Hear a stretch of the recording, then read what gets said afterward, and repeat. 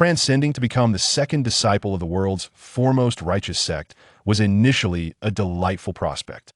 However, to my astonishment, the disciples here were exceptionally rigid, solely preoccupied with the pursuit of cultivation. Upon observing this, I realized immediate intervention was necessary, primarily to prevent the female disciples from encountering the ludicrous plots reminiscent of melodramatic television dramas and novels from my past life, such as inadvertently falling victim to the seductive allure of a love potion, necessitating an entanglement with disciples of the demonic sect, ultimately resulting in an unwanted pregnancy born of hatred turned to love. How could such calamities be averted?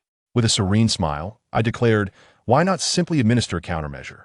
Diligently, I toiled from dawn till dusk, discreetly introducing the love potion into the disciples' abodes, meals, and water sources. Consequently, the disciples of the Tianyi Sect grew accustomed to the effects of aphrodisiacs, developing a formidable resistance to such underhanded tactics. However, as the pure-hearted male disciples remained sequestered on the mountain, what would happen if they encountered seasoned enchantresses from the demonic realm upon descending? I decided to transform myself into a voluptuous temptress, venturing out under the cover of darkness, armed with a recording stone to entice these unsuspecting souls. Under the tutelage of numerous mentors from my previous life, these naive disciples were irresistibly drawn to my allure, and when overwhelmed by desire, they exclaimed, "Senior sister, how could you possess?" These mortifying scenes were captured and replayed incessantly within the grand hall, leading the male disciples to renounce their belief in love. Furthermore, to enhance their adaptability, I would randomly relocate the slumbering disciples into the lairs of ferocious beasts. Awakening amidst such chaos, the startled disciples would find themselves in dire predicaments, their world seemingly collapsing around them. In the face of such a formidable second brother, the disciples cried in unison, "Second brother, please don't treat us as if we are demonic cultivators." Chapter 1. The Unchanging and the Changeable, the Five-Fingered Sword of the Heart. Stop. If you dare make a move, I will slay these mortals. Yes, surrender your magical artifacts. Otherwise, we shall kill them. Under a murky sky, dense clouds loomed, and ominous thunder occasionally rumbled, illuminating patches of darkness. I stood with an expression of calm, facing off against dozens of sinister figures cloaked in black, their bodies entwined with demonic aura. Noticing my indifference, one emaciated elder, with deep-set eyes and a skeletal frame, became enraged. With a single strike, he shattered the skull of one hostage, fixating his glare upon me, gritting his teeth as he demanded, "Hurry and relinquish your possessions." The tremor in his voice betrayed his fear, for I had already dispatched several of their comrades with ease. "Please, immortal, he there, please. We do not wish to perish. Wah! Just hand over your artifacts. We shall forever remember your benevolence. Indeed, by sacrificing yourself for our survival, we will be eternally grateful." The terrified captives, witnessing the gruesome fate of their fellow, wept profusely, beseeching me to comply and surrender. With an impassive expression, I gazed upon the innocent mortals they had chosen to use as shields, who now pleaded for my mercy. Truly, this was the essence of the demonic path, utilizing the lives of these innocent beings to coerce me. How utterly vexing! Alas, it has come to an end. Yuan sighed softly, his head bowing slowly as his eyes closed. He relinquished the sword in his hand, simultaneously retracting the overwhelming aura that had weighed heavily upon him. It seemed as though he had surrendered, yet curiously, Yuan assumed an exceedingly peculiar posture. His left hand was outstretched, palm facing outward and positioned at the center of his chest, while his right hand formed a fist, raised high above his head. Observing Yuan with his head lowered and eyes shut, resembling a lifeless tree, and with his right hand elevated in a gesture of resignation, the anxiety that had gripped the hearts of the disciples from the blood demon sect dissipated entirely. The tension that had previously lingered within them was finally alleviated. As anticipated, this disciple from the Tianyi sect dared not make a move. "Ha ha! This tactic truly proves effective against these so-called righteous sects," one of them cackled. "Look at this kid's cultivation. He might be a direct disciple of some elder from the Tianyi sect, undoubtedly possessing many valuable treasures. Ha ha ha! Boy, quickly toss your magical artifacts over here, and don't try any tricks, otherwise, you know the methods of our blood demon sect," another taunted. The members of the blood demon sect reveled in their triumph, for not only could they refine the blood skull pill, but they had also slain a talented cultivator from the Tianyi sect. Just as they were indulging in their pride and exultation, Lu Yuan suddenly opened his eyes. Five-finger heart sword. With the utterance of those words, an immense and terrifying aura erupted from Lu Yuan's being. The fist at the apex of his raised right hand unleashed a barrage of sword-like rays. Before the disciples of the Blood Demon sect could react, they were struck in crucial areas such as their foreheads and chests by the relentless onslaught of sword light. Some quick-thinking individuals attempted to use nearby mortals and comrades as shields against the impending doom, but their efforts proved futile.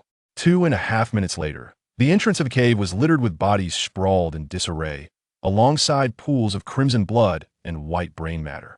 Only Lu Yuan remained alive in that forsaken place, yet he felt no semblance of compassion.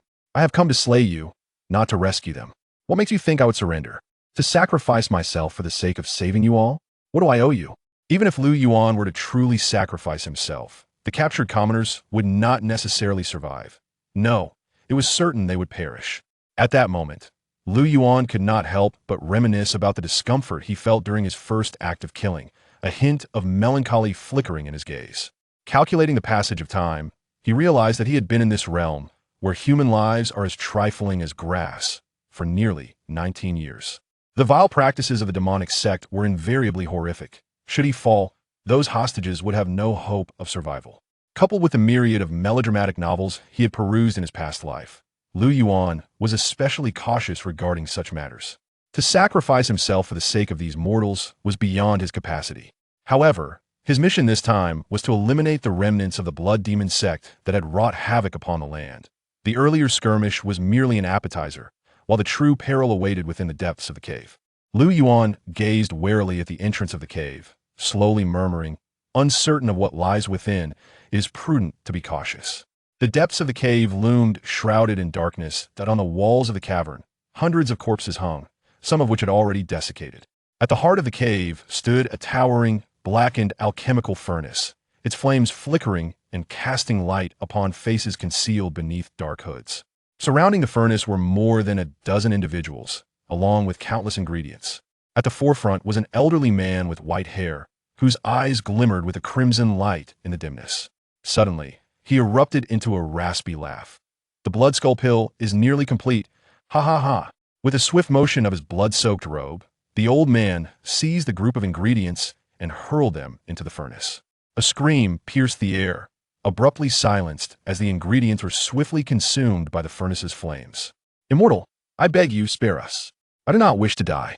Yes, yes, I can help you find others. I am not capable. The ingredients pleaded tearfully, their eyes brimming with terror. The old man scoffed coldly, and with another wave of his hand, several more were immediately refined. Abrupt footsteps echoed, though the source remained unseen, yet a panicked voice rang out clearly within the cavern. Master, terrible news. The Tianyi Sect is attacking. Second senior brother is dead. We must flee. What? How many are there? The white-haired elder halted his actions. One. Just one. In that instant, the air around them thickened ominously. One? The elder's tone was filled with disbelief. That person is too formidable. We simply cannot withstand him. A bunch of fools.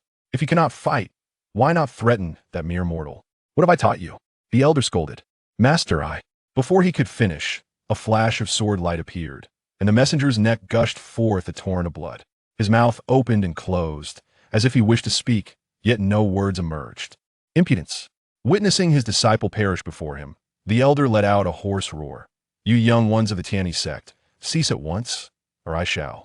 However, upon hearing the elder's threat, Lu Yuan not only did not halt, but surged forward with even greater speed, embodying a fearless spirit.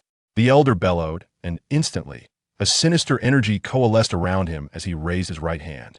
A horrifying force emanated from his palm. Lu Yuan, rushing towards him, found his footing disturbed by this sudden pull, losing his balance. Seeing Lu Yuan falter, the elder intensified his grip. With a swift thrust, he pierced through Lu Yuan's heart. What a naive youth! To perish at the hands of blood demon ancestor is a small honor for you. Yet, at that moment, despite having his heart pierced, Lu Yuan's face bore not a trace of fear, but rather twisted into a rigid smile. Is this how I die? Truly. Suddenly, Lu Yuan's body began to swell and redden at an astonishing rate. With a thunderous roar, a violent explosion reverberated through the cavern, scattering flesh and blood in all directions. The aftermath of the blast revealed that the dispersed remains possessed a fierce, corrosive quality. Even those who survived the explosion found themselves succumbing to a deadly toxin. As the smoke cleared, the elderly man with white hair stood amidst the chaos, his robe tattered and stained crimson, his once white hair now drenched in blood.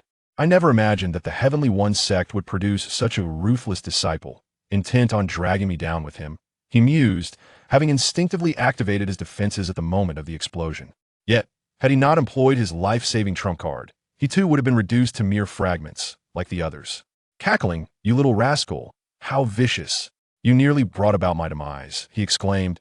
"But remember, while the Tao is profound, so too is the malevolence that opposes it. You are still too inexperienced." Before he could finish, a commanding voice resonated from the darkness, proclaiming, "Five-finger heart sword." In an instant, a sharp sword aura erupted from the elder's chest. Cough, cough, the blood demon ancestor paused, glancing down his hollow chest, disbelief washing over him as he turned to confront the shadowy figure behind him. Upon recognizing the familiar face, his astonishment was palpable. How are you still alive?" "Five-finger heart sword." Lu Yuan remained silent, responding only with the relentless assault of the five-finger heart sword. Swish, swish, swish. One sword, two swords, three swords. His expression remained impassive as he unleashed a flurry of sword light, ceasing only after the third strike. "Alas, I can only manage three swords, but that should suffice for you." At that moment, the blood demon ancestor lay lifeless, devoid of any vitality. His corpse collapsed on the ground, yet his bloodshot eyes remained fixed on Lu Yuan, as if questioning, "Are you truly one of the Heavenly One sect? You seem more cruel and cunning than those of the blood demon sect. You sent a puppet to test the waters, creating such a catastrophic explosion laced with poison, unafraid of the collateral damage." How foolish he was, for at that moment, he finally comprehended the true meaning behind his disciple's dying gaze. It was not that his disciple lacked the will to use mortals as leverage against this Heavenly One disciple. Rather, there had been no opportunity to do so. Why did other demonic sects cower before righteous disciples, while he encountered such a treacherous adversary? He could not accept it. "Woo, why did you kill my parents? You monster! Return my mother to me." Indeed, how could you, a cultivator of the Heavenly One sect, resort to such tactics? As the blood demon ancestor breathed his last, a few surviving mortals within the cavern suddenly turned their ire upon Lu Yuan. He stood there, momentarily stunned, clearly bewildered by the scene unfolding before him. Had he not vanquished these members of the blood demon sect, none of these individuals would likely have survived.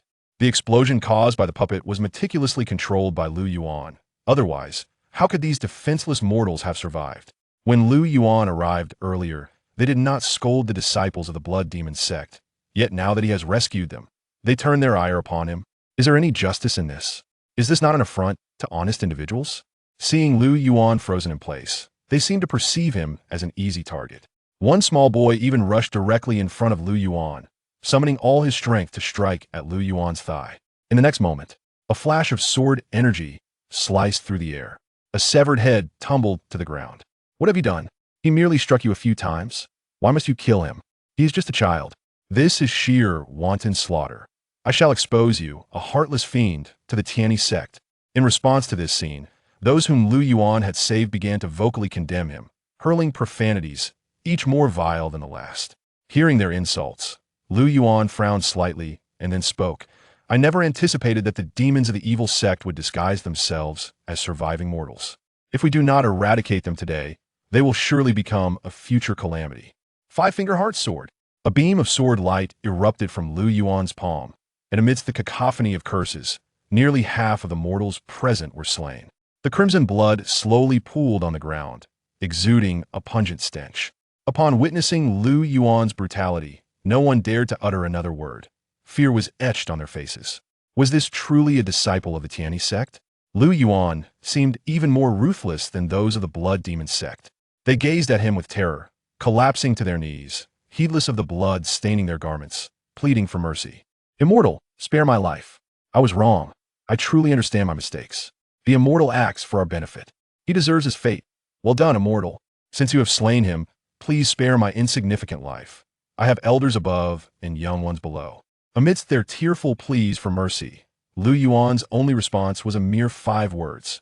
Five-finger heart sword. Eventually, when all had perished, Lu Yuan did not depart. Instead, he methodically delivered a finishing blow to each, ensuring no survivors remained. No matter where one goes, there are always individuals who, upon encountering true malevolence, dare not even breathe, yet they are unrelenting towards those who bravely stand against evil. They understand well that good people will not harm them, while wicked individuals pose a genuine threat and may indeed kill them. But alas, this tactic proves ineffective against Lu Yuan. As a traveler from Blue Star, he is impervious to moral coercion. Under the premise of not jeopardizing his own safety, Lu Yuan is more than willing to rescue these mortals. However, should they bite the hand that feeds them, he shall resort to the five-finger heart sword. I wonder how my junior sister is faring. After all these years of training, she should be capable of handling herself. In a bamboo grove, more than a dozen disciples clad in Tianyi Sect robes were marching in formation.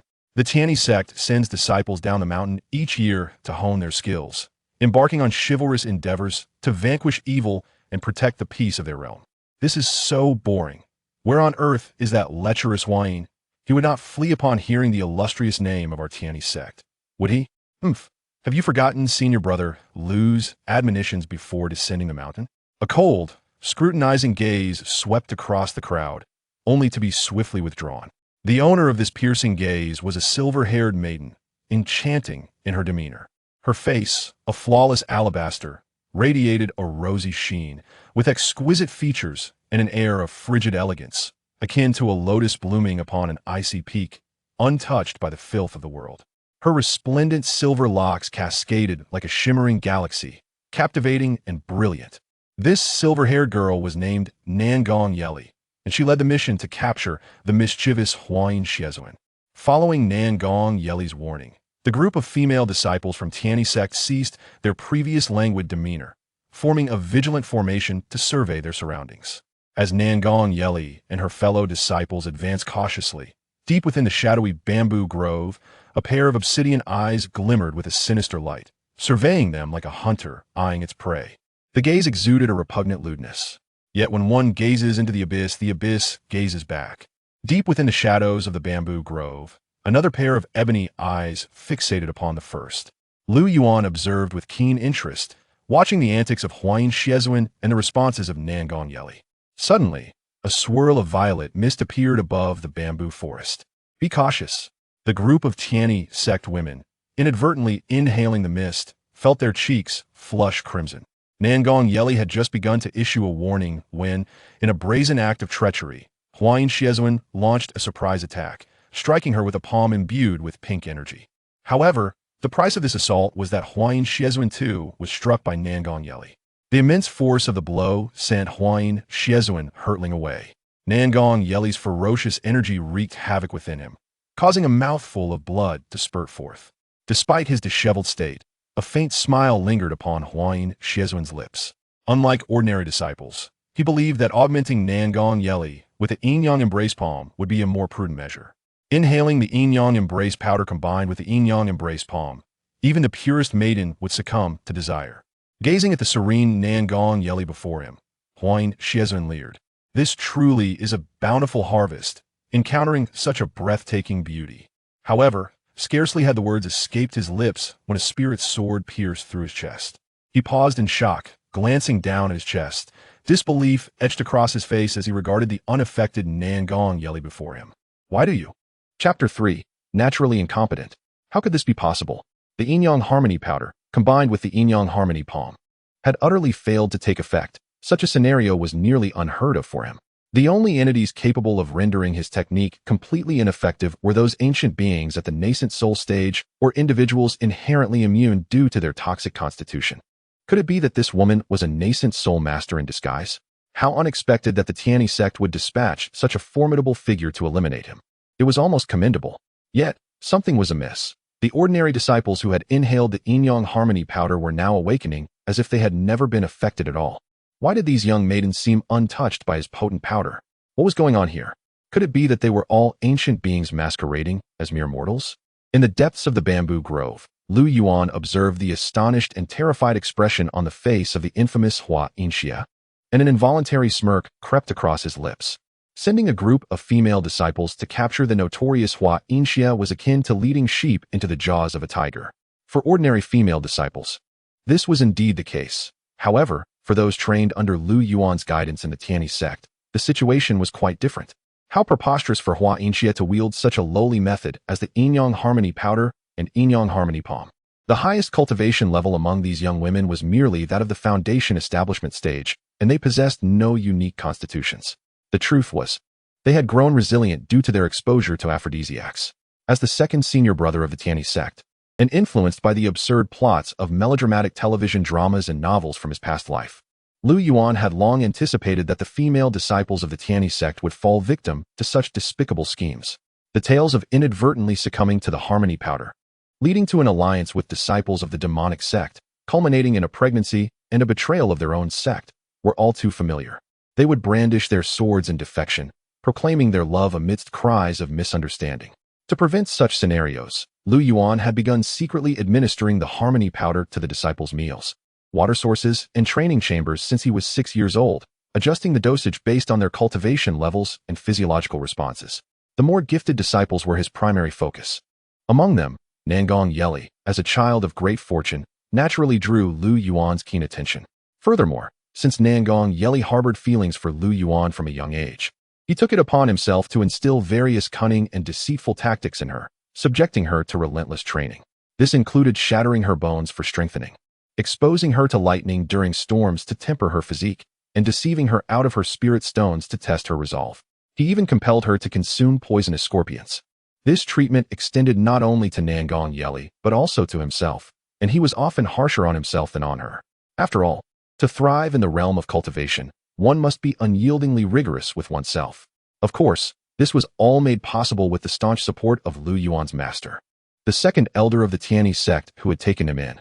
As the second elder of the Tianyi Sect, he empathized with Lu Yuan's actions.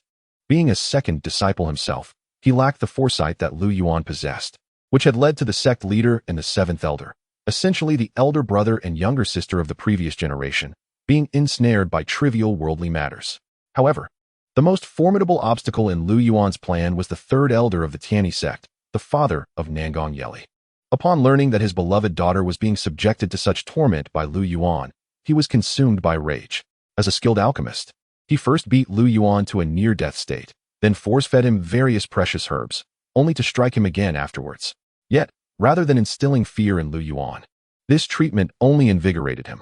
He considered it a fortuitous opportunity to enhance his physique while indulging in such rare elixirs. Over the course of more than a decade, under Lu Yuan's tutelage, Nangong Yeli became impervious to toxins, her body sturdier than that of a core formation practitioner.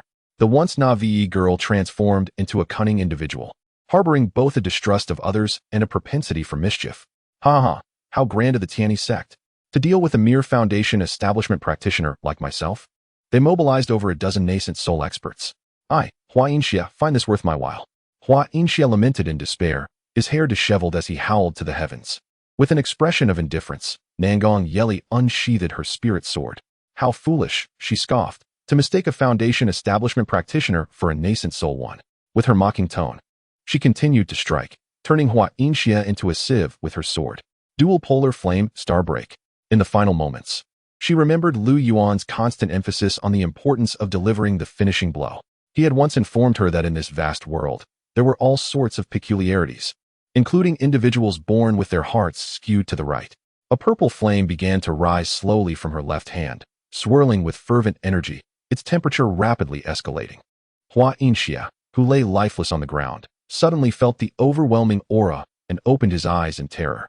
He contemplated playing dead to escape, knowing that certain individuals, particularly female cultivators, might hesitate to deliver the final blow. However, upon opening his eyes, he was met with a sight that caused his eyes to bulge in horror. Waves of ferocious energy surged forth from Nangong Yeli's hand. The intent was clear, to obliterate him utterly. "Spare me, divine maiden," Hua Inxia cried, abandoning his pretense of death, desperately pleading for mercy. Yet, Nangong Yeli showed no compassion. She flicked her finger against the purple flame. "Go forth, dual polar flame starbreak." As her voice fell, the purple flame shot forth like a comet, hurtling towards Hua Inxia. The terrifying energy concealed within the flame distorted the very fabric of space around it.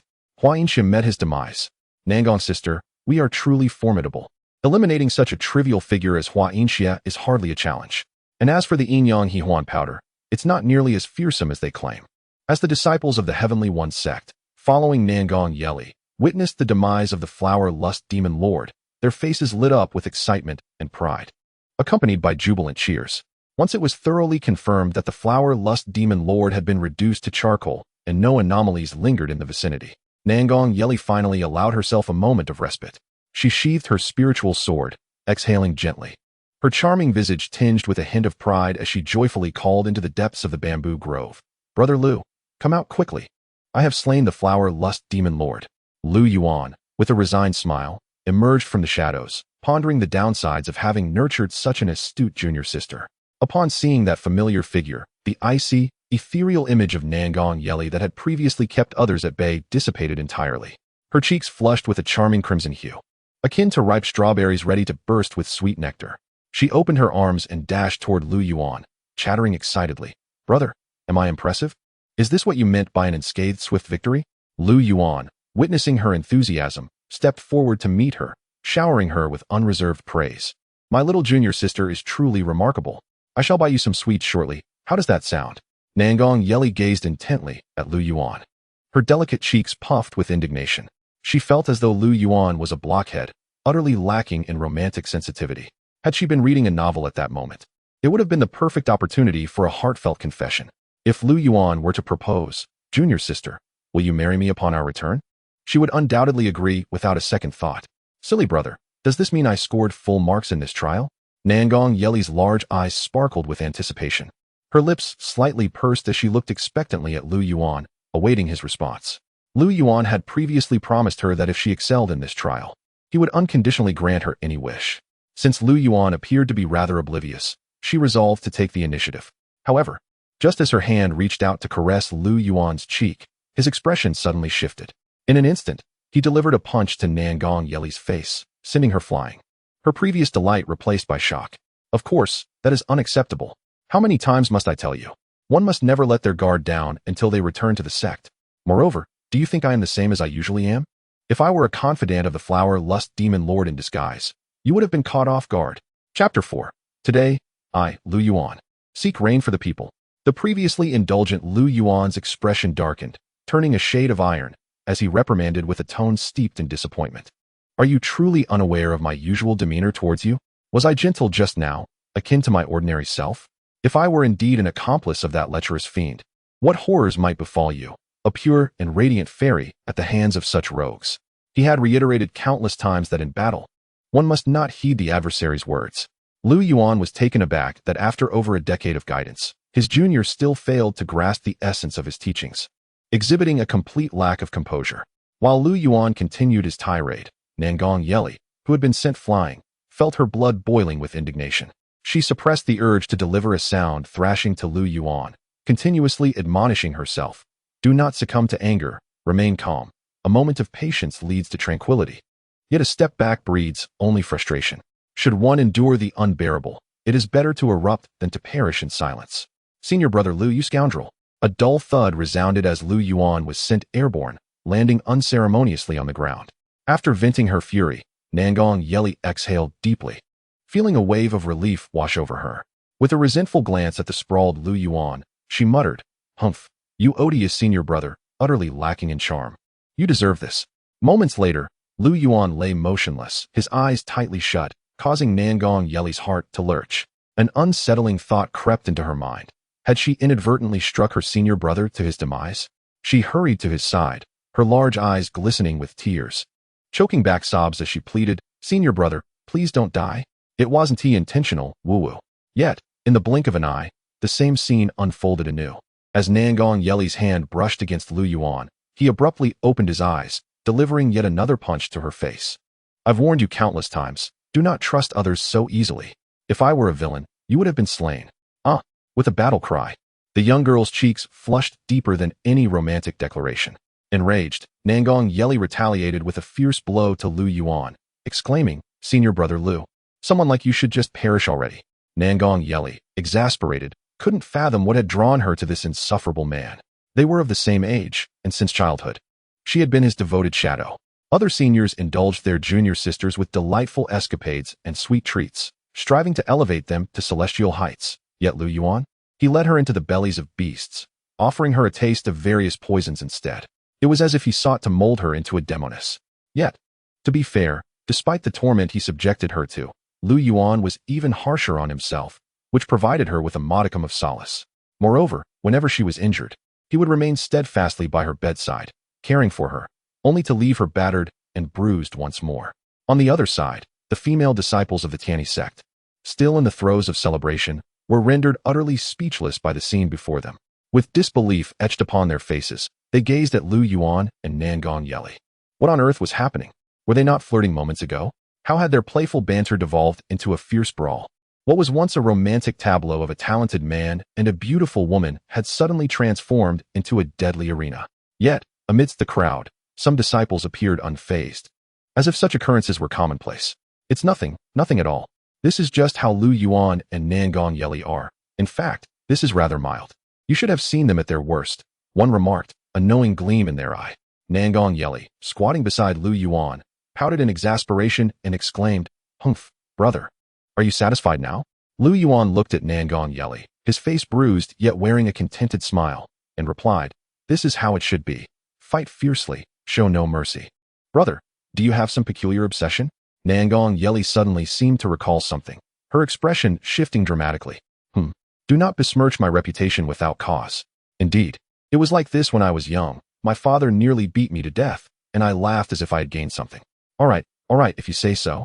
We should leave now." With that, Lu Yuan sprang to his feet with a fluid motion and retreated into the distance.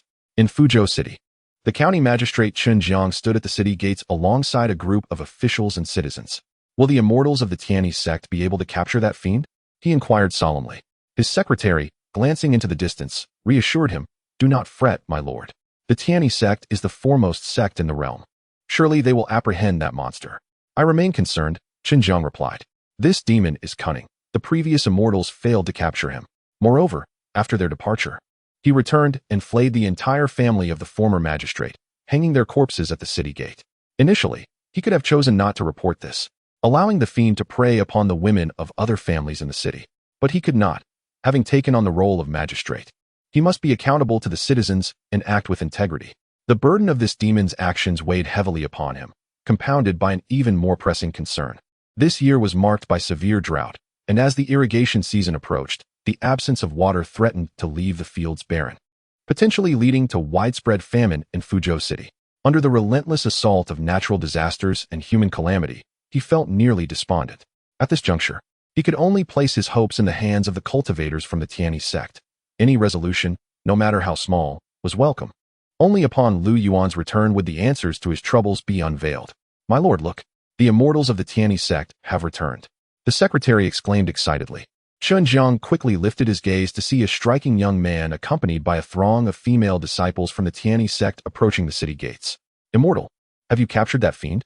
Chen Jiang, disregarding decorum and the presence of other officials, hurriedly approached Lu Yuan, urgency etched upon his face. Lu Yuan's gaze scrutinized the middle-aged man before him, appearing to be in his 40s, clad in a tattered blue official robe adorned with various patches. His eyes veiled with bloodshot hues. Didn't he catch him? Ah! Chen Jiang felt as though struck by lightning. His eyes glazed over, momentarily stunned in place. But in the next instant, he revived. He was directly slain by my junior sister, leaving no trace behind. Lu Yuan's calm voice resonated clearly in Chen Jiang's ears, nearly bringing him to tears with excitement. The scourge that had plagued countless citizens of Fuzhou was finally dead. Chen Jiang immediately bowed deeply to Lu Yuan. The citizens of Fuzhou wept openly, overwhelmed with joy. Meanwhile, standing a short distance away, Nangong Yeli observed the scene silently, sneering, "Laugh now while you can. Soon enough, there will be tears for you." She was well aware of Lu Yuan's nature. He never engaged in ventures that would yield no profit. Lu Yuan would undoubtedly extract a heavy toll from the citizens of Fuzhou. "Thank you, master, for avenging this old man."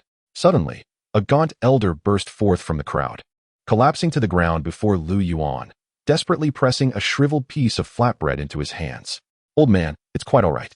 This is precisely what we cultivators are meant to do." Lu Yuan hastily assisted the stooped elder to his feet. The elder, tears streaming down his face, choked with gratitude. "Thank you, "Master, for avenging my unfortunate granddaughter." "Thank you, Master, thank you." The old man repeatedly murmured his thanks. Witnessing this scene, Lu Yuan found himself momentarily at a loss for words, gently patting the elder's shoulder in comfort. "It's over now. It's all over, dear elder. The Heavenly One sect will protect everyone." Lu Yuan was neither a hero nor a villain. Seeing this moment stirred something profound within him. Unlike the natives of this world, Lu Yuan, shaped by the education of his past life on Blue Star, harbored an indelible affection for ordinary people, a sentiment that was difficult to articulate.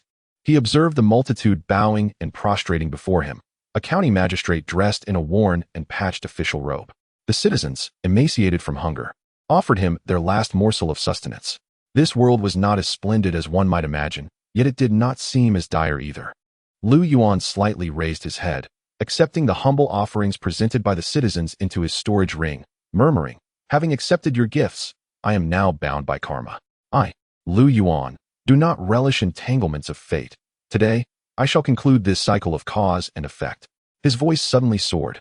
"I, Lu Yuan, the 253rd disciple of the Heavenly One sect, beseech the heavens for rain on behalf of the people." Chapter 5. The Celestial Path Golden Elixir Request. For rain? The magistrate of Fuzhou County, Xinjiang, was momentarily struck dumb by these words. The citizens gathered atop the city walls displayed expressions of astonished joy, which soon morphed into disappointment. How could this be possible? They believed that Lu Yuan was merely speaking whimsically. Even the esteemed national master of the Great Zhou, a figure of profound abilities, had failed to summon rain. What chance did the young Lu Yuan have? At that moment, Nangong Yeli, standing nearby, was equally taken aback and bewildered. What had caused her senior brother to behave so differently today? Instead of extorting a fortune in spirit stones, he was selflessly attempting to beseech the heavens for rain on behalf of these mortals. Was it truly based on those dry, blackened cakes? Yes, it was indeed for those desiccated offerings. With a grave expression, Lu Yuan surveyed the crowd before fixing his gaze on Nangong Yeli. Every living being possesses a glimmer of hope, regardless of status or wealth. All have the right to exist. Lu Yuan spoke with conviction. Unable to bear the sight of the great Zhou citizens suffering from starvation, he was willing to seize a thread of hope for them. "Junior sister, come. Lend your brother a hand." As his words fell, Nangong Yeli was left utterly flabbergasted. He had lost his mind. Surely, her senior brother was not merely seeking rain for the people of Fuzhou, but for the entire Great Zhou. How could this possibly be? However, upon witnessing the resolute determination in Lu Yuan's eyes, a hint of madness flickered across her delicate features. Perhaps today, she would indulge in her brother's folly just once. Thus, she boldly declared, "I, Nangong Yeli, the 253rd disciple of the Celestial Path, will beseech the heavens for rain on behalf of all." Lu Yuan understood that with his mere half-step into the golden elixir realm and Nangong Yeli's foundational cultivation, it was improbable they could summon rain. However, they were both individuals endowed with the fortune of the Celestial Path, and as direct disciples of the most prominent sect in the world, they had powerful backing. In simpler terms, they had allies who could support them. Even if they could not summon rain for the entire Great Zhou, they should at least be able to do so for Fuzhou. As Lu Yuan and Nangong Yeli concluded their declarations, myriad streams of radiant light erupted from their beings. Soaring skyward, disciples of the Celestial Path, Lu Yuan and Nangong Yeli, beseeched the heavens for rain on behalf of the populace of the Great Zhou. "We hope for the support of our esteemed elders." The echoes of their voices resonated among the mist-shrouded peaks above the Celestial Path, stirring the clouds. The sect's leader and the elders were stirred from their meditative states. "Damn it! What kind of mischief is that rascal Lu Yuan up to with my precious daughter?" The third elder, Nangong Yeli's father, furrowed his brows and could not help but scold. With the third elder's fury, dark storm clouds began to gather in an otherwise clear sky. Thunder rumbled ominously over the Celestial Path. "Third junior brother, calm down. What has stirred such wrath in you?" Suddenly, a sharp sword energy appeared in the sky, cleaving through the clouds and dissipating them without a trace. The individual who unleashed the sword glanced at the 6 people surrounding him, bowing respectfully as he spoke. "Master, esteemed brothers and sisters, I beseech you to lend me your kindness and assist my disciple." The audacious lad, Lu Yuan, had stirred such an uproar upon descending the mountain, merely attempting to test his luck, uncertain of his success. Humph, were it not for my beloved Yi Li, I would have little interest in this wayward disciple of mine. In an instant, an overwhelming surge of true energy emanated from the Grandmaster of the Tianyi Sect and the 6 elders, their ethereal forms clad in Taoist robes. beginning to stir the clouds and rain in the heavens above. Outside Fuzhou City, under the immense aura bestowed by the 7 formidable figures of the Tianyi Sect, along with Lu Yuan and Nangong Yili, a radiant golden light enveloped Lu Yuan. Heavenly Tao, grant us rain. No sooner had he uttered these words than countless dark clouds materialized in the sky, and before the gathered populace below could react, torrential rain cascaded down. The entirety of the Great Zhou experienced this phenomenon. It's raining. Truly, it is raining. Salvation is upon us. The emaciated citizens wept tears of joy. Thank you, celestial beings, for bestowing rain.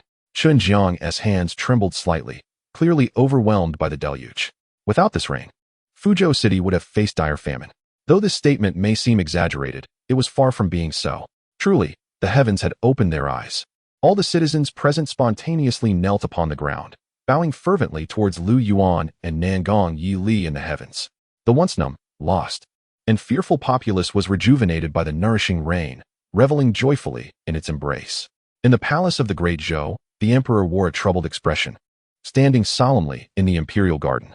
Since his ascension, he had diligently managed state affairs, employed capable individuals, reduced taxes, and alleviated burdens, all in an effort to strengthen the nation. He yearned to prove himself a worthy emperor of the Great Zhou, yet fate had not favored him. Natural disasters had plagued the realm in recent years, with this year witnessing severe droughts. Despite his efforts to beseech the national diviner and other celestial masters for rain, their entreaties yielded only localized showers near the palace, proving ineffective, leading to rumors among the populace that the emperor's lack of virtue had incurred the wrath of the heavens. Suddenly, raindrops from the sky splattered against the emperor's imposing visage, dispersing the gloom that had settled within him. Lu Yuan, the 253rd disciple of the Tianyi Sect, alongside Nangong Yili, today implores the heavens for rain on behalf of the Great Zhou and its people. A clear voice resonated in the emperor's ears, and he struggled to contain his excitement. We thank the celestial masters of the Tianyi Sect for bestowing rain upon our Great Zhou. Crown Prince, prepare to set forth to the Tianyi Sect with spiritual stones, elixirs, and divine weapons immediately. Lu Yuan's form floated gracefully in the air, transforming into a streak of light as he soared towards the heavens with Nangong Yili, disappearing in the blink of an eye. Having witnessed Lu Yuan's departure, the citizens below bowed and prostrated in the direction he had gone. Thank you, celestial beings. Thank you, heavens. Meanwhile, the female disciples who had accompanied Lu Yuan stood in stunned disbelief, astonished that their endeavor had indeed succeeded, yet puzzled as to why he had left them behind. Boom! Amidst the torrential downpour, a series of thunderous roars suddenly echoed from the heavens above. Lu Yuan, having earnestly sought rain for the populace and saved countless lives, naturally garnered a response from the celestial order, which bestowed upon him boundless merits and heavenly fortune. The divine merits surged into Lu Yuan's being, embodying a profound and enigmatic essence. With such celestial merits and grand fortune, one could achieve remarkable progress in their cultivation.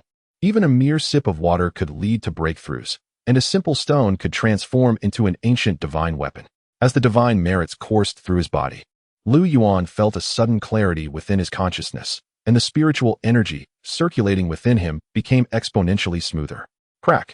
A crisp sound resonated as the shackles within him shattered, propelling him directly into the core formation stage.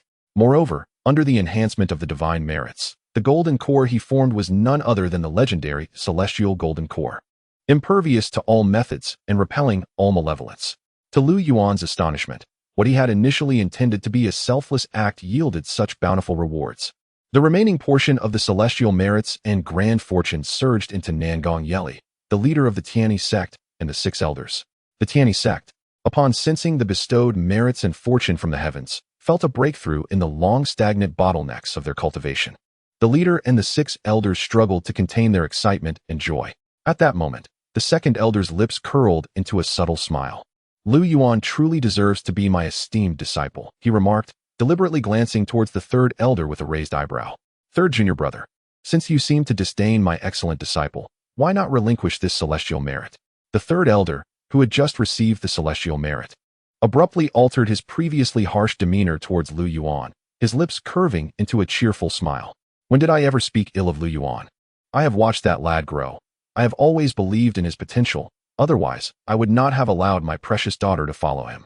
The 3rd elder spoke earnestly, his expression devoid of any pretense. Eldest disciple, one may indulge in food indiscriminately, but one should speak wisely. I have always held Lu Yuan, this prodigious talent, in high regard. Chapter 6, Second Brother, we miss you 2.5 years later. Ha ha ha, I did it. I have succeeded. Lu Yuan laughed heartily, his face brimming with uncontainable joy. At that moment, he thought his only achievement would be to successfully pray for rain for the people of Fuzhou. However, with the fortuitous blessings from both himself and Nangong Yeli, along with the assistance of the sect elders, he miraculously managed to bring rain to the entire Dezhou. Thankfully, he had the support of 7 of the world's most formidable practitioners, in addition to the fortune surrounding him and Nangong Yeli. Without any one of them, it would have been exceedingly difficult to achieve such a feat for the whole of Dezhou. At his age and level of cultivation, possessing such celestial merits allowed Lu Yuan to confidently refer to himself as a favored son of the heavenly Tao, while others faced tribulations.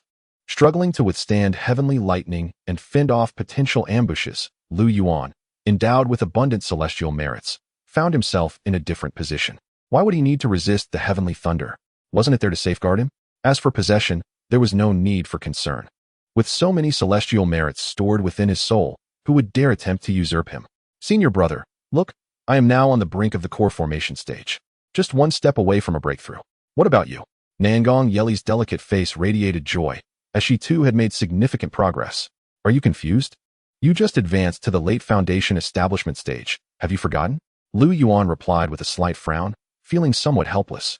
Sigh, Nangong Yeli was still too naive, unaware of the need to conceal her true abilities. I know very well.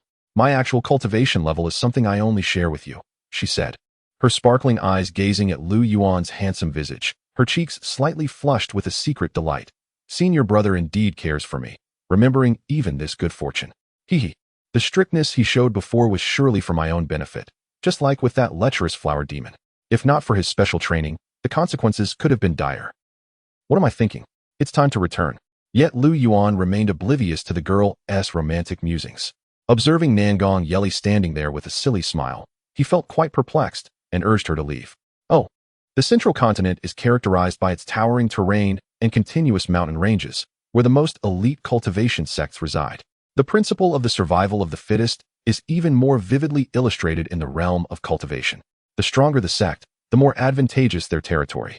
However, when it comes to the most prominent sect, all cultivators would unanimously point to one place, the Tianyi Sect. While the disciplinary halls of other sects are places that disciples avoid, the Tianyi Sect's disciplinary hall is bustling with activity. Senior brother, I've recently hit a bottleneck. Could you offer me some guidance? Of course. Senior brother, my spirit sword is lost. Can you help me find it? Well, okay. The owner of the previous voice hesitated, but upon seeing the pleading eyes of the disciple, he could not bear to refuse. Senior brother, I've run out of spirit stones. Could you lend me some? Moreover, I, the elder brother, am about to embark on my first journey for experience, and I find myself somewhat apprehensive. Would you accompany me, dear elder brother? The scene instantaneously descended into chaos. Surrounded by numerous disciples was none other than the sect's esteemed elder brother, Li Chongqing.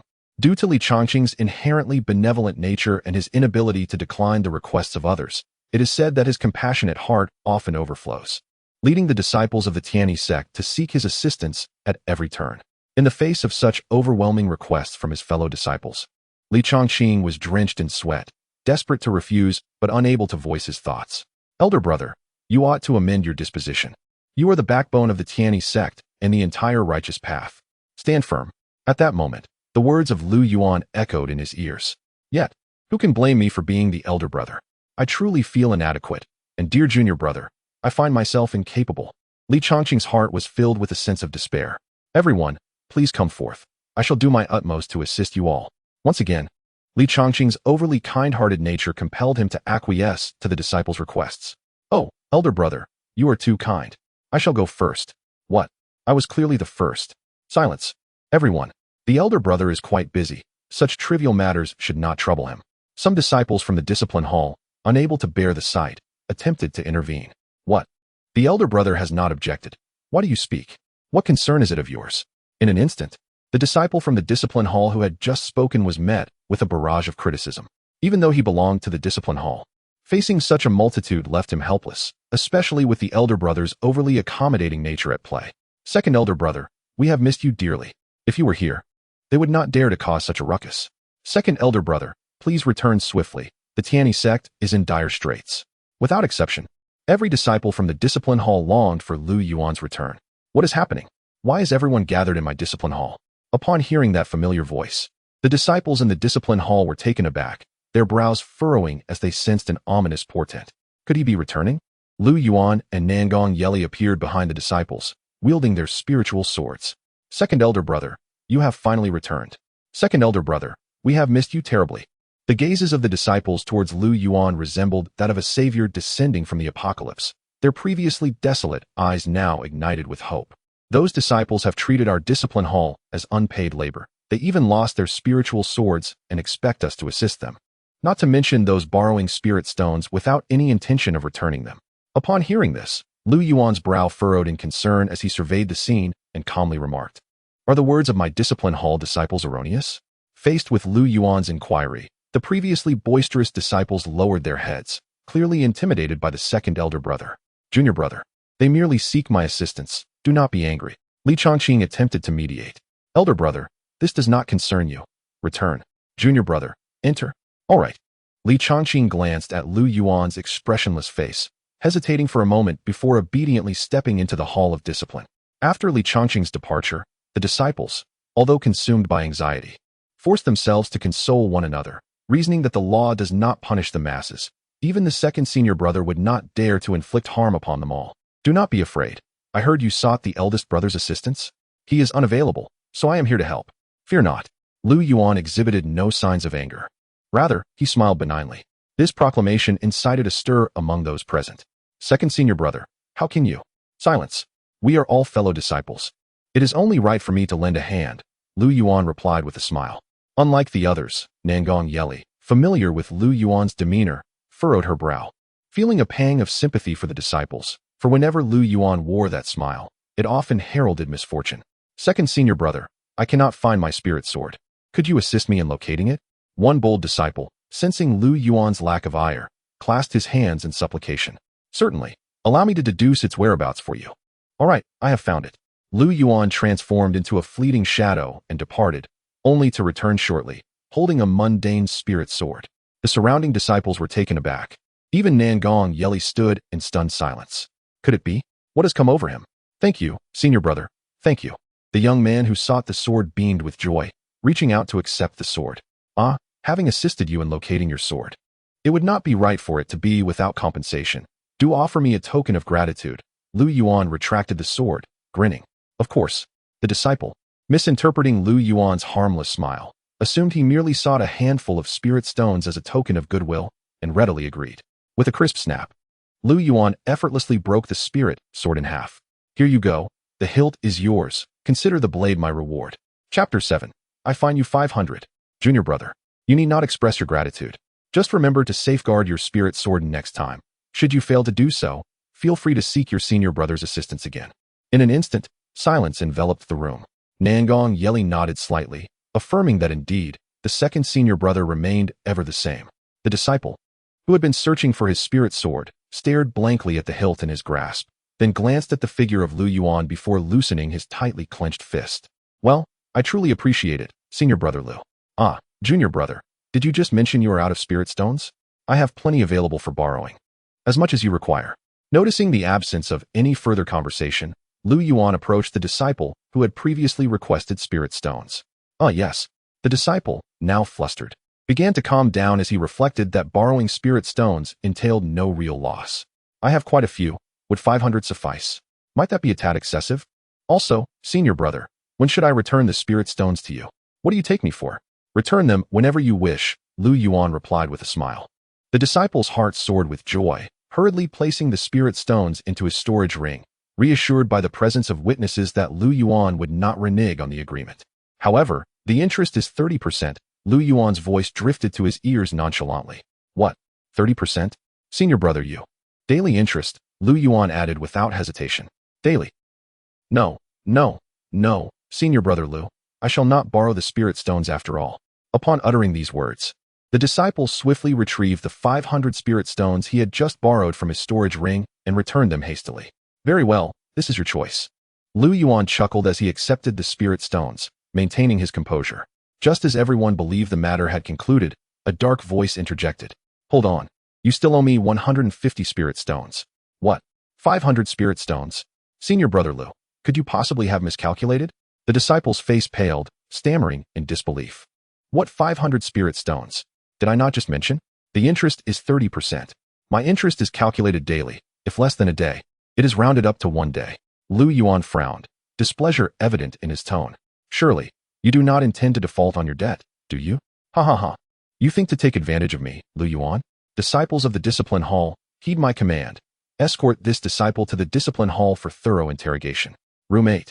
That room has no recording stones. Yes, second senior brother.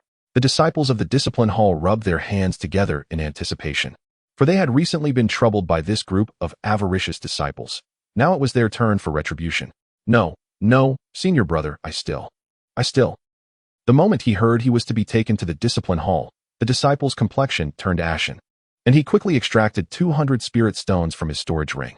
Here, I have given you too much. I only owe 150. What do you take me for? Lu Yuan returned the 50 spirit stones to the disciple in front of his fellow students. The previously furrowed brow relaxed, and he said with a smile, if you find yourself short on spirit stones, do not hesitate to come and borrow from your senior brother. As fellow disciples, it is my duty to look after you. I couldn't trouble you, senior brother. The disciple looked at Lu Yuan with a mix of fear and respect, his tone betraying no hint of complaint. By the way, do you still require my guidance? No, I wouldn't want to trouble senior brother Lu. I prefer to reflect on my own. Another disciple quickly waved his hand in refusal. He wished to break through his bottleneck, but he did not want to risk failure. What a pity, Lu Yuan lamented. He then turned to the surrounding disciples, his smile as warm as a spring breeze. Does anyone have other matters to discuss? Please do not hesitate to speak. I will address each concern. If anyone is dissatisfied, feel free to lodge a complaint against me.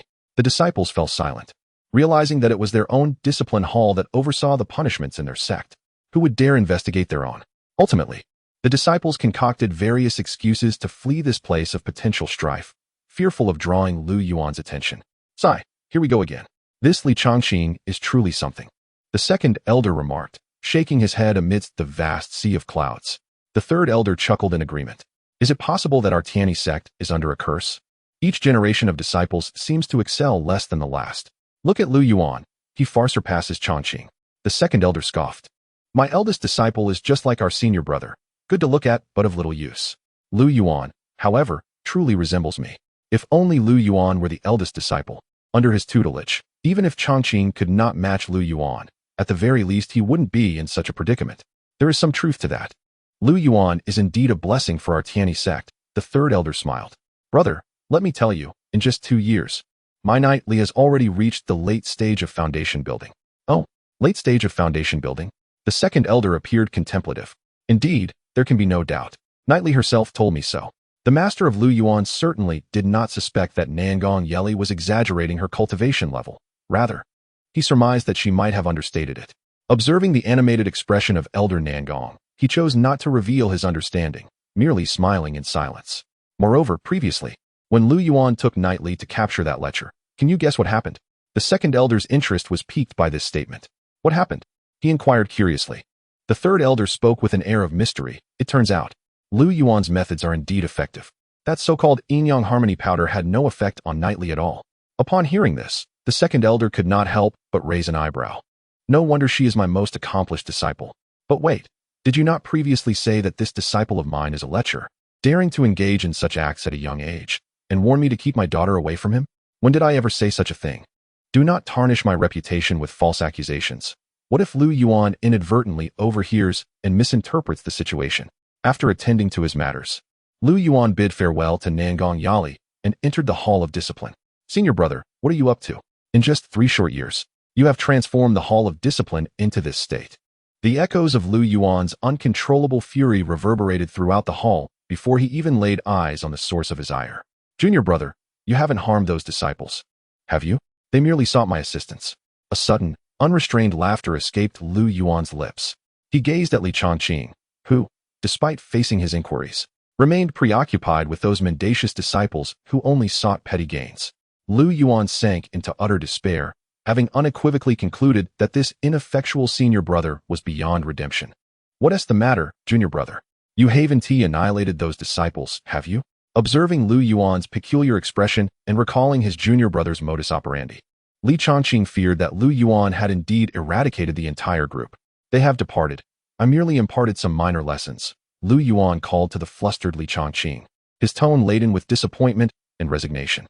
That is splendid, yet I still struggle to refuse requests. After all, as the sect's senior brother, it is my duty to assist my junior brothers and sisters. Just as Lu Yuan had begun to regain his composure, Li Chongqing's words ignited a surge of indignation within him. Are they infants? Borrowing spirit stones, seeking spirit swords, and even requiring your company for trials down the mountain. Does that still constitute a proper trial? While the request for guidance bore some semblance of reason, it could not be without recompense. With the entire sect seeking your aid, even if you were to exhaust yourself, it would be an impossible endeavor. More gravely, this cadre of disciples would develop a pernicious habit of relying on you for every trivial matter. Gradually, the Tianyi Sect would be lost. Do you not comprehend this? Lu Yuan, struggling to contain his burgeoning emotions, spoke earnestly. Senior brother, you are far too indulgent. The realm of cultivation is one of survival of the fittest, and you must learn the art of refusal. Enough of this. I have imparted much knowledge to you, so present me with 5,000 spirit stones. Oh, how did I just instruct you? Are you incapable of refusal? May I then decline your request? No, this is knowledge for which I charge. The 5,000 spirit stones are my rightful earnings, and you have no grounds to deny me. Very well then. Li Chongqing dutifully retrieved his storage ring, preparing to provide the requested 5,000 spirit stones. You were doing so well. How could you forget my earlier instruction? Refuse me. Refuse me vehemently. Chapter 8. A junior disciple arrives at the Cloud's Edge Master. My elder brother is beyond salvation. I find myself utterly helpless. Lu Yuan arrived at his master's cave dwelling, his face etched with resignation. Alas, this predicament is partly my fault. You are well aware of your uncle's temperament. Thus, I have diligently instructed your elder brother from a young age to prioritize the sect above all else. As he spoke, the second elder placed a hand on Lu Yuan's shoulder, his tone serious and earnest. Your elder brother has faltered, and your uncle is perpetually occupied with affairs in the East Sea, neglecting his disciples. The future leadership of the Tianyi Sect now rests upon your shoulders. Today, you must oversee the selection of new disciples. Off you go. Very well. Lu Yuan's tone was somewhat dismissive, for he recognized that his master was merely indulging in idle hopes, and truthfully, he held little interest in the task. Today marked the day of disciple recruitment for the Tianyi Sect, capturing the attention of the entire cultivation world. Even those not participating in the selection expended vast amounts of treasures and spirit stones to secure tickets for watching the proceedings. It was, of course, Lu Yuan's ingenious suggestion to introduce ticket sales, thus transforming the recruitment event into a profitable venture for the sect. Senior brother Lu, since spectators require tickets, why not have the participants purchase tickets as well? This way, we could amass even more spirit stones, suggested a disciple beside him. Nonsense. The spectators are merely idle nobles with nothing better to do. It is only right to profit from them. However, many of the participants have likely exhausted their fortunes just to reach our Tianyi Sect. Lu Yuan reprimanded sternly. My apologies, I was wrong. The disciple quickly contrite. Do not fret. It is good that you understand. When many people gather, chaos can easily ensue. Ensure that the brothers from the discipline hall maintain order, Lu Yuan instructed. Understood. At this moment, a throng of individuals congregated beneath the Tianyi Sect's celestial staircase, a sea of anxious faces. Most participants bore expressions of tension and trepidation, acutely aware that as the foremost sect in the world, the selection process would be exceedingly rigorous. I'm so nervous. I hope to be accepted as a direct disciple by one of the elders of the Tianyi Sect. May our ancestors bless me to succeed, even as an outer disciple or a servant disciple. However, not everyone was apprehensive. The scions of noble families exhibited calm demeanors, with hints of disdain and pride upon their faces. I didn't expect to see Yinjin from the Yi family and Jin Mahua from the Jin family. Such illustrious talents have arrived. This should be exciting. I wonder who will claim the top spot. Silence. A figure hovered in midair. With a face as refined as jade and a prominent nose, his deep black eyes betrayed no emotion. This was Lu Yuan, the second senior brother of the Tianyi Sect, naturally responsible for overseeing the disciple selection. Clad in the sect's white robe, his tall stature seemed to command the heavens themselves. Greetings, everyone. I am Lu Yuan of the Tianyi Sect, entrusted with your trials today. I hope each of you can unleash your full potential. Lu Yuan's voice, though soft, resonated clearly with everyone present, regardless of distance. It was indeed Lu Yuan. The previously boisterous crowd fell into an immediate hush, their expressions transformed into one of astonishment. Even the ordinary folk, who may not have been familiar with the Tianyi Sect, certainly recognized Lu Yuan. Could it be anyone else? Such formidable presence, so terrifyingly potent. Was this the immortal who prayed for rain for the great Zhou 2 years ago? It was astonishing to encounter this legendary figure. Excited whispers rippled through the crowd. At that moment, a modestly dressed young man in black looked up at Lu Yuan, his tone resolute. Is this the immortal who brings rain? I must become his disciple. For I cannot betray the expectations of my father and the people of Fuzhou. The assessment will once again utilize the immortal ascension ladder. The height you reach will determine your score. I hope you all achieve satisfactory results. Now let us begin. As Lu Yuan's words echoed, the throng surged towards the ladder. Eager to ascend, the young man in black became part of the crowd, following them onto the ladder. Yet, the selection process of the Tianyi Sect was not as simple as merely climbing stairs. Those on the ladder would be subjected to the pressure exerted by the sect members above. The higher one climbed, the more pronounced the burden became, accompanied by various illusions. At the outset, the differences among the climbers were negligible, akin to a race, but as time passed, the disparities widened significantly. Leading the way were a young man and woman, Yi Yanran and Jin Mahua. Under the immense pressure, even Yi Yanran and Jin Mahua, positioned at the forefront, found their pace slowing, their former arrogance replaced by signs of struggle. If these prodigies appeared so beleaguered, one could only imagine the plight of the others. The young man in black found himself at the rear of the group, unlikely to even be considered among the auxiliary disciples, having never cultivated before. The overwhelming pressure left him breathless, his bones creaking under the strain. Give up, a voice echoed in his mind. At this juncture, you can no longer join the Tianyi Sect. You are merely an untrained mortal. Continuing like this could lead to your demise. You have reached your limit. Thoughts of surrender flickered incessantly in the young man's mind. Surrender? He had journeyed from Fuzhou, relinquishing his status as a scholar, bearing the hopes of his father and the populace. Could he truly abandon this path? Senior brother, who do you think will be the first to ascend the immortal ladder? Jin Mahua from the Jin family, or Yi Yanran from the Yi family? Lu Yuan shook his head, his gaze fixed intently on the young man in black, who lagged far behind the others and was untrained. Yet, Lu Yuan sensed an extraordinary aura of fortune emanating from him, a unique trait of the supreme immortal body.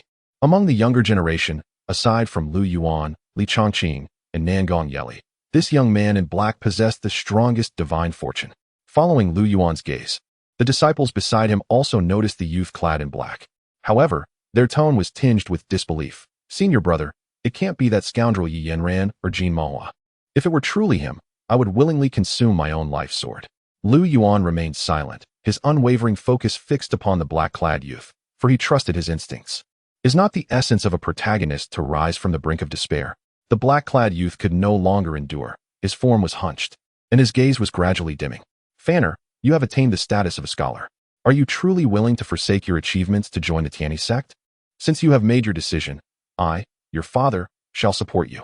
Should you succeed in entering the Tianyi Sect, do not forget to pay your respects to the immortal who petitioned for rain on our behalf. The immortal departed after granting us rain, and we did not properly express our gratitude. Brother Fan, this is the rice wine brewed by our family. If you meet the immortal, do not forget to offer him a taste. We owe the rain to his benevolence. Brother Fan, indeed, he could not surrender, could not yield. I can still rise. How could I fall? I must stand tall. I, Chen Fan, have yet to fulfill my mission. In an instant, the once dull glimmer in Chun Fan's eyes erupted with a radiant brilliance, soaring like a comet. Chapter 9. This youngster is destined to cross paths with me, observing Chen Fan. Lu Yuan wore a contemplative smile as he witnessed the unfolding scene. Indeed, the protagonist began to unleash his latent potential. As time ticked away, the young man in black surpassed one competitor after another, yet this extraordinary feat failed to capture the attention of the others, as the youth had previously lingered at the back of the line. In stark contrast to the unassuming young man, onlookers remained fixated on the fierce contest between Jin Mahua and Yi Yanran. For both Yi Yanran and Jin Mahua, securing a position in the Tianyi Sect was a foregone conclusion. Their only objective was to seize first place. Damn it! Jin Mahua glared at Yi Yanran, who had pulled ahead of him by several steps, a flicker of dissatisfaction igniting within him. Having recently attained the 7th level of Qi refinement, he had anticipated that claiming the top spot would be as effortless as plucking fruit from a tree. However, to his dismay, Yi Yanran from the Yi family had also reached the same level. Being overshadowed by a woman was intolerable. Positioned at the forefront, Yi Yanran gazed at the celestial staircase leading to the pinnacle, a subtle smile gracing her lips. By clinching first place in this selection, she would be accepted as a direct disciple by the elders of the Tianyi Sect, thereby irrevocably altering her standing within the Yi family. I cannot afford to falter. Meanwhile, the majority of competitors had exhausted their energies, their pace dwindling, with some resigning themselves to remain stationary. In stark contrast, Chun Fan's speed accelerated, rendering him conspicuously out of sync with the weary crowd. How could he be so swift? Where did he emerge from? At this moment, Chun Fan had surpassed the vast majority of participants, having ascended from the rear to the second tier, trailing only Jin Mahua and Yi Yanran. The Tianyi Sect disciples, who had been observing the proceedings, widened their eyes in astonishment, unable to believe the transformation of the individual they had once doubted. Second brother, could it be? The person you mentioned seems poised to claim first place, one disciple remarked, but upon glancing back, he discovered that Lu Yuan had vanished without a trace. Having anticipated Chun Fan's explosive performance, Lu Yuan had discreetly departed, taking his position atop the celestial staircase. The moment Chun Fan arrived, he intended to seize him and present him before his master, ensuring that no other mountain peak could lay claim to this extraordinary talent. It was unthinkable that a mere mortal, yet to embark on the path of cultivation, could surpass the elite, overshadowing both Jin Mahua and Yi Yanran to seize the top honor. With such an explosive display of potential, he was undoubtedly reminiscent of the fabled protagonists from past tales. Conservatively estimating, Chun Fan was destined to evolve into a formidable being of divine transformation. Would one not covet a disciple of such auspicious fortune? Such a prodigy would be a coveted treasure in any realm, and Lu Yuan harbored deep reservations about allowing him to fall into the hands of others. After all, a grim example loomed before him. A naturally gifted genius, born with a sword bone, had been reduced to mediocrity. In summary, this young man was undoubtedly fated to cross paths with him. Immersed in his own world, Chun Fan's focus remained solely on the summit of the staircase, blissfully unaware that he was on the verge of surpassing all competitors. Could it be that he truly intends to seize the first place? At this moment, all eyes turned toward the young man clad in black. Previously, nearly everyone believed that the top spot in this selection would belong to either Yi Yanran or Jin Mahua, or perhaps another scion of a prominent cultivation family. Yet, Chun Fan, this obscure mortal, shattered their preconceived notions. The crowd fell silent, watching as Chun Fan advanced step by step. He surpassed him, he truly surpassed him. Which illustrious family does this prodigy hail from? Why have I never encountered him before? This child is terrifyingly formidable. Chun Fan first overtook Jin Mahua, and without so much as a pause, he then surpassed the leading Yi Yanran. As the crowd beheld Chun Fan ascend, they were struck by an unprecedented absurdity. How could this be? He is but a mortal without any cultivation. Jin Mahua, witnessing this scene, stared wide-eyed, tongue-tied, unable to believe the spectacle before him. A deep sigh escaped him, his face etched with profound defeat. Yet, just as swiftly, the look of defeat evaporated, replaced by an overwhelming sense of battle spirit and anticipation. Truly, heroes abound like fish crossing a river. Huh? The Heavenly One sect is indeed a place of hidden dragons and crouching tigers. It was worthwhile for me to make this journey. This is indeed intriguing. Such a prodigy must be befriended. Jin Mahua's fighting spirit was reignited. His teeth clenched as he summoned his true energy, enduring the intense pain coursing through his body. He pursued the young man in black step by step. However, just as the young man in black reached the celestial stairs, an unexpected event transpired. An enormous hand seized him and whisked him away. Hee, this child is fated to be with my heavenly absolute peak, my friends. I shall take my leave first. Lurking at the end of the celestial staircase, Lu Yuan seized Chun Fan without a moment's hesitation and departed. Senior brother Lu, what are you doing? The selection has yet to conclude. How can this junior brother become your disciple at heavenly absolute peak? Just as Lu Yuan was making his escape with Chun Fan, a voice rang out. Approaching them was a man clad in a green robe, wielding a wooden sword, elegantly executing sword forms as he drew near. Lu Yuan cast a glance at the man in green, his expression turning somewhat peculiar and helpless. Mo Qianjue, a direct disciple of the fifth elder from the Enlightenment Peak. It seemed trouble had finally found him. Since the inception of the Heavenly One sect, a deep-seated conflict had existed between the Enlightenment Peak and Heavenly Absolute Peak, a sentiment shared by Lu Yuan and Mo Qianjue. Lu Yuan had initially planned to stealthily whisk Chun Fan away with lightning speed. However, it now appeared that a fierce battle awaited him. Junior brother Mo, do you truly intend to obstruct me? What if I do? Without waiting for Lu Yuan's response, Mo Qianjue spoke for himself. his voice raised so that the surrounding disciples could clearly hear. In the last sect competition, junior brother fell slightly short and lost to senior brother. Such a pity. Merely a hair's breadth. During these days of senior brother's descent from the mountain, I have been in seclusion, making slight breakthroughs. Thus I seek to engage in a discussion with senior brother. Mo Qinyu fixed his gaze intently on Lu Yuan, completely disregarding Chen Fan, who stood beside him. Rather than seeking to claim a disciple, it seemed he had come solely to disrupt the proceedings. If a fight is what you desire, then let it be. Lu Yuan sighed, having discerned the other's intentions. The Tianyi Sect holds a grand competition every 5 years to encourage the disciples' cultivation, with victors receiving precious resources essential for their advancement. While such rewards may be coveted by ordinary disciples, for core disciples like Lu Yuan and Mo Qinyu, honor reigns supreme over material gain. Winning the competition elevates one's peak above the others, establishing dominance for the next 5 years. In the previous generation's contest, despite his elder brother's lackluster performance, his prowess was undeniable, and Tianyi Peak consistently secured the top position. When it was Lu Yuan's turn to represent Li Chongqing, he often managed to narrowly defeat Mo Qinyu in their encounters, much to the latter's frustration. The gap in strength was not insurmountable, yet each time, victory hung by a thread, leaving Mo Qinyu exasperated. With 2 years remaining until the next competition, Missouri Qinyu could hardly wait and sought an excuse to challenge Lu Yuan. Observing the palpable tension between Lu Yuan and Mo Qinyu, the gathered disciples and participating cultivators erupted in speculation. Who exactly is this young man in black? For the sake of one disciple, the two senior brothers of the Tianyi Sect are about to clash. Although Lu Yuan triumphed over Mo Qinyu in the last competition, during Lu Yuan's recent trials, Mo Qinyu had been engrossed in secluded cultivation. The outcome of this battle remained uncertain. Mo Qinyu, now ablaze with fury, summoned a divine dragon of wind and fire above him, gazing down at Lu Yuan with an unwavering stare. Wu Dao Peak, Mo Qinyu, I humbly request your guidance. Senior brother Lu. The temperature around them surged dramatically. An ordinary disciple would be incinerated in an instant by the divine dragon hovering above Mo Qinyu. Lu Yuan's eyes, dark as the abyss, peered through the inferno surrounding him. Ha!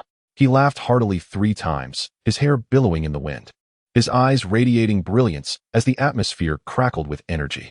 Junior brother Mo, allow me to demonstrate a technique for you. Pay close attention. Witnessing Lu Yuan's demeanor, Mo Qinyu felt a jolt of unease, his expression turning serious as he readied himself with utmost focus. Such calmness and composure.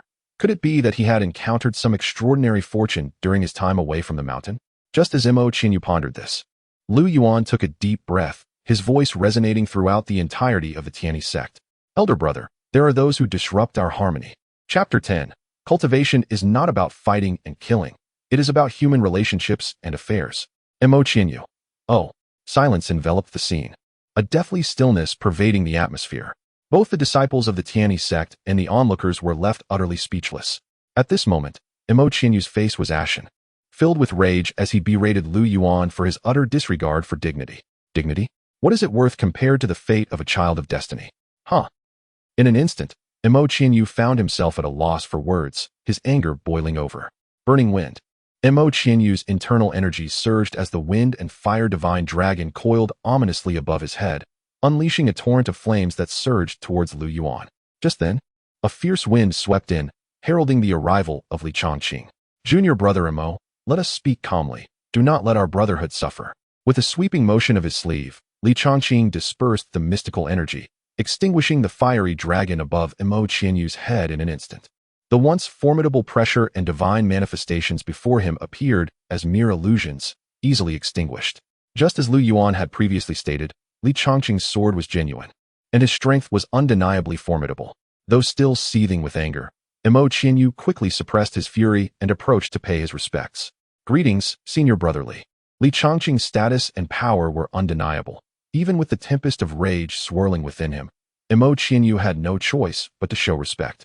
There is no need for such formalities, Li Chongqing replied, clad in a Taoist robe, wielding a long sword, with sword energy swirling around him.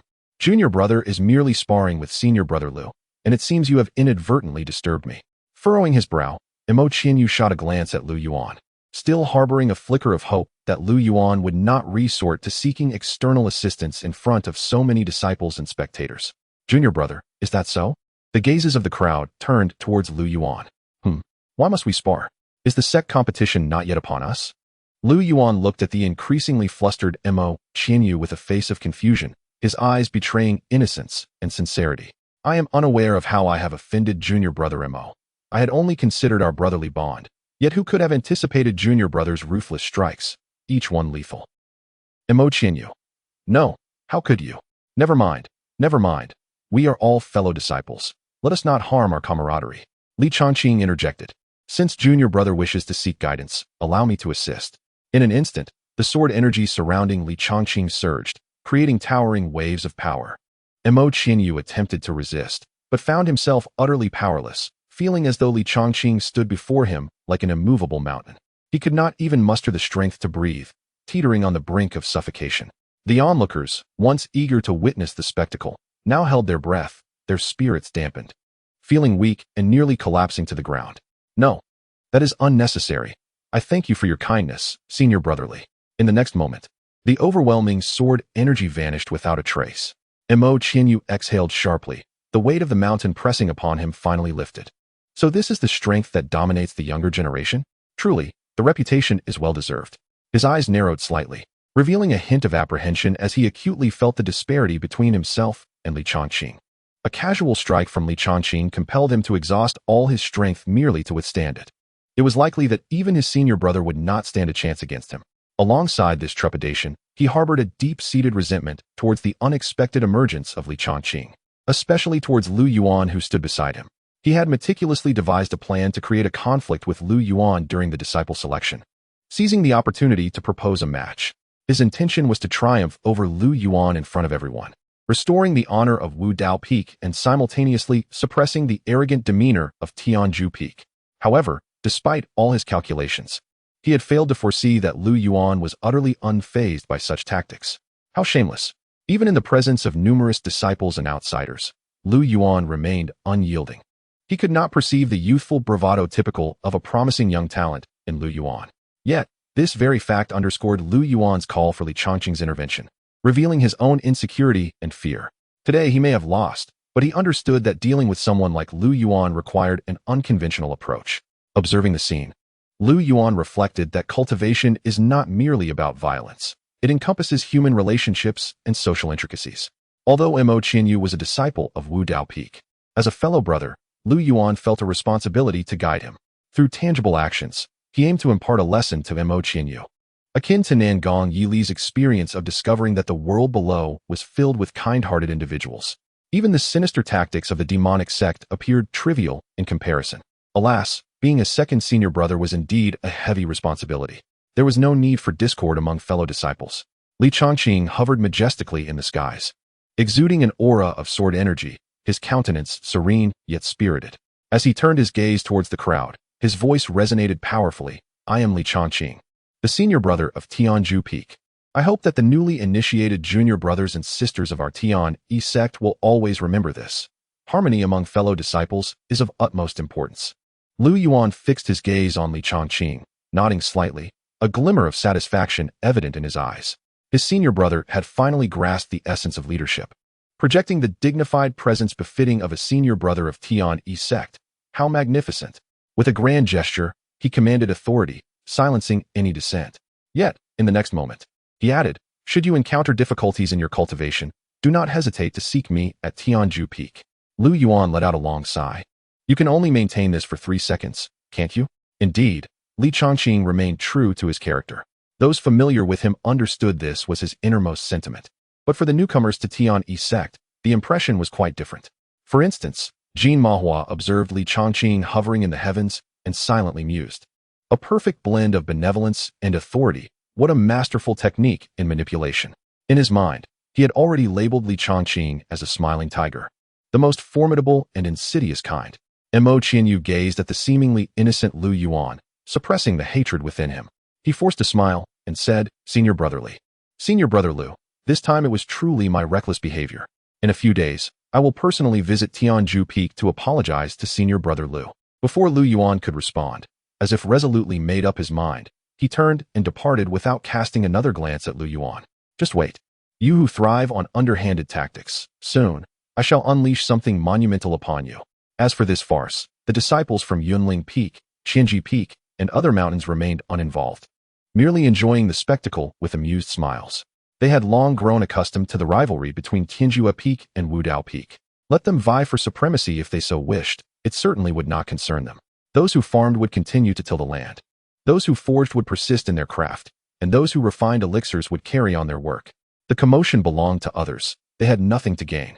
However, once the new disciples were recruited, the tasks of farming and forging could indeed be allocated to these individuals. It was essential to skillfully persuade them later. At this moment, Chun Fan, who had long succumbed to unconsciousness, gradually regained awareness, gazing at Lu Yuan before him, his eyes filled with profound bewilderment. What on earth had transpired? Chapter 11. Choose your approach. Chun Fan surveyed his surroundings with a sense of bewilderment. What had just transpired? He could only recall occupying the last position, entirely detached from the Tianyi Sect, and the moment he made a move, he lost consciousness. When he opened his eyes again, he found himself surrounded by a multitude of people. No, the individual before him resembled the celestial master who had prayed for rain for the great Zhou. In that instant, Chun Fan was overwhelmed with excitement, astonished to find himself in the presence of Lu Yuan. But why was he beside him? A troubling thought crossed his mind. Could it be that he had nearly fallen and was saved by Lu Yuan? As this idea took root, Chun Fan's gaze grew dimmer. Chun Fan pays his respects to the celestial master, he uttered. He mused that the path to immortality was long and ultimately, it was beyond someone of his mortal stature. Lu Yuan's eyes expressed confusion. What is the matter with this child? A person who has secured first place claiming to lack celestial affinity. How does that reflect on the rest of us? Is this some sort of Versailles? Chun Fan, oblivious to Lu Yuan's perplexity, continued speaking. Alas, it is fate and destiny. His voice was imbued with regret, resignation, and a hint of acceptance of reality. Celestial Master, I have one last request before departing. The citizens of Fuzhou City, in gratitude for your prayers for rain, have asked me to bring some homemade rice wine and food for you. I implore you to accept this offering. Upon hearing Chun Fan's words, Lu Yuan regained his composure and replied with a gentle smile. Very well, since we share a connection, I shall grant you an opportunity. Would you be willing to join my Tianyi Peak? Chun Fan's eyes initially reflected confusion. As realization dawned upon him, he was filled with joy and excitement, quickly responding. I am willing, I gladly accept. To think that this underdog would be accepted by Lu Yuan. It was indeed an extraordinary stroke of fortune. Senior brother, inquired Li Chongqing. What is it, junior brother? Please take Chun Fan to register and obtain his formal disciple identity token and monthly allowance. I will see if there are any other promising candidates. Certainly, I will provide diligent guidance. No, you need not concern yourself with anything beyond instructing him in techniques and swordplay. Leave everything else to me. Upon hearing this, Lu Yuan's tone was one of finality. Forget it, I shall accompany Chun Fan. Given the recent influx of candidates, you remain here to oversee. We cannot allow such a fortunate child to be led astray by Li Chongqing. His potential must be firmly held in my hands. Li Chongqing clenched his fists. Very well. Junior brother, go with peace of mind. I shall remain here with senior brother. Wait, there is one more thing. What else is there? Please retrieve the rice wine I left at the inn down the mountain. Li Chongqing's figure transformed into a streak of sword light, gradually vanishing from Lu Yuan and Chun Fan's sight. Lu Yuan looked down at the bewildered Chun Fan and, adopting a serious demeanor, stated, Junior brother, this is our senior brother, Li Chongqing. You must remember what I am about to say. Chun Fan, possessing exceptional talent, immediately focused his attention, ready to absorb the teachings of Lu Yuan. Lu Yuan raised his gaze towards the direction where Li Chongqing had vanished, letting out a melancholy sigh, as if deflated. Your elder brother is endowed with a natural affinity for the sword, overshadowing his peers, yet he has his shortcomings, being an excessively kind-hearted individual. In your future endeavors, you may seek his guidance on cultivation. However, I implore you not to heed his moral teachings on how to conduct oneself. I shall take it upon myself to impart the intricacies of social conduct to you. Chun Fan blinked, somewhat perplexed, yet he obediently nodded in agreement. Understood, senior brother. That is well, Lu Yuan replied. Now allow me to escort you to our Tianyi Peak.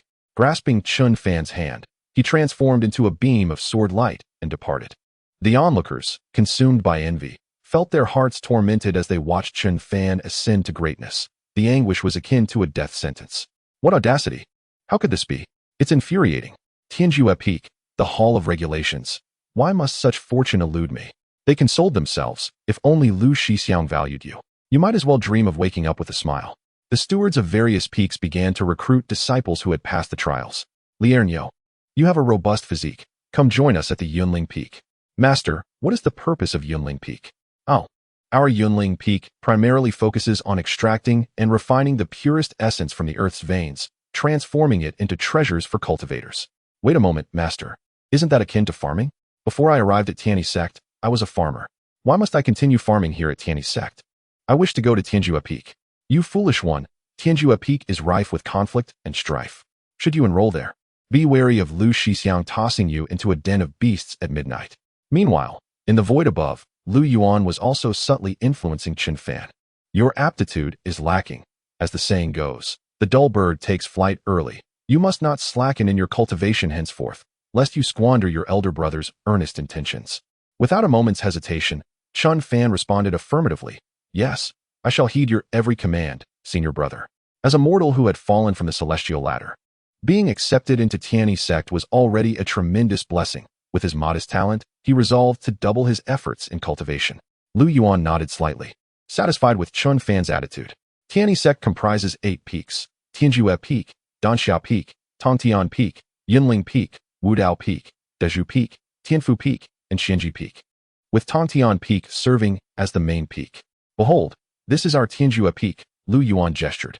Though the Tongtian Peak, overseen by the sect master, is sparsely populated, in truth, Tianyi Peak stands as the true heart of Tianyi Sect. Following Lu Yuan's gaze, Qin Fan beheld a towering peak, piercing the clouds like a colossal, razor-sharp sword thrust into the heavens, exuding an imposing grandeur. Streams of visible spiritual energy enveloped the area. This magnificent celestial realm left Qin Fan momentarily awestruck, his heart swelling with immense anticipation. Truly, this was a realm of immortals. Lu Shixiang, with his ethereal demeanor, resembled the legendary heroes from the tales he had heard since childhood, slaying demons and vanquishing evil. It was all thanks to Lu Shixiang that he, the underachiever, was finally able to behold such a wondrous sight. Before long, Lu Yuan returned with Qin Fan to the mountain gate. I have dispatched someone to retrieve your official disciple identity token. Please wait here for a moment. Qin Fan nodded, looking at Lu Yuan with profound gratitude. Thank you, senior brother. Before you embark on your path of cultivation, allow me to elucidate the various sects, Lu Yuan continued. Senior brother, I am aware that they are categorized into sword cultivators, talisman cultivators, body cultivators, and...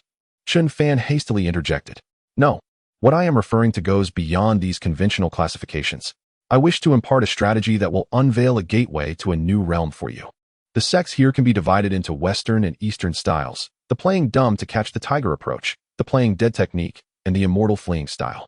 Western Eastern? The specialized terminology employed by his senior brother was perplexing. These were terms he had never encountered before. Truly, he was a master of the celestial arts. Senior brother, what does Western mean? Does it signify beauty? Qin Fan humbly inquired. No, Lu Yuan clarified. The term Western refers to a style characterized by its purity of approach, emphasizing an immediate and aggressive engagement. Nowadays, many in the cultivation world prefer to conceal their abilities, initially testing you with the most fundamental techniques. In contrast, the Western style is about gathering all available spiritual energy and unleashing our most formidable move in one bold strike, catching opponents off guard, unless they are like you. Senior brother, the Eastern style is what I mentioned earlier, and it has become predominant in the cultivation community.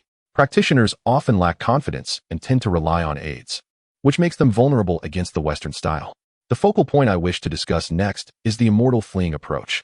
Chapter 12, Second Senior Brother. Something terrible has happened, Qin Fan. What do you believe is the most vital aspect of cultivation? Exorcising demons. Lu Yuan shook his head. Overpowering the masses? Lu Yuan remained unsatisfied. My foolish junior brother, please enlighten me. It is survival, and what I refer to as the immortal sovereign's escape is fundamentally about living. Now, imagine one day you descend the mountain and return to the sect, only to find that the Heavenly One sect has become a mountain of corpses and a sea of blood. The blood mist envelopes the waning moon. And your fellow brothers and sisters, once companions in life and cultivation, are nailed to high walls, their limbs twisted into grotesque angles.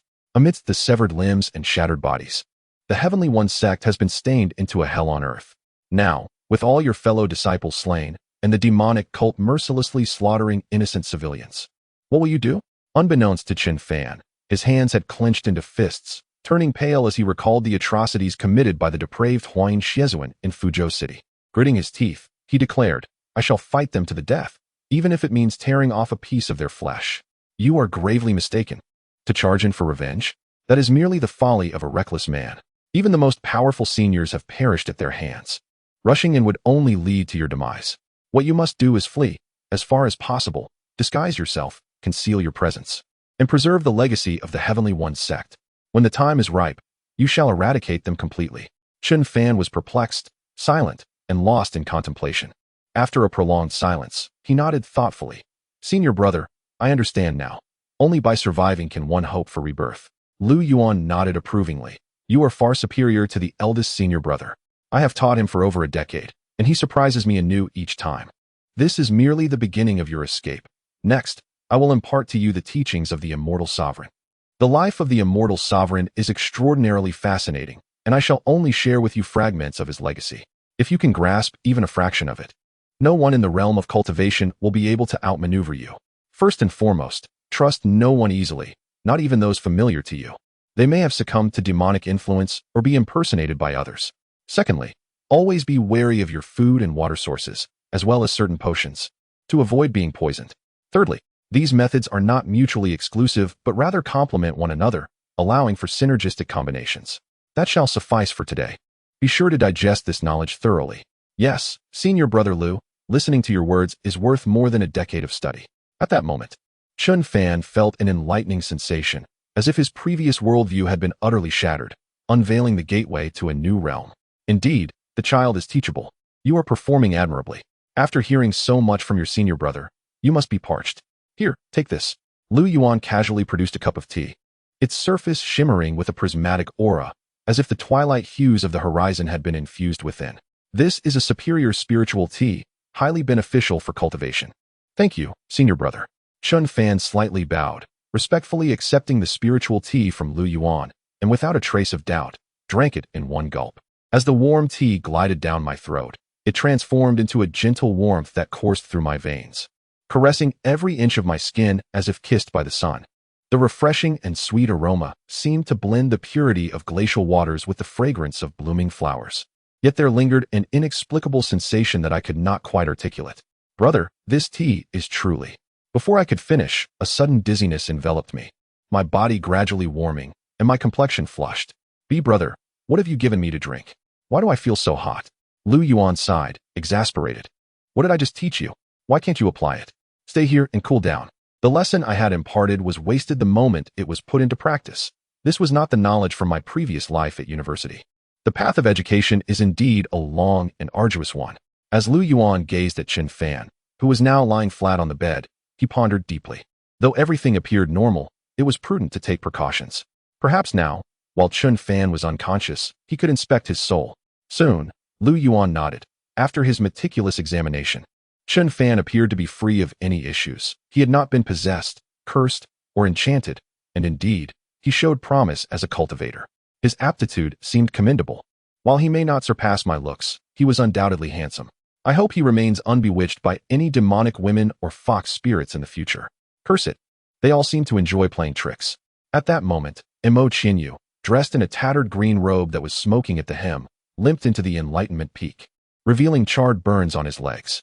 Despite Li Changqing's kind admonitions, Mo Qinyu reluctantly departed, only to be ambushed on his return by someone who threw a few explosive talismans at him. The assailant was of considerable skill and had laid an ambush, leaving Mo Qinyu in his current disheveled state. Without a doubt, the spiritual energy and cultivation level involved could only belong to Nangong Yeli. I wonder which despicable person informed Nangong Yeli, seeing me in distress and summoning her. Damn, the third elder, a madman who dotes on his daughter, is not like Lu Yuan, who enjoys being beaten. Thus, I must lay the blame squarely on Lu Yuan's shoulders, especially since my dear junior sister has been led astray by him. My anger toward Lu Yuan has reached its peak. I had planned a fair duel with you, Lu Yuan, but if you act unjustly, do not blame me for retaliating. I shall open the treasury of Enlightenment Peak and place a bounty on Lu Yuan. Time slipped away quietly. A month had passed in the blink of an eye. The more talented disciples we had recruited were quickly snatched away by various peaks, leaving only those who became menial workers. After enduring this period of hardship, many newcomers gradually lost their initial fervor, some even becoming somewhat numb. However, a significant event unfolded recently that all disciples within the sect were aware of. Throughout this month, numerous scandals regarding the second senior brother, Yuan, emerged within the sect, complete with meticulous details about the individuals involved, the times, and the locations.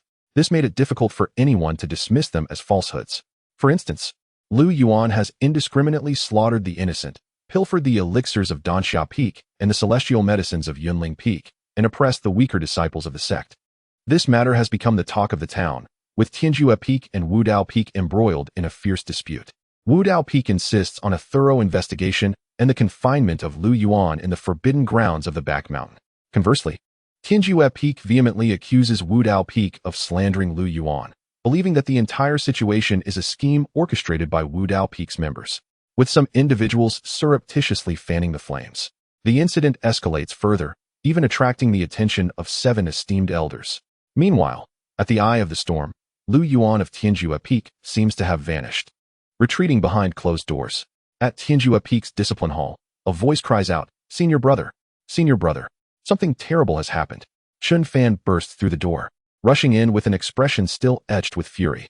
Chapter 13. What? Yuan lured the invasion of the demonic sect? An hour ago, have you heard? Senior brother Lu from Tianyi Peak has betrayed us, pilfering thousands of exquisite elixirs from Danxia Peak. What? Is that true? Thousands. That seems implausible. This information comes from the disciple of my third senior brother, who is an elder at Wudao Peak. Moreover, why hasn't Yuan come forward to clarify? He must be feeling guilty. I believe this matter is highly likely to be true. Listening to the disciples' discussions, Chun Fan silently noted the name Wudao Peak in his mind. Wudao Peak. Chun Fan contemplated, ultimately deciding to personally visit Wudao Peak to ascertain the truth. Wudao Peak, usually a tranquil place, was now bustling with activity. Chun Fan exerted considerable effort to squeeze his way inside. Brother, are you also here to expose Yuan's true nature? Suddenly, Chun Fan felt a tap on his shoulder and turned to see a tall, slender figure clad in a deep blue robe with a pale complexion. Chun Fan frowned, quickly realizing, yes, you too? The man squinted his eyes and smiled warmly at Chun Fan. I am a disciple of Wudao Peak. Yuan is a heinous criminal, and we are currently offering a reward for disciples to gather evidence against him. Look, even the people from Tianyi Peak cannot tolerate him any longer and have come to our Wudao Peak to provide evidence. Following his gaze, Chun Fan noticed 3 individuals in the uniforms of the discipline hall, indignantly conversing with a man in a green robe. After a mere glance, Chun Fan's expression changed dramatically. These 3? How could this be? Chun Fan trembled, his hands instinctively clenching into fists. Yet, he quickly calmed himself.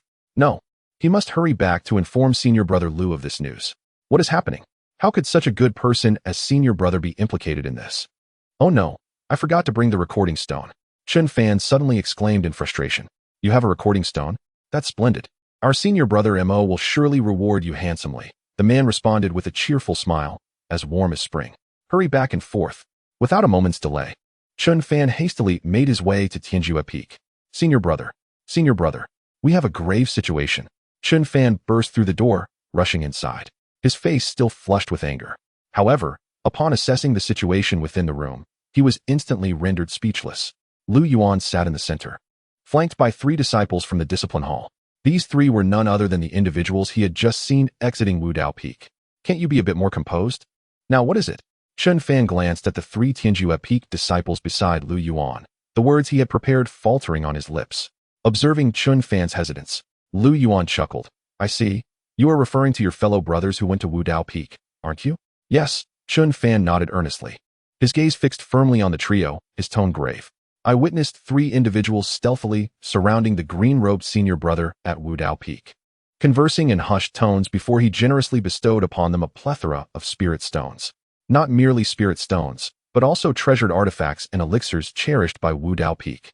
Yuan spread his hands, revealing an array of spirit stones, elixirs, and weapons laid out on the table before him. What? Senior brother, you are aware of this? Chun Fan stammered in astonishment. Indeed, Yuan replied nonchalantly. I was the one who prompted them to do so. Chun Fan gazed at Yuan in disbelief, his expression a mixture of shock and incredulity. With a calm smile, Yuan elucidated. Wudao Peak seems to have lost its senses, spending such valuable resources to dig up dirt on me. Such treasures should not flow to outsiders. It is far better they benefit our own. Very well. Lu Yuan turned to the three individuals. As we agreed upon, we shall split the spoils evenly. Select a few items you fancy and take your leave. Thank you, senior brother. The three disciples bowed respectfully to Lu Yuan and departed after making their selections. Yet, this may tarnish your reputation, senior brother. Chen Fan spoke, his eyes filled with uncertainty. Reputation? Lu Yuan chuckled derisively. What is a reputation worth compared to artifacts or elixirs? You still have not grasped the lesson I imparted earlier. Moreover, there are indeed matters I have engaged in, he continued. The truly dreadful aspects lie not in the authentic or the false, but in the ambiguous half-truths. If there are too many blatant fabrications, will anyone still believe the rest? With Lu Yuan's insight, Chen Fan suddenly grasped the meaning. Senior brother, you imply. Lu Yuan nodded, his words laced with significance. A festering sore must be lanced to heal properly. This statement bore profound implications. Although it appeared that a tempest of slander aimed at Lu Yuan engulfed the sect, in reality, the louder the thunder, the lighter the rain. Most regarded it merely as entertainment. Once this period passes, Lu Yuan could easily fabricate a few sensational stories, and who would remember this affair? Even if it spiraled out of control, Lu Yuan had contingency plans in place.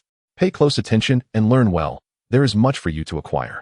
You should be on your way now. What if Wudao Peak goes bankrupt due to your tardiness? Chen Fan felt a shiver run down his spine, his expression incredulous.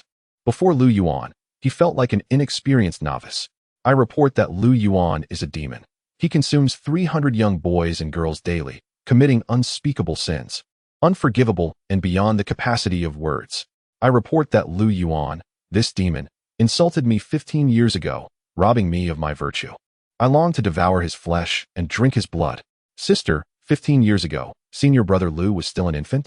Perhaps I misremembered, but what of it? Can a woman not jest about her own virtue?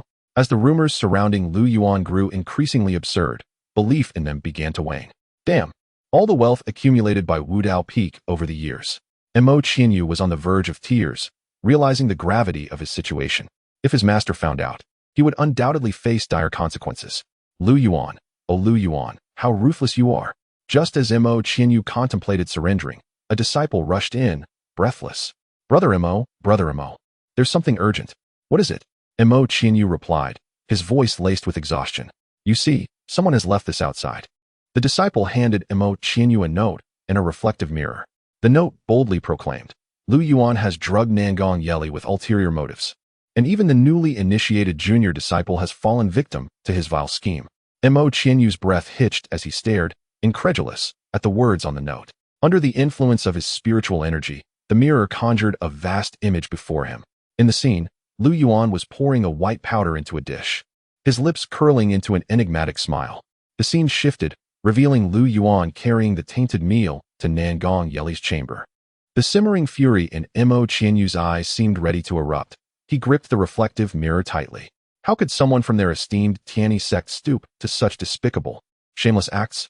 To inflict such harm upon his closest junior sister? Was he even human? He never imagined Lu Yuan capable of such atrocious deeds. With unwavering determination, Mo Qianyu resolved that with the evidence from the mirror, he would ensure that Lu Yuan, this disgrace to the Tianyi Sect, would face justice. Ring the bell. I shall summon the entire sect to judge Lu Yuan, this traitor of our order. Chapter 14. I have also administered Huan powder to you in the serene confines of Tianyi Peak. Li Chongqing, who had been deeply engrossed in seclusion, was abruptly roused by the resonant chimes emanating from the grand hall. During this period of introspection focused on mastering his swordsmanship, he had remained oblivious to the events unfolding in the outside world. As he listened to the tolling of the bell, a profound sense of bewilderment clouded his gaze. What on earth had transpired? A divine dragon of wind and fire ascended into the heavens, seemingly the doing of his junior brother, Mo. Except for those in deep meditation or away from the sect, the majority of disciples hastened toward the grand hall. What could have incited such fury in senior brother Mo? It was best not to linger on it, given his current ire. It would be prudent to proceed quickly and avoid inciting any further wrath. Within the grand hall of the Tianyi Sect, Mo Qianyu, upon hearing the words of the disciple, was utterly infuriated. How could a sect of such esteemed repute as the Tianyi Sect produce such a disgrace? Not only had this scoundrel administered drugs to his closest junior sister, but he had also targeted a newly initiated junior brother. Lu Yuan was indeed a despicable creature. No, not even worthy of being called a creature. Such actions were insufferable, and his demise was far from regrettable. Today, Mo Qinyu, representing the Wu Dao peak, would cleanse the sect of this disgrace. As for any underlying circumstances, what could possibly justify such actions? If there were any, he would gladly stand on his head and consume 100 pounds of Huan powder. Before all the disciples and elders of the Tianyi Sect, he would deliver judgment upon this disgraceful disciple. At that moment in the Grand Hall, the second elder, Lu Yuan's master, the third elder, father of Nangong Yeli, the fourth elder, overseer of Yunling Peak, and the fifth elder, Mo Qinyu's master, all had convened in the hall. Li Chongqing, intrigued, wondered what Lu Yuan and Mo Qinyu were up to. Lu Yuan, equally perplexed, admitted his ignorance. Then it dawned on him. Wasn't this grand spectacle orchestrated by Mo Qinyu specifically for him? However, the situation had escalated far beyond his expectations.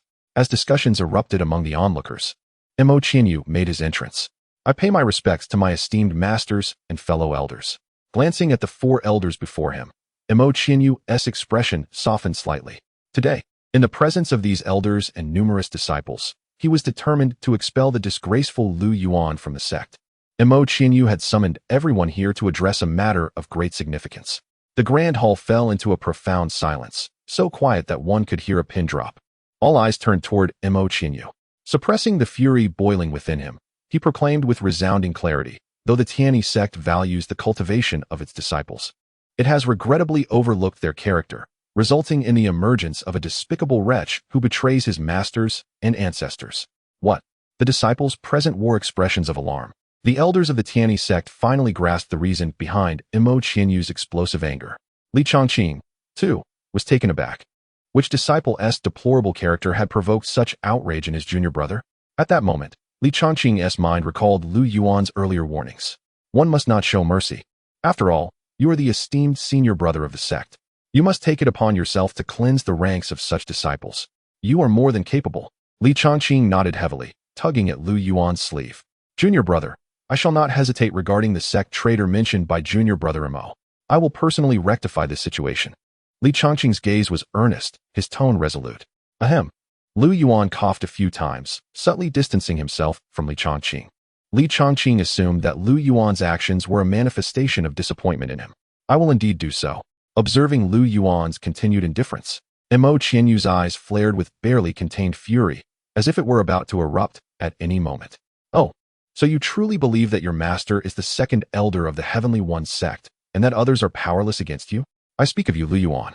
You, the disgrace of the Heavenly One sect. In that instant, everyone fell silent. Lu Yuan shifted his gaze toward Mo Qinyu, tilting his head and inquiring, what did you say? Witnessing Lu Yuan's feigned innocence only intensified Mo Qinyu's ire. Lu Yuan, do not presume that others are unaware of your misdeeds. Heaven sees all. Do you think your actions are seamless? Lu Yuan maintained his expressionless demeanor, seemingly unconcerned. Yet, the more he appeared indifferent, the more Mo Qinyu's indignation swelled. Consequently, he gestured, and a man hurriedly ascended the stage, clasping his fists in respect to Mo Qinyu. Senior brother Mo He, release the recording mirror. Understood, the man softly replied, retrieving a mirror from his robes. With a surge of spiritual energy, the mirror projected a colossal image before the crowd. In the image, Lu Yuan was pouring a white powder into a dish, a mysterious smile lingering at the corners of his mouth. Then the scene shifted, revealing Lu Yuan carrying the dish to the room of Nangong Yeli. What could that white powder be? It's truly difficult to guess. Is senior brother Lu trying to drug sister Nangong? This must be a frame-up. The audience erupted in murmurs. Seeing the desired effect achieved, Mo Qinyu's tone dripped with sarcasm. The illustrious second brother of the Heavenly Absolute Peak resorts to such despicable tactics. If this were to spread, it would surely tarnish the reputation of our sect. As far as I know, not only did you target Sister Nangong, but you also did something similar to the new disciple Qin Fan, who just joined last month, didn't you? Upon uttering these words, an uproar ensued. To have targeted the ethereal Sister Nangong was one thing, but to think that you would not spare a male disciple either? Even Li Chongqing was taken aback. He couldn't believe it. His face was a canvas of shock and skepticism. The traitor spoken of by junior brother Mo turned out to be his closest second junior brother? No, there must be some misunderstanding. Li Chongqing's mind was overwhelmed. But what if it were indeed his junior brother? What should he do then? Li Chongqing found himself ensnared in contemplation. How could this be possible? This must be a fabrication concocted by your Wu Dao Peak to slander our brother Lu. The expressions on the faces of some disciples from Tianyi Peak were filled with incredulity. They could never believe that their brother Lu could be such a person. What? Is the recording mirror even false? The evidence lies right before us. How dare you speak again? I swear I will end you. Who's afraid of whom? Dare to act, but not take responsibility. The disciples from both peaks were on the brink of a fierce confrontation. Amidst the tumult of opinions, Lu Yuan, who was expected by Mo Qianyu to be rendered speechless, suddenly spoke. Yes, I did drug the junior sister. At this proclamation, the great hall erupted in chaos. With all eyes fixed in shock upon Lu Yuan, none present anticipated that he would so readily confess. What? This is truly the case. Brother Lu, how could you be such a person? I cannot believe it. There must be some underlying truth to this. Alas, who would have thought that Lu Yuan of Tianyi Sect would turn out to be such a despicable individual, not even sparing the males? Jin Mohua, who had just entered Tianyi Sect, felt a complex swirl of emotions, a sense of relief mingling with dread. It was fortunate that he had not joined Tianyi Peak, but had instead gone to Wu Dao Peak. Otherwise, his own innocence might have been compromised. It's not true. It's not true, Chen Fan, with an anxious demeanor, yearned to explain but found himself powerless. Yes, I must seek Sister Nangong. At this juncture, Chen Fan could only think of seeking Nangong Yeli for assistance. He squeezed out of the hall and hurried towards Danxia Peak. Even Mo Qianyu seemed taken aback by Lu Yuan's swift admission, merely responding with a light "oh," before mockingly pressing for further justification. Is that so? Do you have any more words to spin?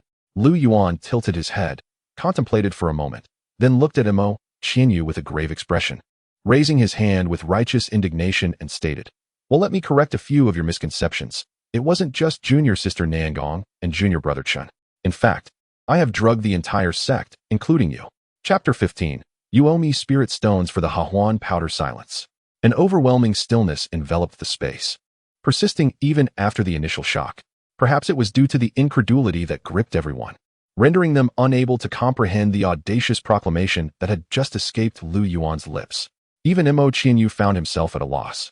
Once the instigator of the situation, he stood with his mouth agape, struggling to articulate a single coherent word, his gaze fixed upon Lu Yuan.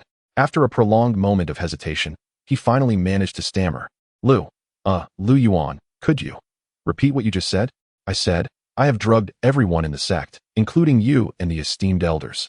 Lu Yuan reiterated, delivering his words with an air of nonchalance, his demeanor unperturbed. For Mo Qianyu, this was the perfect opportunity to condemn Lu Yuan. Yet, overwhelmed by confusion, he could not muster a single word. Mo Qianyu listened intently, pondered deeply, and harbored doubts.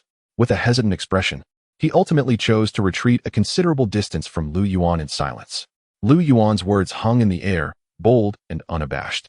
Not only did Mo Qianyu refrain from accusing him, he now feared the gathering would turn against him, questioning why he had relentlessly tormented a clearly troubled comrade. It was akin to delivering a slap to someone only for them to present the other cheek, inviting further conflict. In that moment, he found himself hesitating, even feeling a touch of disorientation, fearing that if he struck again, the recipient might derive some twisted pleasure from it. Mo Qianyu was engulfed in a similar trepidation over Lu Yuan's potential satisfaction. At the foot of Danxia Peak, Chen Fan paced anxiously, his white robes billowing. He occasionally rose onto his toes to peer within, seemingly awaiting someone's arrival. For reasons unknown, Nangong Yeli was in seclusion, and the attending sister could not confirm when she might emerge. Before long, a graceful, ethereal figure with silver hair approached, her long legs elegantly gliding beneath her short skirt. Chen Fan exhaled in relief. Nangong Yeli had finally appeared. He excitedly stepped forward, positioning himself before her. Chen Fan, what brings you here? Nangong Yeli's voice, though melodious, carried an icy chill, exuding an aura of detachment that hinted at underlying hostility. Since Chen Fan had joined the sect, Lu Yuan's visits to her had significantly diminished. While she could understand, it still irked her. Nangong sister, something has happened to senior brother Lu. What has transpired? Speak quickly. It is. Chen Fan began to recount the unfolding events in broad strokes. Nangong sister, we must. Before Chen Fan could finish, Nangong Yeli vanished from sight. Within the grand hall of the Tianyi Sect, the second elder's countenance was exceedingly grim. His fists were clenched tightly, and disbelief flickered in his eyes. What on earth was this wayward disciple thinking? He had been aware of Lu Yuan's actions, intending to address the matter at a later time or shoulder the burden himself. Yet, how could this reckless youth admit to his misdeeds so brazenly? The second elder had hoped Lu Yuan would bear the weight of the sect's responsibilities. Now, he found himself in a predicament, as Lu Yuan's actions had drawn disdain and ire, tarnishing their reputation. What was the purpose behind this?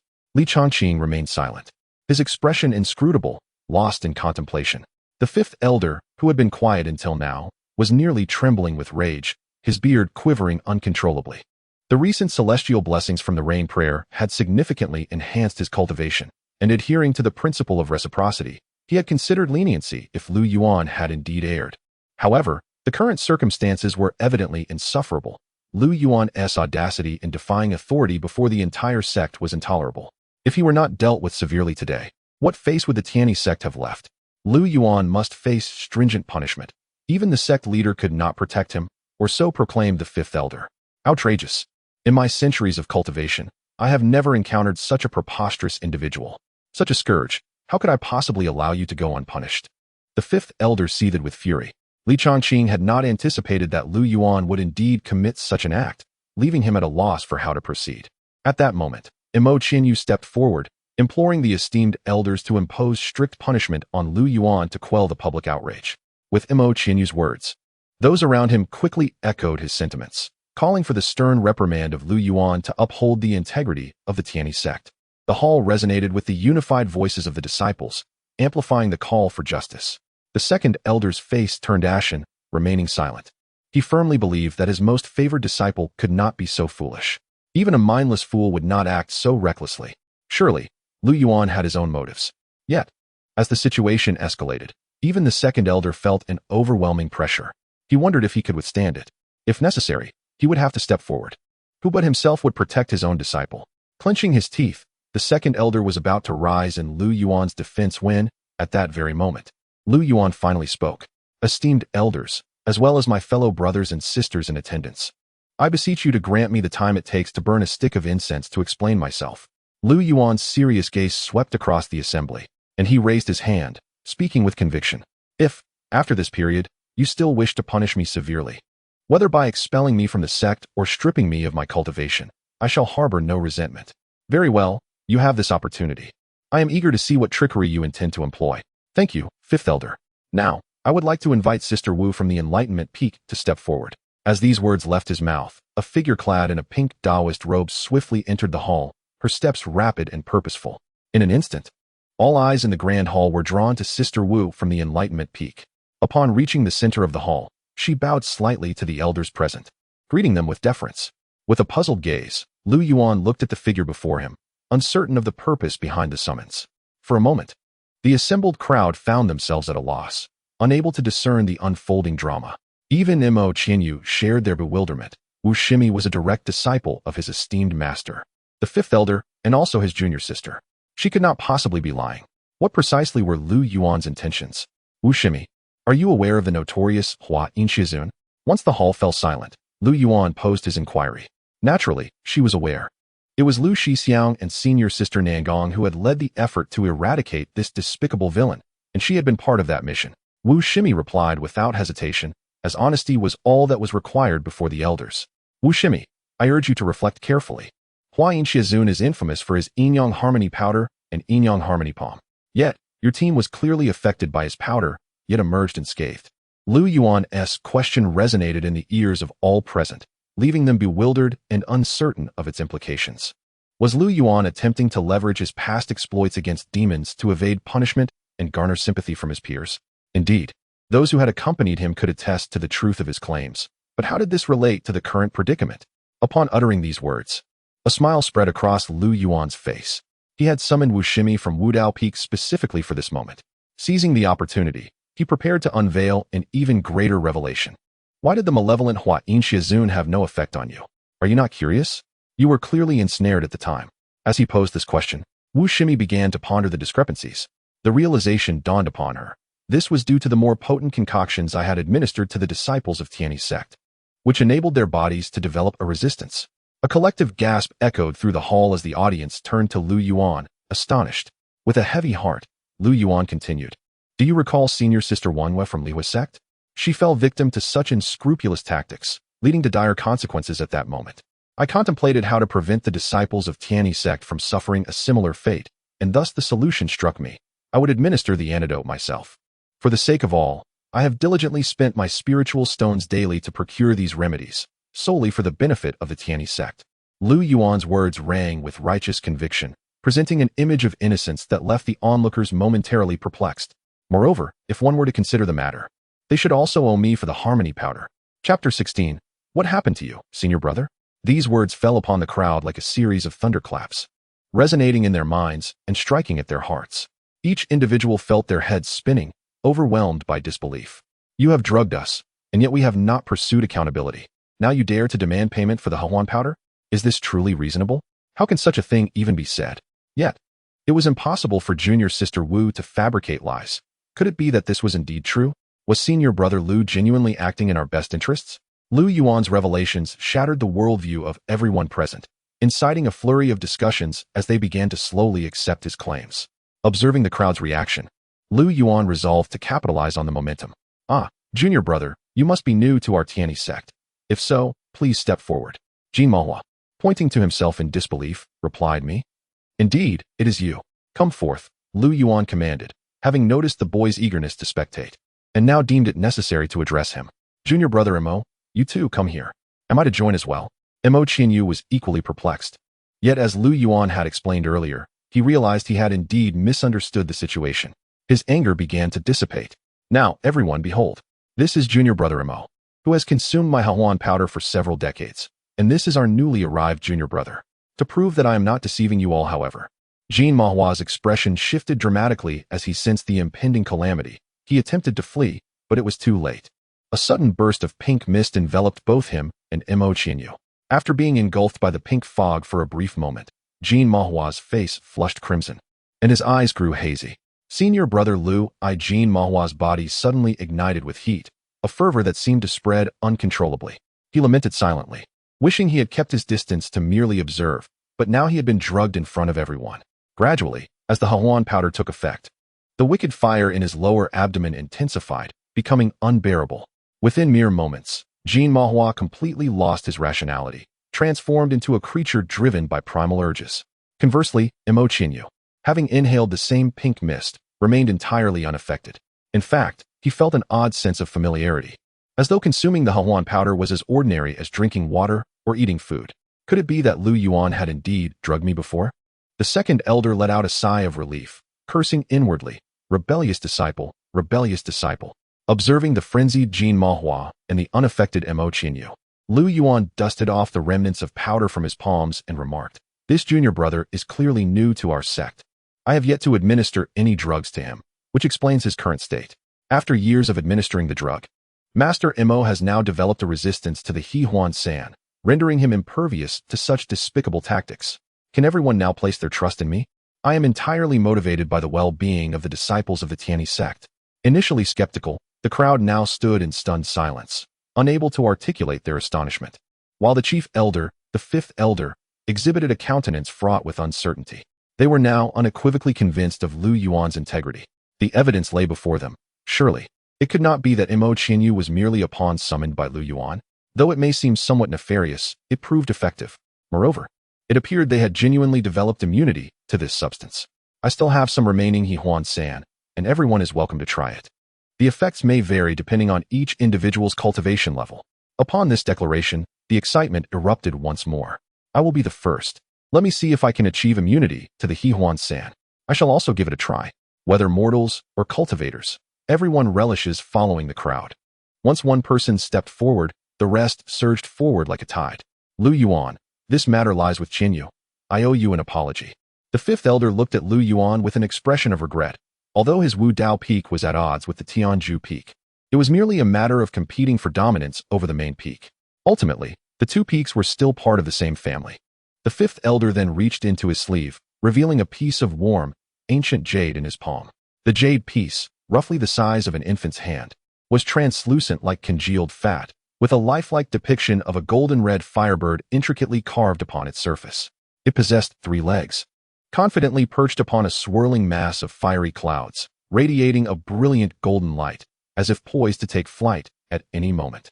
Its eyes were a pure golden hue, exuding an air of authority that seemed to look down upon all beings, surrounded by visible waves of intense heat. The instant Lu Yuan's gaze fell upon the jade surface, his pupils constricted, and he could not suppress a gasp of astonishment.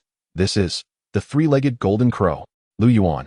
This is something I acquired in a secret realm a few days ago, originally intended for Qinyu. But now I offer it as a token of goodwill from Wu Dao Peak. Rest assured, I will ensure Qinyu receives a proper lesson. The treasure vault of Wu Dao Peak still houses many valuable items, and shortly, you may accompany me to select a few suitable ones. As he stored the ancient jade, Lu Yuan felt a pang of guilt. After all, this incident was instigated by his own machinations involving Imo Qinyu. Thus, he said, "Thank you for your kind intentions, fifth uncle, but perhaps you should return and see if there are still items left in your Wu Dao Peak's treasure vault." Lu Yuan. What do you mean by that? The fifth elder was perplexed. At that moment, a disciple from Wu Dao Peak, summoning all his courage, explained, "Master, nearly all the items from our Wu Dao Peak's treasure vault have been distributed by senior brother Imo." What? Ugh, what a disgrace. Such misfortune for our sect. I must cleanse our ranks. Nangong Yeli, in a state of utter distress, found it hard to believe Chun Fan's words. She never imagined that Lu Yuan would openly acknowledge it. Is he foolish? Such matters would remain unspoken as long as one does not confess. Now, it has come to this, with Lu Yuan's own admission. Even she found herself at a loss for words. She suddenly became anxious, and before she even entered the grand hall, her voice had already echoed within. No, senior brother Lu did not drug me. However, upon stepping into the hall, Nangong Yeli's mind went blank. Not a single person paid attention to her words. They were all preoccupied with testing their immunity to the Hahuan powder. What? Nangong Yeli was utterly bewildered. What on earth was happening? Why were all the disciples of the Tianyi Sect scrambling to consume the Hahuan powder? What had she stepped into? Was this truly the renowned righteous sect, the Tianyi Sect? She had merely entered seclusion for a brief period, yet how many grand spectacles had she missed? Chapter 17. How did Brother Lu transform into Sister Lu? Half a year later, as the sun ascended, its rays painted the sky with vibrant hues. The nascent sunlight graced Lu Yuan's face, yet he remained oblivious, his brow furrowed in deep contemplation. This is dire, utterly dire. Something is amiss, overwhelmingly so. Could it be that I have pressed too hard, driving the senior brother to the brink of madness? Nevertheless, it is of little consequence now. The senior brother has reached this state, and there is little further to change. My focus should now be on Chun Fan, this promising seed. Brother, the time has come. Are you prepared? Lu Yuan lifted his gaze. Chun Fan stood at the doorway, seemingly lost in thought, his eyes cast down towards his toes, offering a soft affirmative. Lu Yuan calmly instructed, "Then let us proceed." Together, Lu Yuan and Chun Fan exited the room, encountering several disciples of the Tianyi Sect along the way, all seemingly sharing a common destination.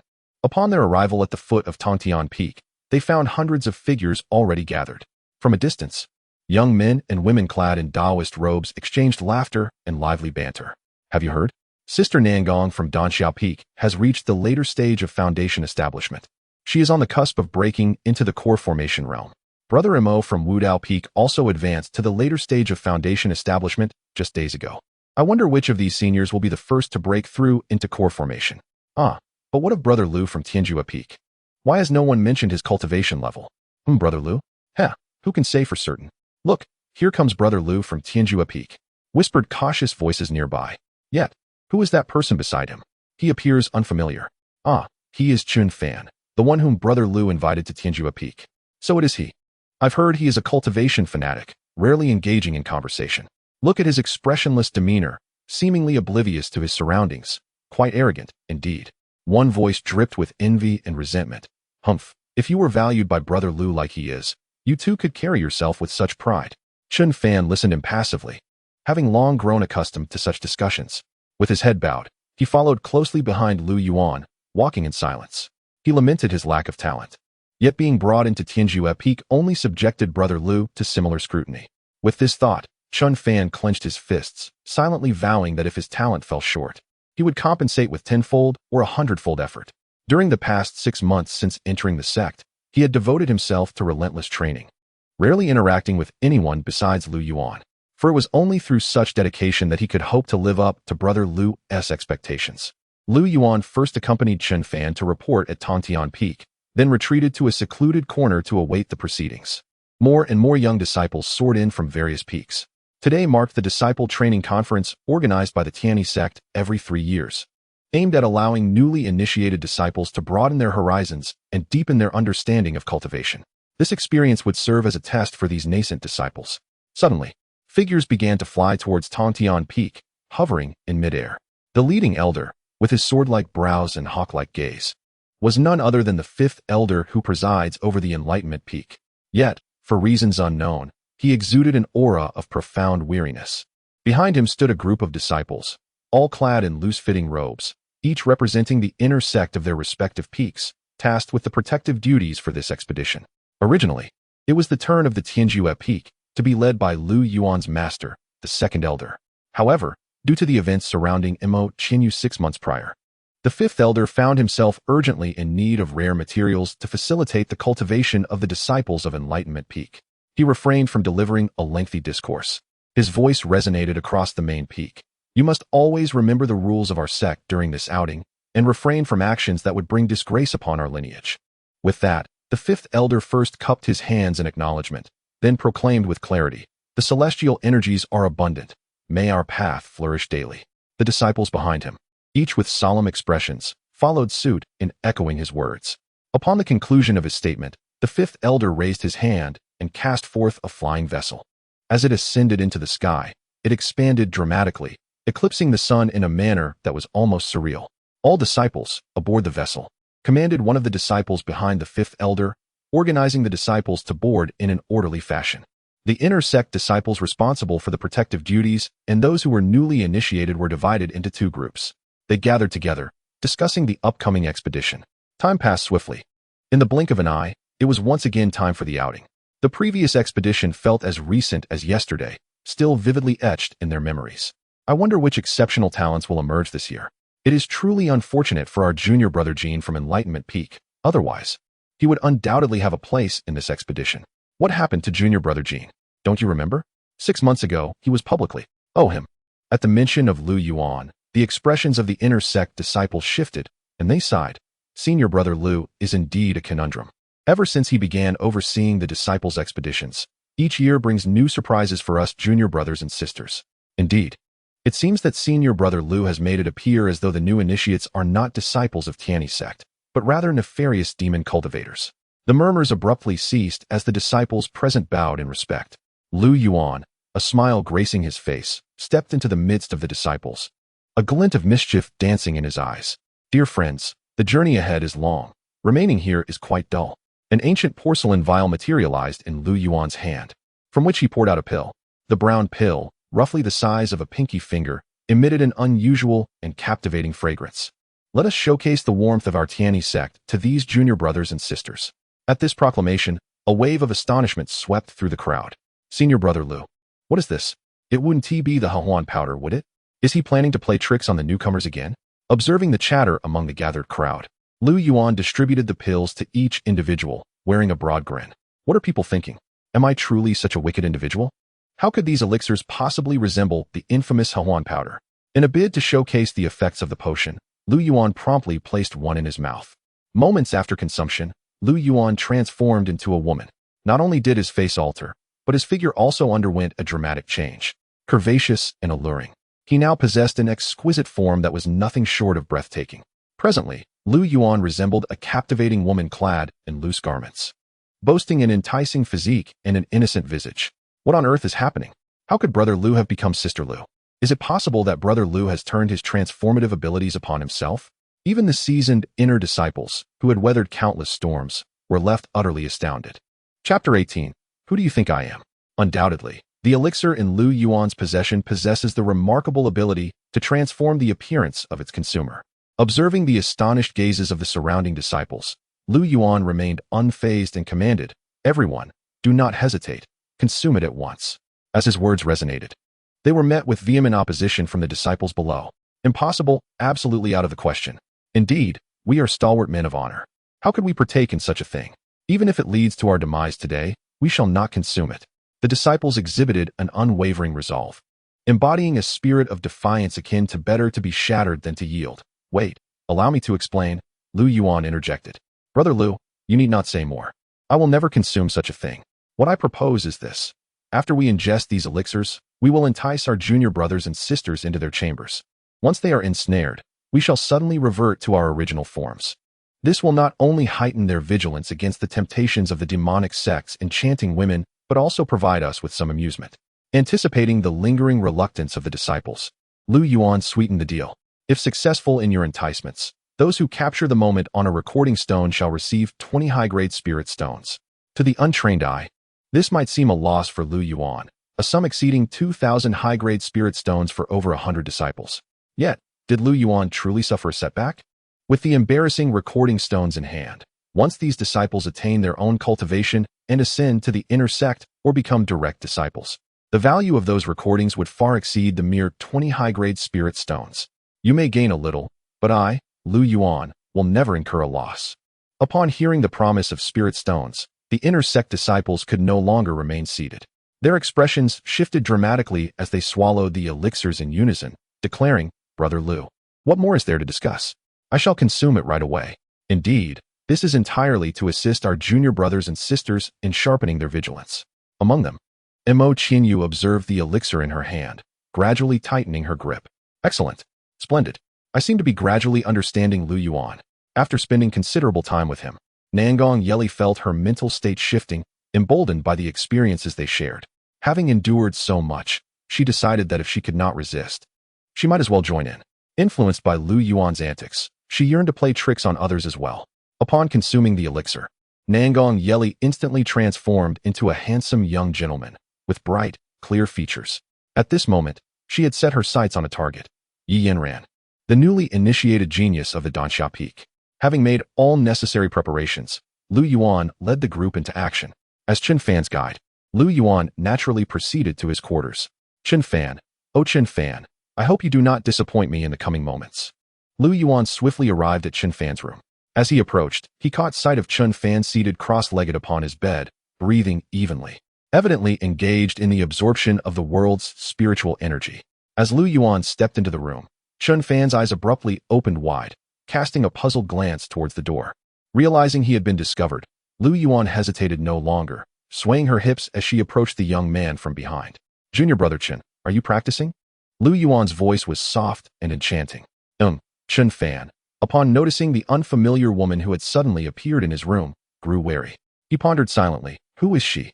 I seem to have never seen her before. Before Chen Fan could utter a word, Lu Yuan glided over and unreservedly seated herself beside him. With her delicate hands intertwined, her alluring crimson lips slightly pursed, and her faintly rosy eyes seductively fixed on Chen Fan, she resembled an ethereal enchantress, exuding an irresistible charm. One could not deny that Lu Yuan possessed an exquisite beauty.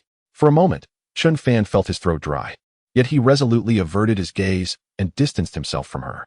It was not that Chen Fan lacked romantic sensibilities. Rather, he recalled Lu Yuan's previous guidance. A woman he had never met suddenly exhibiting such fervor surely harbored ulterior motives. Noticing Chen Fan's movement, Lu Yuan felt a twinge of satisfaction. Though she maintained a calm facade. "Oh dear, junior brother Chen is shy. How adorable. Senior sister, please maintain decorum. Men and women should not engage too closely," Chen Fan asserted, striving to uphold his composure as he stood and kept a safe distance from Lu Yuan. "Ah, junior brother Chen. It was senior brother Lu who requested my presence. Must you treat me so coldly?" Upon hearing this, Chen Fan's body stiffened, and he looked at Lu Yuan in bewilderment. "What do you mean? Senior brother Lu sent you? Surely this woman is speaking nonsense. How could senior brother Lu send such an open-minded senior sister to find me? What is her intention? Junior brother, do you not trust me?" Lu Yuan's beautiful eyes glimmered, filled with a misty allure, as she pouted her lips and looked at Chen Fan with a pitiful expression. "If it were not for senior brother Lu pleading for me to assist you during your training, why would I be here?"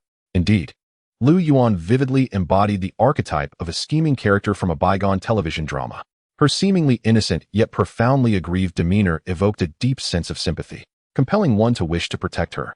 "Ah," Lu Yuan gazed at Chen Fan with her crystalline eyes. "Senior sister, is it truly senior brother Lu who sent you?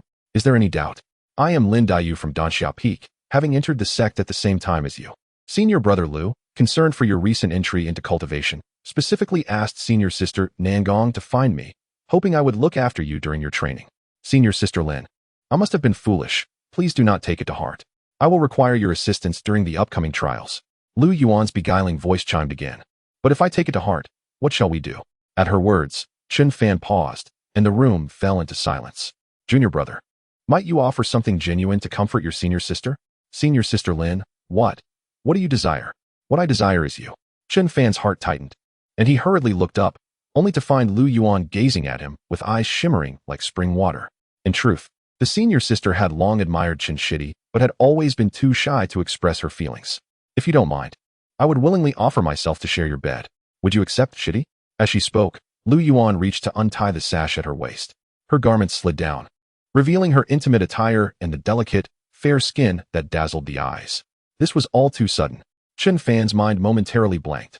Seeing that Chen Fan had yet to respond, Lu Yuan boldly pulled him closer to the bed. They were now in such proximity that Chen Fan could feel the warmth of her breath. What a predicament! Testing one's resolve with such tactics? Although Chen Fan was not a man consumed by lust, he was nonetheless a young man filled with vigor. Blood surged to his head, causing his cheeks to flush. What was the intention behind this? Suddenly, a realization struck him. Could this woman before him be the one referred to by senior brother Lu? As Lu Yuan inched closer, Chen Fan found himself leaning back involuntarily. He contemplated pushing her away. Senior sister Lin, this is inappropriate. If you leave now, I will pretend nothing has occurred tonight. Pretend nothing happened? Humph. Do not resist, Chen Shidi. Surely, you wouldn't want to disappoint senior brother Lu? Senior brother Lu? Indeed. This senior sister Lin had been brought to assist him at considerable cost to Lu Yuan. Could he truly push her away? Just as Chen Fan wrestled with his indecision, Lu Yuan's movements suddenly halted. The sound of soft laughter echoed in the air, as if sealing the fate of an unsuspecting Chen Fan, destined for disgrace. Chapter 19 Senior Lu, I have a chicken in my room. Do you recognize who I am? Junior brother Chen. Sister Lin, what do you mean by this? Have you not yet realized, my dear junior brother Chen? Suddenly, a thick mist enveloped Lu Yuan. As the fog dissipated, his true form was revealed. Senior Lu.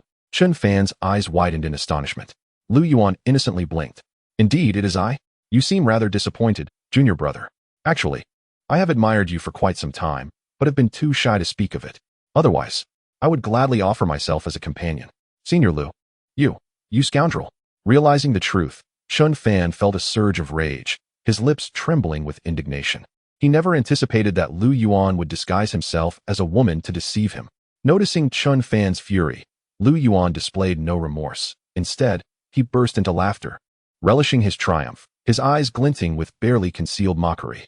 Such satisfaction. Wasn't this the very lesson Lu Yuan had strived for? Junior brother Chen, this is for your own good. Others wish for me to entice them, yet I refrain. Think about it. Thankfully, it was me this time. What if it had been a devious woman trying to seduce you? Your earlier reaction. The memory of Chen Fan's bashfulness sent Lu Yuan into another fit of laughter. Rest assured, I recorded it secretly. Would you like to admire it yourself? Get lost. Seeing Chen Fan's face redden to a deep shade, Lu Yuan was delighted. He placed a hand on Chen Fan's shoulder and smiled. Young man, do not be so hot-headed. Where does all this anger come from? Chen Fan took a deep breath, struggling to suppress his surging fury. He had previously regarded Lu Yuan as a righteous sage, but now that idolized image had shattered completely. Yet, this incident also bridged the gap between them. Chen Fan recognized that Lu Yuan was trying to help him grow, treating him as an equal. However, that did not justify Lu Yuan's antics. Thus, to reciprocate this senior's jest, Chen Fan resolved not to fall behind. Concealing his discontent, he forced a smile and respectfully stated, "Thank you for your efforts, Senior Lu. I have learned a valuable lesson." As he spoke, Chen Fan slowly approached the still laughing Lu Yuan. Suddenly, a whirlwind of colorful mist erupted, swiftly enveloping Lu Yuan. This was no ordinary concoction. It had been meticulously refined by Lu Yuan. It contained elements of intoxication, muscle relaxation, bone-chilling cold, transformation, and soul-devouring powders, among others. With this, Lu Yuan became as pliable as a lamb awaiting slaughter. Simultaneously, a deep violet energy coalesced in Chen Fan's palm, accompanied by a thunderous sound that split the air. Thunderclap palm. Seeing Lu Yuan, who remained motionless in place, Chen Fan managed to force a relieved smile. Just as Lu Yuan had remarked, acquiring knowledge without its application is tantamount to futility. Since Lu Yuan regarded him as a demonic cultivator, Chen Fan felt no need to hold back. However, to Chen Fan's astonishment, the ferocious thunder palm halted at Lu Yuan's chest, unable to break through his defenses. Remarkably, Lu Yuan had merely used his physical form to withstand the dazzling lightning. What left Chen Fan in disbelief was Lu Yuan's body suddenly expanding, drawing in the increasingly violent lightning which Chen Fan had conjured until it was entirely absorbed. Chen Fan's eyes widened in shock. This is... Lu Yuan wore an expression of playful satisfaction, chuckling. Ah, junior brother Chen, what are you attempting? The drunken immortal powder, soft tinned dew, bone-corroding chill, metamorphosis powder, and soul-devouring dust. These are all splendid items, and ought not to be squandered. Lu Yuan inhaled deeply, savoring the scattered mist. Junior brother has brought such delightful offerings for his senior brother. I am truly gratified. Lu Yuan, with his composure, was not merely wary of the He Huan powder. He could effortlessly handle other aphrodisiacs as well. It seemed he had indeed been schemed against this time. Chen Fan watched, his heart brimming with frustration. Lu Yuan propped his chin up, casually remarking, "And is this the extent of your thunder? Are you still blaming your senior brother for not providing you with heavenly thunder for body tempering?" Lu Yuan was a formidable practitioner of heavenly thunder body tempering. Chen Fan's meager lightning was hardly sufficient to fill the gaps in Lu Yuan's teeth. Rest assured, once this trial concludes, I shall promptly introduce you to the experience of heavenly thunder body tempering. With his hands clasped behind his back, Lu Yuan's gaze, as profound as the night sky, fixed upon Chen Fan, revealing a hint of amusement and arrogance. Chen Fan trembled, instinctively clenching his fists tightly. He understood that heavenly thunder body tempering only became accessible during the breakthrough from core formation to nascent soul. However, he quickly regained his composure. In the face of such an absolute disparity in strength, he had no chance to resist. Junior brother Chen, you must continue to practice. Do you understand? Attempting a sneak attack on me. You are still too inexperienced. Yes. Following this, Lu Yuan rose to depart, intentionally exposing his back to Chen Fan. Observing Lu Yuan's unguarded figure, Chen Fan felt no desire for a sneak attack. He had come to realize the vast chasm in their strengths. Coupled with his understanding of Lu Yuan, he was certain that Lu Yuan was simply enticing him again. He was not foolish. Senior brother Lu, you must ensure that your cultivation remains above mine. Should the day arrive when I surpass you, you shall face dire consequences. At that moment, the various chambers of the flying vessel were filled with the desperate cries of the entry disciples. Ah, senior sister, why do you have? Senior brother, why do you not have? The sounds of lamentation, curses, and sobs echoed incessantly. Lu Yuan was indeed intriguing. Why did you not intervene, Tianyi? Beside him, Mo Tianyi bore no expression. Humph, they are merely a group of misguided individuals, unworthy of any significance. Indeed, such trivial antics ultimately fail to attain any grand significance. Upon finishing his words, Elder Wu turned his gaze toward Mo Tianyi, speaking earnestly. The disciples under the master have dwindled in number, and the selection for the next sect leader lies between our Wu Dao Peak and the Tianju Peak. Whether we can surpass Tianju Peak hinges entirely upon you. Mo Tianyi nodded gravely. While he may not possess the cunning of Lu Yuan, in terms of raw strength, he assuredly does not fall short. Previously, he had merely been too careless, but he is confident that in the forthcoming sect competition, victory shall be his. Master, await my good news. Elder Wu nodded with satisfaction, recognizing that his disciple Tianyi possesses the potential of a sect leader. Meanwhile, the root cause of all this trouble, Lu Yuan, was leisurely retrieving his recording stones from room to room. At this moment, Lu Yuan had just arrived at Nangong Yeli's chamber. Before he could step inside, the door swung open with a resounding bang. Upon seeing Lu Yuan standing before her, Nangong Yeli's face registered a flicker of surprise, and she swiftly approached him, seizing his hand. Senior brother Lu, come quickly. There's a chicken in my room. Chapter 20. Oh no, brother Chen won't misunderstand, right? A chicken? How could there be a chicken in your room? Lu Yuan's expression was utterly captivating. A chicken in the room? For a fleeting moment, he thought he had misheard. Ah, this, Lu Yuan repeated incredulously. You have a chicken in your room? Yes, come and see for yourself. Didn't you specifically come looking for it before? What? Junior sister. One may indulge in a variety of foods, but one must not speak lightly. I, Lu Yuan, have lived my life with integrity, untainted and guiltless. Brother, what is the matter with you? Observing Lu Yuan's demeanor, Nangong Yeliri was puzzled but quickly grabbed his hand.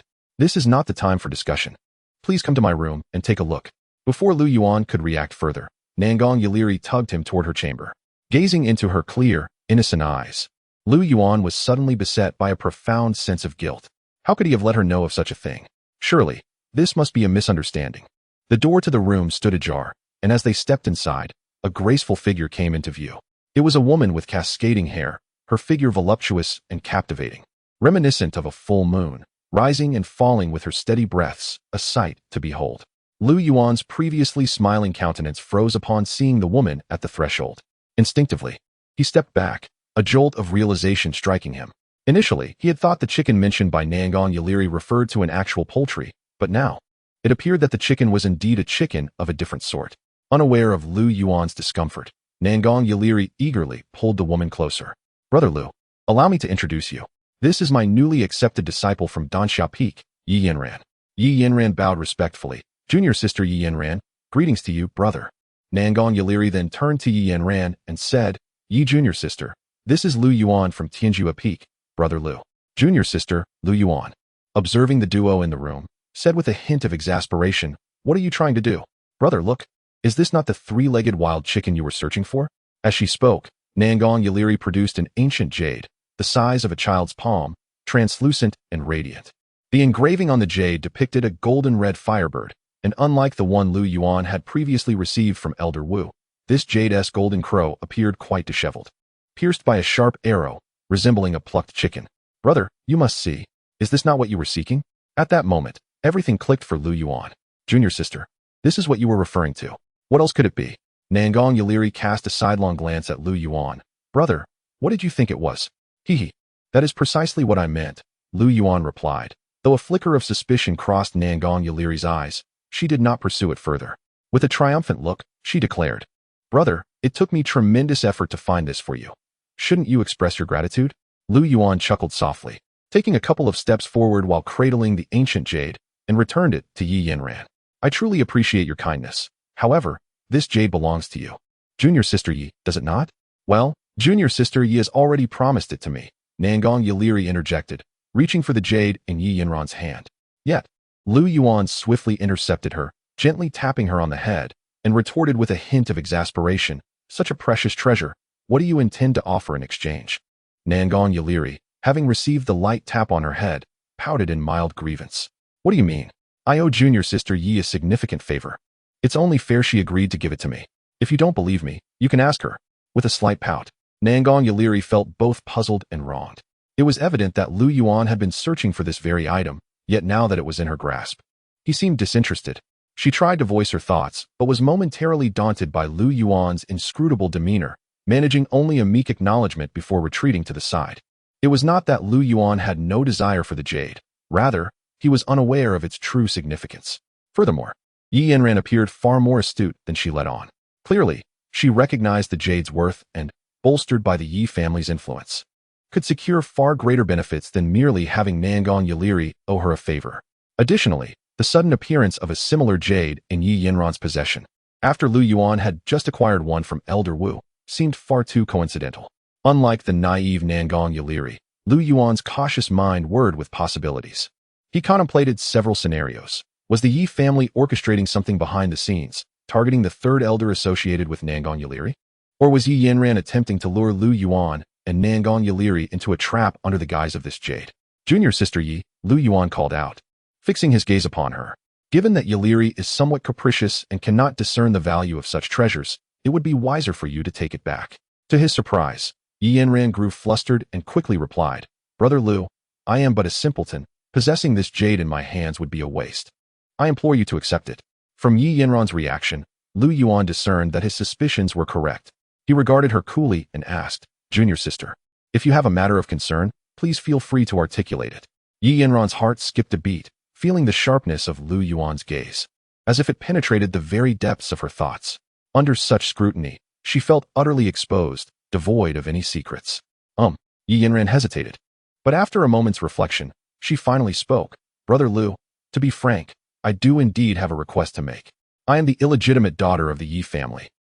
From Yi Yanran's account, Lu Yuan began to piece together the situation.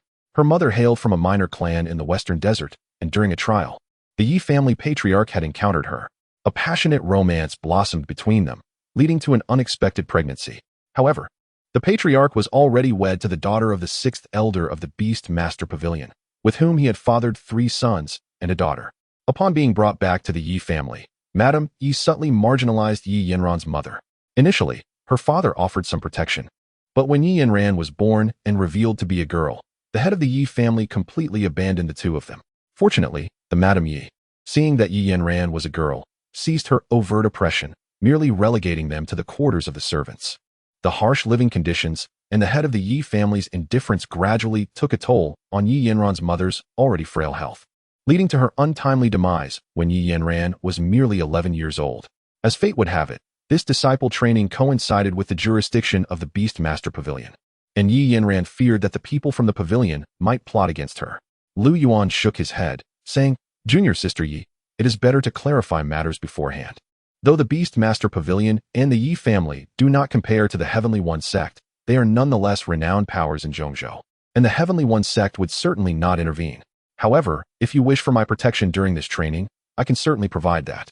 Disappointed yet accepting, Yi Yanran replied, "Very well, Senior Brother Lu, but could you take me along when you venture into the ancient demon ruins?" The ancient demon ruins? Lu Yuan pondered for a moment before finally taking the ancient jade from Yi Yanran's hand. "All right, during the training, you shall stay close to Qin Fan, and I will keep a watchful eye on both of you." "Thank you, Senior Brother. I shall inform Senior Brother Chen right away." After Yi Yanran departed, Nangong Yeli turned away, pouting slightly with displeasure. "Junior Sister, I apologize. Upon our return, I shall take you to indulge in something thrilling, shall we?" Nangong Yeli gazed at Lu Yuan in surprise. "Has Senior Brother finally come to his senses? I heard that the eldest Senior Brother of the spirit-infusing peak is about to break through to the nascent soul stage. There will be free heavenly thunder for body tempering then." As expected, the second Senior Brother remains just as insufferable, she mused. Suddenly, a sharp explosion echoed from the flying shuttle. "Get out of the way. This is bad," Lu Yuan exclaimed, his body trembling in alarm. "What's wrong?" "Don't try to change the subject to deceive me," Nangong Yeli said, her gaze fixed on Lu Yuan, filled with suspicion. "No, I fear that Junior Brother Chun might misunderstand and think that Junior Sister Yi is merely an act of mine." Chapter 21 again? Yi Yanran inquired along the way and soon arrived at the room where Qin Fan resided. Unlike Lu Yuan, Yi Yanran stood before the door and gently knocked. "Senior Brother Chen, are you there? Junior Sister has matters to discuss." Qin Fan, who had been reclining on the bed, immediately sat up, his gaze directed curiously toward the door. Observing the tall, graceful silhouette before him, he thought, again? This time it's the Junior Sister. How intriguing. A faint frown creased his brow. Guided by intuition and recent experiences, he sensed an aura of scheming. A fleeting glint of coldness passed through his eyes before his brow relaxed. "Ah, Junior Sister, it's fortunate you've come. Please, enter." Upon receiving Qin Fan's invitation, Yi Yanran pushed open the door and approached him. His tone was laced with a hint of distance. "May I ask who you are, Junior Sister?" Had it been a short while ago, he would have eagerly inquired about her intentions. Before his enlightenment from Lu Yuan, Qin Fan was an innocent, unworldly youth, blushing at the mere exchange of words with a girl.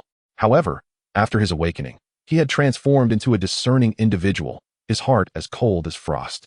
This transformation could not solely be attributed to Qin Fan. Lu Yuan's guidance had been quite unorthodox. Who could have anticipated that the esteemed second Senior Brother of Tianyi Peak would, confronted by the young woman before him, and perhaps due to lingering shadows of the past, Qin Fan felt an inexplicable chill at the nape of his neck. "Senior Brother Chen, my name is Yi Yanran. I entered the sect at the same time as you, and I am currently at Danxia Peak." Qin Fan's gaze sharpened, scrutinizing her for a moment before swiftly retracting it. "So, yet another from Danxia Peak." He instinctively clenched his fists but, wishing to avoid misunderstandings, continued, "Junior Sister Yi, may I inquire what brings you to me?" Yi Yanran, observing Qin Fan's distant demeanor, was taken aback. Unbeknownst to her, due to the situation with the ancient jade, she was unaware of the schemes devised by Lu Yuan against the new disciples. With a nervous laugh, she replied, "It's nothing much. I merely noticed Senior Brother Chen alone and thought it prudent to form a team for mutual support." Upon hearing this, a trace of disdain crept into Qin Fan's smile. Did she truly believe him to be so naive? If she wished to play games, he would indulge her. A bemused smile flickered across his face. "Junior Sister, did Lu Senior Brother and Nangong Senior Sister send you to find me?" "Senior Brother, how did you know?" Yi Yanran's eyes widened in surprise.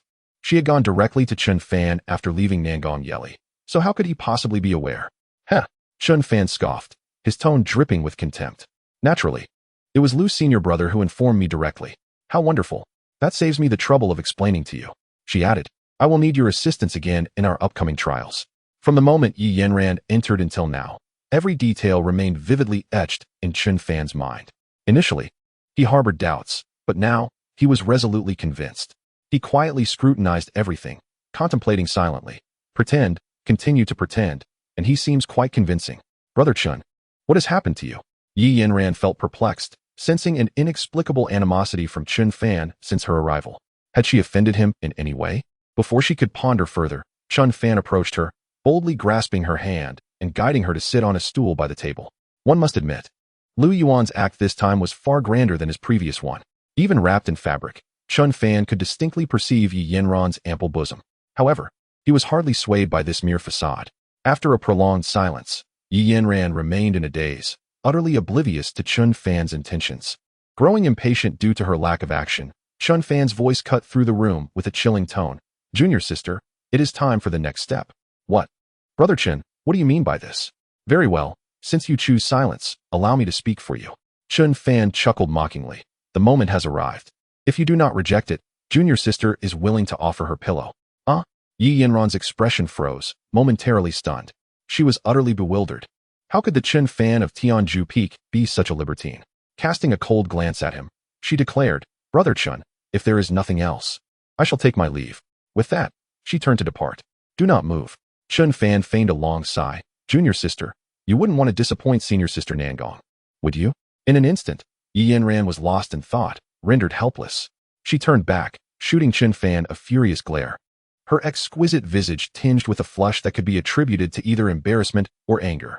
She had never anticipated that Chun Fan from Tianyi Peak would be such a hypocritical rogue, using such threats against her. Yet, she was at a loss for how to proceed. Failure was not an option for her plans. Opening her mouth, the anger in her eyes subsided somewhat, and she implored in a tone bordering on desperation, Brother Chun, if you let me go, we can pretend this never happened. Would that be agreeable? Still pretending. Chun Fan held no belief in Yi Yanran's sincerity, his smile widening. He rose slowly, advancing step by step toward her. Yi Yanran's pupils constricted in fear as she stammered. Brother Chun, what are you intending to do? She retreated repeatedly until her back collided heavily with the wall. Chun Fan remained silent. His curiosity piqued as he observed the panic and fear in her eyes, even feeling a hint of admiration. Brother Lu truly was impressive. Her feigned distress was remarkably convincing. Yi Yanran had come to realize that Chun Fan was intent on relentless pursuit. She could indeed escape, but as Chun Fan had pointed out, if she left and provoked him, who could say what he might reveal to Lu Yuan? At this moment, she could not afford to raise Lu Yuan's suspicions about her. Brother Chun, what exactly do you want? I agree to your terms. Yi Yanran uttered these words in despair, her trembling voice barely audible. You agree? A mysterious smile curled upon Chun Fan's lips as he fixed his gaze on Yi Yanran for a considerable moment, before suddenly bursting into laughter. Can you no longer maintain your facade? Ha. I cannot comprehend what you are saying, Chun Fan replied with a chuckle, yet in the next instant, his expression shifted dramatically, a scornful sneer escaping his lips. Should I address you as Brother Lu, or Sister Lin, or perhaps Sister Yi? At that moment, hurried footsteps echoed nearby. Chun Fan. He looked up to see Lu Yuan standing at the door. Thunderous like celestial thunder, Lu Yuan's voice resonated within Chun Fan's consciousness. He was momentarily taken aback, his eyes widening in disbelief. Brother Lu? If Lu Yuan was at the door, then this person in the room could not be a mere impersonation. What could this mean? Chapter 22. Brother, you are so mischievous. In an instant, Chun Fan felt as though the sky had collapsed. Seizing the moment of his bewilderment, Yi Yanran abruptly turned, quickening her pace, and distanced herself from him as she hurried towards Nangong Yeller. With her hands covering her face, she cried out in despair.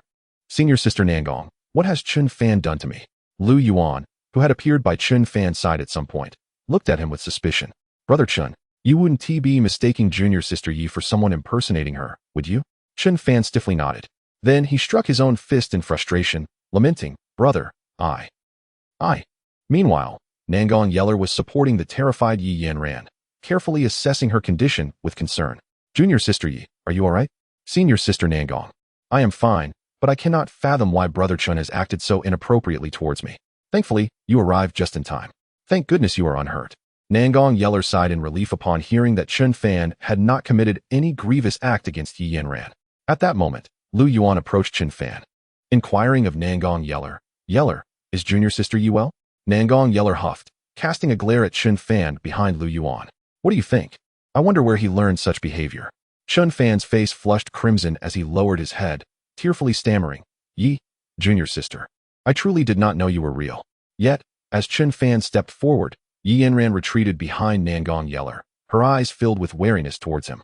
Do not say any more. You are only making things worse. Lu Yuan pushed Chen Fan aside and stepped forward to explain to Yi Yanran. Junior sister Yi, it is like this. Through Lu Yuan's explanations, Yi Yanran finally began to comprehend the situation, though she remained somewhat skeptical, fearing that Lu Yuan was merely excusing Chen Fan's behavior. Is that so, senior sister Nangong? Brother is not mistaken. However, junior sister Yi, rest assured that this matter will be resolved satisfactorily. Nangong Yeller reassured her gently. Very well, since it is a misunderstanding, I shall not pursue the matter further. Yi Yanran chose not to dwell on the incident. Junior sister Yi, it is my fault for not properly instructing this fellow. Lu Yuan shot Chen Fan another disapproving look as he observed Yi Yanran's demeanor. I have some spirit stones. Consider them an apology on behalf of Chen Fan. Yi Yanran waved her hand dismissively. Senior brother Lu, there is truly no need. I have other matters to attend to, so I shall take my leave. Lu Yuan wished to say more, but Yi Yanran smiled at the three of them and waved goodbye, turning to depart under their watchful gazes. Foolish. Go apologize already. Watching Chen Fan remain frozen in place, Lu Yuan gave him a sharp tap on the head, exasperated. Oh, prompted by Lu Yuan. Chen Fan snapped back to reality and hurriedly chased after Yi Yanran's retreating figure. Spirit stones in hand, and you're going empty-handed? Lu Yuan scolded with disappointment. Chen Fan quickly turned back, accepted the spirit stones from Lu Yuan, and once again pursued the direction in which Yi Yanran had departed. Nangong Yeller gazed thoughtfully at the departing figure of Chen Fan and remarked, Senior brother, do you not find this peculiar? Indeed, you have discerned it as well. Lu Yuan responded with a knowing smile. From the very beginning, I sensed something amiss. Following the logical principles you imparted to me, the more I pondered, the more unsettling it became. Nangong Yeller furrowed her brow and continued, as far as I know, under the pressure from the sixth elder of the Beast Control Pavilion. How could Yi Yanran's mother have given birth to her? She is a disciple of the Tianyi Sect, and for the sake of reputation, the fifth elder would never stand idly by. Why would she squander such a precious opportunity? Nangong Yeller shook her head, her expression rife with confusion. The Beast Control Pavilion chose not to act on her journey to the Tianyi Sect, nor during her time with the Yi family, but rather struck while she was undergoing trials at the Tianyi Sect. This is akin to a contradiction between the left and right brain, utterly illogical. Furthermore, how did she acquire the ancient jade? And how did she know it could unlock the ancient demon's relics? This is exceedingly unreasonable. Just moments ago, Yi Yanran did not assert she could contain Chen Fan, yet she assuredly could depart without issue. Is this due to a fear that senior brother Lu favors Chen Fan? Or is there another motive at play? Upon hearing Nangong Yeller's analysis, Lu Yuan nodded in satisfaction, expressing, indeed, Yeller, you are becoming increasingly astute. So, what shall we do next? Shall we venture to the ancient demon's relics? Yes, why not? Nangong Yeller's expression momentarily faltered, her eyes widening. Senior brother? Since you recognize the anomalies, why proceed? Lu Yuan gently shook his head. They have entrusted the ancient jade to me. To decline would be to disregard their goodwill. Nangong Yeller's eyes filled with bewilderment. This was not characteristic of Lu Yuan's cautious demeanor. If Yi Yanran harbors ulterior motives, wouldn't that place you in considerable danger?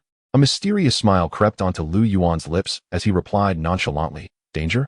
How could it be dangerous? His words carried profound implications that Nangong Yeller initially failed to grasp. However, after a moment of reflection, realization dawned on her face. Senior brother, are you implying? Precisely. Who said I would go alone? I shall invite my master, your father, and our sect leader to accompany us. Together, we shall share the treasures of the ancient demon's relics between our two peaks. Lu Yuan was not an unremarkable cultivator without connections. He was backed by the foremost righteous sect in the land. With such support, why would he refrain from utilizing it? Moreover, no one knew the true nature of the ancient demon's relics. With his master providing protection, they would be well equipped for any eventuality. A knowing smile graced Lu Yuan's face. If Yi Yanran posed no threat, it would be well and good. However, should there be a problem, he would have the strongest cultivators in the realm at his side. Nangong Yeller gasped in astonishment, exclaiming, Senior brother, you are truly cunning. Meanwhile, Chen Fan followed behind Yi Yanran, his expression one of deep embarrassment. Initially, he intended to apologize and return home, but he found himself coincidentally arriving at dinner time. While it is permissible for the inner disciples to fast, those who have just embarked on their journey still require sustenance. Thus, he and Yi Yanran ventured to the dining area together. Upon entering, they were greeted by a chorus of grievances that filled the room.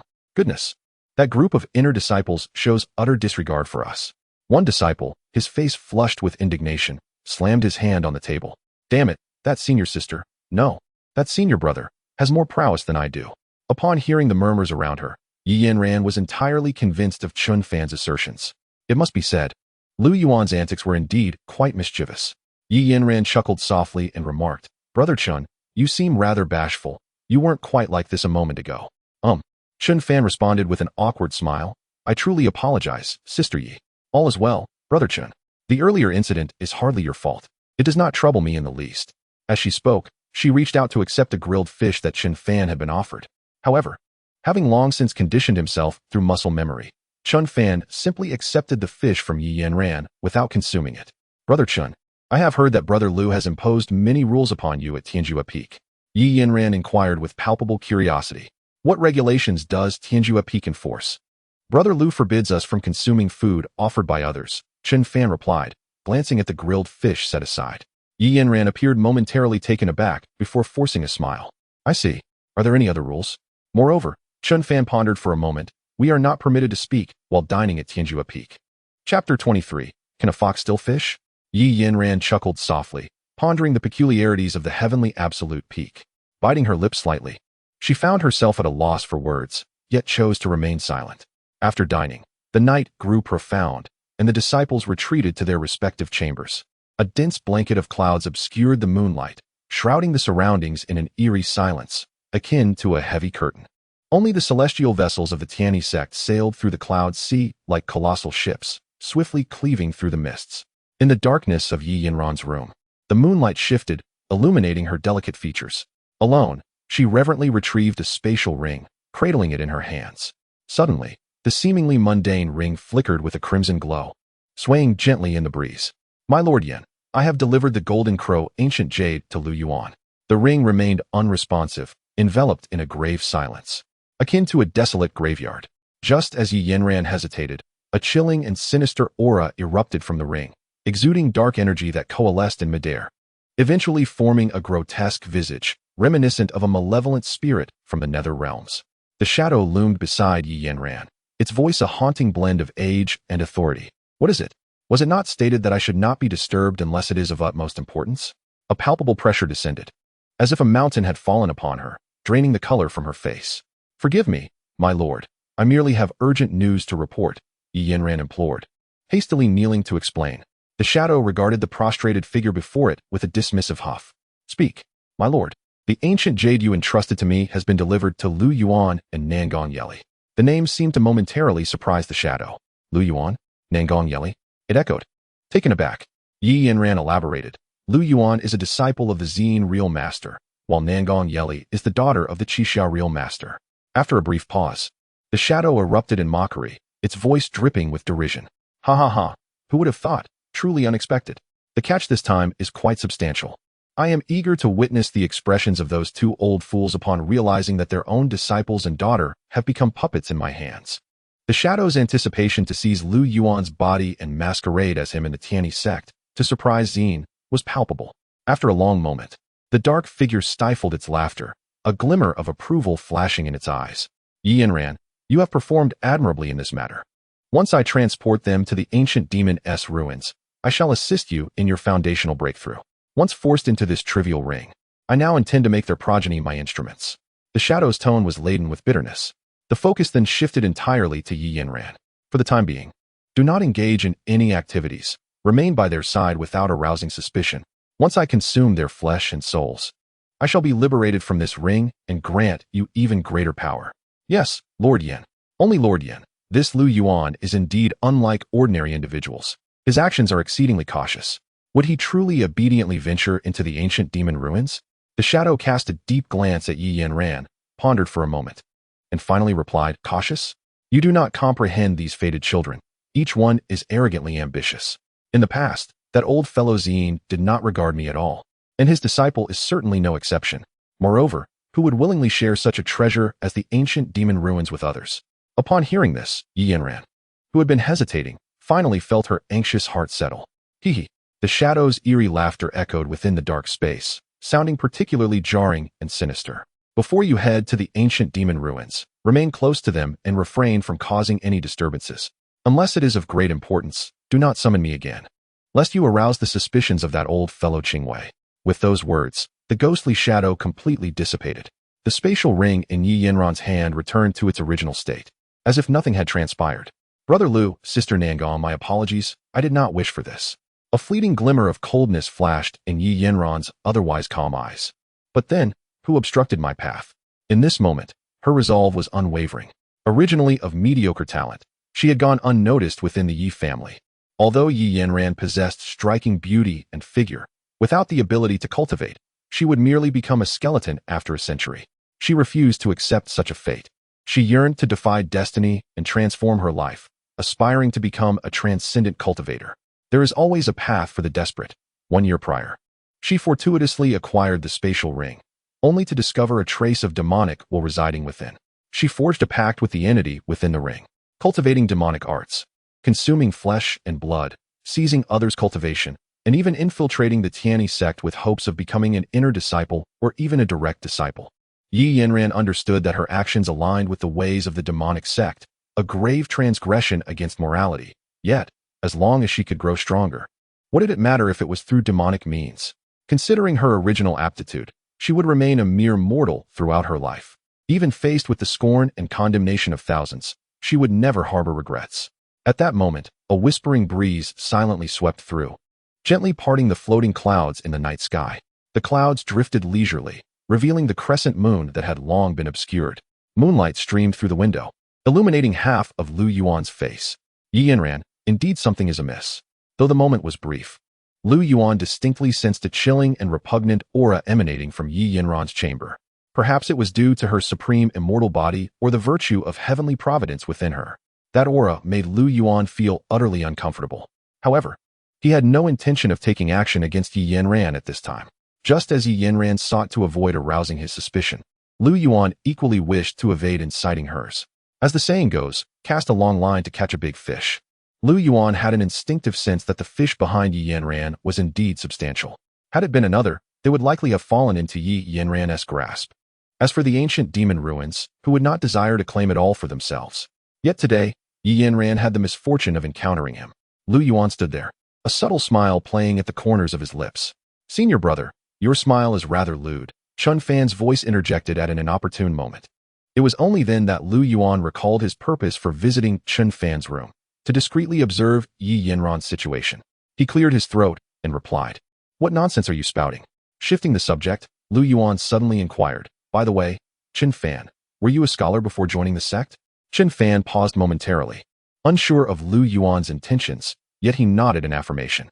"Yes, before coming here, I passed the provincial examination and was recognized as a scholar, even achieving the distinction of first in my cohort." Still perplexed, Chun Fan asked, "But, Senior Brother Lu, what is the purpose of your inquiry?"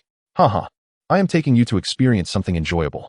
Rest assured, this time it will certainly not be a disappointment. It will be pure delight." Chun Fan, evidently skeptical of Lu Yuan's mischievous words, eyed him warily. "Enjoyable? What kind of enjoyment?" "To catch foxes," Lu Yuan replied with a grin. Chapter 24. Chun Fan, something feels amiss with this plot, Chun Fan remarked, his face laden with skepticism. He shook his head and said, "Brother Lu, surely you are not deceiving me. How can a fox be lured? Is it not only fish that can be caught?" "Ah, such a misconception. This bait differs from that bait," Lu Yuan observed, casting a penetrating glance at Chun Fan. "Ha ha ha, Brother Lu, do not jest. How can one fish without bait?" Chun Fan laughed, though his chuckles grew fainter as an unsettling sensation took root within him. He realized that Lu Yuan had been staring intently at him since earlier. Chun Fan surveyed his surroundings before incredulously retorting, "Me?" Lu Yuan nodded affirmatively, declaring, "Indeed, it is you, Junior Brother Chun." "Wait, Brother Lu, what do you mean?" "I am increasingly perplexed," Chun Fan replied. "Have you ever perused the folk tales?" Lu Yuan inquired, his expression one of surprise as he awaited Chun Fan's response. "I have read a few. What of it?" "Brother, if there is something to discuss, please speak plainly." "I can handle it," Chun Fan urged. "Much like the tales, it is said that a talented scholar from the mortal realm embodies the elegance of a royal dynasty.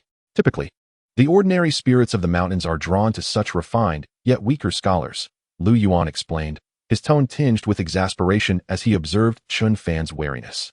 "Rest assured, I would never harm you. You must trust me. Lu Yuan's eyes brimmed with sincerity. No, that is simply inconceivable, Chen Fan firmly rejected, his tone resolute. Junior brother. Lu Yuan implored. It is impossible. Brother, seek someone else, Chen Fan insisted, his breath steadying as he spoke gravely. Do you truly believe I summoned you merely to ensnare you? Lu Yuan pressed. Is it not so? Chen Fan countered. Do you? Do you really perceive me as such a despicable person? Lu Yuan's eyes glistened with unshed tears as he articulated each word with care. Junior brother. Do you not know that last month, 3 disciples from our Heavenly One sect perished at the hands of a fox demon on Qingzhou Mountain? Not to mention the ordinary scholars of the mortal realm. I merely wish to rid the people of this scourge. Brother, Though suspicion lingered in Chen Fan's heart regarding Lu Yuan's intentions, the weight of his words began to sway his convictions. Very well, junior brother, since you doubt me.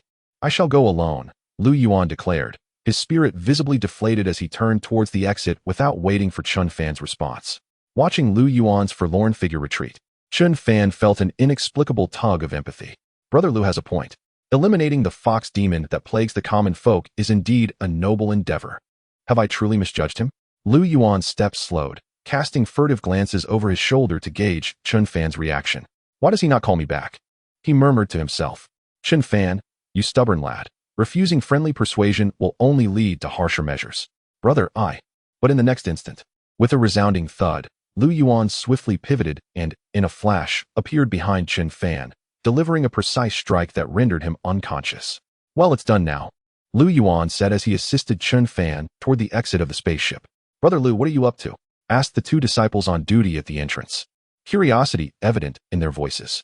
Wait for me at the destination. I'm taking Chen Fan to hunt foxes, Lu Yuan replied. With that, Lu Yuan and Chen Fan leapt from the spaceship, vanishing into the clouds, leaving the 2 bewildered disciples behind. On Qingzhou Mountain, the terrain was a series of interlinked hills, undulating and winding, with steep and mysterious valleys shrouded in an enigmatic mist. Within a long-abandoned mountain temple, the spacious halls that once thrived with incense now stood desolate. The once majestic Buddha, shrouded in dim light, appeared eerily transformed. Lu Yuan stood a short distance away, observing the interior, waiting patiently for any sign of activity. After what felt like an eternity with no movement, a sigh escaped his lips. Is it not going to work?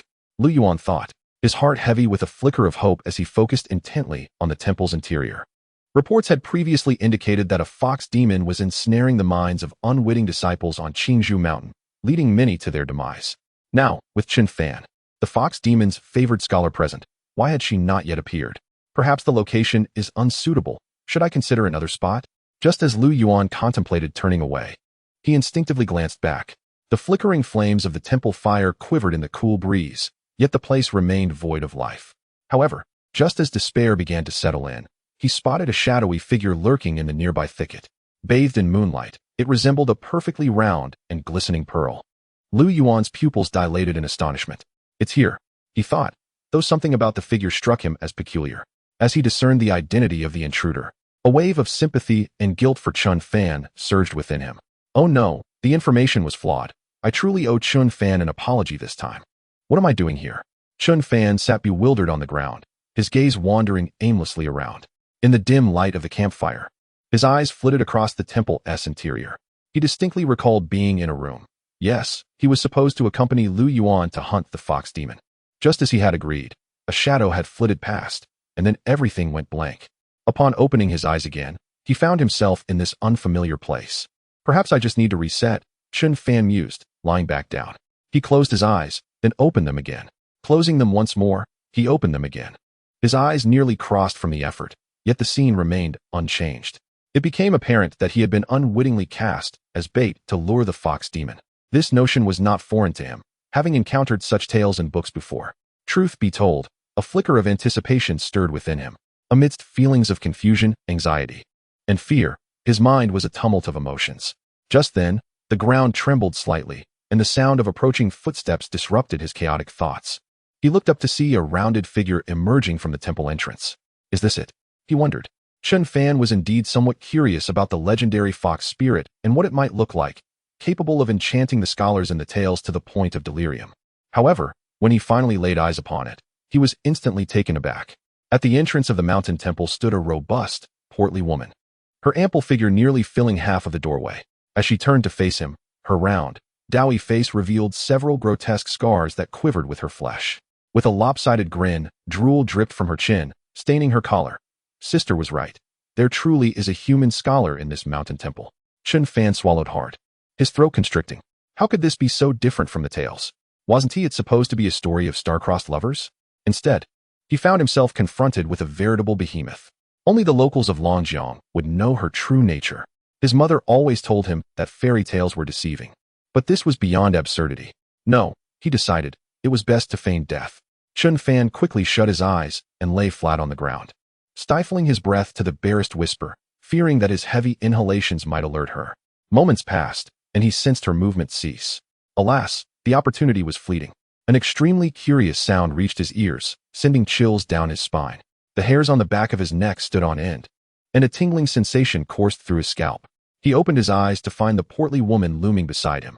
"Little scholar, sister is coming to enjoy you," she purred, licking her lips, her form leaping forward, seemingly freezing the very air around her.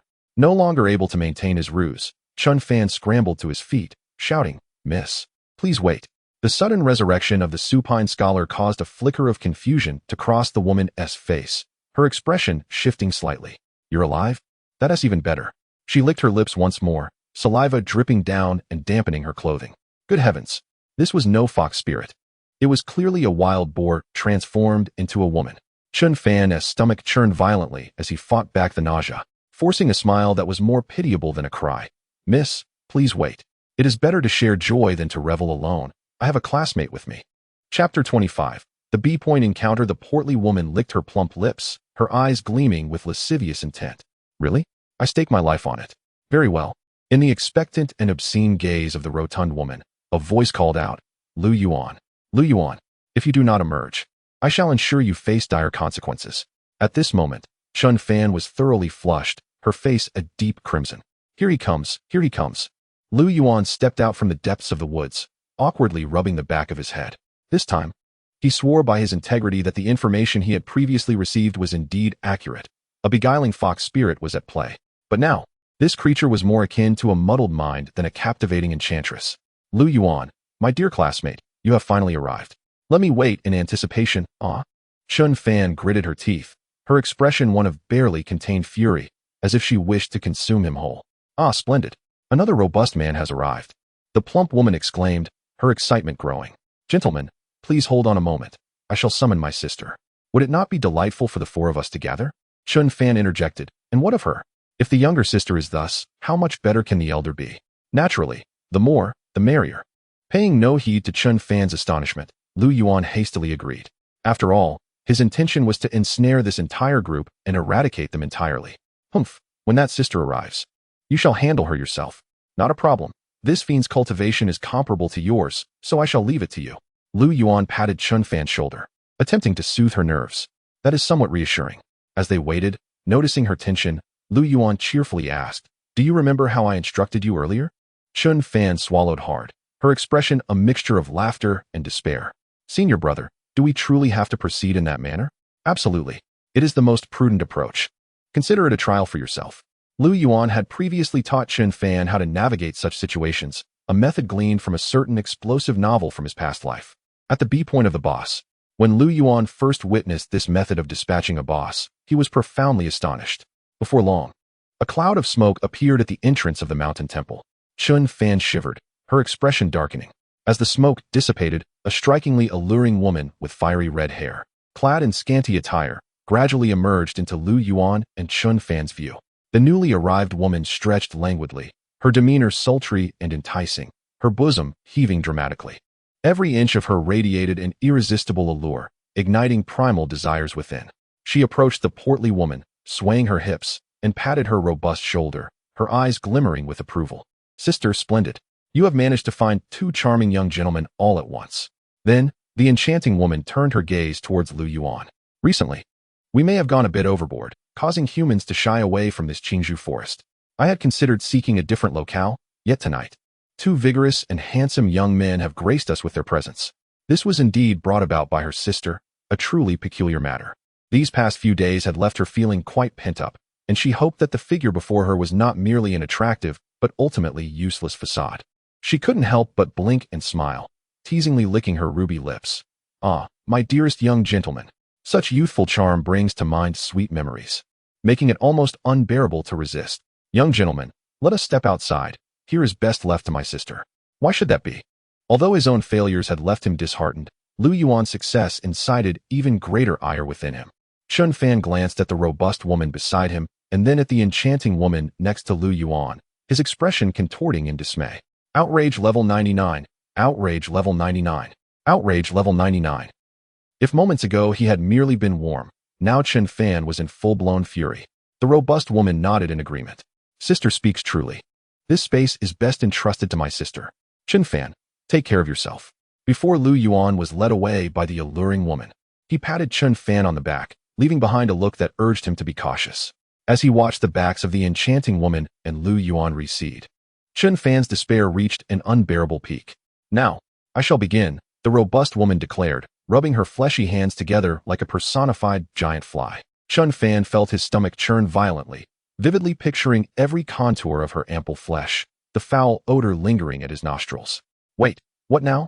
Faced with Chun Fan's repeated interruptions, the robust woman gradually lost her patience. Let me take the lead. She cast a sidelong glance at Chun Fan, snorting softly. Ah, my young gentleman, come now, do take action. Your sister has been waiting with bated breath. Chun Fan was engulfed in tumultuous thoughts, hesitating. Direct confrontation posed significant risks. Provoking the creature before him could lead to perilous consequences. Must he truly resort to the methods Lu Yuan had taught him? Yet, he found it difficult to summon the courage. What should he do? Once engaged, he must strike decisively, leaving no room for the creature to recover.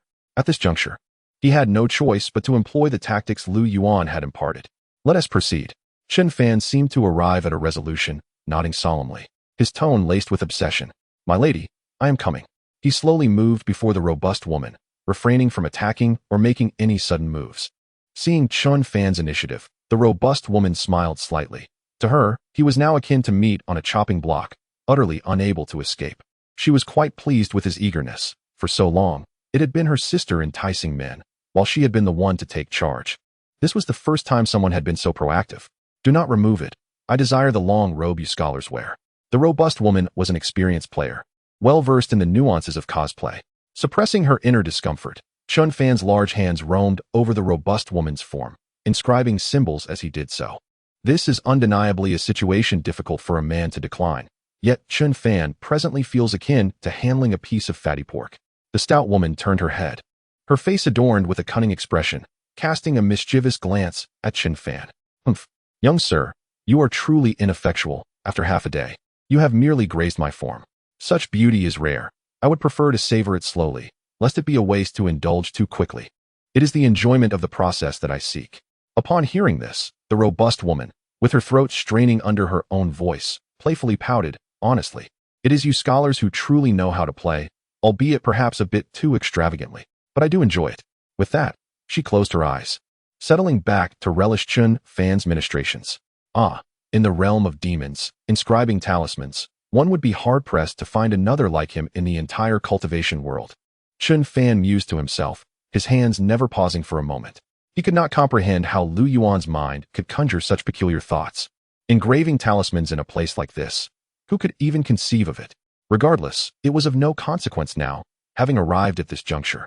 He was determined to see it through.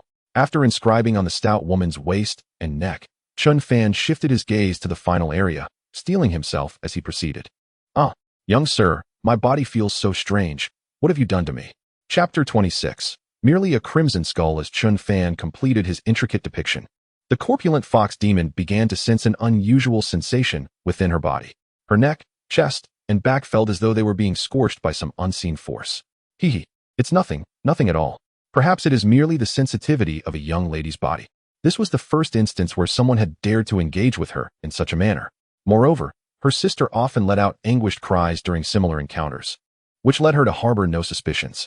My young lord, I desire, she murmured softly, gazing down at the plump fox demon. A fleeting glint of ferocity flickered in Chun Fan's eyes. Soon, you shall ascend to the heavens. He hastened his movements. Ah, a shrill moan escaped the lips of the fox demon, as if she had plunged into the depths of an abyss. Simultaneously, the fervor in Chun Fan's eyes evaporated, replaced by a chilling clarity. It was done. The the Scatter King Sword Array Talisman. Despite her foolishness, the fox demon sensed an imminent danger and abruptly opened her eyes wide. Her pupils constricted as she attempted to evade, but it was futile. The Scatter King Sword Array Talisman was already inscribed deeply within her being, igniting with a searing blaze that compelled her to roar in agony. A profound sense of peril surged from the depths of her heart. What is this? Her voice, filled with vengeful despair, sent waves of pain through Chun Fan's head. Steadying himself against a nearby statue, he turned with a sinister grin. Can you guess? Human, you dare to toy with me. A feeling of being continually deceived provoked her to laugh maniacally. My young lord, you are quite disobedient. I finally felt a flutter of affection, yet you have made me lose utterly. Before she could finish her sentence, a series of sword lights erupted from within the corpulent fox demon. Sizzle. Her massive form was engulfed by the sword light. The entire sequence transpired in the blink of an eye. Chun Fan stood in stunned silence.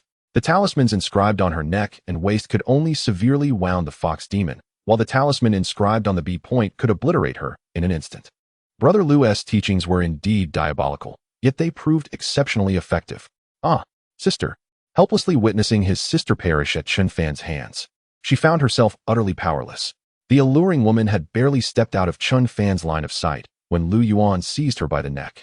Initially, she thought Lu Yuan harbored some peculiar inclination, only to realize later that no scholar could possibly restrain a demon. Gritting her teeth, the enchanting woman fixed her gaze upon Lu Yuan, demanding, "Who are you?" Her inquiry momentarily caught Lu Yuan off guard, but he soon smiled. Tianyi Sect. Wu Dao Peak, Mo Qinyu. We have received reports of demons causing havoc in this area and have come to exterminate the malevolent beings. The Tianyi Sect? Upon hearing this, the alluring fox demon was instantly filled with trepidation. The Tianyi Sect, the foremost sect among all, was a name that could instill fear in even the most formidable of demons. In an instant, the enchanting woman cast aside thoughts of avenging her sister.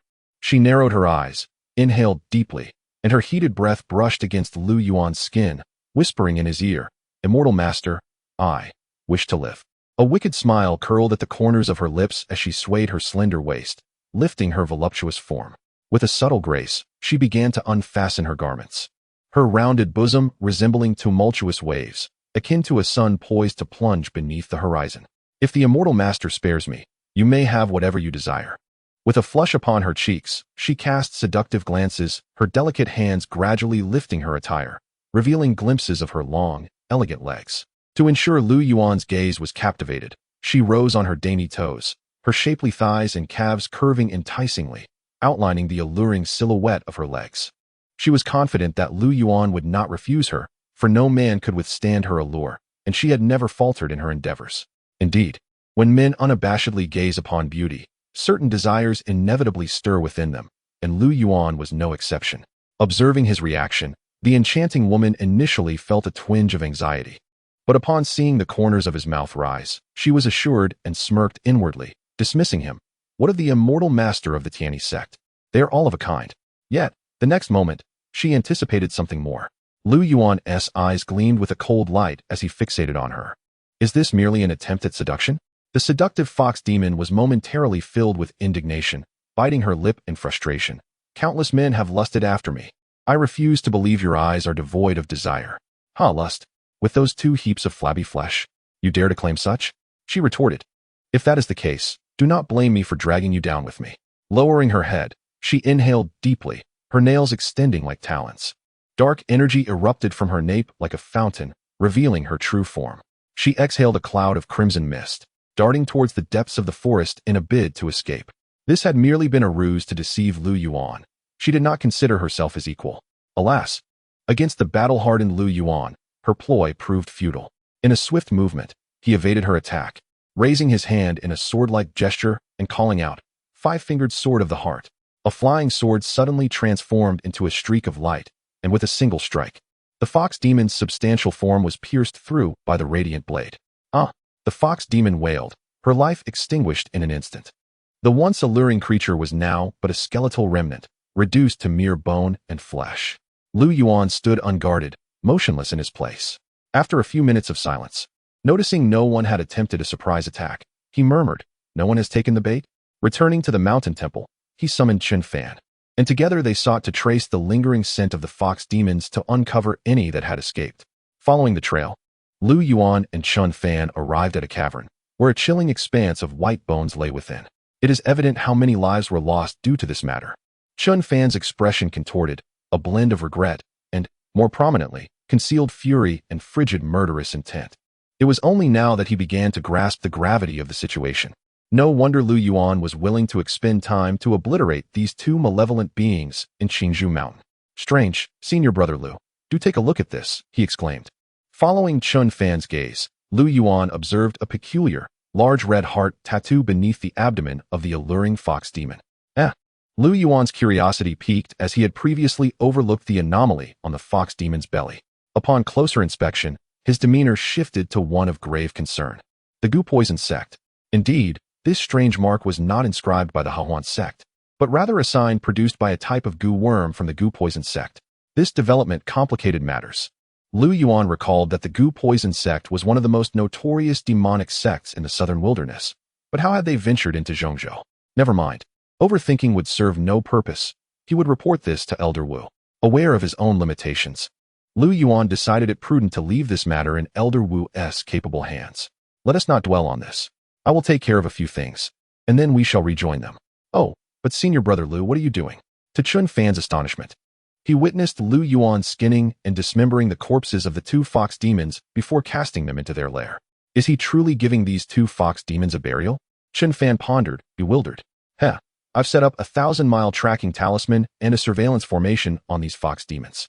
Should they have any relatives or allies lurking in the shadows, they will undoubtedly mourn and curse upon discovering the fate of these two. At that moment, as soon as they moved the corpses, a glint of cold light flashed in Lu Yuan's eyes. Senior Brother, your ruthlessness is truly commendable. Chapter 27. Master Uncle, I have found the people of the Gu Poison Sect after this night. The airship traversed through the mists, ceaselessly moving day and night, finally arriving at the border between the Central Plains and the Southern Wilderness. This was also the ultimate destination of this journey, the 10,000 Great Mountains. The airship began to decelerate gently, descending towards the lofty mountain ranges below. As Lu Yuan was absent, this expedition was organized by Mo Qinyu, who led the disciples into the mountains. According to the rules, the duration of this training exercise would last 5 days. I shall await your return here. After 5 days, I will assess each of you based on your individual performances during this period. The purpose of this endeavor is to temper the disciples.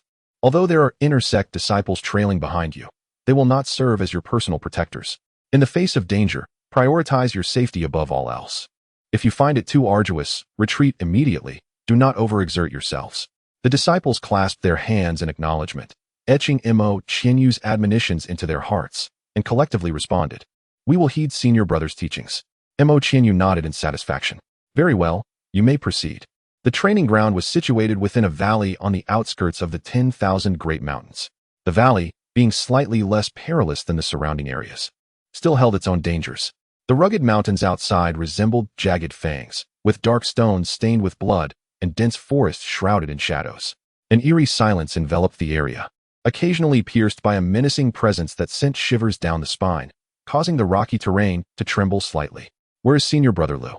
Why is it Senior Brother Mo leading us? Is it possible that Senior Brother Lu is setting us up again? No. It seems Senior Brother Lu has gone fox hunting with Chun Fan. What? Senior Brother Lu is taking Chun Fan to hunt fox spirits? Hush, did you hear? Senior Brother Lu is indeed seeking out fox spirits with Chun Fan. Upon hearing the discussions among the disciples, Yi Yanran hastened to approach Nangong Yeli, recounting the entire matter. Nangong Yeli looked astonished, glancing at Yi Yanran with disbelief.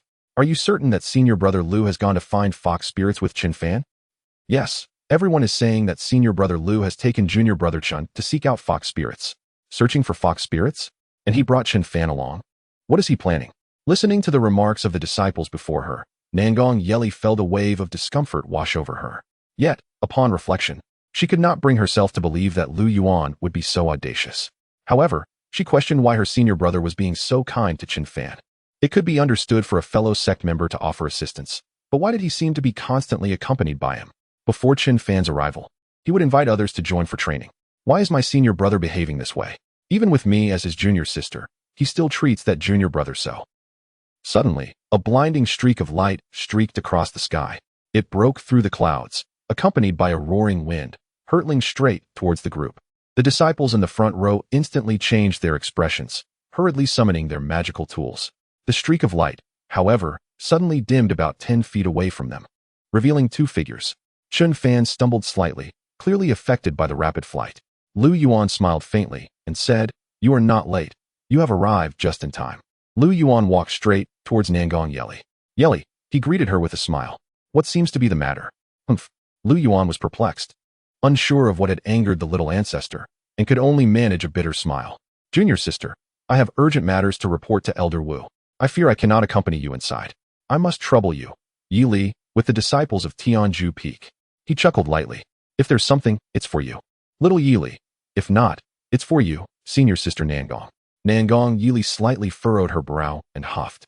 Oh, she had initially intended to refuse Lu Yuan vehemently. But when the words reached her lips, she found herself unable to be so harsh. In the end, she turned her head aside and said, "I understand, you may go. Chun Fan, hurry and catch up. I still have matters to attend to." Chun Fan, his expression grave, nodded and replied, "Yes, senior brother, I shall not disgrace my mission." Nangong Yili impatiently urged, "Let us go." Lu Yuan watched her departing figure and shook his head. "Is Yili going through a rebellious phase? Lu Yuan, do you have something to report to me?" Before Lu Yuan could seek out Elder Wu, the elder appeared beside him. Upon arriving, he had been monitoring the surroundings with his spiritual sense, vigilant of any movements within a radius of several hundred miles. Unlike the elder of the Holy Spirit sect from a novel in Lu Yuan's past life, Elder Wu dared not relax even for a moment. After all, these were disciples of the Tianyi Sect, and as the fifth elder, it was his duty to ensure their safety. His previous words had merely been a means to intimidate them. "Yes, fifth uncle, last night Chin Fan and I ventured to the Qingzhou forest." Elder Wu looked slightly surprised. He had some recollection of Qingzhou Mountain. Roughly a month prior, two fox demons had caused disturbances there.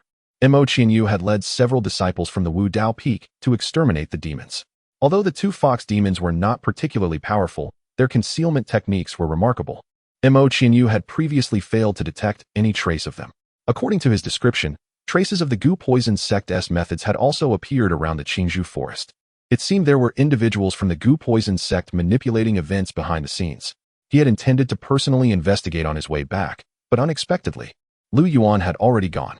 However, only a night had passed, and it was unlikely they had found those cunning fox demons. Qinyu had also been there before, but unfortunately, Elder Wu consoled him.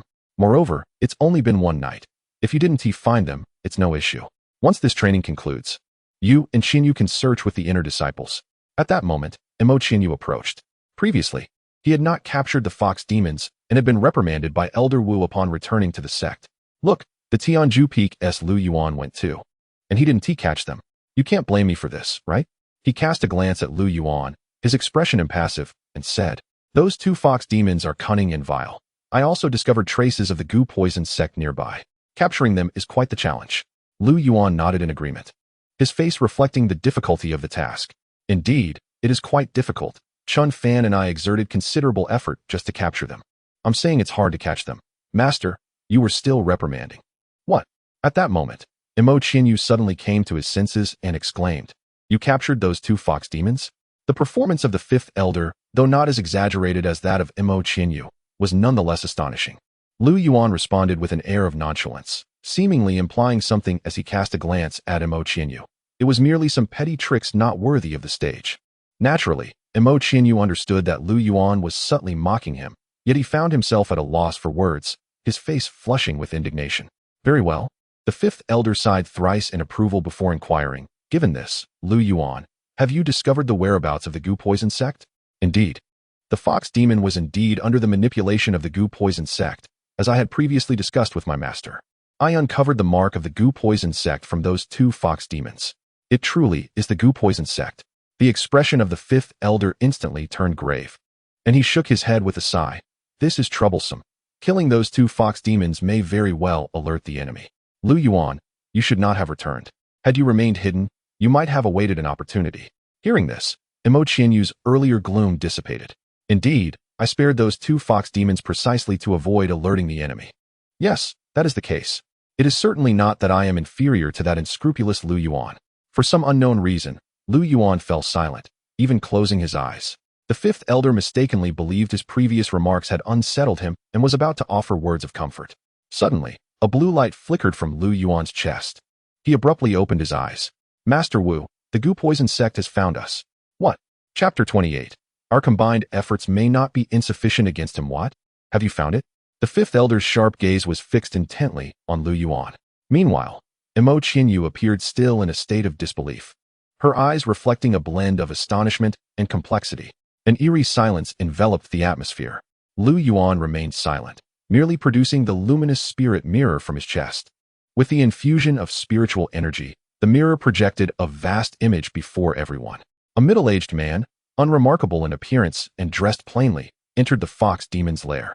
At first glance, one might assume he was merely a hapless hunter who had stumbled into the den. However, upon witnessing the tragic sight of the two fox demons, the man did not display fear. Instead, his brows furrowed tightly. Damn it! After so much effort to enslave these two fox demons, who has disrupted my plans? Boom! A surge of formidable black energy coalesced within the cave. As the dark mist enveloped the remnants of the two fox demons, a flicker of blue light surged from their corpses, shooting directly towards the middle-aged man. Highly alert, he conjured a wisp of black energy that effortlessly consumed the approaching blue beam. A trivial trick, he scoffed with disdain, though his expression quickly shifted to one of gravity as he muttered, "Wait, a tracking talisman?" Just as he prepared to hasten his escape, the blue light, which should have been extinguished, erupted once more, radiating a blinding brilliance. When the light faded, Lu Yuan, who had been situated in the depths of the 10,000 great mountains, materialized in this very spot. The middle-aged man, who intended to flee, was met with the sight of a youthful face, and a mocking glint filled his eyes. "Fool, why do you tread where the underworld opens no door for you? You, a mere fledgling at the foundation establishment stage, dare to capture me?" Seeing this, the middle-aged man bent his knees slightly and lunged toward Lu Yuan with great force. Unfazed, Lu Yuan drew forth his spirit sword. Clang, clang, clang. Both combatants moved swiftly, exchanging several blows in a brief span. According to Lu Yuan's assessment, this seemingly ordinary middle-aged man was, in fact, a cultivator at the nascent soul stage. The disparity in their cultivation levels was stark, and Lu Yuan felt the strain. Observing Lu Yuan's youth and remarkable abilities, the middle-aged man, drawing upon his extensive experience, decided to test him. He halted his attacks momentarily, examining Lu Yuan's attire and combat style, and deduced that he was a disciple of the Tianyi Sect. "I see now, so it is the Tianyi Sect. And it's you." The middle-aged man seethed with fury, his brows knitting together as he gritted his teeth. "You little brat, what is your connection to that old coot, Zine?" Zine, the real person of Tianyi Peak, had a direct disciple, and his senior brother was the swordsmanship prodigy, Li Chongqing. Mentioning Lu Yuan's master caused the middle-aged man, who had initially dismissed Lu Yuan's youth, to adopt a more serious demeanor. "What? So you are indeed that old fellow's disciple? Fox Senyang, what are you waiting for? Come out." As soon as the middle-aged man's words fell, a chilling yet alluring laugh, an uncanny blend of both, echoed from the direction of the cave's entrance. With a soft, melodic chuckle, a voluptuous woman adorned in revealing attire, her fox ears peeking from her lustrous hair, emerged gracefully from the shadows. Fox's third mistress surveyed her surroundings, her laughter echoing as she cast a mischievous glance at the middle-aged man.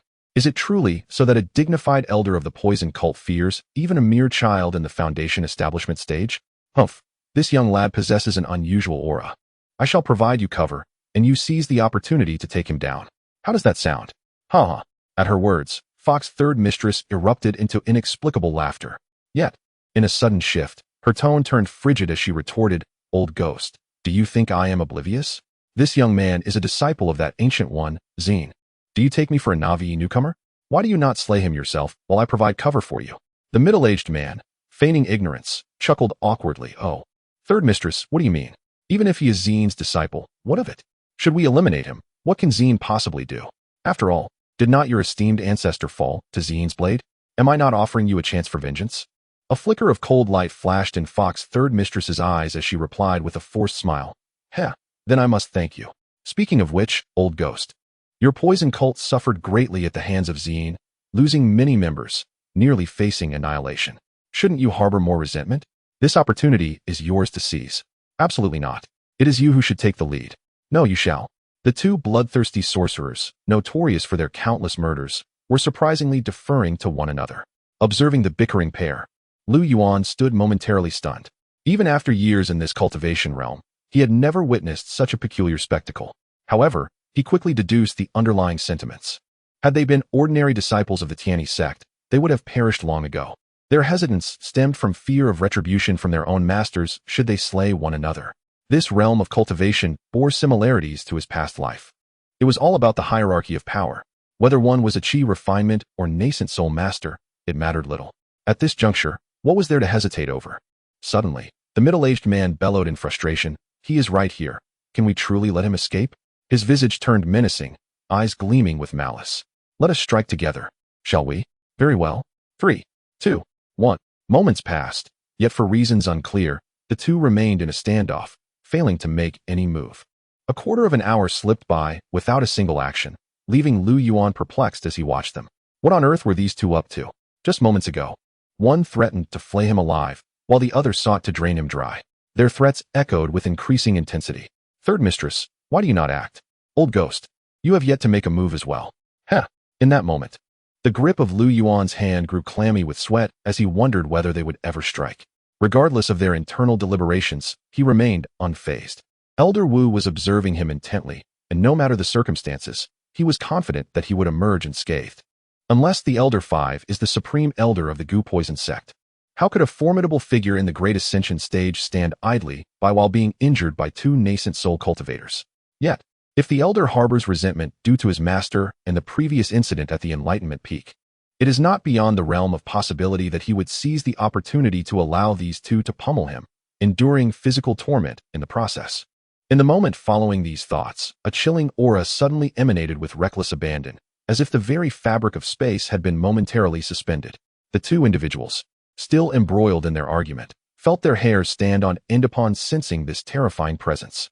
An overwhelming dread, akin to a primal fear, washed over them. The sounds of their quarrel were abruptly silenced, replaced by terrified screams. It was the presence of the esteemed Qingwei Jinren. The middle-aged man's face turned ashen, his voice trembling with trepidation. "San Yang, do not be afraid. Together, we may not be without the means to confront him. Very well, let us attack together." Yet, in the next heartbeat, the middle-aged man had no intention of engaging. Disregarding everything, he fled towards the exit in a frantic haste. Chapter 29. The disciples of the Tianyi Sect are truly foolish. Fox San Yang let out a heart-wrenching cry. She had anticipated this moment. Like the middle-aged man, she exerted her utmost speed to distance herself from the fifth elder, recklessly dashing towards the exit. Both intended to delay the other, but being cunning foxes of a millennium, neither could deceive the other. It mattered little that they were both at the nascent soul stage. Even formidable beings of the void refinement realm would seek to avoid confrontation. With a casual wave of his hand, the fifth elder delivered a heavy strike to the chests of the two, sending them hurtling through the air. Rolling on the ground several times, their internal organs injured, blood trickling from the corners of their mouths. They had no time to assess their injuries or even to rise from the ground. Instinct propelled them to scramble away on all fours once more. Master Lu Yuan, in the name of Xin Jinren, could silence a child's cries among demonic cultivators. Although the fifth elder was less fearsome than Xin, he was nonetheless a powerful figure. How could these two nascent soul cultivators dare to provoke him? Yet, despite their desperate exertions, they remained rooted in place.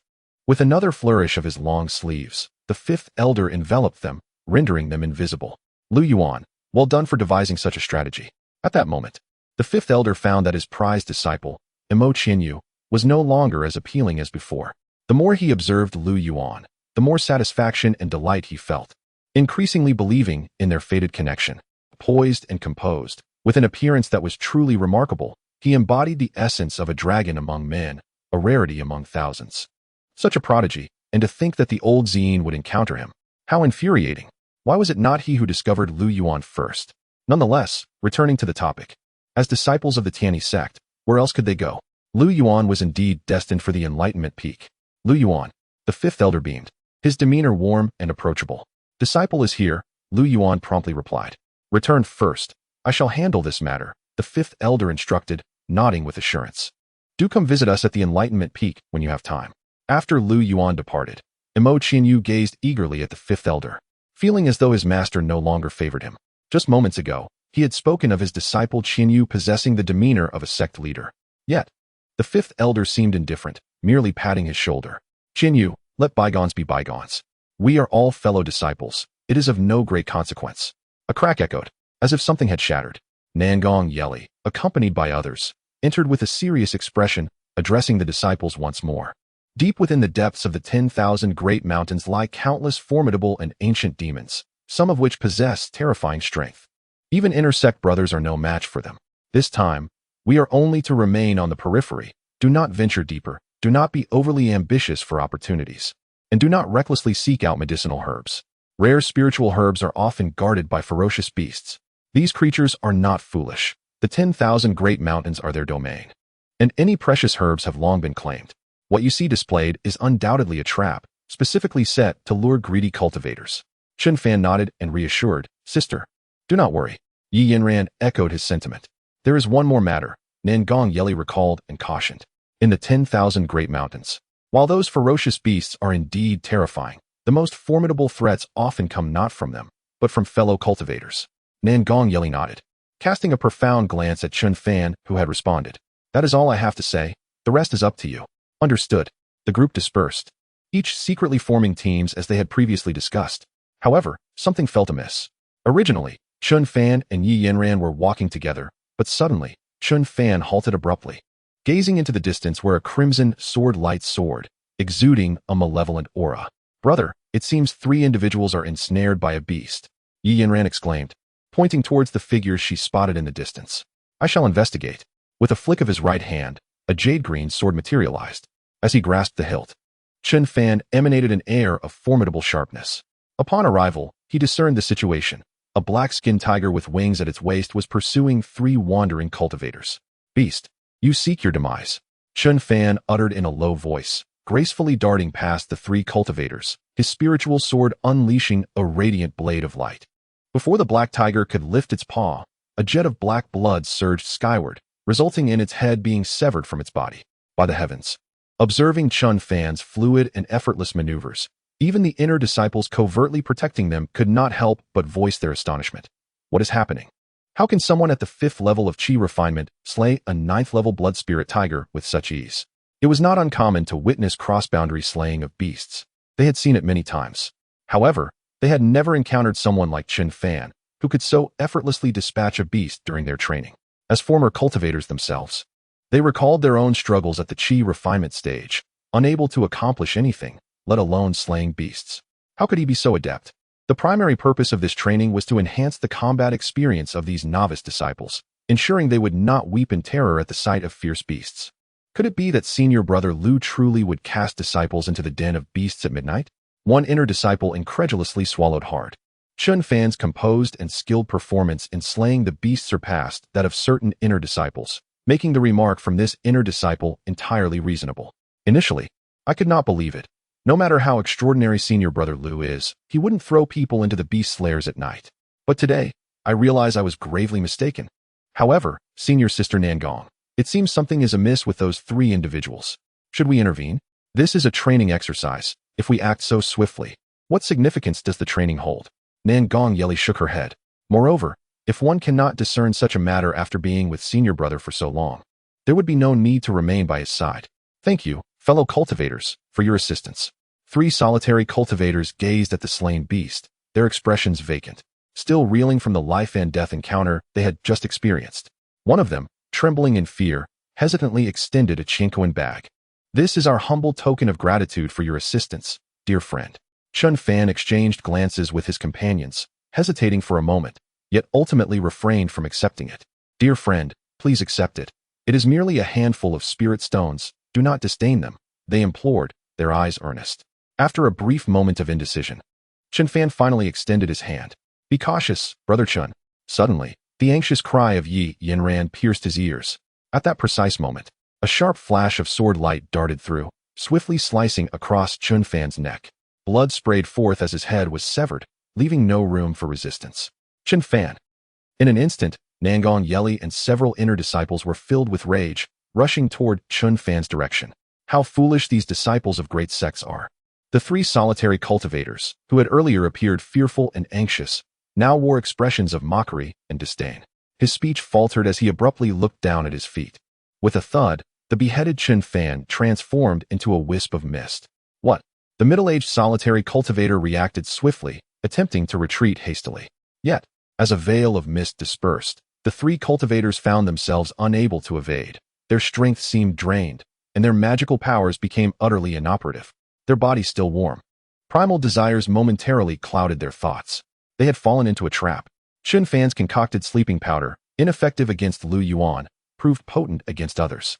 Seizing the opportunity while the three were momentarily stunned, the seemingly deceased Chun Fan gradually emerged from the ground. A flash of swordlight passed. Like the Black Tiger, these three met their demise on the spot. After accomplishing this, Chun Fan exhaled deeply, yet soon sensed an odd atmosphere surrounding him. Turning his head, he noticed Nangong Yeli and 5 senior brothers and sisters frozen at a short distance, their expressions peculiar. Chun Fan blinked and then grinned. This is what my senior brother taught me. Chapter 30. One must not lack vigilance against others, yet one must harbor intentions to harm. In truth, I have long perceived the peculiarities of the three of them. Chun Fan tilted his head and smiled. My senior brother once remarked that we, as practitioners, must not lack caution towards others, while also maintaining a readiness to inflict harm. Nangong Yeli and her companions exchanged awkward glances, sheathing their spiritual swords and clearing their throats. It's nothing. Please continue, they urged, retreating back into the shadows to quietly observe Chun Fan. They felt an unsettling notion that this trial was proving to be less challenging for Chun Fan than remaining at Tianyi Peak. How do senior brother Chun and senior brother Lu usually treat you? Yi Yanran inquired, scampering to Chun Fan's side with a curious expression. Chun Fan fell into contemplation. He was uncertain of the exact nature of Lu Yuan's treatment towards him, yet he was acutely aware that in the brief span of half a year, he had accrued a debt of 132.5 premium spiritual stones, 256 superior spiritual stones, and 5.5 mid-tier spiritual stones owed to Lu Yuan. The deceitful tactics employed by those three cultivators could only be deemed rudimentary compared to what he had encountered with Lu Yuan. These were all lessons steeped in blood and tears. Just as Nangong Yeli and the others finally began to feel at ease, a sudden exclamation broke the moment. Sister Nangong, something terrible has happened. An inner sect disciple arrived on a flying sword, his expression fraught with panic. What is it? Nangong Yeli's brows knitted in concern, a sense of foreboding creeping into her thoughts. Several entry-level disciples have gone missing, and even those inner sect disciples tasked with watching over them have vanished. What? Nangong Yeli quickly regained her composure and pressed for details. Do Elder Wu and senior brother Lu know about this? The crux of the matter was that Elder Wu and senior brother Lu were nowhere to be found. Although the presence of Elder Wu and the inner disciples typically ensured safety, it was not uncommon for some disciples to suffer casualties during trials. If the inner disciples and Elder Wu intervened at the first sign of danger, the disciples would inevitably grow complacent, rendering the trials meaningless. However, the loss of contact with the inner disciples was a far more serious issue. Under Lu Yuan's influence, the disciples of the Tianyi Sect had developed a vigilance unparalleled by any other sect, having absorbed the lessons from being in Lu Yuan's presence. Nangong Yeli was not a fragile maiden. She soon steadied herself and made a decisive resolution. Do not act rashly. We must maintain our positions and refrain from any hasty movements. Sister, should we not cancel the trial and gather these disciples for collective defense? Nangong Yeli shook her head gravely. She was not overly concerned about the trials themselves. Such events could be convened at any time. Her fear lay in the possibility that someone had deliberately lured Elder Wu and Lu Yuan away. The decision to avoid gathering the disciples was also to prevent them from being ensnared all at once. It was conceivable that the individual behind this disturbance had intentionally leaked this information to incite chaos. The one capable of orchestrating the diversion of Lu Yuan and Elder Wu was undoubtedly no ordinary person, and they had calculated their moves with precision. Without Lu Yuan and Elder Wu, the remaining individuals were bound to be in a state of panic, just as the previous disciple had contemplated. Gathering everyone together would indeed be akin to capturing fish in a barrel. Nangong Yeli, being a graduate under Lu Yuan's tutelage, was well aware of the necessity to remain vigilant. Fortunately, in accordance with the survival principle number 79 of the cultivation world imparted to her by Lu Yuan, it precisely documented such a scenario. Do not make a sound, Brother Zhang, and Junior Brother Li. Stay here to keep watch. The rest, follow me. In stark contrast to the tense atmosphere surrounding Nangong Yeli, Chun Fan had already vanquished numerous beastly creatures. Although they were merely low-level monsters lacking intelligence, he was considerably ahead in terms of progress. Despite the absence of any imminent threat from the beasts in this valley, his cautious nature compelled him to linger on the periphery. Suddenly, a chilling roar of a bear echoed through the air. Chun Fan and Yi Yanran, despite being several miles away, could still feel a terrifying shockwave that crashed upon them like a mountain torrent. Chun Fan's expression shifted. This formidable beast was beyond his capabilities to confront. Without a moment's hesitation, he commanded, "Retreat." Under his leadership, he and Yi Yanran began to withdraw slowly along their path, striving to make as little noise as possible. However, for reasons unknown, the beast seemed to be advancing in their direction. It was a colossal bear, its body cloaked in dark greenish-black fur, with eyes that glowed a menacing shade of crimson. Surrounding it was an electric aura that crackled ominously. From the overwhelming surge of its vitality and magical energy, Chun Fan quickly assessed that this creature was at least at the foundation establishment stage. Trailing closely behind the bear was a group of human cultivators clad in uniform attire. Amongst them, one figure stood out, a tall man with striking red hair. Towering nearly 2 meters, he boasted a robust physique with muscles akin to iron. His fiery red skin seemed to emanate a palpable heat. Undoubtedly, he was the leader of this assemblage. Letting out a sigh of relief, Chun Fan realized that they were members of the Beast Tamer Pavilion, sparing him from unnecessary alarm. Yet, beside him, Yi Yanran suddenly trembled, her eyes wide with disbelief. How could it be him? She murmured. It was Yi Maoshan, the second son of the Yi family, and her half-brother. Before encountering this spatial ring, she had always been overlooked in her family. Her previous fabrications about a tragic past were merely ploys to elicit sympathy from Lu Yuan. To her astonishment, Lu Yuan had been entirely unmoved by her tactics. Her earlier claims of seeking Lu Yuan's assistance out of fear of being targeted by the Beast Tamer Pavilion, and her offering of the precious Jinwu ancient jade in exchange, now seemed highly questionable, especially considering Lu Yuan's meticulous nature. Nevertheless, encountering him might not be entirely adverse. Seizing this opportunity, she could potentially earn Lu Yuan's trust. To ensure that both Lu Yuan and Nangong Yaler would accompany her to the ancient demon ruins, she resolved to take this risk. A glint of cold determination flashed in Yi Yanran's eyes. Noticing Yi Yanran lost in thought, Chun Fan turned to her, puzzled by her sudden stillness. Yet, upon closer inspection, one could discern that Yi Yanran's complexion was ashen, her eyes betraying an unmistakable and profound hatred. "Junior sister Yi, what troubles you?" Chun Fan inquired with concern. A myriad of questions swirled in Chun Fan's mind. What could have caused such a palpable shift in Yi Yanran's demeanor? Was it perhaps related to the individuals from the Beastmaster Pavilion? Yi Yanran inhaled deeply, striving to quell the turmoil within her heart, and gently shook her head. "I am fine, truly. Let us depart swiftly." "Very well," Chun Fan replied, noting her reluctance to elaborate, thus refraining from further questioning. Yi Yanran was unaware of how much Chun Fan had gleaned. Being a sagacious woman, she understood that excessive words might arouse suspicion. It sufficed for Chun Fan to relay the ensuing events to Lu Yuan. Just as Chun Fan turned, a spatial ring materialized in Yi Yanran's palm. Within the ring emerged a minuscule black dot, which, upon its release, homed in on the direction of the Zixiao black bear, darting straight toward the creature's forehead. Having executed her plan, Yi Yanran appeared unfazed, trailing behind Chun Fan. The Zixiao black bear, which had previously lingered near Yi Maoshan, suddenly succumbed to a frenzy upon being struck by the black dot. Its eyes, bloodshot, it lunged toward Chun Fan and Yi Yanran like a bolt of black lightning. Chapter 31. The Breath of the Black Bear Under My Guidance. The Purple Cloud Black Bear. Yi Maoshan was momentarily taken aback. This ancient bloodline creature, the Purple Cloud Black Bear, was his contracted beast. Such a situation had never arisen before. What could be the cause? Why was the Purple Cloud Black Bear uncontrollable? Yi Maoshan's face turned pale as the connection to the black bear seemed to tear at his very soul. The once obedient Purple Cloud Black Bear had transformed entirely. Its originally purplish-red eyes now ablaze with a fierce crimson hue. With a thunderous roar, the bear galloped forward, a cloud of dust swirling in its wake. Despite its seemingly cumbersome size, the bear's extraordinary explosive power propelled it swiftly from Yi Maoshan's side to Chun Fan's location in mere moments.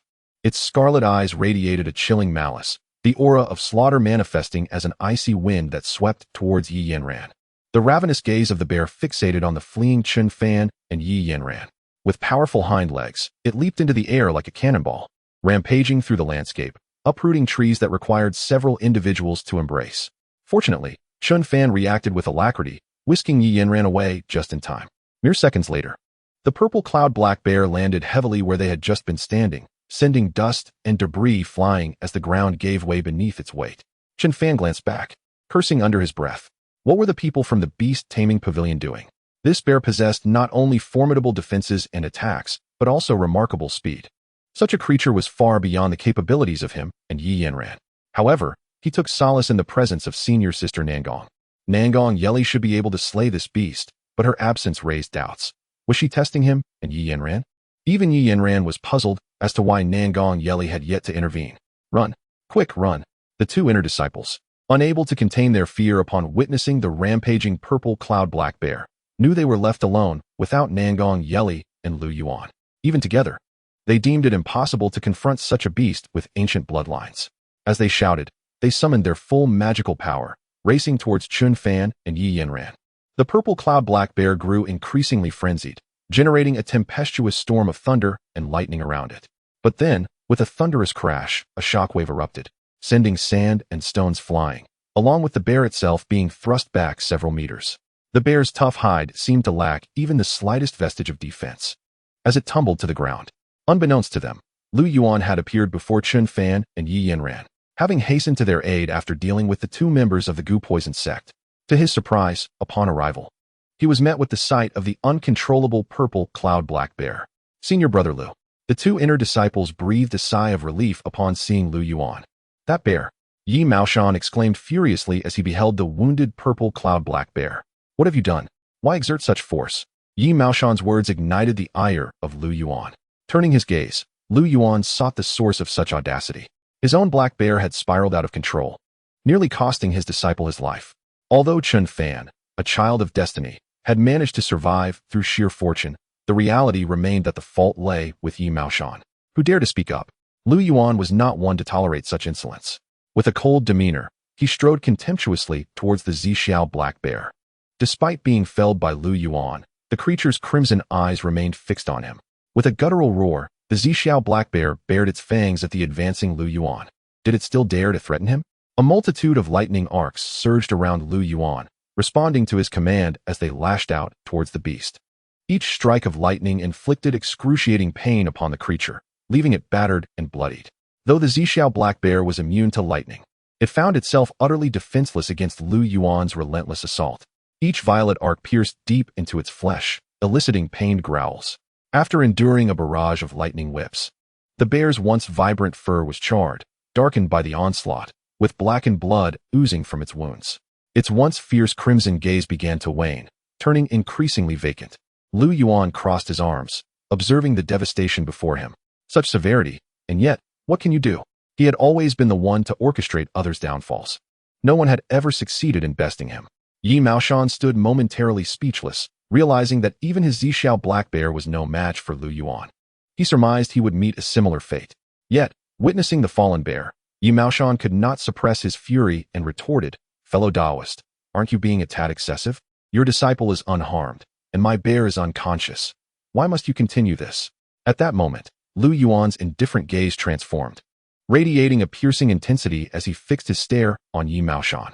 "A beast that bites deserves death. Do you wish to be next?" Yi Maoshan attempted to formulate a response, but under Lu Yuan's oppressive presence, even coherent words escaped him. Suddenly, the atmosphere shifted once more. From the esteemed Beastmaster Pavilion, not far from their location, came a figure of authority. A man stood aloft, seemingly suspended in the void, exuding an aura of dominance. The overwhelming pressure that had enveloped Yi Maoshan began to dissipate at an astonishing rate. Even the Foundation establishment disciples felt the weight of the moment, unable to meet the gaze of the newcomer. It was Yi Jinghong, the eldest of the Yi family and Yi Maoshan's older brother, a leader of the Beastmaster Pavilion and a contemporary of Li Chongqing, now rumored to have reached the nascent soul stage. Audacious! Yi Jinghong's voice reverberated through the air, causing both the disciples of Tianyi Sect and the Beast Control Pavilion to swallow hard, their hearts filled with disbelief. Could it be that a conflict was about to erupt between the two factions? At that moment, Yi Maoshan, who was being suppressed by Lu Yuan, was overwhelmed with joy. "Elder brother, my purple cloud black bear has been beaten to such a state by this person. You must stand up for me." Fortunately, his elder brother had emerged from seclusion to provide support. Otherwise, he would have truly faced humiliation at the hands of the disciples from Tianyi Sect. Boom. Before Yi Maoshan could finish his words, Yi Jinghong had already made his move. With a swift motion, he extended his hand, and in an instant, a golden light enveloped the area, transforming into a colossal golden hand that descended directly towards Lu Yuan. Yi Yanran bit her silver teeth, filled with regret. How could Yi Jinghong be here? This situation has spiraled out of control. She was well aware that Yi Jinghong had always been indulgent towards his younger brother. Faced with Yi Jinghong, who had reached the nascent soul stage, Lu Yuan, no matter how capable, could not stir the waters. Now, all hope rested on the elders within Tianyi Sect. The golden hand descended from the heavens, completely overshadowing the onlookers. Senior brother Lu. As the golden light dissipated, the scene before them left everyone utterly astonished. Lu Yuan emerged unscathed, while Yi Maoshan's purple cloud black bear was left in a state of utter chaos. This spectacle rendered Yi Maoshan, who had been merely spectating, speechless. Elder brother, what have you done? Chapter 32, Lord Yin. This matter is seamlessly executed as the golden hand vanished. Countless astonished gazes were cast towards Lu Yuan. The sudden turn of events caused Yi Maoshan's expression to change drastically, and he could not help but exclaim, "How is this possible?"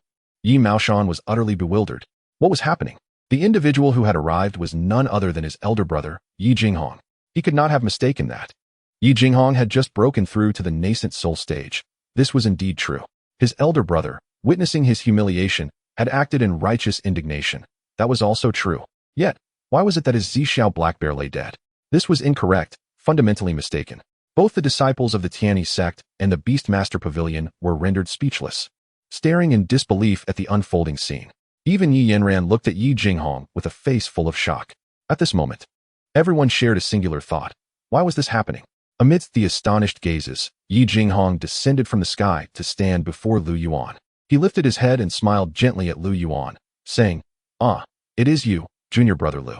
This wretched Zixiao black bear went out of control and nearly harmed 2 of our junior brothers and sisters from the Tianyi Sect. Fortunately, it did not lead to a grave error." Lu Yuan turned to regard the lifeless Zixiao black bear on the ground and coldly snorted. "What do you mean by fortunately it did not lead to a grave error? Junior brother, are you so dense as to not grasp the implications?"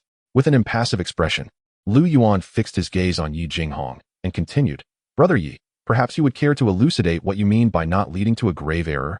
Junior brother Lu, please refrain from being agitated.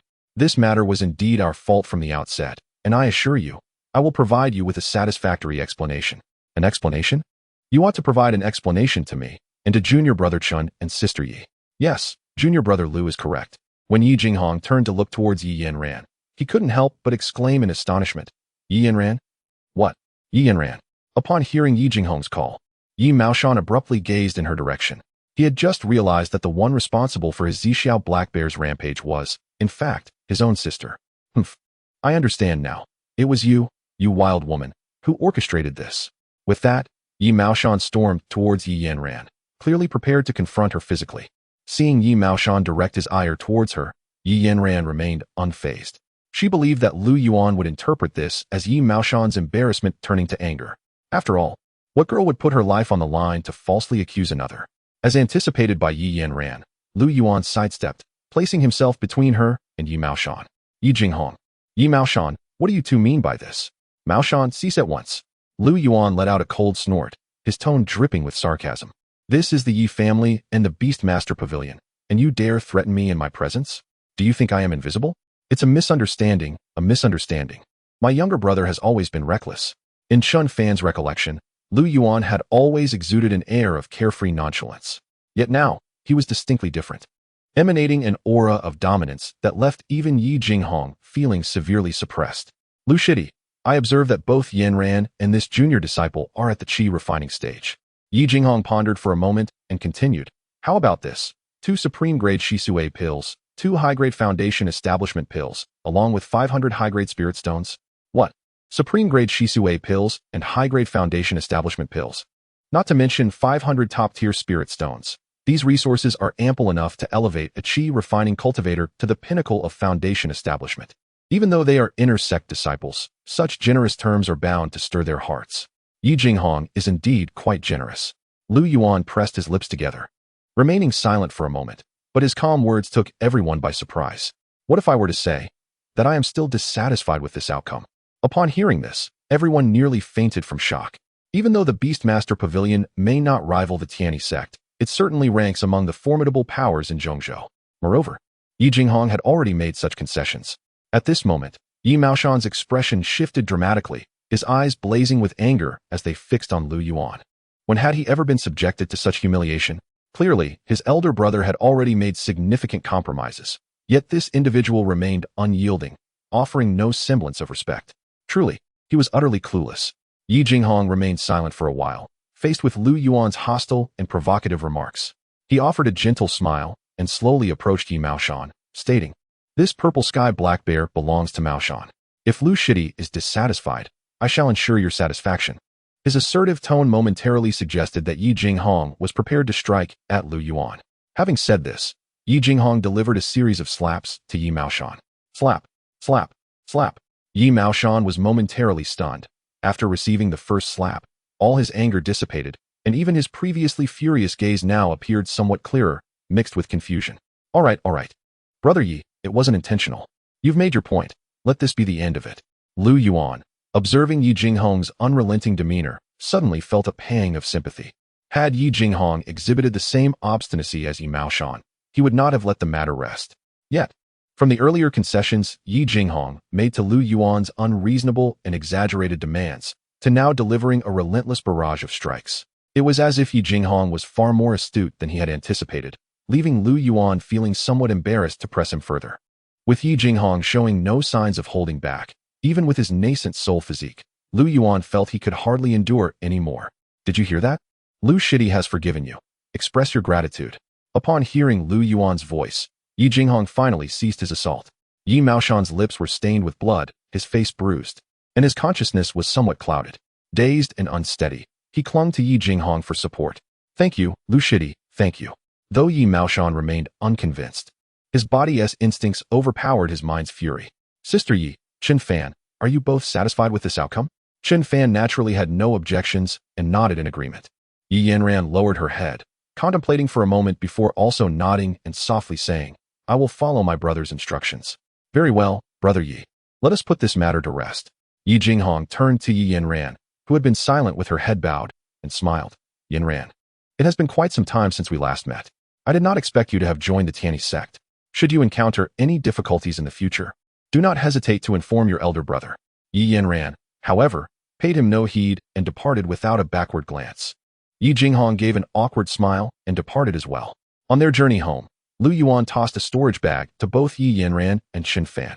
The two instinctively raised their hands to catch them. Chen Fan glanced down at the item in his hand, momentarily stunned, before his face lit up with joy. Meanwhile, Yi Yanran continued to keep her head lowered. Observing her demeanor, Lu Yuan sighed. "Junior Sister Yi, this is a token of compensation from Yi Jinghong for both of you. As for the situation with Yi Maoshan, I must regretfully inform you," he continued in a somber tone. "He adamantly claims not to know you and has begun to act unreasonably. There's little I can do in this regard. After all, you are aware that the beast taming pavilion and the Yi family cannot afford to sever ties with each other. It seems this matter must rest as it is." "It is quite all right, Brother Lu. This is already sufficient. Without your assistance, Yanran would likely." Lu Yuan nodded in agreement. It appears that Junior Sister Yi had foreseen this. For Yi Maoshan truly dares to act against disciples during their trials. As he spoke, Lu Yuan cast a sympathetic gaze towards Yi Yanran. One cannot fathom the heartlessness of the Yi family. Even if she is a half-sister, there is no need to pursue such ruthless measures. His tone revealed his indignation. After finding a suitable excuse, Yi Yanran retreated to a secluded area and took out the storage ring once more. "Lord Yan, Lu Yuan just mentioned that we will soon be heading to the ancient demon ruins." Very well, but he hasn't sensed anything amiss, has he?" A hoarse voice emerged from the ring. "Fear not, my lord, my concealment is flawless." Meanwhile, after Yi Yanran's departure, Chen Fan turned to Lu Yuan with a serious expression. "Brother, Yi Yanran is hiding something." Chapter 33. "Brother, something is amiss with Sister Yi, brother. Something is amiss with Sister Yi. What brings about this assertion?"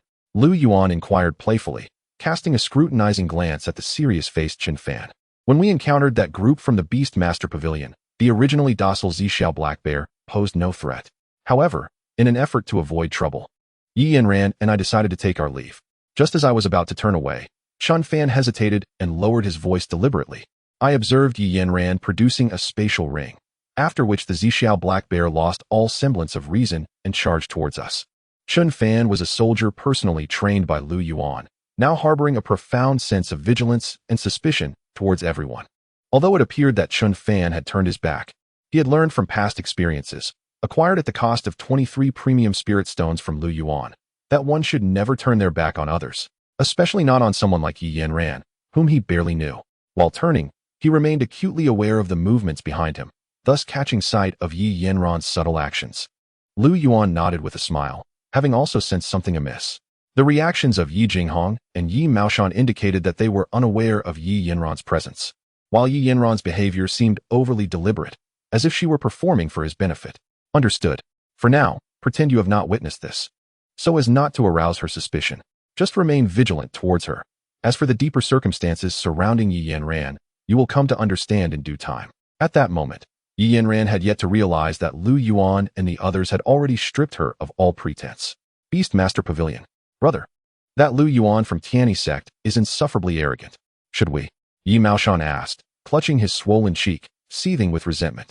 Yi Jinghong scoffed. You would do well to abandon such thoughts. It is utterly implausible. With reddened eyes, Yi Maoshan retorted. Does this mean my Zhixiao Black Bear died in vain? Fool. I was the one who dispatched your Zhixiao Black Bear. Do you intend to hold me accountable for it? How old are you? Yi Jinghong scolded sharply. This matter is inherently our fault, for the other party is a direct disciple of Tianyi Sect. As for Yuan, we not only cannot act against him, but we must also seek to ally with him. What? Do you still harbor intentions of confronting him? Do you think his master, the esteemed Xin Jinren, is just a figurehead? Yi Maoshan was left dumbfounded, his dissatisfaction evident as he questioned, are we to simply let this go? What else would you propose? Yi Jinghong sighed. Do you not see? He subdued your foundation-building Zhixiao Black Bear with but a few moves, and you still wish to confront him? Such a prodigy may well be another Li Chongqing. At the mention of Li Chongqing, a flicker of melancholy crossed Yi Jinghong's eyes. Li Chongqing could be regarded as the pinnacle of aspiration for all sword cultivators, a natural swordsman of extraordinary talent who even grasped the profound mysteries of swordsmanship. He overshadowed his contemporaries, rendering them incapable of raising their heads, and his strength had become increasingly unfathomable over the years. In his youth, Yi Jinghong had also been brazenly arrogant, believing himself unmatched. However, upon encountering Li Chongqing, his pitiful pride and arrogance were severed by a single strike. No matter how hard he tried, he could never surpass this towering mountain, and gradually he learned to recognize his own limitations. Reflecting on the past, Yi Jinghong let out a bitter laugh, warning once again. As far as I know, unlike Li Chongqing, Yuan exhibits a demeanor reminiscent of demonic cultivators, even more extreme than those of the demonic path. Do you think I attacked you back then for no reason? I did it for your own good. The mere thought of Yuan, as described by others, sent a chill down Yi Jinghong's spine. Such a person should not only be avoided but never offended. Otherwise, one might find themselves oblivious to the circumstances of their own demise. Yi Maoshan fell silent, his eyes still aflame with indignation, yet he had at least regained his composure. Very well, let it be as it is, and do not stir up trouble with Yi Yanran. I have observed since childhood that our sister is quite similar to her mother, harboring profound thoughts. Since she has joined the Tianyi Sect, as long as she does not come to the Yi family, we shall leave her be. Yi Maoshan nodded in agreement. In due time, I will seek out a more formidable beast for you. Really? Hee, big brother, you are truly wonderful.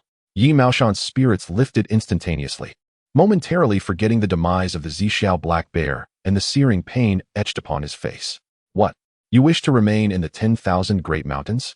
That is out of the question. This place is far too perilous. Within the airship, Elder Wu frowned at Yuan, shaking his head slightly as he called out. Yuan, you are already a senior disciple. There is no need for me to elaborate on the dangers of the 10,000 Great Mountains. If anything were to happen to you, how would your master explain it to your uncle? Elder Wu spoke candidly, showing no mercy towards Yuan. Yet, his words were undeniably grounded in concern for Yuan's safety. Uncle, I merely wish to take a stroll around the periphery. There is nothing to worry about. A stroll? Is the back mountain of the Tianyi Sect not sufficient for you? Why the desire to linger here? You wouldn't be bewitched by the enchantress of the heavenly demon sect, hoping to use this as an excuse to flee from the Tianyi Sect, would you? Elder Wu's gaze pierced like arrows, seemingly intent on uncovering Yuan's innermost thoughts. Uncle, what are you imagining? Yuan wore a helpless expression, forcing a sheepish smile. Have you forgotten who slayed the enchantresses from the 213th to the 234th generations of the heavenly demon sect? Indeed, what could possibly be in the 10,000 Great Mountains that compels one to stay? Wait, that's not right. Elder Wu suddenly recalled something, furrowing his brow as he scrutinized Yuan, asking, Yuan, Are you intending to venture into the ancient demon ruins? What? The ancient demon ruins? What are those? Lu Yuan's heart raced, though he maintained a foolish grin, scratching his head in confusion. Elder Wu, a cunning old fox with years of cultivation, was naturally aware of Lu Yuan's hidden intentions. He nodded, revealing a hint of a kind smile, and gently inquired, Lu Yuan, how do you perceive my treatment of you? The master uncle has always treated me exceptionally well. Lu Yuan, with a swift flicker of his eyes, hastily shifted the subject, saying, however, I have matters to attend to. And concerning safety, my master will return shortly, so there is no need for you to worry. Observing Lu Yuan's hasty retreat, Elder Wu let out a long sigh. At my age, do you think I would covet such trivial fortune? Oh well. Once Lu Yuan had completely departed, Elder Wu immediately summoned Imo Qianyu with his divine sense. Disciple, your master has a tremendous opportunity to bestow upon you. There is no need for you to accompany us back. Junior Sister Yi. The ancient demon ruins lie within the 10,000 great mountains. Let us seize this chance to pay a visit. All right. Upon hearing that they were to venture to the ancient demon ruins, Yi Yinran endeavored to steady her excited heart.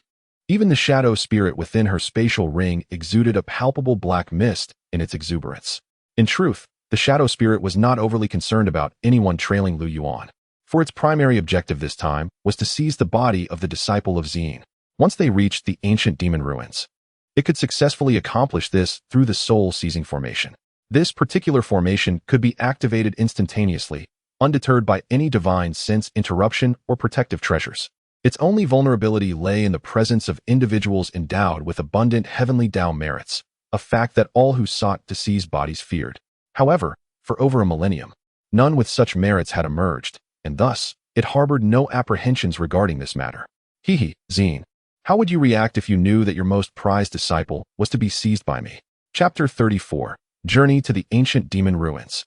Deep within the 10,000 great mountains, upon entering this realm, one can immediately feel a gentle breeze wafting towards them, imbued with the fragrant essence of flora that is both refreshing and delightful. The most commonplace trees here soar above 100 meters, while the dense forest presents no discernible paths. The shadows of the trees obscure the true scenery within. The mountains are lush and vibrant, a tapestry of colors, teeming with life, where the flourishing of all things is vividly apparent. The lake lies in tranquil stillness, reflecting the azure sky and fluffy white clouds. By the lakeside, 2 men and 2 women are taking a moment to rest. These 4 are none other than Lu Yuan, Nangong Yeli, Yi Yinran, and Imo Qianyu. The ancient demon ruins are far too perilous for Qin Fan. As for Imo Qianyu, the mere mention of his name ignites an inexplicable fury within Lu Yuan. The 5th elder, with his pronounced brows and large eyes, fervently declared that he would never compete with Lu Yuan for opportunities.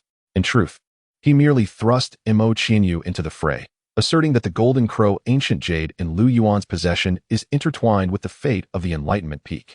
Truly, he is unworthy of being a son. Lu Yuan caught a considerable number of bluefish in the lake. In his previous life as a university student, he had worked part-time in a kitchen during his holidays. To him, such tasks posed no challenge. Within a mere 15 minutes, he had expertly prepared a dozen fish. Senior brother, this dagger of yours is remarkable, so delicate and pinkish. It appears to be a top-tier spiritual treasure from the postnatal realm. Yet, why have I never seen you use it before? Nangong Yeli inquired, glancing at the short blade Lu Yuan employed to prepare the bluefish. Her curiosity piqued. This, Lu Yuan replied, lifting the short knife for inspection. The blade measured approximately 1 foot and 2 inches in length, its sheath a deep green, emanating a chilling aura. Utilizing it for these bluefish seemed rather excessive. Lu Yuan remained silent, casting a glance at the reticent Imo Qianyu beside him. Following Lu Yuan's gaze, Nangong Yeli turned her attention to Imo Qianyu, who, despite his earlier impassive demeanor, now wore a grim expression, gritting his teeth as he exclaimed, "White tiger dagger. This is a treasure from the Enlightenment Peak's vault." As Lu Yuan slowly turned the fish, they gradually transformed into a golden hue, releasing an enticing aroma that was profoundly alluring. A unique fragrance began to waft above the fire, rich and imbued with an irresistible temptation. For reasons unknown, Lu Yuan's movements suddenly halted, his gaze fixated on the depths of the forest ahead. Which fellow cultivator is present? Might you step forth for a meeting? As Lu Yuan's voice echoed, a figure unexpectedly emerged from what appeared to be an empty thicket. A woman clad in simple attire, her beauty slightly eclipsed by Yi Yanran's, but possessing a more voluptuous figure, stepped into view. "I am Cui Miaozhen, honored to meet all fellow cultivators. She greeted with a respectful bow, followed by a soft, enchanting smile that seemed to possess an alluring charm, evoking an instinctive fondness in those present. Gazing at the sizzling fish over the campfire, Cui Miaozhen's eyes sparkled with desire as she remarked, "It smells divine. Fellow cultivators, may I have a taste?" "Of course. These bluefish are not particularly rare." Imo Qianyu nodded in response. Lu Yuan hails from the heavenly absolute peak. Thus his training is predominantly directed towards the disciples of that sect. In contrast, Imo Qianyu has consistently sequestered himself in the Heavenly One sect, focusing solely on cultivation, emerging only to engage in battles with demonic beasts, devoid of any sense of vigilance towards others. In simpler terms, he resembles a bookworm from a past life. To him, venturing outside is synonymous with mutual assistance. Therefore, when Cui Miaozhen requested a roasted fish, Imo Qianyu readily acquiesced. "No, I cannot agree. The fish was caught by Yi Li, and I am the one who roasted it. It has no connection to you." Just as Imo Qianyu prepared to rise and hand the roasted fish to Cui Miaozhen, Lu Yuan roughly snatched it away. "You can eat it, but it will cost 10 spirit stones per fish." "What? 10 spirit stones for a roasted fish? Are you deliberately making things difficult for this friend?" Difficult? You think she is the only one who has to pay? You must contribute spirit stones as well." Lu Yuan retorted dismissively, casting a scornful glance at Imo Qianyu. Lu Yuan, you hear something else." Imo Qianyu sat up awkwardly, realizing that he too had to pay. Cui Miaozhen smiled gently and said, "Gentlemen, let us not quarrel over me. Here are 20 spirit stones. Please provide me and this gentleman with a roasted fish each." Upon receiving the roasted fish, Cui Miaozhen took a bite and exclaimed, "Friend, this roasted fish is incredibly fragrant. How did you prepare it? What? You think you can just eat without any strings attached? If you wish to know my secret recipe, it will cost extra." Lu Yuan's bluntness rendered Cui Miaozhen momentarily speechless. Seeing her moment of embarrassment, Nangong Yeli couldn't help but chuckle. The sudden presence of this woman, with her somewhat teasing tone, ignited a flicker of ire within Nangong Yeli, particularly towards Imo Qianyu, who displayed such warmth to a stranger. Could he not discern who was an ally and who was an outsider? This reminded her of Lu Yuan's earlier remark, "Warm men are a dime a dozen." However, Lu Yuan's actions left her thoroughly satisfied, alleviating her pent-up frustration. With a starry-eyed expression, Nangong Yeli gazed at the aloof Lu Yuan. Indeed, she and senior brother Lu were a match made in heaven. In response to Lu Yuan's repeated interruptions, Cui Miaozhen remained unfazed and softly probed, "Esteemed friends, are you solitary cultivators or disciples of a sect?" Lu Yuan sighed and replied, "Naturally, we are solitary cultivators. What sect would accept disciples of our meager caliber?" At that moment, Lu Yuan and his companions were not clad in the robes of the Heavenly One sect, leaving Cui Miaozhen uncertain of their identities. "Now I understand." Cui Miaozhen nodded, concern etched upon her face. "You do not need to belittle yourselves. Judging by your cultivation level, to be frank, those sect disciples merely linger within their sects and may not surpass us solitary cultivators. However, I must speak candidly. My friend, you still lack adaptability." "Oh." Sensing Lu Yuan's interest, Cui Miaozhen smiled subtly. "As solitary cultivators, we are naturally at a disadvantage compared to those with powerful backing and sections. In the realm of cultivation, mere adherence to the ordinary path will not lead to wealth." "Oh, wealth? Where might my esteemed senior sister acquire it?" Upon hearing the mention of riches, Lu Yuan's demeanor transformed from indifference to one of keen interest. "I am but a simpleton. I beseech you, senior sister, to elaborate." When powerful beings of the nascent soul and divine transformation stages perish, they often establish secret lairs to preserve their legacies.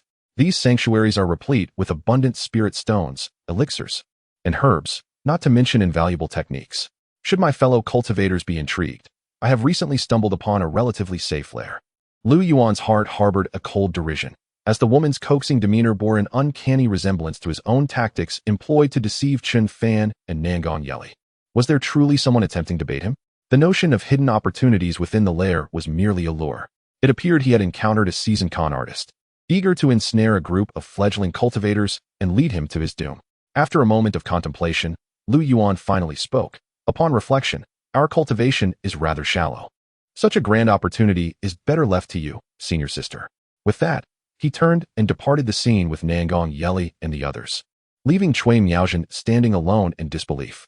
After a brief moment, watching their retreating figures and the extinguished campfire, Cui Miaozhen nearly ground her teeth in frustration, her lovely face radiating fury. "How dare they deceive me? She turned away and proceeded to another lair, where a young man clad in a black robe awaited her arrival. Noticing her solitary presence and the grim expression upon her face, he furrowed his brow. Did it not succeed? Cui Miaozhen shook her head. It could have succeeded, but one among them was excessively cautious. They left, and even tricked me out of 20 spirit stones. The young man grinned, a hint of bloodlust evident in his smile. 20 spirit stones. One may possess them, yet whether one can utilize them is another matter, is it not? What you imply is a group of inexperienced youngsters. What means could they possibly possess? Rather than coaxing them further, let us take direct action. Chapter 35. You must have at least 3 sentences to say. After departing from the lake's edge, Lu Yuan and his companions did not hasten away to evade Cui Miaozhen. Rather, they sought refuge in a cave. Lu Yuan, what are you thinking? We should leave at once. That woman is clearly problematic.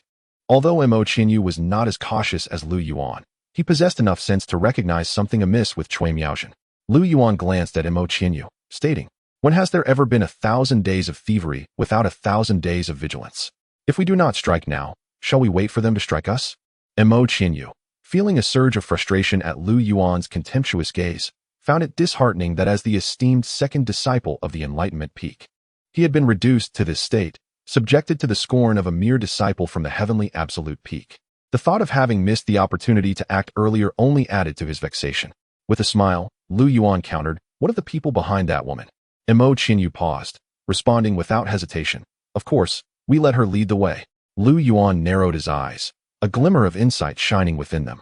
According to your reasoning, if we follow her to her described cave, we shall be on her territory. Engaging there would be exceedingly disadvantageous for us. He continued his analysis. Furthermore, we cannot ascertain how many foes await us within that cave, nor the presence of any formations or traps. I may be in the light, but the enemy lurks in the shadows. Even if we preserve our lives, we shall still incur losses. Mo Qinyu listened silently, his expression devoid of emotion. Though he was reluctant, he could not help but concede that Lu Yuan's reasoning held substantial merit. Your analysis is astute, but what if they outnumber us? What then? Mo Qinyu retorted. In response to this query, Lu Yuan rolled his eyes and pointed at Mo Qinyu's head. If they truly possess far greater strength than us, why would they bother to deceive us? Moreover, we can prepare in advance, and if the situation turns dire, we can retreat. Mo Qinyu's expression faltered, and a flicker of embarrassment crossed his features. Damn, how could I overlook such a simple matter? He silently chastised himself, begrudgingly acknowledging his inability to think of it sooner. Ultimately, Mo Qinyu's unwillingness to see Lu Yuan surpass him led him to instinctively oppose him at every turn. If Lu Yuan forbade Cui Miaozhen from having fish, then he felt compelled to offer some. If Lu Yuan wished to linger, he would insist on departing. Nevertheless, Lu Yuan found amusement in such rebuttals. After all, on a long journey, having a fool to entertain him could alleviate the tedium. What are you still doing? Set up the formations and traps. Nan Gong Yeli and Yi Yanran promptly began to arrange formations and traps within the cave, while Mo Qinyu remained stationary. Lu Yuan delivered a swift kick to him. Why are you just standing there? Even Sister Yi understands the urgency of preparing traps. What is the purpose of arriving at this cave without prior arrangements? After receiving Lu Yuan's kick, Mo Qinyu merely pouted and then obediently set about arranging the formations. Even though he was extremely reluctant to acknowledge this fact, it remained the truth. In the past, he would have certainly quarreled with Lu Yuan without a second thought. However, after accompanying Lu Yuan for a while, he gradually realized that Lu Yuan's words indeed held substantial merit. Suddenly, a sharp crack echoed. Hearing the sound from outside the cave, Lu Yuan's pupils constricted, and he repressed his aura. After sensing the stillness within the cave, the intruders cautiously stepped inside. A man and a woman clad in black robes, their faces obscured by masks, moved with an imperceptible energy. Lu Yuan and his companions, concealed in the shadows, observed in astonishment, especially for Mo Qinyu, who was profoundly shocked. Although these two individuals were merely at the early stages of foundation building, their ability to conceal their presence was remarkable. Had they not been prepared in advance, it would have been quite difficult to detect them. The man in black gestured silently to the woman beside him, who understood immediately and began to search within the cave. As they gazed at Lu Yuan and his companions, who were meditating nearby, the man in black felt a surge of delight. Indeed, these four were mere novices, lacking any vigilance whatsoever. Had he known this, he should have subdued them upon first encounter.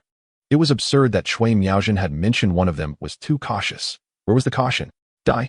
With a resounding crash, a sword descended. and Lu Yuan's 4 companions were obliterated on the spot, their blood and flesh scattering around the man in black. He exhaled in satisfaction, remarking, "A bunch of younglings. Wasting my time." Yet, in the next moment, he sensed a chilling killing intent behind him and swiftly turned around. Mo Qinyu, who had been lurking nearby, now stood before him with a long sword in hand. Not good. The man's expression shifted dramatically, just as he prepared to employ his escape technique. An icy blue radiance suddenly erupted from the ground, forming a shimmering barrier within 100 feet around him. A formation. The man in black glanced at it, terror flooding his eyes. For some inexplicable reason, his mind began to cloud, his limbs grew weak, and even his own energy became difficult to summon. He barely registered a flash before a brilliant sword light, accompanied by a piercing whistle, appeared before him. He hastily shouted, "Misunderstanding. It's all a misunderstanding." From the potency and quality of the sword light, he immediately discerned that Mo Qinyu was at least in the late stages of foundation building. And he cried out in alarm. Simultaneously, he cursed inwardly. What the hell? These are not mere fledgling disciples. Using puppets as bait, causing the puppets to explode and unleash who knows what, along with multiple formations, one after another, each intricately linked. He could have easily overwhelmed them with sheer cultivation. Yet here he was, resorting to trickery and ambush? How infuriating. With a thunderous crash, Mo Qinyu, undeterred, swung her sword, and a column of blood surged skyward. At this moment, the woman clad in black who entered alongside the man was utterly paralyzed by the scene before her, rooted to the spot. Their brutality was staggering. For a moment, she could not discern who among them was the true practitioner of dark arts. "Chui, my friend, please remove your mask," Lu Yuan murmured as he silently approached the woman from behind, his eyes glimmering with a chilling light. With his left hand, he tore away her mask, while his right hand rested upon her alabaster neck, gradually applying pressure. Chui Miaozhen's pupils constricted sharply, her voice laced with panic. "Spare me." Lu Yuan remained silent, only tightening his grip further. Intense agony surged through her neck, and Chui Miaozhen's eyes widened in terror. She yearned to scream, yet her throat was firmly ensnared by Lu Yuan's relentless grasp. Ultimately, her cries morphed into mere whimpers. As time stretched on, Chui Miaozhen's consciousness began to fade. Just then, Mo Qinyu shouted, "Wait, I have questions for her." Upon hearing this, Lu Yuan gradually relaxed his grip. Mo Qinyu stepped past Lu Yuan and approached Chui Miaozhen directly. "Speak," he commanded. "You at least have 3 things to tell me." Chapter 36. Is it really her? "Speak, you must have at least 3 things to say to me." Mo Qinyu gazed intently, his expression unyielding, at the terrified Chui Miaozhen. "And my lord, my previous words were a deception. There is no opportunity.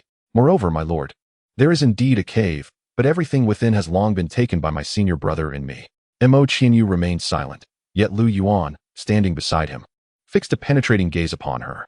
A faint sense of dread crept into Chui Miaozhen. She feared that if she failed to disclose what Lu Yuan desired, her fate would be sealed. Resolutely, she gathered her courage and revealed all that she had concealed. "My lord, my senior brother and I were merely wandering cultivators who stumbled upon a cave by chance. Within that cave, there exists a formation that confounds the mind and ensnares souls. Whenever someone passes by, we would lure them into the cave to meet their demise. However, my lord, I did not act of my own volition. It was my senior brother who compelled me. Is that so?" Mo Qinyu nodded, seemingly persuaded by Chui Miaozhen's account. Observing Mo Qinyu deep in thought, Chui Miaozhen exhaled in relief, secretly pleased that her gamble had paid off. She tentatively inquired, "My lord, do you have any further questions?" Mo Qinyu shook his head. Then, "My lord, you are magnanimous. Please spare my life. I am willing to surrender all the spirit stones I possess, and I can also guide you to our cave, where there surely lies." Before Chui Miaozhen could finish her sentence, Lu Yuan seized her abruptly and swiftly refined her essence. What a tedious affair, soul-searching would suffice. Lu Yuan cast a sidelong glance at Mo Qinyu, who had earlier seemed hopeful for a more civilized approach, yet resorted to the most primitive method of inquiry. "Enough, follow me. I shall lead you to the cave she mentioned." Despite Lu Yuan's current cultivation level preventing him from accessing the entirety of Chui Miaozhen's memories, he could glean a general understanding. This method was far more reliable than Mo Qinyu's approach. As if anyone would believe that it was all forced upon you. Only someone like Mo Qinyu would. Lu Yuan waved his hand dismissively. "Let us go?" Nangong Yeli had long grown accustomed to such events, and Yi Yanran exhibited little reaction. Only Mo Qinyu stood frozen, left in a state of bewilderment. Is this truly permissible? My master never instructed me in this. Watching Lu Yuan's retreating figure, he murmured, "Though Lu Yuan may be unreliable, he does possess some redeeming qualities." Following the path recalled from Cui Miaozhen's memories, Lu Yuan successfully led Nangong Yeli to the cave she had described.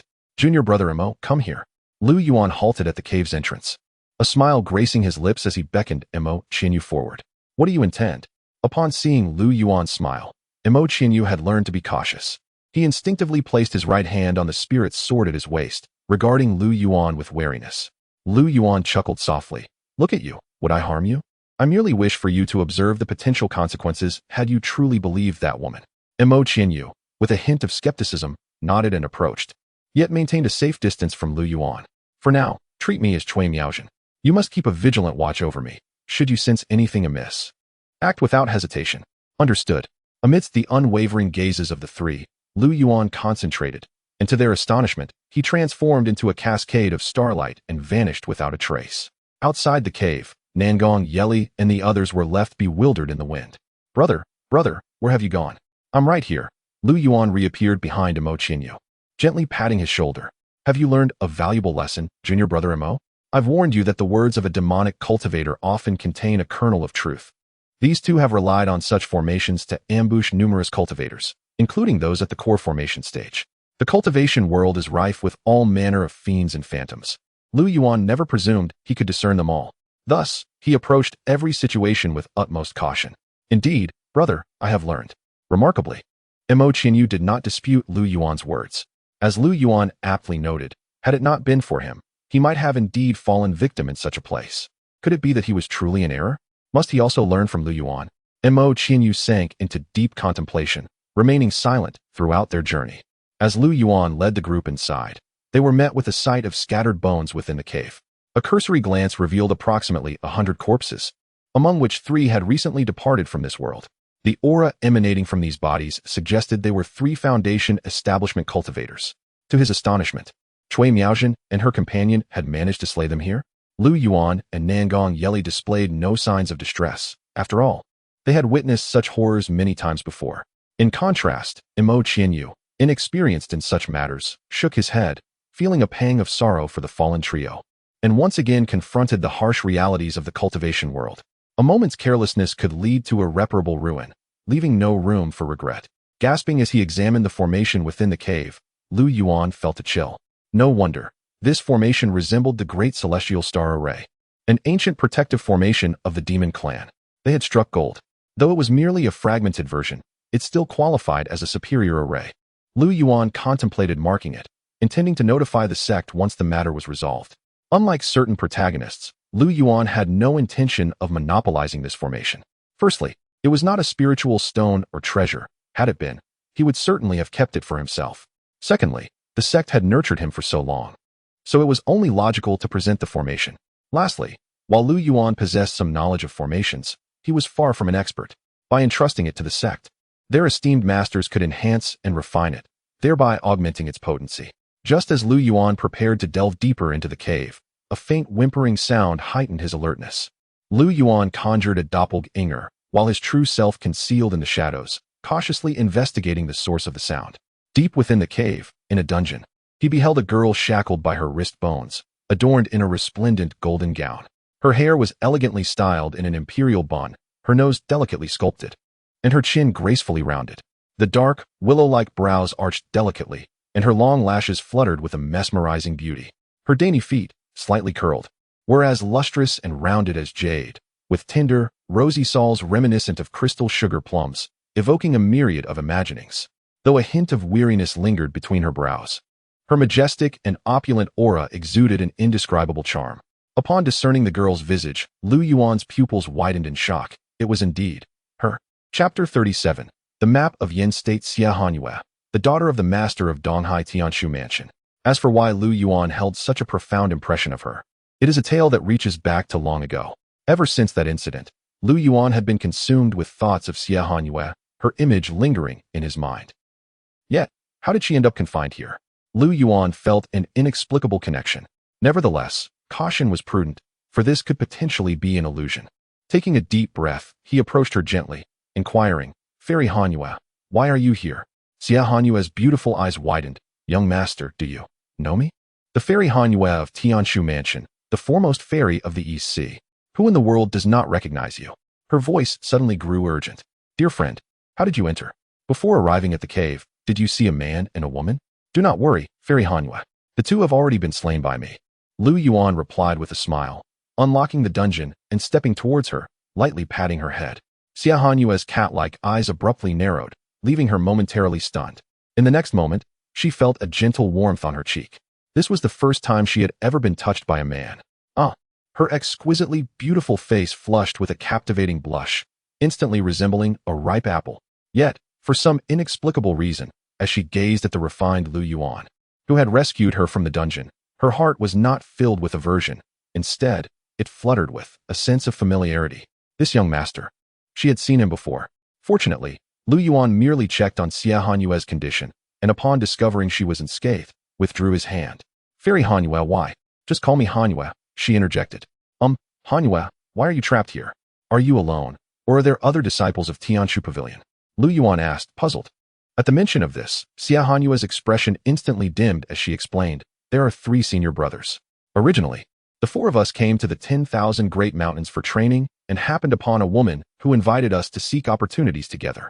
Without suspicion, we followed her to the cave to pursue fortune. Little did we know, as soon as my 3 brothers entered the cave, they were ambushed and taken captive by those lying in wait. Senior brother Wang shouted, I came to seek opportunities. What do you want with us? Then, filled with anger, he lunged at the woman who led us here. But, unknown to us, the dark-clad man employed some sort of technique that unleashed a flurry of starlight, leaving us with splitting headaches and unable to open our eyes. When I awoke again and saw my 3 brothers, they had already been slain. Alas, the painful memories resurfaced, and Xia Hanyue's gaze turned sorrowful as she recounted her plight. Lu Yuan, resting his chin in contemplation, began to piece together the intentions behind Cui Miaozhen's decision to leave Xia Hanyue behind. It appears that Cui Miaozhen and the man in black intend to enslave Xia Hanyue, utilizing her beauty to lure more cultivators, for Xia Hanyue's appearance far surpasses that of Cui Miaozhen. Cui Miaozhen is fortunate, as she has yet to lay a hand on Xia Hanyue. Instead, she is merely imprisoned here. Otherwise, it would not require her own intervention, for the life-preserving measures left on Xia Hanyue by the Tianshu Pavilion would annihilate these 2. Alas, Hanyue, may you find peace in this sorrow. However, did you not notice such an overt deception? Lu Yuan sighed, then deftly shifted the topic. Is it true, Hanyue, that such knowledge is not imparted within the Tianshu Pavilion? What knowledge? Xia Hanyue inquired, bewildered and curious. Ahem. Observing the inquisitive expression on Xia Hanyue's face, Lu Yuan felt a surge of delight. At long last, the moment had arrived, and his previous charade was not in vain. Oh, you mean to say that the Tianshu Pavilion does not teach the fundamental knowledge necessary for cultivators in the outside world?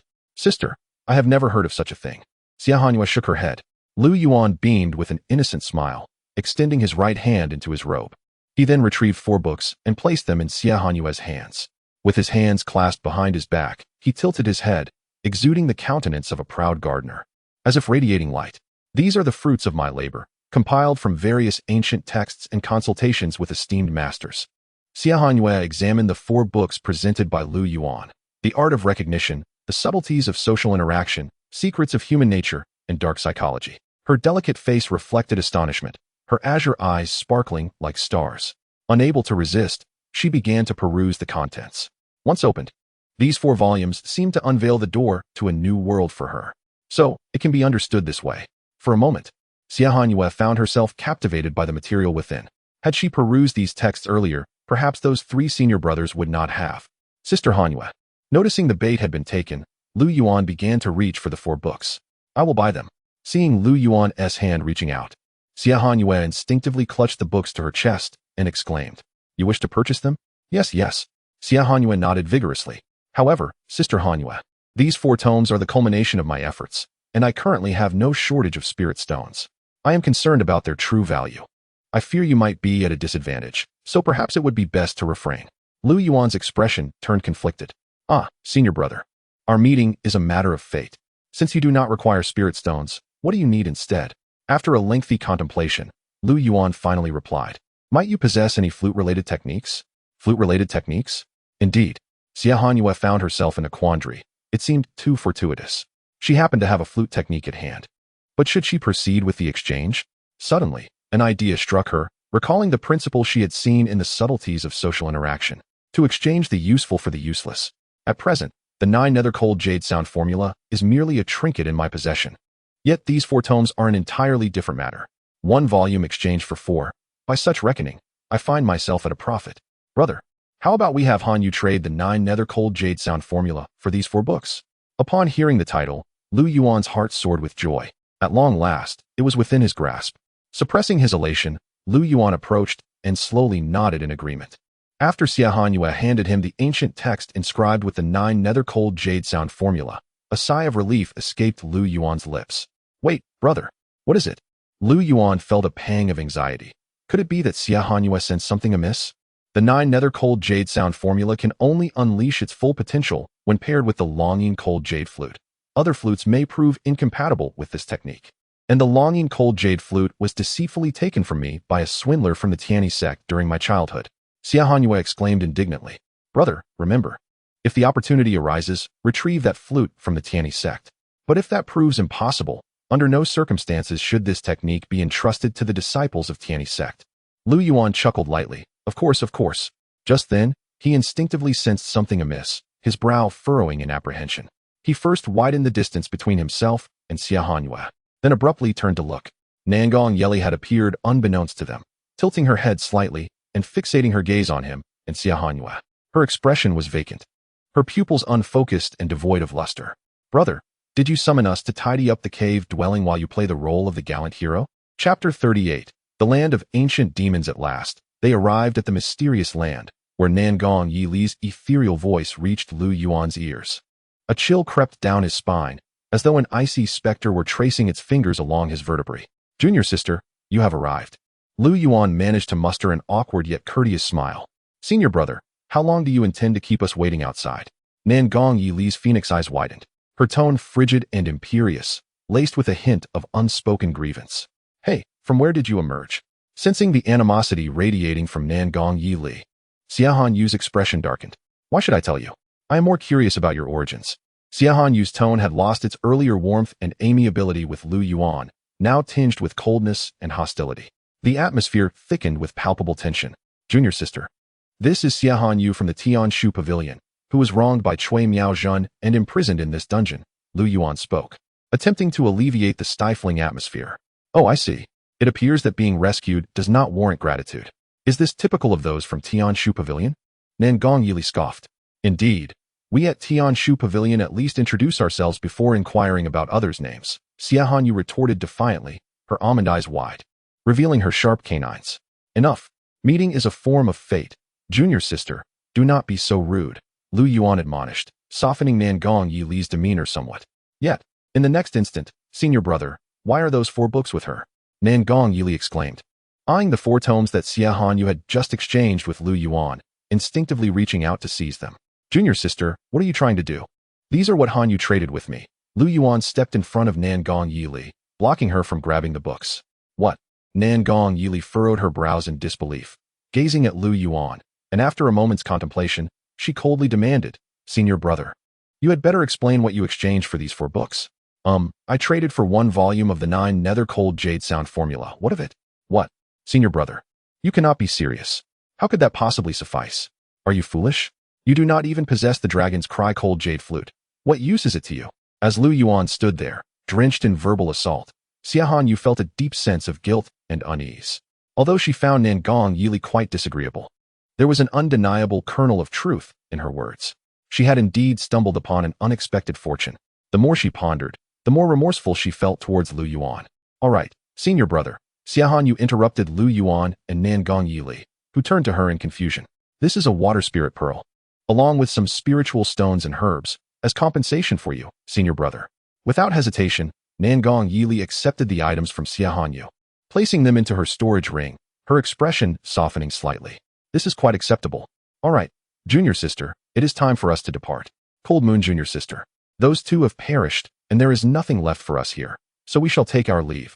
You may return on your own. Humph. Consider this a boon for you. Nangong Yili cast a deep glance at the maiden before sweeping her sleeve and turning away. Well then, Cold Moon, until we meet again. With a wave to Xia Hanyue, Lu Yuan hastily followed suit. This senior brother, Cold Moon, is still unaware of your sect. Lu Yuan paused, slowly stating, Beast Master Pavilion. Yi Maoshan. Watching the two figures recede, Xia Hanyue could not help but speak. Fellow Taoist Yi, you truly are a good person. Senior brother Lu. Senior sister Nangong. What delightful fortune have you encountered to be so joyous? Yi Yanran, waiting at the entrance of the cave, looked at Lu Yuan and the others with curiosity. Just moments ago, their faces were devoid of expression, yet now they both wore beaming smiles. What could have transpired? Lu Yuan chuckled. Naturally, there is joy in helping others. Ah, Yeli, do not forget to share half with me. Of course, senior brother. What a coincidence it is to run into this little simpleton again. At this moment, the previous gloom on Nangong Yeli's face had vanished entirely. Now the dragon's roar cold jade flute you deceived last time will finally find its purpose. Ha ha ha. Enough chatter. Let us hasten our departure. We shall be in trouble if discovered. A few days later, deep within the depths of the 10,000 great mountains, in a cave, Lu Yuan and Nangong Yeli sat in silence, gathered around a campfire.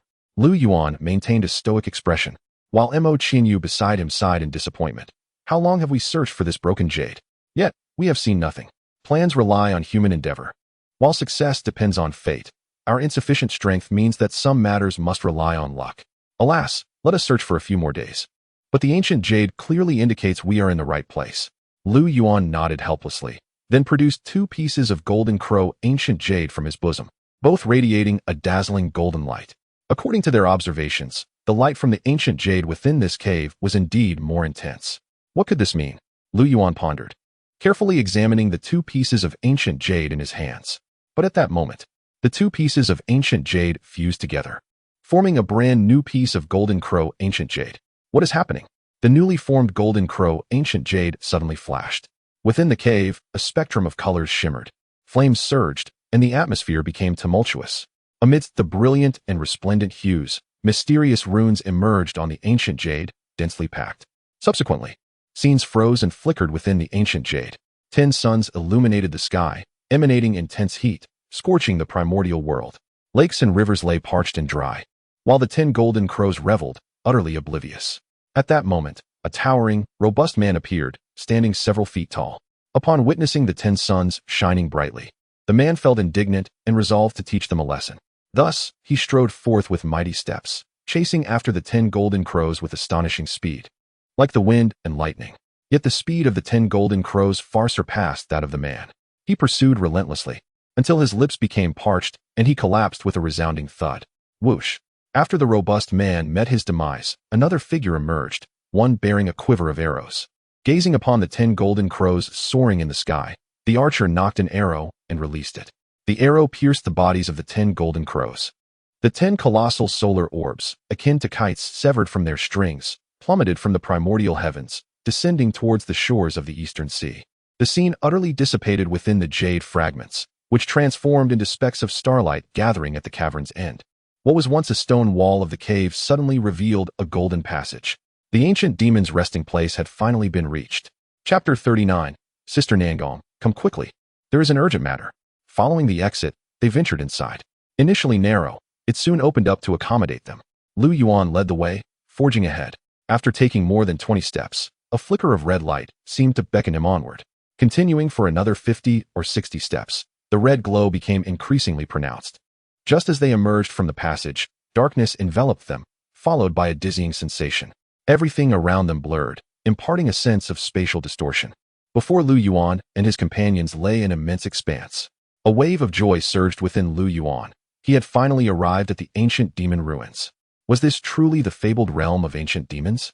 As he stretched his limbs and surveyed the hidden space, he noted the sky above was a brilliant blue, contrasting sharply with the darkness they had left behind. This ancient demon ruins appeared to be a miniature world, he mused. Brother, what are those? Nangong Yeli called out, pointing into the distance. Following her gaze, they spotted a vast valley several hundred meters away. Lu Yuan's expression turned serious. Although he was uncertain of what lay within the valley, he sensed a searing heat emanating from it. Now that we are here, let us investigate. After all, the ancient demon clans perished in the cataclysmic battles of yore. Agreed. Over the course of their journey, Lu Yuan had established himself as the steadfast pillar of their team, and his companions naturally heeded his words. Even Mo Qinyu, who had often clashed with him, fell silent in acquiescence to his command. The group soared into the air, heading straight for the valley. From the onset of their entrance into the ancient demon ruins, Yi Yanran had remained utterly silent, her gaze fixated intently on Lu Yuan, her eyes occasionally darkening to an inky black. Minutes later, they descended into the valley, their feet meeting solid ground. At the moment of their landing, a mingling scent of charred remains and profound stillness enveloped them, as if it could sear their very souls. The black stones beneath their feet still radiated heat, cracking subtly underfoot. Echoes of the piercing cries of the golden crow in its death throes and the anguished roars of various demon souls crushed in battle resonated through the air. Before them lay colossal skeletal remains of golden crows, their expansive wing bones spanning dozens of feet. Such a scene was profoundly tragic. What unfathomable power had led to the downfall of a race that once dominated the heavens and the earth? Lu Yuan slowed his pace, cautiously observing his surroundings. The sheer volume of remnants and corpses was staggering. He inhaled sharply, approaching the nearest golden crow skeleton, gently placing his hand upon it. In an instant, the skeleton vanished from sight. "Ha ha, we've struck it rich. Yelly, we are going to prosper," he exclaimed. The remains of ancient great demons. Each bone could be forged into a treasure capable of annihilating the heavens. In the face of such a grim tableau, Lu Yuan felt no sorrow, only a sense of awe. After all, these were not the fallen of their own human race. Indeed, Lu Yuan exhibits a striking double standard. Perhaps the lifeless golden crows still bear the blood of their human kin. Unexpectedly, in the next moment, Lu Yuan let out a wistful sigh. Alas, these golden crows are overwhelmingly large. One alone is already beyond my limits. Ah, Yi Li, junior sister Yi. Please find the mightiest among them to store in the spatial ring. As for you, Mo Shidi. Lu Yuan turned his gaze towards the contemplative Mo Qianyu, and, after a moment of reflection, intoned, "Here, take this golden crow feather. It is yours. Contemplate it well, for it will greatly enhance your fire escape technique." Mo Qianyu regarded the feather Lu Yuan offered with a mixture of longing and disdain. Prior to their arrival, he had claimed he would merely accompany Lu Yuan, rejecting any treasures within. Yet, as he surveyed the multitude of golden crow remains, he could hardly suppress his salivation. His primary focus lay in the dual arts of wind and fire, and the golden crow's true fire ranks among the most potent divine flames in existence. How vexing! However, Mo Qianyu, feeling embarrassed, reluctantly accepted it and mumbled, "I truly appreciate it, senior brother Lu."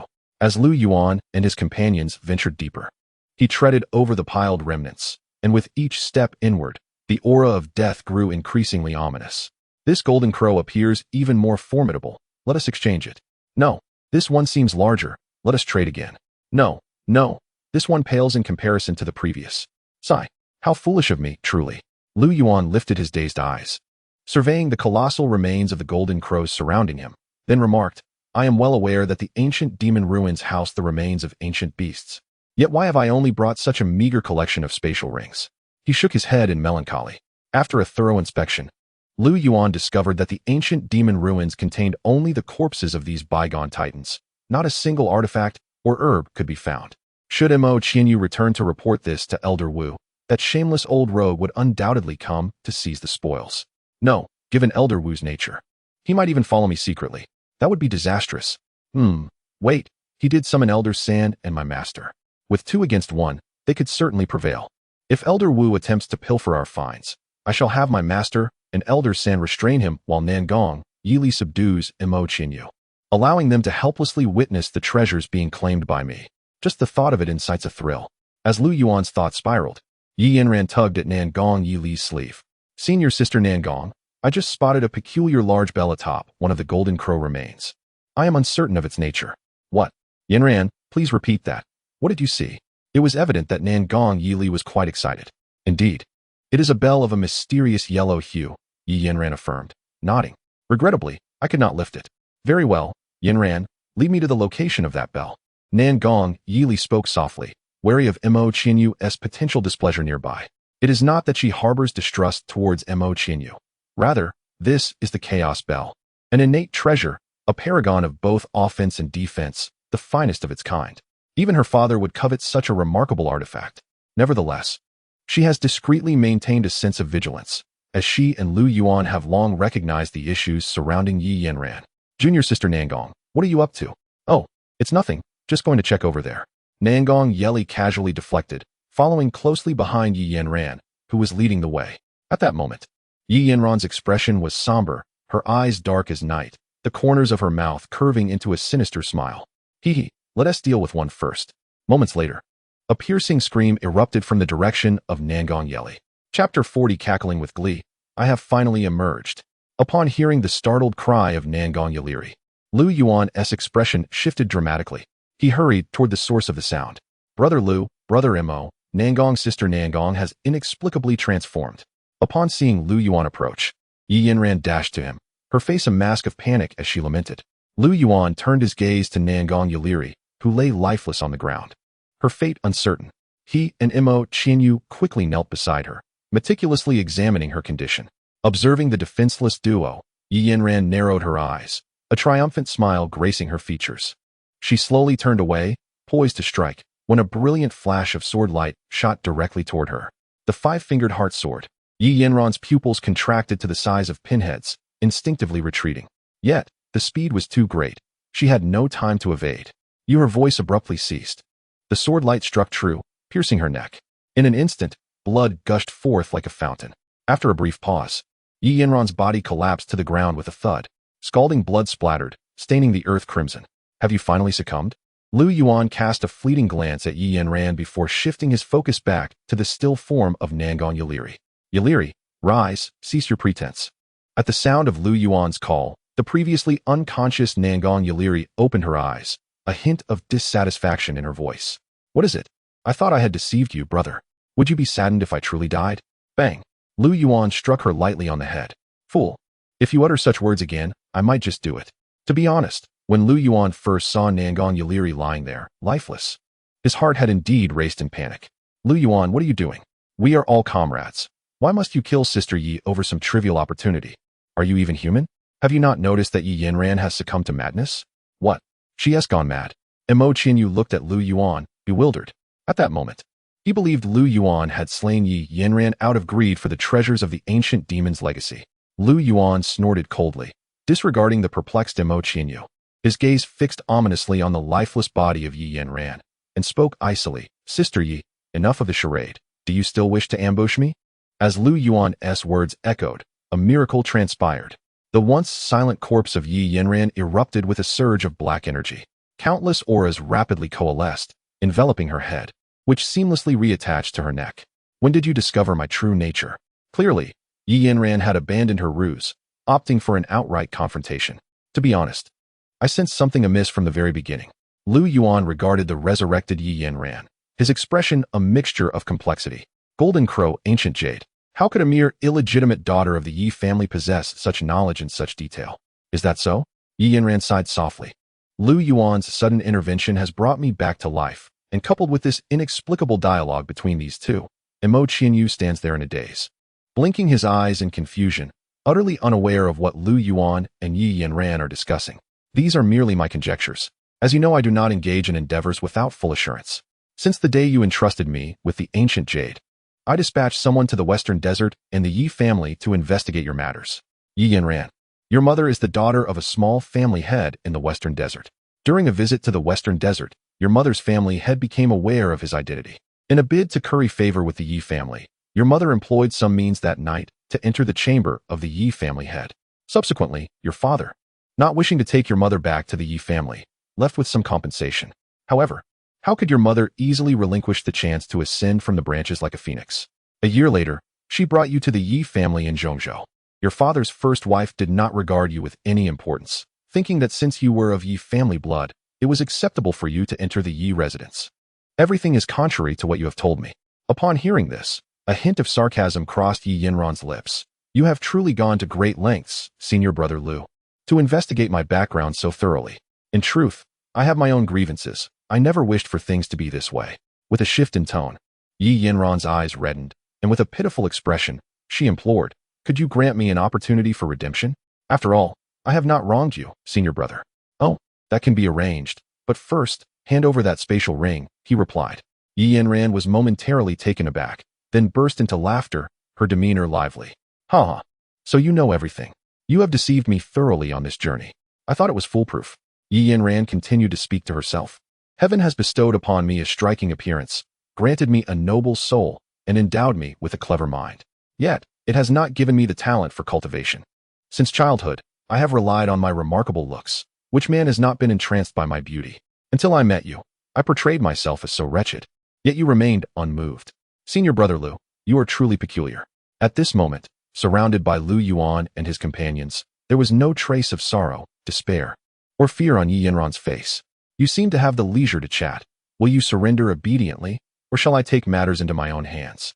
After listening for a while, Imo Qinyu finally understood what was transpiring. He fixed his gaze on Yi Yanran and scolded, Yi Yanran. With a mocking smile, Yi Yanran retorted, surrender? Since I dared to lure the three of you here, I naturally have my ways to deal with you. Lord Yan, it is your turn to act. A cruel and triumphant smile graced Yi Yanran's face, and the chilling aura that had once radiated from her surged dramatically at that moment. What? To everyone's surprise, it was not Lu Yuan and his companions who gasped in astonishment, but rather Yi Yanran herself who exclaimed in shock, what is happening? Yi Yanran was struck with a profound horror as she realized that her body was no longer under her control. Her spirit, indeed, was the source of the disturbance. Hee. I have aided you immensely. Now it is your turn to repay me. A haunting glow emanated from Yi Yanran's eyes, swiftly enveloping them until the whites were entirely consumed, leaving only a void of darkness. Despite her fervent resistance and struggle, she found herself utterly powerless. In the last flicker of clarity, she comprehended the truth. The nightmare demon had been steadily eroding and infiltrating her being. With each use of its power, her physical form succumbed further to its corruption. Now, her body lay completely at the mercy of the nightmare demon. Its methods were insidiously clever, and only now did she come to this realization. The nightmare demon controlled Yi Yanran's body, its gaze fixed unflinchingly upon Lu Yuan, revealing no hint of concealment. Hee. When the balance of yin and yang is reversed, I shall stain the heavens with demonic blood. I am the ancestor of nightmares. Chapter 41 Lu Yuan, I. The ancient ancestor of nightmare sky slowly raised his hand, feeling the dark power surging anew within him. A terrifying red light suddenly erupted from his murky eyes, as black mist surged around him. This body may be weak, yet it suffices to deal with you. Arrogant fool, taste my wind-fire divine dragon. Imo Qinyu bellowed. And a half-meter-long phantom of the wind-fire divine dragon roared forth, lunging straight at the face of the ancient ancestor. Humph. The ancient ancestor of nightmare sky casually pointed, and a wisp of black mist instantly solidified into a spear, precisely piercing the dragon's vital spot. Clang.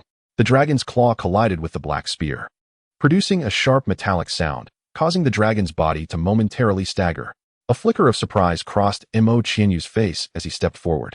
Thrusting both palms ahead, wind-fire divine dragon, break through. In an instant, the dragon's phantom surged to over 3 meters in length. Flames intensified, and the fierce wind howled, transforming into a torrent of fire and wind that swept forth. The searing light illuminated the face of the ancient ancestor, who curled his lips into a cold smile. With a flick of his finger, the black spear transformed into a dark line that advanced to meet the onslaught. Boom! The torrent of fire and wind collided with the black spear, flames and fierce winds instantaneously dissipating, the black spear shattering into countless fragments of black mist that scattered away. This is troublesome. Lu Yuan shook his head inwardly. It appeared as though the two were evenly matched. In reality, it was merely an old man toying with a child. For Imo Qinyu was no match for him. Thankfully, he had been prudent enough to summon his master and the third elder beforehand. Little child, it would be better for you to call upon your master. You are still too inexperienced. The ancient ancestor's voice echoed as if from the abyss, carrying an icy chill. Before him, a wisp of black mist was slowly coalescing. Lu Yuan. Imo Qinyu shouted Lu Yuan's name at that moment. Lu Yuan looked over in confusion, uncertain of the meaning behind it.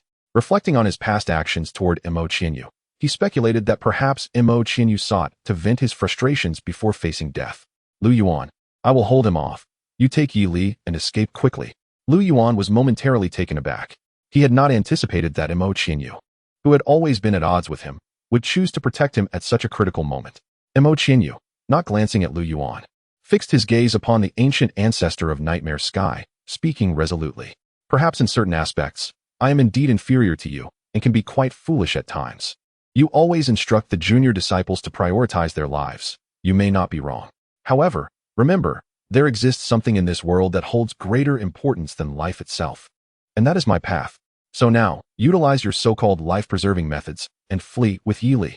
Without waiting for Lu Yuan's response, Imo Qianyu positioned himself protectively behind them, his eyes unwavering as he faced the ancient ancestor. I am Imo Qianyu, the second disciple of the Tianyi Sect, beneath the peak of enlightenment. The ancient ancestor of Nightmare Sky scoffed, advancing step by step towards Imo Qianyu, tendrils of black mist swirling around his bony fingers. Is that all you have? Imo Qianyu suddenly stepped forward, blocking the ancient ancestor's path. Is that all I have? The expression on the face of the ancestor of Nightmare darkened, as swirling black energy coalesced into a vortex in his palm. Your spirit is amusing. Perhaps I shall keep you around to stave off my boredom. However, my patience is thin, and I have no time to waste with you. Imo Qianyu offered no reply, instead swiftly forming hand seals with both hands. In an instant, his eyes ignited with a crimson blaze, and a towering azure tempest enveloped him.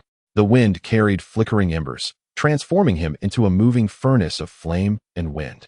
Oh, a flicker of surprise passed through the ancestor's eyes, and a cruel smile graced his lips. It seems that after several centuries, the little pup from the Tianyi Sect has actually cultivated some skill. With a thought, 10 spears of black energy materialized out of thin air, their tips glinting with a sinister light that seemed to devour the very essence of light. Go!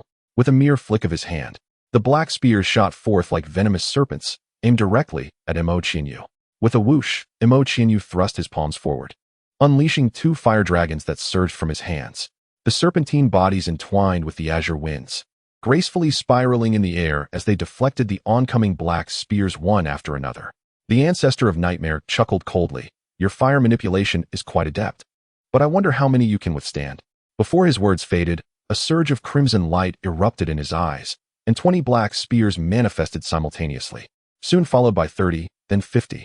In the blink of an eye, a torrential downpour of black spears rained down upon Imo Qianyu, accompanied by a deafening sound of air being sliced. Imo Qianyu slightly parted his feet and rapidly altered his hand seals, causing the power of wind and fire around him to surge, forming a rotating barrier of flame and wind.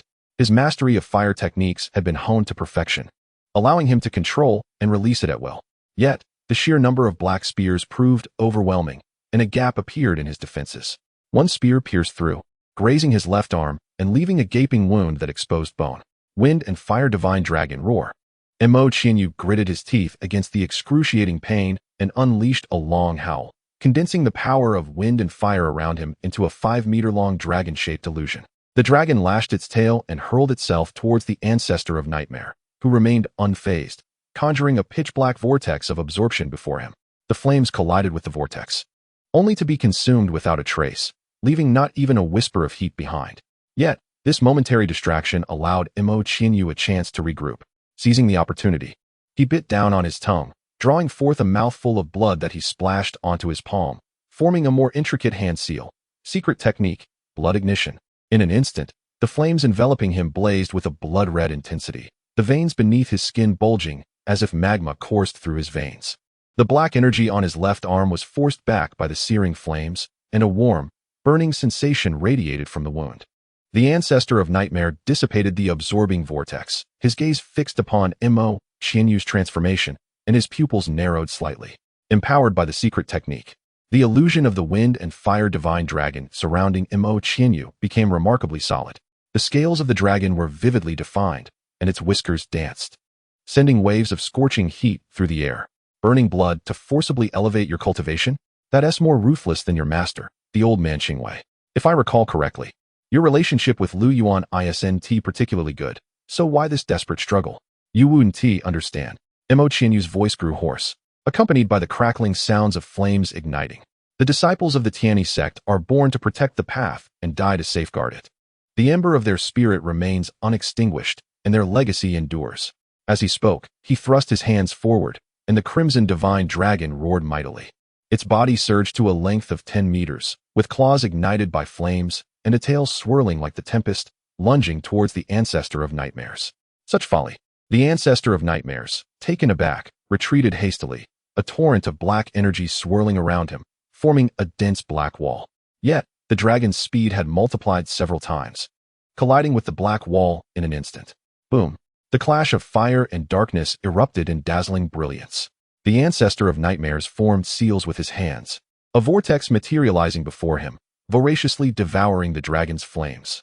However, this time, the flames ignited anew within the whirlpool, forcing the ancestor of nightmares to retreat repeatedly, momentarily hindered by Yi Yinran's form.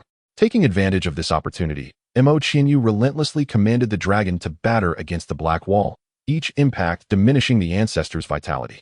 Yet, he too suffered. The blood-burning secret art rapidly drained his life force, his vision blurring, and his limbs growing increasingly rigid. It must come to an end, Mo Qianyu silently resolved, summoning his last vestige of strength to elevate the dragon's head, aiming it directly at the ancestor of nightmare's face. Phoenix dance in the 9 heavens. The dragon suddenly disintegrated, transforming into a torrential rain of fire, each spark sharp as a blade, cascading towards the ancestor of nightmares. His pupils constricted in terror. He sensed the unwavering resolve of mutual destruction within those fiery embers. Seeking death, he roared, condensing all his black energy into a massive sphere, fiercely shielding himself. Crackle, crackle. The firestorm collided with the black sphere, producing a cacophony of explosions. The ancestor of nightmares appeared exceedingly disheveled, leaving behind a charred remnant, his aura significantly waning. As Mo Qianyu's consciousness began to fade, he beheld this scene, a faint smile of satisfaction gracing his lips. Lu Yuan and Nangong Yeli must have escaped by now. His prolonged struggle was not in vain. Yet, when he glanced back, he found Lu Yuan and Nangong Yeli standing foolishly in place. Gasp! Mo Qianyu felt a surge of blood rise, his breath feeble, but he managed to utter a few words. Lu Yuan, I damn it. Cackling, the ancestor of nightmares exclaimed. What is this? Unwilling to forsake your comrades? Then I shall send you all on your way today. You dare. At that moment, a fierce wind swept through the valley, and the 5th elder arrived with the gale. The king descends from the heavens, furious and menacing. Chapter 42. He is truly courageous. Disciple. Master. Excellent, excellent. Truly deserving of being my disciple, you have not brought shame to Wu Dao Peak. Unbeknownst to him, the 5th elder had already approached Mo Qianyu's side. What are Lu Yuan and treasures compared to this precious disciple? Just moments ago, upon hearing Mo Qianyu's final words, the 5th elder was overwhelmed with tears.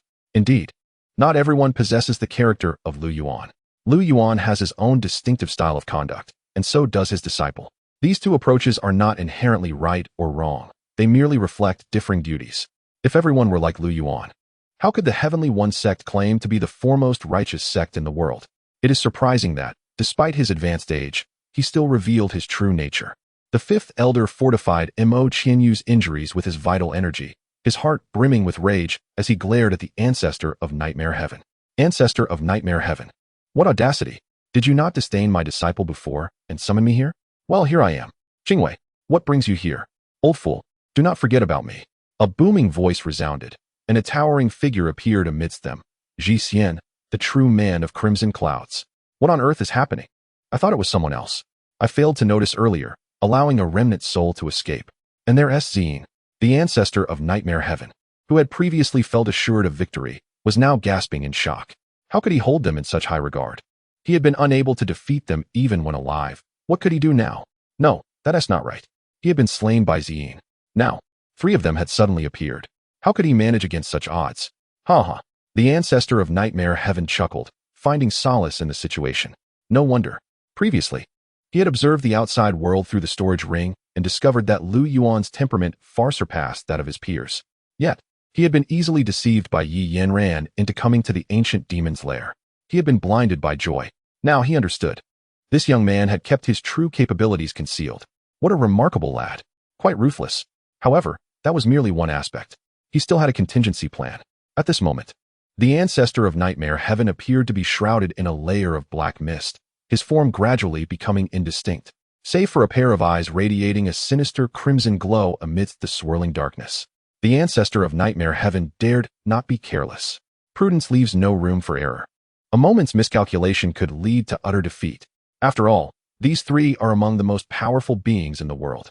Now, the demon's soul body snatching a ray, a massive, blood-red pillar of light shot skyward, an endless and piercing chill sweeping across the valley. The ancestor of Nightmare Heaven's spirit surged forth like an arrow released from a bow. The speed was astonishing, transforming into a wisp of ethereal light barely discernible to the naked eye. Lu Yuan's master blocked the exit. The 3rd elder stood guard in front of Nangong Yeli, while the 5th elder protected Mo Qianyu. Yet, on Lu Yuan's side, he stood alone. With a soft thud, His spirit struck precisely against Lu Yuan's sea of consciousness. The ancestor of Nightmare Heaven's heart surged with joy. It was successful. Although the reasons behind the indifference of these three old men towards Lu Yuan remain unclear. Even the esteemed Xin Jinren seems more concerned about his own escape than his disciple. The soul of Yintian old ancestor surged into Lu Yuan's consciousness with a frenzied speed, akin to a greedy serpent. A cold smile crept upon his heart. You three old fools, by the time you realize what has transpired, I shall have already claimed this place as my own. This body of Lu Yuan will be mine. He could distinctly sense Lu Yuan's utter lack of resistance, as if fear had rendered him momentarily paralyzed. Was it sheer terror or a lack of capability? The core of Yintian old ancestor's soul bore a sinister smirk as it fully immersed itself within Lu Yuan's being. This audacious gamble had proven to be a sound decision. Meanwhile, outside, the three elders wore peculiar expressions. After a prolonged silence, the voice of the third elder echoed ominously, "Second brother, how dare he attempt to seize the soul of Lu Yuan?" Lu Yuan's master, Xin Jinren, gazed with a puzzled look, shaking his head. Incredible. Who would have thought he could become so audacious over these past few centuries? To dare to usurp the soul of the son of the heavenly Tao, he is indeed the first in a millennium to do so. In terms of courting death, we shall honor him with the title of Old Ancestor. Within Lu Yuan, Yintian old ancestor proceeded with utmost caution, yet surged forth at unparalleled speed towards the external source of divine consciousness. As he drew nearer, the sensation grew clearer, and the powerful aura of Lu Yuan's soul became increasingly palpable, as if beckoning him closer. His judgment was evidently correct. The target was now within arm's reach. Yintian old ancestor calmed his mind, meticulously navigating through Lu Yuan's body, acutely aware of the approaching soul. A cruel yet triumphant smile emerged on his face. Even though he understood that Lu Yuan had little strength remaining, he dared not let his guard down. What if Lu Yuan possessed some life-preserving talisman? Experience teaches wisdom. With each cautious step, Yintian old ancestor felt a growing admiration for this perfect vessel. If he could possess it, given enough time, even Xin would not stand a chance against him. Closer, even closer. The aura of Lu Yuan's soul was now almost tangible. Yet, Yintian old ancestor understood that the closer one approaches success, the more susceptible one becomes to error. Vigilance was paramount. One must tread carefully before seizing the body. He must not allow arrogance to cloud his judgment. A true victor bears no smile upon their face, constantly reminding himself to remain cautious. Yintian old ancestor slowly inched closer to Lu Yuan's sea of consciousness.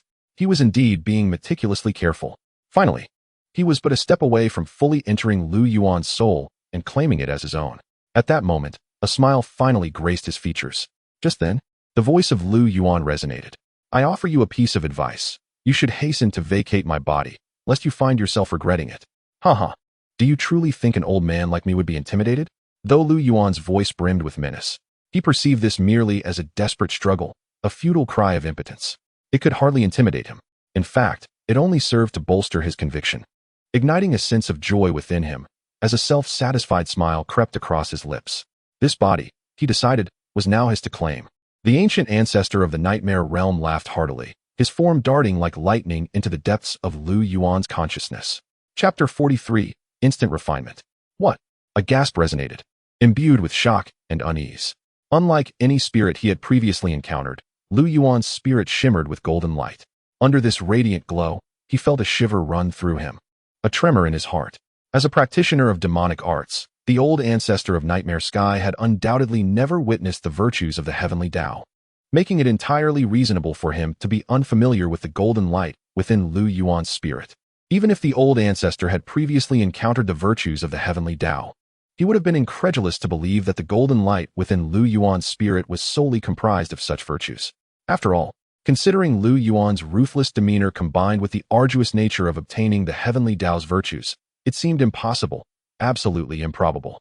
Moreover, the persistent stillness of the golden light allowed the initially wary old ancestor of Nightmare Sky to breathe a significant sigh of relief. Yet, amidst this relief, he could not help but feel a pang of admiration. It was all due to Lu Yuan's uncanny nature that had left him feeling suspicious. At this moment, the old ancestor's gaze was fixated solely on Lu Yuan's spirit, his eyes ablaze with fervent intensity. The old ancestor murmured, trembling with excitement, "It is indeed the legendary supreme celestial body." A near-obsessive expression graced his face as he slowly advanced towards Lu Yuan. No wonder the high-spirited Yuan had chosen this young man as his direct disciple. It turned out he possessed the supreme celestial body. This was an incredible fortune. The old ancestor burst into maniacal laughter. Ha ha ha. Who would have thought I would encounter such good fortune? He reveled in his triumph, dancing ecstatically, as if consumed by madness. At that moment, Lu Yuan's spirit appeared before the old ancestor. The old ancestor regarded Lu Yuan with a puzzled expression, exclaiming, "What a bold lad, daring to come before me." Lu Yuan looked at the old ancestor and replied calmly, "No, I won tea." "Oh," the old ancestor chuckled, his eyes gleaming with mockery. "Why wouldn't you? This is the supreme celestial body. Which practitioner of demonic arts wouldn't be tempted?" Lu Yuan scoffed, casting a disdainful glance at the old ancestor. "If you wished to strike, you would have done so already. There is no need for this idle chatter. You seized my spirit, and I fear my master would obliterate you with a single strike. Thus, you do not dare to kill me, nor can you usurp my being. You are indeed correct. I will not kill you, for if I did, that old fellow Yuan would surely not let me off lightly." A glimmer of surprise crossed the old ancestor's eyes, astonished that Lu Yuan could maintain such composure in the face of death. "But rest assured, I am merely hiding within your spirit. He would not dare to act against me, for our fates are intertwined, shared glory, shared demise. To be frank, I find myself somewhat envious of Yuan." The old ancestor gazed at Lu Yuan, reflecting, "It is truly remarkable how, at your age, your mind is so astute. I would indeed consider taking you as my disciple." Lu Yuan shook his head, suddenly sighing. "I previously stated that you do not dare, and furthermore, you cannot usurp my being." "What?" The ancient ancestor of the Nightmare Sect found himself utterly perplexed by Lu Yuan's inexplicable words. In the next instant, Lu Yuan abruptly raised his hand, and with a thought, a resplendent golden light surged forth from his soul, accompanied by the sound of transcendent Tao. In that fleeting moment, a tremendous aura of fortune enveloped him, radiating brilliance. The Nightmare ancestor sensed an intense life and death crisis and was engulfed in shock, desperately seeking to flee. What is happening?" Lu Yuan was enveloped in golden light, his consciousness crystal clear, impervious to all forms of interference. The Nightmare ancestor found himself unable to approach, let alone attempt to seize control. His resistance was rendered utterly ineffective against this overwhelming golden radiance, crushed without a shred of possibility for retaliation. The Nightmare ancestor struggled with all his might, his eyes filled with profound terror. He exerted every ounce of his power in defense, desperately unleashing countless hidden cards. Yet, he could not break free, not even able to move a single finger. What of the supreme immortal body? At this moment, all he could think of was how to escape. The expression of infinite fear and despair overtook the Nightmare ancestor as he screamed, "How could this be? The merit of the Tao." In that moment, he finally comprehended what the golden light accumulating within Lu Yuan's soul truly represented. Reluctantly, and in disbelief, he faced the undeniable truth before him. The merit of the Tao was something even that old Kut Zin lacked. Why did this mere boy in the core formation stage possess such an abundance of Tao merit? No, how could this be? Is Lu Yuan perhaps the favored child of the heavenly Tao? Spare me, save me. Please let me go. I possess techniques, elixirs, secret realms, treasures. I have everything." The Nightmare ancestor pleaded desperately, his true self laid bare in abject humiliation. Lu Yuan, however, remained indifferent. Beneath the golden light, the Nightmare ancestor's soul began to dissolve slowly. His body, limbs, and features, everything melted away in the brilliance. Gradually, the pleas of the Nightmare ancestor grew fainter until they were extinguished entirely. With a final, unwilling roar of rage, he vanished into nothingness. In the blink of an eye, the once mighty ancestor of the Dark Sect, equal to his master Yuan, had been utterly erased from existence. Truly, his soul was annihilated, never to return. Such is the overwhelming dominion of the merit of the Tao. At this moment, the outside world erupted in chaos. Mo Qianyu, gritting his teeth against the pain, rushed to Lu Yuan's side, observing closely. Suddenly, Lu Yuan opened his eyes wide, startling Mo Qianyu. "Lu Shixiao." Mo Qianyu exhaled deeply and then inquired, "Lu Shixiao, what happened to the Nightmare ancestor?" "Naturally, he has been obliterated, Mo Shitty. How are your injuries?" "I'm fine. Master has shielded me with his true energy." "Wait." Mo Qianyu abruptly distanced himself from Lu Yuan, stepping back cautiously and regarding him with suspicion. The second and third elders exchanged glances, their eyes brimming with profound confusion. Sensing an anomaly, the fifth elder also shook his head in bewilderment, utterly perplexed. The three elders regarded one another, their expressions laden with uncertainty. "Qianyu, What has happened to you? Master, esteemed uncles, he is not senior brother Lu. Mo Qianyu asserted with unwavering conviction. After speaking, Mo Qianyu cast another scrutinizing glance at Lu Yuan, sensing something was amiss, something was indeed very wrong. Senior brother Lu could never exhibit such courtesy, nor would he show concern for my injuries. Who are you truly? What have you done with senior brother Lu? Chapter 44. I have transcended, Master. Upon hearing this, the three elders, along with Nangong Yeli, could not help but burst into laughter. The four of them had initially acquired a considerable amount of great merits. With such an abundance of merits at hand, it was utterly impossible for the ancestor of Nightmare to seize control of Lu Yuan. Listening to Mo Qianyu's explanation, Lu Yuan found himself in a state of bemusement. Just moments ago, Mo Qianyu had delivered a profoundly moving last testament, and yet his concern was met with suspicion. Lu Yuan shook his head with a smile and replied, Junior brother Mo, do you truly believe I am an impersonation of the ancestor of Nightmare? Mo Qianyu narrowed his eyes. Throughout their journey, he had learned much by staying close to Lu Yuan. Why was it that upon Lu Yuan's awakening, his master and the second and third elders did not conduct an examination on him? In truth, when the ancestor of Nightmare entered Lu Yuan's body, a deep-seated worry lingered in his heart. Who was Lu Yuan? He knew all too well, sly, ruthless, cautious, and self-serving. Such a manner of conduct was undoubtedly reminiscent of the demonic sect. Take, for instance, the recent incident. Yi Yanran had lured the three of them to this place, believing she had deceived Lu Yuan. Yet, what fate had befallen her now? Lu Yuan was an exceptional actor. The mere thought of Lu Yuan's various antics sent a chill down Mo Qianyu's spine. This was a genuine master of cunning. He vividly recalled the astonished and dazed expression on the ancestor of Nightmare's face when his master and the two elders had appeared. What Mo Qianyu feared most now was that if the ancestor of Nightmare succeeded in seizing control, he would no longer need to feign innocence, but would instead act according to his true nature. In such a scenario, who could distinguish between him and Lu Yuan? Yet, perhaps the ancestor of Nightmare was unaware of Lu Yuan's true character, still attempting to masquerade as a caring junior brother. Little did he expect that Lu Yuan, a disciple of the Heavenly One sect, was far from an ordinary righteous disciple. Very well, senior brother Lu, how shall we divide these remains of the Golden Crow? Mo Qianyu began to scrutinize Lu Yuan, pointing towards the remnants of the Golden Crow in the valley. Lu Yuan glanced at the kind gaze of the fifth elder, pondered for a moment, and replied thoughtfully, since we are all disciples of the Heavenly One sect, it is only natural that we divide them equally. Not so fast. Who are you truly? Mo Qianyu's eyes widened with fury as he admonished, regardless of your identity, hurry and remove yourself from senior brother Lu. Lu Yuan was not so benevolent. Thus the presence before him was undoubtedly a facade of the ancestor of Nightmare. Who could understand Lu Yuan better than he? Nangong Yeli, who was well acquainted with Lu Yuan, shook her head in disbelief. Approaching Lu Yuan, she touched his forehead and questioned, Senior brother Lu, your mind seems intact. What on earth has transpired? Initially trusting in Lu Yuan, Nangong Yeli found herself growing increasingly anxious. Although she knew Lu Yuan could not be possessed, the Lu Yuan before her felt utterly unfamiliar. Disregarding the astonishment of the others, Lu Yuan strode towards the Golden Crow remnants and spoke to himself. One for Danxia Peak, one for Tianjue Peak, then another for Wudao Peak, and one more for Tianjue Peak. Next, another for Danxia Peak, and one for Tianjue Peak. The crowd gazed at Lu Yuan in disbelief. Is this what you refer to as sharing? Amidst the astonishment, Mo Qianyu subtly nodded in approval. Indeed, this aligns perfectly. This is the true essence of Lu Yuan. However, let us set aside the remnants of the Golden Crow for now. The greatest fortune within this ancient land of the demons does not lie in these corpses. Lu Yuan's master interrupted him as he was dividing the Golden Crow remains and ascended into the sky alongside the third and fifth elders. With the incantations of the three elders, the entire miniature world underwent a profound transformation. 365 celestial banners emerged from the depths of the earth, ascending and releasing a gentle starlight that enveloped this small realm.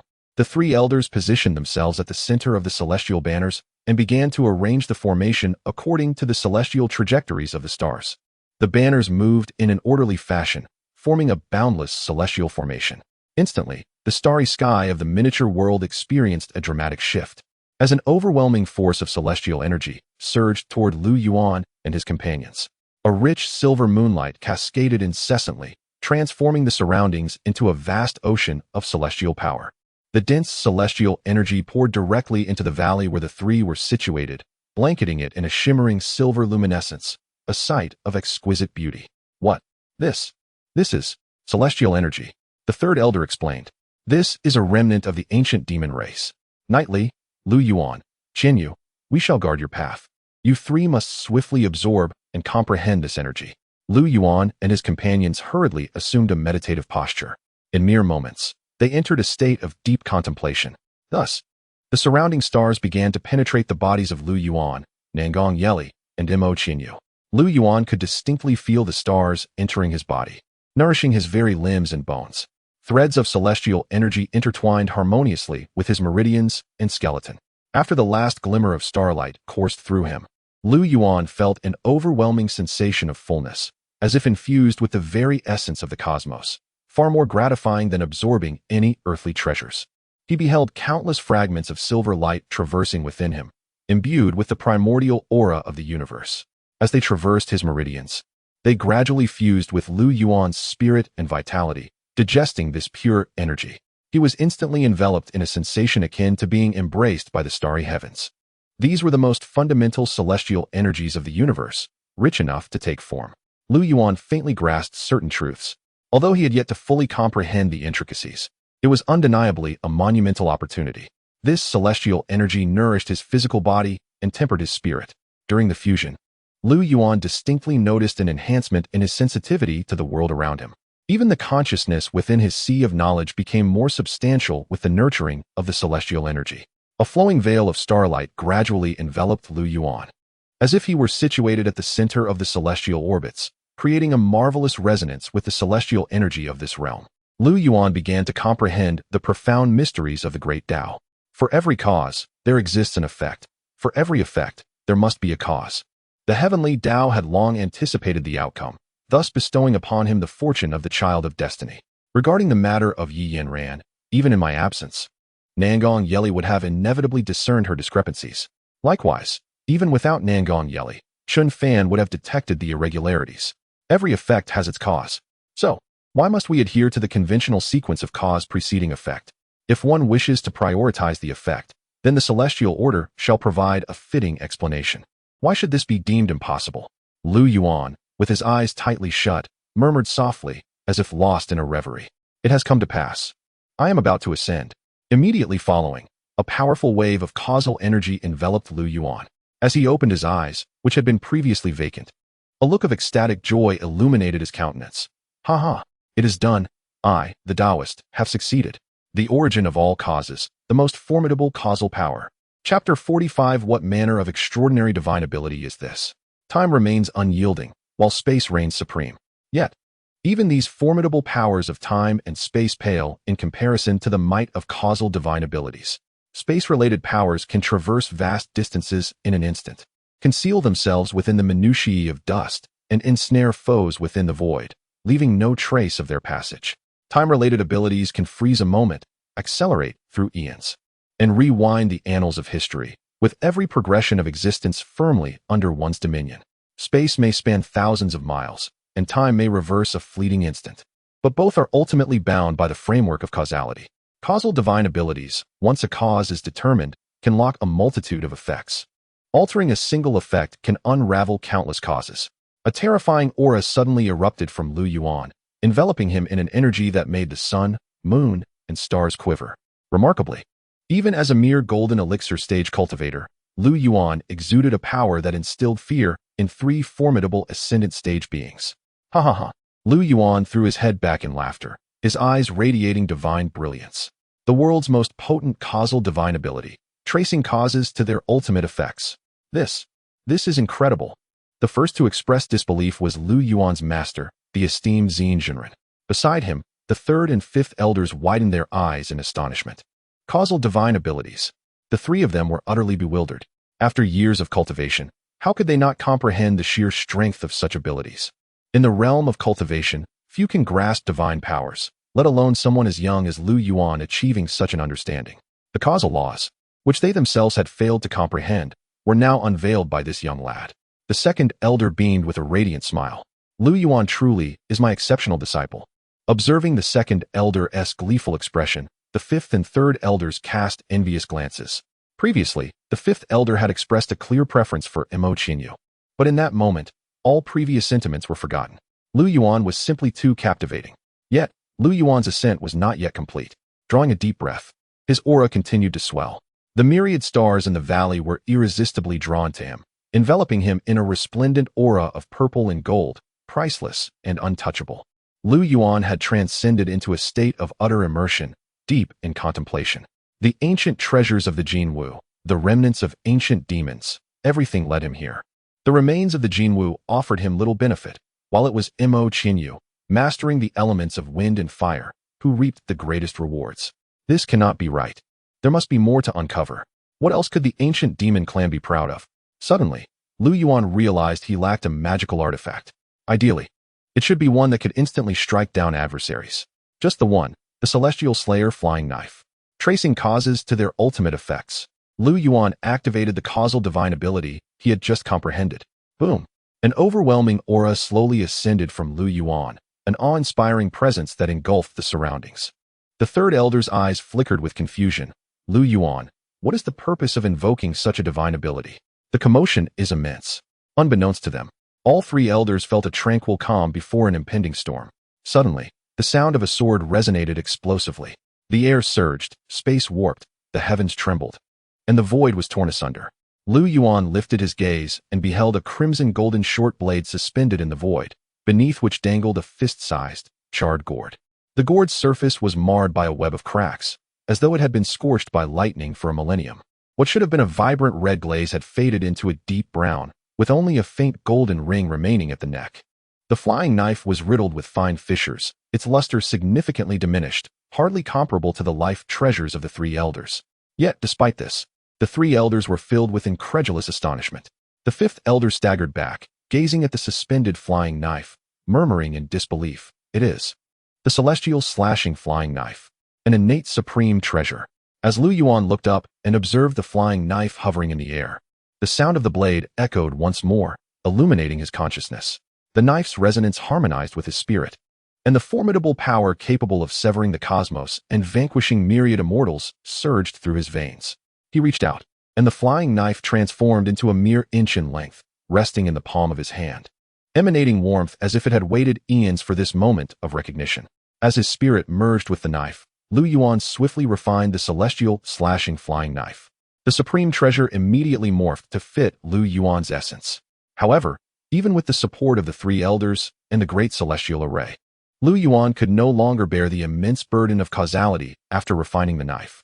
He spat out a mouthful of blood, his consciousness gradually fading, yet fortunately, Master Zien had been attentively monitoring the situation. He swiftly appeared before Lu Yuan, infusing him with vital energy to protect his heart. This lad is remarkably bold. Were it not for the great celestial array, he might have been crushed to death. Lu Shixiang, what has happened? Nangong Yeli, who had been in deep contemplation, suddenly opened her eyes and, without warning, appeared before Lu Yuan, her expression filled with concern. The third elder recognized her abilities at once. Celestial technique. Shrinking the earth to an inch. One of the pinnacle existences among divine abilities, a spatial technique. Though it is typically challenging to master, its power is immense. While it may not rival the laws of causality, it remains exceedingly formidable. It's nothing serious. This lad is simply too reckless. The second elder remarked with a hint of reproach, yet his tone brimmed with pride. To his surprise, not only had Lu Yuan comprehended a divine ability, but Nangong Yeli had as well. This time, they had truly reaped significant rewards. Now, only Mo Qinyu remained, still with closed eyes, immersed in enlightenment. The pressure now weighed heavily upon Mo Qinyu. At this moment, the fifth elder felt more anxious than ever, for both Lu Yuan and Nangong Yeli had grasped divine abilities. If Mo Qinyu failed to do so, what face would he have left for the enlightenment peak? After a considerable time, the surrounding temperature rose sharply, and Mo Qinyu's form was enveloped by the ethereal visage of a wind and fire divine dragon. The fifth elder finally let out a long sigh of relief, inwardly thankful. It is not a disgrace. Master, I have comprehended an offensive divine ability. Mo Qinyu declared with a calm demeanor, appearing as if unfazed by the momentous revelation. Yet within, he was brimming with excitement. Today, he had truly brought honor to his master and the enlightenment peak. As he spoke, his gaze inadvertently drifted towards the pale, unconscious Lu Yuan. It seemed that Lu Yuan had failed to grasp the divine ability, resulting in a reversal of his vital energy. he is destined to bask in the envious gazes of all. As for Lu Yuan, to be honest, he humbly acknowledges that he cannot compete in cunning. However, in terms of strength, can Lu Yuan truly shine alongside him? A single encounter of enlightenment will reveal the victor. Indeed, Tianyi, you have also grasped the divine arts. Although you may not match Lu Yuan and Yi Li, you have nonetheless achieved commendable progress. Buzz. With the elder's remarks, Mo Tianyi found himself engulfed in profound astonishment. What? Chapter 46. What? You want me to infiltrate the demon sect? Mo Tianyi had always believed that achieving a profound understanding of divine powers at the foundation-building stage was an extraordinary feat, rare even within the vast realm of cultivation. In his mind, he should have astonished the three elders, compelling all present to regard him with newfound admiration. Yet, why had it unfolded this way? His master even urged him not to lose heart. The fifth elder, though pleased that his disciple had comprehended divine powers, bore a certain ambivalence. Master, what did you just say? I didn't quite catch that, Mo Tianyi inquired, hoping he had misheard. The fifth elder shook his head, revealing, Lu Yuan and Yi Li have both grasped divine powers even earlier than you. They too have comprehended divine powers? Mo Tianyu's eyes widened in disbelief as he exclaimed, Wait. Master, what I have grasped is an offensive divine power that perfectly complements my wind and fire divine dragon. How can you be so certain that I am inferior to them? Unwilling to concede defeat, Mo Tianyi insisted fervently, Oh, it must be a jest. How could I possibly joke about such matters? The fifth elder, recognizing Mo Tianyu's skepticism, offered a wry smile. Yi Li has comprehended a spatial divine power, the ability to shrink the earth to a mere inch. Indeed, what my esteemed fifth uncle says is entirely accurate, Yi Li chimed in from the side. What? A spatial divine power? Mo Tianyi stood there, dumbfounded, unable to process the revelation. And what of Lu Yuan? Surely, he has not also mastered a spatial divine power. Yi Li shook her head. Brother Lu has not grasped a spatial divine power. Upon hearing this, Mo Tianyi first exhaled in relief, only for an unsettling thought to arise. He nervously pressed, It cannot be a temporal divine power, can it? Yi Li shook her head once more, her words trailing off. Finally, Mo Tianyi felt a weight lift from his chest, yet confusion and puzzlement clouded his expression. If neither spatial nor temporal divine powers were at play, then what led them to believe Lu Yuan's powers surpassed his own? The notion of causality was one Mo Tianyi had not even entertained. Lu Yuan could comprehend a causality divine power. He might as well swallow the towering golden crow carcass before him whole. Just then, Yi Li's voice broke through the air. Brother Lu's divine power is indeed a causality divine power, and his unconscious state stems from a backlash. Mo Tianyi felt as though struck by lightning, his expression a tapestry of shock and disbelief. How could this be? This is impossible. In that moment, his heart roared with frustration. After finally achieving success, you leave me utterly defeated. Is there any fairness in this? Why? Why? Slowly, Mo Tianyi lowered his head, grinding his teeth as he gazed at the solitary shadow cast upon the ground. The previous joy and pride he had felt deflated like a punctured ball, leaving behind a mere remnant. In its place surged a tumult of confusion, resentment, incomprehension, bitterness, and fear. At this juncture, the long-silent fifth elder, without uttering a word, seized the golden crow carcass from the valley. The second and third elders exchanged troubled glances, scolding, Fifth junior brother, you are already an accomplished cultivator in the great ascension stage. Do you not possess any sense of shame? Shame? What value does it hold against the worth of a golden crow carcass? You have comprehended the art of traversing space, particularly at the Tianyi peak, and have grasped the profound principle of causality, astonishingly obtaining the celestial slaying flying blade through this divine ability. The remnants of the golden crow must be seized by our Wu Dao peak. The fifth elder's eyes glowed crimson, his expression twisted in a ferocious demeanor, embodying a reckless willingness to risk everything. His disciples, lacking in capability, left him no choice but to procure resources for the survival of Wu Dao Peak. Observing his master's transformation, Mo Tianyi was engulfed in myriad thoughts. After a prolonged silence, he erupted in laughter, proclaiming to the heavens, Since I exist, why must there be distance? A month later, at the Tianyi Sect, Brother Lu is here, everyone flee. Indeed, everyone scattered in haste. Previously, Mo Shixiang and Lu Shixiang were at odds, and Lu Shixiang had resorted to underhanded tactics. Now, Mo Shixiang seemed to have transformed entirely, hiding in his cave daily. Lamenting his own foolishness, Lu Yuan merely passed by, yet the surrounding disciples fled as if a demon sect were upon them. Truly absurd, the rumors grew increasingly outrageous. In the comfort of his abode, trouble seemed to descend from the heavens. Lu Yuan shook his head with a wry smile as he made his way to his cave. Upon entering, he raised his gaze to find his master seated before him. Lu Yuan poured 2 cups of tea and offered one to the esteemed Xin Zhenren. Master, what brings you to seek me? Must I have no reason to visit my beloved disciple? Xin Zhenren furrowed his brow, pushing away the tea Lu Yuan presented. Dear disciple, I cannot trust this tea you've prepared. With a hint of exasperation, Xin Zhenren continued. Even here at Tianyi Sect, you remain overly cautious. I dare not even breathe in your presence. What if a careless disciple unknowingly inhaled the poison concealed within the candle flames of your cave? Oh, I shall be more mindful in the future, Lu Yuan replied sheepishly. Xin Zhenren then shifted the conversation towards the purpose of his visit. News has reached us that the Heavenly Demon Sect is up to something significant. We at Tianyi Sect plan to send someone undercover to ascertain their intentions. He glanced at Lu Yuan. I have come to discuss who from Tianjua Peak would be most suitable for this task. Lu Yuan pondered for a moment before quietly responding. Master, the only ones from Tianyi Sect qualified for this are myself and the senior brother. However, given the temperament of the senior brother, it seems I am the only viable candidate. Excellent. You truly are my cherished disciple. Xin Zhenren clapped his hands in approval. I am heartened by your willingness to volunteer. A small question mark slowly formed on Lu Yuan's forehead as he squinted. Master, have you accepted benefits from another peak? Xin Zhenren's smile faded. Realizing he could not employ any deception in front of his disciple, he chuckled lightly. I merely accepted a few spirit stones. The primary information I acquired is that the Heavenly Demon Sect seeks to unlock some secret realm.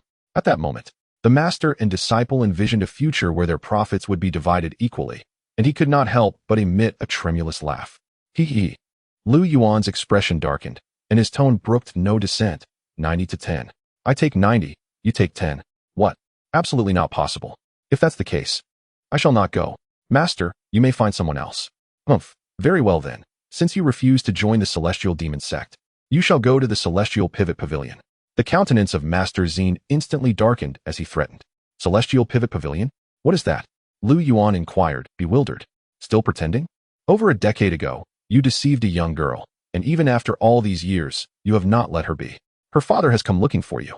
Were it not for my protection, do you think the leader of the Celestial Pivot Pavilion would be unable to find you? After finishing his words, Master Xin appeared ready to depart. Wait, Master, let us reconsider. 50-50 it shall be. Lu Yuan forced a smile. Who could resist the bond between master and disciple? However, I have never even been to the Demon Sect. How could I possibly go undercover? Master Xin pondered for a moment and replied, Perhaps you should temper your words a bit. Chapter 47. Restrain yourself. For you are a demon cultivator in the realm of the Heavenly Demon Sect, atop the soul-devouring peak, a flustered voice echoed, Senior Sister. I merely came to collect my monthly allowance. Please do not act this way. Lu Yuan's tone was tinged with urgency, revealing a palpable fear. Behind him, a stunning woman embraced his waist affectionately, her voice as soft as silk, inquiring, Tang Yuan, dear Junior, what troubles you? Why do you appear so frightened? Tang Yuan was the alias Lu Yuan adopted within the Heavenly Demon Sect. Against the backdrop of the dim sky, he felt a growing anxiety as he faced the advancing Luo Yoli. The women within this demonic sect were indeed formidable. Yet, to be fair, Luo Yoli possessed a certain allure, being one of the candidates for the position of the sect's holy maiden. However, one must remember that this was a demon sect. The women here could truly consume a man entirely. As far as Lu Yuan was aware, the seemingly harmless Luo Yoli had caused the demise of numerous disciples beneath her sheets. As she relentlessly closed in on him, he retreated, attempting a nervous chuckle. Senior Sister Luo, what is your intention? I still have to cultivate after collecting my allowance. Luo Yuli giggled, drawing nearer until she backed Lu Yuan into a corner of the grand hall. With a playful blink, she delicately traced her slender, fair finger along his cheek, her captivating visage breaking into a bewitching smile. This smile could undoubtedly ensnare the hearts of men, rendering them her devoted subjects. Ah, yes, dear Junior. Here to collect your allowance. Seeing you toil so hard in your cultivation, does it not warrant a little reward from your senior sister? With that, Luo Yoli leaped onto the stiffened Lu Yuan, her breath quickening in a manner that left him thunderstruck. In that instant, Lu Yuan felt as though struck by lightning. Disregarding all else, he hastily pushed her away and snatched his monthly allowance from her grasp before fleeing the scene. As he bolted, the disciples within the hall who were also collecting their allowances glared at him with resentment. They were filled with disdain towards Lu Yuan, cursing him inwardly. What? Just because he is somewhat handsome? What a show-off, they thought. Senior Sister Luo holds a prestigious position as a candidate for the Holy Maiden of the Heavenly Demon Sect. Although this role is perilous, often attracting the ire of disciples from the Tianyi faction, it is a privilege for a mere novice like him to be noticed by such an esteemed figure. Yet, he fails to appreciate his good fortune? How foolish. In contrast to the envious disciples, Luo Yuli, having been rebuffed by Lu Yuan, remained unfazed. With a playful smile, she watched his retreating figure, pursing her alluring lips. He has escaped again. Tang Jr., you truly are amusing. Yet, the more you resist, the more I find myself intrigued. With a sigh, Luo Yoli reflected on her newfound interest in him, and the grand hall returned to its previous serenity. Could it be that you have discerned my peculiar inclinations, dear Junior? I must concede, you have successfully piqued my interest. In a frantic rush, he dashed out of the hall of soul-devouring pique, running far until he was certain that the terrifying Sister Luo was no longer in pursuit. Only then did he slow his pace, his heart still racing as he muttered, "Damn, I nearly lost myself there. What is wrong with the Heavenly Demon Sect? Each of their holy maidens seems more formidable than the last. The ones he had previously slain had all sought to seduce him. Yet now, Lu Yuan found himself unable to confront Luo Yoli, forced instead to flee.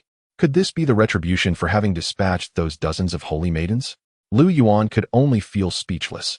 He could neither resist nor retaliate. If he were to let his guard down one day, he feared he might not even be able to protect his own innocence. With this thought, he clenched his fists. Seething, once I escape this wretched place, the first I shall eliminate is that woman, Luo Yuli. Lu Yuan returned directly to his quarters. Upon entering, he was immediately enveloped by a chilling, dark atmosphere.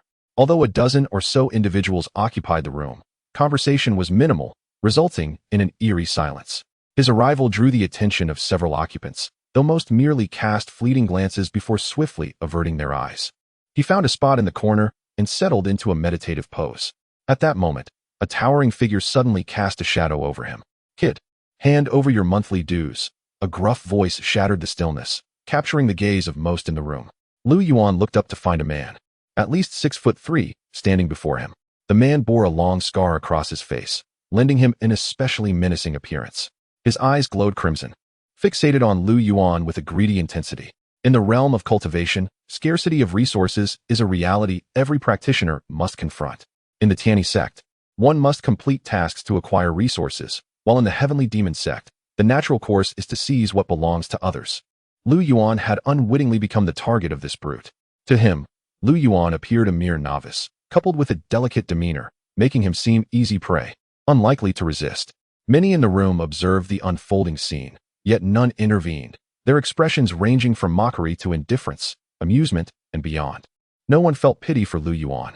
Here in the Demon Sect, the only rule is succinct. The weak are devoured by the strong, and only the fittest survive. Faced with the brute's threat, Lu Yuan paid him no mind, not even casting a glance in his direction. A mere cultivator at the third stage of chi refinement was unworthy of his attention. Not speaking, huh? Seeking death, are we? The brute, infuriated, launched a short blade emanating dark energy from an acute angle, aiming directly for Lu Yuan's heart. This man was evidently seasoned, striking with lethal intent. Seemingly intent on ending Lu Yuan in a single blow. Lu Yuan remained motionless, leading the brute to believe he had been rendered speechless by fear. Yet, in the next instant, Lu Yuan's left hand shot out like lightning, and with a resounding clang, he seized the incoming dagger. The attacker felt as though his blade had struck solid rock, unable to penetrate further or withdraw. A chilling aura emanated from Lu Yuan's eyes. With a sweeping motion, Lu Yuan seized the burly man's neck with one hand. Before the latter could utter a complete sentence, Lu Yuan swiftly grasped his head with his right hand and exerted a slight pressure. A crisp crack resonated, the sound of shattering bone echoing ominously. The lifeblood of the stout man quickly ebbed away, while Lu Yuan's expression remained remarkably composed. He was not a man known for his mercy. To show compassion towards enemies was but a cruelty to oneself. In this realm, none were devoid of death's embrace. A cold smile crept onto Lu Yuan's lips, affirming his master's sage advice. A touch of restraint could indeed be beneficial. Chapter 48. Brother Tang, you are not an undercover agent, are you? Lu Yuan let out a long sigh, stretching his shoulders. Had Li Chongqing been the one to infiltrate, he would likely have received countless chances to expound on grand philosophies in such a situation. However, when dealing with such individuals, Lu Yuan had gleaned but a single word throughout the vast realms: Kill. You have already joined the Heavenly Demon Sect. How could I possibly show you mercy? Even disciples from the Heavenly One sect would face my wrath should they engage in such actions. Besides, Lu Yuan had mentally prepared himself long before infiltrating the Heavenly Demon Sect, with his foremost task being to masquerade as one of its disciples. Thus, he pondered the most effective way to perfectly disguise himself as a disciple of the Demon Sect, to truly become one. He recalled his master's earnest words, Lu Yuan. How fortunate it was that I found you and brought you back to the Heavenly One sect. Had you fallen into the hands of those from the Demon Sect? A chill ran through the already transcendent Xin Jinren, who gasped in horror, realizing the potential upheaval in the cultivation world. Shaking his head, Lu Yuan murmured to himself, Am I truly that wicked? The others in the room did not appear alarmed by the death of one among them, as if they had grown accustomed to such scenes. Nevertheless, their gazes toward Lu Yuan now bore a hint of wariness. Lu Yuan welcomed this reaction, at the very least. It seemed unlikely that anyone would trouble him in the near future. Brother Tang, Deacon Li is looking for you. You should go, came the call. Deacon Li was the one who had initially recruited Lu Yuan into the Heavenly Demon Sect. Confused, Lu Yuan wondered why he was sought out, as his connection to the deacon was rather tenuous. Could it be regarding the selection of inner disciples? Given Lu Yuan's revealed prowess at the peak of qi refinement, he did not possess the same talent as the outstanding disciples, yet he was more than qualified for the inner circle. Becoming an inner disciple of the Heavenly Demon Sect would allow him to gather intelligence. After contemplating this, Lu Yuan deemed it a fortuitous opportunity. Following the address provided by the messenger disciple, he arrived at the entrance of a cave dwelling. As he gazed at the door, an ominous feeling began to creep into his heart. However, having just entered, he had not made any enemies, or so he thought. No, that was not entirely accurate. He had indeed crossed paths with many, yet he had thoroughly eradicated them. Take, for instance, the burly man he had slain previously. After dispatching him, Lu Yuan had calculated the ensuing consequences and dealt with those closely linked to him. Was he merely being overly cautious? After all, the deacon of the soul-devouring peak was hardly a den of peril. Moreover, Lu Yuan possessed a few means of self-preservation. He glanced down at the jade pendant hanging from his neck, a protective talisman he had requested from his master. Then he looked at the string of prayer beads in his right hand, a gift from the third elder, and finally tapped the ring on his left hand, which had been bestowed upon him by the fourth elder. Finally, Lu Yuan produced a jade talisman, crafted collaboratively by the seven elders, designed for instant escape should circumstances turn dire. Given Lu Yuan's inherently cautious nature, he found it unsettling to be without such life-preserving measures. After inspecting his equipment, he exhaled deeply, straightened his attire, and adorned his face with an innocent smile as his right hand gently rested upon the grand door. With a heart filled with trepidation, Lu Yuan pushed the door open. Creaking, the door swung ajar, releasing a wave of feminine fragrance, though it was mingled with an inexplicable fishy scent. Lu Yuan frowned, puzzled by the peculiar aroma. He soon shook his head and mused, Truly, Elderly remains as vigorous as ever. Elderly? Lu Yuan softly called out. Junior brother Tang, you have arrived? Oh, Sister Luo, what brings you here? Upon encountering the unexpectedly present Luo Yoli, Lu Yuan was momentarily taken aback. Yet, it did not take long for him to realize he had been ensnared in her trap. Luo Yoli, with her cunning disposition, had orchestrated this scenario. At that moment, it was evident that Luo Yoli had prepared meticulously. Beneath the sheer fabric, her flawless jade-like feet appeared ethereal and elusive. Moreover, whether by intention or accident, she had chosen not to wear a belly wrap. A sense of foreboding washed over Lu Yuan as he finally comprehended the gravity of the situation. He was not in a mere den of dragons, but indeed a lair of tigers. Junior brother Tang, Elderly, is currently occupied. I have been instructed to relay a message to you. Luo Yoli's alluring gaze seemed to ensnare Lu Yuan, igniting a fervor within him. I humbly request your guidance, sister. There is no rush, she replied, guiding him to a seat. The dim light enveloped them as she lit a crimson candle and poured 2 cups of tea before continuing.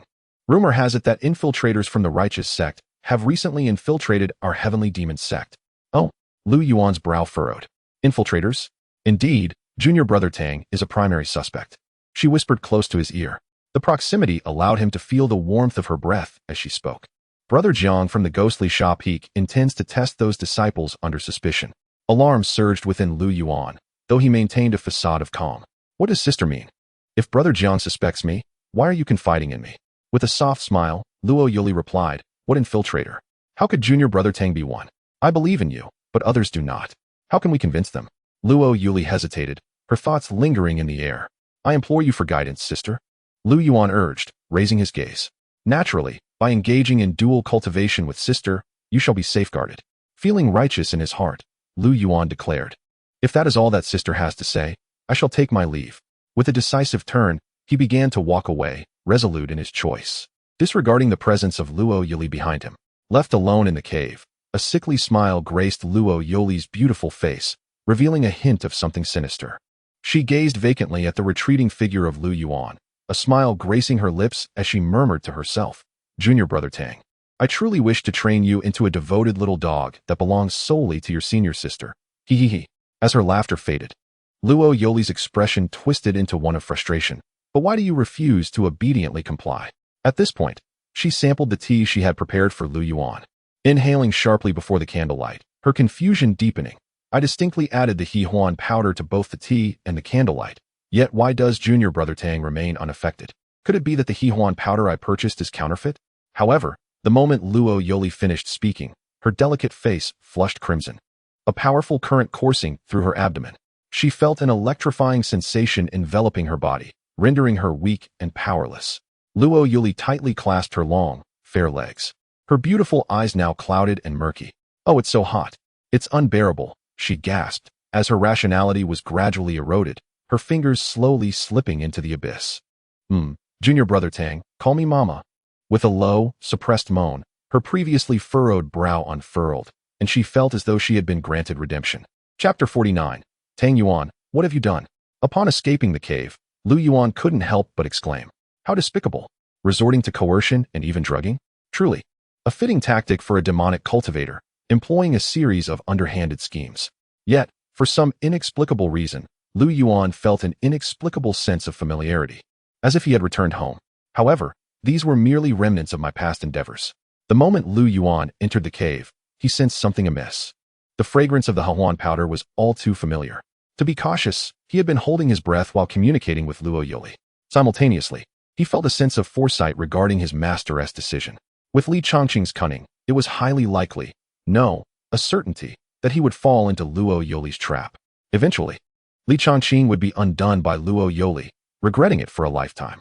Initially harboring murderous intent towards her, he would be inexplicably reluctant to act, ultimately softening and letting her go.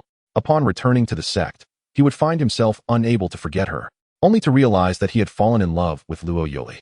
Lu Yuan could already foresee the unfolding of events. Yet, it was a pity that Luo Yuli encountered him, Lu Yuan. Nonetheless, he set aside thoughts of Luo Yuli for the moment. The pressing concern was the suspicion cast upon him as an undercover agent. Why, indeed, were they suspicious of him? Lu Yuan was perplexed. Perhaps they simply knew of an undercover presence, and, having just joined the sect, he was under scrutiny. Yet, he felt a twinge of fear. After all, this was a demonic sect. Never mind. One must confront challenges as they arise. Tang Yuan, assemble at Ghost Fiend Peak. A solemn voice suddenly resonated, clear in his ears. Lu Yuan expressed mild astonishment. Speak of the devil, and he shall appear. As he entered the grand hall of Ghost Fiend Peak, he discovered that dozens of disciples were already waiting outside. Based on Luo Yuli's remarks, Lu Yuan couldn't help but chuckle at the absurdity of being singled out as a suspect among the newly inducted disciples of the Heavenly Demon Sect. When most had gathered, a man clad in a black robe emerged, his demeanor grim and unapproachable. The black-clad figure was at the late stage of Foundation establishment, a formidable presence even within the ranks of the Heavenly One sect.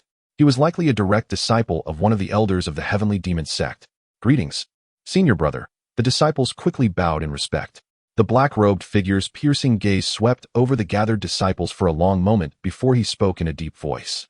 Those whose names I call, step forward. At that moment, the black-robed man produced a roster and began to call names. Li Feng, here. Tang Yuan, present. You have recently joined the Heavenly Demon Sect. As per tradition, you are required to undergo a trial. Follow me. The black-robed man, cold in demeanor, offered no further words to Lu Yuan and the others. The black-robed man was Zhang Hao, a direct disciple of Ghost Fiend Peak.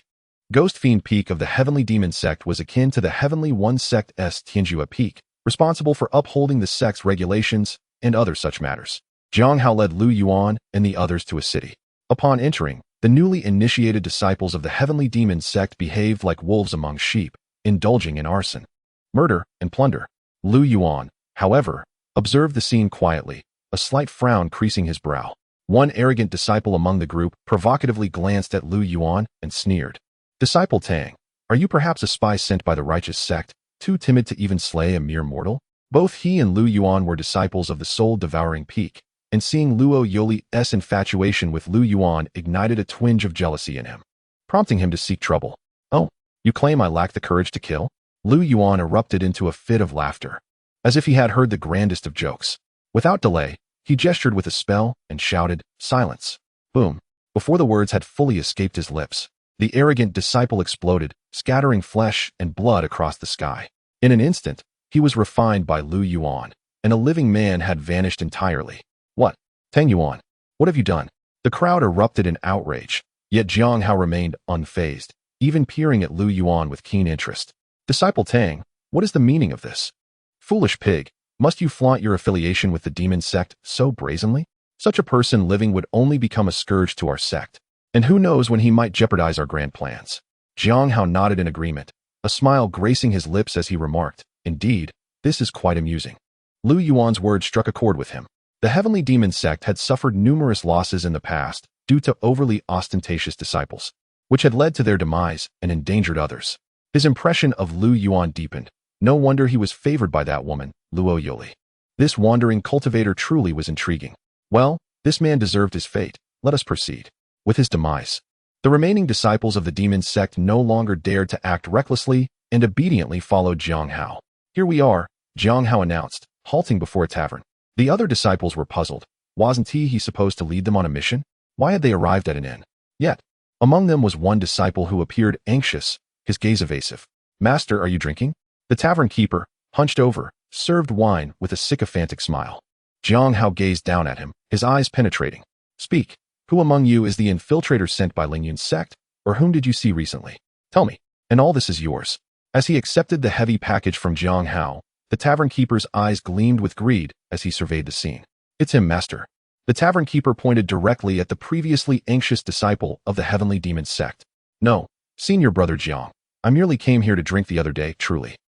Before the disciple could finish, Jiang Hao struck him down with a single palm, and he collapsed to the ground. For some reason, Jiang Hao then turned to Lu Yuan, saying, "Disciple Tang, there is another matter for you to address." "Me?" Lu Yuan responded, bewildered. "Yes, indeed. Brother Tang, I have high hopes for you."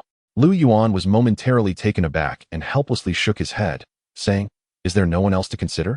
The tavern keeper meticulously surveyed the surroundings once more, ultimately shaking his head. "Master, it is but this one. There are no others." Sighing, Lu Yuan continued, "Then there is no other choice. Tavern keeper, if we were to leave, would you inform others of our visit?" The tavern keeper hastily protested, fervently shaking his head. "Master, I assure you with my life that I will not disclose anything to anyone else." "Is that truly so?" "Indeed, indeed." Lu Yuan nodded, then abruptly shifted the conversation. "However, I am not convinced." The tavern keeper, as if struck by lightning, jerked his head up, only to see a blinding flash of sword light expanding ever larger in his pupils. With a swift motion, the head was severed, blood splattering forth. "Ah, the witness is gone. Brother Tang, how will you handle this? If you cannot find anyone, my brother may be quite disappointed." Jiang Hao's gaze shifted to Lu Yuan, his eyes filled with anticipation, hoping for a satisfactory response. Lu Yuan let out a hearty laugh and addressed Jiang Hao. "Fear not. Brother Jiang, observe closely. I have resolved to eliminate this infiltrator." No sooner had he spoken than he acted. In a flash, the sword light struck, and several disciples beside him were instantly cleaved in two. "Tang Yuan, what have you done? We are disciples of the heavenly demon sect, not infiltrators." If he could not find anyone, or if it turned out that the last remaining infiltrator was indeed Lu Yuan, what would be the course of action? Lu Yuan smiled nonchalantly. "Then we simply eliminate them all, shall we?" Chapter 50. Brother Tang could never be an undercover agent. "Tang Yuan, what on earth are you doing?" The surrounding disciples trembled, their lips quivering as they shouted. In the face of their invectives, Lu Yuan remained silent, relentlessly wielding his sword. Each stroke of his blade shimmered like bolts of lightning, piercing through the disciples of the heavenly demon sect. Countless streams of blood and innards gushed forth, staining the tavern's floor a deep crimson. The crowd stood in shock, retreating in unison, unable to fathom Lu Yuan's sheer madness. "Brother Jiang, Tang Yuan has gone insane." "Yes, Brother Jiang, you must stop him." "Ha ha ha, how amusing." Jiang Hao laughed heartily, his eyes gleaming with a fierce light. The murderous intent surged in an instant. Accompanied by a piercing sound of air being sliced, Jiang Hao's figure vanished in a flash. The pupils of the surrounding disciples only caught a glimpse of his lingering shadow. With a gasp, a disciple, who had just sighed in relief upon seeing Jiang Hao take action, suddenly lowered his head slowly. Disbelief etched across his face as he beheld a gaping wound in his chest. Brother Jiang Yu? Oh no, Brother Jiang has lost his mind too. The crowd was horrified. Jiang Hao let out a maniacal laugh. Splendid, truly splendid. Brother Tang, you think just as I do. This is how our demonic path operates. If one cannot discern the crafty, then eliminate them all. As the sun set in the west, its fading rays illuminated the blood-stained floor, casting an eerie crimson hue. Better to mistakenly slay 1,000 than to let a single adversary escape. Brother Tang, what a noble disposition. Indeed, a paragon of talent, reminiscent of my own glorious days. Jiang Hao's eyes sparkled with admiration as he gazed at Lu Yuan. Too humble. I merely grew accustomed to it before joining the heavenly demon sect. I had intended to leave none alive, but Brother Tang has truly surprised me. The infiltrators of the righteous path are becoming increasingly astute. Knowing to strike down mortals and their fellow disciples to preserve themselves, one can hardly discern between friend and foe. If one cannot tell, then it is best to eliminate them all. That is the foolproof approach. Would you not agree, Brother Tang? His tone hinted at an underlying menace. Although the smile on Jiang Hao's face never faded, Lu Yuan was certain that he was not jesting with his words. Had Lu Yuan failed to satisfy Jiang Hao moments ago, he likely would have turned his blade upon him as well. How ruthless. It was unexpected to find such talent within the heavenly demon sect. This truly was a match of equals, a meeting of extraordinary minds. Brother Jiang speaks wisely. Lu Yuan replied with feigned trepidation. Ah, do not be so tense, Jiang Hao chuckled lightly. While others may be potential infiltrators, I can assure you with absolute certainty that Brother Tang poses no threat. A pure breed of villain like you is indeed a rare gem. Even within the heavenly demon sect, upon entering the city, you followed behind obediently, refraining from plunder and slaughter. This seemingly would arouse suspicion among the disciples of the demonic sect. If it were an ordinary steward, they would undoubtedly harbor doubts about Lu Yuan. However, Jiang Hao is not ordinary. He believes that Lu Yuan's reaction is entirely reasonable. As a cultivator of demonic arts, who would be so ostentatious, parading about with such audacity? Wouldn't they fear the righteous disciples gathering to hunt them down? This is clearly a stereotype held by those righteous disciples regarding their demonic counterparts. To Jiang Hao, those who flaunt themselves fall into two categories. Either they are righteous sect members deliberately masquerading, or they are lower disciples venting their desires. In his eyes, both types are deserving of extermination. Lu Yuan, on the other hand, exudes an aura of someone who has had considerable experience evading the relentless pursuit of righteous cultivators. Coupled with Jiang Hao's philosophy of preferring to mistakenly slay 1,000 rather than let one escape, he quickly deduces that Lu Yuan, despite appearing amiable, would turn ruthless the moment his interests were threatened. Selfish, sinister, and merciless, these descriptors scarcely encapsulate Lu Yuan's essence. Even if Lu Yuan were to claim allegiance to the righteous path, Jiang Hao would remain skeptical. Such individuals are the true backbone of their demonic sect's future. Junior Brother Tang, you have reached the pinnacle of qi refinement, have you not?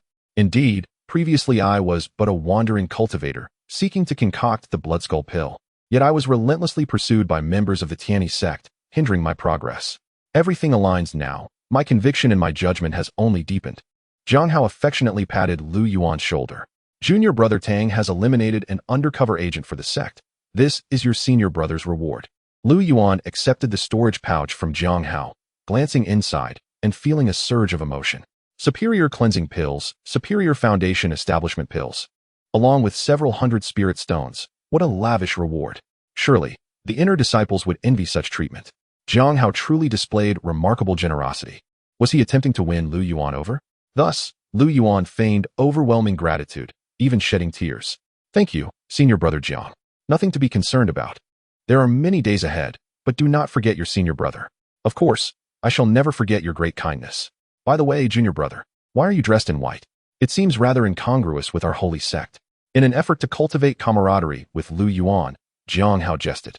Well, when I was being pursued, donning this attire led others to believe I was a disciple of the righteous sect, and at times, they would even extend hospitality to me. Ha ha, how amusing, truly amusing. Look at that. Tang Yuan could never be an undercover agent, masquerading as a righteous disciple. The more Jiang Hao observed Lu Yuan, The more he found him agreeable, yearning to bring him to the ghost Sha Peak. Listening to Lu Yuan's explanation ignited a spark of interest in him, and he promptly changed into a white robe. Upon donning this new attire, Jiang Hao distinctly felt the shift in the gazes of the mortals around him. It was quite exhilarating. The feeling of being aligned with the righteous sect was indeed different, much improved compared to before. Who says we were once a demonic sect? Whoever prevails is deemed righteous. We merely encountered a temporary setback. Ha ha ha. Jiang Hao laughed until tears nearly spilled from his eyes. Junior brother Tang, how eloquent you are. Your senior brother is growing increasingly fond of you. How about this? You come to my ghostly peak and assume the position of the ninth steward. The bed in Luo Yoli's cave abode, after struggling through a restless night, appeared increasingly precarious, as if it might collapse at any moment. At this moment, her complexion bore a charming and alluring flush, reminiscent of a rosebud, which, after being nourished by a night's rain, finally blossoms under the sun. What on earth is happening? The potency of this medicine is undeniably strong. How could Tang Yuan remain unscathed? Luo Yoli murmured to herself, utterly perplexed as to why Lu Yuan had escaped unharmed. Oh no! Caught up in her own delight, she had overlooked Jiang Hao's movements. That ruthless demon, Jiang Hao, could it be that Tang Yuan, that frail novice disciple, has? Ignoring her trembling body, Luo Yoli soared towards Ghostly Peak. Senior Sister Luo, what brings you here? Why are you hitting people, Senior Sister Luo? Following two brief cries of distress, Luo Yoli, her expression darkened, arrived at Ghostly Peak. Jiang Hao, return my people from soul-devouring peak. Chapter 51. What your Tang Yuan? Clearly my Tang Yuan at this moment. Lu Yuan and Jiang Hao remained en route to the heavenly demon sect, utterly oblivious to the events transpiring at Ghost-Killing Peak. Throughout the journey, Jiang Hao grew increasingly satisfied with Lu Yuan, seemingly regarding him as a protege to nurture. After all, within the heavenly demon sect, there are villains aplenty, yet he had never encountered someone as purely wicked as Lu Yuan. Jiang Hao sensed that Lu Yuan was brimming with malice and cunning, akin to a demonic child descended from the heavens. Junior brother Tang, Jiang Hao said, though we belong to the demonic sect, I must advise you, do not push our fellow disciples to their limits. As for the blood skull pill matter, let it rest. Our sect is not so numerous yet. Indeed, senior brother, once one joins the heavenly demon sect, we are family, and there is nothing wrong with sacrificing for family. Lu Yuan nodded in agreement. Of course, he did not specify who would be making the sacrifice. That is good, very good. For reasons unbeknownst to him, Jiang Hao, who typically prided himself on being cold-hearted and unflinching in the face of death, felt a chill during his conversation with Lu Yuan. For instance, the Blood Mist project Lu Yuan mentioned, which required thousands of disciples to undergo trials with only one surviving while the rest were refined into blood skull pills. There was also the notion of earlier initiates leading later ones into darkness. This child still needed refinement. Lu Yuan, a true seed of wickedness. He sighed, shaking his head in resignation. He understood that with someone like Lu Yuan, mere words would not suffice to change him. He would be content if Lu Yuan could merely temper his excesses. As they spoke, Jiang Hao handed Lu Yuan a stack of items, which he accepted, discovering them to be a collection of portraits. Wait, why do these portraits look so familiar? Lu Yuan thought, a sudden shock coursing through him. Isn't this Li Changqing? How did Jiang Hao acquire Li Changqing's likeness? Look at these portraits. How many do you recognize? Jiang Hao suddenly inquired. Lu Yuan paused, studying the portrait of Li Changqing. After a moment's hesitation, he said, Senior brother Jiang, is this individual not Li Changqing, the eldest disciple of the Tianyi Sect? Jiang Hao nodded, explaining. These individuals are all the paragons that the righteous path takes pride in. One must exercise caution when encountering them. However, regarding this Li Changqing, he hesitated, a hint of disdain flickering in his eyes. Junior brother, you need not worry. Though his cultivation is high, he is soft-hearted and incapable of achieving great deeds. Lu Yuan felt somewhat speechless. This eldest brother's unfortunate disposition has even permeated the heavenly demon sect. Nevertheless, Jiang Hao was indeed a talent, adept at gathering information. Thus, Lu Yuan pondered whether he might also find his likeness among these portraits. Continuing to search, Lu Yuan's expression suddenly froze. He noticed that his own portrait stood out distinctly from the others, with his name and information marked in vermilion. Lu Yuan's eyelid twitched involuntarily as he exclaimed, Senior brother Jiang, who is this person? Why are they different from the others? Could there be some enmity between them and you? The warmth on Jiang Hao's face vanished instantly, replaced by a look of disdain and indifference as he gritted his teeth and declared, Lu Yuan, this person is unfathomable and poses the greatest threat to our sect at present. Lu Yuan was perplexed. He had no recollection of provoking Jiang Hao. So why did Jiang Hao seem so aggrieved? After a moment of silence, Jiang Hao spoke. All of my companions were slain by this man. His hatred was palpable. Lu Yuan suddenly understood. No wonder Jiang Hao appeared as though Lu Yuan had stolen his beloved. Yet, something felt amiss. If memory served him correctly, the enchanting women of the heavenly demon sect had been intent on ensnaring Lu Yuan, even wishing to whisk him away. Senior brother, I have heard whispers regarding this matter. However, the rumors suggest that it was our holy sect saintess who met her demise during such an encounter. Is this true? Indeed, it is.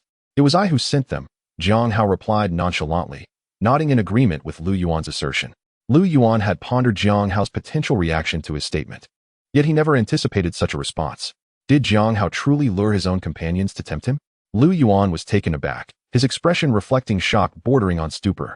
Jiang Hao smiled serenely, saying, brothers are like limbs, while women are but garments. Henceforth, if you fancy any of my companions, there is no need to consult me. Simply proceed. It was uncertain whether Jiang Hao was testing him, but Lu Yuan shook his head vigorously, hastily declining. No, that won't be necessary. Oh, do not be modest, junior brother. Jiang Hao patted Lu Yuan's shoulder and suddenly recalled something, grinning mischievously. I see. Could it be that you possess a sense of cleanliness? In the future, should I capture any virtuous celestial maidens, you shall be the first in line. Lu Yuan was at a loss for words as they continued towards the heavenly demon sect. On the journey back, Lu Yuan's thoughts swirled. Although Jiang Hao was genuinely sincere towards him, the implications of their conversation lingered heavily. Jiang Hao was undeniably resourceful, having meticulously investigated these talented disciples of the righteous path. Given time, he would undoubtedly become a formidable opponent to the Heavenly One sect. This individual was alarmingly dangerous and could not be allowed to remain. What a bother! Lu Yuan mused, massaging his temples. He contemplated, perhaps it would be best to eliminate him. However, how could he accomplish such a task? He could not act directly, as that would be a reckless endeavor, especially while within their stronghold. This situation would require cunning. It was common for discord to brew among demonic cultivators. He merely needed to incite a rivalry, for instance, between Luo Yoli and Jiang Hao, both of whom sought his favor. It seemed he would have to betray his noble ideals and resort to treachery, sowing discord between Jiang Hao and Luo Yoli. After resting his chin on his hand and contemplating, various schemes began to manifest in his mind. After all, Lu Yuan's desire to harm outweighed his caution. At the Heavenly Demon Sect, on Ghost Fiend Peak, Luo Shiji, please remain calm. Our senior brother Jiang has taken the new disciple out and will return shortly. What? He has gone out? Upon hearing this, Luo Yoli felt as if the sky had fallen.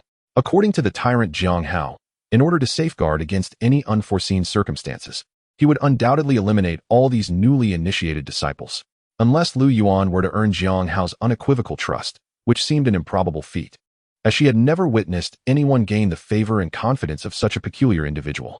Could it be that Lu Yuan?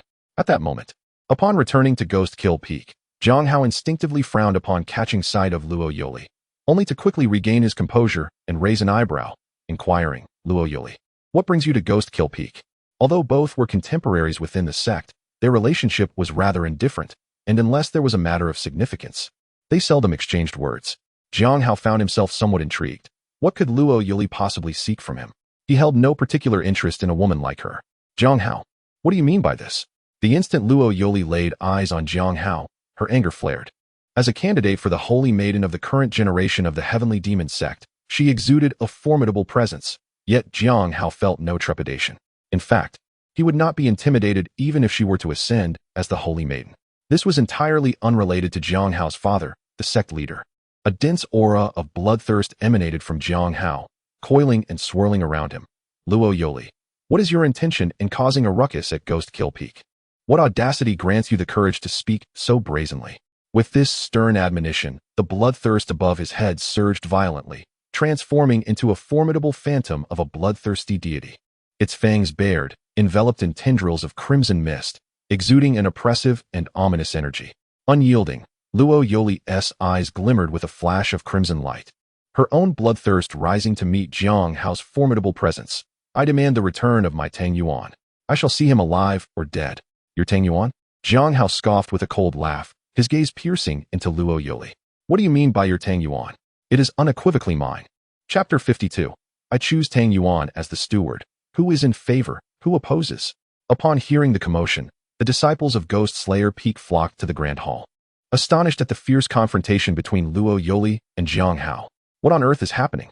Why is senior brother Jiang clashing with sister Luo from Soul-Devouring Peak?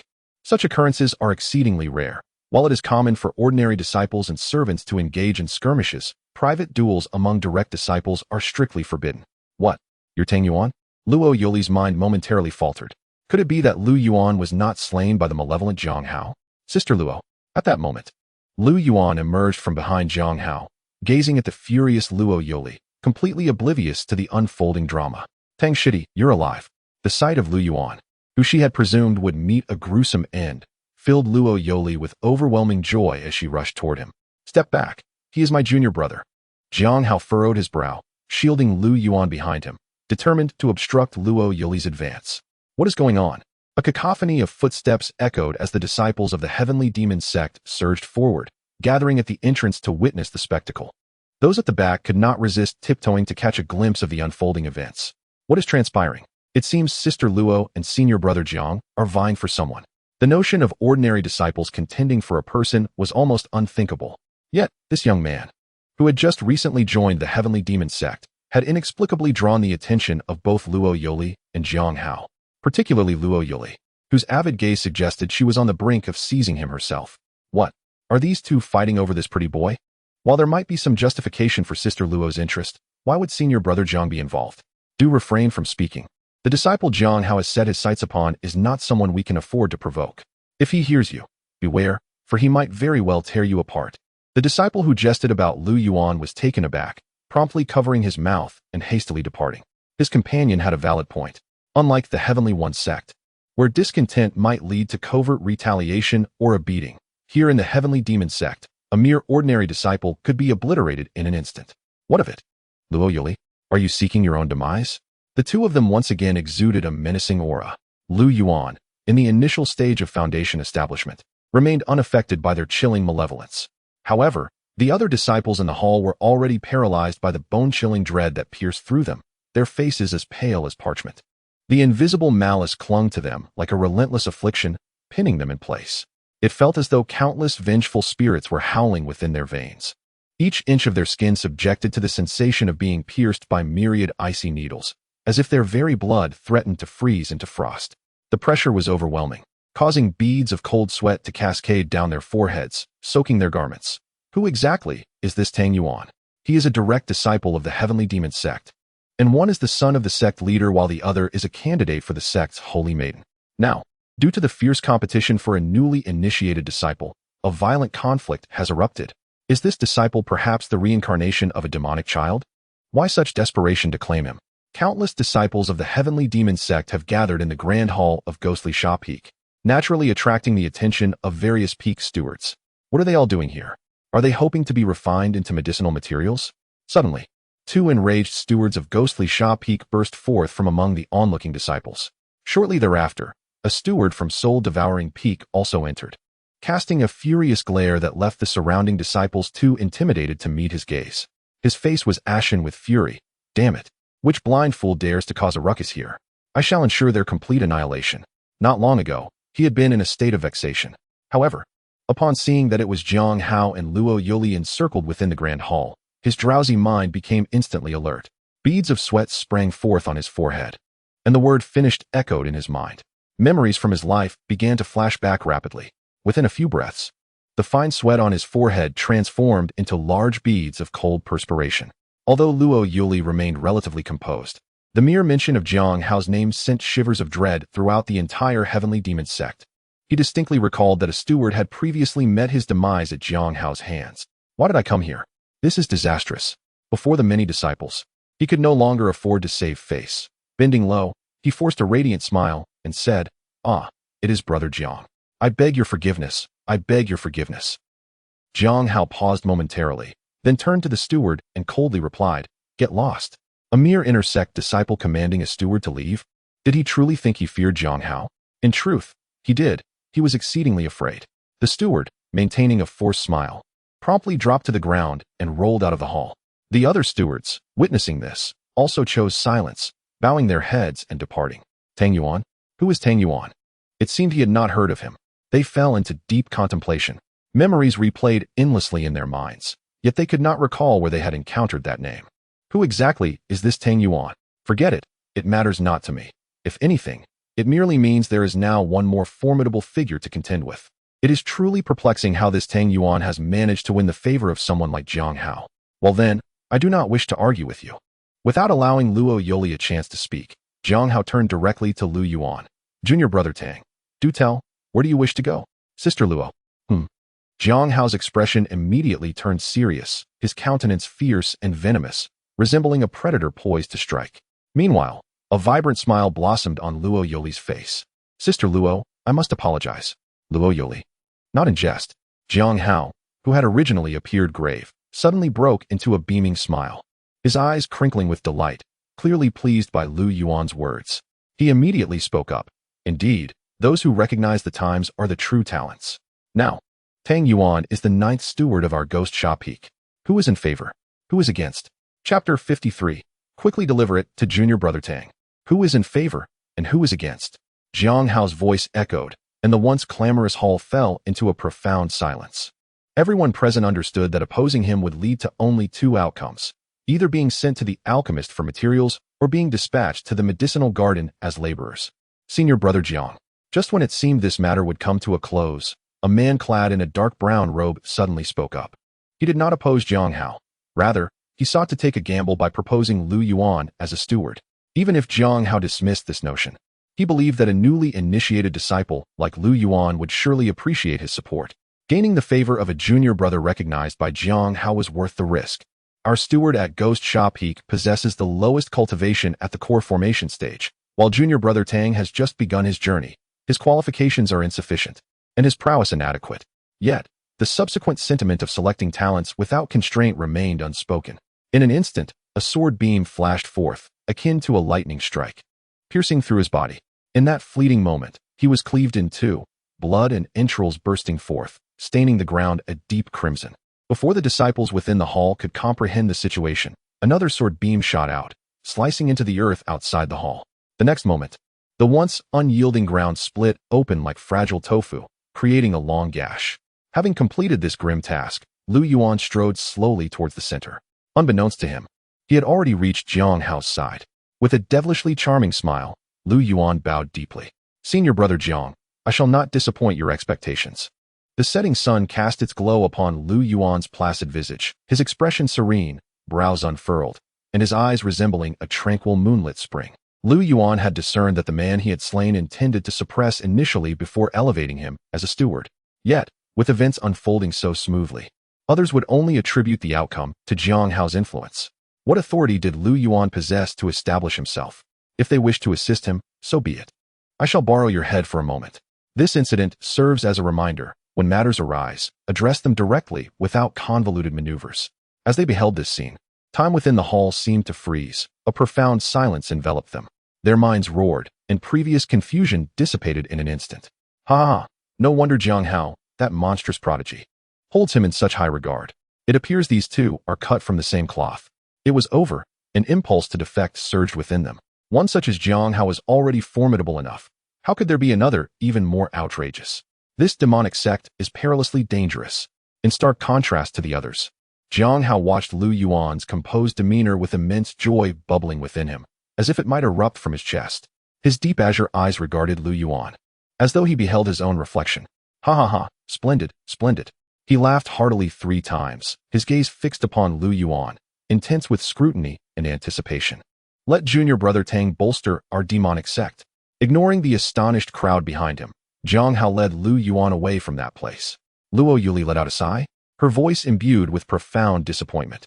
Tang Shidi, you truly have a knack for breaking hearts. She lifted her gaze, her eyes shimmering with a deep crimson hue, her fair and delicate visage wearing a semblance of a smile that was almost mischievous. Yet, perhaps someone has grown fonder? Oh, how I long to transform you into a docile pet for my mother. On a nearby path, a group of disciples from Tianyi Sect strolled leisurely. At the forefront was a young maiden clad in a white fitted dress, adorned with exquisite floral embroidery. They walked together, exchanging laughter and banter, utterly oblivious to their surroundings. Ah, senior sister Bai, do you hear that? Is someone calling for help? Hold on a moment. It seems there truly is someone shouting. Bai Qiuxue, leading the group, halted her steps, and indeed, faint cries for help could be discerned. Please wait here for me. I shall investigate. Senior Sister Bai, do you think it might be a trap in this desolate wilderness? Perhaps we should just continue on our way. A young disciple expressed his uncertainty. A hint of worry etched upon his face. Bai Qiuxue shook her head. You raise a valid point, but having heard the cries, we, as disciples of Lingxian's sect, cannot turn a blind eye to suffering. With that, she made her way towards the source of the voice. Despite the urgency felt by the remaining disciples, they could only silently pray that no calamity would befall them. Bai Qiuxue soon spotted a man lying on the ground, a faint smile gracing her lips as she hurried over. Are you all right? She quickly approached and helped the man to his feet. I'm fine. Just injured by a beast, he replied, trembling. Do not worry. I have some qi-nourishing pills. Please take one. Bai Qiuxue began, but suddenly felt a wave of dizziness. Realizing something was amiss, she attempted to flee. However, a flurry of colorful lights enveloped her, revealing that the area had been ensnared by multiple formations. From the nearby thickets emerged several men, surrounding her with malicious intent. Despite Bai Qiuxue's foundational cultivation, she found herself overpowered by those at the 7th and 8th levels of qi refinement. The disciples of Lingxian's sect are both naive and foolish. One of them remarked as they abducted Bai Qiuxue and departed the scene. It appeared this woman was a prized catch. Perhaps it was wise to spare the remaining disciples of Lingxian's sect, lest unforeseen complications arise. Indeed, they were disciples of the Tianyi Sect, specially trained by Jiang Hao himself. These tactics were imparted to them directly by him. While Tianyi has Lu Yuan, our Tianyi has Jiang Hao. Jiang Hao of Tianyi is truly formidable. Just look at the disciples trained by Jiang Hao. They can effortlessly capture those from the righteous path, except for those from Tianyi. For some reason, despite the multitude of sects, they have experienced failures. Yet, after so many setbacks, Tianyi Sect was the first. I wonder why the disciples of Tianyi Sect are so cunning? Meanwhile, in yet another remote wilderness, two disciples clad in the robes of the Tianyi Sect wore grave expressions, their eyes brimming with vigilance towards their surroundings. It appeared they were indeed disciples of Tianjue Peak. After all, Lu Yuan had previously warned that in such desolate wilderness, ambushes were inevitable, and a lack of caution could lead to dire consequences. This was no ordinary wilderness, and thus their vigilance was paramount. They were not the ones lying in wait. Their confidence necessitated even greater caution. In summary, they had to remain utterly alert. Suddenly, a voice pierced through the stillness. Help! Help! Hey, Lu Shixiang, did you hear that? Someone is calling for aid. One disciple, upon hearing the muffled sobs emanating from a nearby thicket, pricked up his ears. Xiaoshidi, there truly is a woman crying for help, the other disciple replied. His brow furrowed as he listened intently and nodded. Let us run, we must hurry. The two exchanged a glance before hastily channeling their spiritual energy, their speed intensifying. The sound of a woman weeping in such a remote area was a lesson taught by Lu Shixiao. There had to be a trap. Run, without a second thought. We must escape. Yet unexpectedly, as they fled, a figure stumbled forth from the shadows, a woman, her voice laced with distress. Wait, esteemed Taoist. I am terrified in this desolate place. I implore you to take me with you. The two disciples did not pause, and Lu Shixiang whispered, Xiaoshidi, observe this enchantress. Her cultivation surpasses ours, and she has appeared before us in an instant. We have no choice but to resort to our secret technique. Xiaoshidi sighed in resignation, their uncertainty palpable in the presence of this enigmatic woman. According to Lu Yuan's teachings, fleeing was the best option, but now they could only feign ignorance and await an opportunity for a counterattack. Ah, my dear lady, what troubles you? Lu Shixiang's face broke into a smile as he approached the distressed woman. However, his right hand, gripping his spiritual sword, tightened in anticipation, while Xiaoshidi remained alert, scanning their surroundings. The woman's attire was soiled with grass and her hair disheveled against her pale cheeks. Her tear-filled apricot eyes evoked a sense of pity. If you find me a burden, esteemed Taoist, simply point me in the right direction. I saw a pack of wild wolves earlier, and if I linger here, I fear I shall become their prey. As she spoke, she edged closer to Lu Shixiang, her hidden hand clenching into a fist. Suddenly, in the instant they made contact, a sinister red glimmer flickered in the woman's eyes. A dense cloud of pink mist erupted from her sleeve, infiltrating their lungs with every breath. Drunken spring mist. It entwines the soul. In that moment, Xiaoshidi and Lu Shixiang unleashed a powerful strike upon the woman. A flash of astonishment crossed their eyes. By the heavens, this seems impervious to our attack. Yet the woman's gaze was filled with triumph. After all, once the effects of the potion took hold, she would effortlessly. Wait, what was this? The two men, upon inhaling the mist, merely flushed slightly, yet remained unaffected. As she quickly regained her composure, she realized how peculiar these two were. This would not do. She needed to conclude this swiftly, for their cultivation levels were clearly inferior to hers. The drug may have an antidote, but this enchantment and illusion, even with precautions in place, cannot withstand the overwhelming might of absolute power. With this thought, the woman summoned her spiritual energy. A delicate pink aura emanated from her, and despite their defenses, it seeped through the pores of their skin and infiltrated their meridians. In mere moments, both felt their dantian grow heavy, their previously flowing energy now in disarray, and the woman before them gradually transformed. No longer was she the pitiful figure of a weak maiden. Instead, she appeared as a vision of ethereal beauty dressed in a pale yellow skirt, holding freshly steamed osmanthus cake, beckoning them with a smile. "Brother Xiao, Brother Lu, come taste it. I've practiced for so long." A Yuming, The swords of the two men drooped, their fingertips trembling slightly, as if they truly intended to reach for the osmanthus cake. With glazed eyes, they moved towards the apparition. "Come, follow your sister, and you shall have your wishes fulfilled." The woman revealed her true nature as a seductress, a sinister smile curling at her lips, her fingertips coalescing with a thread of pink spiritual energy. She intended to first claim their lives, transforming them into puppets to gain favor with her sect. It was said that the Tianyi Sect was vigilant and hard to ensnare, but she held a different opinion. It merely required a bit of effort.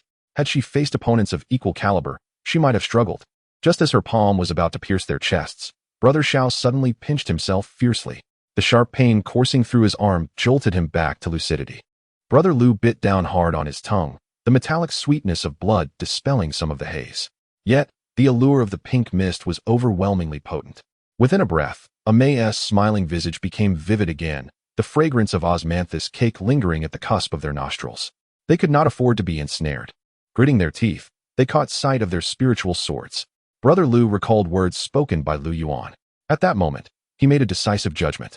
Drawing a deep breath, he swiftly grasped the hilt of his sword, and seemingly in unison, Brother Xiao tightened his grip on his dagger.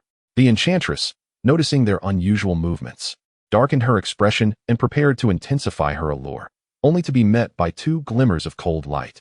They drew their blades almost simultaneously, without hesitation, aiming directly at her vulnerable spot. The sound of fabric tearing mingled with muffled groans, and blood instantly soaked their azure garments. The surge of blood energy cutting through the pink mist like a sharp sword. "Madman, how could you?" The enchantress recoiled in shock, her eyes wide with disbelief. She had practiced her seduction arts for many years and had never witnessed anyone breaking her spell in such an extreme manner. Before she could react, Brother Lu harnessed the residual spiritual power, and the spiritual sword erupted in a brilliant light. Brother Xiao, form the formation. Brother Xiao nodded. Enduring the pain as he stood shoulder to shoulder with Brother Lu, their sword lights intertwining into a net aimed at the enchantress. In her panic, she summoned her power. But Brother Lu and Brother Xiao followed closely, their blades piercing directly toward her heart. With a splatter, the enchantress collapsed to the ground, black blood gushing from her wound, and the pink mist dissipated along with her breath. Ultimately, although the enchantress was significantly more powerful than the two, all her might resided in her seductive arts. But who could have anticipated that she would encounter the ruthless individual brought forth by Lu Yuan, who swiftly quelled her arrogance and impatience? Her exceptional abilities found no outlet, and after severing their ties to the mortal realm, their blood surged with fervor, their combat prowess soaring to unprecedented heights. Thus, one of the 4 illustrious demonesses nurtured by the heavenly demon sect perished in this place. The two knelt upon the ground, propped up by their swords, cold sweat mingling with the blood pooling beneath them, yet their gazes remained remarkably lucid. "Junior Brother Xiao, retrieve the spiritual root. We must hasten our departure. There is still a chance to reconnect." In the dungeons of the heavenly demon sect, at the ghostly fiend peak, it was uncertain why Jiang Hao, who had originally intended to enter seclusion for cultivation, suddenly sought out a furnace for Lu Yuan in the dungeon. He himself could not fathom the reason behind this impulse, but upon reflection, it made sense. After all, Lu Yuan had been absent for quite some time. Surely, he would not be satisfied with the shared furnaces. Thus, it was better for him to find one personally. Upon Jiang Hao's arrival, the disciples greeted him in unison. "Greetings, Senior Brother Jiang."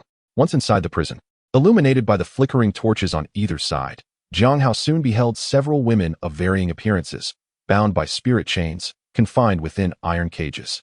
With a clang, Bai Qiuxue was roused by the sound of the iron gate swinging open. She opened her eyes, her scara veined with blood. The individuals imprisoned there, upon seeing Jiang Hao, immediately displayed expressions of terror. Jiang Hao paid them no heed, casting a casual glance at the men and women within the iron cages. He focused on the first one. This will not do. Junior brother Tang does not fancy this type. Take her away and send her to the He Huan Hall. Let the disciples line up. Jiang Hao shook his head, watching as the unfortunate soul was dragged away, screaming. The next one, not suitable either. She too was swiftly removed.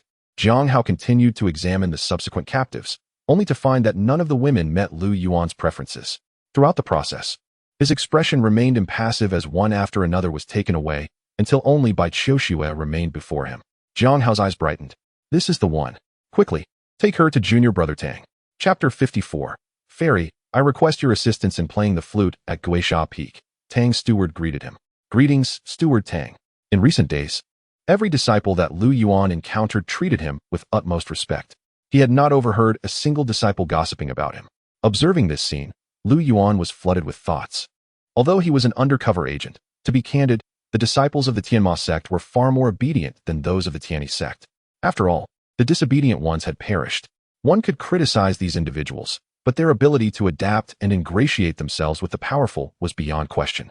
Each person here was exceptionally talented and articulate. However, there was a downside. Since becoming a steward, the enchanting women of the sect had flocked to him like bees to honey. Yet, Lu Yuan felt intimidated, even finding it necessary to hold his breath when conversing with them. Conversely, he was indifferent to the ordinary disciples and even some inner disciples, who regarded Mei Shi as merely a I Ching. Now that Lu Yuan had ascended to the position of steward of the Guisha sect, he no longer had to squeeze into the cramped quarters with the newly initiated cannon fodder disciples. After all, if he was still confined to a small, dilapidated room as a steward, what would be the point of his promotion? In a cave halfway up the mountain, Lu Yuan found his new abode, where the spiritual energy was far more abundant than at the mountain's base, significantly accelerating his cultivation speed. Yet, perhaps due to his recent arrival, he had not received any information regarding the Tianyi Sect's secret realms. The more he pondered, the more uneasy he felt, his brow furrowing. Could it be that he had been expelled by his master? In the vast cave, Lu Yuan found himself standing alone, and for reasons unknown. A melancholic melody echoed in his mind. As snowflakes danced and the northern winds howled, he became increasingly convinced that this inexplicable thought was indeed correct. It was highly likely that the inner disciples had conspired to report him, claiming that his master had accepted bribes and had simply concocted a reason to send him down the mountain, leaving him unable to locate the Tianyi secret realm. He could just as easily be blamed for his incompetence. Damn, I hope this isn't true, Lu Yuan thought vehemently. If it were, he would certainly escalate his efforts upon returning. With time to spare, he recalled the last expedition to the ancient demon ruins, where that foolish girl, Xia Hanyue, had given him the 9 nether cold jade sound technique, which he could now practice. For these days, he had not stepped out of the cave even once, diligently circulating his cultivation method to refine the cold energy. In this world of cultivation, while innate talent is undoubtedly important, the inheritance of techniques is akin to ascending a precipice. As Lu Yuan summoned a wisp of pale blue cold mist from his fingertips, delicate jade sounds reverberated within. He had long sought the 9 nether cold jade sound technique, and now his wish had been fulfilled. Nevertheless, a slight frown remained on his brow. Although the cold jade sound technique could shatter mountains and erode souls, it was a sophisticated art that required guidance from a senior. Without such mentorship, Lu Yuan felt lost in a haze. Gazing at the ice flowers crystallized on the cave walls, Lu Yuan sighed softly. Well, one must tread the path step by step. Haste is not an option. For Lu Yuan, who has only mastered 9 out of 10 aspects of musical instruments, in short, he is utterly unversed. The 9 yonder cold jade sound formula proved exceedingly arduous. The pale blue cold essence circulated around Lu Yuan, occasionally transforming into a resonant sound akin to a jade chime, reverberating against the cave walls, and at times coalescing into icicles suspended in midair. Ultimately, it retreated into his body, leaving only the frost flowers from the cave ceiling to flutter down. Having succeeded, Lu Yuan opened his eyes, a flicker of cold brilliance passing through his gaze. As the surrounding mist dissipated, the thin layer of ice that had formed on his garments shattered with a crisp sound. In the next moment, an unexpected transformation occurred. The previously flowing pale blue cold essence surged violently, manifesting into an ethereal sound wave imbued with a lustrous icy jade sheen, sending a chilling tremor reverberating through his veins. With a resounding bang, Lu Yuan's chest exploded. Fortunately, he held the dragon's roar-cold jade flute, a superior spiritual treasure. After a long moment, he exhaled a heavy breath of turbid air, releasing a leisurely sigh. How difficult. Suddenly, an idea struck him. Besides his five-finger fist heart sword, did he not possess the cause and effect supreme fruit? He had only used it once before, leading to severe backlash, but perhaps it was worth another attempt. They say the cause and effect divine power is the mightiest. Yet, Lu Yuan believed that a spatial divine power would be preferable, allowing for an immediate escape. Of course, if he were to switch, he would pretend he never uttered such words. As Lu Yuan concentrated, an enigmatic aura emanated from him. 3 seconds later, he found himself utterly exhausted. He struggled to stand, protecting his waist. This was truly unbearable. He was fortunate that the ancient remnants of the demon clan's great formation had been present last time. He could not ascertain whether he had succeeded. Before long, the cave resonated with the amiable voice of Jiang Hao. "Junior brother Tang, look what I have brought for you." Jiang Shixiang nodded, then gestured towards Bai Qiushua, who stood behind him. At that moment, Bai Qiushua's long hair was disheveled, obscuring her features, yet it could not conceal her rather excessive bosom. Gazing at the girl named Bai Qiushua, Lu Yuan felt a sense of bewilderment. Jiang Hao then elucidated Bai Qiushua's background to Lu Yuan. Though he was unfamiliar with her, he could deduce from her cultivation that she was already considered a prodigy within the Tianyi Sect. She was slightly inferior to Mo Qinyu, but still capable of slaying foes of higher levels.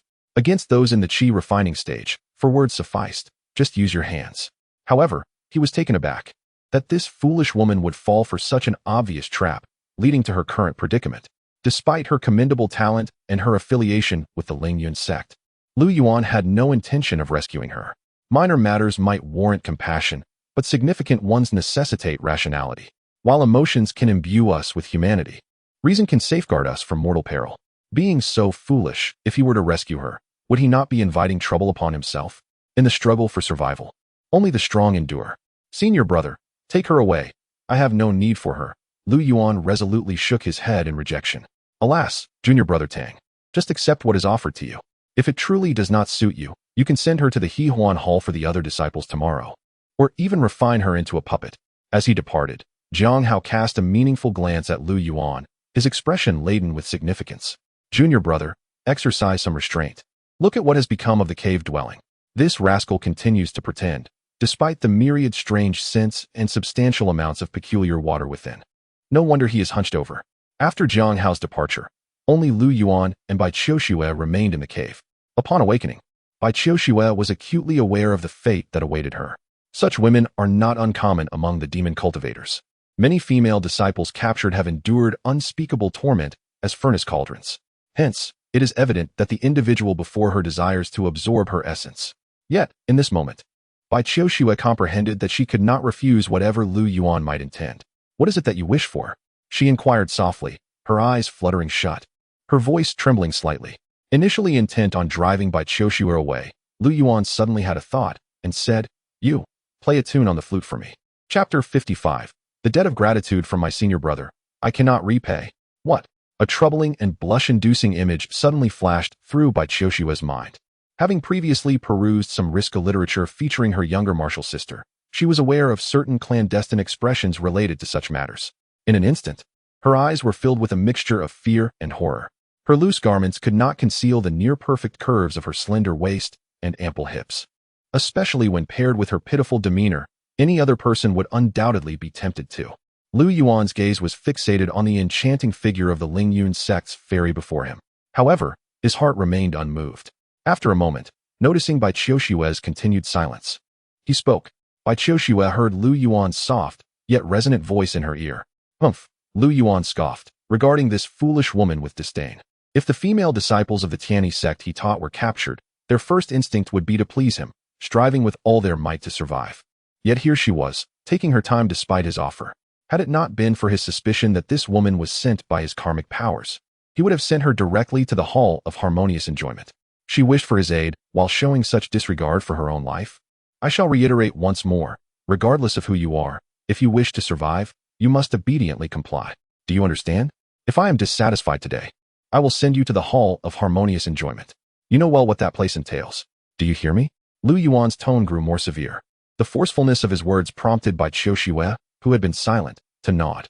At present, her true energy was sealed, rendering her as defenseless as a lamb awaiting slaughter before Lu Yuan.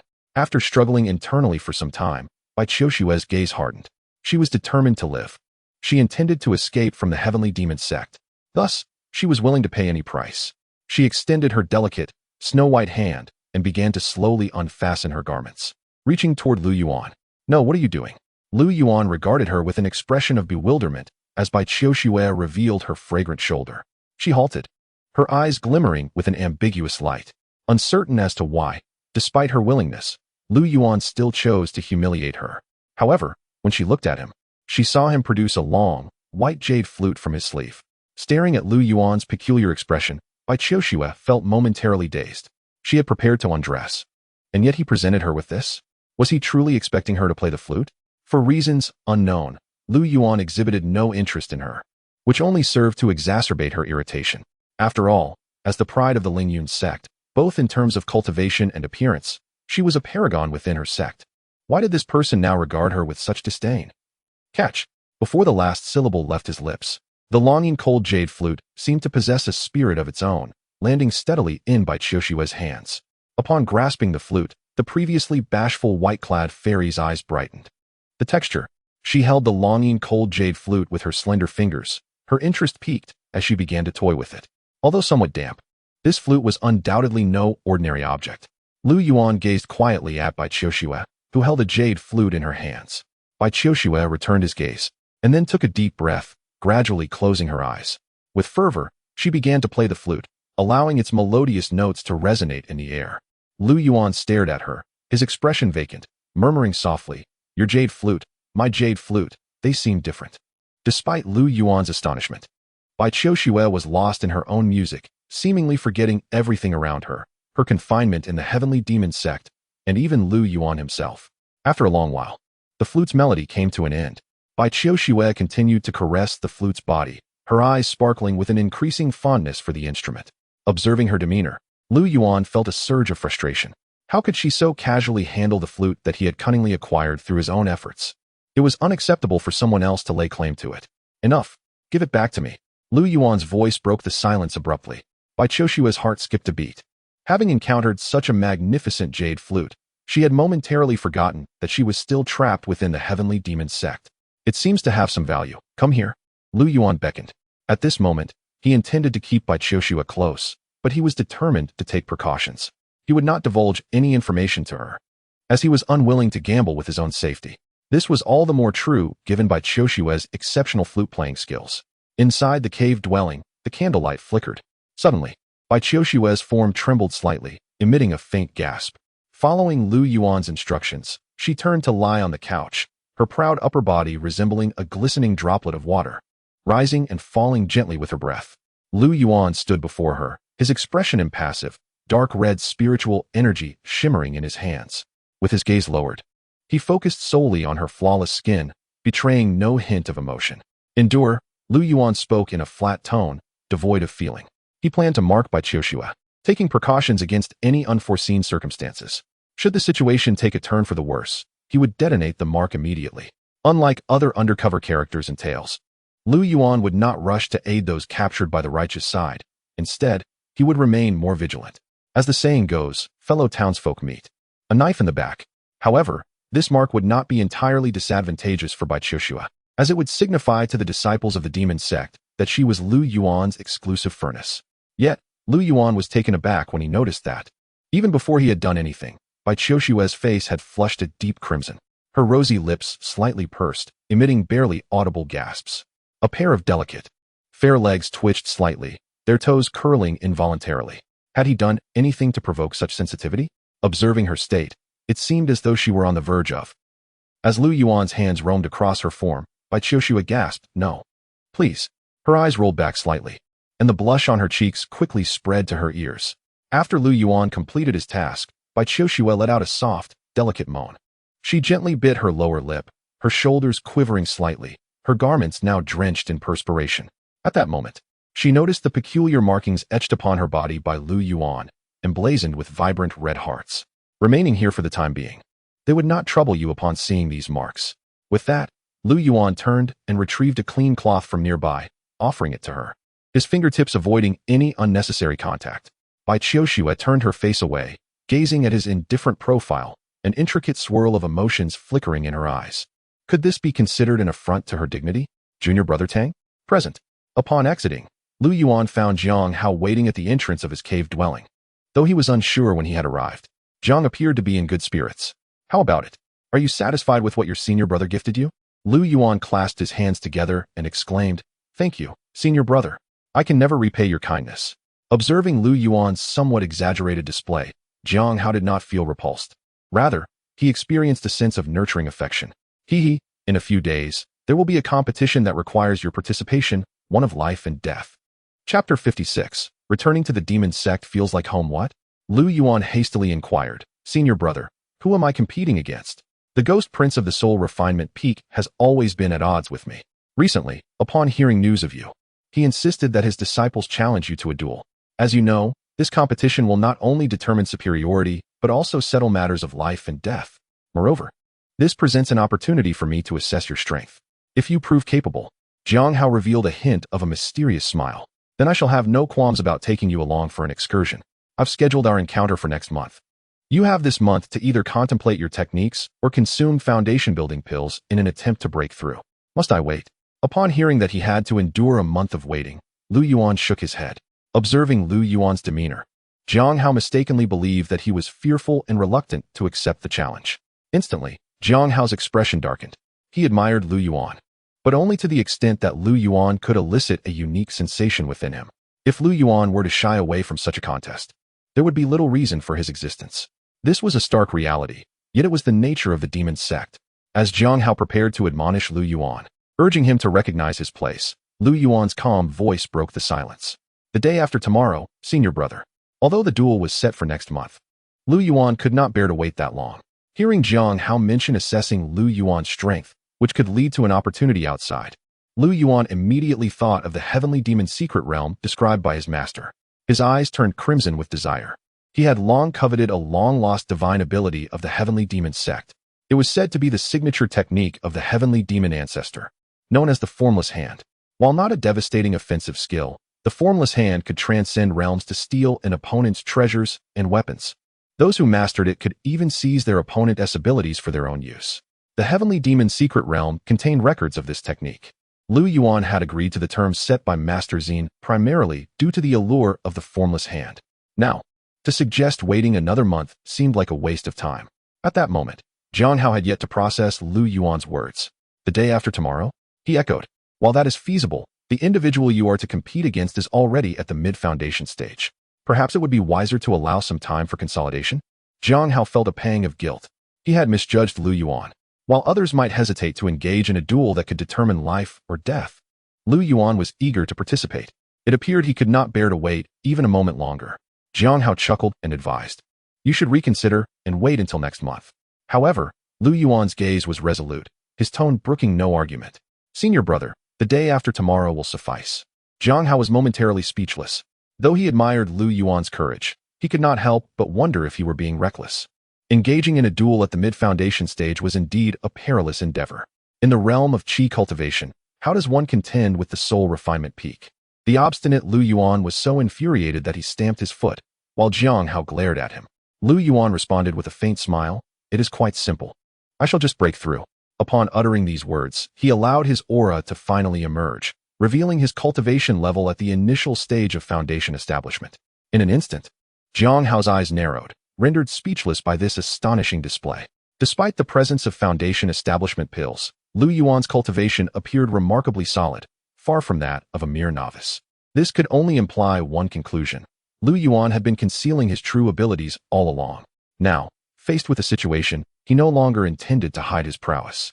"Senior brother Jiang, since I have accepted your reward, I shall undoubtedly contribute to your endeavors. If I were to accept your reward yet remain useless, it would be unnecessary for you to speak. I would willingly take on the role of a capable individual." Lu Yuan exclaimed with a sinister chuckle.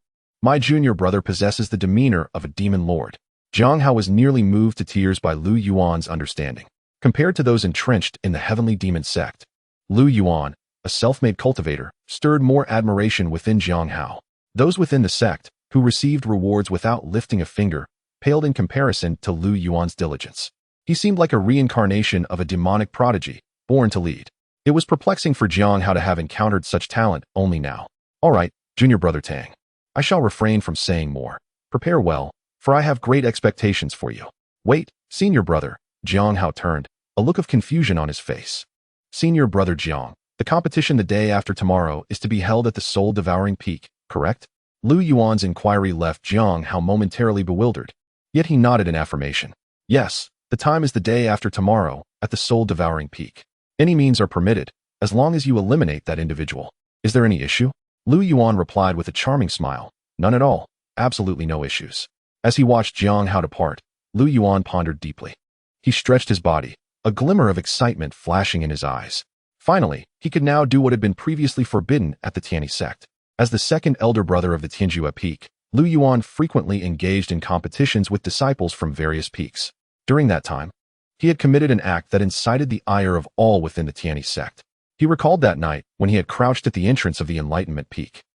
But that was a thought best left behind. It was time for Lu Yuan to prepare for the soul-devouring peak.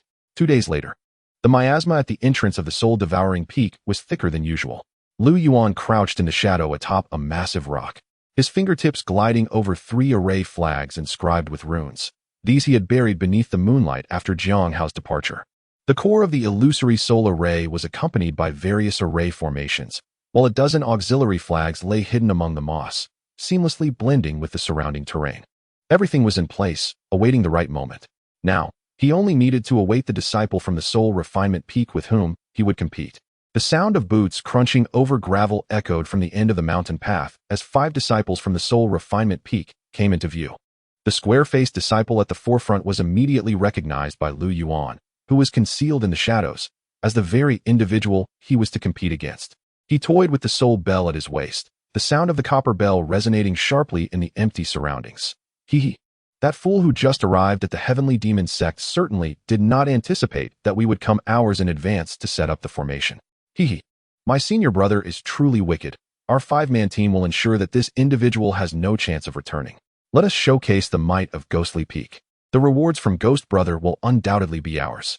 They laughed and bantered as they stepped into the formation circle delineated by Lu Yuan. Suddenly, the square-faced disciple exclaimed, bending down to observe a seemingly inconspicuous green stone beneath his feet, which was emitting a faint red glow. In an instant, the formation was triggered, sealing the surrounding space. The group froze in place, motionless. Something felt amiss. The next chapter will be released before 3 o'clock in the afternoon. Chapter 57. The contest has yet to commence. Yet a life has already perished. Something is amiss. As his words fell, Lu Yuan flicked his fingers, and 3 main flags suddenly ignited with a faint glow. A hum reverberated as the surrounding miasma violently erupted, morphing into countless distorted faces of souls that shrieked as they lunged towards the 5 individuals. The secondary flag sprang forth from the crevices of stone, weaving into a delicate crimson light net that ensnared the 5 in its center. The phantom formation activated, conjuring illusions that deftly penetrated the sea of consciousness. The gray-clad disciple found the soul-restraining net before him suddenly oozing black blood, revealing the vengeful spirits he had previously refined, their claws reaching for his face. The round-faced disciple beheld his soul bell shatter, the spirits it harbored transforming into vengeful specters that roared at him. It's the formation. Break it. The round-faced disciple bit his tongue, regaining a sliver of clarity, and was about to channel his mind technique when a hint of sweetness infiltrated his nostrils. Mingling with the miasma, barely perceptible, the spiritual energy he had begun to restore abruptly stagnated, as if drenched in icy water. The power he had just gathered dissipating in an instant. Cough, there is something wrong with this fragrance. The short-statured disciple covered his mouth and nose. But it was too late. My spiritual power, I can't contain it. With a soft thud, a dagger pierced through his heart from behind while he remained entangled in the illusions with the vengeful specters, never discerning the identity of his assailant until his last breath. The gray-clad disciple was compelled by the illusions to retreat incessantly, ultimately colliding with the light net, which instantaneously ensnared his neck. He clawed desperately, gasping for breath, his face turning a shade of deep purple until he was ultimately terrified to death by his own fears. As he collapsed, his soul-restraining net slipped from his grasp, the soul threads within turning to ashen remnants. The fates of the remaining 3 were even more tragic. One was consumed by the soul-eroding powder, his spiritual energy depleted, bleeding from all 7 orifices as he collapsed into the crevice. Another, in the throes of an illusion, severed his own arm. The excruciating pain momentarily jolted him awake.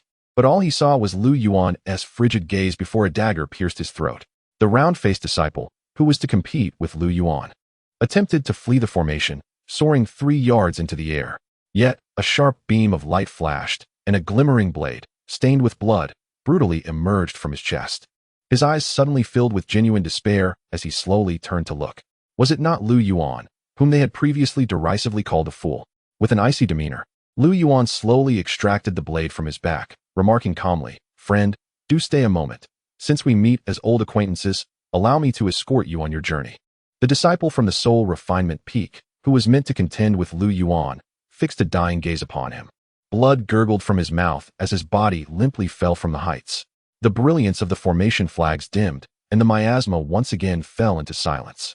Lu Yuan knelt down, collecting the soul bells, soul jade, and soul-restraining nets from the waist of the 5 into his storage bag. A flash of sword light passed. The heads of the 5 were severed. Their remaining bodies and souls were swiftly refined by Lu Yuan.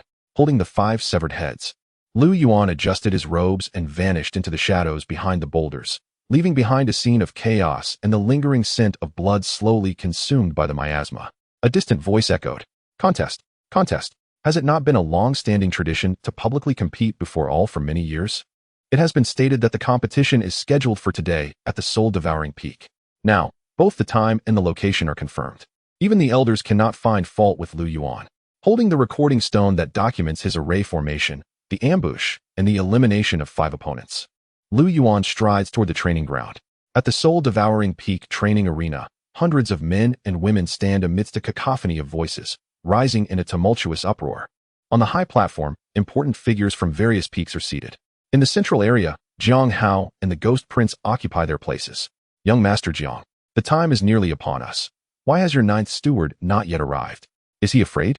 If he dares not show, it would be best to cancel, lest you lose face," taunted a sinister man wearing a ghostly mask beside Jiang Hao. Jiang Hao cast a sidelong glance at him and replied coolly, "The time has not yet come. Why the haste? Does the illustrious Ghost Prince lack such patience? Moreover, your soul-refining sect has yet to arrive as well."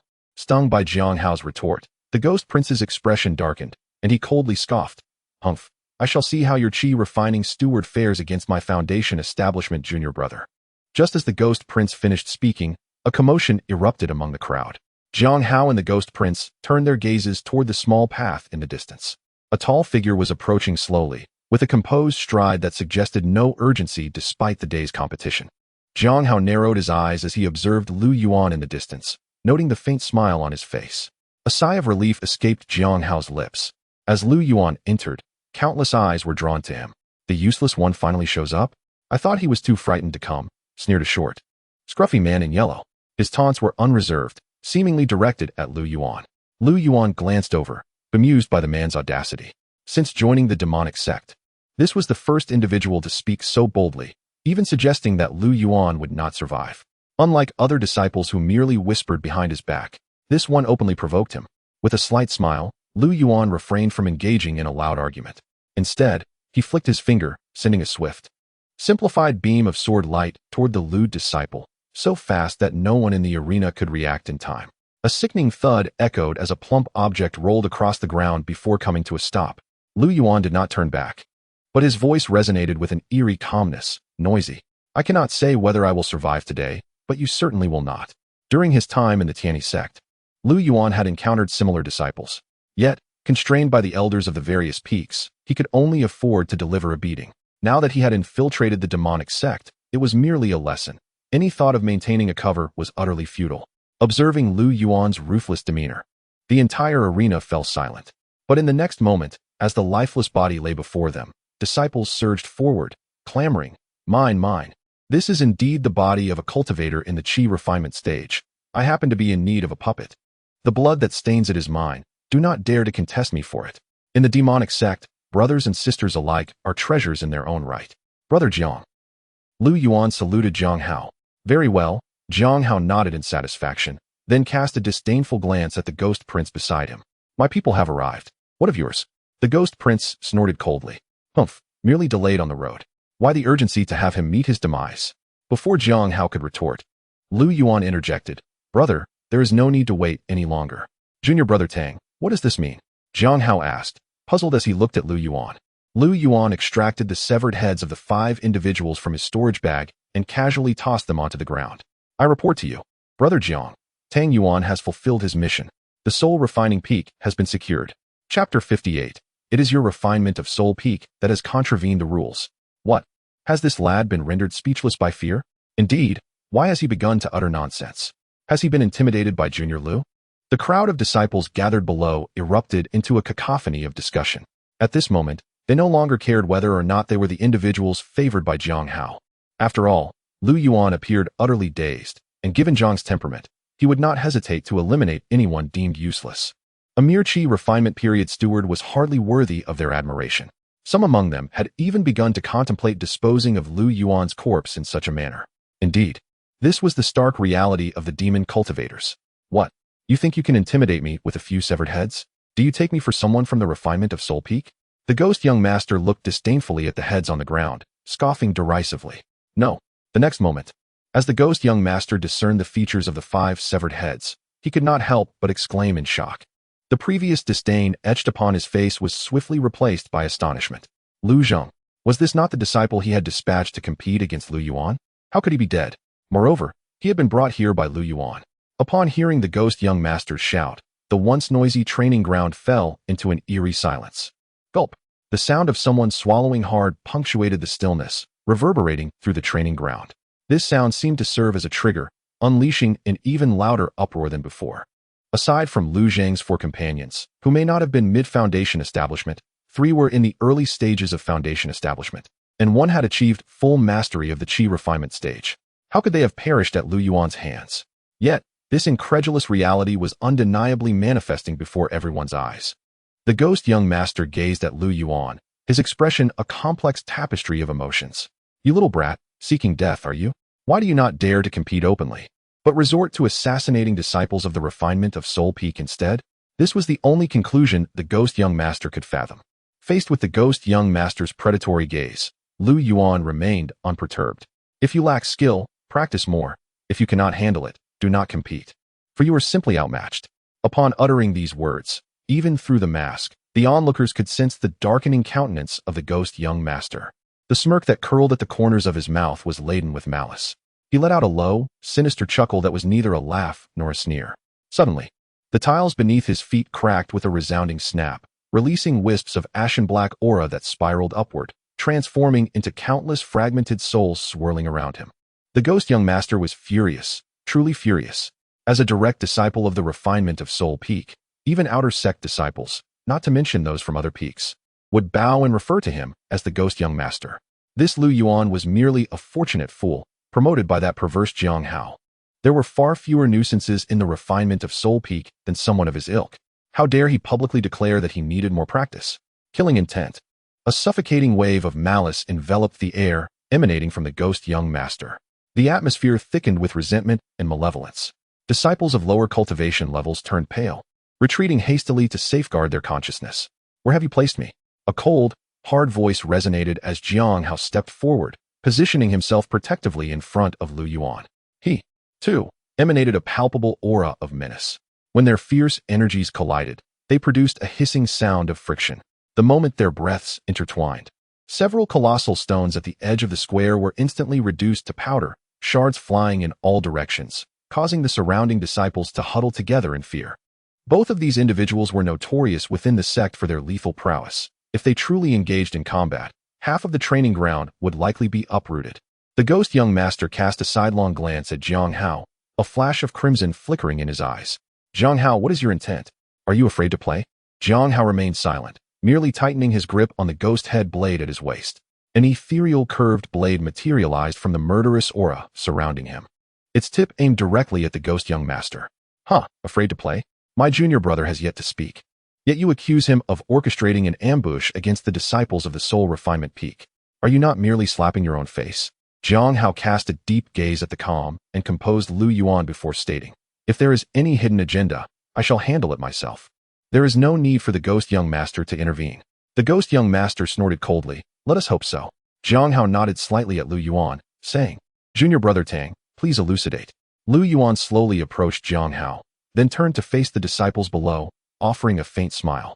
Under the intense scrutiny of the crowd, he retrieved the recording stone that documented his actions from the past 2 days. Uncertainty filled the air as everyone wondered about Lu Yuan's intentions. Yet, all eyes were fixed intently on the recording stone.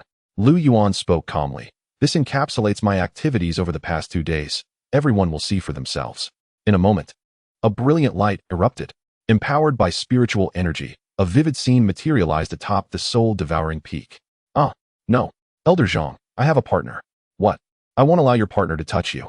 A cacophony of distressing gasps erupted, accompanied by the scandalous imagery. The disciples below were thrown into an uproar. What? Isn't that Senior Sister Wu? How could this be? Many hearts shattered in an instant, especially the young man beside Senior Sister Wu, whose face turned crimson. Lu Yuan offered an awkward smile, explaining, I happened to stumble upon this when I arrived. I intended to record it to sell later. However, no matter. Consider this a 30-second preview. My apologies, let me try again. He promptly shut off the recording stone and produced another one. Some male disciples glared at Lu Yuan, disgruntled. Can't you take your time? The subsequent imagery showcased Lu Yuan setting up formations, various traps, and the ambush against the 5 disciples of the Soul Refinement Peak. As the recording concluded, an eerie silence enveloped the arena, a deathly stillness.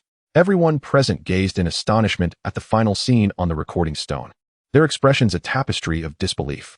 Even the ghost young master, concealed behind his mask, bore an expression of incredulity. Had he truly misjudged the situation? Is there anything more gratifying in this world than witnessing the person one despises most finding themselves in such a treacherous predicament? No, this is indeed the heavenly demon sect. Or rather, one should say, such a remarkable disciple. Good. Jiang Hao exclaimed thrice, affectionately patting Lu Yuan on the shoulder. Is there a greater pleasure than striking back at one's most formidable adversary? Jiang Hao shrugged, a wicked smile curling at the corners of his lips as he gazed at the stunned ghost young master, teasingly inquiring, So, ghost young master, do you have anything to say now? What? Merely despicable tactics. They do not count. Oh, Lu Yuan raised an eyebrow. They do not count. Then allow me to ask you this. Did you not agree with my senior brother Zhang to meet today? Yes. And was the appointed place not the soul-devouring peak? Realizing he was gradually ensnared in Lu Yuan's trap, the ghost young master was compelled to respond under the relentless pressure. Yes, it was. Did I not ambush these 5 individuals in accordance with the agreed time? That seems to be the case. And was it not at the soul-devouring peak? The ghost young master fell silent, only able to nod stiffly. Is there an issue with this? There is no issue. Speaking of which, 5 from your soul-refining peak arrived all at once, and I have eliminated them all. It is your soul-refining peak that has violated the rules. Chapter 59. The Reversal of the Heavenly Gang. Was Lu Yuan to impersonate Lu Yuan? Silence. An overwhelming silence. Even after the silence, it remained unbroken, perhaps because no one dared to believe their ears. Despite being part of the demonic sect, the foremost among them, they still could not fathom the audacious words they had just heard from Lu Yuan. Even Jiang Hao and the Ghost Prince shared this disbelief. In the Tianyi Sect, there had indeed been instances where assassins had been sent to eliminate their opponents prior to a competition. However, those discovered were typically dealt with as mere resources. Yet, from the establishment of the Tianyi Sect until now, Lu Yuan was the first to articulate such a rationale in a manner so refreshingly unconventional. This left the slain party in violation of the rules. The Ghost Prince, who was supposed to be the aggressor, gaped. Unable to utter a coherent word for a long time, he stared intently at Lu Yuan, hesitating for what felt like an eternity. After swallowing hard, the remnants of his earlier mockery and confusion intertwined remarkably. Well, there is some merit to that, but one cannot express it this way. Before he could finish, Lu Yuan activated the recording stone and deliberately turned up the volume. That fool who just arrived at the Tianyi Sect surely did not anticipate that we would set up the formation hours in advance.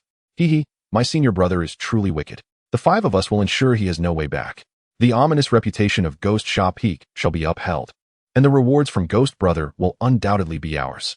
The voices of Lu Zheng and his companions resonated clearly from the recording stone. The Ghost Prince's composure faltered. He let out a dry laugh and awkwardly declared, I'm leaving. This is pointless. In an instant, the Ghost Prince vanished from the high platform. Observing the fleeing figure of the Ghost Prince and Lu Yuan, who stood confidently in the arena, Jiang Hao's smile gradually broadened, ultimately erupting into hearty laughter. In high spirits, Jiang Hao approached Lu Yuan, clapped his hands, and cheerfully announced, "It seems that Ghost Sha Peak has emerged victorious this time." The disciples below echoed in agreement. Brother Jiang is right. It is indeed Tang Shidi who has won. Tang Shidi, with the Ghost Prince having retreated in disgrace, who would dare voice dissent? Seeing no one challenge this outcome, Jiang Hao nodded slightly and scanned the crowd with piercing eyes. Is there anyone else who wishes to challenge Tang Shidi? His eyes sparkled with admiration as he regarded Lu Yuan. The more he looked, the more pleased he became. Lu Yuan consistently brought him unexpected delight. Previously, he had always clashed with Ghost Cry, resulting in mutual defeats. Yet, with Lu Yuan's arrival, Ghost Cry's defenses had been utterly shattered. Even through the mask, he could sense Ghost Cry's flushed face. Without uttering a word, he had fled. Jiang Hao felt he had truly struck gold. He approached Lu Yuan, gently patting him on the shoulder, and whispered in his ear, "Brother Tang, you may return for now. Come to my cave later tonight. I have important matters to discuss with you," said Jiang Hao. Lu Yuan suppressed his joy and bowed respectfully, replying, "Yes, senior brother." As Lu Yuan made his way back, he noticed the wary gazes of the surrounding disciples, filled with apprehension. They had never seen anyone dare to challenge the ghost brother of the soul-refining peak. Neither did they dare to curry favor with Lu Yuan nor provoke his ire, leaving them in a state of indecision, as if frozen in place. At that moment, Lu Yuan paid no heed to their thoughts, secretly reveling in his good fortune. He had not anticipated that his brief time at the Heavenly Demon Sect would allow him to accomplish his mission so perfectly. Although he had yet to interact with any deacon, Jiang Hao's connection as the son of a sect leader was indeed advantageous. At the summit of the Ghost Shaman Peak, which also housed its finest cave, dusk descended, and the crescent moon hung delicately in the sky. Its silvery glow spilled over the rugged rocks, casting a cold white hue upon the dark stones beneath Jiang Hao and Lu Yuan's feet. A mountain breeze rustled the edges of their robes, creating a soft whisper. Jiang Hao turned and emerged from the cave, carrying 2 jars of wine, wrapped in dark burlap. As he broke the seal, the rich aroma of the wine mingled with a faint medicinal scent, coalescing into visible tendrils of mist under the moonlight. Before them lay an unfathomable gorge, where the moonlight danced through the fog, resembling a layer of shattered silver. Jiang Hao poured the wine with swift precision, and they clinked softly together. After a few cups, a subtle flush appeared on their cheeks.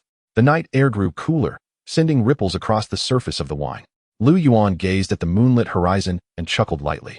"Senior brother Jiang, surely you did not summon me here merely for a drink?" Jiang Hao did not respond directly. Instead, he poured another cup and drank deeply. A flicker of sorrow suddenly crossed his usually cold eyes as he murmured, "Brother Tang, it is indeed difficult. Some disciples within the sect are so self-righteous. The Heavenly One's sect has changed. If we do not adapt, how can we contend with the righteous path?" Lu Yuan could discern Jiang Hao's genuine distress, particularly regarding that fool from the soul-refining peak, the ghostly cry. He was an utterly incorrigible simpleton, just as success seemed within reach. Those foolish disciples from the soul-refining peak would invariably ruin his plans.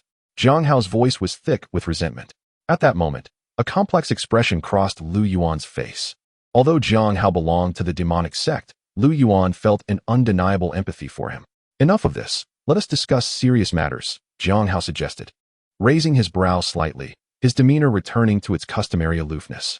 "I have received news from an undercover operative I arranged within the Heavenly One sect." "What?" A small question mark seemed to materialize on Lu Yuan's forehead, and he exclaimed, "The Heavenly One sect has an operative among us?" He found it hard to believe, considering he had taken stringent precautions against such infiltrations. How could a spy have infiltrated the Heavenly Demon Sect?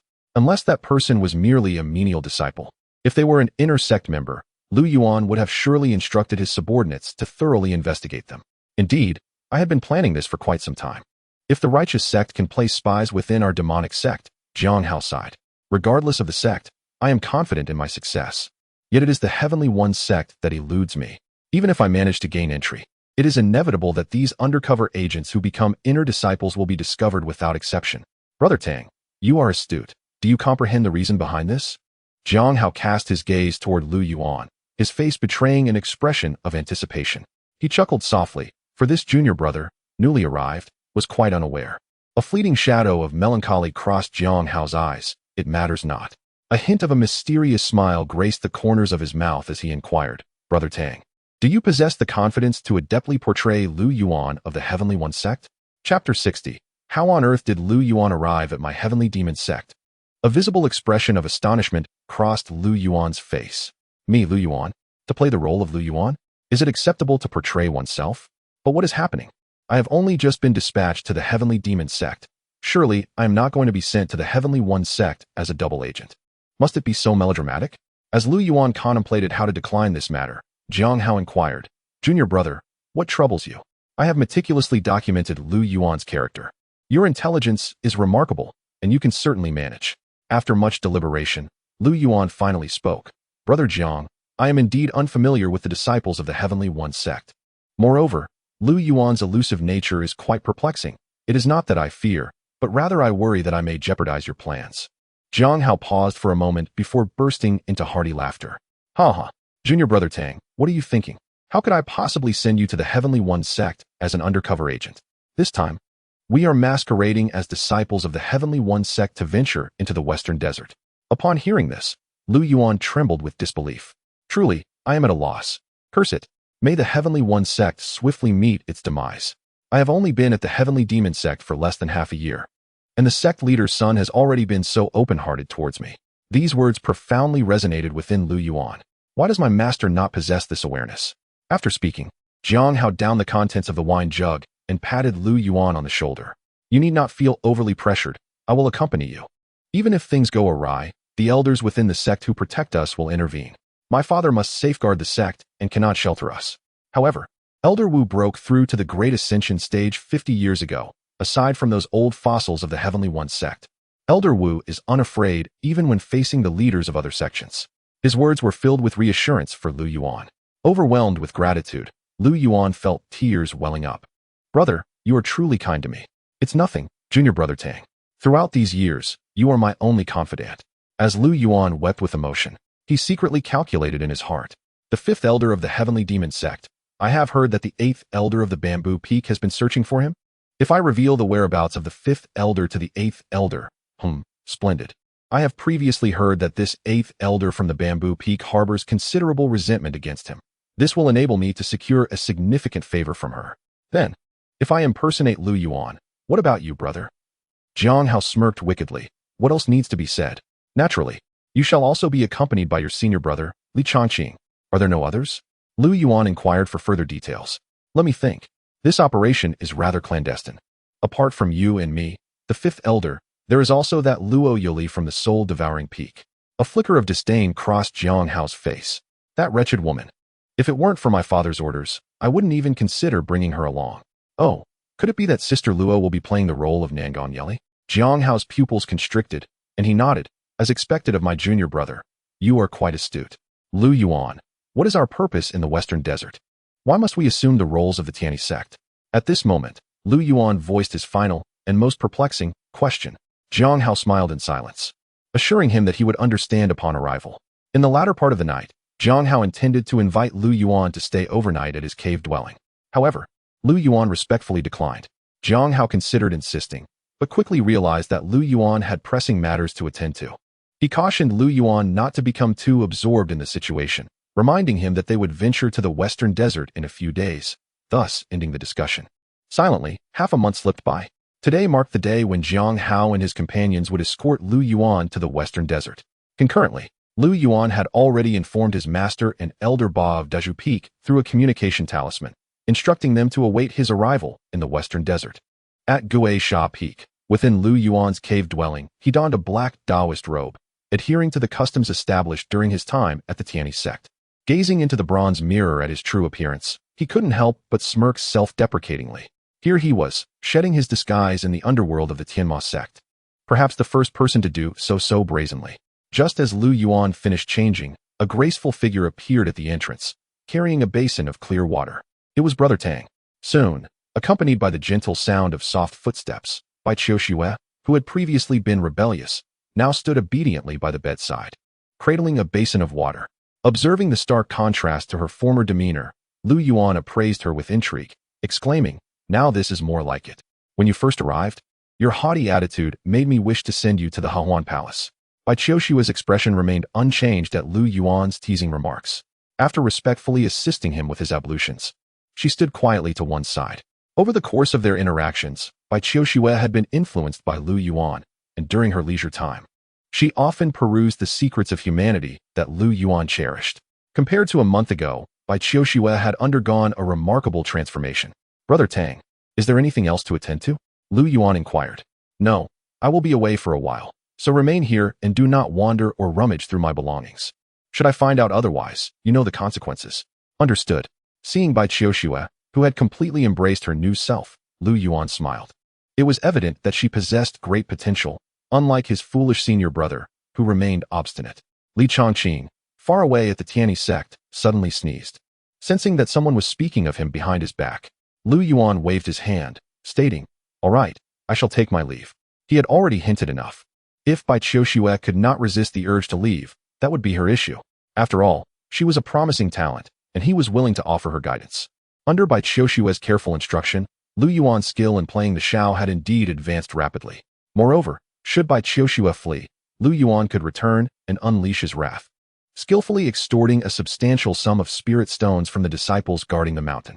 Once the undercover operation concludes, Lu Yuan would then approach Lingyun's sect to demand a ransom. Thus, it would be a threefold gain. However, if Bai Qiuxue is unaware of her own flight, coaxing her would be a futile endeavor. So be it.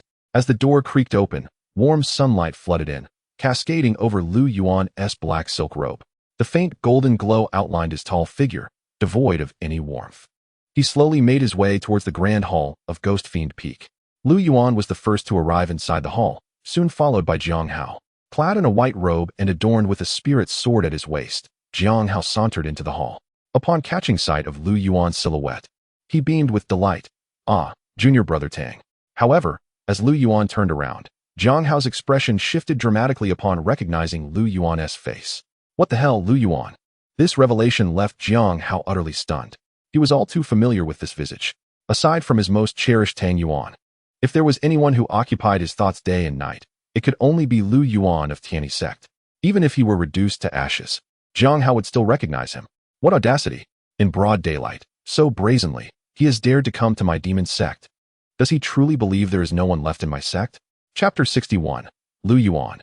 I believe that the demonic sect should not take lives. Brother Jiang, it's me.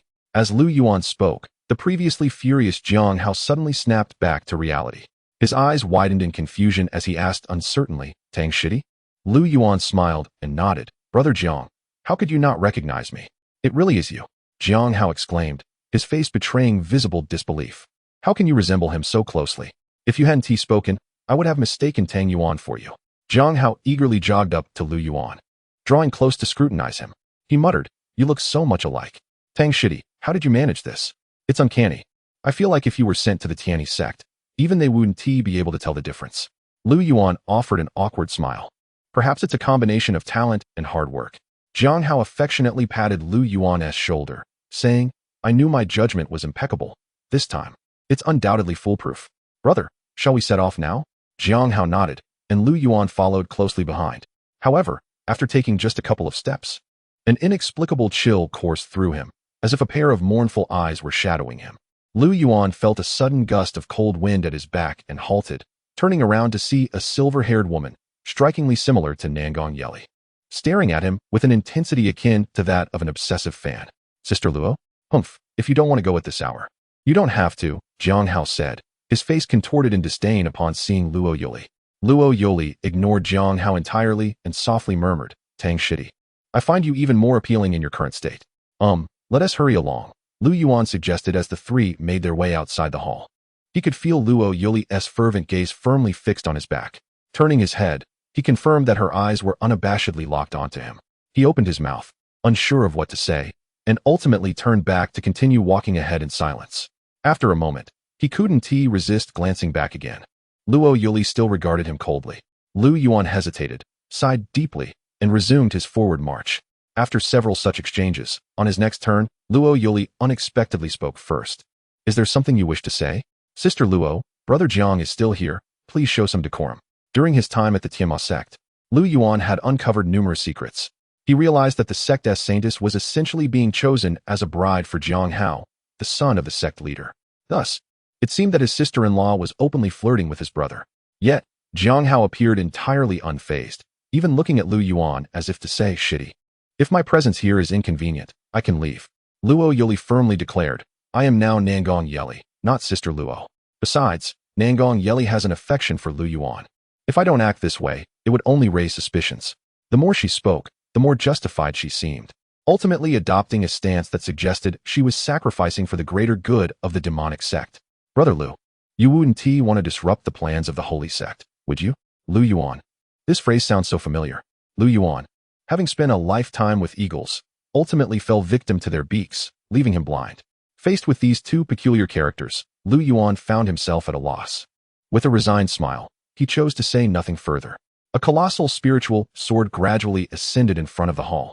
Jiang Hao Lu Yuan and Luo Yuli boarded the sword in succession. With a wave of Jiang Hao's hand and a spell, the sword began to lift off. Although the space within the sword was quite ample, for some inexplicable reason, Lu Yuan felt constrained.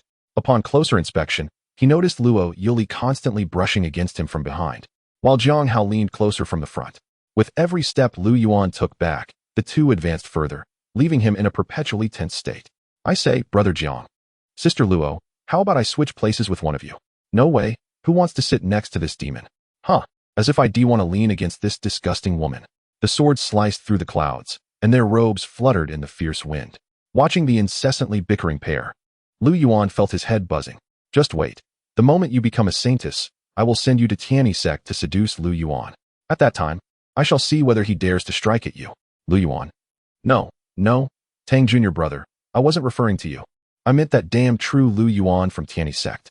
Lu Yuan, Tang Junior brother, let me tell you, don't be fooled by Jiang Hao's presence here. Once we return, just observe the disciples of your ghost-killing peak. This Jiang brother has caused quite the trouble among them. In the face of Luo Yuli's revelations, Jiang Hao not only did not deny it, but wore a proud expression. Tang Junior brother, I hadn't mentioned this before, but now I'll tell you about my training program for the demonic cultivators of ghost-killing peak. Jiang Hao spoke animatedly about his unique training regimen for the disciples. His excitement palpable. Lu Yuan, aware of Jiang Hao's intentions, playfully prompted, I am eager to hear more. Jiang Hao straightened his posture, adopting a serious demeanor, as if relishing the moment, and proclaimed, based on my years of experience with my disciples' successes and failures in the outside world, I have devised a set of behavioral guidelines. With that, a thick tome appeared in his hands. Jiang Hao handed over the guidelines for demonic cultivation to Lu Yuan. Upon flipping it open, Lu Yuan was taken aback by its contents. Outstanding disciples could garner sympathy from righteous sect disciples by fabricating tragic childhood experiences. Simultaneously, they would employ persuasive language to brainwash these righteous disciples into believing they could escape from the demonic sect, thereby winning their trust. When confronted by righteous forces, they were advised to flee towards populous cities, and if necessary, to leverage mortals as threats. Note, when encountering disciples from Tianyi Sect, especially those from Tianjia Peak, these guidelines are ineffective. Upon reaching this point, Lu Yuan could no longer maintain his composure. Jiang Hao truly had some remarkable insights. Thus, Lu Yuan discreetly tucked away this set of guidelines into his storage bag. He coughed softly, a serious expression on his face. Brother Jiang, this is indeed commendable. Yet there is still something lacking. This is merely a tactic to contend with the righteous path. You are missing an essential element. Jiang Hao furrowed his brow, lost in contemplation, unable to grasp Lu Yuan's words. Despite the fact that the Heavenly Demon Sect is a demonic sect, it has adhered to ancient traditions passed down through millennia. Now, having fired the first shot of reform, Jiang Hao's efforts were limited to the ghostly murder peak. Suddenly, a realization dawned upon him, and he exclaimed with fervor, Junior brother, are you suggesting a plan aimed at training the disciples within the sect? A smile graced Lu Yuan's face. A promising student indeed. It pertains to the training of the disciples within our ranks. Jiang Hao's eyes ignited with enthusiasm. Please, Junior brother, impart your wisdom to me. He understood that Lu Yuan was about to address his deficiencies. Perhaps what Lu Yuan was about to reveal would be pivotal in transforming the Heavenly Demon Sect. With that thought, Jiang Hao's breathing quickened. At this moment, the fifth elder, who had been secretly safeguarding Jiang Hao, also regarded Lu Yuan with keen interest. He was aware that Jiang Hao often devised peculiar training methods and had even received public commendation from the sect leader, albeit with some shadowy undertones. The disciples of Ghostly Murder Peak excelled in ambushing the righteous and demonstrated formidable combat prowess compared to those of other peaks. Yet, could this young lad truly offer guidance to Jiang Hao? Just as all eyes in the room converged upon Lu Yuan, his next statement sent shockwaves through the assembly. I believe that disciples within the sect should be prohibited from taking lives. Chapter 62. With the inheritance of the demon sect, eradicating violence and ensuring peace. No, it is about prohibiting them from killing indiscriminately. The entire assembly felt as if struck by lightning. Not only were Jiang Hao and Luo Yuli frozen in place, but even the fifth elder, who had been lurking in the clouds, was greatly astonished. This surely he did not miss here? After all these years, it was the first time he had encountered someone proclaiming that the demon sect could not kill at will. What had brought this about? Yet, Jiang Hao faintly grasped something. I understand now. He felt a surge of exhilaration akin to uncovering a profound truth, and turned to Lu Yuan with a questioning gaze. Junior brother, do you mean beside them? Luo Yoli was utterly bewildered, unable to comprehend what Lu Yuan and Jiang Hao were discussing. But she was profoundly confused. What was Lu Yuan up to? Were they truly not allowed to kill anymore? Moreover, what had Jiang Hao suddenly understood? Jiang Hao's face flushed, breath quickening. His gaze fixed intently on Lu Yuan. Did junior brother mean that the disciples within the sect were restrained from killing, only permitted to do so upon completing designated tasks? Lu Yuan nodded. Senior brother, your interpretation is somewhat reasonable. He smiled. Jiang senior brother, you are indeed a prodigy of the heavenly demon sect, with exceptional comprehension abilities. In my view, since the number of people is finite, if you kill one, another cannot. Hence, to inspire the disciples' zeal for cultivation and the completion of sect tasks. Not only killing but even soul refining requires a license. Once quotas are exhausted, they must purchase more with spirit stones. That makes sense. What you say is indeed wise. I shall put it to the test upon returning. One dared to speak, and the other dared to believe. Their exchange left Luo Yoli in a state of confusion. Additionally, senior brother, doesn't TR sect often have some lower-tier disciples who cannot break through and are thus directly used as materials for refinement? Jiang Hao nodded. Could it be that junior brother has a solution? Good question. I have been waiting for this moment to present you with a dilemma. Throughout the heavenly demon sect, only Jiang senior brother earned my respect. Lu Yuan first lavished praise upon Jiang Hao and then, with hands clasped behind his back and head held high, wore a benevolent smile reminiscent of a nurturing gardener, as if radiating light, and said leisurely, we can offer these disciples loans. Jiang Hao was taken aback, confronted with yet another unfamiliar term. Loans? What are those? It means our sect can lend spirit stones and elixirs to each disciple based on their individual circumstances, but with interest essentially akin to borrowing. Why extend loans to these disciples? Jiang Hao asked, perplexed. In fact, the concept of loans had existed before, but it was reserved for those disciples with exceptional talent. These individuals were deemed worthy of support. But why extend loans to every disciple? That notion is misguided, senior brother. For example, a disciple who has reached the pinnacle of chi refinement might only need a foundation establishment pill to advance. At that moment, we lend them a foundation establishment pill, with interest accruing over time. However, I would only collect once a year, ensuring that they are not driven to desperation while motivating this foundation establishment cultivator to contribute diligently to the sect. Thus, with this diminutive foundational elixir, we have seized control over the fate of this cultivator and his descendants. Jiang Hao inquired, what if he is unable to repay? The answer was simple. He would become a resource for our sect. We could refine his arms the first time, his eyes the second, applying pressure upon him. Upon hearing Lu Yuan's words, Jiang Hao was suddenly enlightened. In an instant, the air was filled with hurried breaths, tightly clenched fists, and a surge of excitement and joy. I understand. My younger brother seeks to thoroughly exploit these disciples, and they will be grateful to us in return. Ruthless indeed. Sufficiently ruthless. With Brother Tang by our side, our demonic sect shall prosper. Even the well-traveled elder Wu could not help but inhale sharply at this moment. No wonder Jiang Hao so admired this individual. Despite his smiling demeanor and seemingly harmless appearance, he was indeed decisively ruthless. Elder Wu chuckled and shook his head. Ah, alas. I cannot compare to the youthful vigor of the younger generation. In a town located in the western desert, Jiang Hao stretched lazily and pointed towards a diminutive town below, saying, there's a town ahead, let us take a stroll. Luo Yoli furrowed her brow. Brother Jiang, have you forgotten something important? Jiang Hao scoffed, why the rush? If we cannot proceed, it is better to conserve our energy. As their flying swords descended, the three landed at the town's entrance. The surroundings were eerily silent. Just as Luo Yuli was about to speak, Lu Yuan pressed a hand on her shoulder, gesturing towards a nearby ancestral hall with a silent command, to there. The hall's doors were tightly shut. Lu Yuan walked directly to a large vat beside the entrance, lifting the lid. Inside lay a female corpse, a dagger protruding from her chest, her vital blood completely drained. With her essence lost, her primordial spirit shattered. Lu Yuan's fingers traced the wound on the corpse. His tone is indifferent, as if commenting on the weather. Luo Yoli and Jiang Hao exchanged glances, their eyes revealing no emotion. They had long grown accustomed to such sights within the heavenly demon sect, having witnessed even more gruesome scenes. Jiang Hao pushed open the doors of the ancestral hall, a wave of putrid air assaulting them. The floor was littered with the bodies of common folk, drained of their essence, men, women, and children alike. The women's torn garments exposed fatal wounds, their deaths pitiful. Lu Yuan scanned the surroundings, continuing deeper into the hall. Senior brother, senior sister, there are still people inside. Peering through the crack of the door, they discerned about 4 individuals within. Among them knelt a naked woman, blood trickling from her mouth, accompanied by a group of men and women cowering in the corners. The woman in the center seemed to catch sight of Lu Yuan through the door, desperately shaking her head, her lips forming the words, "Run away." Lu Yuan stood frozen in place. Oh, what a coincidence to encounter kindred spirits here. Let us move on to another city. Just as Jiang Hao prepared to depart, Lu Yuan called out to him. Brother Jiang, wait. Jiang Hao and Luo Yoli exchanged puzzled glances at Lu Yuan. What is it? Do you still wish to eliminate these people? Lu Yuan nodded. Jiang Hao replied earnestly. You are being foolish, younger brother. As the saying goes, all demonic sects are akin to one family.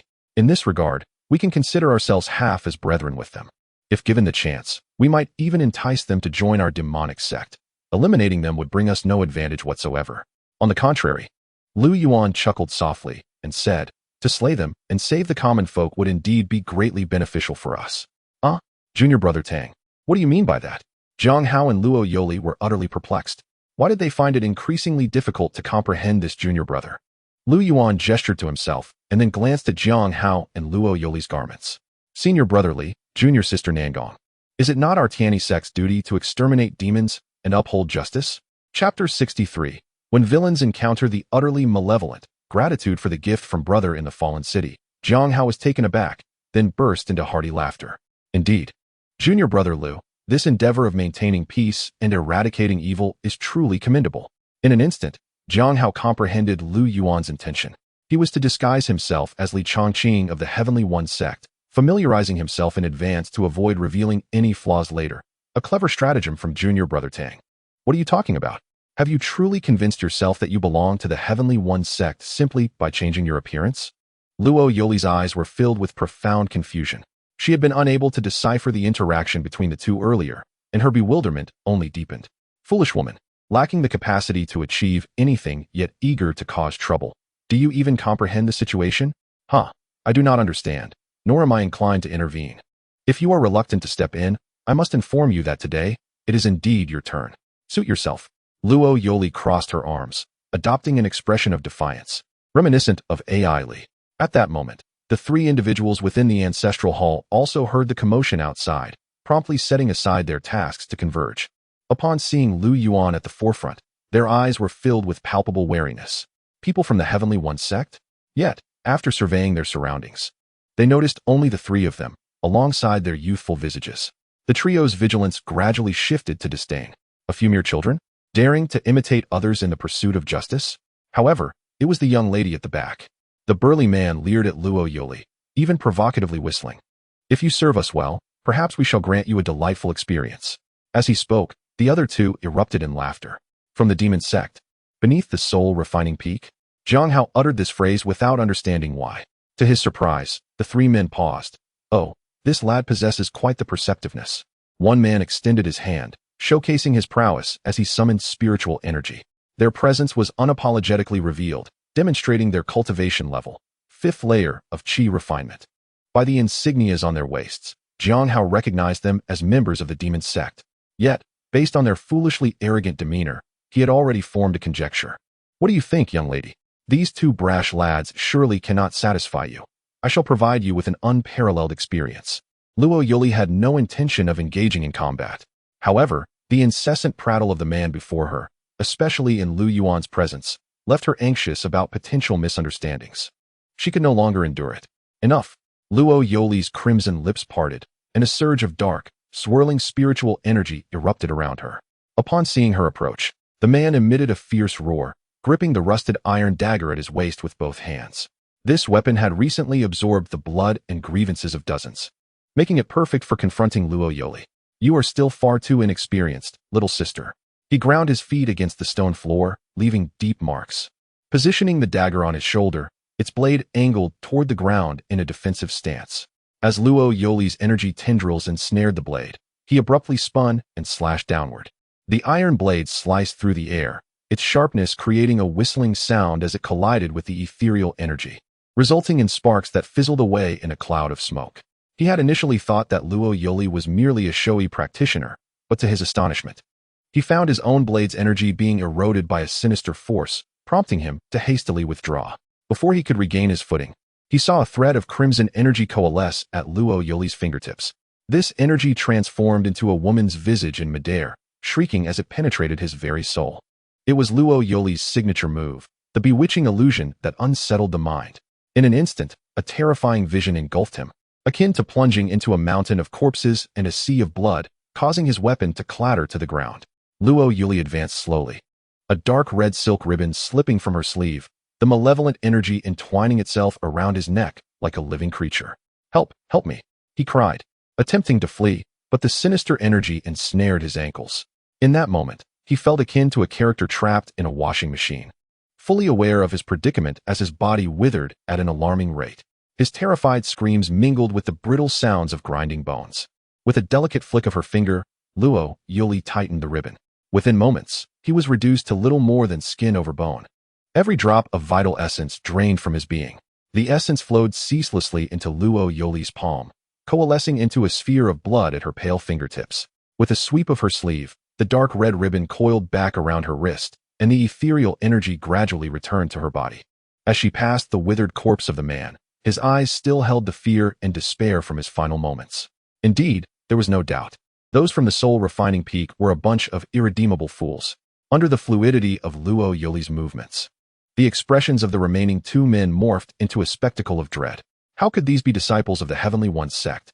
They seemed even more ruthless than those from the demonic sect. In the demonic sect, they would at least be inner disciples or even direct apprentices. No, it was not a mere impression. It was a certainty. How could anyone from the Heavenly One's sect employ such dark and sinister tactics? This was clearly a technique of their own demonic sect. Luo Yoli smirked. "Your guess is astute." As she drew nearer, the two men abandoned any pretense of resistance. It seemed he had overheard his fellow disciples mention that when faced with righteous cultivators, surrendering and displaying remorse often spared one's life.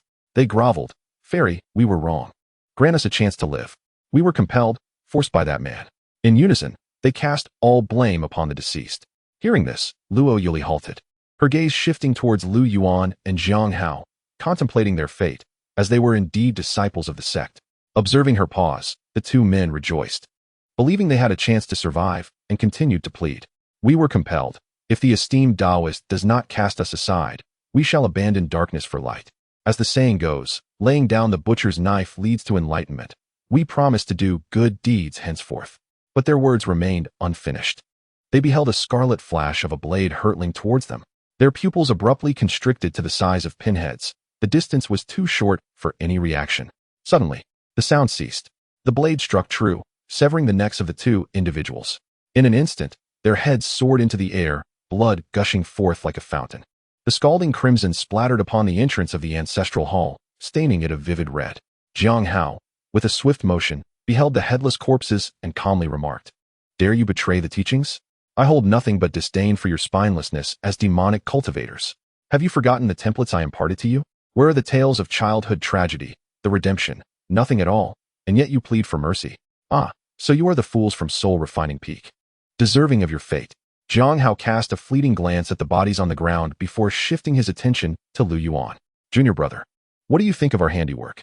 Zhang Hao and Luo Yoli looked on eagerly, their eyes gleaming with anticipation of praise.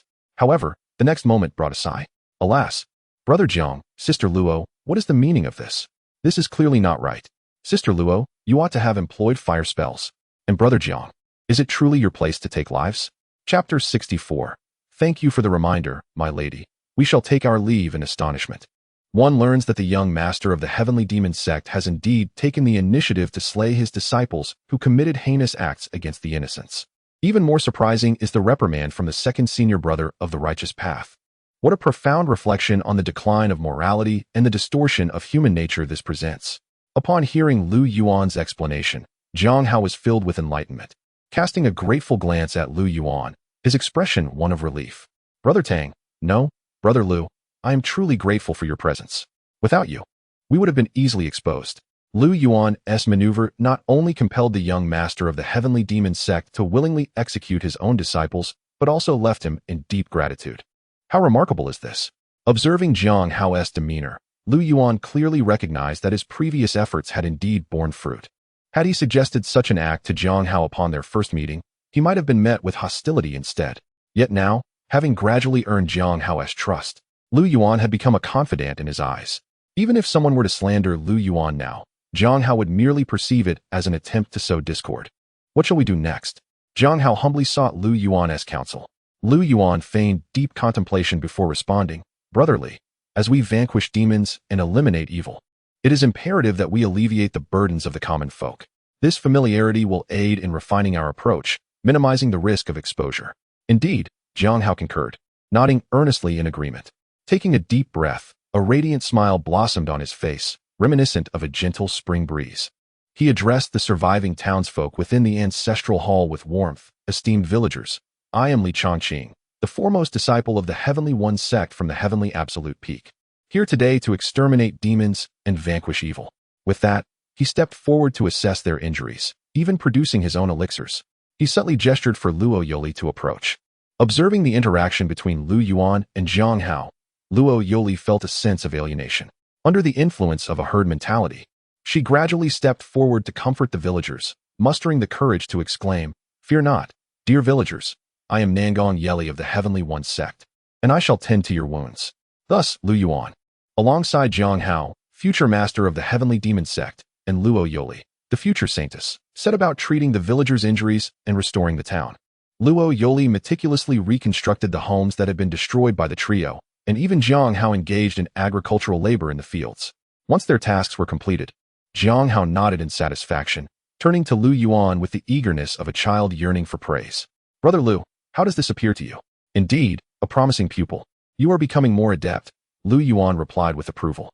Particularly, Jiang Hao's actions of tilling the soil and drawing water bore an uncanny resemblance to Li Chongqing himself.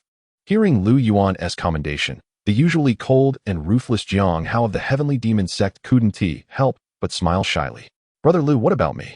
Luo Yuli inquired, her face flushed with bashfulness as she approached.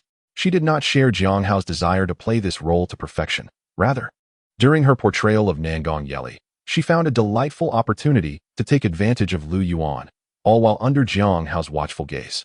It was quite exhilarating, observing as Lu Yuan and his companions not only rescued them from the merciless clutches of 3 murderous demonic cultivators, but also went out of their way to assist them in various matters. The townsfolk, upon the trio's departure, knelt by the roadside, fervently exclaiming, Thank you, esteemed immortals, for your compassion. Had it not been for your intervention, our families would surely have faced calamity. As mere mortals, we can offer no greater reward than to forever remember your great kindness, ensuring that our incense offerings honor you day and night, praying for your health and boundless journey through the celestial realms. This legacy shall be passed down through generations, so that our descendants never forget your life-saving grace. Though the offerings of a small town may seem insignificant, they accumulate over time, providing substantial support. However, Jiang Hao and Luo Yoli's appearances and identities were not truly their own. Thus, far away in the Tianyi Sect of Zhongzhou, Nangong Yeli and Li Chongqing pondered. Why has our cultivation inexplicably increased slightly? Is it due to the incense offerings? What could possibly be the reason? They shrugged it off, deeming it a fortuitous occurrence, albeit perplexing. Meanwhile, hidden in the shadows, Elder Wu observed the entire scene unfold, his furrowed brow adorned with a multitude of questions.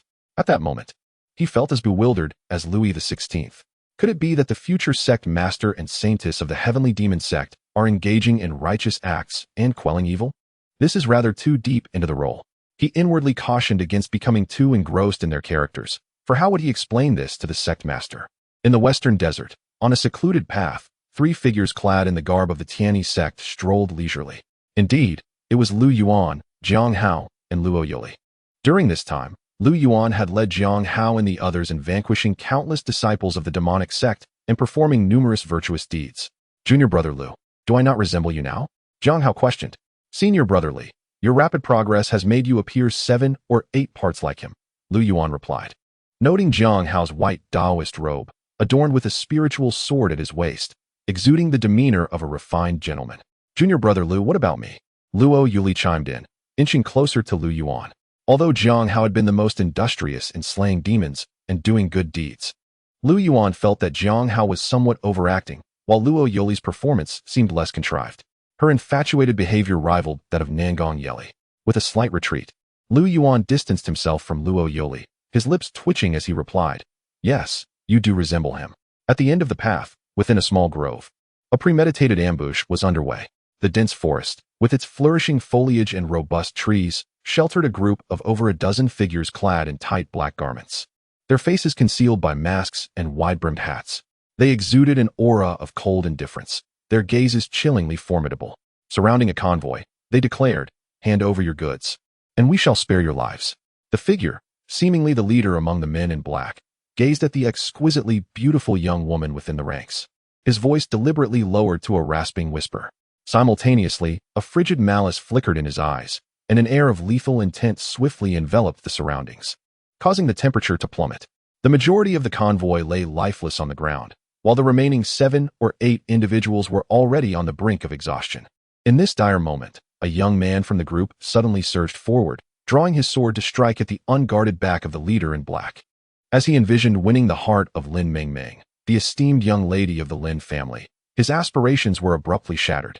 In the blink of an eye, he felt as if the entire world was spinning around him. Amidst the chaos, he glimpsed a headless body clutching a broken sword, slowly collapsing. Darkness enveloped his vision, and he lost all awareness. Had he indulged too much in tales of heroism? The leader of the black-clad men flicked the blood from his blade and sheathed it, declaring, "Not a single one shall remain. Brotherly, you must temper your temperament. It is all too apparent to others," he remarked. "How does one change their temperament?" Just as the leader prepared to act, Lu Yuan and his companions fortuitously arrived at the scene. Observing Lu Yuan and his companions, Lin Mingming's eyes glimmered with a hint of desperation as she implored, "Noble heroes over there, these individuals have come for us. Please, depart swiftly and do not let us endanger you." Initially, the men in black had no intention of involving Lu Yuan and his group.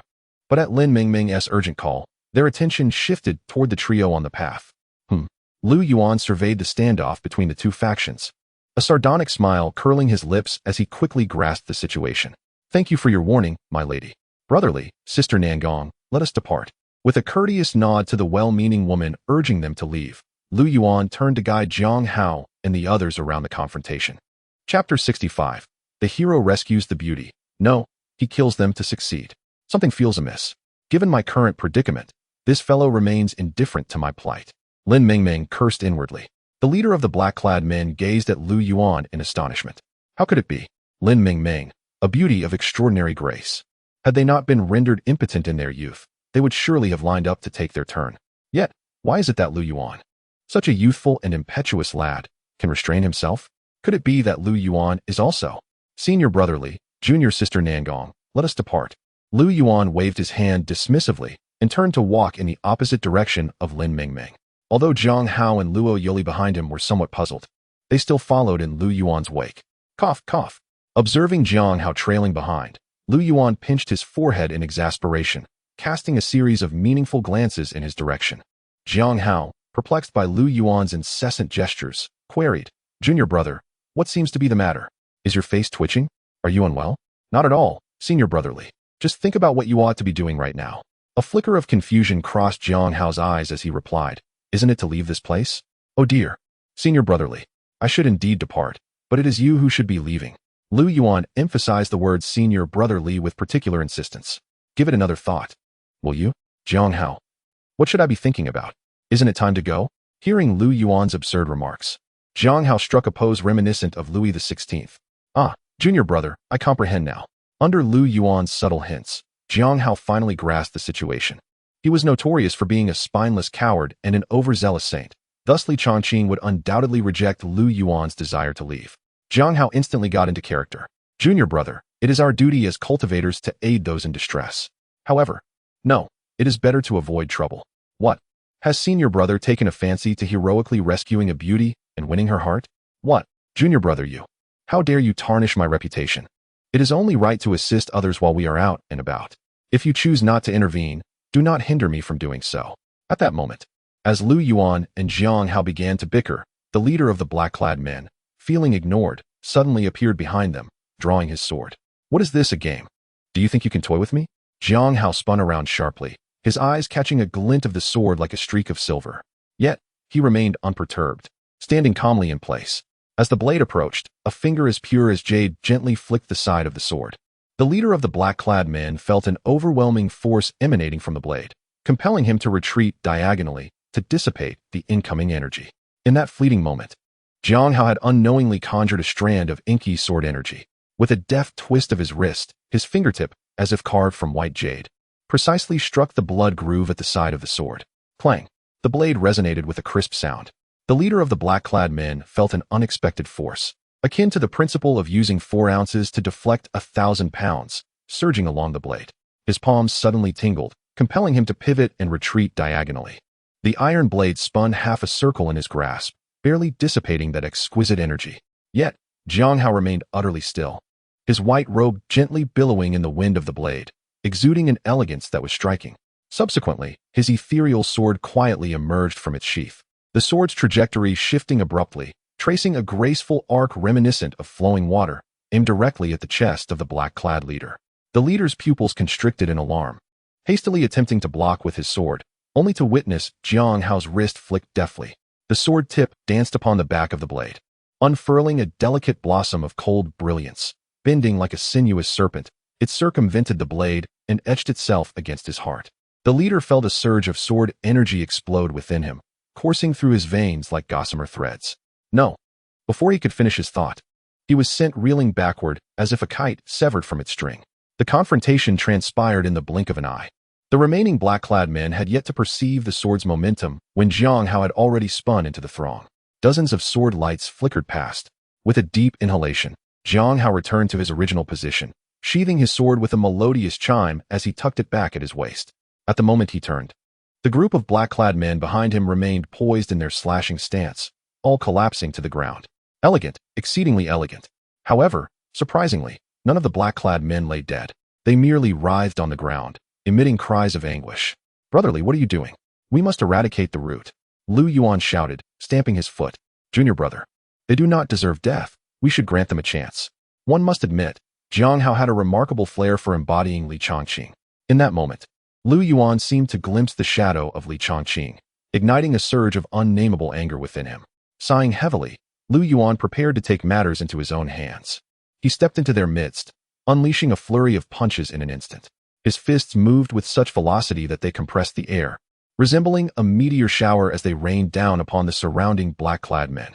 Withdrawing his fists, he turned, and suddenly, the group of black-clad men was engulfed in a storm of blood. "Junior brother, what have you done? They do not deserve death. Why must you slay them?" Jiang Hao exclaimed, his voice tinged with anguish and reproach. "Who are these men? Who are their husbands, their fathers, their sons? If we kill them, what will become of their families?" His words, so reminiscent of classic rhetoric, momentarily made Lu Yuan feel as if the real Li Chongqing had arrived. Slightly flushed, Lu Yuan approached Jiang Hao and coughed. "Brother, enough. It's time for the next step." With eager anticipation, Lu Yuan glanced at Jiang Hao, observing how increasingly reminiscent of Li Chongqing he had become. If Jiang Hao, the future young master of the demonic sect, were molded into the ineffectual figure of Li Chongqing, would that not spell doom for the demonic sect? Thus, he awaited with great anticipation to see what Jiang Hao would do next. Jiang Hao, understanding Lu Yuan's gaze, inclined his head courteously to Lin Mengmeng and the others, stating, "They have perished, so it is now our turn. Junior brother, you have a cleanliness obsession. You shall go first." Lu Yuan. "Brothers, kindly bestow upon us your 5-star reviews. The book's rating is rather low, and I humbly beseech you for your support, as it has somewhat affected my spirits. A mere rating from each of you would suffice. I express my heartfelt gratitude in advance. Should the rating exceed 8, I promise an abundance of updates next month." Chapter 66, Sigma Man Lu Yuan Lin Mingming, with an expression of astonishment, raised her head to gaze at Jiang Hao. Her eyes were filled with wariness and uncertainty. "What did you just say?" Lin Mingming forced out the question through clenched teeth, seemingly unable to believe her ears. Jiang Hao smiled faintly, adopting an expression he deemed befitting a disciple of the Tianyi Sect. He reiterated his earlier statement. "They are dead. Shouldn't it be our turn now?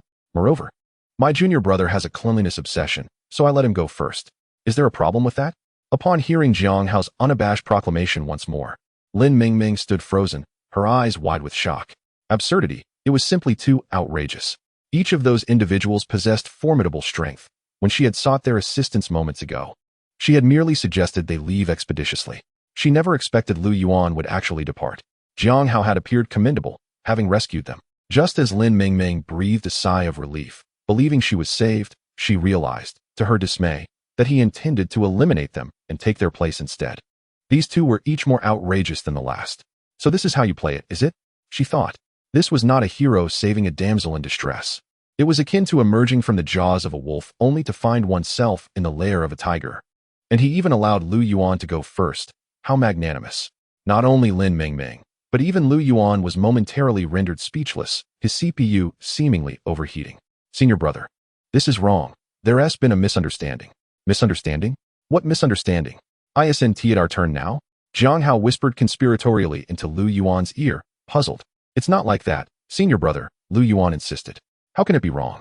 If we don't intervene, she becomes a trophy for the men in black. We've slain those men in black, so isn't this woman our prize? Jiang Hao argued, his reasoning seemingly sound, leaving Lu Yuan momentarily speechless. Indeed, Jiang Hao, with his charming demeanor, was not easily imitated. Lu Yuan pointed at Jiang Hao's Tianyi Sect garb, but things aren't the same as before, senior brother. Yet, despite this, Jiang Hao remained uncomprehending. Perhaps in his worldview, queuing was simply a matter of course. Lu Yuan found it challenging to alter Jiang Hao's perspective, just as he could not change Li Changqing's. He finally smiled in resignation. Senior brother, now listen to my command. Recite 100 times. I am Li Changqing. Remember, you are Li Changqing. Saving them is the right thing to do. Forget about the queue. After a moment of contemplation, Jiang Hao nodded earnestly.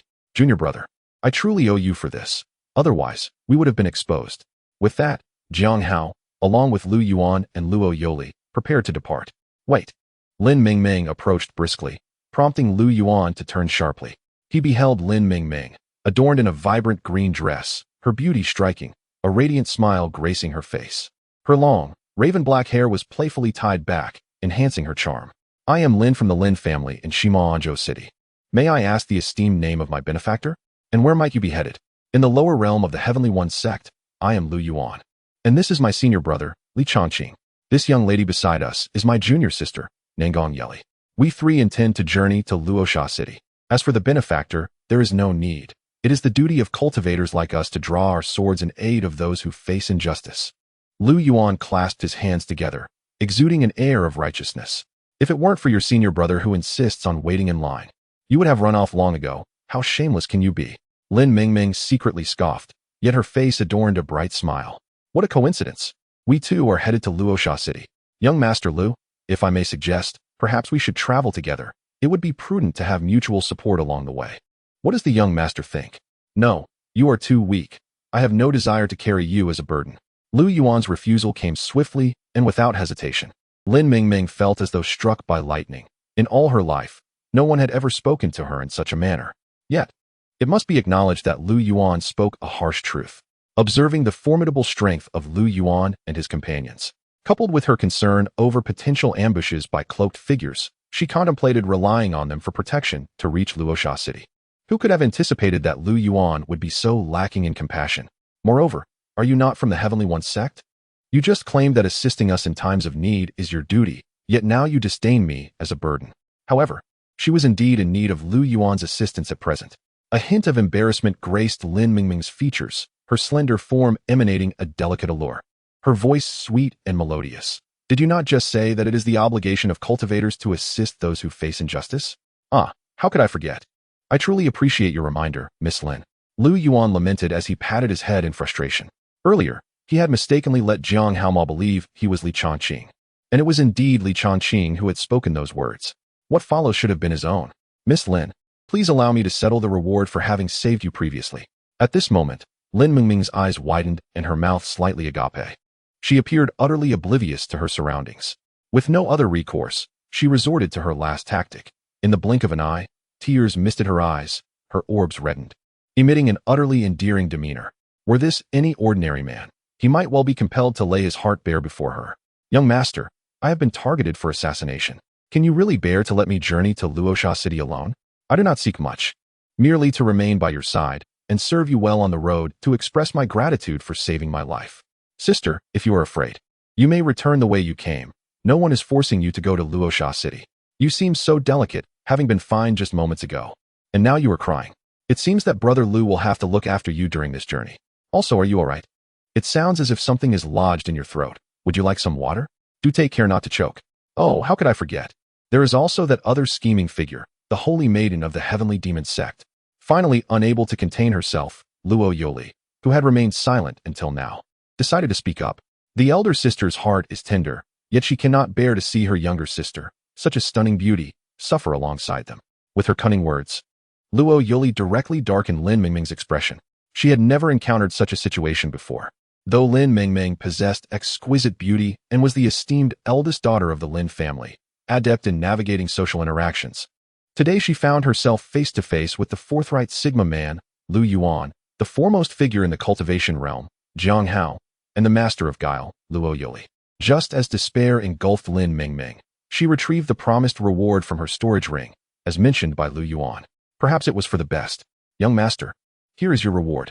Upon seeing Lin Mingming produce such an abundance of precious spirit stones, Lu Yuan's eyes sparkled with excitement.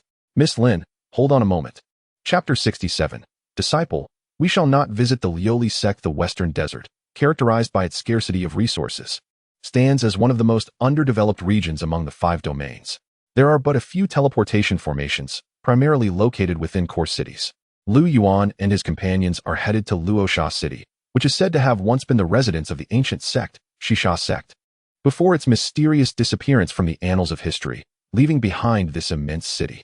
The major sects of the Western Desert collaborated to refine this city, transforming it into the present-day Luosha City, which is jointly governed by several sections. Lu Yuan and his companions intend to utilize the teleportation formation in Luosha City to reach the Lioli sect, one of the prominent sects in the Western Desert. In the Western Desert, the scorching sun filters through the lush foliage, casting mottled shadows on the ground, while the incessant chirping of cicadas fills the air. 5 luxurious carriages traverse the well-trodden earthen path through the dense forest, the wheels crunching over dry branches and fallen leaves, producing a crisp sound.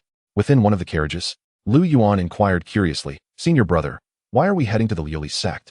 As they approached the Lioli sect, Jiang Hao, no longer maintaining an air of mystery, pondered for a moment before responding, "Disciple, are you familiar with our heavenly demon sect's ancestor?" Lu Yuan, momentarily taken aback, suppressed his inner delight and maintained a calm facade. "I am aware, what of it?" Jiang Hao glanced around to ensure their conversation was private. Then, with a mysterious demeanor, continued, "We are on our way to the heavenly demon secret realm." The heavenly demon secret realm? Lu Yuan feigned ignorance, hoping to extract further information from Jiang Hao. Indeed, the heavenly demon secret realm is the dwelling of the heavenly demon ancestor, containing numerous treasures. You are truly fortunate, disciple. Lu Yuan's face brightened, and he bowed respectfully to Jiang Hao, yet soon wore a perplexed expression. "But why must we visit the Lioli sect to access the heavenly demon secret realm?" Jiang Hao appeared momentarily taken aback. "Disciple, do you wish to hear the truth or a fabrication?" "What is the fabrication?" "The fabrication is that the heavenly demon ancestor established his dwelling in various locations across the 5 domains to test his disciples. And only through these trials can one enter the secret realm." Lu Yuan was at a loss for words. "Indeed, that sounds quite official. What is the actual situation?" "The truth is, the ancestor's innate divine ability is formless. Thus he has a dwelling almost everywhere. The treasures within those dwellings are mostly items he has pilfered from local sects and families. The secret realm of the Lioli sect is one that my father has just deciphered." Lu Yuan. Luosha City. After parting ways with Lin Mingming, Lu Yuan, Jiang Hao, and Luo Yoli arrived at the teleportation formation in Luosha City. Due to the scarcity of teleportation formations in the Western Desert, many people were gathered here, waiting in line. Lu Yuan, Jiang Hao, and Luo Yoli had been waiting for over 3 hours. Jiang Hao even contemplated asking Elder Wu to take them directly to the Lioli sect. However, if they were to go directly, Elder Wu would inevitably have to reveal himself, leading to potential vulnerabilities. After a prolonged wait, it was almost their turn. A woman clad in a delicate lavender gown gracefully approached Lu Yuan from the back of the line. The gown accentuated her curvaceous form, and she appeared to be of a similar age to Lu Yuan, her skin as fair as jade, with finely chiseled features. "Esteemed sir, Might you allow us to enter first? Lu Yuan furrowed his brows and regarded her with disdain. Humph. Go back in queue, he retorted coldly. The lavender-clad woman was taken aback. Sir, we truly have pressing matters to attend to. If we are delayed, we shall miss our opportunity. Would you kindly grant us this small favor? Oh, aware of the urgency yet failed to arrive earlier? Off you go, he snapped. Wang Meiwei, observing Lu Yuan's unyielding demeanor, felt a mix of anger and helplessness.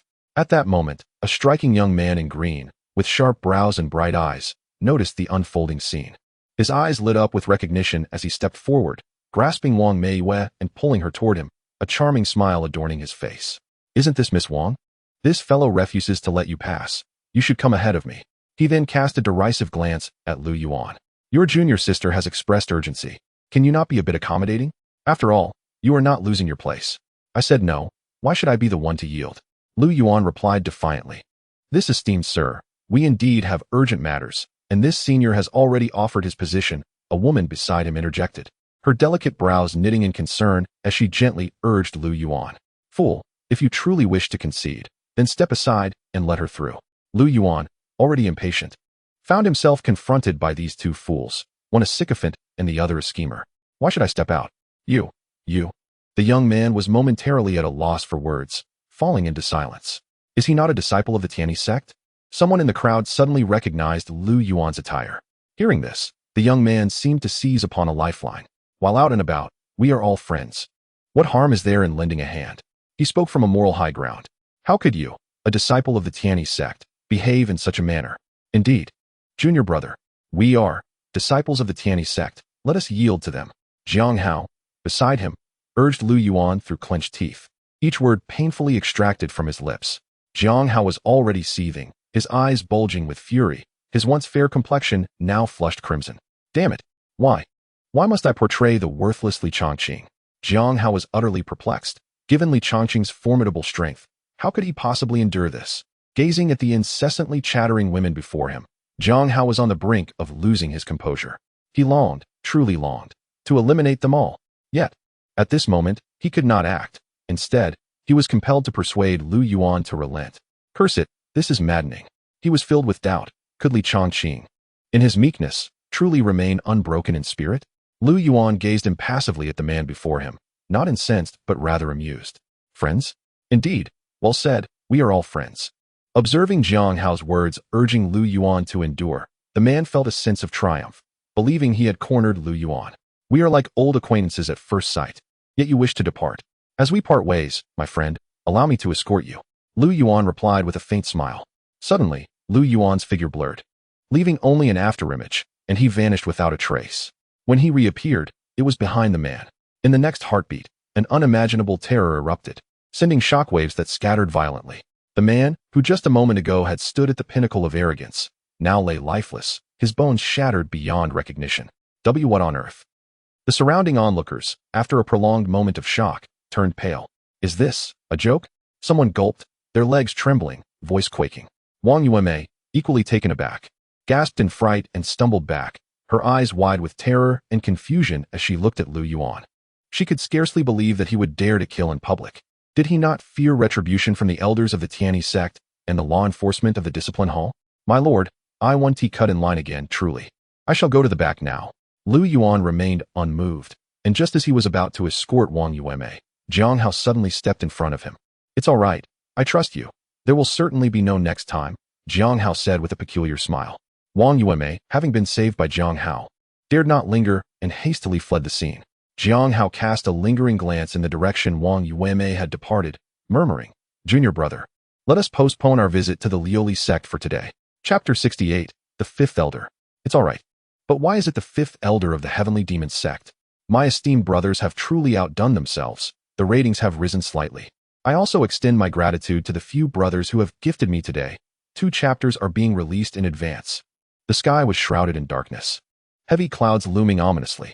Occasional rumblings of thunder pierced the air, illuminating the murky sky. Boom!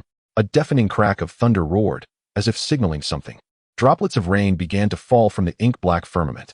With a sharp sound, the first drop of rain struck the ground, splattering everywhere. The cold rain gradually intensified. A storm was brewing, the winds howling ominously.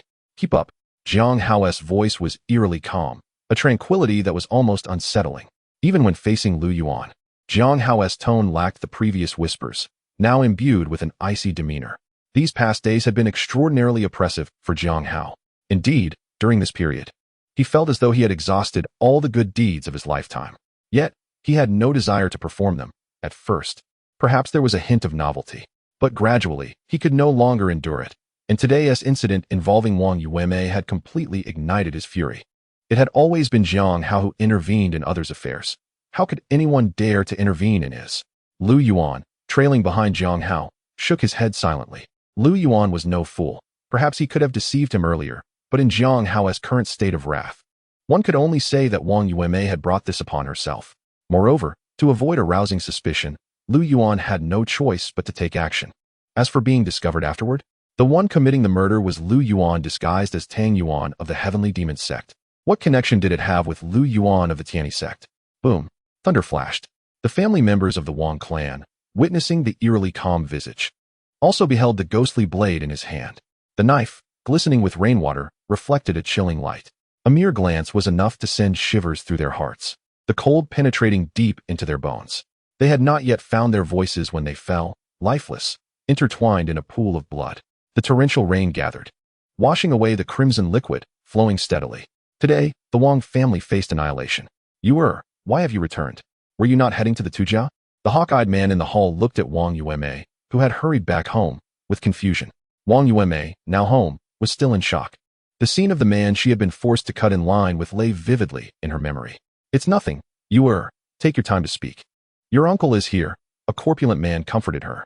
Father, uncle, I was about to use the legendary formation to head to the Tujia, but, upon hearing Wang Yuanmei's account, the corpulent man's fury ignited, his brow furrowed deeply. Which fool dares to provoke my Wang family in Luosha City? Seeking death. Are they? With that, he strode towards the door. Tianyi Sect. At these words, the corpulent man froze in place. After a long pause, he thought, even the Tianyi Sect would not dare do this. Suddenly, who? The hawk-eyed man instinctively furrowed his brow, then his expression stiffened. It seems we have guests. The hawk-eyed man squinted slightly. However, judging by the atmosphere, they do not come with good intentions. I shall inform the ancestor, lest any unforeseen circumstances arise. Very well. I shall venture forth to discern the true nature of this extraordinary being. The hawk-eyed man inclined his head slightly and led Wang Yuanmei out of the hall. It was then that he noticed Wang Yuanmei emerging alongside a middle-aged gentleman. Jiang Hao, amidst the rain, lifted his gaze. The icy depths of his eyes harbored a chilling intent to kill. The hawk-eyed man glanced over, locking eyes with Jiang Hao. This visage was exceedingly youthful and extraordinarily handsome. Particularly striking were his eyes, cold and devoid of emotion, yet profoundly deep. He had never encountered such unadulterated murderous intent before. How had his daughter attracted such a monstrous figure? The knife-wielding youth, so young yet already possessing the cultivation of the golden core stage, was a disciple of the Heavenly One sect. This predicament was bound to end poorly. He intended to voice a few more words, but Jiang Hao's hand remained unyielding, and with a swift motion, he struck down once more. Another member of the Wang family fell, bloodied upon the ground. Jiang Hao stood amidst the corpses, rain cascading down his form, washing away the blood. However, as the three of them were discovered, elders and enforcers of the Wang family soon converged to surround him, making even Jiang Hao, despite his golden core cultivation, feel the weight of the situation. As for Wang Yuanmei, she had long since been rendered speechless, her body frozen in shock, eyes darting in confusion. They are all dead. All dead. She could hardly fathom the grim reality before her. Lu Yuan, who had so callously taken lives in broad daylight, now appeared as merely a spectator, while Jiang Hao, the seemingly kind-hearted savior from earlier, now resembled a harbinger of death, slaughtering his own kin. She could not reconcile this image of Jiang Hao with the one who had saved her just hours before. Father, it is them. Wang Yuanmei murmured, her gaze fixed upon Lu Yuan, Jiang Hao, and Luo Yoli, adorned in the garb of the Heavenly One sect. The hawk-eyed man inhaled deeply, suppressing the fury within, and spoke in the most composed tone he could muster. Young friend, I see that your cultivation is formidable. Could it be that you are a direct disciple of one of the elders of the Heavenly One sect? Surely, you must have certain privileges there. However, should news of today's events reach the ears of the Heavenly One sect, it might lead to. Perhaps it would be best if you three withdrew, and let us consider this incident as though it never transpired. The elder's veiled threat lingered in the air. Yet, In response to this intimidation, Jiang Hao's retort was the flash of a blade, claiming yet another life. "You insolent youth!" The hawk-eyed man's fury erupted, and he prepared to strike. At that moment, the previously rotund man arrived, accompanied by an elder. The elder, with a seemingly effortless gesture, raised his hand and clenched it. The hawk-eyed man's ferocious assault came to an abrupt halt as he sensed the overwhelming aura radiating from the elder. Yuan squinted. This must be an ancestor of the Wang family. Jiang Hao hesitated briefly, remaining silent while his gaze remained fixed upon the elder. The hawk-eyed man and the rotund man retreated behind the elder, standing respectfully in his shadow. "Young friend, must we resort to a mutually destructive confrontation?" The elder paused before continuing. "Without me even stepping into the fray, even if all of my Wang family disciples were to join forces, you would stand no chance of victory. It would be wise for you to depart swiftly." A commendable suggestion, yet regrettably futile. Jiang Hao erupted into a raucous laugh. "Elder 5, come forth." The man with hawk-like eyes, the corpulent figure, and the elder were all taken aback, turning their gazes towards Jiang Hao's rear. The elder was the first to regain his composure, inwardly acknowledging the truth. Indeed, these three were direct disciples of the Tianyi Sect, accompanied by an elder of the sect. Although he was far from being a match for such a formidable figure at the Great Ascension stage, he understood that the fifth elder of the Tianyi Sect was not one to act irrationally. As long as he provided a proper explanation, it should not escalate into a significant issue. Suddenly, demonic energy surged, accompanied by ominous clouds. Amidst the rolling blood mist, a figure emerged, stepping through the air, each footfall giving rise to a blood lotus. As the lotus bloomed, the wails of countless spirits filled the air. The Wang family's ancestor. Chapter 69. Junior brother, do we disguise ourselves so well? Behind Jiang Hao stood a figure clad in a black robe adorned with skulls, an elderly man with blood-red hair. A silhouette emerged from the impenetrable black mist, his deeply sunken eyes radiating an eerie and sinister aura. The moment he came to a halt, the surrounding air seemed ensnared by an invisible net. Tendrils of gray-black mist seeped from the edges of his robe, his half-lidded gaze sweeping over the courtyard below, fixating ominously on the crowd. His pupils resembled those of a venomous serpent, poised to strike with lethal precision at the slightest moment of relaxation, instilling a sense of dread. The members of the Wang family were momentarily taken aback. What was amiss with the appearance of this elder from the Heavenly One sect? Wasn't he at the foremost righteous sect in the world? Why did the elder within appear to be practicing demonic arts? The patriarch of the Wang family glanced past Jiang Hao at the fifth elder, scrutinizing him closely. His heart abruptly halted. Something was profoundly wrong. Indeed, 9 parts out of 10 were incorrect. This was no elder of the Heavenly One sect. He was unmistakably an elder of the Heavenly Demon sect. As the Wang family stood in bewilderment, a voice, ancient and resonant as though it pierced through the fabric of space, echoed clearly in their ears. "Young master, kill them all." In just 4 brief words, Jiang Hao's arrogance was laid bare. Yet, this succinct command encapsulated the lifetime of a certain elder brother from the Heavenly One sect. Upon hearing Jiang Hao's audacious proclamation, the patriarch of the Wang family narrowed his eyes slowly. Faced with Jiang Hao's threat, he felt neither fear nor anger. After all, having lived for so long, he could discern the gravity of matters. Though the Wang family was a local power in the Sandfall city, confronting a behemoth like the Heavenly One sect was akin to striking a stone with an egg. As for the annihilation of his entire family, the patriarch dismissed it as mere bravado from a young upstart. He was convinced that a sect as vast as the Heavenly One sect would never resort to such extreme measures. While the Wang family had certainly engaged in unsavory deeds, what family in the cultivation world had not? At worst, he would have his granddaughter Wang Yuan apologize to those 3 young ones. Perhaps, in a twist of fate, the Wang family could leverage Wang Yuan as a bridge to connect with the Heavenly One sect. Such visions were indeed splendid, but in the next moment, a chilling and ferocious aura erupted from the fifth elder. A dense black mist began to emanate slowly from his body, swirling ominously around him. The surrounding fog roiled, thick as ink, stretching endlessly into the abyss. As the fifth elder's deep voice resounded, the churning black mist seemed to come alive, surging violently towards the Wang family members below. In an instant, they were all enveloped within its grasp. No matter how they struggled and screamed, they could not break free from its binding. The air was filled with the anguished wails of the Wang family's youth, interspersed with the sickening crack of breaking bones and desperate pleas for mercy. Yet, before those cries could fully materialize, they were swiftly consumed by the encroaching darkness, gradually fading into a profound silence. How could this be? As the oppressive aura escalated, mingled with the anguished cries of the Wang family, An overwhelming sense of despair settled in. On the tranquil visage of the Wang family patriarch, a flicker of shock finally manifested. Could it be? The elders of the Tianyi sect are known for their reasoned discourse. How could they heed the words of a mere junior and commit wanton slaughter? A wave of trepidation flashed through his mind. Impossible.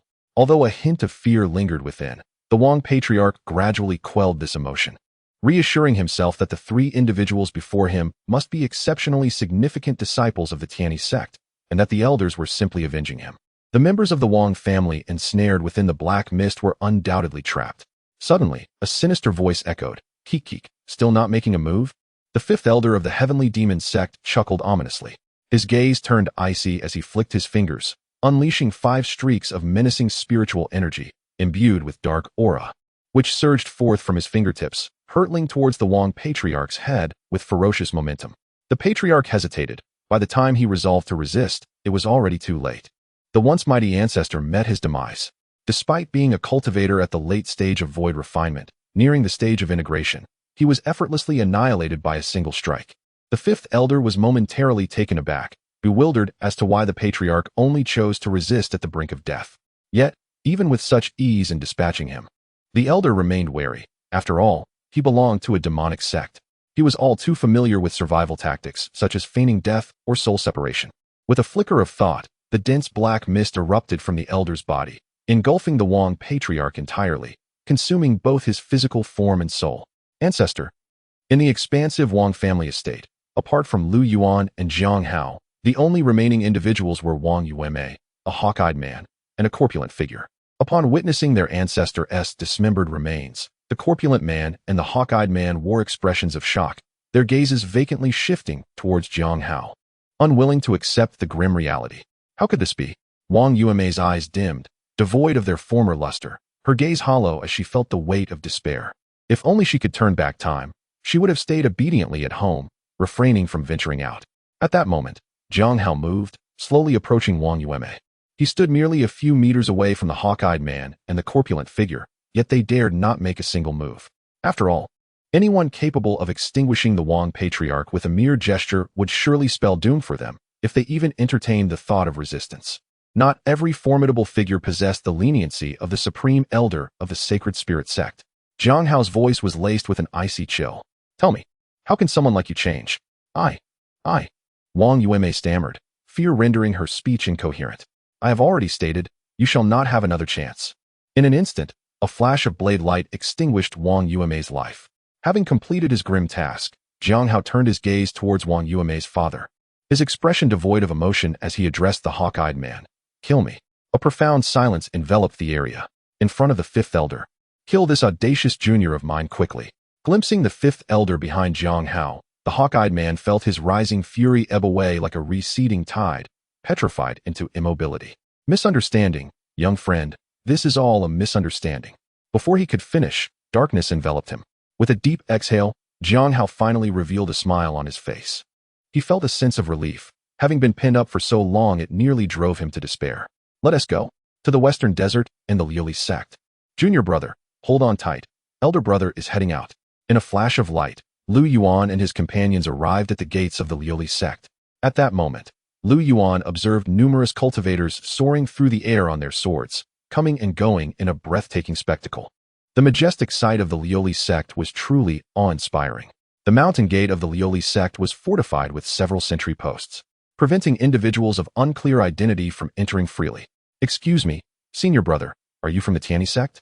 However, it seems something is amiss here. Please present your Tianyi sect tokens. We need to register." Just then, a voice rang out. "It's all right, Chen Junior brother, no need for verification. This is senior brother Lu from the Tianyi sect. Please, enter swiftly." At that moment, his smile was radiant. After Lu Yuan and his companions proceeded, the sentry disciple exhibited a look of confusion. The one who had granted Lu Yuan passage quickly explained, "What's there to check? That is Lu Yuan from Tianyi Peak. I visited the Tianyi sect previously and inadvertently offended him. Be cautious. He might toss you into a den of demonic beasts at midnight." Zhang Hao, who had been allowed entry, was equally perplexed, gazing at Lu Yuan in astonishment. "Junior brother, your disguise is remarkably convincing. How could they let you in at first glance?" Chapter 70. What? Have I committed murder? At Tianyi Sect, atop Tianyi Peak, a disciple rushed into Li Chongqing's cave abode, exclaiming in a state of alarm, "Master brother, something terrible has happened." His frantic demeanor bore a striking resemblance to a character from a certain tale of the westward journey. "What is the matter?"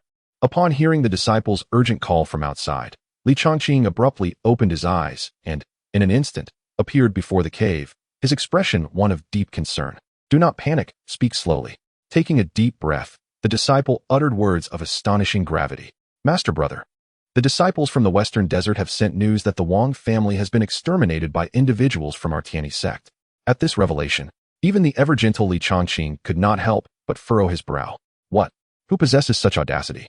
Noticing the anger brewing within Li Chongqing, the messenger disciple cautiously lifted his gaze, his heart filled with trepidation. Ultimately, steeling himself, he relayed the message.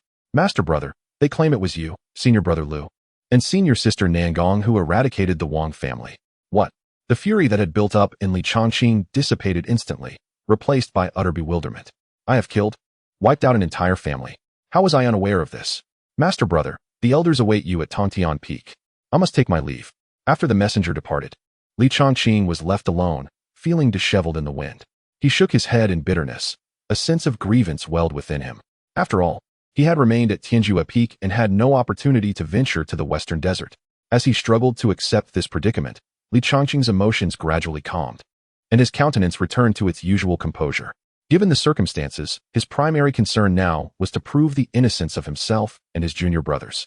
At Tontian Peak, the four elders, Elder 3, Elder 4, Elder 5, and Elder 7, were gathered.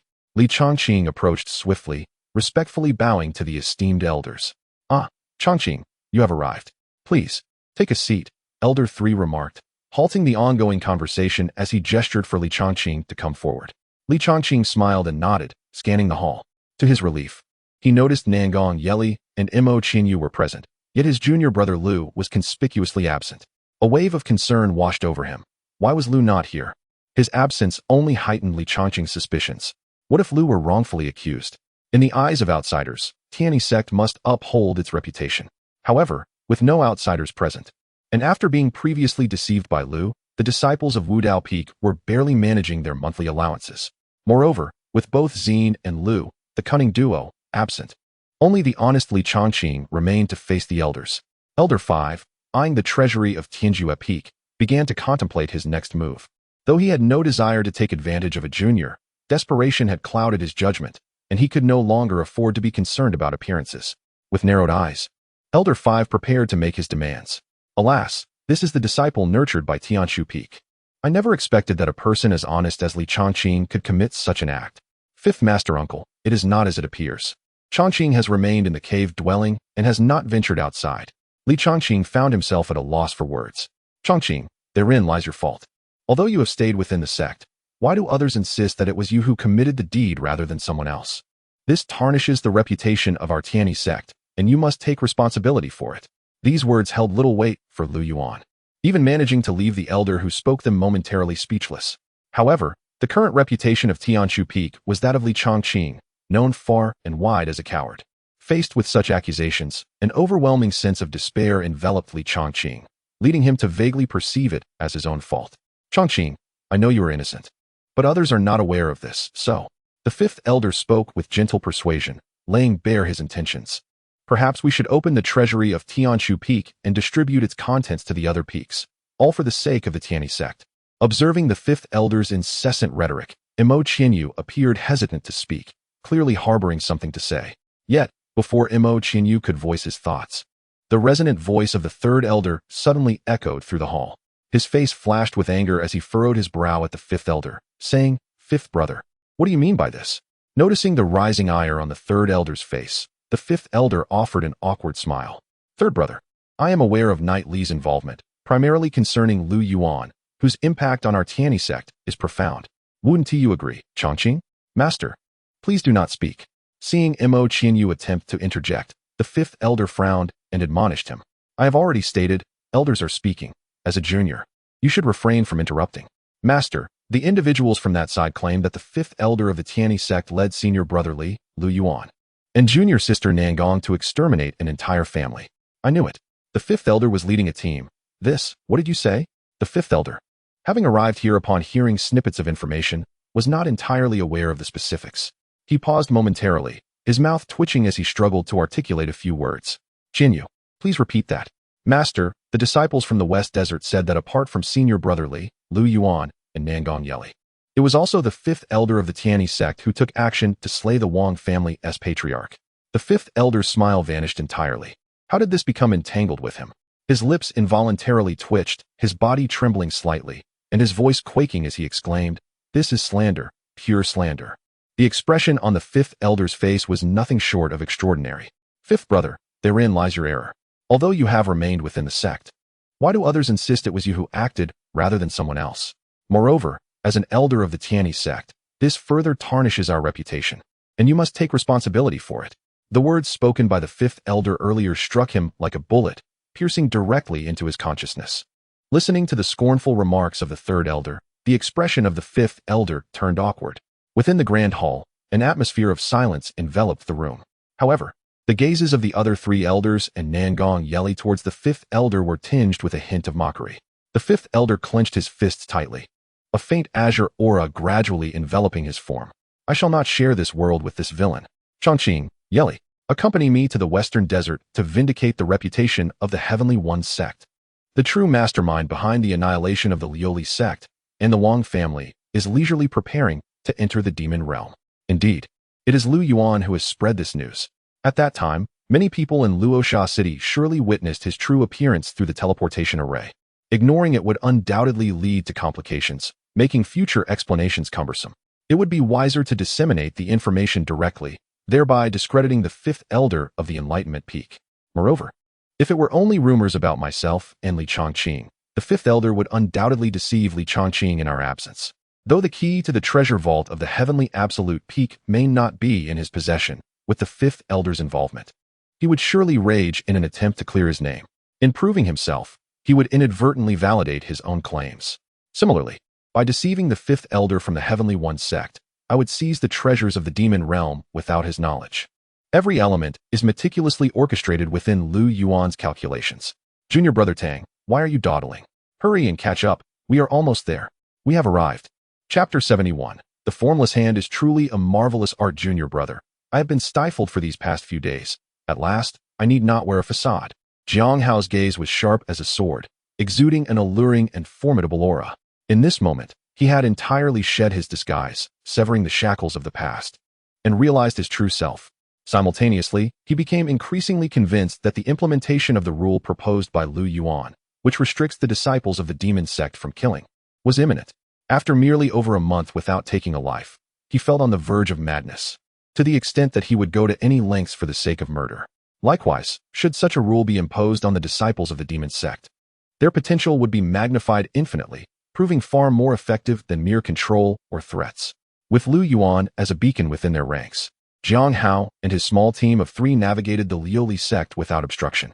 Our demon sect moves freely. At the back mountains of the Lioli sect, a grand waterfall cascaded down, its waters resonating with a gentle roar. It resembled a colossal silver python clinging to the cliffside, plummeting and crashing onto a giant boulder below, which appeared to hover against the vertical rock face. Jiang Hao slowly approached the boulder, gazing up with keen interest. Upon confirmation, a token materialized in his hand. Sensing the presence of the boulder, the token levitated, releasing an invisible force that surged forth, vast and overwhelming.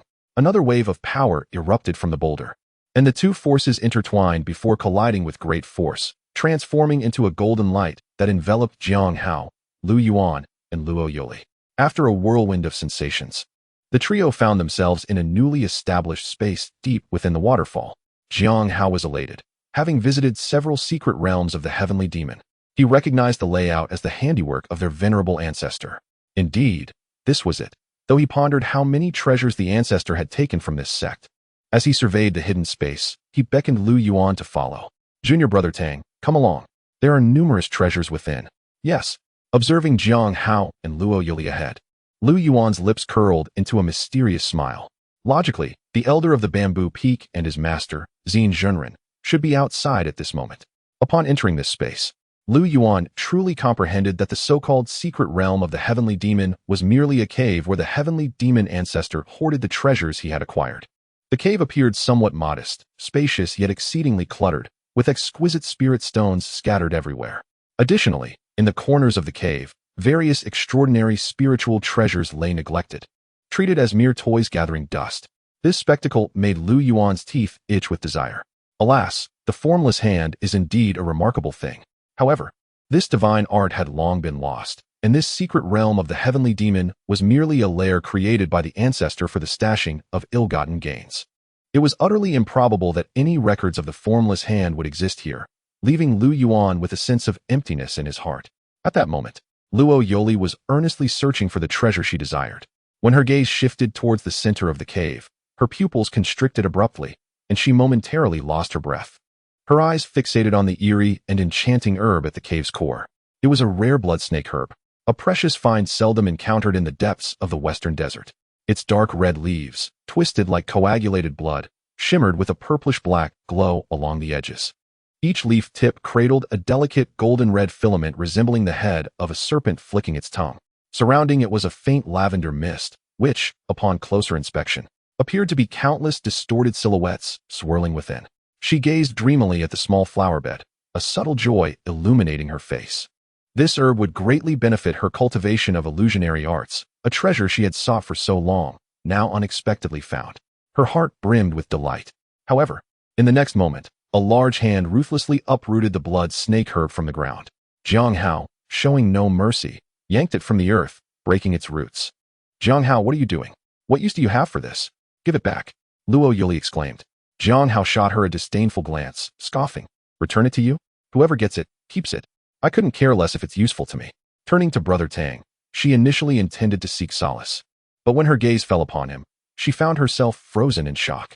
In his hands, objects blurred into mere afterimages, making it seem as though he was practicing some form of formless technique. He was indiscriminately seizing everything. A porcelain vial, regardless of the elixir it contained, a stone box. Without a glance at its contents, stuffing them all into his storage bag. Luo Yuli furrowed her brows, murmuring in mild frustration, "What in the world?" Seeing this, she cast aside her reservations and began to frantically collect treasures herself. Just as the three of them were engrossed in their desperate scramble for the cave's riches, an overwhelming surge of energy surged forth like a tidal wave. Simultaneously, a thunderous roar echoed from a distant location, akin to a deafening clap of thunder, sending chills down their spines. Qianjua, Dai, the fifth elder of the heavenly demon sect's face paled instantly upon seeing this figure. His heart filled not with joy, but dread and panic. In the outside world, the fifth elder, struck heavily, plummeted like a broken kite. Yet, just as he was about to collide with the ground from several dozen meters above, he swiftly tapped the void beneath his feet, stabilizing his descent. However, the remnants of blood at the corner of his mouth and the menacing visage he bore testified to his distress. Who could it be? Since his breakthrough to the great ascension stage, he had never sustained such grievous injuries. His gaze then shot upward, finally resting upon the somewhat ethereal figure suspended in the sky. This is bad. The fifth elder's expression turned to one of astonishment and alarm as he recognized the figure above. Jing Mingzhenren. The elder from Deju Peak paid no heed to the fifth elder's cries, a sense of mutual destruction enveloping them once more. Within the cave, Jiang Hao's expression shifted dramatically. In contrast, a flicker of delight appeared on Lu Yuan's face. Hearing the anguished cries of the fifth elder from outside, coupled with the fact that they were still within the domain of the Tianyi Sect, Jiang Hao disregarded the treasures within the cave. With a swift motion, he shattered a jade talisman. Flee. Senior brother Lu will soon return to the Tianyi Sect, and with Lu Yuan absent, the presence of an infiltrator from the heavenly demon sect has emerged. One can only anticipate how senior brother Lu will respond, no, rather, how he will assist the disciples of the sect in enhancing their vigilance. Chapter 72. The Tianyi Sect, I, Lu Yuan, have returned. The jade talisman was crushed, and suddenly, a black hole materialized before Jiang Hao. Instantly, a shroud of dark light enveloped Jiang Hao, Lu Yuan, and Luo Yoli, causing the trio to vanish from their location. As for the fifth elder outside, Jiang Hao had long since disregarded him. A mere ascension stage practitioner could not pose a threat. Facing him would be akin to courting death, so it was wiser to flee swiftly. Indeed, had it not been for Lu Yuan, he would have escaped alone, with Luo Yoli merely tagging along. The three of them soared through a pitch-black expanse. Provided no unforeseen circumstances arose, Zhang Hao and his companions could rely on the life-preserving measures bequeathed to him by his father to leave this place unscathed.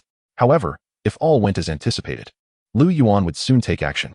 After all, having been away from home for so long, he yearned to return. Moreover, Zhang Hao was a schemer whose elimination was imperative.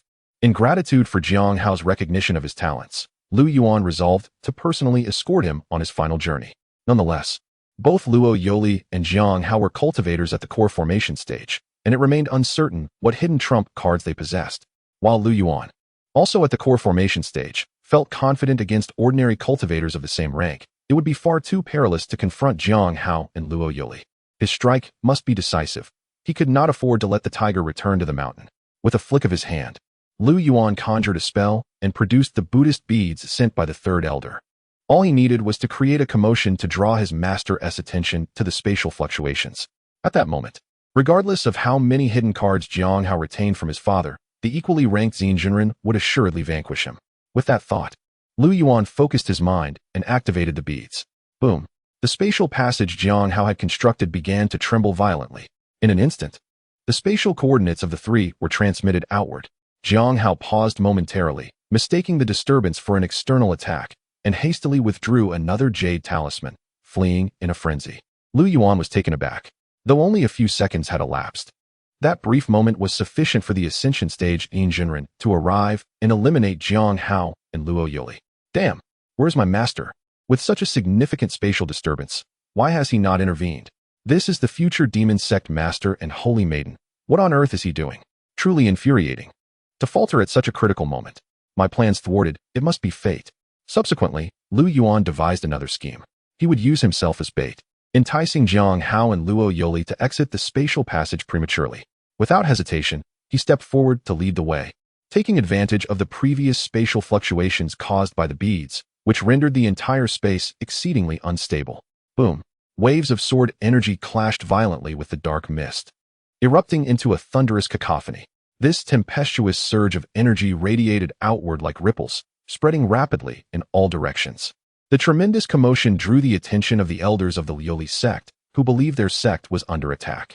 Ultimately, with the arrival of Xin Jinren, the 8th elder of Daju Peak finally succeeded in slaying this 5th elder of the heavenly demon sect. Ha! At long last, Shuer, I have avenged you. Gazing upon the lifeless form of Ing Qianjue, the 8th elder seemed to descend into madness, tears streaming down his face. Xin, the true master, did not ascend to console Elder Ba, but instead meticulously examined whether the 5th elder of the Tianyi Sect was truly dead. He scrutinized if the soul had escaped, if it was feigned death, or if only a clone had perished. After thoroughly assessing all the various methods of feigned death and escape that he had discussed with Lu Yuan and encountered himself, he ultimately confirmed that the 5th elder was indeed completely dead, leaving Xin to exhale a sigh of relief. Alas, was there a disturbance on Yuan's side just now? Never mind. It must be that lad getting into some mischief again. With so many life-preserving techniques at his disposal, he will flee if danger arises. Xin had the least concern for Lu Yuan. Conversely, he was far more apprehensive regarding Elder Ba, who had already reached the great ascendant stage. Thus, upon witnessing the spatial fluctuations in that direction, he opted not to intervene, instead focusing on ensuring the complete destruction of Ing Qianjue from the Tianyi Sect. Moreover, Zhang Hao, being the son of the Tianyi Sect's leader, was a reasonable target for Lu Yuan's wrath. If a great ascendance expert were to intervene, it would disrupt the unwritten rules of their world. Xin could not constantly monitor the disciples of the Tianyi Sect. Hence, ensuring the annihilation of Ing Qianjue was the optimal choice. As for Zhang Hao, he had unwavering faith in Lu Yuan's capabilities, confident that he would eventually surpass Zhang Hao. Within a certain cave, a diminutive figure gazed at the cataclysmic battle unfolding outside. A sharp intake of breath escaped their lips. How terrifying. This was a contest far beyond their level of involvement. Once the confrontation between the elders of the Tianyi Sect and the Tianyi Sect concluded, it would soon be the turn of the younger generation, including Lu Yuan. Lu Yuan sighed softly, turning his gaze towards Luo Yoli, who had been injured by the chaotic spatial currents. Regrettably, Zhang Hao had not been deceived. Only Luo Yoli foolishly trailed behind him. As Lu Yuan glanced at Luo Yoli within the cave, his eyes swept over her alluring visage. His gaze gradually descended, noticing several significant wounds at her waist, a hint of pain lingering on her delicate cheek. This appearance rendered her even more enchanting. It seemed her combat capability had significantly diminished, an opportune moment indeed. However, Lu Yuan still deemed it unwise to act recklessly. "Senior Sister Luo, your injuries are severe. You require treatment." Saying this, he retrieved over a dozen small jade vials from his storage ring. Yet, as the holy maiden of the demonic sect, even when faced with her favored Tang Shidi, a glimmer of wariness lingered in her eyes. Observing this, Lu Yuan promptly took out several pills and, without hesitation, ingested them in front of Luo Yoli. As she witnessed him swallow the pills, much of her skepticism dissipated. She accepted the pills he offered and consumed them as well. "Thank you, Tang Shidi," she expressed gratefully. Lu Yuan nodded gently, beginning to apply the medicine to her wounds. Luo Yoli's beautiful eyes regarded the focused Lu Yuan, who was diligently tending to her injuries, and a different emotion blossomed within her gaze. Tang Shidi looked so handsome when he was serious, just moments ago. She had doubted him. How foolish of her. Lu Yuan then took one of the jade vials and sprinkled some pink powder. Upon being stimulated by the powder, Luo Yuli furrowed her delicate brows, a sound of anguish escaping her charming nose. Simultaneously, a tempting blush began to grace her cheeks. She momentarily believed herself to be merely shy. "Tang Shidi," Luo Yuli suddenly called out Lu Yuan's name. Lu Yuan was taken aback, then wore a puzzled expression as he inquired, "What is it, Luo Shiji? When we reach the sect, shall we become partners?" She proposed, "I shall not contend for the position of saintess, and given your relationship with Jiang Hao, he will also support our union." Lu Yuan stood frozen, astonished that Luo Yoli would utter such words. He could hardly fathom that she would relinquish the title of saintess for her own sake. His eyes glistened with unshed tears, and after a few moments, he managed to articulate, "Luo Shiji, are you truly willing to forsake the position of saintess for me?" Luo Yuli earnestly nodded. Witnessing her sincere demeanor, Lu Yuan was deeply moved. He halted his previous actions, rising to approach her slowly. Overwhelmed with emotion, Luo Yoli rushed to embrace Lu Yuan. "Tang Shidi," a round object tumbled to the ground. "I am awaiting the effects of the medicine. What are you waiting for?"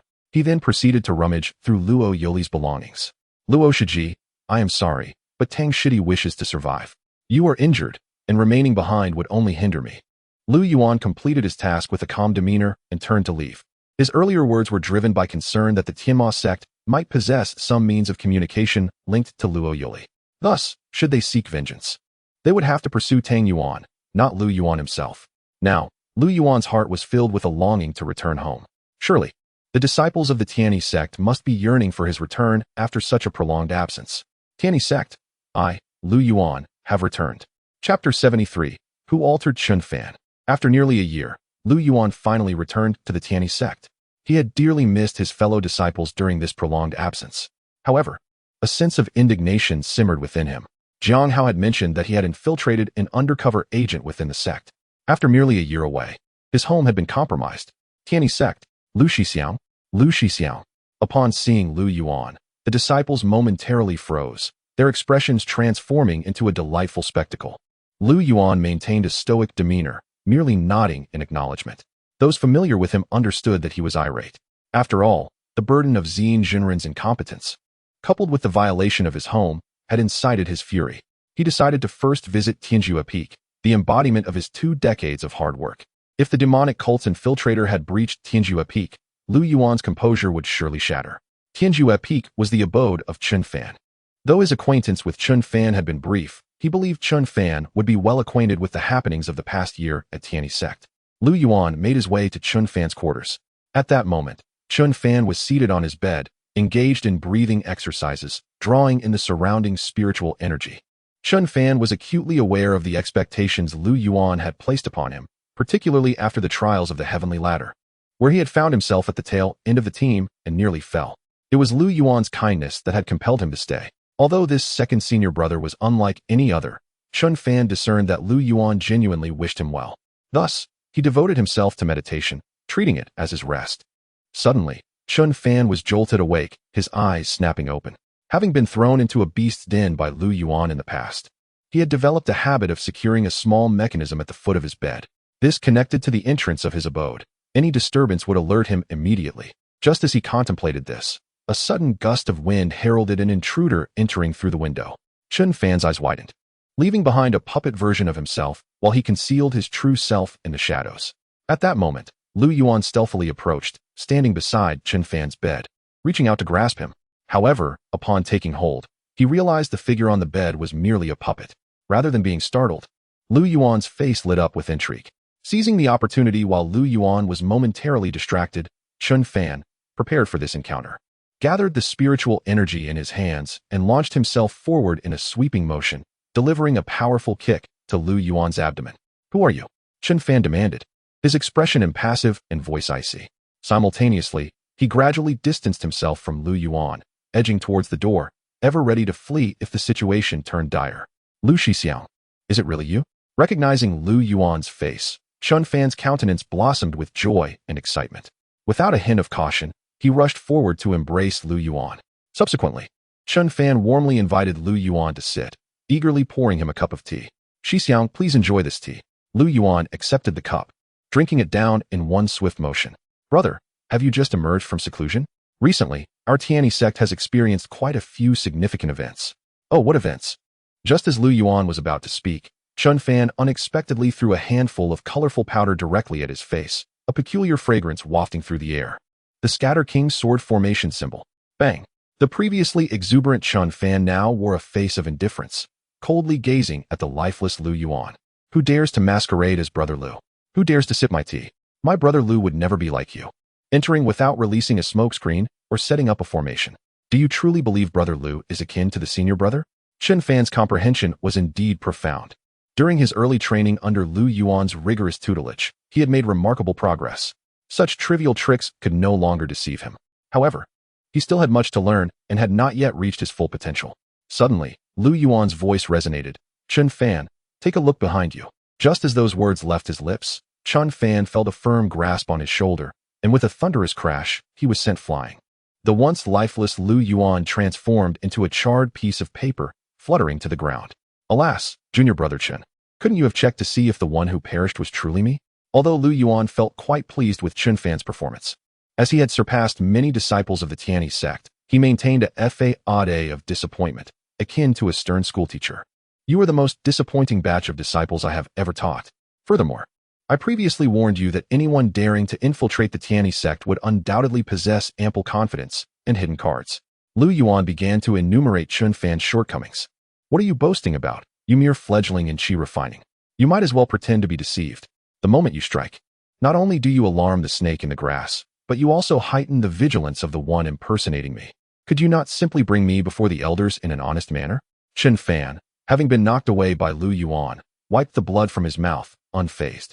He clasped his hands in a gesture of respect, sincerely expressing, "Brother Lu, I have learned from this." "Ah, a teachable youth." Lu Yuan nodded in satisfaction. Yet, in the next moment, Chun Fan erupted once more. Bang! Chun Fan was sent flying again. "You little rascal, daring to test your elder brother? All right, enough jesting. This time, I have a crucial matter to discuss with you." Observing the grave expression on Lu Yuan's face, Chun Fan ceased his antics and looked back at him with equal seriousness. "Brother Chun, we have an infiltrator within the Tianyi Sect." Chun Fan's body trembled. "What?" Lu Yuan solemnly nodded and continued. "Have you encountered anyone inquiring about my whereabouts recently?" Chun Fan pondered for a moment and replied, "Yes, there were inquiries from Sister Nangong, Senior Brother, Sister Wu from the Enlightenment Peak, and Brother Mu from the Spirit Nurturing Peak. Excluding Yi Li and the Senior Brother, the remaining individuals are Sister Wu, Brother Mu, and Sister Chun." "Those three?" Chun Fan had more to say. "Here, we happen to possess the recording stones of Senior Sister Wu, Senior Brother Mu, and Senior Sister Chin's abodes. Why don't we take a moment to examine them?" "What? You installed recording stones in the abodes of Senior Sister Wu and the others?" "In fact, recording stones have been placed in every abode throughout the sect." Lu Yuan, who has transformed the previously innocent and shy Chun Fan into this. Chapter 74. The cult's young pup. Chun Fan's words evoked a sense of déjà vu in Lu Yuan. Without a doubt, this statement struck him like a heavy blow, rendering him momentarily speechless. Indeed, Lu Yuan had contemplated this notion previously, yet he had never put it into action. To his astonishment, Chun Fan had accomplished it. What a disgrace! Lu Yuan inhaled sharply, unable to suppress his lament. However, contrary to his expectations, Chun Fan exhibited no shame. Instead, he wore a proud expression. "Thank you for your compliments, Senior Brother," Chun Fan said. Lu Yuan was taken aback. "Who transformed my once innocent and bashful Chun Fan into this?" This lad had begun to develop in a direction reminiscent of surpassing the master, evoking a sense of apprehension within Lu Yuan. He feared that if there came a day when Chun Fan truly eclipsed him, the consequences would be dire. "What's the matter, senior brother?" Chun Fan inquired, noticing Lu Yuan's astonished demeanor. "Isn't this the task you previously assigned to me?" I assigned you that. I was unaware. You wouldn't be acting under my name to commit misdeeds, would you?" Upon hearing this, Chun Fan, who had been calm, suddenly appeared flustered. "Senior brother, you cannot wrongfully accuse me. At the outset, you mentioned you would enter seclusion. You provided me with a talisman, instructing me to consult it in times of uncertainty." As Chun Fan spoke, he retrieved a green talisman from his storage bag. Lu Yuan examined it closely and realized it was confused with the genuine talisman he had left for Chun Fan. Nevertheless, it mattered little. The contents primarily comprised the user manual for Li Chongqing to prevent any disastrous actions by the elder brother in his absence. Now, the talisman in Chun Fan's possession outlined the very plans Lu Yuan had previously envisioned but never realized. Among them was the first task, to arrange for the installation of recording stones throughout the entire sect to safeguard against false accusations, providing the accused with a means to defend themselves amidst various circumstances. No wonder this sounded so familiar. It was indeed his own idea, which explained the familiarity. Yet, he had initially hesitated to implement it, likely due to the exorbitant costs associated with equipping the entire sect with recording stones. "Oh no." Lu Yuan's expression shifted dramatically. "My treasury. Chun Fan, what have you done?" Sighing in resignation, he conceded, "Well, it is what it is. At this point, I must first locate the infiltrator." Lu Yuan sighed, relieved that he had previously retrieved treasures and spirit stones from the Wudao Peak's treasury. Otherwise, Tianyi Peak would face bankruptcy. "By the way, you mentioned that Wushimi from Wudao Peak seemed particularly suspicious. What led you to that conclusion?" Seeing that Lu Yuan had not betrayed him, Chun Fan exhaled in relief. Initially, he had been taken aback by the inscription on the talisman. However, upon reflection, it was no surprise that it was his senior brother's handiwork. "Indeed, senior brother. While many fellow disciples have sought you out, the most suspicious is undoubtedly Wushimi. When she came previously, she incessantly inquired about what you had been occupied with during this period, expressing concern over your absence. Unlike other disciples who approached you with trivial matters, Wushimi's inquiries were distinctly different." Chun Fan asserted confidently. "At that moment, I initially believed that Sister Wu harbored admiration for Brother Shi and sought to glean information about him. However, upon Brother Shi's remarks, Junior brother began to harbor doubts regarding Sister Wu's intentions. Very well, let us proceed to Wudao Peak for a thorough investigation of Junior Sister Wu." Yet, Junior brother's suspicions were merely conjectural. Should we act on them so hastily? Chun Fan hesitated. But what is there to hesitate about? Whatever transpires, I shall shoulder the burden. We are from Tianyi Peak's discipline hall. Why should we not conduct an inquiry? We are not interrogating, merely retrieving the recording stone you installed. Upon hearing Lu Yuan claim he would take responsibility, Chun Fan's face brightened with a smile. Gazing at Lu Yuan's receding figure, Chun Fan revealed a sly grin. "Brother, it seems you have fallen into Junior brother's trap."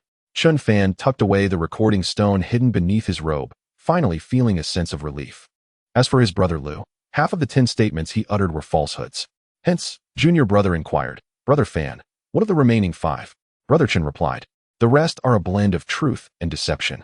Lu Yuan's claim of bearing the consequences was met with Chun Fan's skepticism. Only the recorded evidence would bring him peace of mind. Unbeknownst to Chun Fan, Lu Yuan, striding ahead, had already noticed the situation unfolding behind him. Perhaps Chun Fan had never heard the adage, "Those who genuinely seek victory wear no smile." It is common for disciples of demonic sects or those who have succumbed to temptation to exhibit strange smiles or engage in petty antics to showcase their cunning. Yet, our brother Lu was well prepared. His first learned technique was evasion, followed closely by a comprehensive reconnaissance spell. Furthermore, attempting such tricks before the master of the recording stone, Lu Yuan, would be akin to demonstrating one's ineptitude before an expert. Initially, Lu Yuan had no intention of targeting Chun Fan, but given the latter's antics, the plan had already been set in motion. Though Lu Yuan's demeanor remained unperturbed, he understood that true victory is devoid of mirth. Indeed, even after vanquishing Luo Yuli, Lu Yuan maintained his composure. Such is the disparity between them. Wudao Peak. Not long ago, since Brother Mo's return from the 10,000 Great Mountains, Mo Qinyu seemed to have transformed entirely. He exhibited far less concern for the junior disciples than before. Instead, he began to nitpick their shortcomings during daily training and competitions, leading to junior sister Wu Yu's growing discontent. Indulging in pleasures and having nothing to occupy her time, the so-called lovesick individuals typically hail from noble families. Thus, the melancholic Wu Yu yearned for a romance that would astonish the heavens and move the spirits. By sheer coincidence, she encountered her so-called destined partner, a young man who had strayed into the path of darkness. Men and women alike share the desire to rescue the fallen, and Wu Yu soon succumbed, even losing her focus on cultivation. Zhao Xinqing, as a disciple personally taken under the wing of Elder Wu, Wu Yu shockingly lost to an inner disciple of lesser cultivation. The sound of clashing swords echoed chaotically in the trial grounds of Wu Dao Peak. Yet Wu Yu could no longer comprehend it. At that moment, several disciples of Wu Dao Peak became aware of Wu Yu's peculiar behavior. The surrounding disciples hastily set aside their tasks, eager to ascertain her condition. The senior sisters were well aware that Wu Yu had been unusually distracted for some time, as if possessed by an inexplicable malaise. They could only offer her their best attempts at consolation. Junior sister, it's perfectly fine. This is merely a friendly sparring session. Among fellow disciples, there are victories and defeats. Losing is not a source of shame. One senior sister added, I brought you your favorite peach blossom pastry. Take a moment to enjoy it. It's quite sweet. Let our junior sister rest for a bit. Another senior sister encouraged, and they accompanied Wu Yu to her cave dwelling. However, upon reaching the entrance, Wu Yu bid farewell to the two senior sisters who had escorted her. Once inside her cave, the vacant expression in her eyes was suddenly replaced by a vibrant sparkle reminiscent of blooming peach blossoms, completely shedding the despondency that had previously clouded her demeanor. Zihua, I'm back. Chapter 75. I shall create a world where only Brother Tang exists. With a heavy sigh, Jiang Hao gazed up at the ominous sky, a cold snort escaping his lips before he erupted into laughter, exclaiming, what a predicament, truly a dire situation. Yet, in this world, in this era, who does not struggle in the face of death? Brother Tang, we must return to the sect. After a prolonged silence, the absence of any response caused Jiang Hao to panic. He sprang to his feet, scanning the surroundings, only to find himself utterly alone. It was as if he had been struck by lightning. In a daze, he murmured, Brother Tang. He cared little for Luo Yoli's fate, but what of Lu Yuan? How could this be? Driven to madness, Jiang Hao's eyes glinted with mania as he raised a trembling finger toward the heavens. With utmost seriousness and a voice frail yet resolute, he cried out, Brother Tang, I shall find you, even if it costs me my life. I will summon your spirit back and revive your corporeal form. I shall create a world where Brother Tang exists. Let the 5 domains and 2 heavens bear witness. Regarding the ambush he faced at the Lioli sect, he held no doubt that someone had betrayed the 3 of them. After all, as a future leader of the heavenly demon sect, he knew Luo Yoli, despite her folly, would never betray him. The words of Elder Wu were also implausible. As for Lu Yuan, Jiang Hao had not even entertained the thought. He was simply a born villain, unworthy of being accepted as a disciple of the righteous path. A twinge of guilt gnawed at Jiang Hao, as he pondered whether the commotion he had caused in Luosha City had attracted the attention of the Tianyi faction. After a moment of contemplation, his gaze hardened, and he hurried toward the heavenly demon sect. He intended to leverage the demon cultivators he had infiltrated within the Tianyi faction to ascertain whether they had captured Tang Yuan and Luo Yoli. Wu Dao Peak. Sister Wu, you have come. Zhu Zihua slowly descended from the bed, his eyes landing on the peach blossom cake that Wu Yu had brought him. A wave of emotion surged within him, and he inhaled deeply, wiping the corners of his eyes.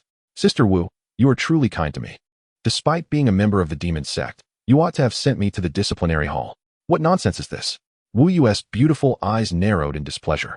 As the saying goes, recognizing one's mistakes and seeking to amend them is commendable. It is wonderful that you now understand your prior errors. Once your injuries have healed, I shall recommend you to join us at Wu Dao Peak. Indeed. Zhu Zihua nodded, pursing his lips thoughtfully. He then scrutinized Wu Yu's demeanor, quickly concluding that her mood was far from pleasant. After all, he had served as a courtesan before joining the demon sect, and his exceptional talent was well known.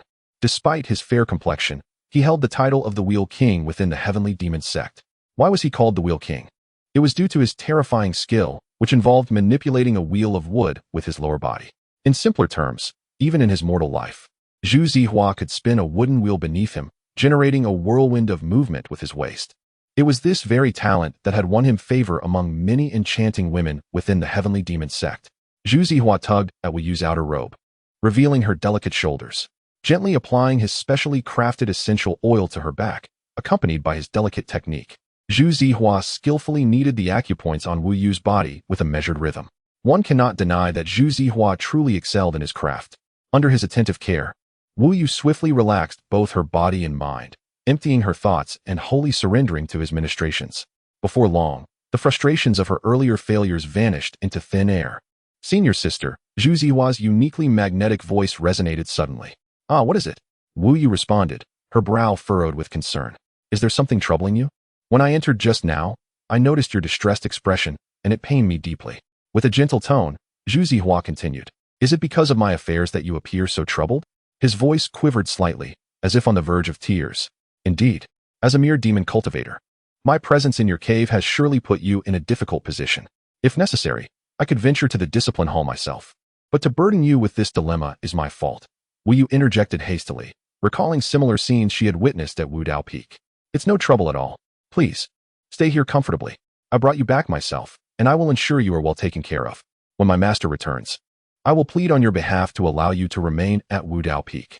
Wu Yu had always been well protected by her senior brothers and sisters at Wudao Peak, even avoiding the special training that Lu Yuan underwent. Had anyone else been in her situation, this young demon male would have been subdued long ago, with the female disciples of the Tianyi Sect merely placating him in order to summon help.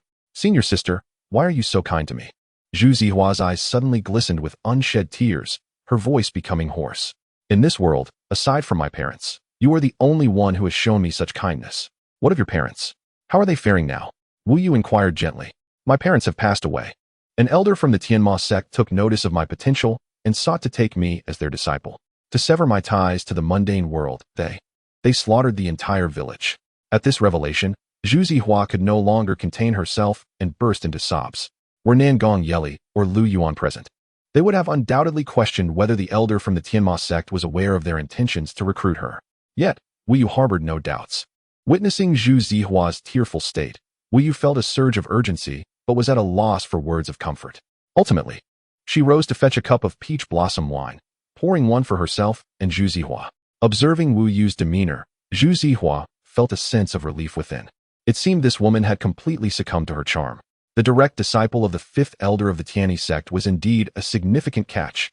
While numerous holy maidens of the Tianyi Sect had failed to entice a direct disciple, Zhu Zihua had managed to accomplish this feat in less than a year. Although many regarded the Tianyi Sect as a den of demons, Zhu Zihua held a different perspective as she traversed the path to Wudao Peak.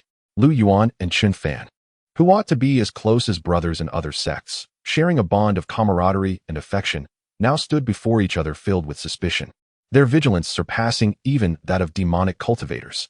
"Junior brother, you shall lead some of our senior brothers inside to ascertain the situation," Lu Yuan said cautiously, knowing well that he could not rely solely on the Qi refinement stage Chen Fan to confront members of the demonic sect. Thus, he summoned those senior brothers from the discipline hall who had already reached the nascent soul stage or higher to accompany him. "I will remain outside with the other senior brothers to set up the formation in case that individual attempts to escape."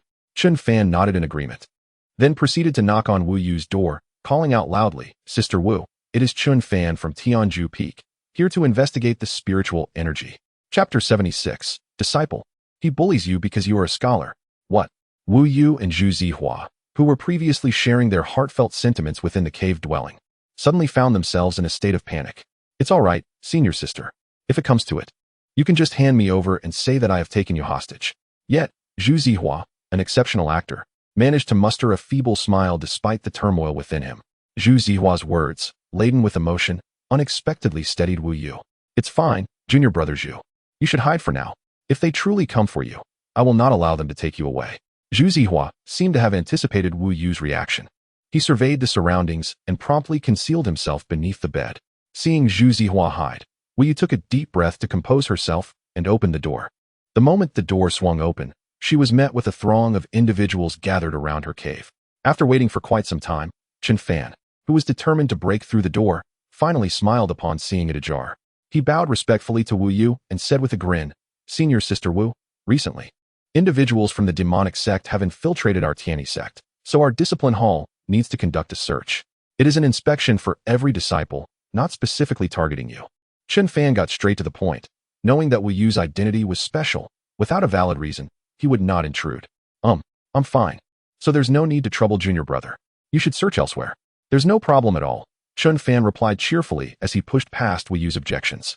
"Junior brother Chen, cough cough." A sword-wielding senior brother beside Chen Fan cast a glance towards the space beneath Wu Yu's bed. This was precisely why Lu Yuan had called for assistance. There was no need for a search, as Zhu Zihua's hiding place was evident at a glance. Chen Fan understood immediately. Senior Sister Wu, who is this? Faced with Chen Fan's enigmatic smile, Wu Yu's expression turned awkward. This is a junior brother I brought back. Junior brother? Is that so?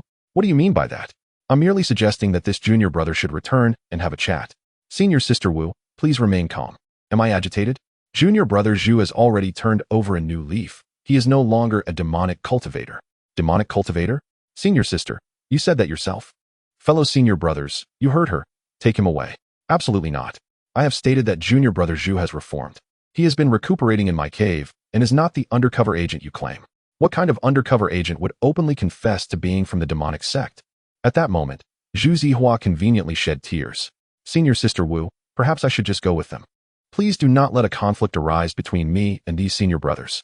Wu Yu's brows furrowed, and her true energy surged to its peak, the white fabric of her gown billowing. If you wish to take junior brother Zhu, first present evidence proving that he has committed any harm against the Tianyi Sect during this time.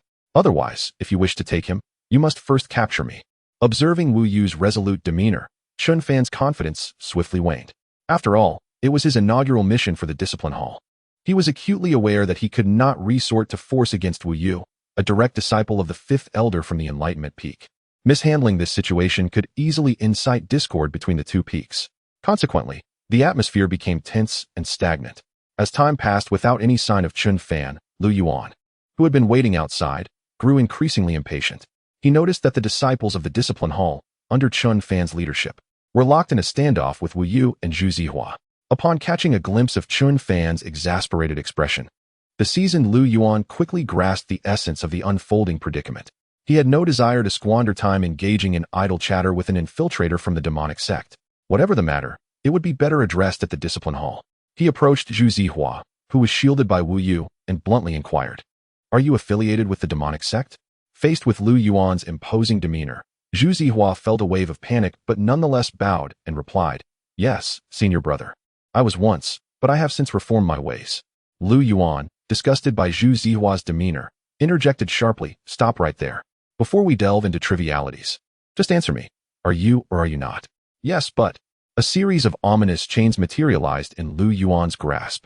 With a swift motion, the sound of air being sliced through resonated. No one could discern when Lu Yuan had raised his hand. All that was heard was the chains' piercing shriek as they transformed into a streak of dark azure lightning before the astonished crowd. With a resounding crack akin to shattering bones, Zhu Zihua's body became rigid mid-air, his pupils reflecting the terror of encountering the demon-binding chains. 2 jets of blood erupted from his shoulders as the pointed end of the chain pierced through the center of his scapula.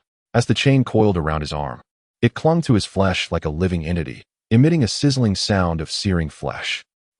Zhu Zihua arched his back in agony, howling in pain as blood streamed forth, the chains relentlessly draining him. A collective gasp echoed through the assembled onlookers. Some of the senior brothers, already at the nascent soul stage, could not help but draw in a sharp breath. Truly, he was the most favored disciple of their second elder. Although their cultivation surpassed Lu Yuan's, their composure paled in comparison. Lu Yuan, observing the black mist seeping from the chain's end, subtly moved his fingertips, causing the demon-binding chain to constrict like a living serpent, carving deeper grooves into Zhu Zihua's flesh. "Isn't this quite straightforward?" Lu Yuan's icy voice rang out. Then, disregarding the shocked gazes surrounding him, he furrowed his brow in confusion and turned to Chen Fan, asking, "Junior brother, what is the situation? He has admitted to being part of the demonic sect. Why the delay? Take him away through the scapula. How dare a member of the demonic sect tread upon our Tianyi Sect and treat our discipline hall with such disdain? Enough of this ambiguous creature bullying you, a scholar." With that, Lu Yuan proceeded to drag Zhu Zihua out as if he were a mere animal. "Wait." Lu Yuan abruptly halted and turned back. "What is it?" As Wu Yu met Lu Yuan's cold, emotionless gaze, she instinctively took a step back. Perhaps having never witnessed Lu Yuan in the act of taking a life, she mistakenly believed him to be akin to her senior brother, Mo Qianyu. Observing the pleading in Zhu Zihua's eyes, Wu Yu summoned all her courage and, exhausted, implored, "Brother Lu, he truly seeks redemption. Can't you grant him just one chance?"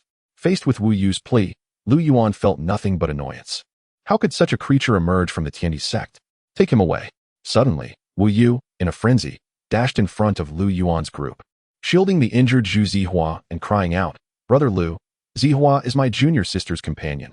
I am willing to vouch for him." "Vouch? Do you think it's just him being taken? You will come with me to the discipline hall." Lu Yuan's expression remained unwavering as he observed Wu Yu's resolute eyes. Without the slightest hesitation, he summoned a similar demon-binding chain to ensnare Zhu Zihua. He coldly regarded Wu Yu.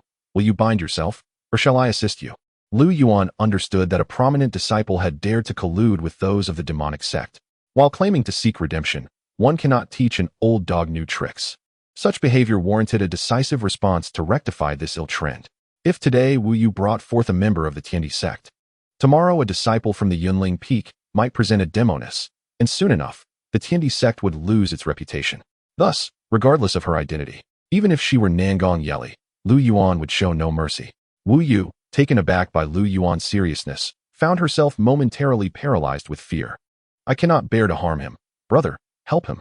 Lu Yuan's words echoed in her ears like a demonic whisper from the depths of hell. "Lu Yuan, stop. What are you doing? Do you truly believe there is no one left on Wudao Peak?" Chapter 77. Such a prodigy. That year, 2 Lu Yuans appeared at Tianjua Peak. "Are you truly so dismissive of my Wudao Peak, Lu Yuan? Bringing along so many disciples from the discipline hall without so much as a greeting? Intent on taking away my Wudao Peak's cherished disciple, and even using a peep of bone? What does this signify?" At the cave's exit, Imo Qianyu stood resolutely, flanked by a group of displeased Wudao Peak disciples blocking the way. Upon hearing Imo Qianyu's familiar voice, Wu Yu's eyes brightened, instantly bolstering her confidence.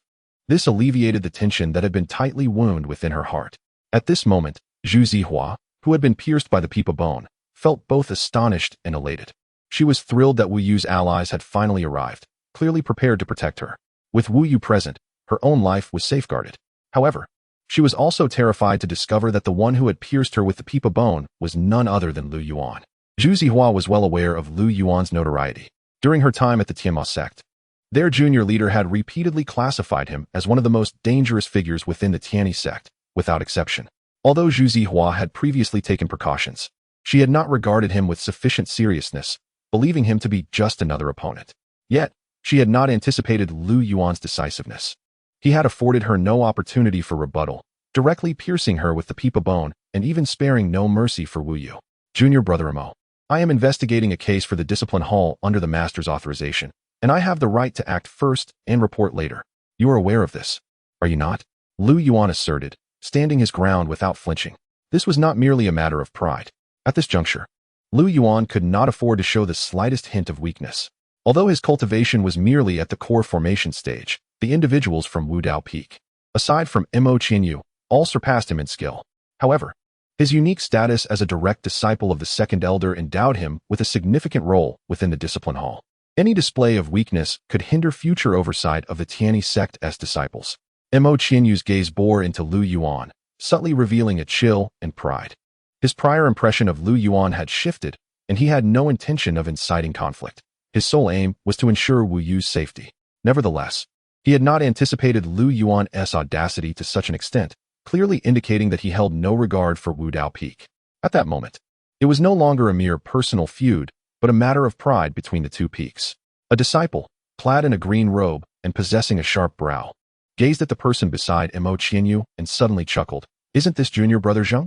I have heard that you have been diligently practicing the Duanlong sword technique. May I inquire as to which level you have attained? Rest assured, it matters not how many levels you have reached, it will suffice to deal with you." "Very well. Then let us have a discourse, junior brother." Wudao Peak and Tianjua Peak had long been engaged in a clandestine rivalry, with numerous grievances between their disciples. Their encounter at this moment was akin to enemies meeting, each glaring at the other with intense animosity. The atmosphere was charged with tension, and neither side dared to make the first move. Despite their superior cultivation, the decision to engage lay firmly in the hands of the direct disciples, Imo Qianyu and Lu Yuan. "Allow me to clarify why I did not extend a greeting. Your Wudao Peak disciple, Wu Yu, is colluding with the demonic sect. Is this reason sufficient?" Lu Yuan stared expressionlessly at Imo Qianyu, a subtle sound emanating from him that carried an oppressive weight. The demonstration of authority had concluded. Now it was time to present the evidence. The discipline hall operated in this manner, administering punishments that often offended others. To outsiders, it was essential to maintain an aura of calm authority. Otherwise, it would be impossible to subdue certain unruly disciples. "Brother Imo, my junior sister has been wronged. Junior brother Zhu, who was once misled, has now reformed and has never committed any heinous acts. Almost half a year ago, I encountered him in a small town at the foot of the Tianyi Sect, and for the past 6 months, junior brother Zhu has been recuperating in my cave dwelling. Without leaving, Mo Qianyu felt a jolt of surprise, colluding with the demonic sect, yet he smoothly seized the opportunity to respond. Indeed, you cannot accuse the members of Wudao Peak based solely on one person's word, especially since this individual was brought here by my junior sister. This matter shall be entrusted to Wudao Peak for internal review, and once the truth is uncovered, it will be forwarded to your discipline hall. If you seek evidence, that can certainly be arranged. Mo Qianyu paused, clearly bewildered as to why Lu Yuan possessed such confidence. However, knowing Lu Yuan's character all too well, he understood that he would never act without complete assurance. Since Lu Yuan had spoken so, he must indeed have his own grounds for confidence. At that moment, Lu Yuan signaled to Chen Fan, who stepped forward, drawing the attention of all present. Chen Fan had something to say. He scanned the crowd before fixing his gaze directly on Wu Yu, and spoke, "Sister, I must apologize." Upon hearing Chen Fan's sudden apology, Wu Yu initially thought he was conceding due to a lack of evidence. However, Mo Qianyu, familiar with Lu Yuan's methods, felt a sense of foreboding. I installed recording stones outside Sister Wu's cave dwelling, and all actions between her and that disciple of the demonic sect have been documented. What? The moment those words were uttered, a tempest of astonishment erupted in the grand hall, with everyone staring incredulously at Chen Fan. None had anticipated that the evidence he spoke of would be obtained in such a manner. Silence ensued. A profound silence. Even after the stillness, the silence persisted. They could hardly believe the audacious statement they had just heard from Chen Fan. Some among them had been in seclusion during Mo Qianyu's trial of Lu Yuan. And upon hearing Lu Yuan's response at that time, they felt a pang of regret. Why had they chosen to seclude themselves then? Seclusion could be undertaken at any time. Yet, such an unprecedented and explosive revelation had never occurred since the establishment of the Tianyi Sect, and they had thought they would never witness such a moment again. Little did they expect that 2 prodigies would emerge from Tianyi Peak this year. Unlike the others who were in shock, Mo Qianyu, having experienced a similar situation before, was already anticipating what Chen Fan would reveal next. In fact, I have installed recording stones in the cave dwellings of all disciples from various sections. Mo Qianyu. As expected, Chen Fan's words left everyone present in stunned silence. This was dire. Another scoundrel has emerged from the Tianyi faction. Chapter 78. This child still requires refinement. Wu Yu's delicate face flushed crimson, her eyes filled with a subtle fury as she glared at Chen Fan. Ignoring the astonished expressions of those around them, Lu Yuan activated the recording stone, unveiling its contents before the onlookers. The imagery revealed that each time Wu Yu departed, Zhu Zihua would don the robes of the Heavenly One sect. At that moment, as Mo Qianyu beheld the scene captured within the recording stone, his expression gradually turned to stone. "Wait, senior brother Lu." The evidence was irrefutable, and Mo Qianyu's tone softened. Junior sister Wu was momentarily bewitched by this demonic cult's fiend. Unfortunately, no great calamity ensued. She merely requires guidance. Observing Wu Yu, tear-streaked and bearing the fiery imprint of Lu Yuan's slap upon her cheek, Mo Qianyu felt a pang of sympathy. After all, Wu Yu was also his junior sister. Humph, no great calamity. She even sought information about me from Chen Fan, nearly leading to my demise. Do you understand? Lu Yuan's words carried a weight of truth, and Mo Qianyu's demeanor abruptly stiffened. Once this was said, he fell silent, slowly turning to face Wu Yu. Noting her evasive gaze, Mo Qianyu reached a firm conclusion. Junior sister Mo, I truly did not mean it.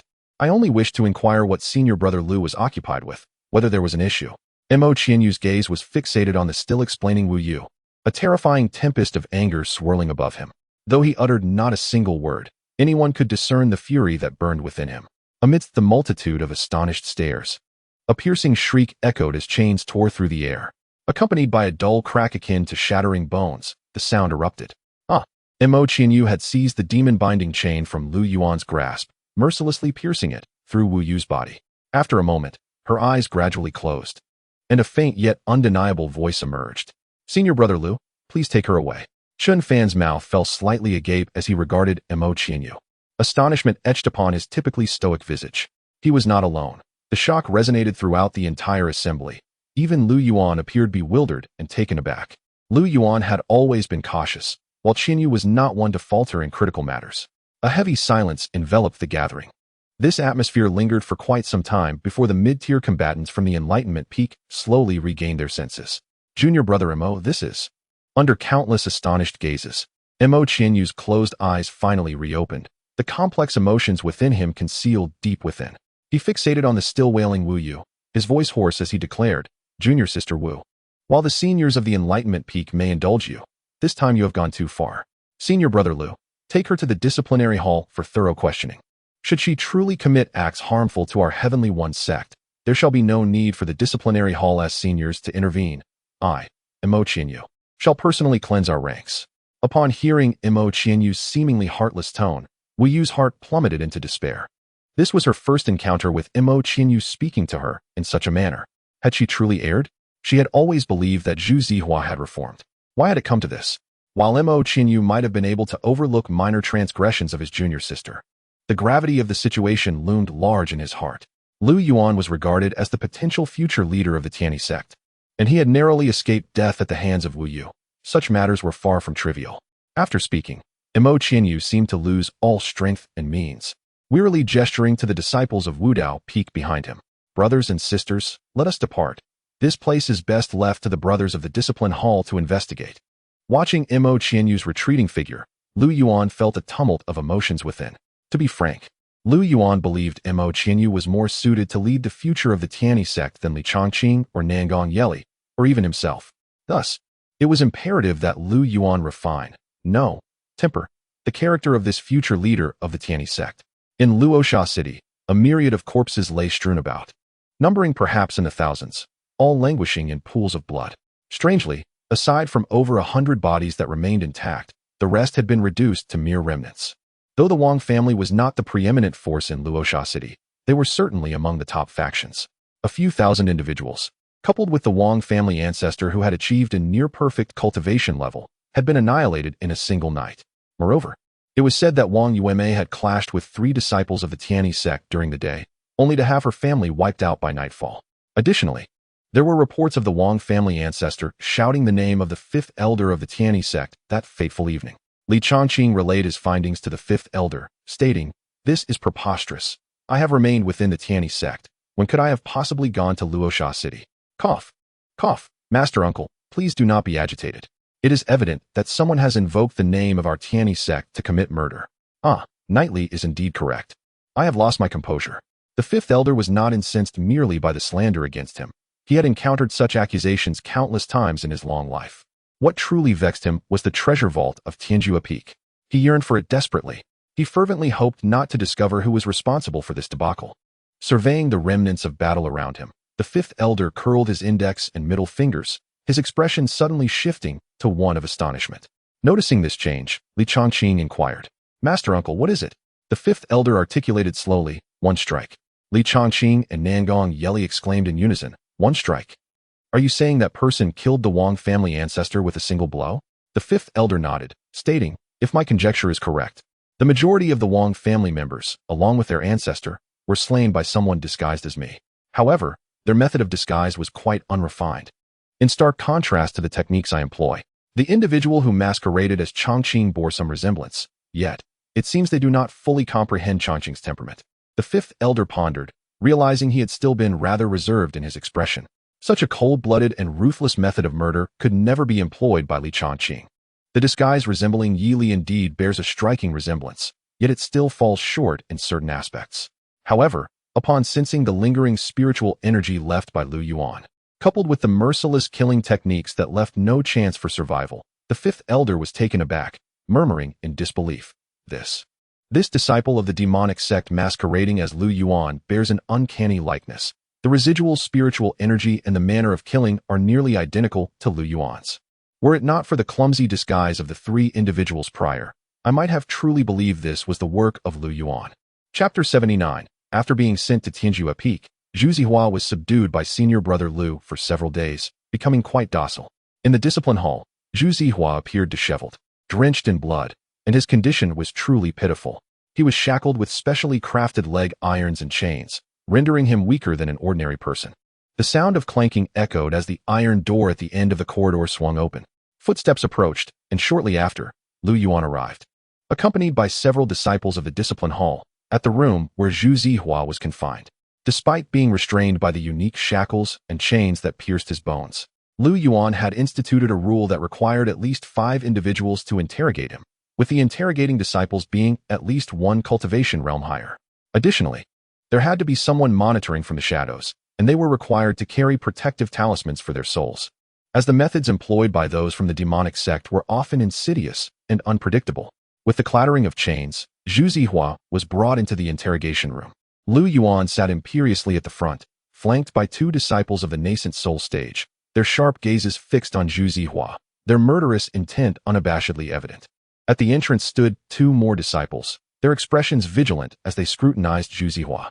Weak and breathless, Zhu Zihua couldn't help but grimace at Lu Yuan's excessive caution. This was truly an overestimation of his capabilities. Lu Yuan's reputation was indeed well-deserved. A golden core cultivator? Not too shabby. Was it Zhang Hao who sent you? As soon as Lu Yuan's words left his mouth, Zhu Zihua's face drained of color, staring incredulously at Lu Yuan. Panic surged within him. How did Lu Yuan know? With a warm smile, Lu Yuan inquired, "Tell me, are you aware of the infiltrators your Tianyi Sect has hidden within other sects?" Zhu Zihua shook his head in response. Upon seeing this, Lu Yuan's demeanor shifted to one of cold indifference. Useless. Let's proceed with soul searching. What? Zhu Zihua was utterly bewildered. I know other information, truly. Esteemed immortal. You must be interested. I possess many insights into the inner workings of the Tianyi Sect, including news about Zhang Hao. He is currently nurturing a group of inner disciples for a purpose. That is unnecessary. Brother Wang, proceed with soul searching. Lu Yuan dismissively shook his head, unimpressed by the scant information Zhu Zihua offered. Hearing this, the disciples from Wudao Peak, who had been intently observing Zhu Zihua, shifted their focus. A middle-aged man in a green robe stepped forward, his fingertips gathering a gentle azure light. With 2 fingers, he pressed against Zhu Zihua's forehead, the azure light transforming into a soft stream that penetrated him. Zhu Zihua's entire body trembled. He struggled to vocalize, but could not. Cold sweat beading on his brow as his pallor deepened. The green-robed man frowned slightly, and suddenly, Zhu Zihua's body stiffened, blood oozing from his brow. When the man withdrew his hand, Zhu Zihua collapsed to the ground. The green-robed man gazed at the lifeless body, exhaling a soft sigh. He still couldn't withstand it. This was the peril of soul-searching. It bore immense risks for the subject. Yet, when dealing with the offspring of the demonic sect, such risks seemed trivial. Well, what now? Lu Yuan asked in a low voice. According to Brother Qing Shan, it is indeed true that Wu Yu has been deceived. She genuinely believed that Zhu Zihua had reformed. However, due to the stringent vigilance of the Tianyi Sect, Zhu Zihua's activities were confined to a mere 100 meters around Wu Yu's cave dwelling. As for the intelligence he obtained about Lu Yuan, it was nothing more than a ruse to manipulate Wu Yu into investigating the situation regarding Lu Yuan from the discipline hall, so as to prevent Lu Yuan from conducting searches that might implicate her. It appears that Wu Yu has truly fallen victim to this individual's deceit. With a sigh, Lu Yuan shook his head, lamenting the fact that this was the disciple of Mo Qianyu he had trained. Yet, one must take responsibility for their misdeeds and face the punishment as dictated by the rules of the discipline hall. The remaining matters shall be left to Mo Qianyu to address. Brother, junior brother Mo from Wudao Peak seeks your counsel. I am aware. As Lu Yuan stepped out, he found Mo Qianyu standing quietly at the door, his expression somber, evidently burdened by recent events. The moment Lu Yuan appeared, he exchanged glances with Mo Qianyu, who appeared somewhat disheartened. What troubles you? I have a matter to request of you, brother. However, please rest assured, it is not concerning Wu Yu. Mo Qianyu, apprehensive about causing Lu Yuan undue worry, elaborated further. Fear not. It has already been uncovered that junior sister Wu has been led astray, enchanted by that demonic sect. She shall endure some physical trials within our discipline hall. The rest, I leave to your discretion. Brother Lu, I must admit that I was mistaken in my previous judgments. What do you mean? Lu Yuan's eyes flickered with curiosity, perplexed by Mo Qianyu's unusually humble demeanor. After all, Mo Qianyu had previously asserted that it was not related to Wu Yu, so what could it possibly be? Doubts began to arise in Lu Yuan's mind. Junior brother Mo, speak your mind freely. There is no need for such formality.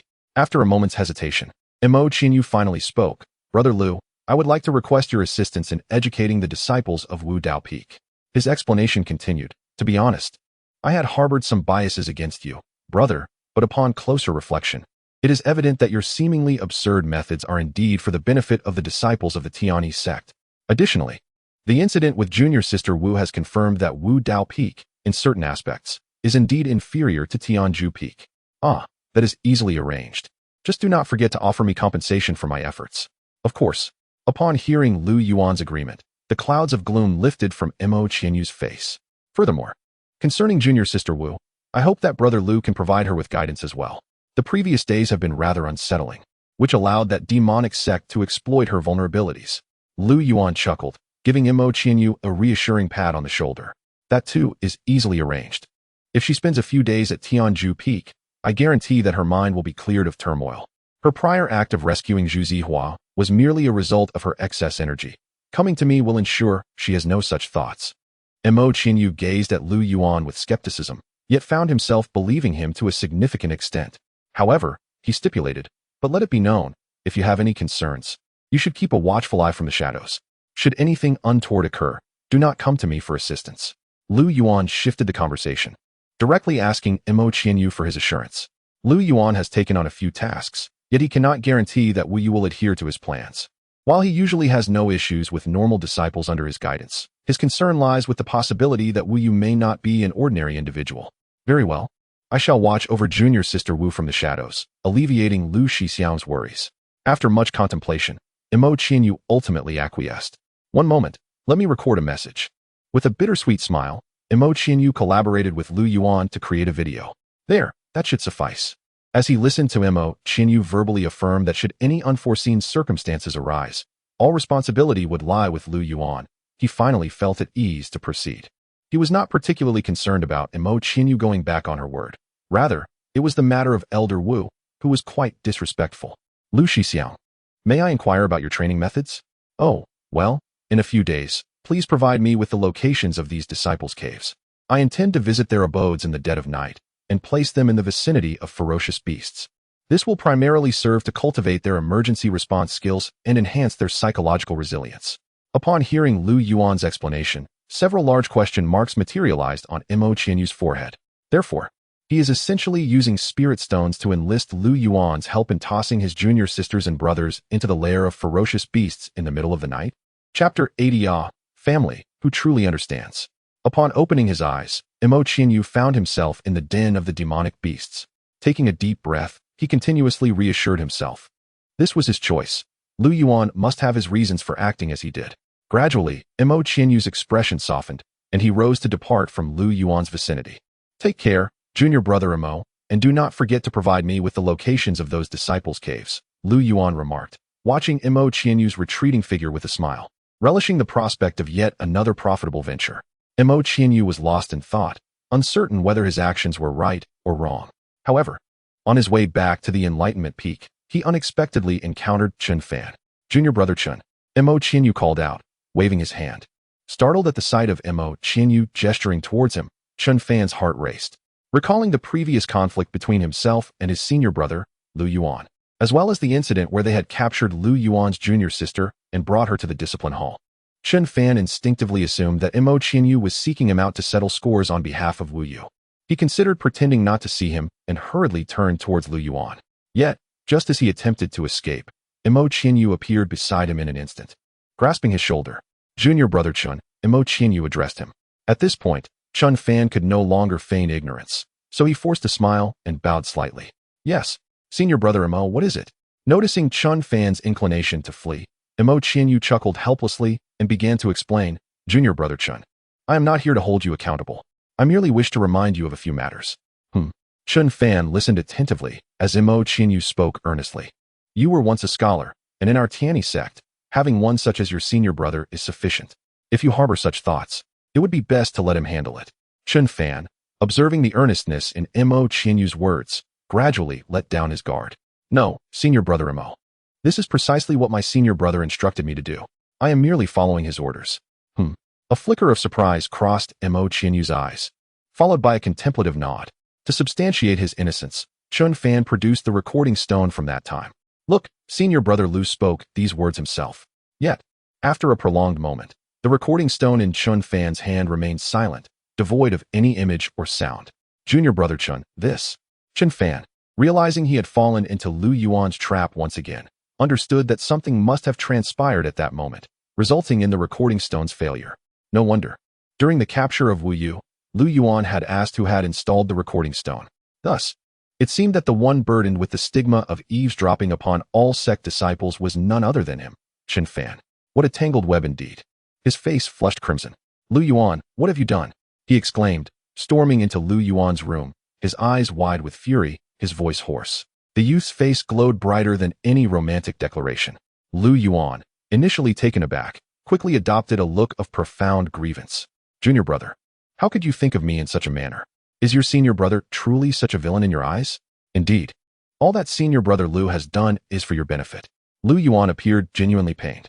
Had Chen Fan not fully grasped his true nature, he might have been deceived by Lu Yuan's fabrications once again.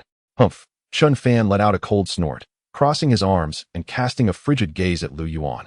His eyes seemingly taunting. Go on, spin your tales. Sighing deeply, Lu Yuan continued, fortunately, it is senior brother this time. Had it been someone else, what would have become of you? One must not rely solely on the shadow stone. It can be influenced by various external factors. As Lu Yuan spoke with increasing fervor, his disappointment was palpable. Furthermore, when I turned away, why did you smirk so slyly? How dare you? Did I not teach you to remain humble in victory? How did you misinterpret that? With this barrage of questions, Chen Fan found himself momentarily beset by self-doubt.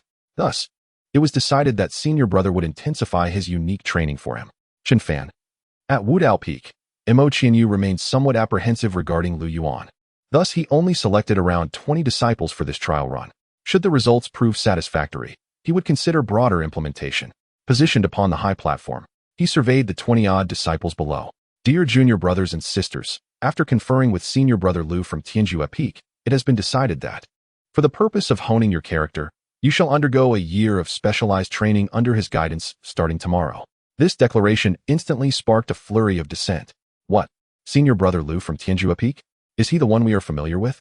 Surely, there is only one senior brother Lu from Tianyi Peak. If it is truly that senior brother Lu, we are doomed. The disciples responded with a mix of anguish, furrowed brows, and anxious expressions, each face revealing a tapestry of emotions. Lu Yuan was exceedingly well known within Tianyi Sect, especially following the incident where he had administered a potion to the entire sect, which had left a profound impression. Since senior brother Mo had already deliberated on this matter, there was little recourse but to hope that senior brother Lu retained a modicum of compassion and did not push them to their limits. Let us rest well today, so we may face the trials of senior brother Lu from Tianyi Peak tomorrow with fortitude. Indeed, we shall rejuvenate ourselves today, hoping that tomorrow senior brother Lu will show us some leniency.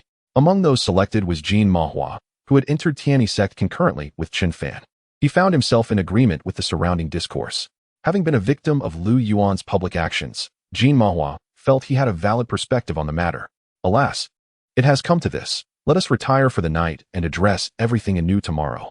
The 20-odd disciples returned to their quarters, preparing to muster their energy for Lu Yuan's grueling training the next day. That night, enveloped in silence, the disciples retired early, anticipating the forthcoming ordeal. Mo Shitty, did you not inform them that I would be the one training them tomorrow? Not a single one is on guard. Lu Yuan furrowed his brow and shook his head. No wonder you called upon me to assist in your training. These disciples are truly lacking. The disciples of Wudao Peak, who were originally lost in slumber, gradually opened their sleep-laden eyes. What a beautiful starry sky. Wait, where's my roof? No, how did I end up here? The remnants of drowsiness vanished entirely as they sprang up, surveying their surroundings. They found themselves at the mouth of a cave. Peering into the cave, they were met with an abyss of darkness, a void that easily instilled a sense of dread concerning the unknown. Coupled with the chilling wind that howled from the cave's depths, goosebumps prickled across their skin. Where's this place? Was I not resting in my dwelling? This was the collective sentiment of most disciples. Yet, there were a few quick-witted individuals among them, one of whom seemed to have grasped a frightening realization, trembling as he voiced his speculation. I have heard that senior brother Lu from Tianyi Peak tosses the disciples of Tianyi Peak into the lairs of demonic beasts. Could it be?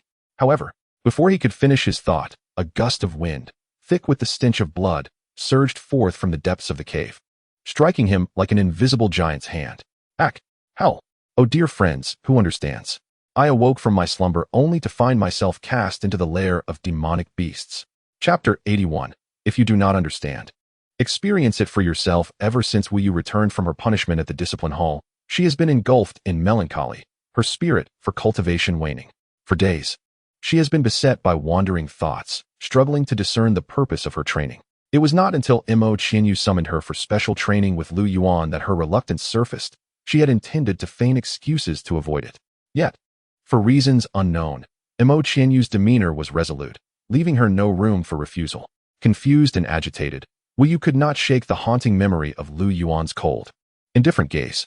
Determined to use the excuse of losing track of time the following day, she planned to evade her appointment with Lu Yuan.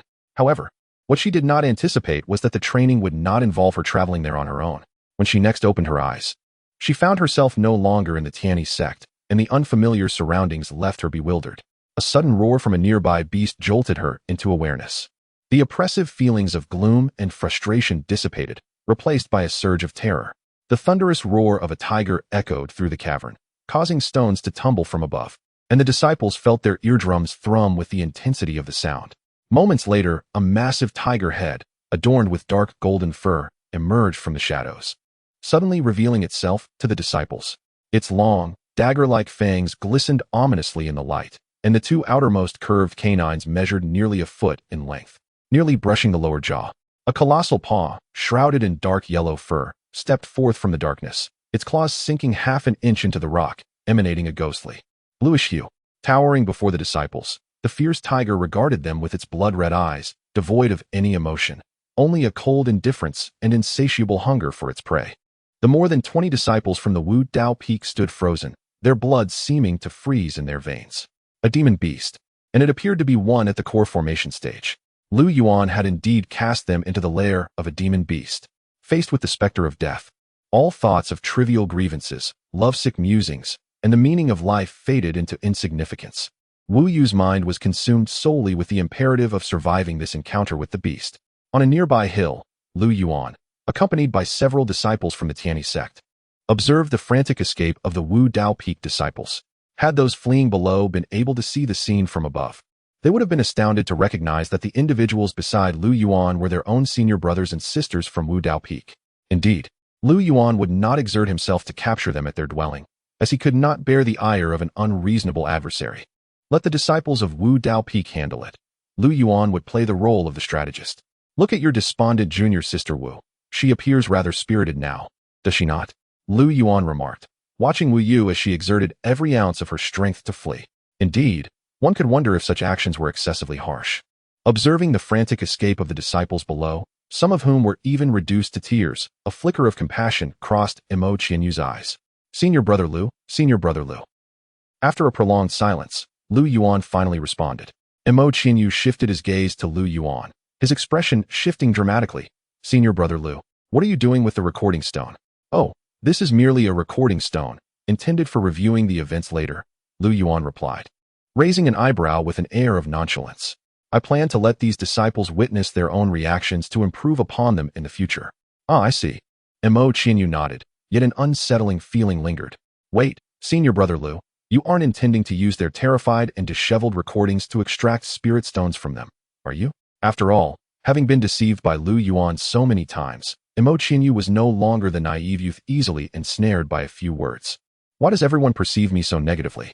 This recording stone does not cost spirit stones. Lu Yuan chuckled. To be honest, it's not entirely beneficial to make them too clever. Well then, senior brother, if I assist you in recording, shouldn't you compensate me with spirit stones? At this moment, Chun Fan, who held the recording stone, spoke up.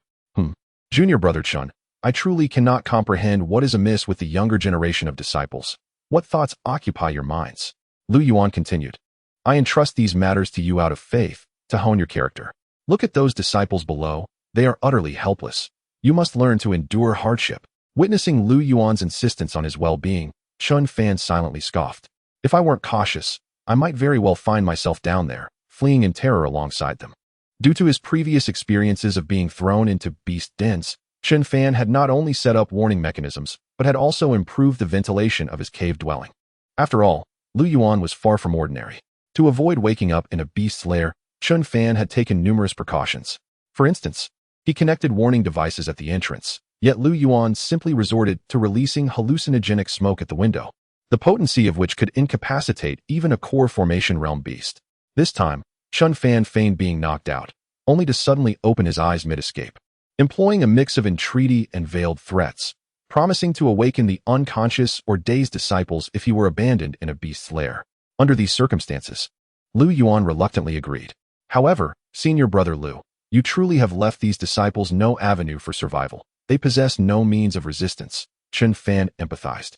Observing the powerless disciples below, just watch closely, Yuan retorted. Of course, he could not provide these disciples with absolutely no chance at all, given their current cultivation.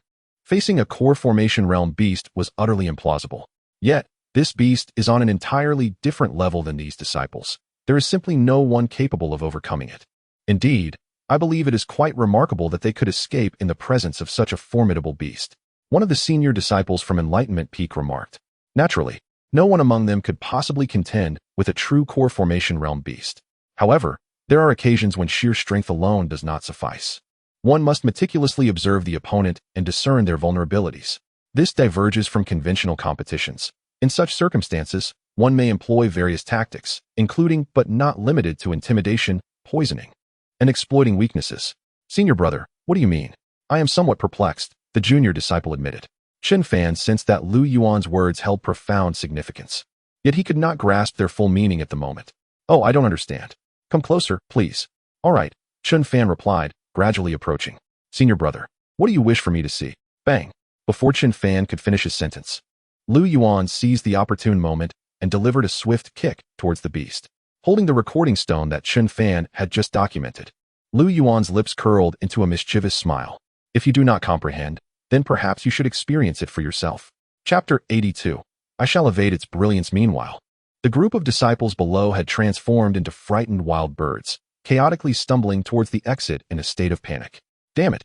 A foul wind, laden with a potent aura of malevolence, assaulted them. One disciple, paralyzed with fear, collapsed to the ground, his hands frantically clawing at the earth. Surrounding disciples surged towards the cave entrance in a frenzy. Some were tripped, crying out as they crawled forward, none daring to look back. The oppressive presence of a core formation beast loomed over them like an invisible mountain, causing their breaths to quiver with trepidation. Help me, please. I possess numerous spirit stones and magical treasures. The vibrant giant tiger shook its head, adorned with dark yellow fur, its blood-red eyes sweeping over the terrified disciple without a moment's pause. With a sound that heralded destruction, its massive paws descended, silencing any further cries before they could escape his lips. The beast lowered its head, and with a gaping maw, its sharp teeth effortlessly tore through the disciple's robe. The sickening crack of bones mingled with the sounds of whimpering, creating a particularly jarring cacophony amidst the chaos of fleeing bodies. In the blink of an eye, the unfortunate disciple was entirely lifted off the ground. With a powerful upward thrust of its neck, the tiger's throat convulsed, and both man and bone were swallowed whole, leaving only a few dark red droplets at the corner of its mouth. The others fled without a backward glance, their ears filled solely with the sounds of their own gasps and the frantic rhythm of their heartbeats. It felt as though the beast's fangs were poised to pierce the nape of their necks at any moment.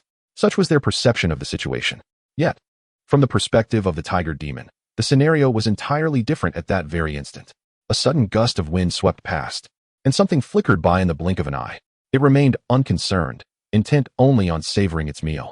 However, upon biting down, it found itself perplexed. Had it not just consumed a cultivator? Why did it feel akin to gnawing on air? It licked its lips, crimson eyes fixating on the fleeing figures of the disciples, and let out a low growl, resolving to continue the pursuit. In that fleeting moment, disciples from the Enlightenment Peak, at the brink of being slain, were rescued. Yuan merely intended to provide them with a genuine simulation, not to claim their lives. If he were truly indifferent, the fifth elder would return and tear him apart. In fact, Yuan had preemptively set up various formations here and had even summoned a senior brother from their Enlightenment Peak, who had reached the god transformation stage. Just as a precaution, if these disciples had been able to observe closely, they might have discerned the discrepancies. However, they were far too panicked now. It was utterly terrifying. This entire ordeal was overwhelmingly horrifying for them. Even the techniques and swordsmanship they had learned previously in their training grounds could not be executed under such tense circumstances, let alone perceive the underlying anomalies. There was also a significant reason for this. Yuan's fearsome reputation at Tianyi Peak had indeed spread far and wide, and they genuinely believed he was capable of such actions. Among these disciples, Jin Mahua and Wu Yu retained a semblance of rationality. They had calmed down, recognizing that merely running would lead to their demise one by one. Senior brother Jean, what else can we do but flee? We are utterly no match for this beast. Most of these individuals are merely at the chi refinement stage, with the highest among them barely at the initial stage of foundation establishment. Now, facing a formidable beast at the core formation level, despair overwhelms them, extinguishing any thoughts of resistance. What should we do? Are we destined to perish here? One disciple trembles in fear. Fleeing is futile. We must unite to confront it. But how? I have always been accustomed to hanging my spiritual sword on the wall, and now I find myself weaponless. Especially since they arrived here without prior warning, some even without their swords on hand, utterly unprepared. In such dire circumstances, maintaining composure seems nearly impossible. Yet, there exists an exception among them, Jean Mahua of the Jean family. With eyes wide open in anger, he gazes at the approaching beast, brazenly declaring, a mere beast at the core formation stage. I am Jean family's fourth young master. I shall evade its onslaught. Observing Jean Mahua, who, despite his chi refinement cultivation, charges toward the core formation beast, Wu Yu yanks him back, rebuking, are you out of your mind? My Jean family has no cowards who perish while fleeing, only cultivators who die fighting. Amid their quarrel, a loud crash resounds as Chun Fan falls from the sky, landing before the fleeing disciples like a fallen kite. Under Lu Yuan's deliberate protection, although Chun Fan appears disheveled, he is physically unharmed. The disciples momentarily halt, gazing at whatever has descended from above. As the dust settles, a figure slowly rises, clutching its body, casting a fierce glare in Lu Yuan's direction. Damn it! Tricked again. Who is this? Chun Fan. Jean Mahua, who entered alongside Chun Fan, speaks with skepticism. I am Chun Fan from Tianyi Peak. Without a moment for formalities, Chun Fan declares his name and immediately adopts a combat stance, directing his gaze toward the beast. Tianyi Peak? The fleeing disciples pause to contemplate this revelation, and in the next moment, they encircle him. The fear etched on their faces is replaced by seething anger, as they wish to seize Chun Fan by the collar to interrogate him. My senior brother Mo provided you with spirit stones to ensure you wouldn't abandon us in the lair of a beast at midnight. Listen to me, everyone. This is not the time for grievances. We face no escape routes. Our choices are stark. Either we slay this beast, or be slain by it. Though Chun Fan is aware that Lu Yuan would not remain indifferent, he states this to galvanize their latent potential. Otherwise, if they realize someone is secretly protecting them, they will undoubtedly relax, rendering this trial meaningless. He yearns to see the despair on Lu Yuan's face, yet Li Qi warns him against it. Absolutely not. If he were to leave Tianyi Sect tomorrow, perhaps he could take a risk, yet he remains in Lu Yuan's grasp. Should he act recklessly, his senior brother would surely punish him severely upon their return. Brother Chen, you are right. With so many of us, how can we avoid its sharp edge? If we unite to attack, it may not perish, but it will surely suffer. Wu Yu gazed at Chun Fan and Jean Mahua, her heart profoundly shaken, murmuring to herself, madmen, a group of madmen. No, facing it head-on, we stand no chance of victory. We must employ our intellect. Chun Fan promptly dismissed Jean Mahua's notion. He contemplated that with Lu Yuan's temperament, he would never allow his disciples to confront them directly. That would be exceedingly foolish, considering from a different perspective. If he were Brother Lu, what would he do? No, Brother Lu is too cunning. He hasn't yet reached that level of malevolence. Let us take a step back and think from the mindset of a seasoned demonic cultivator, one reviled by the heavens and humanity alike. I've got it. Chapter 83. Striking the pregnant beast's abdomen. Junior Brother Lu. Did you really treat him this way after he was personally snatched by you? Junior Brother Chen? Seeing Lu Yuan's brutal treatment of Chun Fan, Mo Qinyu was greatly perplexed. Junior Brother Mo, this is simply a lack of understanding. Our heavenly absolute peak has always operated in such a manner. What is happening now is relatively mild. Junior Brother Chen's body has already been struck by heavenly lightning, and this slight elevation poses no threat to him. What? Heavenly lightning? Well, it is not exactly true heavenly lightning. The real heavenly lightning belongs to me and Yi Li. What Chun Fan experienced was merely residual lightning after his breakthrough to the nascent soul stage. You need not worry. There are eyes watching over him. Hiss. Those who had long since reached the nascent soul stage, including a concealed disciple of the transformation stage, couldn't help but gasp at Lu Yuan's words. Simultaneously, they felt a surge of relief, thankful that they had not ventured to the heavenly absolute peak. No, rather, they were fortunate to have entered earlier than Lu Yuan. Senior Brother Lu, I am but a foolish disciple, unable to comprehend your intentions. Junior Brother Chun is merely a practitioner at the chi refinement completion stage. Descending now would be futile, would it not? Mo Qinyu questioned, confused. Do not fret. Simply observe closely. As I mentioned earlier, it is not always about raw strength. Lu Yuan had a clear objective for tonight. This beast was a pregnant female tiger encountered by a senior brother of the heavenly absolute peak during his external training. Originally, there were two beasts, a male and a female. The male tiger, upon discovering that his mate was with child, rampaged into the city, slaughtering half of its inhabitants to provide nourishment for his wife and offspring. By sheer chance, Lu Yuan's senior brother stumbled upon this scene. As the saying goes, those who associate with vermilion become red. Those who associate with ink become black. The disciples of the heavenly absolute peak. Whether they were junior brothers and sisters who came after Lu Yuan or the senior brothers and sisters who came before him, were all somewhat influenced by Lu Yuan's presence. He promptly dispatched the male tiger on the spot, and subsequently, by following the trail, located the pregnant female tiger. Naturally, the tiger's act of consuming humans for the sake of its family is understandable. Thus, the disciples of the Tianyi Sect, in their mission to eliminate threats to the populace, were justified in slaying these two tigers. It is merely a matter of differing stances. No one should blame anyone. Weakness is the original sin. Lu Yuan intended for these disciples to realize that the beast was indeed pregnant, and then to cast aside all moral considerations and deliver a fierce blow to the abdomen of the pregnant tiger. However, it seemed that the disciples of the Enlightenment Peak had yet to perceive his intentions. If this continued, these disciples would face utter annihilation. Lu Yuan was, after all, a caring senior brother to his junior siblings. He had essentially sent down a helper for them. Although Chun Fan had only mastered a fraction of his abilities, striking the abdomen of a pregnant beast was merely an introductory technique. He was confident that Chun Fan would surely devise a solution. Chun Fan fixated on the tiger before him, scanning its massive form inch by inch under the illumination of the moonlight. He firmly believed that senior brother Lu would never allow them to confront the beast head-on. There must be some detail that he had yet to uncover. As Chun Fan's gaze gradually descended, he noticed the dark golden mane, particularly dense at the neck, gradually thinning at the abdomen, revealing a coat of black and yellow stripes. In the region of its lower abdomen, obscured by coarse fur, Chun Fan discerned an anomaly. The tiger's belly was evidently amiss. As it breathed gently, he could observe a contour subtly protruding, as if it concealed a warm, living entity, distorting the patterns of its fur.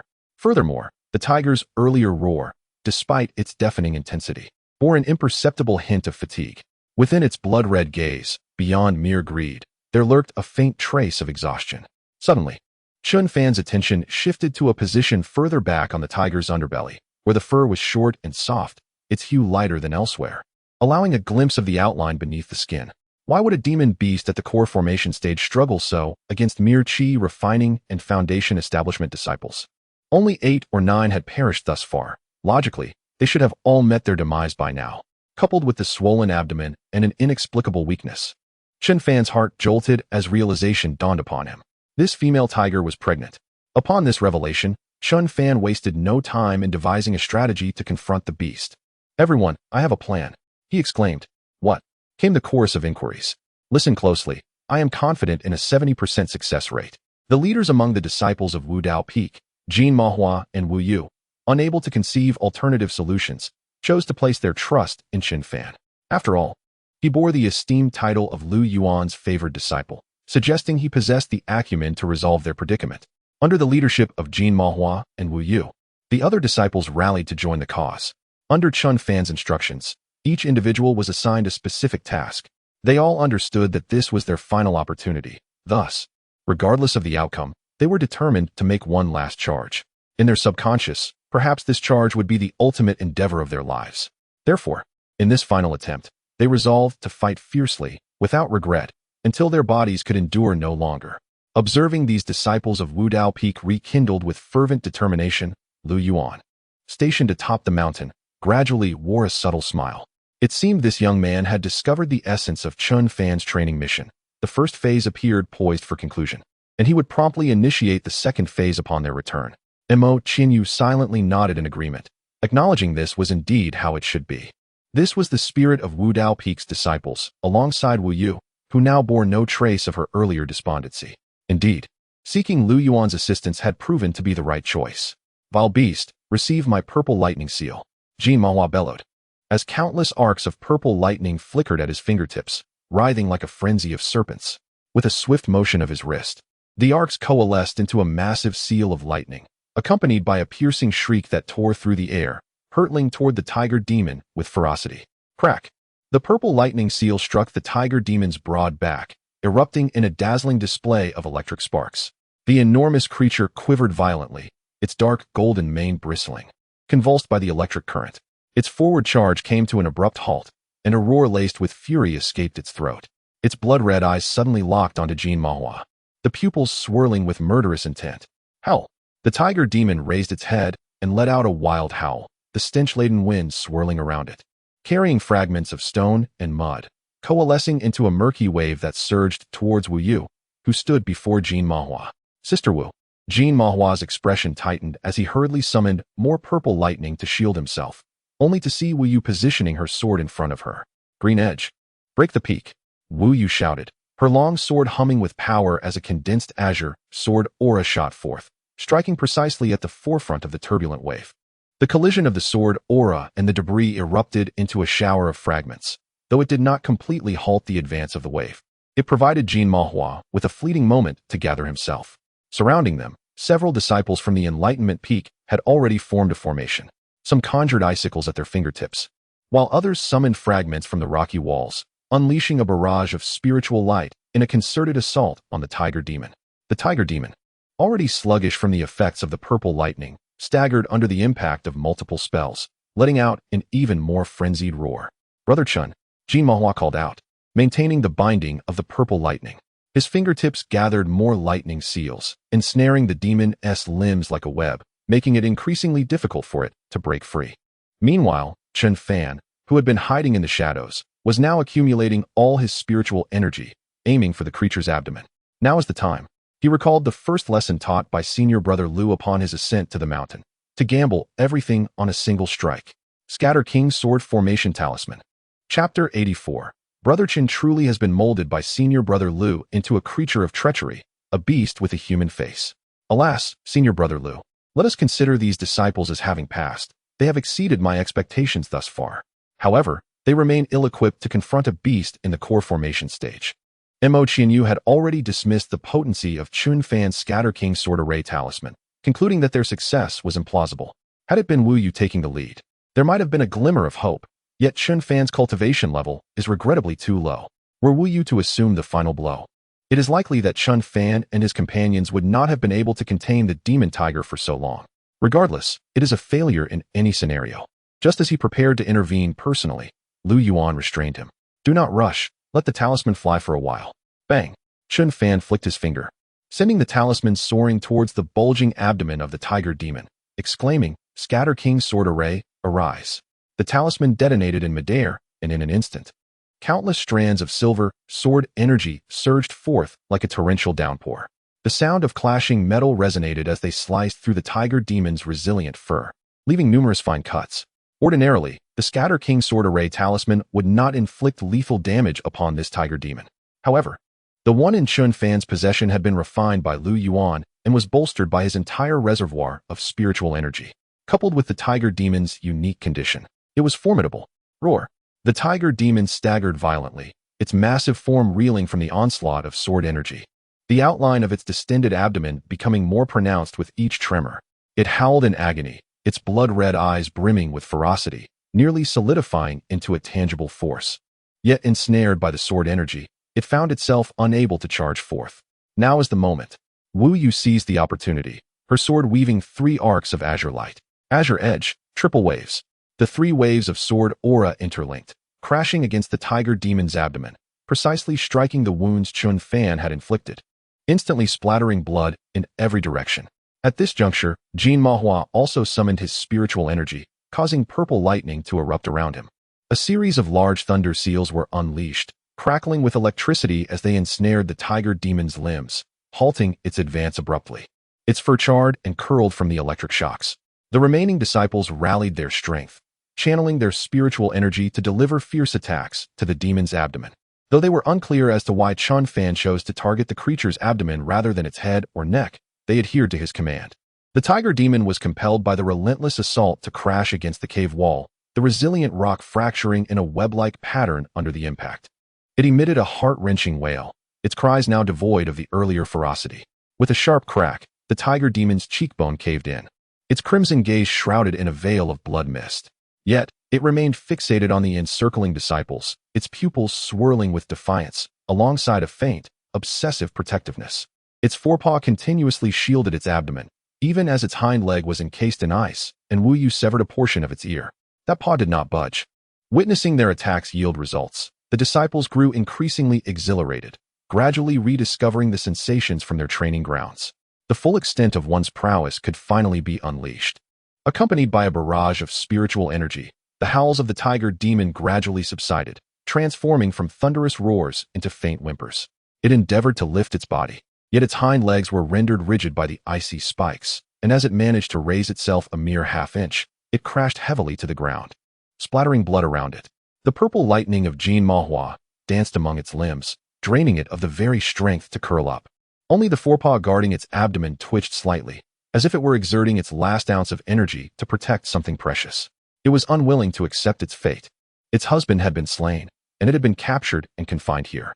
During this time, it had not consumed any food, and its strength had been sealed by that man from the Tianyi Sect. Even its claws had been clipped. Otherwise, even with its pregnancy, it could have successfully hunted these inexperienced disciples. Wu Yu's long sword lunged forth once more, this time aimed directly at its throat. As the blade pierced through flesh, the tiger demon's body stiffened abruptly, all struggles frozen in place. It cast one final glance at the faint light filtering through the cave's ceiling, the ferocity and resentment in its eyes gradually dissipating, leaving behind an eerie stillness. With a resounding thud, the massive body of the tiger demon collapsed entirely to the ground, causing the earth to tremble. Its last whimper lodged in its throat, transforming into a barely audible exhalation. The slight bulge in its abdomen rose and fell gently with its final, weak breath before descending into complete silence. The cave fell abruptly quiet, save for the heavy breathing of the disciples. Blood continued to flow from the wound on the tiger demon's neck, staining the stones beneath it. Its once lustrous black and yellow striped fur was now matted with blood and dirt, devoid of the fierce appearance it once bore. Wu Yu leaned on her sword, panting, gazing at the blood-soaked fur of the tiger demon's abdomen, suddenly feeling the warm beads of blood on her face. The master was killed in a chaotic scuffle. Ultimately, these disciples were oblivious to why they had collectively slain a core formation stage beast. "We have succeeded." A voice filled with disbelief and the relief of having narrowly escaped death rang out. "Yes, we have jointly slain a core formation tiger demon." As they spoke, a few disciples attempted to step forward to inspect their hard-won victory. "Don't move." A sharp rebuke resounded behind them, startling them into halting their steps. Chun Fan stood firm, his gaze vigilant upon the fallen tiger demon, showing no intention of relaxing. He raised his voice sharply, hoarse yet imbued with undeniable authority. "Do not approach. Continue attacking its head, heart, and neck. Do not stop." At this command, the disciples were momentarily stunned. However, due to the respect Chun Fan had previously established, no one hesitated further. Wu Yu was the first to swing her sword, the azure light tracing an arc as it struck heavily against the tiger demon's neck. The cave was once again filled with the explosive sounds of spells, but this time, the target was a motionless corpse. Various attacks caused the tiger demon's body to quiver slightly. 2 incense sticks later. At this moment, the tiger demon's head had been crushed beyond recognition, with wounds on its neck deep enough to expose bone, and its heart repeatedly battered by thunderous fire and sword energy. The air was thick with the metallic scent of blood mingling with the acrid smell of charred flesh, intertwining with the sweat and blood of the disciples, creating a suffocating atmosphere. Chun Fan gazed at the grotesquely disfigured corpse of the tiger demon, and only after confirming that no trace of life remained did he slowly unclench his tightly held fist. However, at that very moment, a clear yet fragile cry pierced the air, causing everyone's previously relaxed nerves to tense once more. The sound, akin to the wail of a newborn, carried an unsettling sharpness reminiscent of a beast. Though not loud, it struck each person's eardrum like a fine needle. What was that sound? At this point, Imochinu, observing from a nearby mountain peak, began to understand. It was only now that he realized why Chun Fan had relentlessly attacked the demon's abdomen alongside his disciples, striking the belly of a pregnant beast. Was that even permissible? A shudder of disbelief crept over him as he muttered, "Chun, my junior brother, has truly been taught by senior brother Lu to embody the heart of a beast beneath a human facade." Initially, he believed Chun Fan's actions had already reached the depths of depravity, yet in the next instant, Chun Fan's subsequent actions shattered Imo Chinyu's worldview entirely. Chapter 85 was indeed broken, and it turns out that Lu Yuan was right. Chun Fan, ever cautious, approached the corpse of the tiger demon with great care. The source of the earlier sound had emanated from that mangled body. As he reached the side of the tiger demon's abdomen, his pupils suddenly constricted. The very spot he had struck earlier was now subtly heaving. From a torn wound, a fuzzy little creature was faintly wriggling. A tiger cub? Chun Fan could not help but exclaim. No wonder the tiger demon had desperately protected its abdomen. It had been hoping that its cub would survive after its demise. A tiny cub, no larger than a palm, was laboriously pushing its way out, its damp black and yellow fur clinging to its body, resembling a crumpled ball of fluff. Its eyes were still shut, and its tiny claws flailed aimlessly. Blood from the mother tiger was still smeared on its front paws. With each push, it let out a louder wail, devoid of any ferocity of a tiger demon, filled only with a pure longing for life. Chun Fan stood there, gazing at the cub that was struggling to escape death. Such a poignant testament to maternal love. In the next moment, with a crunch, Chun Fan crushed the cub's neck. For this touching scene of the tiger mother and cub, it was perhaps best they reunite in the afterlife. With one hand, Chun Fan lifted the newly born cub, a rare prize indeed, a treasure of the tiger demon, a grand tonic, worth 500 high-grade spirit stones. Who wants it? Fellow brothers and sisters. This cub is no ordinary one. Even if you do not wish to consume it, it can serve as a fine addition to your collection. Chun Fan, like a seasoned promoter, lured the disciples with an enticing tone. After all, this was proof of their first hunt of a core formation stage demon beast. A tale to boast about at home. Just imagine the prestige of having slain a core formation beast while still at the chi refining or foundation establishment stages. Ah, just the thought of it is delightful.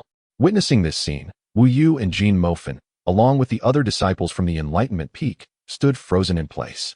The cub, so fiercely protected by its mother, had not survived even a few moments. Moreover, as the mother's body lay cold, they were selling her cub right before her. However, upon reflection, Chun Fan's actions were indeed justified. After all, had he not led them in a desperate fight, it might have been their lives at stake. After a long pause, a trembling voice broke the silence. Chun Shidi, I want that tiger demon. The voice rippled through the air like a stone thrown into water, sending waves of surprise among the gathered disciples. Those chosen by Mo Qinyu hailed from distinguished backgrounds, where reputation outweighed mere spirit stones. I'll bid an extra 100 spirit stones. Don't compete with me. I'll bid 200 spirit stones. Ultimately, this seemingly worthless cub was sold by Chun Fan for a staggering 1,000 high-grade spirit stones. The icy cub was traded for warm spirit stones, indeed a substantial profit. As Chun Fan clutched the child fiercely protected by the mother tiger during the auction, Mo Qianyu's mind buzzed with confusion. He recalled the years past when Chun Fan first entered the selection of the Tianyi Sect, a time when he radiated purity and kindness. Yet, merely a few years had elapsed, and he had transformed into this current state, utterly assimilated by Lu Yuan. A pang of regret washed over him. He began to question whether entrusting the disciples of the Wudao Peak to Lu Yuan was a grave mistake. If these disciples were to become like Chun Fan, he would have to sleep with one eye open at night. Brother Lu, it's all settled now. Let us descend, Mo Qianyu declared, shaking his head. Having made his decision, though regretting it was now too late. Turning to look for Lu Yuan, he found him furrowing his brow, his expression dark as he gazed disapprovingly at Chun Fan below, seemingly disappointed in his performance. Mo Qianyu pondered silently. Was Chun Fan's behavior truly so egregious that it even displeased Lu Yuan? With a soft sigh, Lu Yuan lamented. Chun Fan has no memory at all. A mere cub has emerged, yet he fails to thoroughly dissect the belly of the demon tiger. What if this cub is merely a ruse to deceive him? No, Lu Yuan shook his head. They should have completely discarded the demon tiger, leaving no gaps, lest this cunning beast hide the remaining cubs within its belly. Mo Qianyu misjudged. Lu Yuan was criticizing Chun Fan for not being ruthless enough. As Lu Yuan spoke to himself, Mo Qianyu felt as though struck by lightning. 666. How could he even conceive such a thought? This demon tiger was indeed reaping the consequences of its karmic deeds for encountering such a duo. The two brothers ought to secure their grip firmly. Just as Chun Fan was still bewildered by Lu Yuan's delay, a realization struck him. Oh no, but not entirely. At that moment, Chun Fan felt a sense of fortune akin to discovering the correct options in a final exam. Amidst the puzzled gazes of the crowd, he hastened towards the lifeless demon tiger. With a swift motion, he sliced open the belly of the beast, only to find it utterly devoid of any remaining living cubs. A sigh of relief escaped Chun Fan. He believed he had flawlessly accomplished the task. Suddenly, with a loud crash, Lu Yuan and Mo Qianyu appeared before the crowd. The remaining disciples turned their gaze toward the unexpected presence of Lu Yuan and Mo Qianyu. Lu Yuan's calm eyes swept from left to right, instilling an invisible pressure in the hearts of all. Finally, his gaze settled upon Chen Fan. Having anticipated a moment of praise from Lu Yuan, Chen Fan's lips curled in barely contained excitement. Yet, to everyone's astonishment, Chen Fan, how has your senior brother taught you? I am utterly disappointed. Is this the extent of your capabilities? Can't you be a bit harsher, a bit more cautious? Not just Chen Fan. Even Mo Qianyu and the other disciples stood there. Mouths agape. Is this not enough savagery? No. Is this not enough ruthlessness, not enough prudence? In that moment, Lu Yuan slowly approached Chen Fan, his gaze fixed upon the gutted tiger demon. With a swift motion, the tiger demon was cleaved in two by a beam of sword light. To everyone's astonishment, a tiger cub was found lodged within the demon's throat. Incredible! How astonishing! The cub thought, with such finesse, I needn't even act. Hiding here, I still get discovered. Chapter 86. This child is terrifying, must not be allowed to remain. Mo Qianyu was utterly astounded. Is it possible, Brother Lu, that you could have guessed this? Could it be that Lu Yuan had previously concealed it here? Were he in the same position, he would have never imagined that the tiger cub could be hidden in such a place. Yet, it is indeed true. Thoughts akin to those of Mo Qianyu are what the masses typically conceive. The tiger cub, nestled within the throat, shared this sentiment as well. Unlike the earlier cub that wailed loudly, drawing attention to itself, this one had awakened its intellect from birth, and faint whispers of ancestral legacy stirred within its soul. Once it matured, it would undoubtedly become a formidable demon. The mother tiger, immense in stature, had given birth to a relatively small cub. Hence, this exceptionally gifted tiger cub made its way through its mother's anatomy, finally settling at the junction of throat and mouth. Although the neck had been severely wounded by Wu Yu's sword energy, exposing bone beneath the mangled flesh, this only facilitated its concealment. Originally, it had planned to slip away unnoticed or, in the unfortunate event of discovery, to masquerade as an adorable little creature. Surely, they would be reluctant to harm it, treating it instead as a cherished spirit companion. Yet, once it achieved great power, it would seek vengeance for its mother, tearing apart the cultivators before it until naught but remnants remained. However, such fantasies are beautifully deceptive. The reality is often harsh. Who could have anticipated that someone would discern its hiding place within the throat? That person had left no room for escape, even severing the mother tiger's trachea, truly a demon amongst demons. Lu Yuan observed the cub with keen interest, while the cub, regaining its composure, held on to the belief that even if discovered, it would still have an avenue for survival. If it could win the favor of the individual before it, it would endure. Consequently, it deliberately emitted a soft, plaintive whimper. The sound was tender, imbued with a hint of innocence, devoid of any feral growl, resembling a wronged child seeking comfort. Suddenly, the little tiger cub slowly raised its front paw, its delicate claws yet to fully develop, the pads adorably pink. The surrounding disciples were momentarily captivated by the cub's charm, forgetting that just moments ago, its mother had nearly slaughtered them. Even Mo Qianyu found herself momentarily entranced, though she quickly regained her senses. The cub struggled to crawl to Lu Yuan's feet, laying down and lifting its small head. It emitted another series of soft whimpers, its voice gentle, pleading, and seemingly affectionate. What an adorable little creature. Truly, how one longs to nurture such a being. Noticing the reactions of those around, the cub felt a surge of pride. Ha ha ha, what of being discovered? It had its means of survival. As Lu Yuan squatted down, the cub instinctively leaned its head closer, confident that its endearing appearance would charm him. It waited with bated breath for his caress. As expected, Lu Yuan smiled and gathered it into his embrace, expressing his sentiments with a sigh. Alas, this child possesses considerable cunning, even upon birth. He exhibits intelligence and knows how to conceal himself in such a manner. Lu Yuan cast a sidelong glance at Chen Fan, who was standing in punishment, and his expression instantly darkened. Humph, not even a mere newborn tiger cub can be surpassed. Where is your intellect? I have wasted my teachings on you, fool. Do you still dare to report me to the senior brother? Just wait until I return to settle the score with you. Sensing Lu Yuan's caress, the creature responded desperately, believing its survival was assured. Yet, in the next moment, Lu Yuan's icy words echoed. This child is terrifying beyond measure. He must not be spared. With a sharp crack, the skull of the adorable little-brained beast was crushed by Lu Yuan's grip. He then seized it, and in an instant, it was refined. Not only the corporeal form must be examined, but the soul must not be overlooked either. In the midst of this, The more concealed tiger cub was thoroughly vanquished by Lu Yuan. Having completed these actions, Lu Yuan beamed at the surrounding disciples. However, these disciples felt no warmth from his smile. A chill ran through their bodies, and fear gripped their hearts. Before them, Lu Yuan waved his hand, summoning 3 recording stones into his grasp. He paced among the disciples, his gaze sweeping over them. Do you all believe that your senior brother has been too harsh? Though silence enveloped them, Lu Yuan was acutely aware that they had undoubtedly cursed him countless times in their minds. Yet, he remained indifferent. No one dares to speak. Allow me to voice it for you. I, Lu Yuan, am unworthy of being the second senior brother of Tianyi Peak.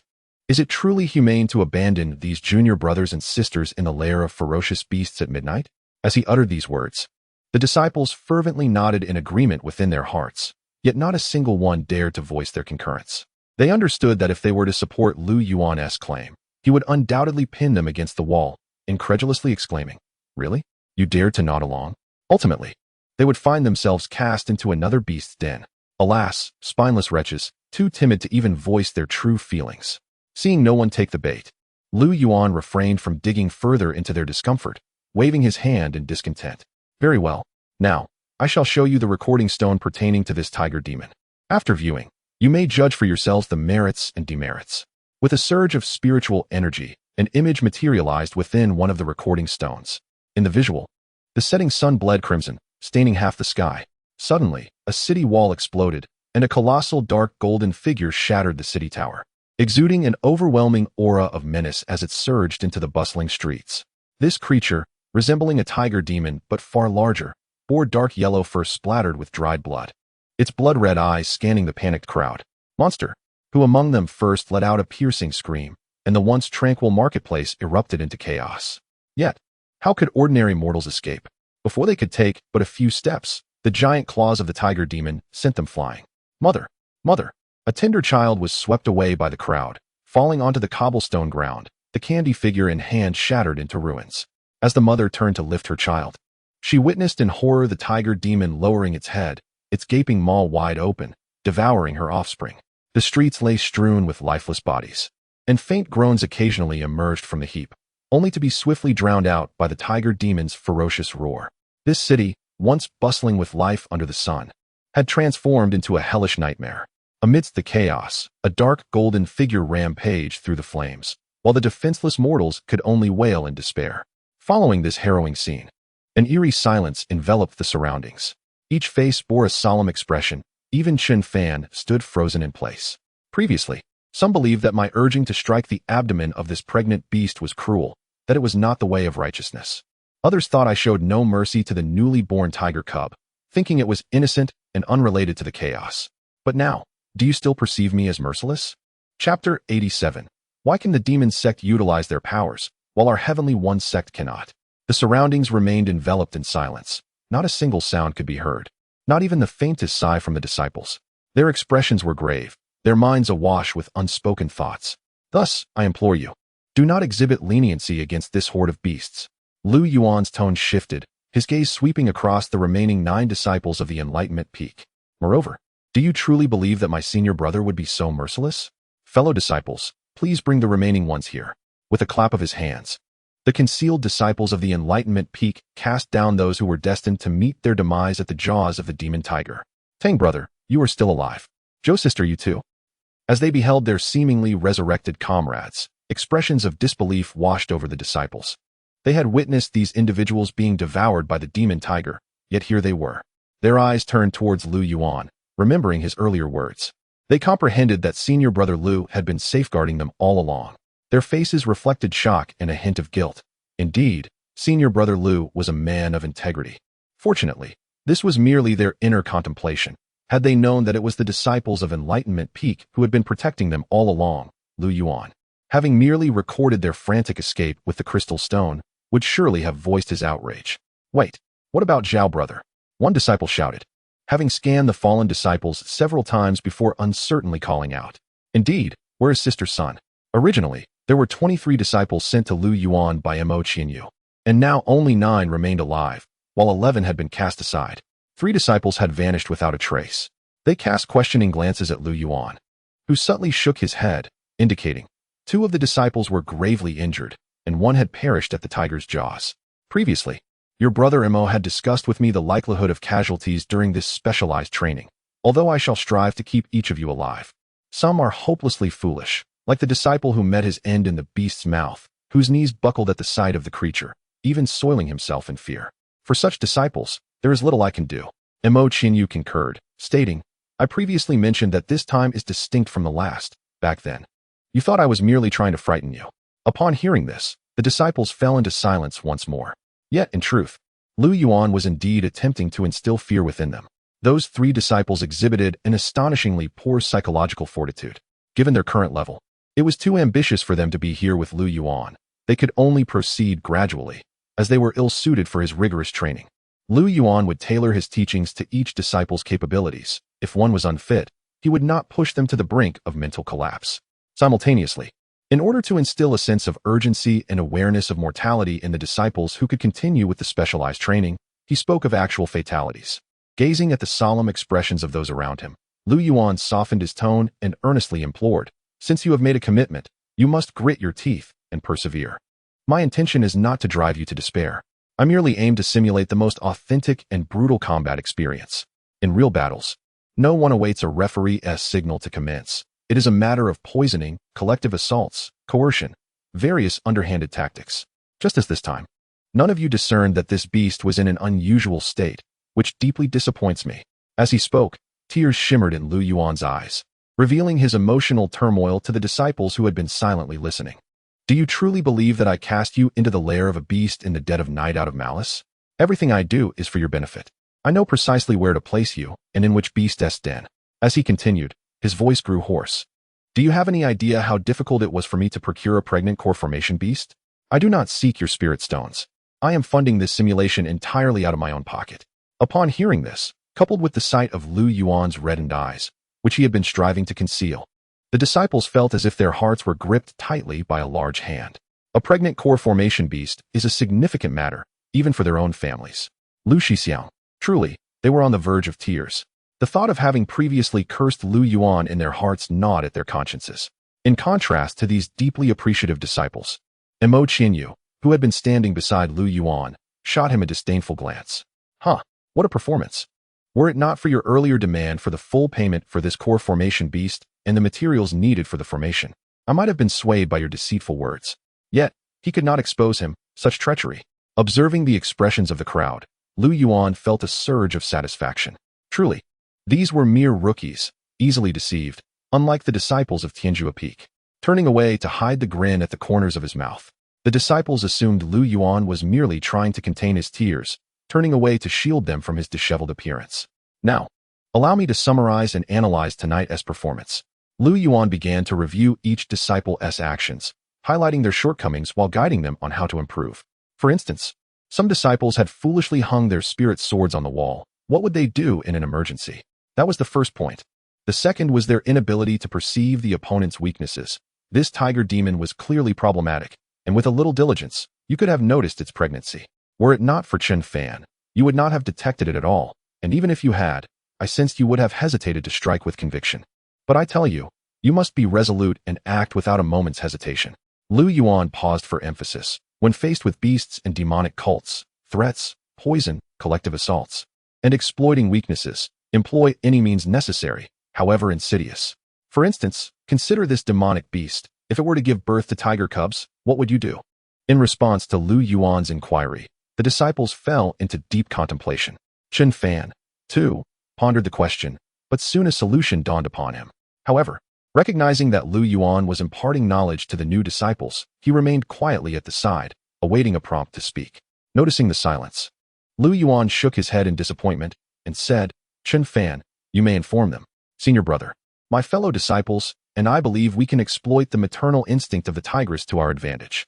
Should the opportunity arise, we could capture the tiger cub and use it to threaten the mother, saying, Oh, tiger demon, you surely wouldn't want your newborns to be separated from you, would you? If the chance is not available, we could cast spells towards the cubs, compelling the mother to protect her offspring, allowing us to escape in the meantime. Upon hearing this, the audience fell into a profound silence. This approach seemed increasingly reminiscent of the dark arts employed by malevolent sects to intimidate the righteous. Indeed, I shall reluctantly excuse your earlier blunder, Lu Yuan remarked. He then turned back to face the disciples, his expression serious as he imparted, if such tactics are permissible for the dark sects, why should our Heavenly One sect refrain from employing them? Chapter 88. The complete annihilation at Wudao Peak. Such tactics may be employed by the demon sect. Why should our Tianyi sect refrain from utilizing them? Upon uttering these words, an eerie silence enveloped the crowd. Everyone was rendered speechless by the bewildering exchange between Lu Yuan and Chen Fan, the two brothers. Are you certain that you are instructing disciples of the Tianyi sect, rather than those of the Tianyi sect? It appeared that Lu Yuan had ulterior motives. No, perhaps it could be said that instructing these Tianyi disciples was indeed Lu Yuan's hidden agenda. Mo Qianyu wore a somewhat awkward smile, uncertain of how to respond. He had previously acquiesced entirely to Lu Yuan's guidance, allowing him to instruct these disciples without any interference. In essence, this was solely for the benefit of the group when they faced genuine battles upon descending the mountain. Had Lu Yuan expressed such sentiments earlier, they would have surely scoffed at him, utterly disbelieving. Being left in a den of ferocious beasts was purportedly for their own good. However, after Lu Yuan's extensive groundwork and the vivid example presented moments ago, who could have anticipated that a mere tiger cub could so cleverly conceal itself in such a manner? They were compelled to acknowledge, and indeed believe, that Lu Yuan's intentions were benevolent. As the crowd pondered these revelations, Lu Yuan seized the opportunity to exchange a meaningful glance with Chen Fan. Upon recognizing the significance in Lu Yuan's eyes, Chen Fan promptly understood. Brother Lu, do you still possess those 2 recording stones? What purpose do they serve? Lu Yuan donned an innocuous smile, which enveloped the disciples in a warm, spring-like aura, filling their hearts with comfort. Unlike the others, Mo Qianyu, familiar with Lu Yuan's demeanor, furrowed his brow, a wave of sympathy washing over him for the disciples. For whenever Lu Yuan exhibited such a smile, it often heralded trouble. Lu Yuan cheerfully replied, "These 2 recording stones contain footage pertaining to all of you." The mention of personal recordings ignited curiosity among the crowd. Unable to contain themselves, some inquired, "Brother, what exactly is contained within? What concerns us?" In response to their inquisitiveness, Lu Yuan slowly elaborated. The recordings depict all of you joining forces to hunt down core formation stage beasts. Considering this is your first experience, I thought it would be delightful to capture it for your enjoyment. His tone carried a hint of admiration. Ah, the spectacle. To see Qi refinement and foundation establishment cultivators slaying core formation beasts is truly worthy of commemoration. However, fret not, my dear brothers, I shall not impose.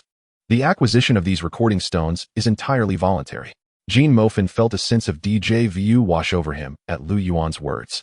The disciples who had previously failed to capture the tiger cub now found their interest piqued by the prospect of obtaining footage of their own triumphs against core formation beasts.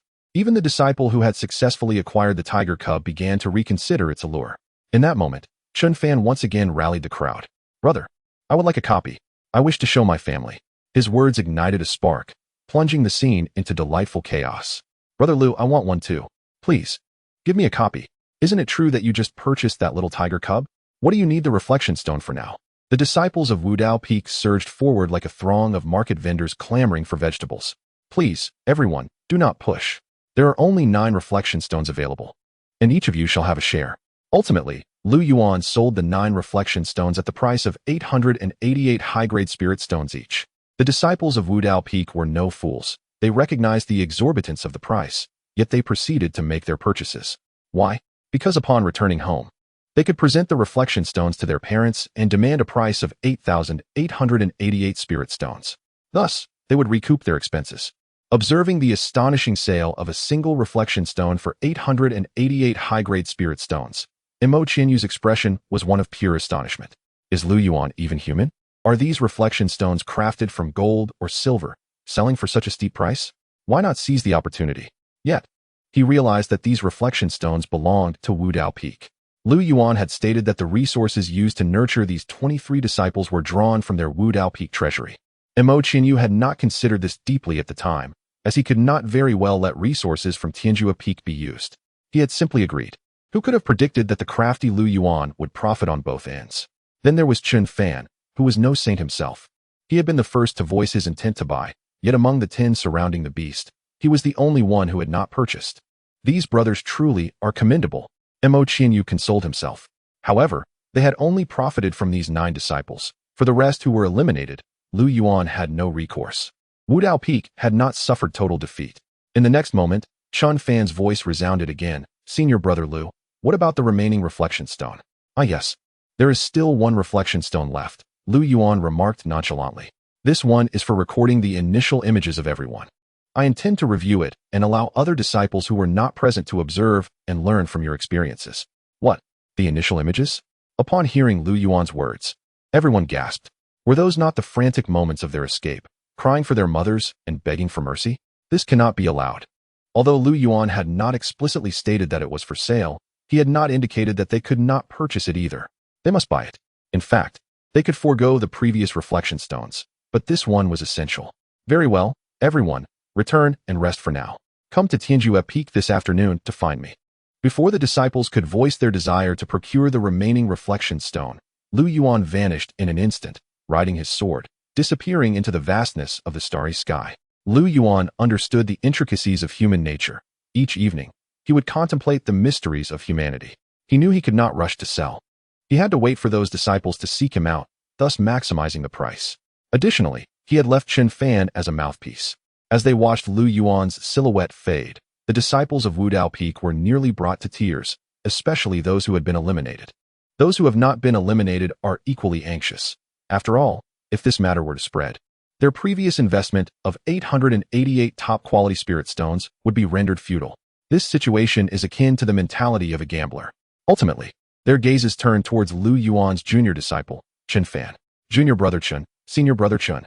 Chun Fan, who had deeply inherited Lu Yuan's legacy, shook his head, let out a sigh, and said helplessly, esteemed colleagues, I shall do my utmost to try. Meanwhile, within the Enlightenment Peak, Mo Qinyu, who had been deceived most thoroughly by Lu Yuan, was now engulfed in utter confusion. Such a cunning strategy not only taught these disciples a valuable lesson, but also imparted a harsh lesson to him as well. Now, it seems that Enlightenment Peak, including himself, has suffered a complete defeat. Chapter 89. How could the treasure vault of Wudao Peak be gone again? With Lu Yuan and Chun Fan, this pair of senior brothers, it seems that their generation at Wudao Peak has been thoroughly manipulated by Tianyi Peak. Given the circumstances, it would be wise to retire for the night. However, as he approached Wu Yu, her voice resonated in Mo Qinyu's ear. Senior brother Mo, I was wrong. Observing the renewed glimmer of hope in Wu Yu's eyes, Mo Qinyu felt a tumult of emotions within. The earlier discontent he harbored towards Lu Yuan for deceiving the disciples of Wudao Peak dissipated like mist. Lu the elder demon. No, senior brother Lu is a good person. Though he may covet some spirit stones, he imparts practical survival techniques to the disciples of Wudao Peak. At Tianyi Peak, Lu Yuan smiled as he fondled the spirit stones in his hand, nodding in satisfaction. Junior brother, you did quite well this time. Encouraged by Chun Fan, Lu Yuan had amassed a substantial amount of spirit stones. Senior brother, weren't you supposed to give me something from the spirit stones? Chun Fan rubbed his hands eagerly, gazing longingly at the spirit stones in Lu Yuan's grasp. The implication was unmistakable. Lu Yuan feigned ignorance, diverting the conversation. Junior brother, you've been doing well lately. Among these disciples, I have my eyes on you. Senior brother, I am referring to the spirit stones, Chun Fan stated plainly. Yet, this straightforwardness posed no challenge to Lu Yuan. Tilting his head, he inquired with feigned confusion, what spirit stones? Were there any spirit stones? Once I break through to the transformation stage, this position will be yours. Why bother with spirit stones? Such trivialities. Faced with Lu Yuan's nearly rogue demeanor, Chun Fan was left momentarily speechless. Senior brother Lu, didn't you say that if I cooperated well, I would receive a 20% share? Lu Yuan retorted with unyielding bravado. When have you ever known me to keep my word? At this, Chun Fan was rendered utterly speechless. How could Lu Yuan, a second senior brother and the direct disciple of the second elder from Tianyi Peak, so brazenly utter such words? And junior brother, don't think I'm unaware that you've already pilfered your share. Chun Fan wore an awkward smile. Senior brother, how can one speak of thievery in the realm of cultivation? Let us not dwell on that. The disciples of Wudao Peak are waiting for you outside. Lu Yuan chuckled, rising to head outside. As he walked, he contemplated how to conduct their first lesson. After observing the previous night, he realized that the disciples of Wudao Peak were utterly inexperienced, having been sheltered within their ivory tower. Moreover, Lu Yuan could not entirely mold them into his likeness. Otherwise, the Tian faction would descend into chaos. After much deliberation, Lu Yuan felt that the faces of these Wudao Peak disciples were too delicate. Should they encounter demonic cultivators who insult them verbally, they would likely succumb to their emotions. Thus, Lu Yuan's first lesson must be to desensitize them, particularly the female disciples. Meanwhile, the disciples of Wu Dao Peak, unaware of Lu Yuan's impending training, were still giggling and chattering among themselves. What do you think Senior Brother Lu will have us do next? I am uncertain. Could it be that I am to engage in a battle with the demon sect? It is possible, yet it seems improbable. If we were to confront the demon sect, we would not be left waiting here. We would be required to wait at the foot of the mountain. Brother Jean, do you possess any insider information? The crowd turned their gaze towards Jean Mahua, who smiled awkwardly and replied, How would I know? However, has Sister Wu spoken to Brother Mo? At this moment, after the events of the previous night, Wu Yu gradually ceased to dwell on past matters and was no longer so consumed by romantic thoughts. She now realized just how revolting a person like Zhu Zihua, neither man nor woman, could be. Jean Mahua, despite his lack of sense, was far more endearing. A person in the Qi refinement stage daring to face a core formation stage beast, claiming he would simply avoid its might. Although somewhat foolish, upon reflection, he appeared rather charming. Wu Yu gently shook her head, equally perplexed. I do not know either. Perhaps even Brother Mo is unaware of the training content Brother Lu has planned for us. Indeed, Brother Lu has always been enigmatic. As the discussions continued, the very person they were speaking of, Lu Yuan, suddenly appeared. Before they could utter a word, Lu Yuan launched into a tirade. What on earth are you all doing? Is this the result of what the Enlightenment Peak has taught you? Can't you just wait quietly? What a disgrace. Hearing Lu Yuan's profane outburst, the disciples who had been waiting were momentarily at a loss. Even Mo Qianyu, who had been observing from the shadows, was taken aback. What had triggered Lu Yuan's ire? Had he activated a second persona? Especially you. Wu Yu, do you possess any intelligence? What occupies your mind? Bringing a spy from the Heavenly Demon Sect back to the Heavenly One Sect, what were you hoping to achieve? You two have been together for so long.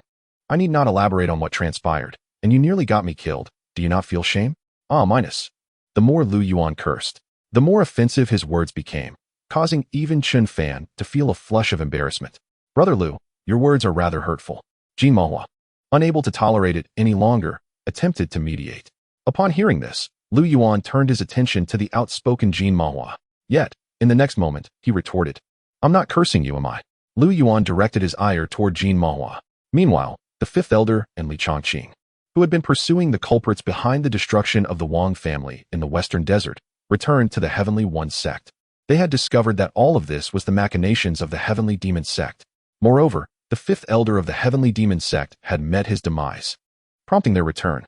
Ordinarily, the fifth elder and his companions would have returned swiftly, but he had been preoccupied with searching for treasures, which delayed their arrival. Chongqing, Yeli, we have lost some time.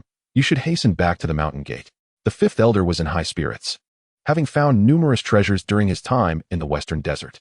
He contemplated the collection he had amassed along with the treasures and spirit stones he possessed.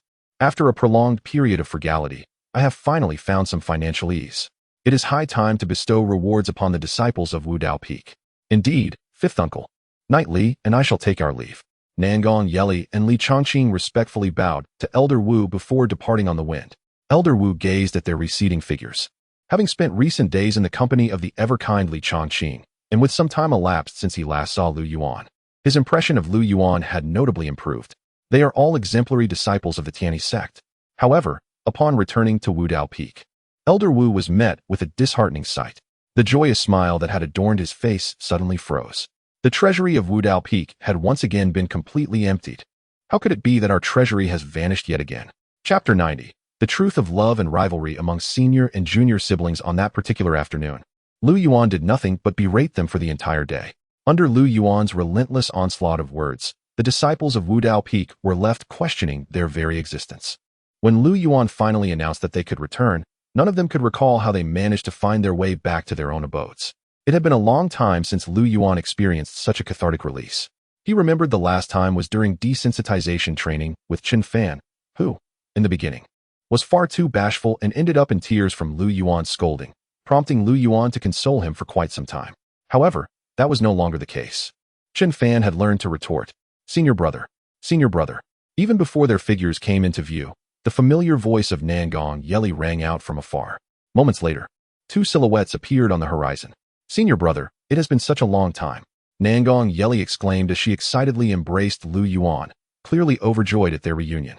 Lu Yuan smiled in response, gently stroking her silky silver hair. Ah, Yeli, You have matured even more during our time apart, he remarked, his words laden with significance. Junior brother. Oh, the senior brother has returned as well? Li Changqing awkwardly nodded, observing the affectionate embrace of the two and feeling rather superfluous. To alleviate the tension, he seized the opportunity to speak. Junior brother, I must tell you something rather peculiar. What is it? Lu Yuan released Nangong Yeli and looked at Li Changqing with curiosity. While you were in seclusion, there was news from Shamo Luosha City that Elder Wu, along with you, me, and junior sister Nangong, annihilated the Wang family. You were in seclusion, and Elder Wu took us to investigate. It was astonishing, Li Changqing exclaimed. The individuals who disguised themselves as me and Elder Wu revealed their flaws. But the one who impersonated junior sister Nangong was somewhat convincing. He paused, gazing intently at Lu Yuan. However, the person masquerading as you was an exact replica. Nangong Yeli nodded in agreement, seemingly bemused, and remarked, Indeed, brotherly makes a valid point. Senior brother, could it be that this person was you? Ha ha, junior sister. What are you pondering these days? Let us change the subject, Lu Yuan replied, shifting the conversation. Yeli, I need you to do me a favor. What is it? Senior brother? Could you please visit Wu Yu at Wudao Peak? Yesterday, junior brother Mo brought her to me, and we just commenced desensitization training.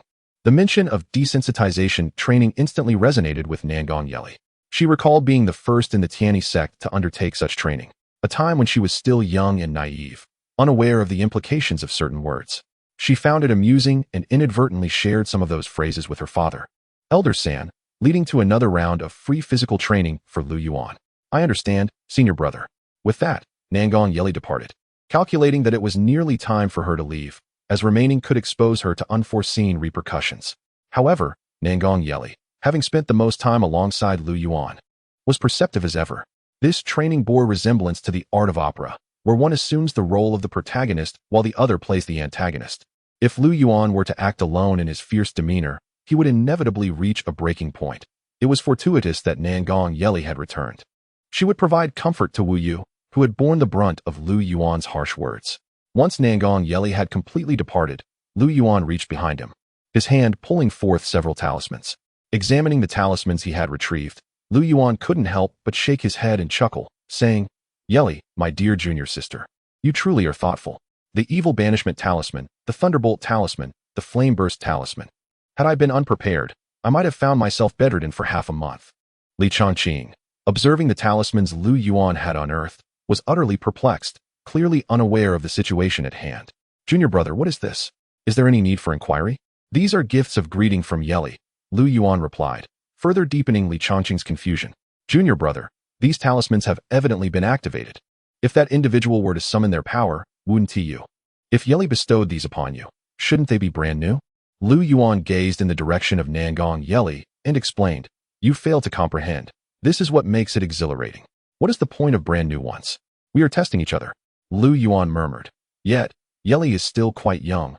Not only have I affixed talismans to her, but I also inscribed the thunderbolt array upon her. In that moment, Li Changqing experienced an epiphany. So your reunion wasn't merely the thrill of long-lost friends, but rather a mutual display of cunning. Li Changqing expressed his disapproval. I cannot understand, respect, or support this. While other siblings who grew up together share sweet childhood memories and return with treats or tokens of affection, Lu Yuan and Nangong Yeli have utterly shattered my perceptions. Their relationship is a tumultuous dance of love and rivalry. Though the affection remains unrecognized, their desire to contend is evident. As they conversed, countless silver serpentine lightning bolts danced across the heavens. Wherever they traversed, the clouds were torn asunder, only to be swiftly engulfed by a denser darkness.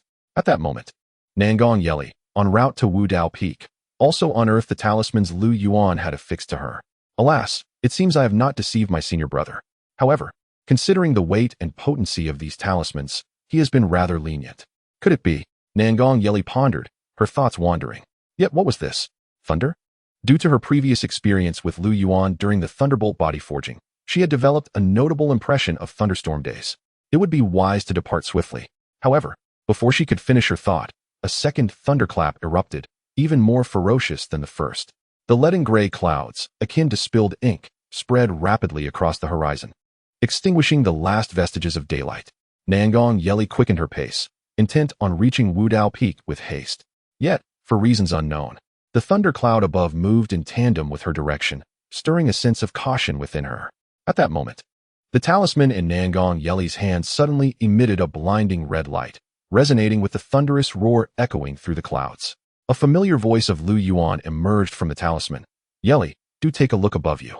As the words fell, Nangong Yeli immediately felt a surge of warmth radiating from her back. To her astonishment, a dazzling white light blossomed from her spine, resembling countless serpents twisting and writhing upon the paper. Deep within the clouds, a purple lightning bolt suddenly twisted into a pillar as thick as a barrel, descending with a piercing wail that seemed capable of rending the heavens. In an instant, the blinding white light engulfed her figure. This is not good. It is the heavenly thunder formation. Chapter 91. The so-called Great Love with a resounding boom. The exposed skin was instantly marked with charred black lines, and a cascade of silver hair was swept into a wild dance by the force of the blast.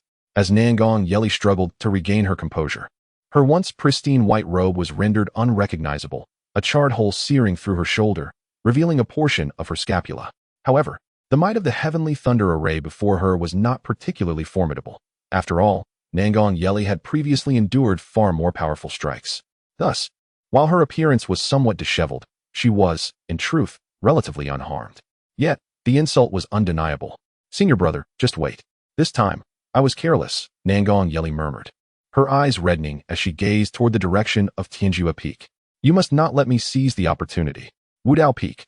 At this moment, Wu Yu's eyes were devoid of light, clearly shaken by Lu Yuan's scathing remarks, leaving her to ponder the origins of such words. He was unworthy of being the second senior brother of Tianyi Peak. Nevertheless, despite the harshness of Lu Yuan's words, she had indeed faltered.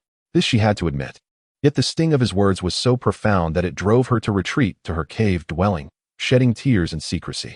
Knock, knock, knock. A voice, cool and clear, resonated from outside.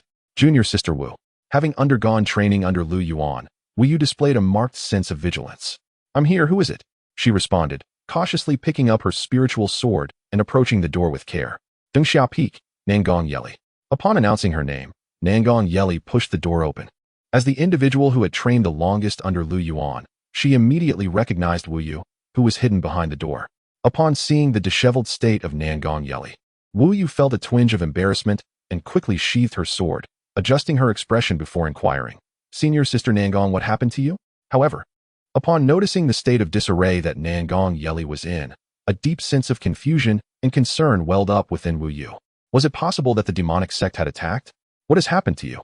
"It's nothing, nothing at all. I merely exchanged pleasantries with senior brother," Nangong Yeli replied. Wu Yu was greatly puzzled, yet she comprehended. "Then, Senior Sister Nangong, what brings you to my humble abode?" With a smile, Nangong Yeli explained. "I heard that Junior Sister Wu was sent by Brother Mo to train with Brother Lu."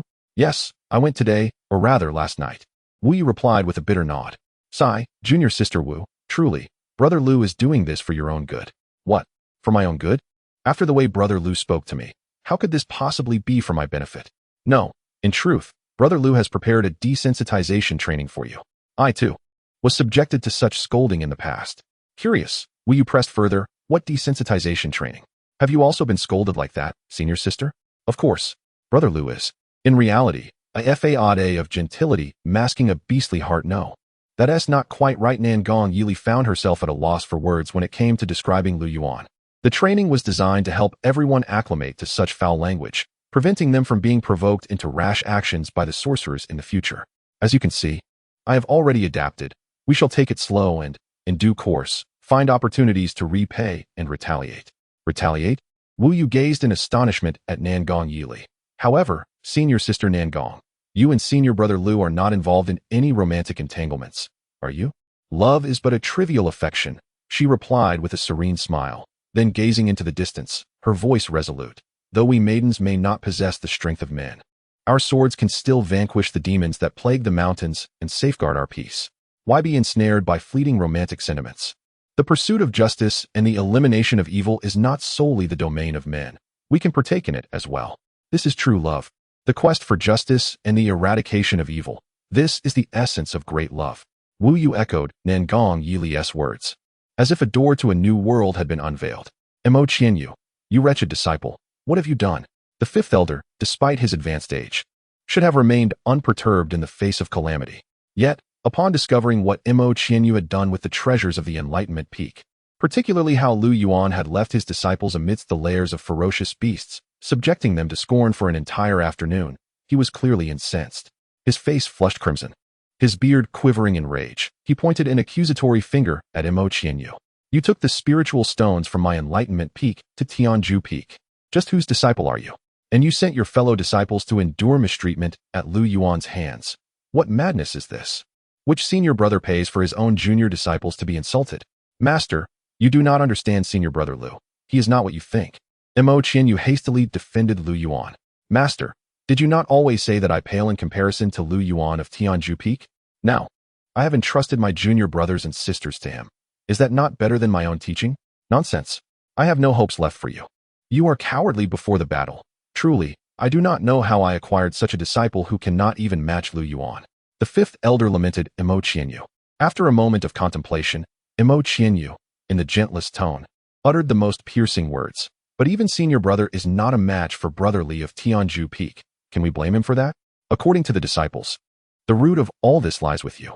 Have you not always been outshone by second master uncle? The fifth elder was momentarily speechless, clutching his chest, breathless. Wretched disciple, when have I ever been outdone by that Ziyin? I shall show you. Master, second master uncle has not yet returned to the sect. Should we not wait for his return before you confront him? The fifth elder, unruly disciple. A year later, at Tianji Peak, Lu Yuan surveyed his disciples, who had undergone a remarkable transformation, and called out, Everyone, your training has been commendable. Now, it is time for you to experience firsthand the cruelty of the demonic sect. On the morrow, we shall descend the mountain. This time, only you shall take action. Unless there are nascent soul cultivators from the demonic sect, my senior brother will not intervene. Meanwhile, at the heavenly demon sect, Jiang Hao leaned against a stone pillar within the hall, his pristine white robe starkly contrasting with the surrounding environment. The disciples were perplexed. Ever since his return to the sect, Jiang Hao had been enveloped in a melancholy demeanor, his temperament fluctuating unpredictably. Young sect master, the disciples kneeling below intoned in unison, their voices mingled with suppressed breaths. They had just returned from the trial grounds of the bone corrosion cliff, their bodies still stained with drying blood. Each bore a fearsome countenance, yet none dared meet Jiang Hao's gaze. His eyes gradually swept over the assembly. How many survived? The disciple at the front was about to respond, when Jiang Hao suddenly lifted his gaze. His eyes were haunting, as if capable of penetrating the very flesh and reaching the depths of the soul. The disciple involuntarily shivered. To report to my senior brother, originally 98 disciples set out, but now only 75 have returned. 75, not too shabby.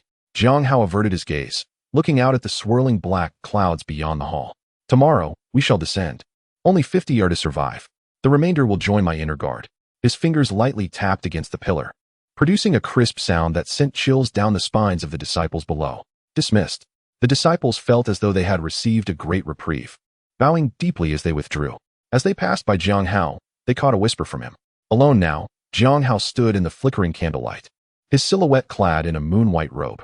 Tang, my junior brother, not a single disciple among them brings me as much joy as you do. Chapter 92. No, this truly wasn't my doing. The morning mist had yet to dissipate, and the disciples of the Tianyi Sect had gathered at the stone steps, which bore a hue of blue-gray. Their white robes fluttered gently in the mountain breeze, adorned at the sleeves with intricate silver-threaded cloud patterns. Let us proceed. Consider this a test of your accomplishments over the past year. Led by Chun Fan, Jin Mahua, and Wu Yu, more than 20 disciples followed closely behind Lu Yuan. Initially, the disciples appeared at ease, but the moment their feet departed from the gates of the Tianyi Sect, an instinctive tension gripped their bodies, scattering them as they cautiously advanced in formation, reminiscent of their skirmishes against demonic cultivators. Brother Lu had stated that this descent would assess their yearly progress. Thus, they were obliged to maintain their focus. Just as they had done in their inaugural venture, they would train with Lu Yuan the following day. Yet, they found themselves abandoned in a den of ferocious beasts that night. Knowing Lu Yuan's temperament, it was evident that their exit from the mountain was fraught with deception. Be cautious, it's a detonating talisman. Upon closer inspection, Jin Mahua noticed a slender, transparent thread at his feet. Tracing the thread, he discerned that its end was concealed within a thicket. Jin Mahua immediately concluded that the thicket was undoubtedly rigged with a plethora of explosive talismans, specifically fire-explosive talismans. Had he not exercised due diligence, he would have fallen victim to Lu Yuan's ploy once more. The gravity of the situation transformed Jean Mahua's once serious expression into a smirk, just as he prepared to part the bushes. However, a stern voice interrupted him. Something is amiss. Do not laugh, keep your voices down, and remain still. As a seasoned individual, Chun Fan understood that laughter was strictly prohibited in Lu Yuan's presence. His face bore no trace of amusement. He surveyed their surroundings with great caution. Observing Lu Yuan meandering ahead, Chun Fan felt an unsettling disquiet. As Jean Mahua Sr., Chun Fan recognized the thread as a likely smoke bomb. It was possible that the genuine trigger lay within the thicket, while the explosive talismans were positioned right beneath their feet. Lu Yuan may have even set up a formation to obscure their senses, rendering them oblivious to the true danger. Alternatively, it was conceivable that the merciless Lu Yuan had modified the fire explosive talismans to detonate based on sound. A multitude of harrowing images of past encounters with Lu Yuan flooded Chun Fan's mind. What's wrong, Brother Chun? The disciples, now paralyzed by fear, dared not move or speak, casting helpless glances at Chun Fan. I suspect there are several possibilities. Chun Fan whispered his recent conjectures. The moment he spoke, gasps erupted among the group of disciples. Shoo!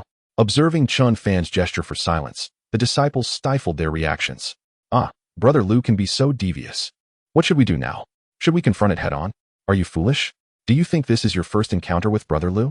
You believe the area is only rigged with detonating and fire explosive talismans? Chun Fan, Jean Mahua, and Wu Yu found themselves at a loss, enveloped in silence. The disciples incessantly speculated in their minds about the insidious traps that Lu Yuan had laid in this place. In their hearts, they deemed Lu Yuan as the root of all their troubles. Unbeknownst to them, Lu Yuan ambled leisurely ahead with Imo Qianyu. Junior Brother Imo, I have heard that Elder 5 intends to expel you from the sect? Lu Yuan inquired, his eyes ablaze with curiosity. Ah, my master was merely speaking out of anger. He is just concerned about his precious spirit stones, Imo Qianyu replied nonchalantly. Pay him no mind. After all, I hold sway over Wudao Peak now. Once I attain the transformation of spirit, the treasures of Wudao Peak will be left for the next generation and my master to replenish. As Imo Qianyu spoke, his demeanor remained unflinching, his tone devoid of any tremor, almost audaciously resolute. Junior Brother Imo, that seems rather excessive. Elder 5 has had his struggles as well. Lu Yuan interjected, unable to contain his disapproval. During my time with you, senior brother, I have gained much insight. It was my master who incited me from behind the scenes, stirring conflict between you and me, resulting in my being toyed with like a fool all these years. Upon observing Imo Qianyu's demeanor, Lu Yuan felt as though he was witnessing a rebellious adolescent, or perhaps a once obedient child led astray by Lu Yuan's influence. A flicker of guilt stirred within him. Junior brother, in truth, Elder 5 only wishes what is best for you. Enough, senior brother Lu. I merely wish to vent my frustration. After achieving the transformation of spirit, I will venture out and rectify my shortcomings. This decision is made after careful consideration. Just look at the core forces of Tianyi Sect concentrated at Tianjue Peak and Wudao Peak. However, the training for disciples at Wudao Peak has remained unchanged for millennia. Imo Qianyu's gaze turned earnest as he stated. I have noted that the mortality rate for disciples of Tianjue Peak during their quests against demons stands at a mere 5%, while that of Wudao Peak has tragically reached 12%. For instance, I recall an occasion when disciples from Wudao Peak and Tianjue Peak ventured out together and encountered members of the Tianyi Sect. I am unsure of their methods. But one disciple from Tianjue Peak, enchanted by a demoness, was on the verge of self-destruction when, in a moment of clarity, he severed his own manhood. This act jolted him back to his senses, enabling him to turn the tide and slay the demoness. In contrast, our disciples at Wudao Peak, Imo Qianyu's eyes glistened with remorse and regret. Though equally ensnared, they lacked the resolve to take such drastic measures, ultimately leading to their demise. Had I been more stringent with them, like you, perhaps their fates would have been different. Enough, enough, it is not your fault. Each peak possesses its own characteristics. Lu Yuan hastily interrupted, sensing Imo Qianyu's growing despondence. Moreover, it is not too late. Look at these disciples. As he turned to glance at the disciples he had mentioned, he was instantly taken aback. Behind them lay an emptiness, devoid of any presence. Senior Lu, what is the matter? Imo Qianyu inquired, turning back in confusion, equally bewildered. Senior Lu, where have my junior disciples gone? What mischief have you orchestrated? Lu Yuan's eyes mirrored his own perplexity. I truly do not know, he replied. Senior Lu, what is your intention? The juniors are right here. There is no need for pretense. as I shall not interfere in your affairs." Lu Yuan found himself at a loss for words, insisting, "No, this is genuinely not my doing." Chapter 93. Those who dare not cause trouble are mediocre talents. No, this truly is not my doing. Yet, the skepticism in Mo Qianyu's gaze was palpable. In a moment of desperation, Lu Yuan began to stomp his feet. "Every word I utter today is the absolute truth. All right, if you do not believe me, let us return and investigate." Lu Yuan grasped Mo Qianyu's arm and hurried back. Along the way, Mo Qianyu suspected that Lu Yuan was indeed responsible for the situation. After all, his reputation was at stake. "Senior brother, your junior has grown significantly. Next time, you might consider using a different ruse to deceive me. How does your claim of going down the mountain to train differ from your initial training with them at dawn?" "Fine, I want to waste my breath explaining. You shall see for yourself."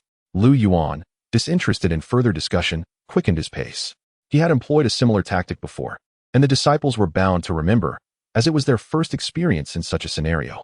His primary purpose for descending the mountain was to expose them to the treacherous and intricate nature of humanity. Firstly, he had not sabotaged them. Furthermore, this was at the foot of the Tianyi Sect. No fool would dare to stir trouble here. So what could they possibly be engaged in? Lu Yuan found himself perplexed. However, upon reaching the mountain gate with Mo Qianyu, he was taken aback. 1, 2, 3, are they playing statues? Gazing at the motionless disciples, who dared not even breathe audibly, Lu Yuan inquired tentatively, "Are you all engaged in a game of statues?" At that moment, Mo Qianyu nudged Lu Yuan, wearing an expression of knowing anticipation. "Senior brother, are you still attempting to deceive me? It is evident that this is your doing." "No, I truly have done nothing." Faced with Lu Yuan's innocent demeanor, Chen Fan internally scoffed. What a charade, and did he truly think this was the first day of their brotherhood? If he were to genuinely believe Lu Yuan, he might find himself blown away in the next instant. Then, Lu Yuan would don that same innocent expression, holding a recording stone and feigning surprise, exclaiming, "Ah, who activated my recording stone? How fortuitous that it captured my junior brothers and sisters." Not earning spirit stones, he would merely profit from the capital of a recording stone. This entire routine was something even Chen Fan had memorized. "Senior brother, enough? Please dismantle the trap you have set." "Trap? I genuinely do not know of any trap." Lu Yuan was truly at a loss, unable to voice his grievances. Yet, the ever-cautious Lu Yuan, despite the penetrating gazes of so many, maintained his composure, eager to prove his innocence. Instead, he began to suspect that Mo Qianyu and Chen Fan might have conspired to set him up. Thus, for a moment, Lu Yuan stood frozen, warily surveying his surroundings. Ultimately, he formed a hand sign, summoning a paper figure to investigate the area around the disciples. The paper figure cautiously approached and halted in front of Jean Mahua, scrutinizing the fine threads binding the disciples. With utmost care, the paper figure extracted the fine threads. At the moment the threads were drawn out, the disciples instinctively activated their spiritual energy to protect themselves. However, after a prolonged silence, they turned their curious gazes toward the fine threads in the paper figure's grasp. Meanwhile, Jean Mahua boldly scattered the bushes. To their astonishment, the thicket, which they had previously believed to be laden with traps, was utterly devoid of any such devices. At the end of the fine thread held by the paper figure, there was merely a small iron hook, reminiscent of those used for fishing. One could only wonder which angler from the Tianyi Sect had carelessly discarded their line here. Lu Yuan, Mo Qianyu, Chen Fan, Wu Yu, along with the disciples of the Enlightenment Peak, exchanged bewildered glances, and the atmosphere grew subtly tense. "Let us depart." Lu Yuan finally broke the silence. The group tacitly decided to dismiss the matter. It was unexpected that a mere fishing line could so thoroughly control the young leaders of Tianjua Peak and Enlightenment Peak for an entire morning. At an inn, after a long afternoon journey, Chen Fan and his companions arrived at their destination. Initially, they had not intended to stay at this particular inn, but the extraordinary controlling artifact, the fishing line, had delayed them significantly, altering their plans. "Esteemed guest, with so many of you, I fear one room may not suffice." The innkeeper, gazing at the nearly 20 individuals behind Chen Fan, appeared somewhat distressed. Upon seeing such a large group, he had anticipated a lucrative opportunity, only to find that they wished to share a single room. Moreover, there were women among them. "Not to worry, just make the arrangements," Chen Fan replied. Unlike ordinary mortals, even cultivators in the qi refinement stage could go days without rest, but traveling at night posed risks. Thus, Chen Fan sought refuge in an inn, reasoning that separating into smaller groups would be too perilous. The disciples had no objections, as the female disciples, including Wu Yu, were similarly untroubled by the arrangement. After over a year of desensitization training, they had developed a more relaxed attitude towards gender differences. Survival was paramount. Sharing a room was of little consequence, as they were not engaged in any inappropriate activities. This was not even the most surprising aspect, should any of them experience discomfort and urgently need to relieve themselves. According to the habits instilled in them by Yuan over the past year, they would undoubtedly summon everyone to witness the process. Moreover, they would remain in their room to avoid falling for an enemy's ploy to draw them away. The unpleasantness was inconsequential. They had endured worse, having been left in a latrine for 3 days and nights, nearly becoming pickled. Observing Chun Fan's resolute demeanor, the innkeeper chose not to press further, though his enthusiasm had waned. Very well, esteemed guests, I shall select a spacious room for you. Nevertheless, after years of running the inn, the proprietor refrained from showing any disrespect to Chun Fan and his group. Who could tell if they were merely pretending to be harmless? He had responsibilities to his family and dared not take any risks. Just as Chun Fan and his companions prepared to ascend the stairs, an exceedingly awkward voice broke the air. Oh, boss. Tonight these lovely ladies are going to have a splendid time with these 20 individuals. Following the voice, Chun Fan turned to see a short, portly figure with a rather disreputable appearance addressing those nearby. A man of decent appearance, yet possessing an aura of malevolence, engaged in conversation. Despite the din of the inn, with numerous patrons vociferously chattering, Chun Fan and his companions, being cultivators, easily discerned the dialogue between the two men, particularly as their voices bore no hint of restraint. Chun Fan and Jean Mahua suddenly halted, their gazes fixed intently upon the table occupied by the men. Sensing their scrutiny, the individuals erupted into laughter, dismissing Chun Fan and Jean Mahua entirely. Chun Fan, casting merely a fleeting glance, then led his companions to their room. The severity of the ridicule was hardly a fraction of what they had encountered from senior brother Liu. At that moment, the two men emerged. A disheveled fellow with unruly hair remarked, "Brother, do you think we are going too far?" The corpulent man immediately countered, "What nonsense! Hasn't the sect leader stated that a cultivator who shies away from confrontation is no true cultivator? It is said that those who recoil from conflict are mere mediocrities. Besides, look at these cowards. They are too frightened to even utter a sound." Upon reaching their room, Chun Fan's demeanor turned grave. Although the attack was not particularly forceful, it did not imply that he would simply acquiesce. "Prepare yourselves for tonight," he instructed. "Let us refrain from confronting the demonic cultivators for now and allow that rabble to thoroughly experience the fruits of our year of training under senior brother Liu." Chapter 94. The Practical Teachings of Brother Liu. Goodness, Big Wong. Have you ever encountered such a stunning woman? This is indeed a first for me. The rotund man gazed longingly at Wu Yu's retreating figure, saliva nearly spilling from his lips. Wu Yu's enchanting beauty and figure were remarkable, yet, in a place like Tianyi, where many such exquisite maidens existed, one could only imagine her prominence in any other sect, undoubtedly destined to be chosen as a saintess. The sinister man nodded with ill intent, a smirk of disdain and arrogance gracing his features. I wonder how such a celestial being would associate with this group of cowards. Have you all discerned to which sect these individuals belong? This man, hailing from a notable lineage, was not completely under the thumb of the rotund fellow. A scruffy man, resting his chin on his hand, pondered aloud, "Big Wong. Their attire is so varied that it is difficult to ascertain their sect. Oh, they clearly belong to a destitute sect that can't even afford proper robes. What if we were to entice those young ladies to join our clan?" The rotund man leered, rubbing his hands together. "Indeed, that could work. Our sect is in dire need of manpower. The sect leader would surely be amenable." The sinister man, draping an arm around the shoulders of two twin girls beside him, ascended the stairs. Outside the inn, a burly man, holding a chicken leg, observed the scene with keen interest. "These rascals are utterly spineless. I wonder which sect those young ones come from. I was hoping to witness a scuffle." He shook his head in disappointment, reaching for his wine flask and taking a hearty swig. In the dead of night, within a room on the second floor, Chun Fan and his companions had donned dark travel attire, exposing only their eyes and mouths. Chun Fan raised his arm, signaling, before stealthily exiting the room. Wu Yu and Jean Mahua quickly followed suit, maintaining a disciplined formation as they slipped away. Chun Fan's primary role was to set up formations and traps, while also surveying the surrounding terrain. Jean Mahua remained hidden in the shadows, poised to coordinate a lethal strike with Wu Yu.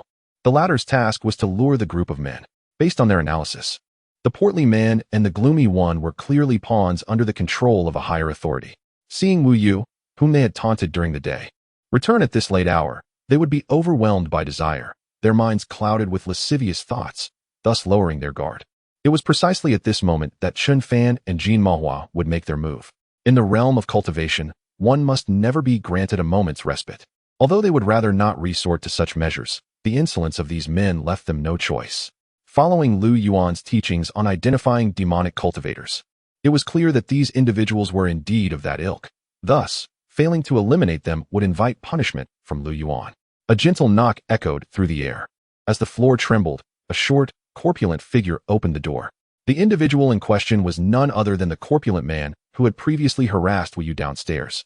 In contrast to the sinister figure, this hefty man appeared far more manageable. Upon catching sight of Wu Yu at the door, he momentarily froze. However, a lewd smile swiftly crept across his face. "What brings you here so late, junior sister?" he inquired with a suggestive tone, suppressing her revulsion. Wu Yu cast a flirtatious glance at the rotund man and melodramatically lamented, "Senior brother, my fellow disciple insists we all cram into one room, disregarding us junior sisters."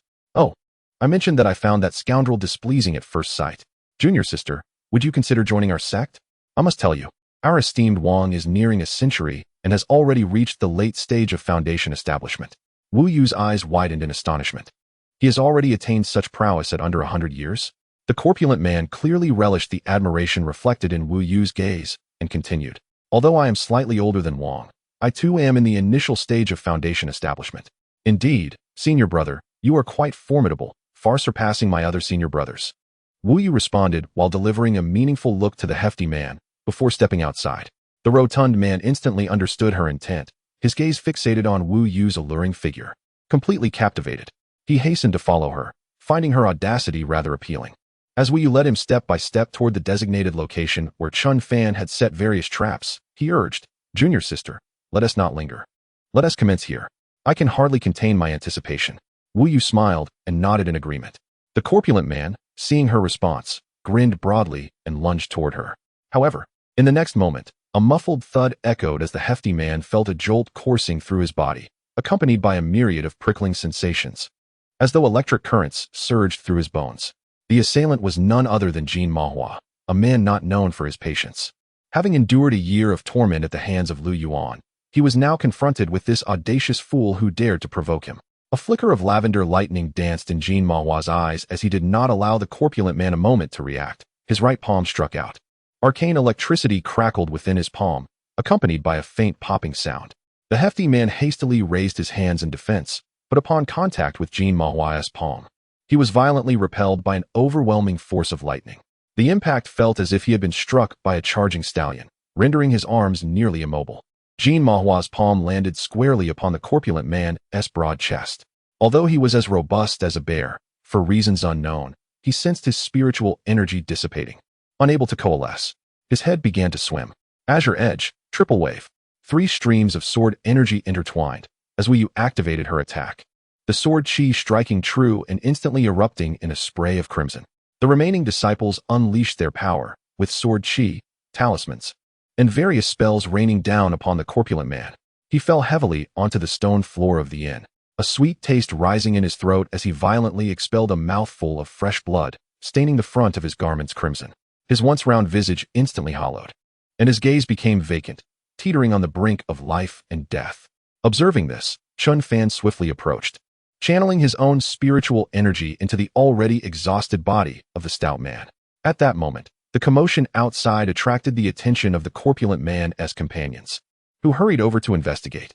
Alongside the previously seated sinister men and the disheveled individuals, there were 3 men and 2 women. Upon seeing the stout man in such a state, they rushed forward.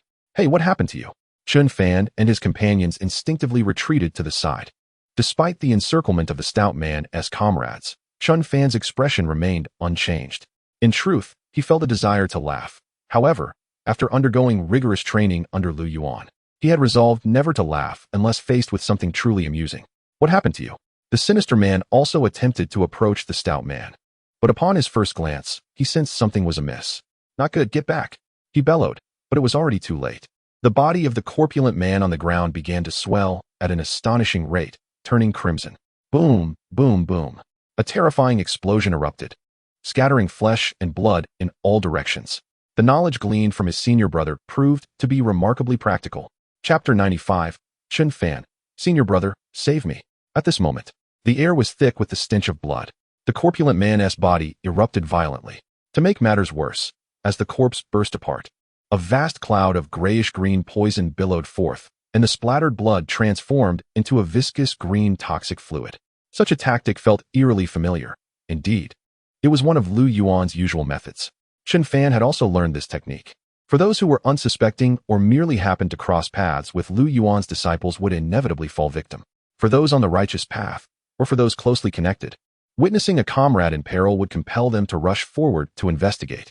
Conversely, for the demonic cultivators, seeing a fallen peer would draw them near, not to render aid, but to scavenge the corpse, for the spoils contained within storage bags and rings belonged to the swiftest.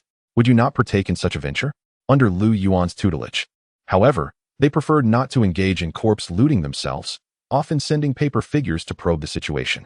Thanks to various formations and the obscuring mists, the corpulent man's companions managed to scatter just in time, yet they still fell prey to Chun Fan's meticulously laid traps. The disheveled man they had encountered earlier fared relatively well, merely coughing up blood. As he had been positioned at the outer edge of the explosion's epicenter and had acted with caution, narrowly escaping the blast. However, the ensuing shockwave and the toxic fumes left him in considerable discomfort. The sinister man, despite being the first to sense something amiss and making immediate defensive maneuvers, was overwhelmed by the sheer might of the corpse explosion. For reasons unknown, he could not summon his spiritual energy in time, and now he found himself hurled aside, his body ravaged by poison, emitting agonizing cries of despair. Among the 3 men and 2 women who had hurried to the scene, a red-haired man suffered grievous wounds to his chest, abdomen, and legs, his flesh a grotesque mess. The remaining 4 were left with most of their bodies obliterated, their survival clearly impossible. As the explosion dissipated, the sinister man gazed at Chun Fan and his companions, a flicker of panic and terror flashing in his eyes. My lords, I realize my mistakes. I am doomed, truly, I should not have spoken. Who could have anticipated such brutality from a group of nearly 20 crammed into a single room, initially silent, only to later unleash a deadly assault? Chun Fan's lips curled into a cold smile. With a swift motion, the nearest man was decapitated, his very soul obliterated. Chun Fan had yet to master the art of soul refinement, but witnessing his ruthless actions and the instantaneous demise of his comrade left no room for explanation.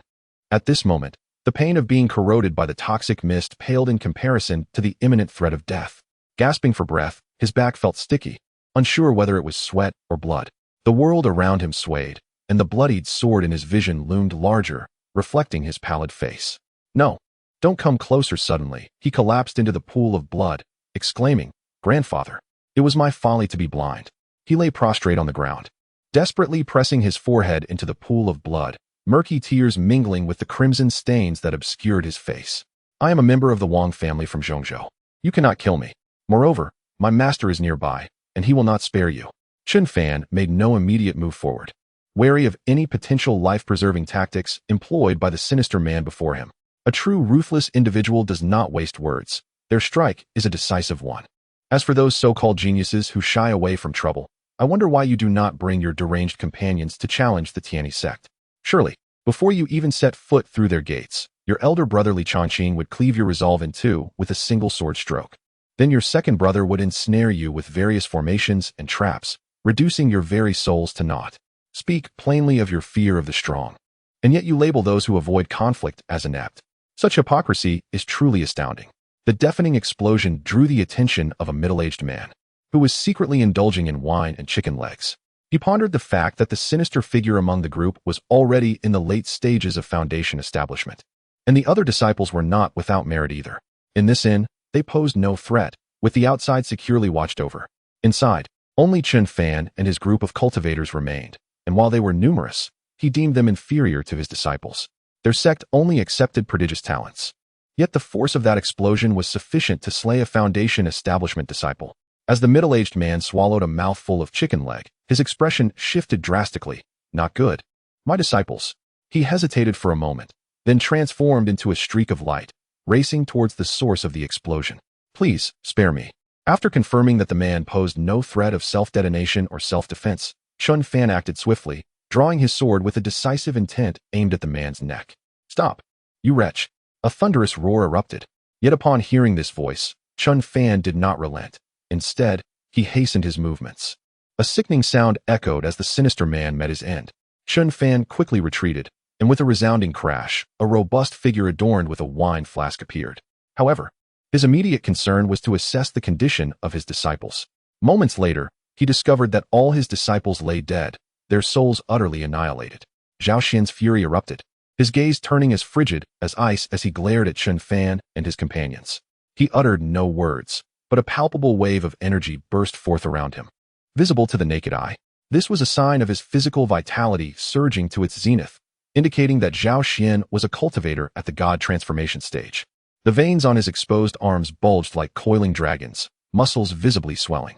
A thunderous cracking emanated from deep within his bones, as if an invisible mountain was rising within him.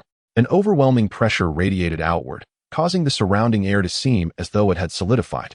Even the moonlight appeared distorted by this force, and the cobblestones beneath his feet shattered silently, fine cracks spreading like a spider's web. There are no extravagant techniques employed.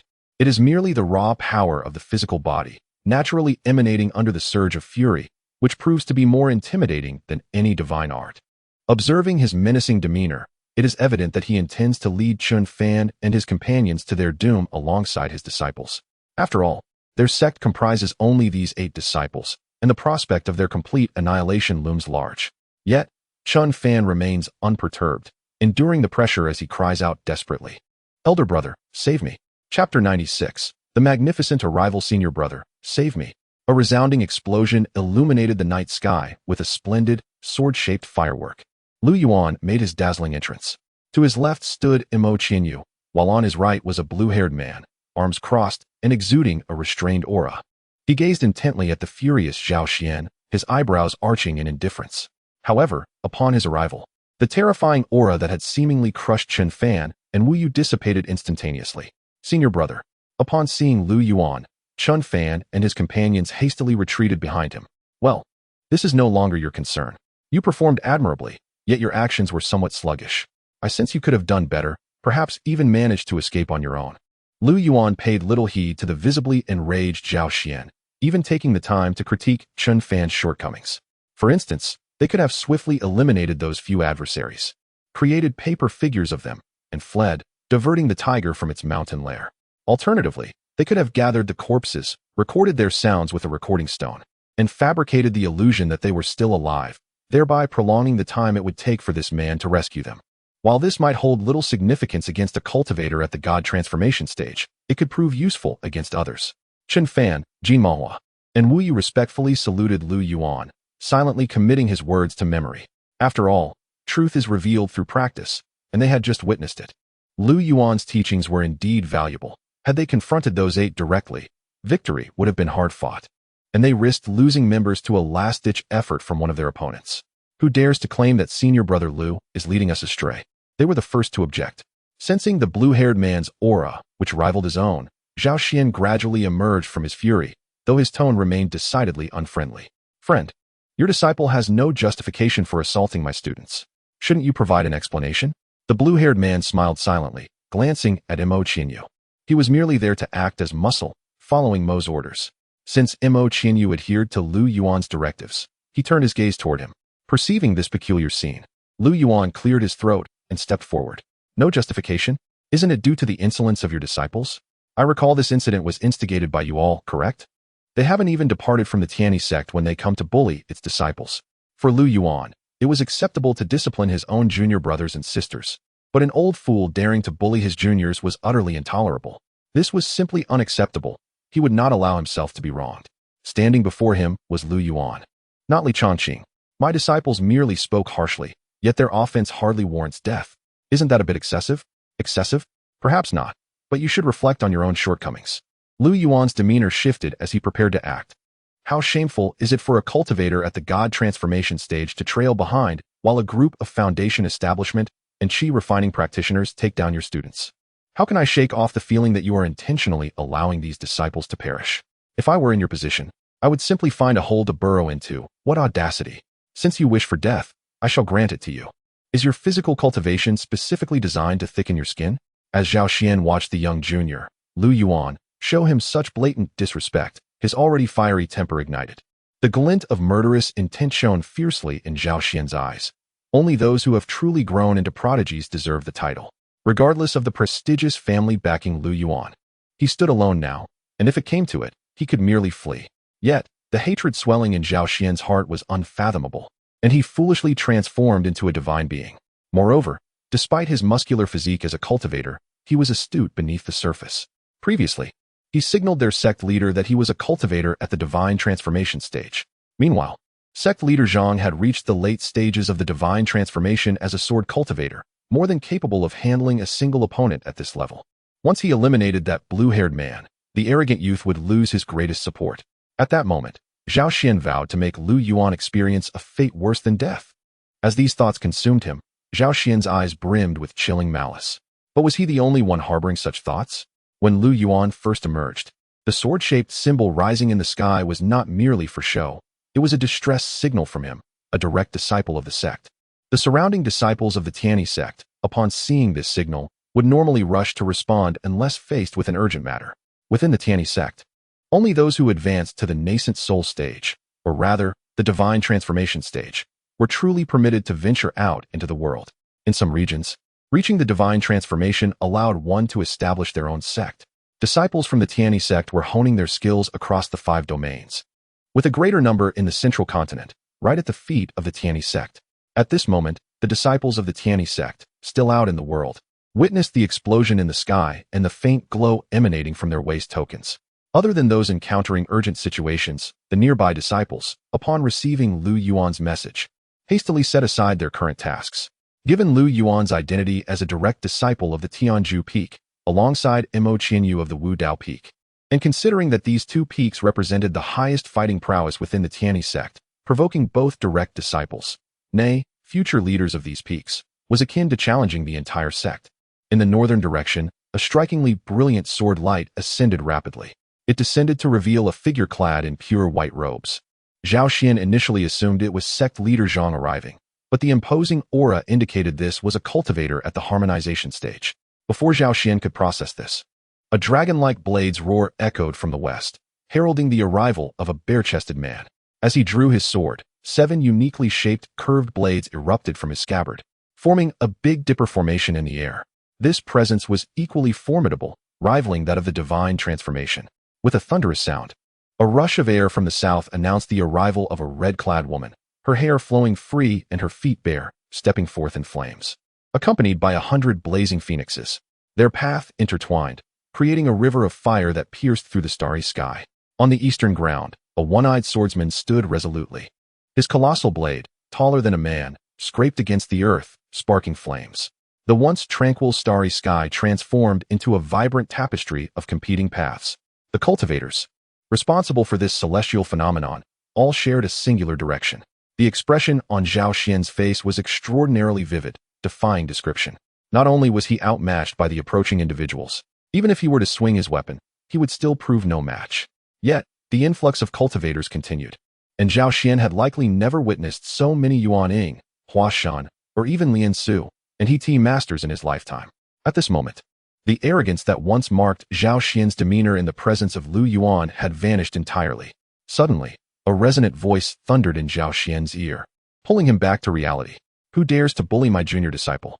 Chapter 97. The exchange of power. Is it you who bullies my junior disciple? The black scabbard on the bare man's back suddenly emitted a piercing sound of tearing. With a loud crack, 7 beams of cold light surged into the sky, accompanied by a fierce blade wind. 7 curved swords whirled in the air, forming a blade array around Zhao Xian. The bare man's eyes glinted with malice as he coldly sneered at Zhao Xian. What are you, really? Do you delight in bullying the weak? You think you're something special, a mere transformation god? Before his words fell, the others unleashed their respective powers, their terrifying pressures bearing down upon Zhao Xian. Initially confident, Zhao Xian's face turned ashen with shock. He sensed that any movement on his part might lead to immediate suppression by the group. The overwhelming pressure rendered him nearly breathless, on the verge of suffocation. Drenched in sweat, he glanced at Lu Yuan across the room, inwardly lamenting. Seriously, my friend, what is your background? With so many powerful figures backing you, why are you crammed into a single room with over 20 people? Transformation gods roam freely. And those in the void refinement stage don't even need to queue. You could simply sweep through with a single command. Such a potent force in Zhengzhou could surely only be rivaled by the Tianyi Sect. Yes, only the Tianyi Sect. As this thought emerged, Zhao Xian's heart sank completely. But the Tianyi Sect doesn't operate in such a manner. The 20-odd individuals here engage in drugging, corpse explosion techniques, traps, ambushes, and silencing. None of these terms align with the Tianyi Sect's reputation. Zhao Xian's perception of the Tianyi Sect was perhaps still rooted in the era of Li Changqing's disciples, leaving him utterly puzzled. The bear man turned to Lu Yuan, his initially fierce demeanor transforming into a gentle and amiable expression, though it was incongruous with his rugged appearance. One could sense his goodwill towards Lu Yuan. A coarse voice boomed. "You must be junior brother Lu. I've long heard that master has taken in a fine disciple. I have been away from the sect for years, and today, seeing you, I can confirm that master's judgment is indeed commendable. You are a remarkable talent, far surpassing this old brute. I nearly became master's personal disciple back in the day. Well, if you're only nearly good, then what does that make me?" A handsome young man in a flowing white robe approached, his restrained aura seemingly eclipsing that of the bear man. "Little Lu Yuan, do you remember? I held you in my arms when you were a child. How swiftly the years have passed. Junior brother, I have met several senior brothers and sisters." Lu Yuan hurriedly stepped forward to pay his respects. Although he did not recognize some of them, it did not hinder his greeting. Following closely, Xin Fan, Wu Yu, and Jin Mahua all bowed. Lu Yuan struggled to recall their names, and they were equally unfamiliar to him. Yet, as Lu Yuan offered his salutation, how could they do any less? "Xiao Qinyu, you're here as well. I initially thought you were from Tianjua Peak. I didn't expect even my fellow disciples from Wudao Peak to be bullied. My sister will surely seek justice for you." A barefoot maiden in a flowing red dress, her hair cascading down, playfully embraced Mo Qinyu upon seeing her beside Lu Yuan. "Sister, please cease your antics. There are so many people present." Feeling the softness before him, Mo Qinyu hastily stepped back. Does little Qinyu think his sister has aged? Alas, how heartless, given how tenderly she cared for you in your youth. The woman in red wore an expression of sorrow, on the verge of tears, exuding a pitiful charm.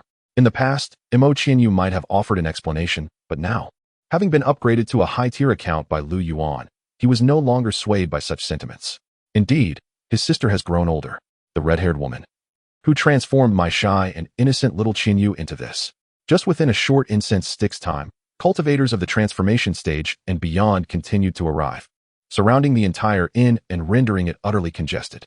Zhao Xian's expression was more sorrowful than tears could convey, his tone tinged with despair. "Senior, it's a misunderstanding, truly. This is all a misunderstanding. I did not know these were your junior disciples." The realm of this lad's senior brother was beyond Zhao Xian's comprehension as a transformation stage cultivator. Surely, that master must be an extraordinary figure of the integration stage. A misunderstanding? As soon as this phrase left his lips, the brothers surrounding him immediately sharpened their gazes, fixating intently on Zhao Xian. Did he truly believe they were as naive as when they first descended the mountain? A misunderstanding? Was it not simply his failure to perceive Lu Yuan's formidable backing? Considering they were from the Tianyi Sect, Zhao Xian endeavored to elaborate further, but at that moment, before he could utter another word, a hoarse voice resonated from a distance. "Old Zhao, what is happening? Why is it so lively here?" A middle-aged man, sword slung across his back, descended before Zhao Xian. Observing the throng around him, he immediately bombarded Zhao Xian with questions. "Old Zhao, what is going on? Did you summon me in haste due to some urgent matter?" The middle-aged man scanned the surroundings, noting the congregation of so many transformation stage and even higher realm experts. The first thought that crossed his mind was that some rare heavenly material or treasure had emerged. Otherwise, why would such powerful beings gather in such numbers? There was another possibility, that Zhao Xian had offended these individuals. However, he dismissed that notion in the next breath. He had never encountered so many transformation stage cultivators, let alone those whose realms he could not discern. It was simply impossible, absolutely impossible, with so many present. Could it be that a treasure of heaven and earth had manifested? Leaning closer to Zhao Xian, he whispered, "Nevertheless, old Zhao, we should depart promptly. The realm of the void refinement is rife with danger. Transformation stage cultivators are as common as dogs. Such treasures are not for us to covet." Upon seeing the middle-aged man with the sword approach, Lu Yuan instantly grasped the situation. Observing Zhao Xian, with his prominent brows and large eyes, one would initially perceive him as a brawny individual. Little did he know the depths of his cunning. Had he encountered someone other than Lu Yuan, a master of subterfuge? In their combined assault, the blue-haired senior brother from the Wudao Peak would likely have been subdued, and the fate of his own disciples would not have been a matter for contemplation. By the way, old Zhao, where are Wang Bin and that group of lads? Let us summon them and make our swift exit. To prevent any unforeseen calamity, lest the blades inadvertently harm these disciples, Zhang, the esteemed master, searched anxiously for his students. Zhao Xian, drenched in sweat and engulfed in trepidation, exuded an aura of profound fear. The thought of seeking further was futile. It seemed he too would soon join them. Observing Zhao Xian's peculiar countenance, he felt the penetrating gazes of formidable figures fixated upon him and Zhao Xian. Even the most oblivious could sense the disquiet. Trembling, Zhang turned to Zhao Xian, his voice quavering. Old Zhao, what on earth is happening? Surely, you haven't provoked these individuals, have you? Zhao Xian, at a loss for words, could only nod stiffly. Zhang could never have fathomed that the root of this turmoil lay in his own misguided philosophy of avoiding conflict, a cowardice that had inadvertently ensnared the talented disciples beneath him. Their fateful folly stemmed from their own indiscretion. With a mere basic attack, Chun Fan had effortlessly obliterated them, followed by Lu Yuan unleashing his ultimate power, summoning such an array of formidable beings. A simple strike had traded for 2 devastating ultimates. Was that even reasonable? Chapter 98. I have buried everything there. Go and seek it. Esteemed seniors, it is all a misunderstanding. Let us discuss this amicably. A cacophony. A terrifying pressure sought to utterly crush Zhao Xian and Zhang Zhangjiao, leaving not even a trace of their bones, erasing them from existence. Zhao Xian and Zhang Zhangjiao's faces flushed crimson, their pupils seemingly engorged, swelling with intensity. Yet, after a mere moment of stalemate, they were ultimately transformed into a mist of blood with a resounding explosion, completely dissipating. The Tianyi Sect, having long since traversed the cultivation world, may have appeared naive in their youth within the sect. However, once they ventured into the outside world and confronted the perils of the cultivation realm, those innocent notions gradually faded away. They had long since shed any semblance of mercy. Yet, some disciples, lacking adaptability, often fell victim to traps soon after descending the mountain. Thus, Lu Yuan commenced instructing them on these treacherous tactics within the Tianyi Sect, primarily to hasten their acclimatization. After all, encounters on the mountain's base could indeed be life-threatening. Junior brother, the bothersome fellow is no more, and coincidentally, I have a granddaughter around your age. Would you care to visit my home? Why go to your place? Come to mine. I am conveniently close to the Yuan sect. They paid no heed to Zhao Xian and Zhang Zhangjiao, surrounding Lu Yuan instead. Faced with so many fervent gazes, Lu Yuan hastily gestured. Thank you, esteemed seniors. But I must lead these junior brothers and sisters down the mountain for their training, so I shall not impose. Upon hearing Lu Yuan's refusal, the group collectively displayed expressions of regret, lamenting, then we shall not delay your time, but do remember to greet the master upon your return to the sect. Lu Yuan respectfully bowed in acknowledgement. Of course, after ensuring that Chun Fan compensated the shopkeeper for the losses incurred, he continued onward with the disciples. Watching Lu Yuan and his entourage depart, the woman in red appeared profoundly sorrowful. Xiao Qinyu harbored doubts about how her junior brother had transformed in such a manner. To eradicate the roots of the issue, a senior brother began to search the souls. After completing the search, he revealed to Lu Yuan the reasons behind the troublesome behavior of this group. This sect, known as something like Sure, only recruited geniuses, a claim that held some merit. However, they had a foolish rule stating that any genius who dared not stir trouble was deemed mediocre. Observing Chun Fan and his companions crammed into a single room, they mistakenly assumed they hailed from a minor sect, leading to boisterous mockery and even inappropriate thoughts directed at the female disciples, including Wu Yu. On the road, Lu Yuan regarded Chun Fan and his group with a serious expression. Let me make myself clear, senior brothers, if you share the same delusions as that rabble, believing that avoiding trouble equates to mediocrity, I shall not hesitate to sever your connections and cast you to the Tianyi Sect. To be frank, I have acquaintances there. Yes, Chun Fan and the others replied respectfully, yet they perceived Lu Yuan's words as mere jest. After all, how could you, as the second disciple of the Heavenly One sect, be entangled with the people of the Demon Sect? This time, Lu Yuan deliberately selected an exquisite location to test these disciples. One can be assured that this experience will indelibly imprint itself in the minds of everyone, except for Chun Fan. As for Chun Fan, Lu Yuan had already subjected him to numerous trials of varying degrees. This could only be considered moderate. They originally traveled by sword, and after approximately 3 days, they found themselves in an unfamiliar location. Lu Yuan then led them deeper into a grand mountain. Initially, a vague dirt path lay beneath their feet. solidified by the passage of many travelers, with weeds flourishing along the sides. However, as they continued, the path abruptly seemed to be severed, leaving only a tangle of thorns. The surrounding trees gradually transformed, with crooked old locust trees appearing, their trunks adorned with deep brown galls resembling wide-open eyes. Vines on either side dangled with desiccated yellow leaves, rustling softly in the breeze. The air was thick with the musty scent of decaying leaves. Why were they straying further off course? A sense of foreboding began to stir within Chen Fan. Suddenly, recalling Lu Yuan's earlier words, a frightful notion inexplicably surfaced in his mind. Could it be that senior brother Lu intended to sell them to the demon sect? Or perhaps, Lu Yuan planned to abandon them there, compelling them to escape on their own. Only those who survived would be worthy of being Lu Yuan's disciples? Quickly, Chen Fan shook his head, dismissing this absurd thought. If it were only him, he could believe that Lu Yuan might do such a thing, but with so many others present, he was certain Lu Yuan would not act in such a manner. A distant, indistinct roar of beasts echoed, its source indiscernible. Yet, as the sound filtered through layers of trees, it became muffled and eerie. Wu Yu stumbled upon something hard and abruptly halted. The group turned their gazes towards Wu Yu, suspecting it was a trap set by Lu Yuan. However, upon bending down to inspect, Wu Yu discovered it was merely a decayed wooden plaque, half buried. The characters inscribed on the plaque had long been eroded by the elements, barely revealing the word good. Observing the unremarkable plaque, they finally relaxed their vigilance, exhaling in relief. Lu Yuan noticed that whenever something occurred, the others looked to him, feeling rather helpless. Thus, he cleared his throat and spoke solemnly. Rest assured, I shall not hinder you this time. Your task this time is. Lu Yuan paused. Chen Fan had already perked up his ears, eager to learn what they were to do. Yet, Lu Yuan chose this critical moment to halt his words. Much like unscrupulous authors who abruptly cease their narratives at thrilling junctures, inciting frustration. Senior brother Lu, what is it? Please tell us. You are driving me mad. Lu Yuan cast a calm glance over the group, speaking leisurely. Do not rush. One should not act in haste.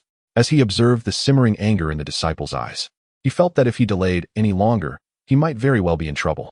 Lu Yuan hastily added, this task, if one could even call it that, involves your entry into a village nestled within the mountains.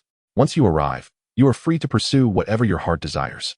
Whether you choose to vanquish malevolent beings, remain indifferent, or even settle down, the choice is entirely yours.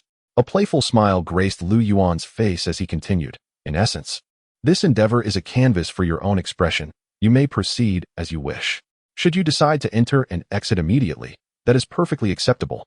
Finally, Lu Yuan turned towards the depths of the thicket, arms outstretched, and proclaimed, I have buried everything within this village. Do you wish to uncover it? Go forth. You shall not regret it. Chapter 99. Just think about it. Upon hearing Lu Yuan's words, the crowd gazed at him in disbelief.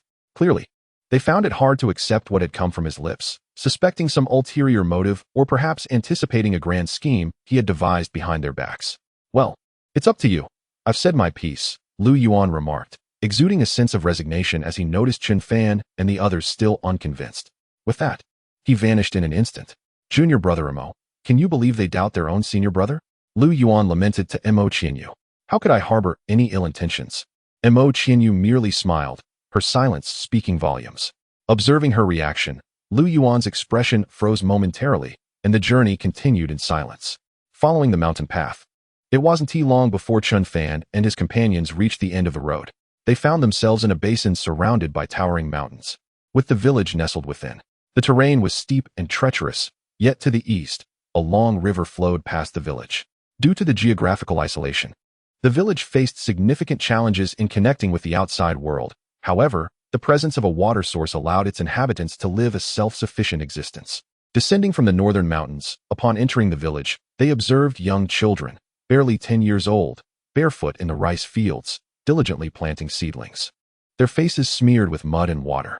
It was a picturesque scene, resembling a harmonious paradise. Chen Fan could not fathom why Lu Yuan had brought them to this place. Yet they remained on high alert. Shortly after entering the village, a middle-aged man approached cautiously, inquiring, Are you gentlemen immortals? At that moment, curious children playing at the village entrance gathered around, their eyes wide with intrigue, realizing that Chen Fan and his companions were outsiders. Moreover, Uncle Wang had mentioned they were immortals, figures only found in tales, which heightened the children's curiosity even further. Immortal masters, this is wonderful. Our village is saved. The middle-aged man's excitement was palpable upon confirming Chun Fan's identity as a cultivator. He appeared as if he had encountered a savior. "Come this way, esteemed masters," he urged, waving off the children who had gathered around them. Amidst the playful chaos, the children made faces at the middle-aged man before dispersing, ignoring their antics. The man led Chun Fan and his group directly to the heart of the village. Eventually, they arrived at the doorstep of a house that stood out from the rest. "Village chief, village chief." The middle-aged man could hardly contain his exhilaration as he knocked emphatically on the door. "What is all this noise about?" An elderly voice responded, followed by the creaking of the door as it swung open. A gray-haired elder emerged, supported by a young and beautiful woman. The elder appeared to be in his 60s. "Village chief, I bring good news." The middle-aged man whispered urgently to the elder, conveying the momentous arrival of Chun Fan and his companions. After listening, the elderly man trembled as he approached Chun Fan and his companions, immediately kneeling before them in a deep bow. "Esteemed immortals, please save our village." Chun Fan hurried forward to assist him, puzzled. "Greetings, venerable elder. We are disciples sent by our sect to train. Pray tell, what troubles your village?" After all, he had observed nothing amiss along the way, and the villagers bore no signs of fear or distress. "Honest words, esteemed immortals. Our village has been cut off from the outside world for 12 long years. You are the first visitors we have received in all that time." Chun Fan was taken aback. Although the village was surrounded by steep mountains, there was a bridge over the river to the east. How could it be that no one could come, or that they could not leave? "I do not understand either," the old man lamented. "The path lies right ahead, yet we cannot escape, nor can outsiders enter. Fortunately, we have survived here for generations, blessed with mountains and rivers. At my age, I have little to lose. But the younger ones in the village have known nothing but this place since birth. Esteemed immortals, you must help us." As he spoke, the elder attempted to bow once more. "Please, rise, venerable elder. Share with us in detail what transpired 12 years ago." Chun Fan refrained from offering immediate assurance, instead seeking a thorough account of the events that had unfolded. 12 years ago, the elder's long-buried memories resurfaced. As he recounted, no peculiar incidents were revealed, save for the fact that 12 years prior, they had slain a white fox. Since that day, they found themselves unable to leave the village, as if caught in a ghostly loop, always returning to the village entrance. Yet, no villagers had been inexplicably killed or disappeared. A fox spirit? Upon hearing these words, Chun Fan felt a wave of nausea, as unwelcome memories flooded back to him. Noticing his discomfort, Wu Yu expressed concern. "Chun Shitty, are you all right?" Chun Fan shook his head, suppressing the unsettling recollections. "I am fine, merely reflecting on some unpleasant thoughts. Do you think this could be the work of that fox spirit?" Over the past year, Jin Mahua and Chun Fan had grown increasingly close. Though Jin Mahua could be somewhat headstrong and a bit arrogant, he possessed a good heart. Who knows? If the fox spirit holds such power, why was it slain? "Very well, elder, I understand. We shall take a look around the village." With that, Chun Fan led Jin Mahua and the others away. "This is a task for you to judge as you see fit. Proceed as you wish." Lu Yuan's words echoed in Chun Fan's mind. He believed there was profound significance behind Lu Yuan's statement before entering the village. Thus, as he walked, he pondered deeply. "Fanzi, shall we take a stroll by the bridge? It seems we cannot glean any valuable information from these villagers." After inquiring around, the tale of the white fox has been embellished beyond belief. Rumors of the mountain deity's wrath and the fox spirit's consumption of essence abound.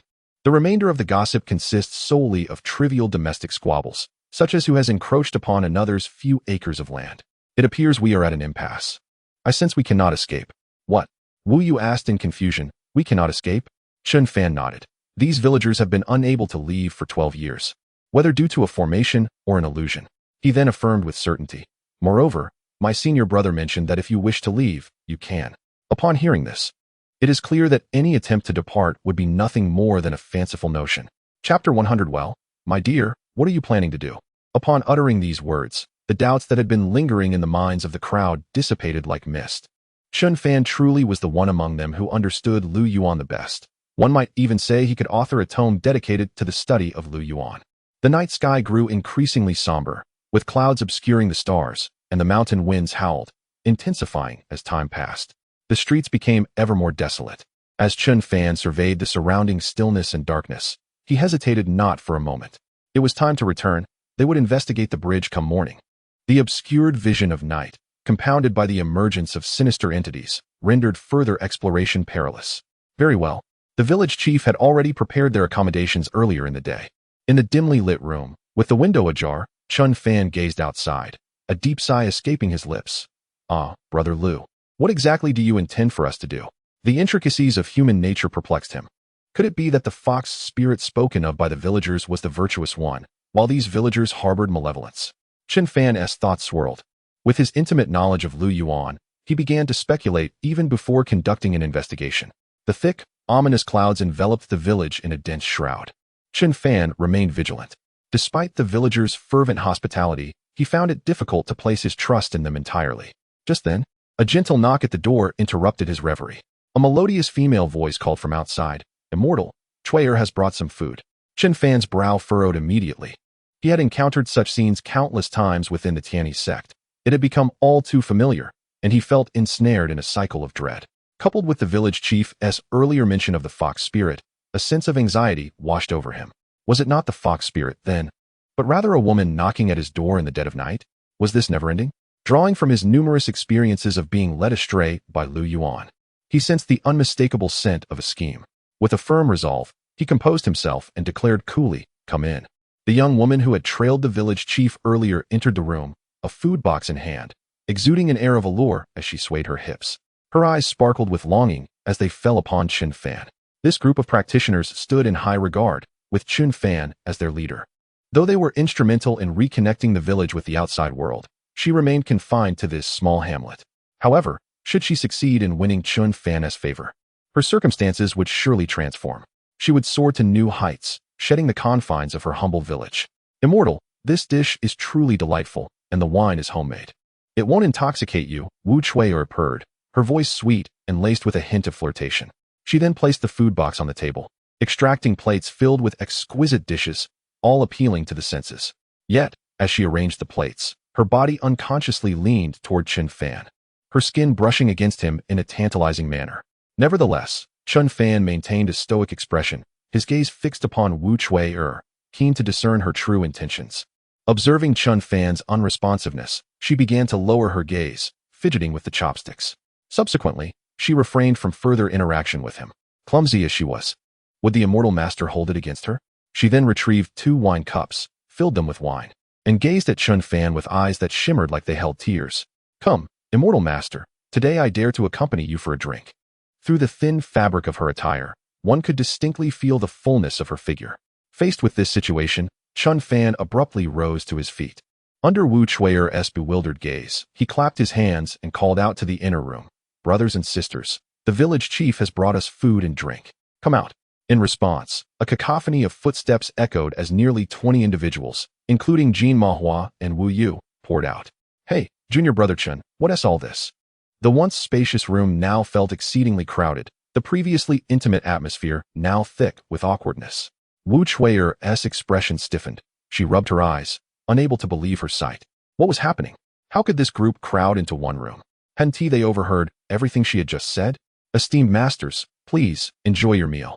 Chuyer shall take her leave," she stammered, her face flushing with embarrassment. In a panic, she fled the scene, leaving even the food tray behind. Watching Wu Chuier's retreating figure, Chen Fan shook his head disdainfully. She attempted seduction, yet her efforts paled in comparison to a mere glance from senior brother Lu.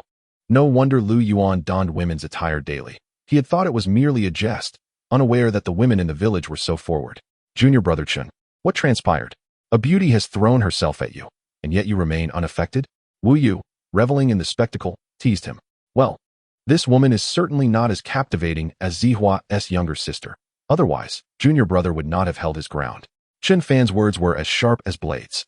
Wu Yu responded, "Oh, how long has it been? And you're still pursuing this line of jest?" It felt akin to having one's adolescent. Overly dramatic signature publicly executed. "All right, enough of this. I shall meditate now. Look, are you in a hurry?" After Wu Chuyer departed, none paid heed to the dishes laid out on the table. They all retreated to the inner room to meditate. After all, anyone daring enough to dine on that food, even if it posed no issue, would face severe repercussions from Lu Yuan upon their return to the sect. The following day, at dawn, as the sun began to rise in the east, smoke billowed from the village chimneys, the grayish smoke slowly dissipating in the mist. Dew clung to the grains in the fields, and as the morning light pierced through the fog, droplets cascaded from the leaves to the earth. Young and old, men and women, All carried farming tools towards the fields, eager to complete their work before the sun grew too fierce. Meanwhile, Chun Fan and his companions, having spent the night awake, prepared to step outside. They intended to investigate the village's various exits during daylight to uncover what was obstructing the village's passageways. Determining whether it is an array of formations, an illusion, or the mischief of the fox spirit spoken of by the village chief was of utmost importance. Chun Fan and his companions first ventured to the mountain pass, where Yuan had guided them to the village. However, just as they approached the entrance to the village, they suddenly heard someone calling out to them from behind. "Immortal, immortal!" The middle-aged man who had hurriedly brought them to the village chief's dwelling yesterday rushed before Chun Fan, visibly agitated. "What is it?" "Do not panic," Chun Fan reassured him. The man, gasping heavily and still in shock, replied, "Immortal, you must hurry and take a look. The butcher Wang in the northern part of the village has died." Chapter 101. "Brother Liu, you have successfully piqued my interest." "What? Someone has died?" Chun Fan was taken aback, but quickly regained his composure. "Indeed, the Wang butcher and his family of 5 have all perished, and their demise was quite tragic. Senior, you must come and see for yourself." The middle-aged man's face was still etched with profound terror, as if he had yet to recover from the sight of the bodies. However, in response to the man's insistence, Chun Fan and his companions showed no inclination to move. Wu Yu and her group sealed off the man's left side, while Jin Mahua and his followers blocked the right. Chun Fan stood before him with his group, while the rest obstructed his rear. Their expressions were devoid of emotion as they slowly advanced towards the middle-aged man. Furthermore, Chun Fan had set traps in the sky and on the ground to prevent any escape by flight or burrowing. As the group drew nearer, the middle-aged man appeared increasingly anxious, trapped with nowhere to flee. "Seniors, what are you planning to do?" Chun Fan remained silent, gripping the middle-aged man firmly. His hand reached for the man's head, channeling spiritual energy. After a thorough examination, he confirmed the man was indeed alive and free from any curses, enchantments, or control. Only then did Chun Fan and his companions feel reassured. According to the disciple manual of Tianyi Sect, the 356th rule states that when faced with sudden urgency, there is an 80% chance of deceit. The man's persistent urging to investigate raised Chun Fan's suspicions. Could this man be a fox demon in disguise? Or had he been manipulated to disrupt their judgment, leading them into a trap set by the fox demon, resulting in their demise? All right, lead the way ahead. Even if there were no issues, Chun Fan would not fully trust this individual, keeping a considerable distance. Transforming into a paper clone, he followed closely behind while concealing himself underground. These techniques he had learned from Yuan. Although the middle-aged man was perplexed, he complied obediently, following the man. It wasn't long before they reached a street bustling with people. At this moment, Chun Fan caught a whiff of a strong metallic scent. Make way, make way. The village's immortal has arrived." The middle-aged man carved a path through the crowd, allowing Chun Fan and his companions to follow suit. "Immortal, you have finally arrived. Please take a look. This must be the fox demon from 12 years ago." The village chief hurriedly welcomed Chun Fan and his group, casting a fierce glare at the middle-aged man. "How long did it take you to bring them here?" The middle-aged man felt unjustly accused but could only swallow his frustration. Aware that they were dealing with immortals, whom they could not afford to offend, they had witnessed the prowess of these cultivators and dared not provoke them, unlike other reckless mortals. As the onlooking villagers gathered at the entrance, within the courtyard stood only the village chief and a young man in his 20s. Upon stepping into the courtyard, Chun Fan furrowed his brow. A faint aura of demon energy still lingered in the surroundings, indicating that the event had transpired recently.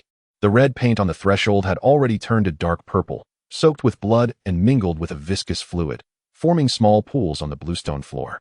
The entire courtyard lay in disarray.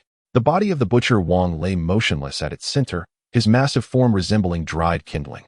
His purplish-black skin clung tightly to his bones, and his once formidable arms, capable of lifting half a pig, had withered into mere twigs. His eye sockets were hollow, as if drained of vitality by a fox spirit. In total, there were 5 members of the Wang family, all reduced to mere skin and bones. Chun Fan squinted. Was this truly the work of the fox spirit?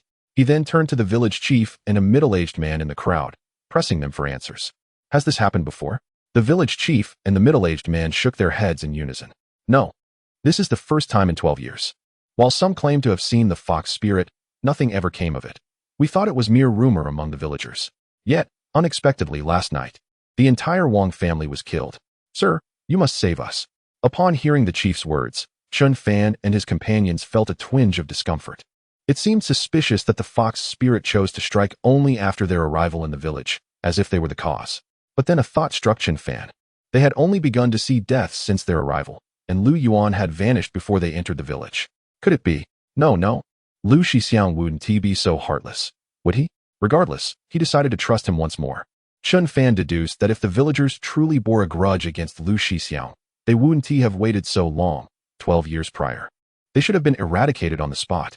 This reasoning was the primary reason Chen Fan chose to believe in Lu Yuan. Meanwhile, on a distant mountain, Lu Yuan and Mo Qinyu stood observing the situation below. Beside Lu Yuan stood an unfamiliar man with striking red hair. Junior brother Lu, has this wager finally begun? The red-haired man suddenly inquired, gazing at the crowd gathered around the butcher's home. Indeed, we sealed the fox spirit for 12 years, and now that it has emerged, our bet is in effect. After all, it was agreed upon 12 years ago. Is senior brother Song having second thoughts? The red-haired man's gaze lingered on the village chief, his eyes somber. Of course not. I, Song, will not go back on my word, whether in victory or defeat. You may take what you desire. Suddenly, for reasons unknown, the red-haired man's tone softened, revealing a hint of sorrow in his eyes. I merely wished to provide an explanation for my actions back then.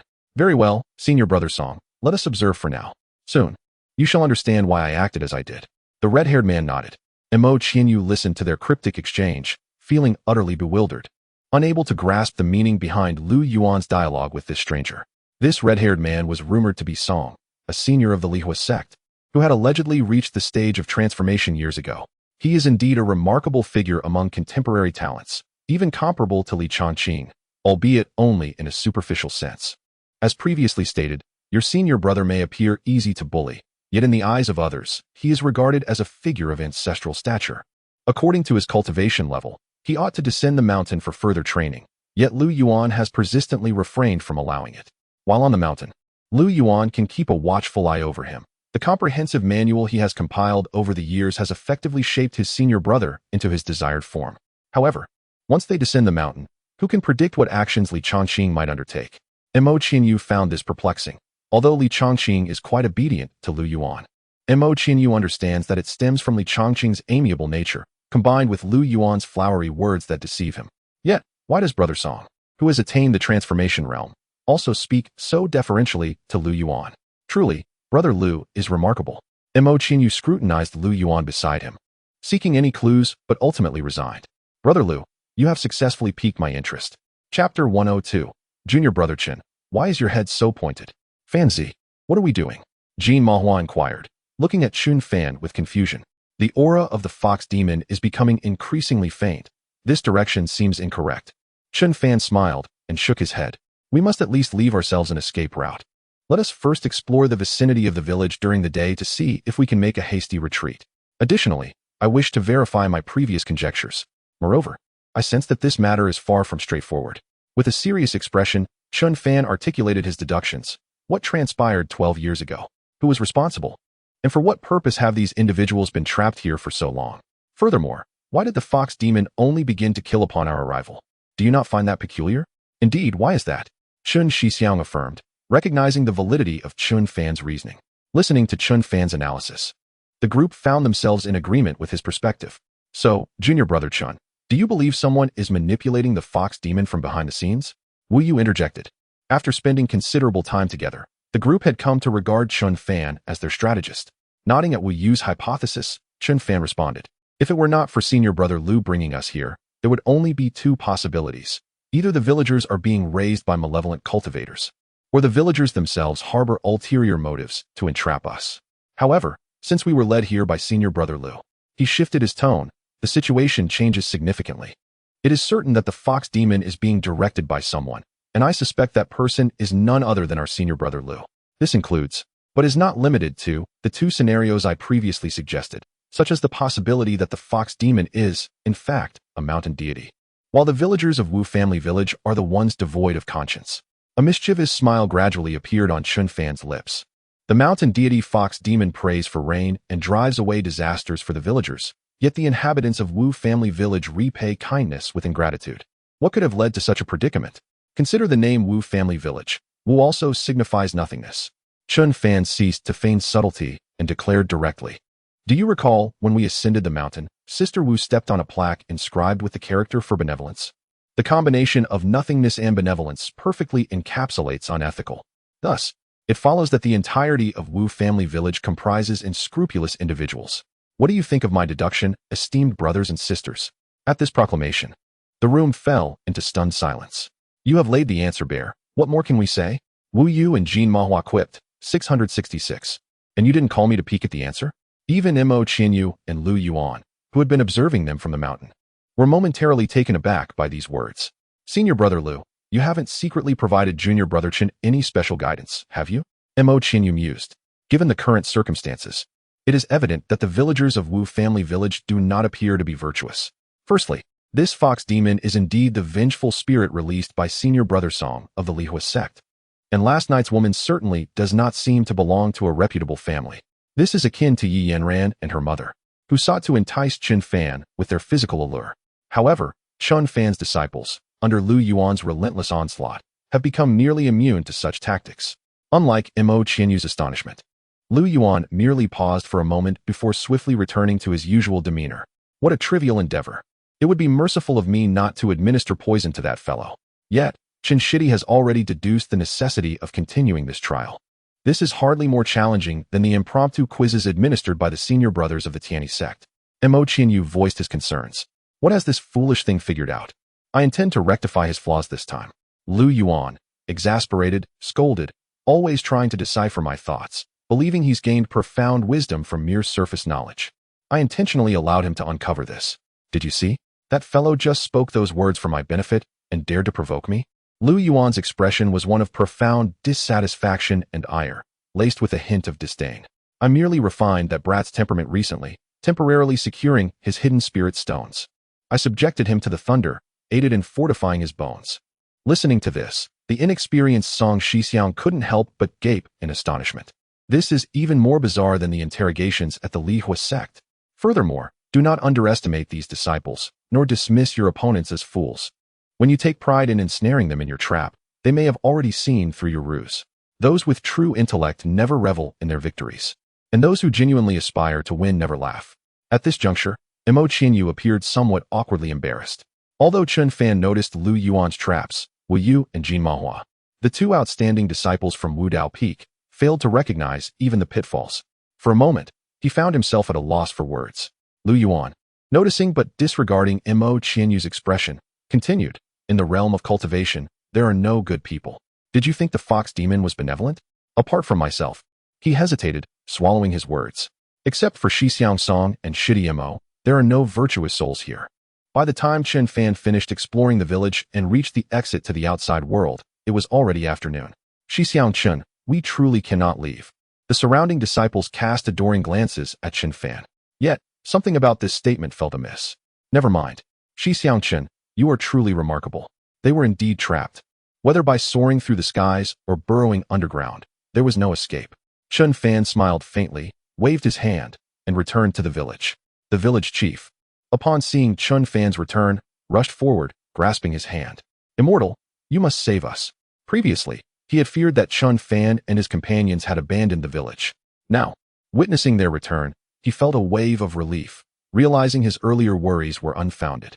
At this moment, the once robust and spirited village chief Wu now appeared haggard, with darkened eyes, as though he had endured considerable torment in recent days. As Chen Fan pondered for a moment after hearing the words, he inquired, by the way, what enmity exists between this fox spirit and you? Has your village, in its ingratitude, provoked it? The village chief was taken aback for a moment, then responded with a sense of resignation. What is this immortal saying? Our Wu family has been a bastion of virtue for generations. I cannot fathom how we have drawn such calamity upon ourselves. He looked earnestly at Chen Fan and implored, esteemed immortals, if we do not thwart this fox spirit, it may very well annihilate our village. I understand, Chen Fan replied. First, gather everyone in the ancestral hall. Do not worry, the rest shall be entrusted to us. Indeed. The village chief responded, and with the support of a middle-aged man and a young lad, he hurried off to summon the villagers. As Chen Fan watched their departing figures, a sly smile crept upon his face. Have my esteemed senior brothers and sisters noticed anything amiss? He asked. What seems to be amiss? Jin Mahua and Wu Yu exchanged puzzled glances, stroking their heads in confusion as they looked at Chen Fan, bewildered by his words. Nothing, nothing. Perhaps my esteemed senior brothers and sisters simply did not perceive it clearly, but fear not. Chun Fan reassured them with a grin, while he too touched his head. Suddenly, Wu Yu exclaimed, Chen Shitty, why is your head so pointed? Chapter 103. Brother Lu is still exerting effort. Chen, why is your head so pointed? As Wu Yu's voice rang out, the others, including Jin Mahua, turned their gaze towards Chun Fan's head. Indeed, Chun, your head does seem rather pointed. Chun Fan smiled without responding, merely extracting the pointed part from his head in front of them. Since no one noticed anything amiss earlier, he decided to restore the scene from that moment. Restore the scene? Wu Yu was perplexed. They had not observed anything unusual. So wouldn't it be better for them to return to that moment and scrutinize it closely? What sort of joke was Chun Fan playing? Or had he awakened some temporal ability at his age, allowing everyone to revisit the past? Seriously, don't make me laugh, Yuejia. Jin Mahua, not dwelling on such thoughts, stared intently at Chun Fan, intrigued by what he was up to. Under everyone's watchful eyes, Chun Fan slowly extracted a memory stone from his hair. With a calm smile, he held up the stone and addressed the group. As I mentioned, since everyone didn't see it clearly before, I shall allow you to witness it again. If one viewing isn't sufficient, you may watch it multiple times. You will surely discern the village chief's discrepancies. Jin Mahua and Wu Yu were taken aback. Wait a minute, my friend. You can truly recreate the scene in its entirety. But which good person carries a memory stone on their forehead all day? Chun Fan, what exactly are you doing? Truly, he was a soldier personally trained by Brother Lu. As the group remained speechless, still reeling from their earlier astonishment, Chun Fan began to channel his spiritual energy. The memory stone activated, revealing a vividly clear image, even allowing one to discern several eyelashes on the village chief's eyes. What is this sage saying? Our Wu family has always been a benevolent household. I cannot fathom how this calamity has befallen us. Chun Fan meticulously analyzed the scene frame by frame. Stop, Sister Wu, pay close attention. Did you notice? This old fellow's gaze flickered upwards when I questioned him, and his tone trembled slightly. Wu Yu, perhaps still in shock, discerned a hint of something amiss. Nodding absent-mindedly, she felt a flicker of admiration for Chun Fan. Jin Mahua fixated on the image displayed on the memory stone, and upon seeing a particular frame, suddenly exclaimed, Hey, look. Fan, pause it for a moment. Chun Fan complied, halting the image. Listen carefully to this old man's speech rate. Chun Fan activated the memory stone again, and the scene resumed. So it is, this old fellow indeed harbors issues. Look closely, those individuals beside him also exhibit signs of distress, even more so than he does. During this year-long training, Lu Yuan imparted his knowledge regarding micro-expressions to them in a rather simplistic manner, with each frame captured in the still moments. Even the most naive among them began to sense the underlying discrepancies. Senior Chun, you are truly remarkable. Indeed, Junior Chun, what ingenious thoughts occupy your mind to devise such a method? Yes, this style. I seem to detect the shadow of that person in Senior Chun. In the face of the astonishment and accolades from the crowd, Chun Fan merely uttered a few words. It is taught by Senior Lu. A profound silence enveloped the room. Yet soon after, the audience broke into knowing smiles. No wonder, it was indeed characteristic of Senior Lu. Well then, it is time to head to the ancestral hall and uncover what tricks they are up to, with the suspicion of deceit lingering in their minds. Coupled with Chun Fan's deductions, the group harbored a palpable wariness towards the people of Wu Family Village. However, armed with concrete information, their concerns were somewhat alleviated. Yes, Senior Chun, let us proceed. Under Chun Fan's guidance, they made their way towards the village's ancestral hall. By this time, the ancestral hall was already teeming with several hundred individuals, so much so that the interior could barely accommodate them, with some waiting outside. Yet, upon spotting Chun Fan and his companions, the crowd outside instinctively parted to create a wide path, exhibiting no signs of ill intent. Immortal Master, this way please. A young man voluntarily led Chun Fan and his group into the hall. Inside, 7 elders, including the village chief, occupied the seats. The central seat was reserved for Chun Fan and his companions. Immortal Master, as per your instructions, I have summoned most of the village. What shall we do next? What should we do? Chun Fan abruptly rose from his seat, glaring fiercely at the village chief, his tone menacing. Immortal Master, what troubles you? The village chief, clearly taken aback, stood up trembling. What troubles me? Honestly, what is the truth behind this fox demon? How did it meet its end? A flicker of panic passed through the eyes of the village chief and all the villagers present. Immortal Master, we did indeed slay the fox demon, but it was a matter of self-defense. What else do you have to say? Chun Fan was unconvinced by his words. This old man, having lived so long, could fabricate lies with ease. That was indeed the case, but we also discovered a litter of newborn fox cubs and exterminated them as well. We cannot be blamed for that. You have one last chance. Chun Fan's expression remained impassive as he fixed his gaze on the quaking village chief. After a moment of hesitation, the village chief succumbed to the pressure. Immortal Master, it was like this. The fox demon had no intention of provoking us. She was merely searching for food for her young. As you know, the fox demon is quite valuable, so our village formed a hunting party to kill it. Still not speaking the truth, sigh. Chun Fan rose, intending to leave. At this point, Chun Fan remains uncertain whether the village chief's words hold any truth. Nevertheless, he has learned from Lu Yuan that the procedure must be completed in its entirety. Chapter 104. The man with the stone on his head indeed, Master Xingu. This is the truth. The village chief cried out hoarsely to Chun Fan and his companions. Chun Fan remained silent, seemingly oblivious, as he continued to walk away without a glance back. With a thud, the village chief collapsed to the ground, grasping Chun Fan's leg tightly. Master Xingu, it is all true. I was bewitched. Punish me if you must, but the villagers are innocent. Please, save them. Observing the expression on the village chief's face, Chun Fan was nearly convinced, though he sensed some underlying concealment. Why not speak the truth from the very beginning? Chun Fan then leisurely returned to the ancestral hall. Let me tell you, there should be no secrets among us. Now, we must discuss how to eliminate the demon. A fox demon, perhaps? Should we set a bait to draw it out? Wu Yu ventured cautiously. Bait? Ah, that is a splendid idea. We can prepare in advance. Yes, indeed. We should arrange the formation ahead of time. The other disciples nodded in agreement.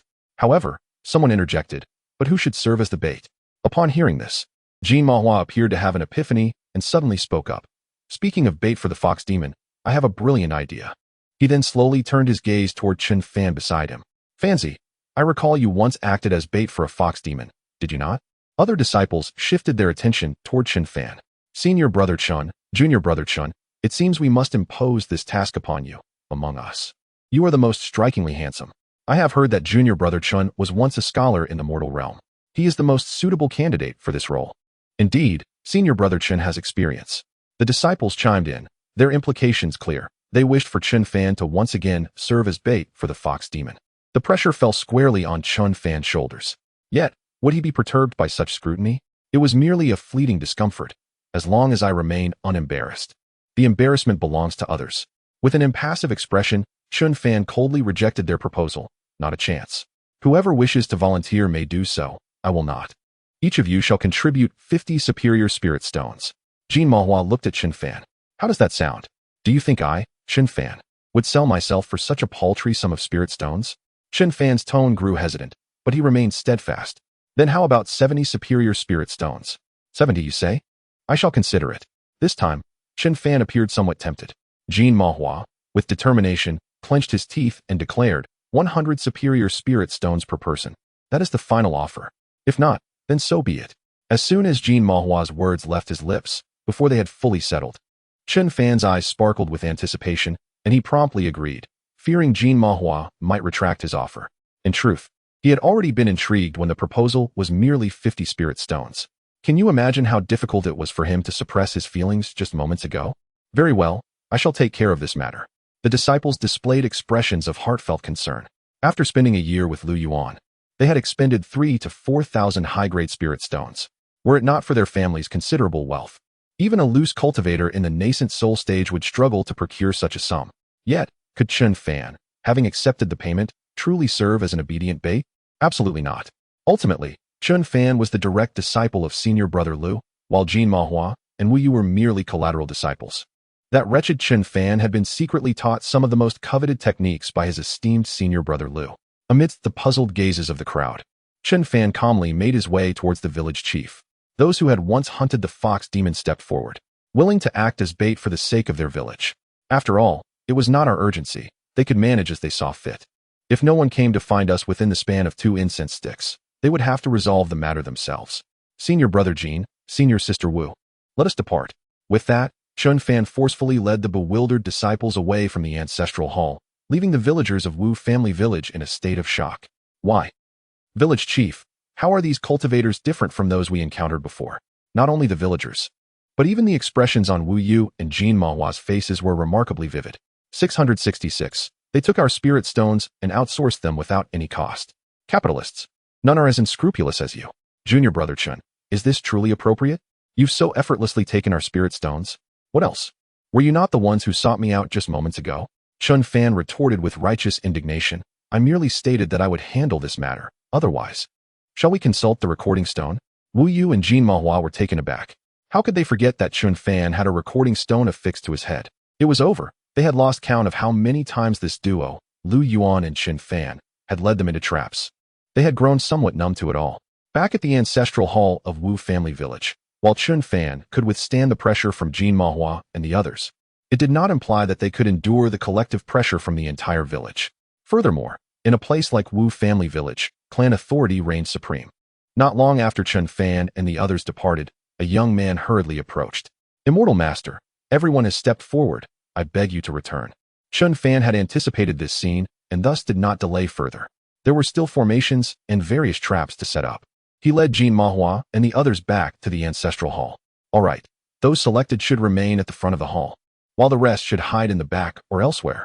The wind pressed against the ancestral hall, and in the night, the branches swayed, producing a rustling sound akin to a pack of beasts roaring. However, the evil spirits of the mountains thrived in such an environment. Chun Fan was fully prepared, awaiting the arrival of the fox demon. The scent of these enemies held a deadly allure for the fox demon, even more enticing than Chun Fan himself. In the front hall, the 40 or so individuals trembled in the corners, yet they dared not flee. With eyes firmly shut, it was as if my inability to see you rendered you blind to my presence. Outside, a sudden gust of wind arose, chilling and enveloped in eerie mist, crashing violently against the hall door. They have arrived. In the shadows, Chun Fan immediately heightened his alertness. A sharp, mournful howl of a fox echoed, accompanied by an unsettling, ghostly hiss. Chun Fan lifted his gaze to behold a fox demon perched atop the courtyard wall, towering 3 men high.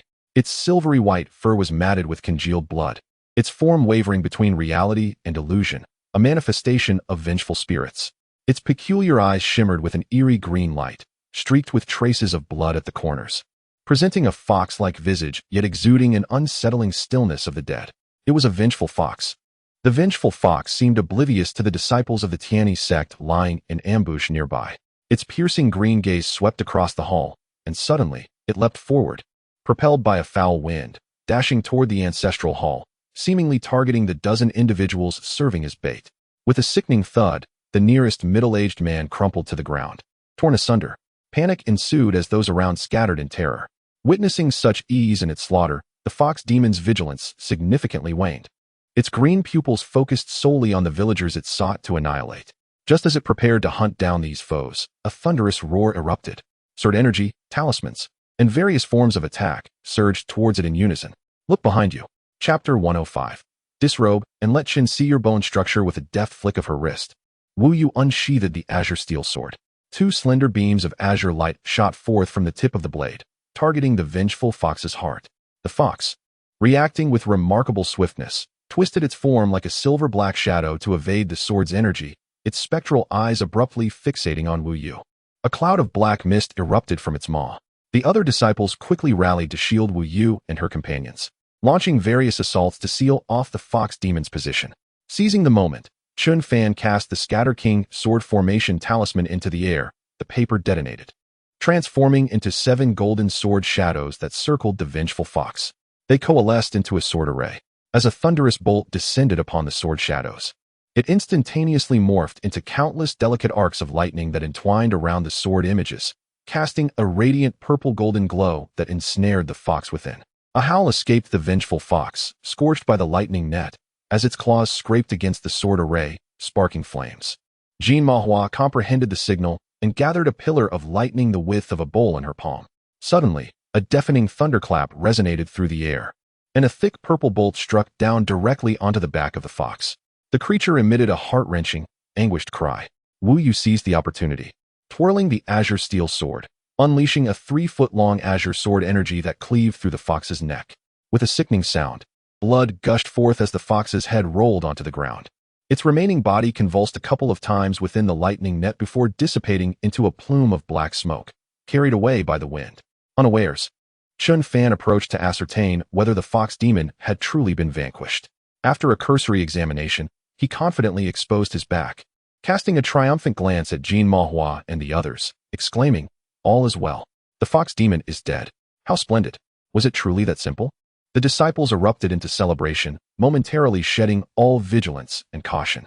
Should the fox demon be feigning death, and Chun Fan misjudge the situation amidst the complacency of his companions?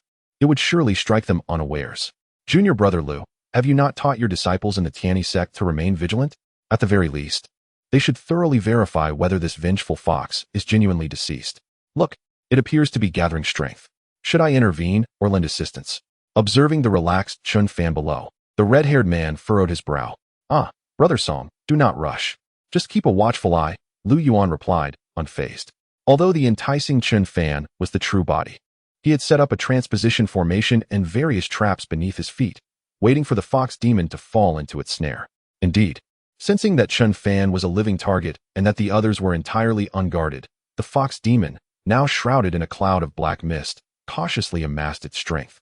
Stealthily approaching Chun Fan's back, eyeing the tempting target before it, the fox thought, "Almost there, just one strike, and I shall ensure this man's demise, devour him," and then swiftly turn upon the others who are still in joyous revelry.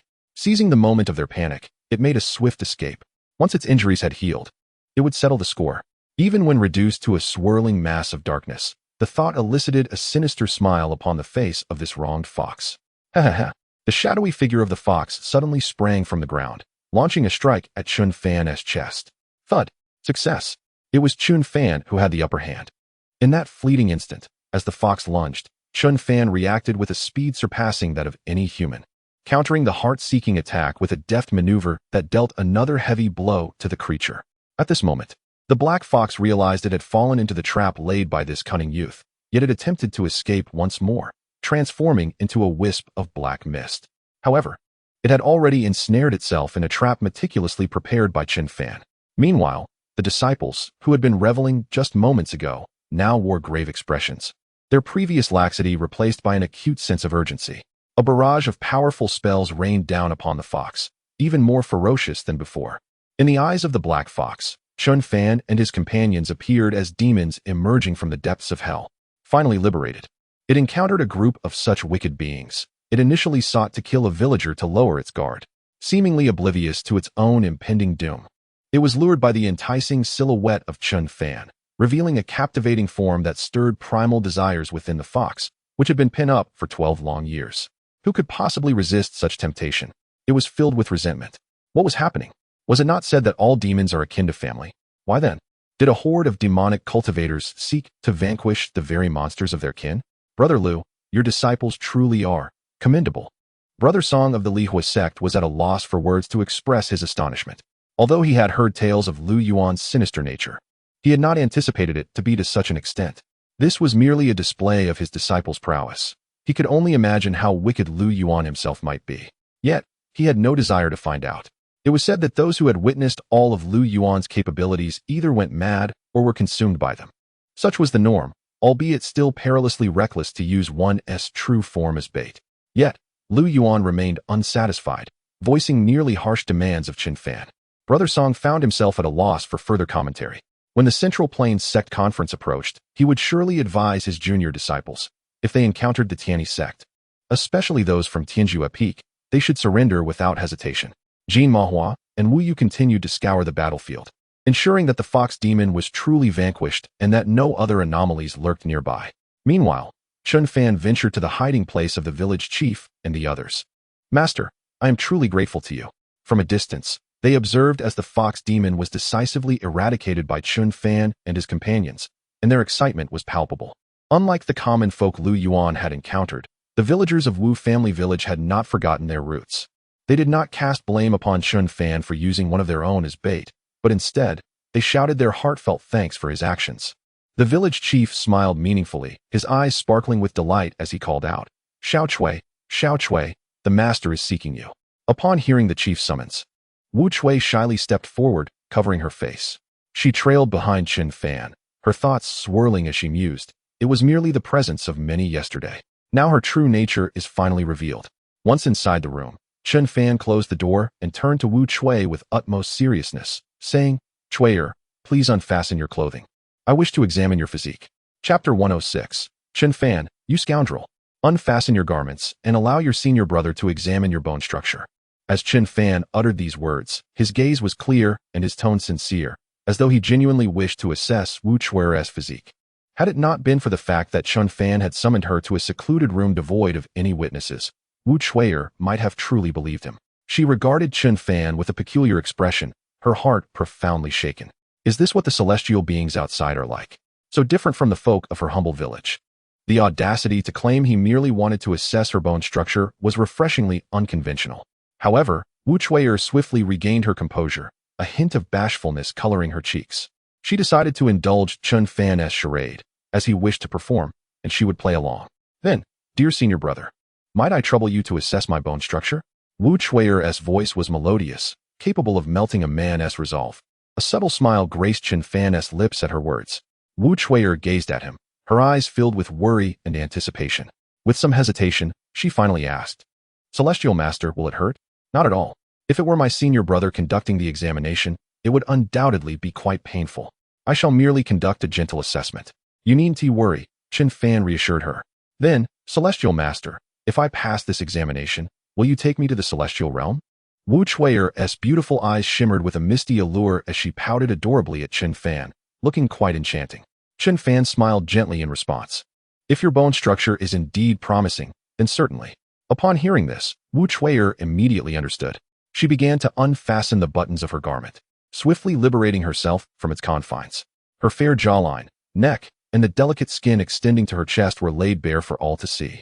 Yet, at this moment, an inexplicable sense of fear and nervousness washed over her, mingled with a faint sense of anticipation. She closed her eyes tightly, awaiting the moment of Chen Fan's gentle touch.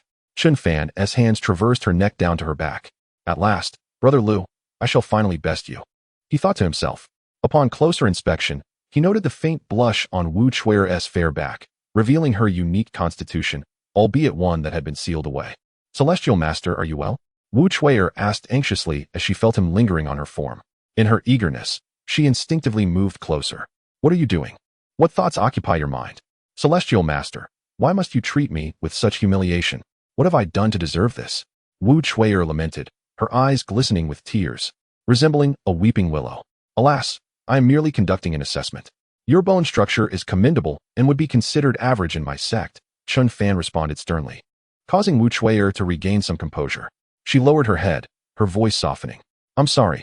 I only wish to find my mother. Please do not be angry. Searching for your mother? What has happened to her? Is it not true that your village is bound to remain within its confines for 12 years? Chen Fan gazed intently at Wu Chui. Although he had nearly deduced the truth, he felt compelled to seek confirmation. Upon hearing his words, Wu Chui's expression instantly froze. After a prolonged silence, she finally spoke again. My father passed away when I was very young, and my mother abandoned me. It was my grandfather who raised me. Chen Fan listened quietly to her narrative, and at that moment, Wu Chui appeared entirely different. Her voice carried a hint of solitude and desolation. I have nearly forgotten what she looks like. Since childhood, she has harbored a profound aversion towards me, even a semblance of resentment. I have often pondered why she chose to bring me into this world. My grandfather, now advanced in years, has taken on the burden of raising me, but his health is failing. I yearn to venture out, having heard that cultivating immortality might cure my grandfather's ailments.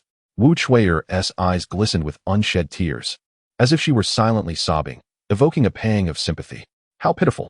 This delicate and deeply wronged demeanor indeed stirred a protective instinct within one's heart. Any other man might have softened at the sight. Alas, she was confronted by Chen Fan. Instead of offering comfort or cursing her mother for abandoning her, he inquired, My dear, do you happen to have a younger brother? A deceased father, an absent mother, ailing grandfather, and a fractured self. The only missing piece was a brother in need of schooling. Wu Chui was taken aback and looked at Chen Fan in confusion. How do you know, immortal? This revelation nearly brought tears to Chen Fan's eyes. In the years spent on the mountain, such tales were a daily occurrence, to the point of exhaustion. It's merely a guess.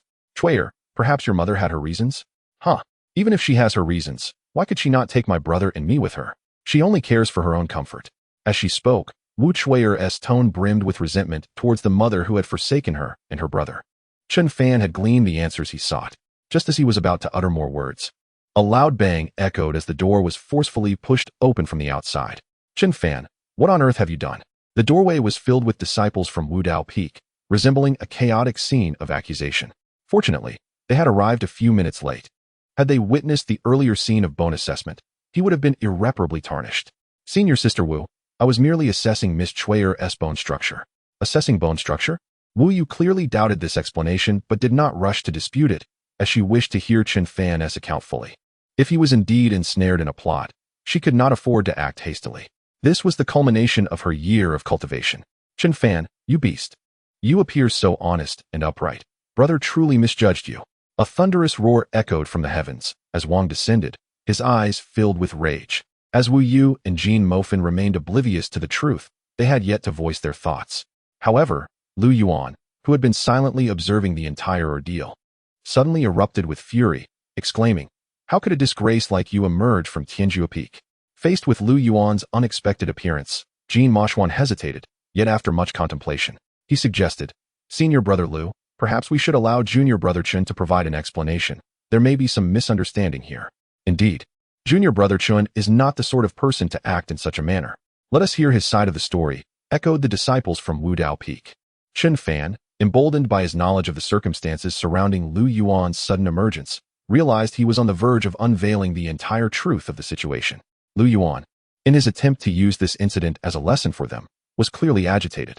Yet, all Lu Yuan could express was impotent fury. Just as Chen Fan prepared to speak and reveal the truth, Lu Yuan turned his back to Wu Yu and the others, facing only Chen Fan, and flashed a sinister smile. Chen Fan was taken aback, feeling an involuntary shiver run through him, his pupils dilating and beads of cold sweat forming on his forehead. At that moment, he felt as though he had lost all control over his own body, standing rigidly in place. Chapter 107. He uttered words that were mine. "Chen Shidi, please say something," Wu Yu urged, glancing at the perpetually silent Chen Fan. "Indeed, you should elucidate matters to Senior Brother Lu." Wu Yu and Jean Mahua were nearly in tears from anxiety. Chen Fan, who usually appeared quite astute, now remained utterly mute. It was not that he wished to refrain from defending himself. Rather, he was utterly incapable of doing so. He had been ensnared by Lu Yuan's nefarious silent spell. "Lu Yuan, you are devoid of humanity." Moreover, Lu Yuan was already aware that a memory stone had been affixed to Chen Fan's head, and he had just seized it at an opportune moment. "Let us depart. The fox demon has been vanquished, and your mission is complete," he declared, preparing to lead Jean Mahua and the others back. "This esteemed immortal did not harm me. He merely assisted in examining my foundation and promised to escort me back to the sect," Wu Chueyer interjected, breaking her long silence with urgency. Her intent was not to vindicate Chen Fan, but rather to express her anxiety about being unable to accompany them to the sect. However, would Lu Yuan allow such matters to conclude so simply? He scoffed coldly, his demeanor turning even more frigid. "Look, Chen Fan, I dare to intimidate a young lady right here, using the prospect of entering the sect as leverage. You truly are remarkable." His gaze shifted to Wu Chueyer, the woman he should have eliminated 12 years prior, his thoughts swirling with complexity. "Fear not, my dear, your foundation is indeed commendable. Yet I fear the Tianyi Sect may not be suited for you." Upon hearing this, Wu Chueyer fell to her knees before Lu Yuan, her eyes glistening with unshed tears, her voice hoarse. "Esteemed immortal, however, Senior Brother Song from the Lihua sect can address your predicament." "What?" Wu Chueyer was taken aback, her gaze falling upon the crimson-haired man who had been by Lu Yuan's side. In that moment, a flicker of inexplicable familiarity and warmth rose within her. The crimson-haired Senior Brother Song regarded Wu Chueyer with a gaze filled with intricate emotions, a whirlwind of sentiments. "Is this matter entrusted to me, then?" "Indeed, I shall remember this favor from Junior Brother Lu," he replied, sharing a knowing smile with Lu Yuan before the latter bound Chen Fan and departed.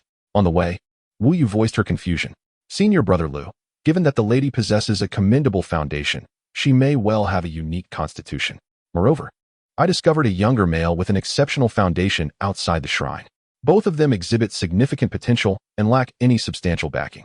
Why not bring them back to Tianyi Sect instead of relinquishing them to others?" Wu Yu hesitated momentarily, then lamented, "This does not align with your usual conduct. Senior Brother." Lu Yuan raised an eyebrow, directing his gaze at Wu Yu. "In your eyes, do you perceive me as such a person? These two possess a unique constitution, innately attuned to the fire element. Would it not be a disservice to bury their talents within Tianyi Sect?"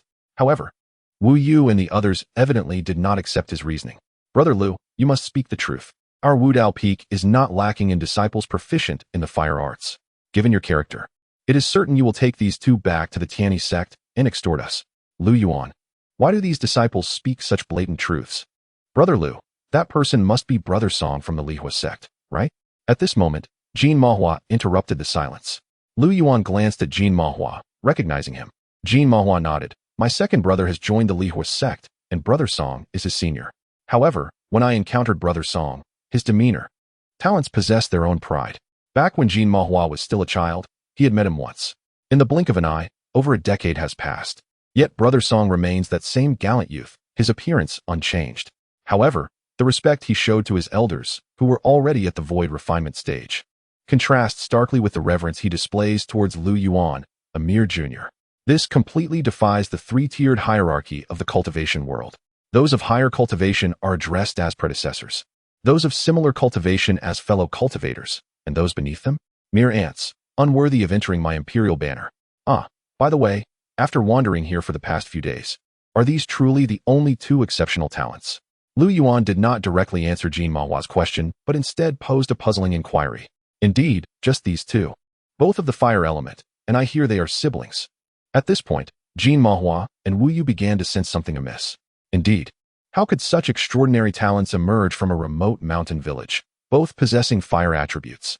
Wu Chuier's father, along with generations of ancestors, were all mere mortals. Yet her generation birthed two prodigies. The only explanation lies with their mother. Wu Chuier's mother is a disciple of the Lihua sect. Her identity is no secret, and perhaps some of you may know her. Years ago, she fell victim to the schemes of demonic cultivators, but managed to strike back, albeit at great personal cost, resulting in her injuries and depletion of spiritual power, leading her to this Wu family village. Lu Yuan recounted slowly. This Wu family village and the fox demon are not virtuous beings. In truth, whether in the cultivation realm or the mortal world, where can one find truly good people? The Wu family village colludes with the fox demon to plot against passing merchant caravans and travelers. This sister, unaware of the truth, disregarded her own well-being to slay the fox demon. In turn, the villagers, seeking to eliminate suspicion, exterminated the demon's entire family. After slaying the fox demon, the villagers initially displayed warmth, but upon discovering that the sister had temporarily lost her spiritual power, they bound her, adorned her with peepa bones, and imprisoned her in the cellar. I need not elaborate further. Listening to Lu Yuan's analysis, Jin Mahua and the others fell into deep contemplation. Meanwhile, Chen Fan, under a silencing spell, was on the verge of tears. Chen Fan had something to say. What Lu Yuan spoke was precisely what he had intended to express. But the closer they approached the village exit, the sparser the houses became, and the dimmer the lights grew. Ahead lies a profound darkness. Mo Qianyu stands at the exit, awaiting their arrival. Junior brother Mo, my task is complete, and I return these disciples to you. Oh, we are finally back. Senior brother Mo. Upon hearing that they would no longer have to endure under Lu Yuan's command, tears streamed down the faces of the disciples. The days of sleeping with one eye open, fraught with fear, were finally behind them. As they reported to Mo Qianyu, Lu Yuan pulled Chen Fan aside. Listen closely, young man. I have recorded your recent actions. If you wish to keep these matters from becoming known to others, you would do well to behave. Chen Fan glared at Lu Yuan in indignation. The recording could only serve to prove his innocence. However, Lu Yuan's next words plunged him into an abyss of despair. Chapter 108. How did I become the villain? Do you believe that the recording stone is indeed what you think it is? Lu Yuan, holding the damaged recording stone in his hands, spoke slowly. Junior brother, think carefully about what you were doing just now. Woo-woo. Chen Fan, silenced by a spell, stammered, his mouth opening and closing as he struggled to articulate his thoughts. Forgotten? Allow your elder brother to help you recall. Lu Yuan immediately placed the truncated recording stone before Chen Fan. As long as the young lady's innate talent is sufficient, I shall naturally bring her back to the sect. Chen Fan's voice resonated, evoking myriad thoughts. In the imagery, Chen Fan's wicked hands roamed over Wu Chuier's fair and smooth back. Wu Chuier tightly shut her eyes, her eyelashes trembling slightly, her expression betraying a hint of fear. Then, the scene abruptly halted. Junior brother, you wouldn't want the recording stone to circulate, would you? Upon hearing this, Chen Fan felt a wave of despair wash over him. Why? Everything was meticulously planned. Under Lu Yuan's oppression, I endured silently. My previous words were mere misdirection, intended to make Lu Yuan believe he was only witnessing the surface, thus lowering his guard. At this moment, I would expose Lu Yuan's schemes regarding our mission. 30 years on the east bank of the river, 30 years on the west bank. Do not underestimate the youth and poverty. But why is the plot unfolding differently? Lu Yuan let out a cold laugh. You think yourself clever, don't you? Allow your elder brother to impart another lesson. No matter how many schemes you conjure, they will not stir a ripple against absolute power. Faced with Lu Yuan, Chun Fan's cheeks flushed, his fists clenched. Yet, as Lu Yuan stated, in the face of overwhelming strength, he was utterly powerless, even if he was no longer the innocent youth he once was. Just as he prepared to submit to his fate, Lu Yuan's voice rang out once more. Junior brother, hand over the spirit stones you just obtained from Wu Junior's sister and the others. Woo. At this, Chun Fan's anxiety surged, his expression turning frantic. Look, you're anxious again. Does this recording stone come free? Your elder brother cannot simply destroy it for nothing. I must at least recover my costs. After a long silence, with red-rimmed eyes, Chun Fan reluctantly nodded. As long as the Green Mountains remain, one need not fear the absence of firewood. Lu Yuan, you wait for me. Observing Chun Fan's resigned demeanor, Lu Yuan nodded with satisfaction. Now you're thinking correctly. Those who recognize the times are truly wise. Lu Yuan gave Chun Fan's shoulder a firm pat. Junior brother, I do this for your own good. It will greatly benefit your cultivation. With that, Lu Yuan walked ahead. His back turned to Chun Fan. Gazing at Lu Yuan's unguarded silhouette, Chun Fan could not help but feel a surge of indignation. Yet, he dared not move. Lu Yuan was deliberately provoking him. Mo Junior brother, what do you think? You've been watching the entire time. How do you find my teaching this past year? Noticing Chun Fan's hesitance, Lu Yuan cheerfully approached Mo Qianyu. Naturally excellent. What's the matter, Lu Senior brother? Mo Qianyu expressed great satisfaction with the current state of his disciples, Jin Mahua and the others. No longer burdened by worries of being ensnared by demonic cultivators upon descending the mountain. Now, regarding the remaining payment, what do you think, Junior brother Mo? He inquired. Oh, this. Just let my senior brother handle it. Mo Qianyu replied with a playful demeanor. With a radiant smile, Lu Yuan extended his hand, reassuringly saying, it's all right. Under Lu Yuan's eager gaze, Mo Qianyu gracefully produced a slip of paper and generously placed it in Lu Yuan's hand.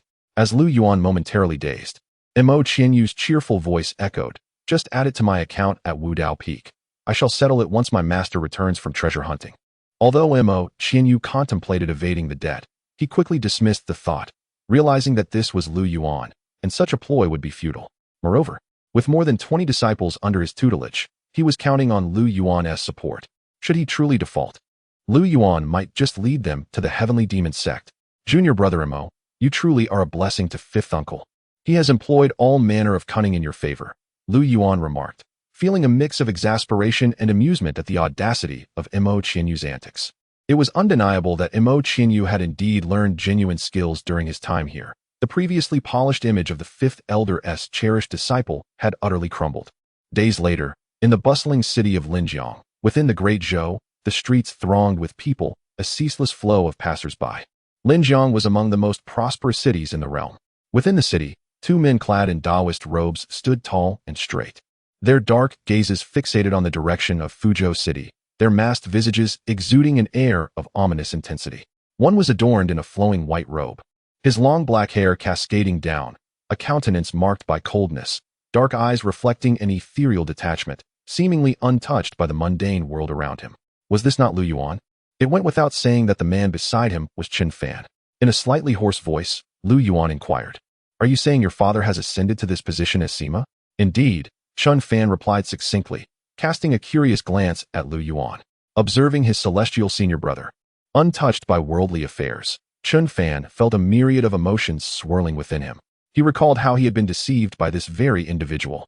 Clearly, he was a deceptive character, appearing white on the outside but hidden with darkness within. As they passed by, Chun Fan informed Lu Yuan that his father held a position here and expressed a desire to return home for a visit. After all, it had been nearly 8 or 9 years since he joined the immortal sect, with only letters exchanged in the interim. He had once contemplated descending the mountain to visit. But to his dismay, Lu Yuan, the insufferably considerate senior brother, had conjured an illusion of the path back up the mountain at the very exit. After ascending, Lu Yuan had the audacity to claim it was for his own good, insisting that the dangers of descending were too great for one who could not discern illusions. Why does descending from Tianyi Peak feel like a vacation? Without a hint of caution, you wouldn't even manage to descend.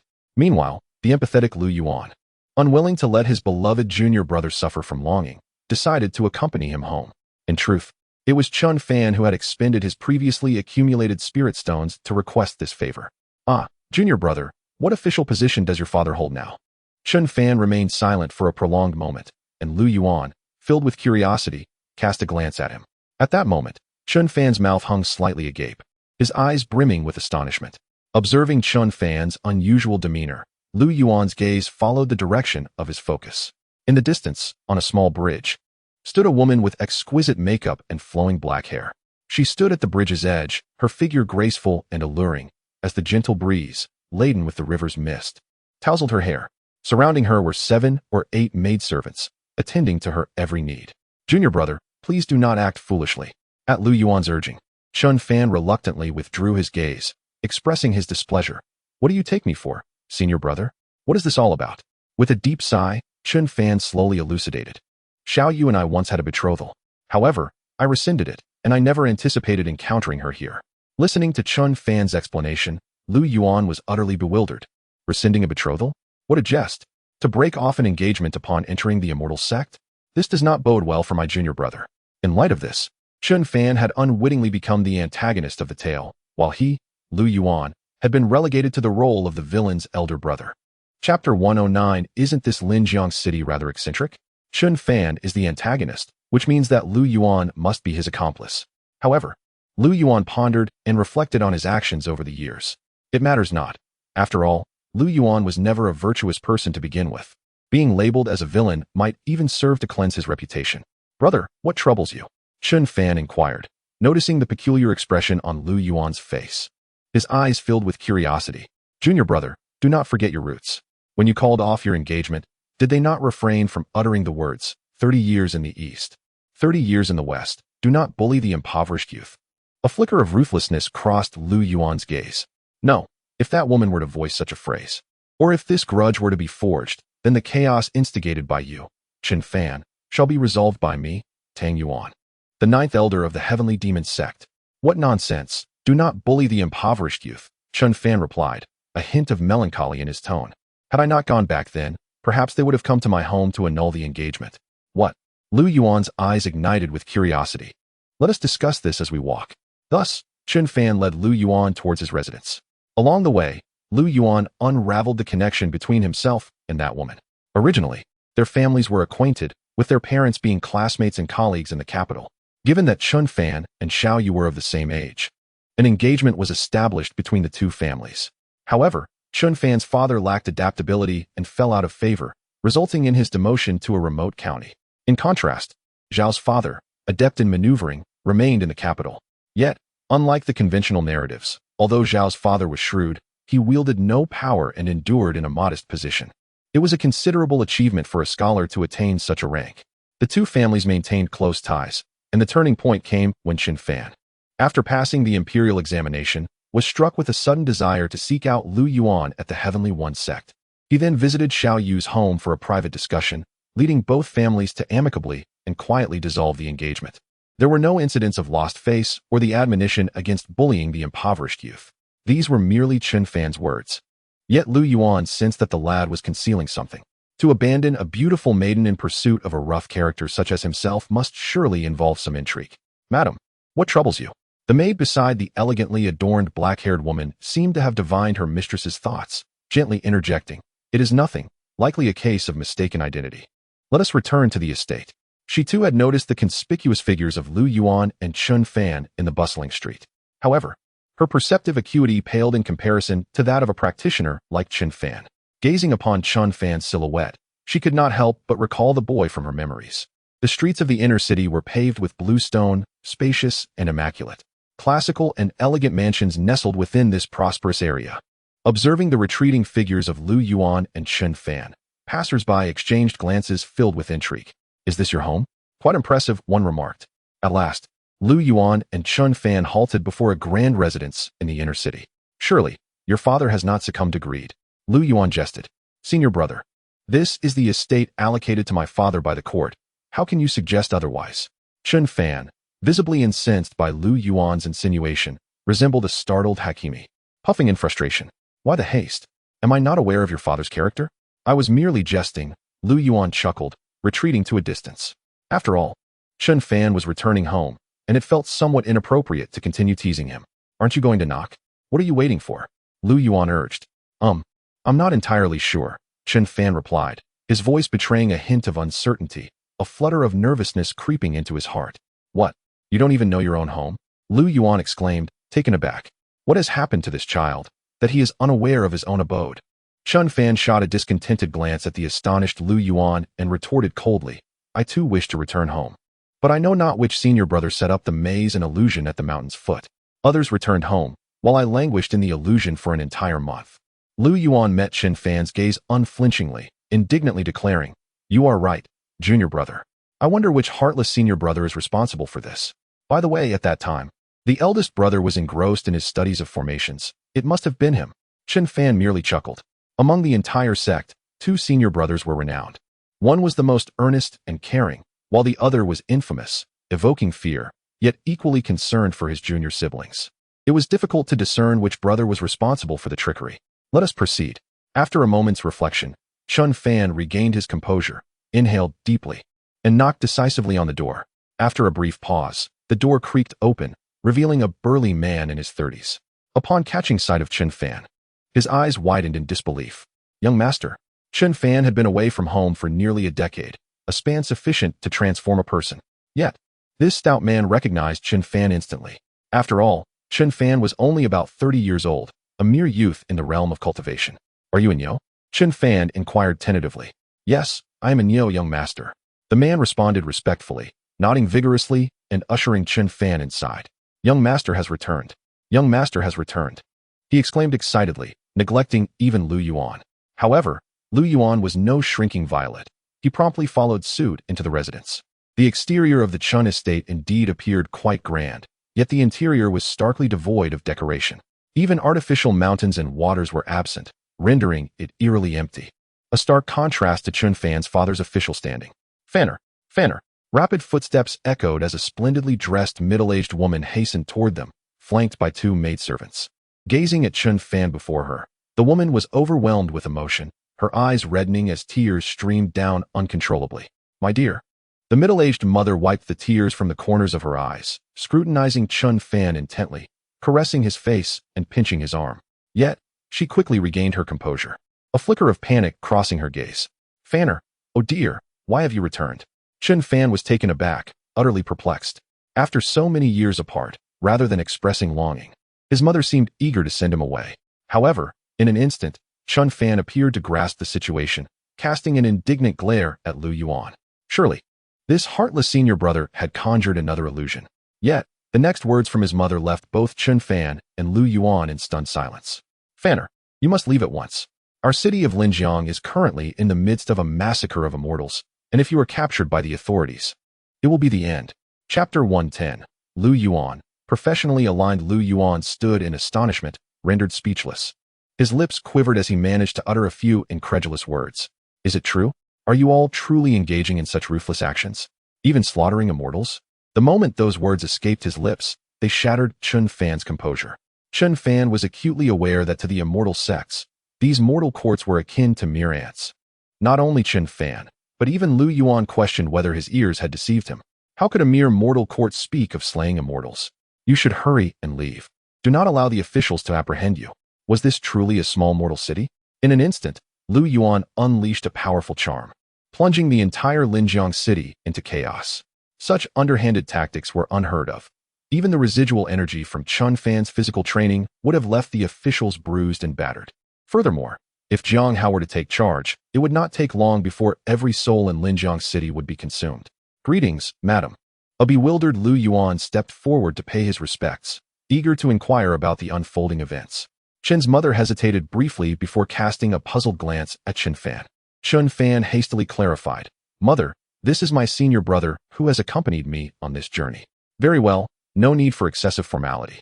Quickly, take your senior brother and leave this place, she instructed, summoning the middle-aged man from earlier and commanding, Anyo, prepare a carriage. Use the master's token to escort the young master and this esteemed immortal out of the city. Setting aside all else, Chen's mother acted with admirable decisiveness, efficiently ensuring Chen Fan and Lu Yuan's safe passage from the city. Madam, please do not fret so. Both my junior brother and I are from legitimate immortal sects. And we have connections with the great Zhou dynasty, Lu Yuan implored as he grasped the burly man's arm, preventing him from proceeding. In the presence of such a towering figure, Lu Yuan appeared diminutive, yet he exerted no force. The man, whose arm was thicker than Lu Yuan's waist, stood frozen, beads of sweat forming on his brow. "My apologies, young brother. I mistook you for one of our sect's disciples," the burly man said, his expression betraying discomfort. Realizing the man's plight, Lu Yuan swiftly released his grip and channeled spiritual energy to soothe the swelling on his arm. "Yes, mother, what has transpired? Please enlighten me." "There is no need to worry about my safety with my senior brother here," Chen Fan urged, attempting to reassure Chen's mother. Observing the confident expressions on Lu Yuan and Chen Fan's faces, she sighed and waved her hand. "Anyo, keep a close watch on the people in the manor these days. Do not let word of the young master's return leak out." Upon hearing her directives, Anyo bowed respectfully. "Yes, madam." He then gingerly retreated, rubbing his now receding arm, casting a lingering glance at Lu Yuan. He appeared almost delicate, and that grip had nearly shattered the bones in his arm. It was hard to fathom how those incompetent officials managed to capture someone of such caliber. Afterward, he led Chen Fan and Lu Yuan into a secluded room. Once they were alone, Chen's mother slowly revealed the harrowing tale of the immortal slaughter in Linjiang.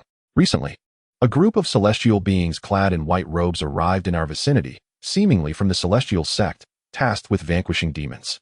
However, to our astonishment, nearly every location they traversed was left in ruin, with several communities completely annihilated. The court dispatched officials to investigate, but they could find no trace of the perpetrators. It is rumored that the bodies were transformed into puppets." Upon hearing these words from Chen's mother, Lu Yuan pondered aloud. This bears the hallmarks of demonic practitioners, though it cannot be ruled out that certain disciples of the righteous path might be involved. At this juncture, Chen Fan instinctively cast a glance at his senior brother. Given the gravity of the situation, entrusting it to Lu Yuan seemed most appropriate. But how could mere mortals accomplish the slaying of celestial beings? Questioned Chen's mother, her brow furrowing in confusion. After a brief pause, she retorted, "Is it truly so difficult to slay celestial beings? In recent days, Linjiang City has captured numerous celestial beings, some of whom were even displayed upon the city walls." Chen's mother added this remark, perhaps believing it would lend credence to her argument. Celestial beings displayed upon the walls. Lu Yuan's mind raced, contemplating two possibilities. Either they mistook those at the first or second stages of qi refinement for celestial beings, or it was the likes of his senior brother Li Changqing who found amusement in the folly of mortals, perhaps even hanging himself willingly. Beyond these scenarios, he could conceive of no other explanation. As this seemed the case, Lu Yuan jested, "Chen Jr., with your prowess in Dezhou, you ought not to have graced our Tianyi Sect. The thought of slaying celestials would surely terrify my senior brother." "Huh, if slaying celestials were indeed possible, you would be the first to send him to the guillotine." Unfazed by Lu Yuan's jest, Chen Fan retorted, "How can one speak to a celestial being in such a manner?" At that moment, a middle-aged man clad in official garb approached. "Ah, my dear lady, the celestial has just arrived, weary from travel. Prepare a meal, and see to the water for a bath." Yes, let us eat first." Chen's mother, reminded by Chen's father, quickly came to her senses and hurried off to prepare for Lu Yuan and Chen Fan. Ultimately, whether cultivators or mortals, all tend to forget their roots. In the days following the reign, everyone would recall Lu Yuan's kindness. Yet, as time slipped away, the deeds of Lu Yuan and his very identity would fade into obscurity. This was still while Lu Yuan lived. Had he perished, it could lead to a scenario where the reign-seeking plea for Dezhou would be attributed to another, rendering Lu Yuan an eternal scapegoat. Nearly a decade has passed. Who still remembers him? Aside from a select few, even standing here, few could recall his true identity. Yet, to his surprise, Chen's father remembered him so distinctly. "Celestial, you must be weary from your journey, having traveled such a distance and returned Fan home. Your efforts are greatly appreciated." Chen's father, oblivious to his long-lost son, instead extended warm greetings to Lu Yuan. Lu Yuan smiled reassuringly and said, "Uncle, I am not fatigued. This distance is but a trifle.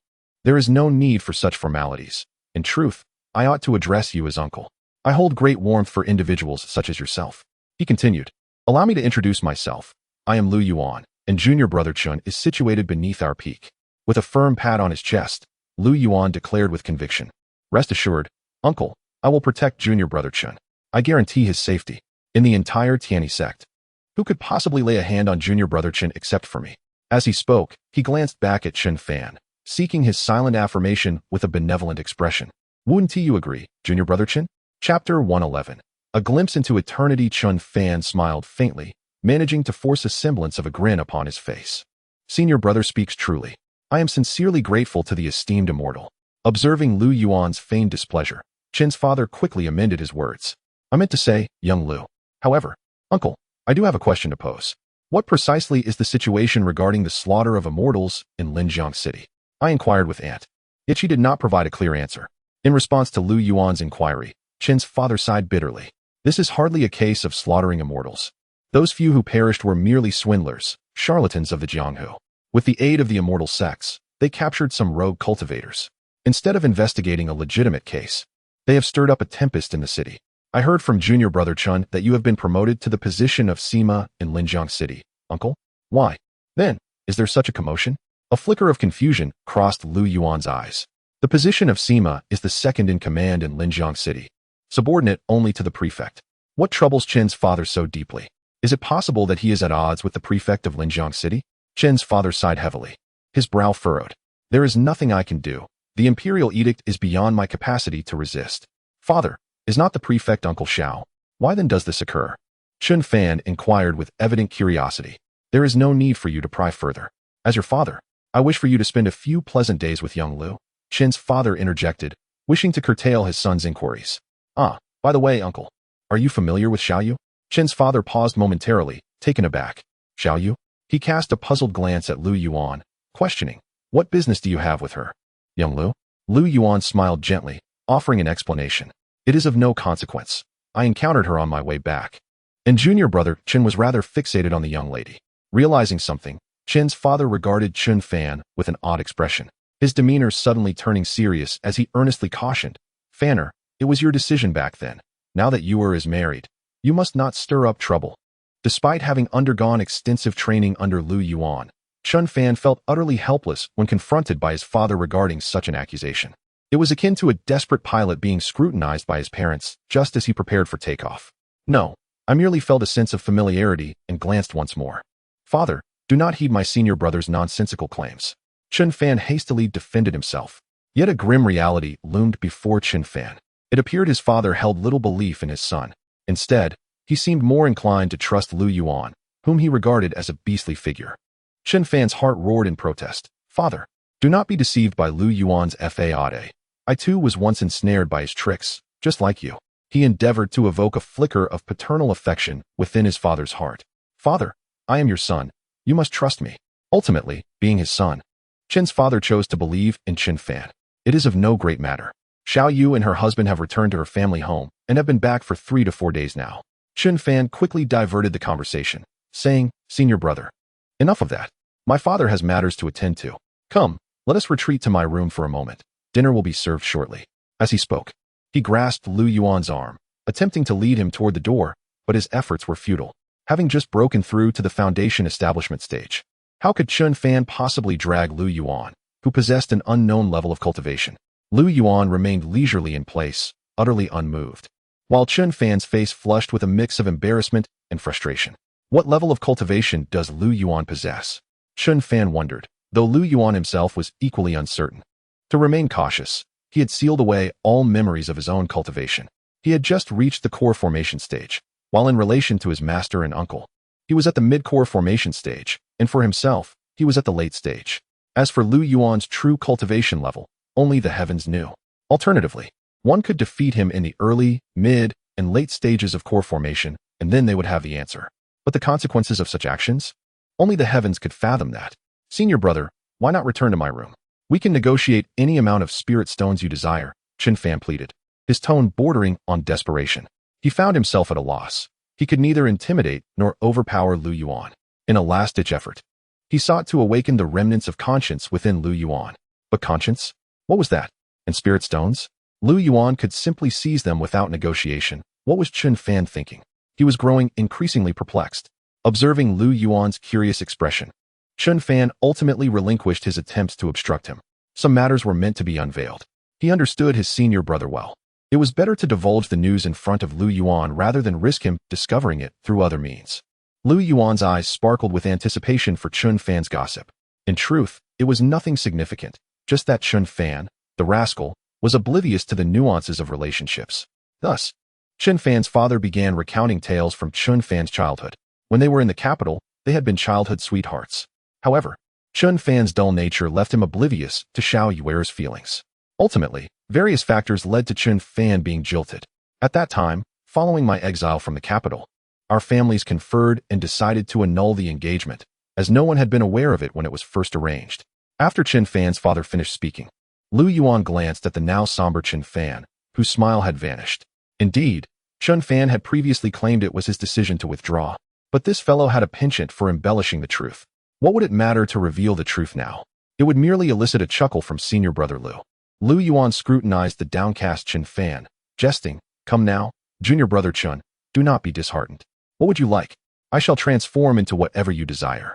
"Senior brother Lu, I have already said it is no longer a concern." Lu Yuan sighed at Chun Fan's sudden agitation. Could it be that Chun Fan was secretly a romantic? Oh, foolish child, truly a waste of Lu Yuan's specialized training within the sect. Furthermore, the governor is none other than the father of Xiao Yu, while Chen's father languishes in discontent in his professional life. It is evident that your uncle Xiao is targeting your father. Unpredictably, in the next moment, Xiao Yu might arrive with her governor father to confront him and Chun Fan. Just as Lu Yuan intended to impart some wisdom to Chun Fan, he was interrupted by a cacophony emanating from outside. Faintly, he could hear the words Madame Xiao and Governor. Upon hearing the name Madame Xiao, Lu Yuan felt a surge of excitement, as if a wolf had spotted its prey, and he promptly pushed the door open. It was time to address Chun Fan's infatuated mindset. With a determined thought, he stepped out of the room. Observing the crowd within the estate, Lu Yuan gazed curiously towards them. Several maidens were gathered, encircling a woman whose features were strikingly familiar. At that moment, Chun Fan also approached Lu Yuan's side. Coincidentally, Xiao Yu cast her gaze towards Chun Fan, and their eyes met. Chun Fan, Xiao Yu. In that fleeting exchange, a moment felt like an eternity. Yet, in the next instant, Chun Fan's pupils constricted. Something was amiss. Chapter 112. Senior brother, it's taken me so long to return home. Please don't torment me any further. Gazing at the figure of Xiao Yu before him, Chun Fan's previously cheerful demeanor swiftly transformed into a somber expression. Just moments ago, his father had recounted to Lu Yuan the events surrounding himself and Xiao Yu.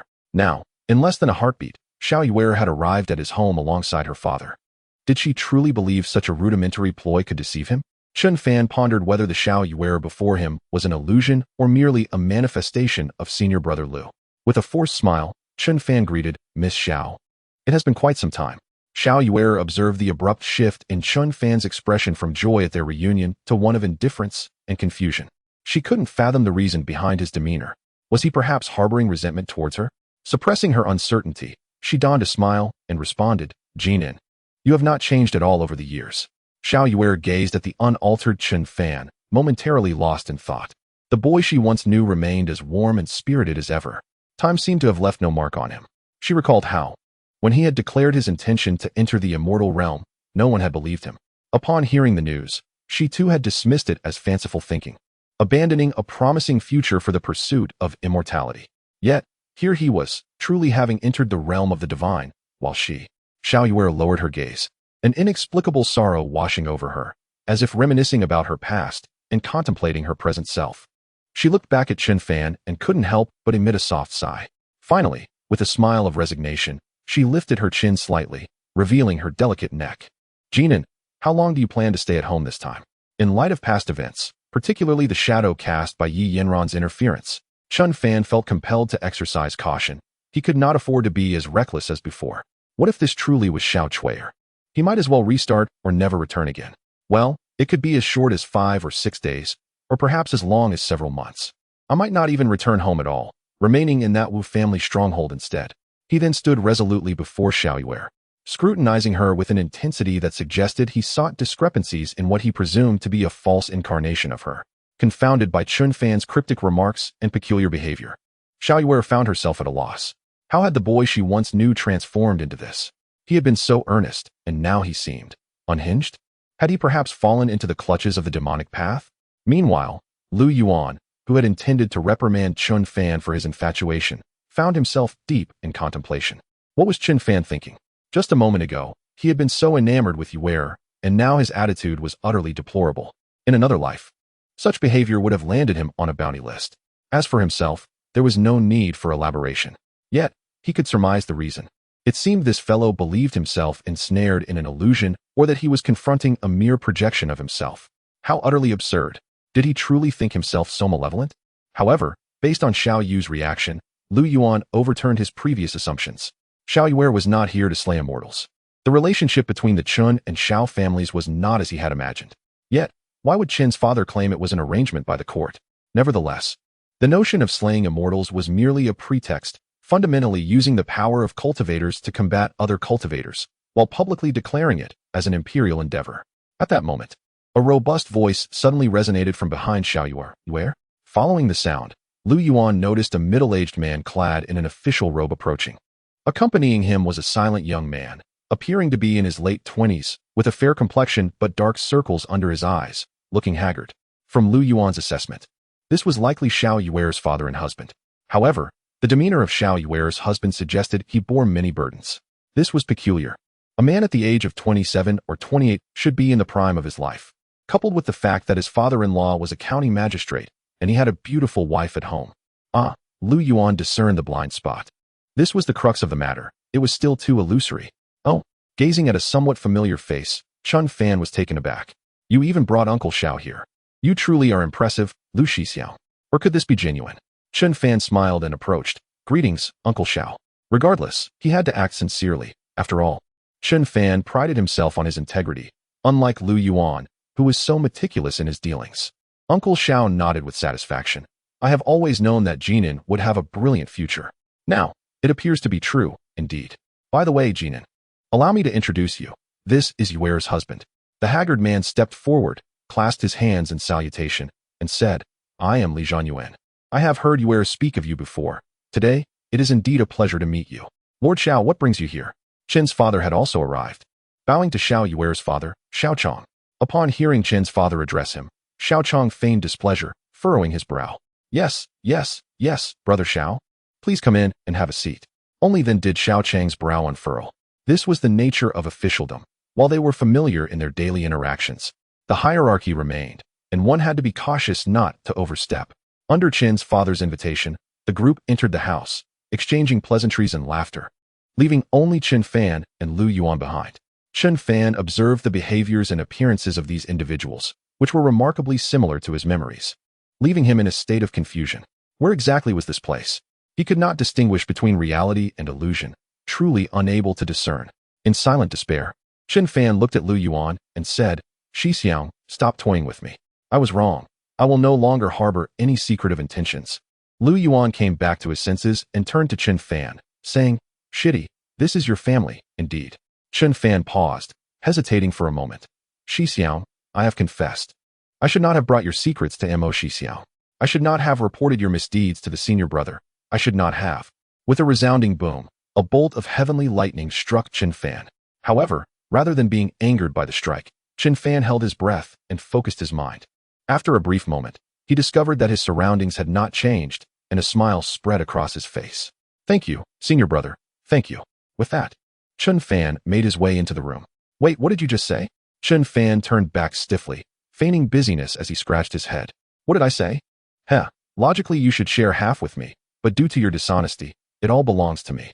In Lu Yuan's eyes, there was no concern for his own reputation, only a profound sense of disappointment and resentment for the spirit stones that had not been shared with him. Chapter 113. Are you toying with me from a distance? Deep within the governor's mansion, after spending a while at the Chun residence, Xiao Chong originally intended to discuss some matters with Qin's father. However, upon Qin Fan's return home, he decided to prepare a welcome banquet for him. The culinary offerings at the Chun residence were somewhat modest in comparison to those at the governor's mansion. Thus, Qin Fan, Lu Yuan, Qin's father, and Qin's mother made their way to Xiao Chang's abode. Xiao Chong had already instructed his staff to ready the feast, and as Qin Fan and Lu Yuan entered, an array of exquisite delicacies was presented before them. A troupe of graceful dancers performed elegantly, while melodious singers strummed their lutes, creating a harmonious atmosphere.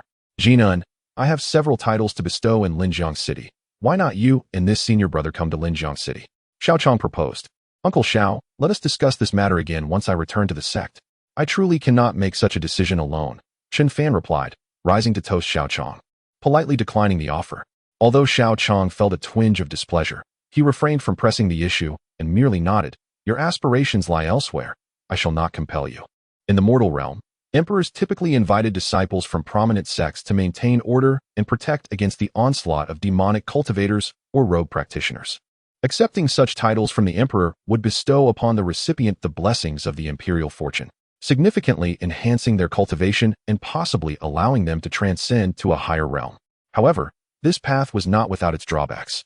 The strength gained was not a result of arduous self-cultivation, and when faced with those who had painstakingly honed their skills, the titled cultivators would likely falter. Moreover, the elevation in cultivation was intrinsically linked to the emperor's fortune, and should the imperial power wane, those granted titles could suffer dire consequences, ranging from a decline in their abilities to potential demise. The Tianyi Sect also had disciples arriving in the Great Zhou to accept celestial titles, but these individuals often lacked the requisite foundation or recognized their own stagnation, opting for the Great Zhou as a last resort. Should Chun Fan acquiesce, Lu Yuan would undoubtedly transform into a harbinger of doom, appending the banquet table in protest. After all, he had diligently nurtured his junior brother, and to have him serve as a titled cultivator in this dismal Great Zhou would be akin to a student scoring 749 on a college entrance exam only to abandon their studies altogether. Yet Xiao Chong harbored no ill intentions. He merely lacked the broader perspective. The titles of cultivator were indeed coveted among rogue practitioners. Lu Yuan clasped his hands in gratitude. Thank you for your understanding, Uncle Xiao. To which Xiao Chong shook his head. Each has their own aspirations. It is simply a pity. As the wine flowed and several rounds were shared, Xiao Chong subtly raised his hand, signaling the servants to withdraw. Even Xiao Yu and her husband departed, leaving only Xiao Chong, Chen's father, Lu Yuan, and Chun Fan in the spacious room. With those who ought not to remain having departed, it was time to address the matter at hand. During the conversations at the banquet, it became apparent that Xiao Yu and her husband had come to Linjiang City not merely for familial visits, but rather to seek refuge. Xiao Yu's father-in-law held the position of left minister of the Ministry of Revenue, wielding immense power in the mortal realm. However, the world of politics. The stage is set for a dramatic interplay. No one can remain comfortably ensconced in their position indefinitely. The esteemed concubine Zheng enjoys the favor of the current emperor, and her family has similarly risen to prominence, basking in newfound glory. However, Zheng Guojiao has had a long-standing feud with the father-in-law of Xiao Yuer, and the faction aligned with Zheng is fiercely clashing with the Li family's influence in the capital. Overall, it appears that the Li family is at a disadvantage. This tumultuous situation also adversely affects the conditions in Linjiang City for Xiao Chong and Father Chen. Taking advantage of the recent turmoil surrounding the demonic cultivators, the court has dispatched an imperial envoy for a thorough investigation, who happens to be associated with Zheng Guojiao, accompanied by cultivators formally recognized by the court. This envoy has been indiscriminately apprehending Xiao Cheng's associates, stirring unrest throughout the city. Although Father Chun is aware that Chun Fan is a disciple of a major sect, he views him merely as a disciple. Both Father Chun and Xiao Chong share this sentiment. Brother Xiao, what news from Deputy Li? Father Chun inquired anxiously, casting a worried glance at Xiao Chong. With a bitter smile, Xiao Chong replied, with concubine Zheng by his majesty's side, matters are becoming increasingly difficult. Yuer has even come to our Linjiang City. After downing a cup of white liquor, Xiao Chong turned his gaze toward Chin Fan. Jinan, your arrival with this senior brother is indeed ill-timed, coinciding with these disturbances. It would be prudent for you to remain at home and return in a few days. I can only wonder if they will exploit this situation. Xiao Chong had contemplated inviting Chin Fan and Lu Yuan to join the ranks of the officially recognized cultivators in Linjiang City, thereby bolstering their collective strength. However, Chun Fan was reluctant, and Xiao Chong could not compel him. Exploit the situation? Uncle Xiao, do you believe this token could validate my identity with junior brother Chin? With that, Lu Yuan produced a gilded token from his bosom. Upon seeing the token, Xiao Cheng's legs buckled, and he fell to his knees, bowing deeply in reverence. To behold such a token was akin to encountering the sovereign himself. Lu Yuan casually toyed with the token, yet he discerned the gravity of Xiao Chong and Father Chun's reaction. It seemed the prince he had met on the mountain had ascended to the throne. After 3 deep bows, Xiao Chong gradually rose, his expression a tapestry of complex emotions as he gazed upon the gilded token, envy flickering in his eyes. This token was the emperor's personal insignia, of which there were no more than 10 throughout the entire Dezhou. The revelation that Lu Yuan possessed such a treasure was astonishing. Yet, as a seasoned veteran of the political arena, Xiao Chong quickly regained his composure, exhaling deeply. This token ensures the safety of both the esteemed immortal and my nephew Chen Fan. Previously, without the court's endorsement, Chen Fan's standing was precarious. However, Lu Yuan's possession of this token now conferred legitimacy, even in the face of the imperial envoy. Yet, Lu Yuan raised an eyebrow. I had presumed this item to be of great value. Does its mere presentation guarantee safety? Xiao Chong, interpreting Lu Yuan's words as a result of prolonged seclusion within the sect, chuckled. The power of this token is relative. It can be significant or trivial depending on the context. Zheng Guojiao possesses a similar token, and with the backing of concubine Zheng, his authority eclipses that of yours. This time, the envoy from the Zheng clan is accompanied by an immortal from the Lihua sect. The Lihua sect, as it is said, boasts individuals of considerable stature. Thus, the token held by the esteemed immortal is of great significance. Before Xiao Chong could finish his thought, Lu Yuan produced a waist token from his bosom, a vibrant crimson adorned with the emblem of the vermilion bird. Is the Lihua sect that Uncle Xiao mentioned this one? Xiao Chong retorted, No, I meant what I said. You are merely jesting with me, are you not? Chapter 114. The joyful departure. The once tranquil room fell into an even deeper silence when Lu Yuan produced the Lihua sect's token bestowed upon him by Brother Song. The sound of Xiao Chong swallowing his saliva echoed distinctly in the stillness. Xiao Chong was momentarily taken aback, and as a realization dawned upon him, his pupils gradually widened. Could this be the token of the Lihua sect? His gaze swept across the room, his eyes reflecting a myriad of astonishment. This token was entirely forged from crimson-scaled fire copper, radiating a hue reminiscent of something freshly extracted from molten lava, with a surface adorned by flowing dark golden patterns. The flames sculpted on the front of the token rose in a triangular formation, with the core of the flames intricately woven with fine golden threads that meandered along the flame's veins to the tail, shimmering with fragments of light. 1 flower, 2 flowers. 4 flowers. Xiao Chong vividly recalled the subservient expression of that imperious envoy upon encountering the immortal masters of the Lihua sect. Those celestial beings wore tokens identical to the one in Lu Yuan's hand, yet their flames bore only 2 or 3 flowers. Lu Yuan's token had 4. Calm down. Steady yourself. After the initial exhilaration came a wave of resentment as he shot a fierce glare at Chen's father, who was equally dumbfounded. Why, brother? If you had this item, why didn't you reveal it earlier? No wonder that old fellow Chun Linxian didn't he persuade his son to stay. It turned out there were such significant figures behind him. They had been played by this family. As Xiao Chong collected his thoughts, a smile finally graced his face. This immortal master and Jin are actually disciples of the Lihua sect? Surely, my concerns regarding Brother Chun are alleviated. Jinan, why did you not mention you were an immortal master of the Lihua sect, along with your senior brother? Oh dear. Xiao Chang's mind began to race, and his smile blossomed like a flower.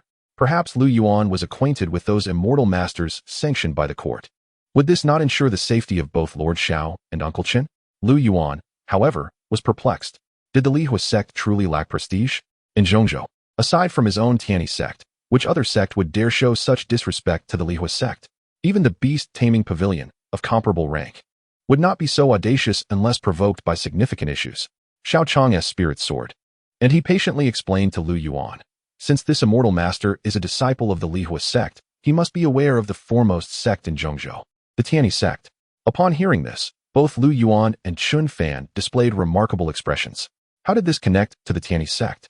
Lu Yuan appeared dazed. Surely, even a disciple of the Tianyi Sect would not be so dismissive towards the Lihua sect, unless one of the few true disciples from the sect was involved. As the second senior brother of Tianju Peak and a potential master to the second senior brother of Wu Dao Peak, he was well aware of any recent true disciples descending the mountain. In an instant, Lu Yuan's mind raced. Brother Mu from Yunling Peak was busy tending to the fields, while several seniors from Danxia Peak were almost numbed from alchemy practice. Finally, there was him, from Tianju Peak. Yes, Tianju Peak, where he hadn't seen his senior brother emerge for some time, and he had assumed he was in seclusion. Oh no, the token in Lu Yuan's hand slipped from his grasp and fell to the ground in his excitement. Noticing the peculiar expression on Lu Yuan's face, Xiao Chong assumed that the two were merely startled. He then spoke reassuringly. There is nothing to worry about, esteemed immortal. The elders of the Tianyi Sect are quite amiable, especially the one in charge. Just moments ago, Lu Yuan had only a 60% certainty in his judgment. But upon hearing Xiao Chang's words, he immediately concluded with absolute certainty that the leader must indeed be Li Chongqing. Oh, they have deceived me into descending the mountain to assist their disciples. Just wait, he declared. Junior brother, Uncle Chun, Lord Xiao, I can no longer partake in this meal. I shall meditate instead. You need not concern yourselves with this matter. I will handle it. With that, Lu Yuan vanished, leaving behind even the fallen Lihua sect token. Xiao Chong and Chen Linxian exchanged puzzled glances at Lu Yuan's vacant seat. What could have caused him to leave in such a sudden fit of anger? After some contemplation, Xiao Chong lifted his gaze towards Chen Fan, his expression shifting uncertainly. The furrowed brow returned, and with evident concern, he addressed Chen Fan. Jinan, did your uncle say something inappropriate? Did we offend this esteemed immortal? Fear not, Uncle Xiao. My senior brother was likely overwhelmed by frustration. The leader of the Tianyi Sect is probably an old acquaintance of his. Observing Chen Fan's calm demeanor, Xiao Chang's anxiety began to dissipate. However, the next remark from Xiao Chang sent a shiver down Chen Fan's spine.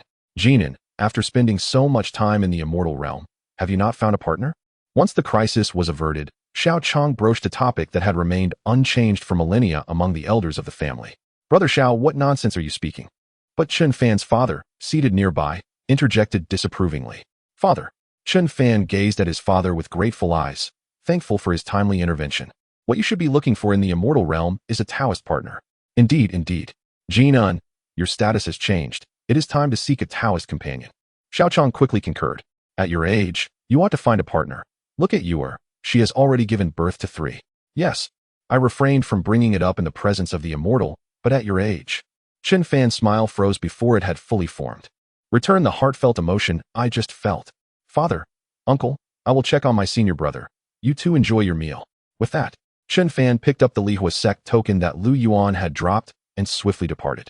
Watching Chen Fan's empty seat, Xiao Chong and Chen Linxian exchanged a knowing smile. This child is becoming increasingly unruly. He does not take kindly to such discussions. With their previous concerns now alleviated, Xiao Chong and Chen Fan's father began to indulge in their drinks. The following day, at a mansion in Linjiang City, the grand vermilion door was adorned with gilded beast rings, and 2 white marble stone lions with jade inlays guarded the entrance. The air wafted with the fragrant blend of dragon's saliva and fresh tea. In the corridor, a water pool cradled lotus flowers the size of porcelain cups, while the shadows of wisteria danced over the white jade courtyard, contrasting with the azure lapis lazuli cloud patterns. Lord Zhong, the Duke of the State has requested that we swiftly involve Xiao Chong in this matter. Inside the lakeside pavilion, 2 middle-aged men sat, sipping tea and playing chess. Upon hearing the words of the man clad in a brocade robe, the official in formal attire dropped a piece. What can I do? That scoundrel Xiao Chong is exceedingly cunning, and Chen Linxian is equally elusive, leaving no discernible flaws, he lamented. My lord, could we not call upon the aid of those celestial beings to eliminate these 2? The brocade-robed man inquired tentatively, stealing glances at the official's expression. The celestial beings? The official furrowed his brow, sighed, and shook his head. Originally, I had planned to do just that. The celestial beings from the Lihua sect could be easily persuaded. However, it appears that the celestial beings from the Tianyi Sect are aware of my intentions. Despite my fervent pleas, I cannot summon their assistance. With the celestial beings from the Tianyi Sect inactive, the ones from the Lihua Sect have also refrained from intervening. The official struggled to comprehend why the disciples of the Tianyi Sect were so astute, distinctly different from other sect celestial beings he had previously encountered. Meanwhile, young Master Zheng was pressing for action, urging us to raid the Xiao residence and deliver Xiao Yuan to him. The brocade-robed man's expression turned troubled. Young Master Zheng had taken a liking to Xiao Yuan during his time in the capital, and now, with the Li family in decline, he was impatient to emulate Prime Minister Qiao. He even traveled from the capital to this Jiangqing. The official sighed at this juncture. We can only await the outcome of the power struggles among the nobles in the capital. As long as we do not err, we shall be fine. As for young Master Zheng, we shall simply placate him for the time being. Just as they were deliberating, a sudden flurry of hurried footsteps approached, and a person came tumbling in, exclaiming, My lord, great news, a joyous event. The son of the Chun family is a cultivator, and he returned home yesterday. Our young master has gone to seize him. Chapter 115. Chen Fan, what kind of immortal cultivation are you practicing?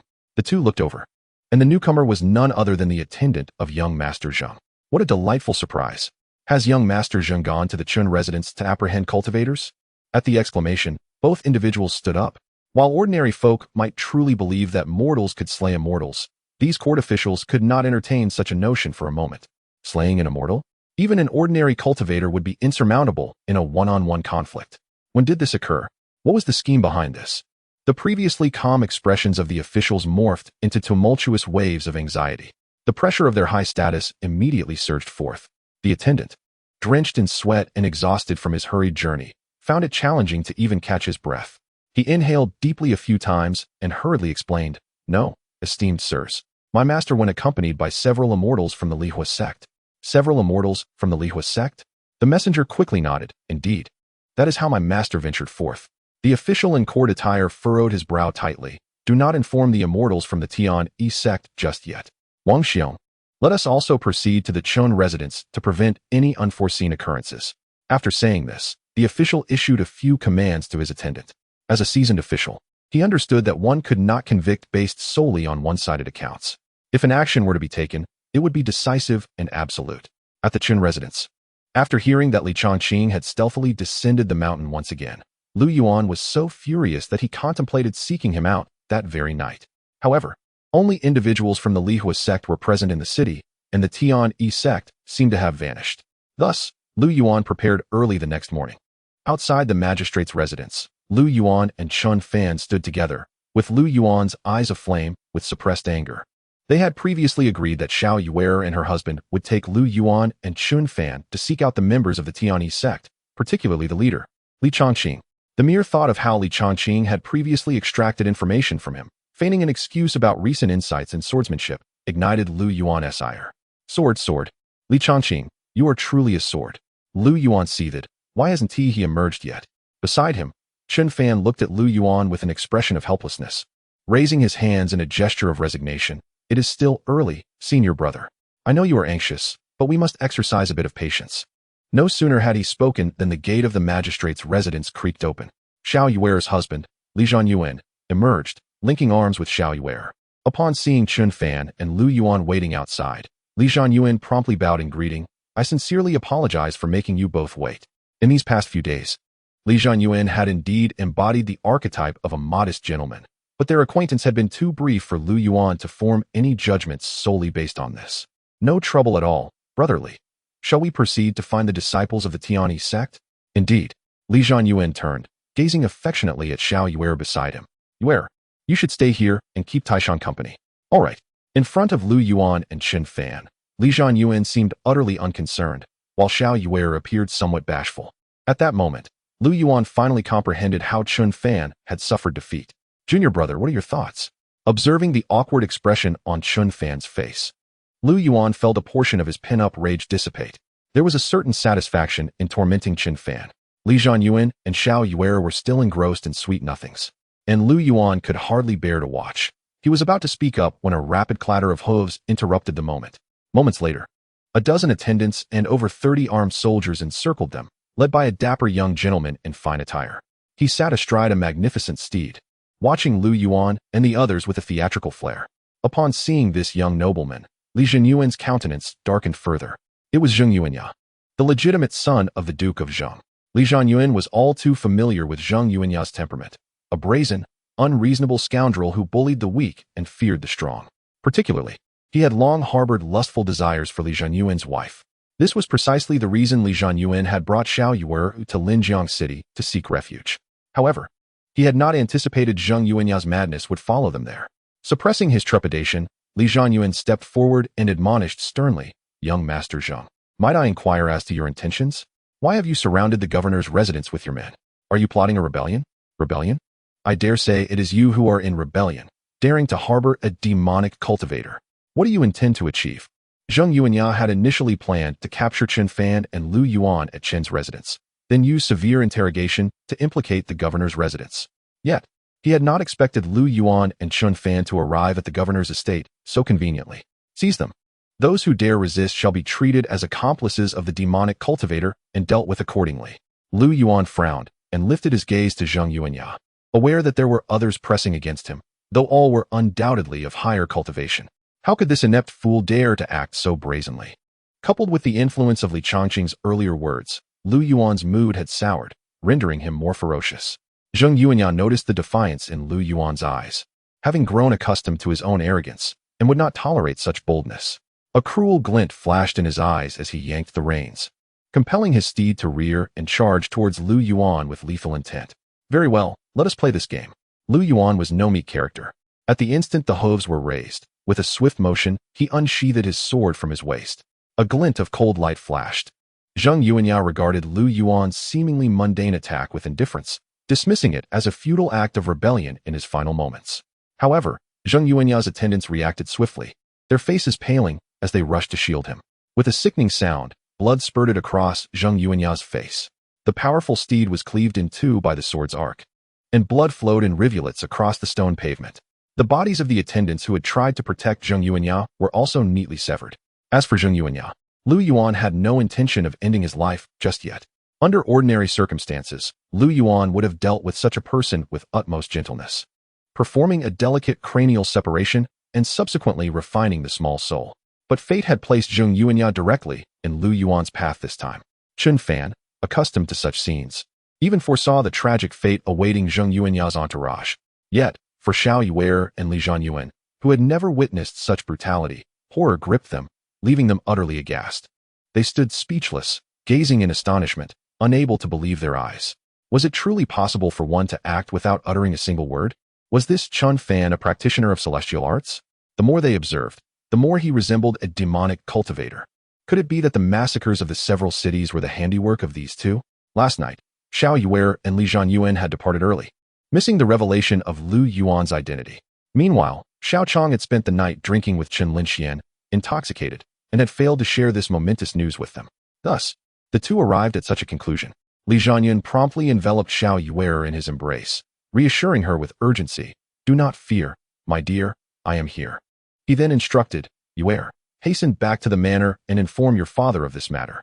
Xiao Yuan, being a woman of discernment, did not indulge in pretentiousness. She swiftly made her way back home, casting a lingering glance at Chen Fan. "Chen Fan, how have you strayed so far from the righteous path?" Zheng Yuanya raised his head, his expression filled with malice. "Do you know who I am?" With a swift motion, Lu Yuan pressed his foot against Zheng Yuanya's face, forcefully pinning it to the stone ground, eliciting a heart-wrenching scream from him. Moments later, a group of disciples clad in crimson robes rushed forth. These individuals were indeed the disciples of the Tianyi Sect. Upon their arrival, Zheng Yuanya clung to them like a drowning man grasping at his last hope, tears streaming down his face as he cried out in despair, "Immortal, save me." Chapter 116. Boheo, Senior Brother Lu, act swiftly. As the words hung in the air, Lu Yuan let out a cold snort and stepped forward, delivering a forceful slap. The sharp sound echoed as Lu Yuan's hand struck Zheng Yuanya's bone, abruptly silencing his cries for help. "Scream all you want. Did I permit you to?" Though Senior Brother Lu appeared fierce, his temperament was comparatively gentle. Yet Zheng Yuanya had provoked him. In that moment, Lu Yuan's ferocity was palpable. The disciples of the Tianyi Sect, who had initially followed Zheng Yuanya merely to observe, recognized that he might be misusing their name. They wondered about his origins, perhaps hoping for a familiar face. However, witnessing Lu Yuan's almost demonic demeanor and his formidable skills, their expressions darkened as they locked their piercing gazes onto him. "This can't be. He must not truly be a demon cultivator. Who are you?" Lu Yuan, wishing to avoid any misunderstandings that might lead to further conflict, he needed to conserve his strength for dealing with Li Chongqing, assertively declared his identity to the Tianyi Sect disciples. "Tianyi Sect, Lu Yuan." "Tianyi Sect? Lu Yuan." Upon hearing this name, some disciples who might have seen Lu Yuan's portrait gasped in astonishment. It truly is Senior Brother Lu. With this revelation, their earlier suspicions of him being a demon cultivator dissipated. Indeed, such behavior was unmistakably characteristic of Lu Yuan. Beside him, Chen Fan sought to further affirm their righteous standing. This token, it resembles that of Senior Brother Song. Yes, Senior Brother Song had mentioned Lu Yuan during his time in the sect. Gradually, the disciples of the Tianyi Sect relaxed their vigilance and began to murmur among themselves. Eventually, the leading disciple approached respectfully, his expression visibly a mix of anxiety and reverence. The respect stemmed from Lu Yuan's status, while the anxiety arose from his notorious reputation. "Senior Brother, what brings you here?" This individual had already reached the early stage of the nascent soul realm, surpassing Lu Yuan openly in cultivation. Nevertheless, he still bowed respectfully to Lu Yuan, addressing him as Senior Brother, for Lu Yuan's seniority was undeniable. "There's no need for you to concern yourselves with this matter. I shall take over. If any issues arise, I will communicate them to Senior Brother Song," Lu Yuan said with a subtle smile, which, in the eyes of the Tianyi Sect disciple, appeared exceedingly eerie and unsettling. Yes, yes, of course, he quickly replied, bowing deeply, under Lu Yuan's clear indication. The Lihua sect disciples were eager to leave this contentious place. Zheng Yuanya, who had lost consciousness under Lu Yuan's grip, felt his heart tremble as he overheard their conversation. Wait, you are all in cahoots. I have become the fool. He had witnessed such scenarios numerous times. But those instances had always involved him as the one in power. Why was it that this time, he found himself reduced to a mere ant, easily crushed? Li Zhanyuan, still observing the situation, could hardly believe his eyes as he rubbed them in disbelief. How could it be that a celestial being from the esteemed Lihua sect, usually treated as a guest of honor in the capital, was behaving like a wayward child before Chunfan's senior brother? This was a practitioner of the Lihua sect, a formidable entity that even the current emperor regarded with indifference. Initially, he had harbored concerns that Lu Yuan and Chunfan would be mistaken for demonic cultivators and subjected to harsh interrogations in a dark chamber. Yet, how had events unfolded in such a manner? In the brief moment that Li Zhanyuan was lost in thought, the imperial envoy Zheng Yuanya arrived with his entourage. Observing the throng of people before him, Zheng Yuanya perceived that Lu Yuan was holding him hostage while the Lihua sect's practitioners were compelled to withdraw under Lu Yuan's threat. The envoy had already conjured an elaborate narrative in his mind. But why was this happening? Could it be that Zheng Yuanya had indeed stumbled into an extraordinary situation? Could Chun Linchuan's son truly be a demonic cultivator? It must be so. If that were the case, then the witnesses he had just summoned would be of no use at all. The wreckage surrounding them was sufficient evidence. This was a catastrophe. If anything were to happen to Zheng Yuanya, his official hat would be lost as well. In a flurry, he approached the disciples of the Lihua sect. Bowing his head respectfully, I greet you, esteemed immortals. The disciples of the Lihua sect looked at him with confusion. What is it? As they distanced themselves, panic set in within Zheng Yuanya, and he could no longer contain himself, urgently pleading, esteemed immortals, you cannot leave. The demonic cultivator is still here. Demonic cultivator? The disciples of the Lihua sect were even more perplexed. What demonic cultivator? They had no intention of getting involved. If they were to intervene, they would merely end up like Zheng Yuanya, resembling a helpless doll. Immortal. Zheng Yuanya attempted to halt the departing disciples, but the practitioners were beyond his restraint. As he watched the figures of the Lihua sect fade into the distance, despair enveloped Zheng Yuanya and himself. Yet, in the next moment, hope flickered once more. A dozen figures descended around them. Upon closer inspection, they were disciples of the Tianyi Sect. They had arrived, and salvation was at hand. The Tianyi Sect disciples, once detested by Zheng Yuanya, now appeared remarkably endearing. However, that glimmer of hope quickly extinguished. Senior Brother Lu, the leading disciple of the Tianyi Sect, called out to his captor. They recognized each other. It was over. Just as Zheng Yuanya and the envoy resigned themselves to their fate, yet another twist unfolded. It's Senior Brother Lu. Everyone, act quickly. This must be a demonic impersonator. Chapter 117. Li Chongqing, what on earth do you intend to do? It is Senior Brother Lu. Everyone, act quickly. This must be the demon in disguise. Is Lu Yuan truly who he claims to be? Most likely. Yet, one cannot overlook the splendid opportunity at hand to exact vengeance. No. To repay Lu Yuan for his kindness. Will you repay him or not? If he is an impostor, strike him down. If he is genuine, then merely incapacitate him. Thunderous formations. The righteous might of the five thunders. Indomitable golden body. Blue-silver entanglement.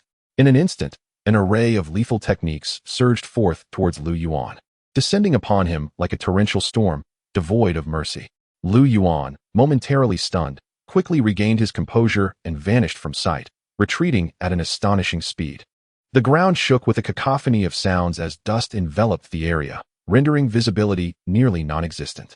The sharp slaps echoed continuously as the beleaguered disciples retaliated vigorously, reveling in their reprisal. After all, several of these disciples had already ascended to the Yuaning stage, and with so many joining in, Lu Yuan could do little but flee, enduring their relentless assault. What are you doing? I am Lu Yuan. Of course, we know you are Lu Yuan. Had you been an impostor, we would not have acted. Back in the sect, did you ever ponder the possibility of this day? Although some disciples have surpassed Lu Yuan in cultivation, at that time, the revered Zen master was present, and no justifiable cause existed for such actions. Now, with the absence of the second elder and a perfectly suitable rationale, this is indeed a once-in-a-lifetime opportunity. We cannot kill him, but we can certainly inflict severe torment upon our dear Senior Brother Lu. As long as we do not slay you, all is permissible. Down below, Chun Fan contemplated intervening, but upon witnessing the fierce clash and the ensuing chaos, he silently distanced himself. as Lu Yuan's devoted junior. Chen Fan was well aware that this was the elder generation seeking to repay their debt to senior brother Lu. It was prudent to keep his distance to avoid being caught in the fray. Observing Lu Yuan's disheveled state and Chen Fan's evasive maneuvers, Zheng Yuanya's eyes sparkled with unrestrained joy. He had initially believed he had encountered an insurmountable obstacle, only to discover that this individual was an impostor. Witnessing the fervor of the disciples from the Tianyi Sect, it was evident that the Shao and Chen families would undoubtedly be branded as accomplices of demonic practitioners and face annihilation. Even the Li family from the capital would not escape unscathed.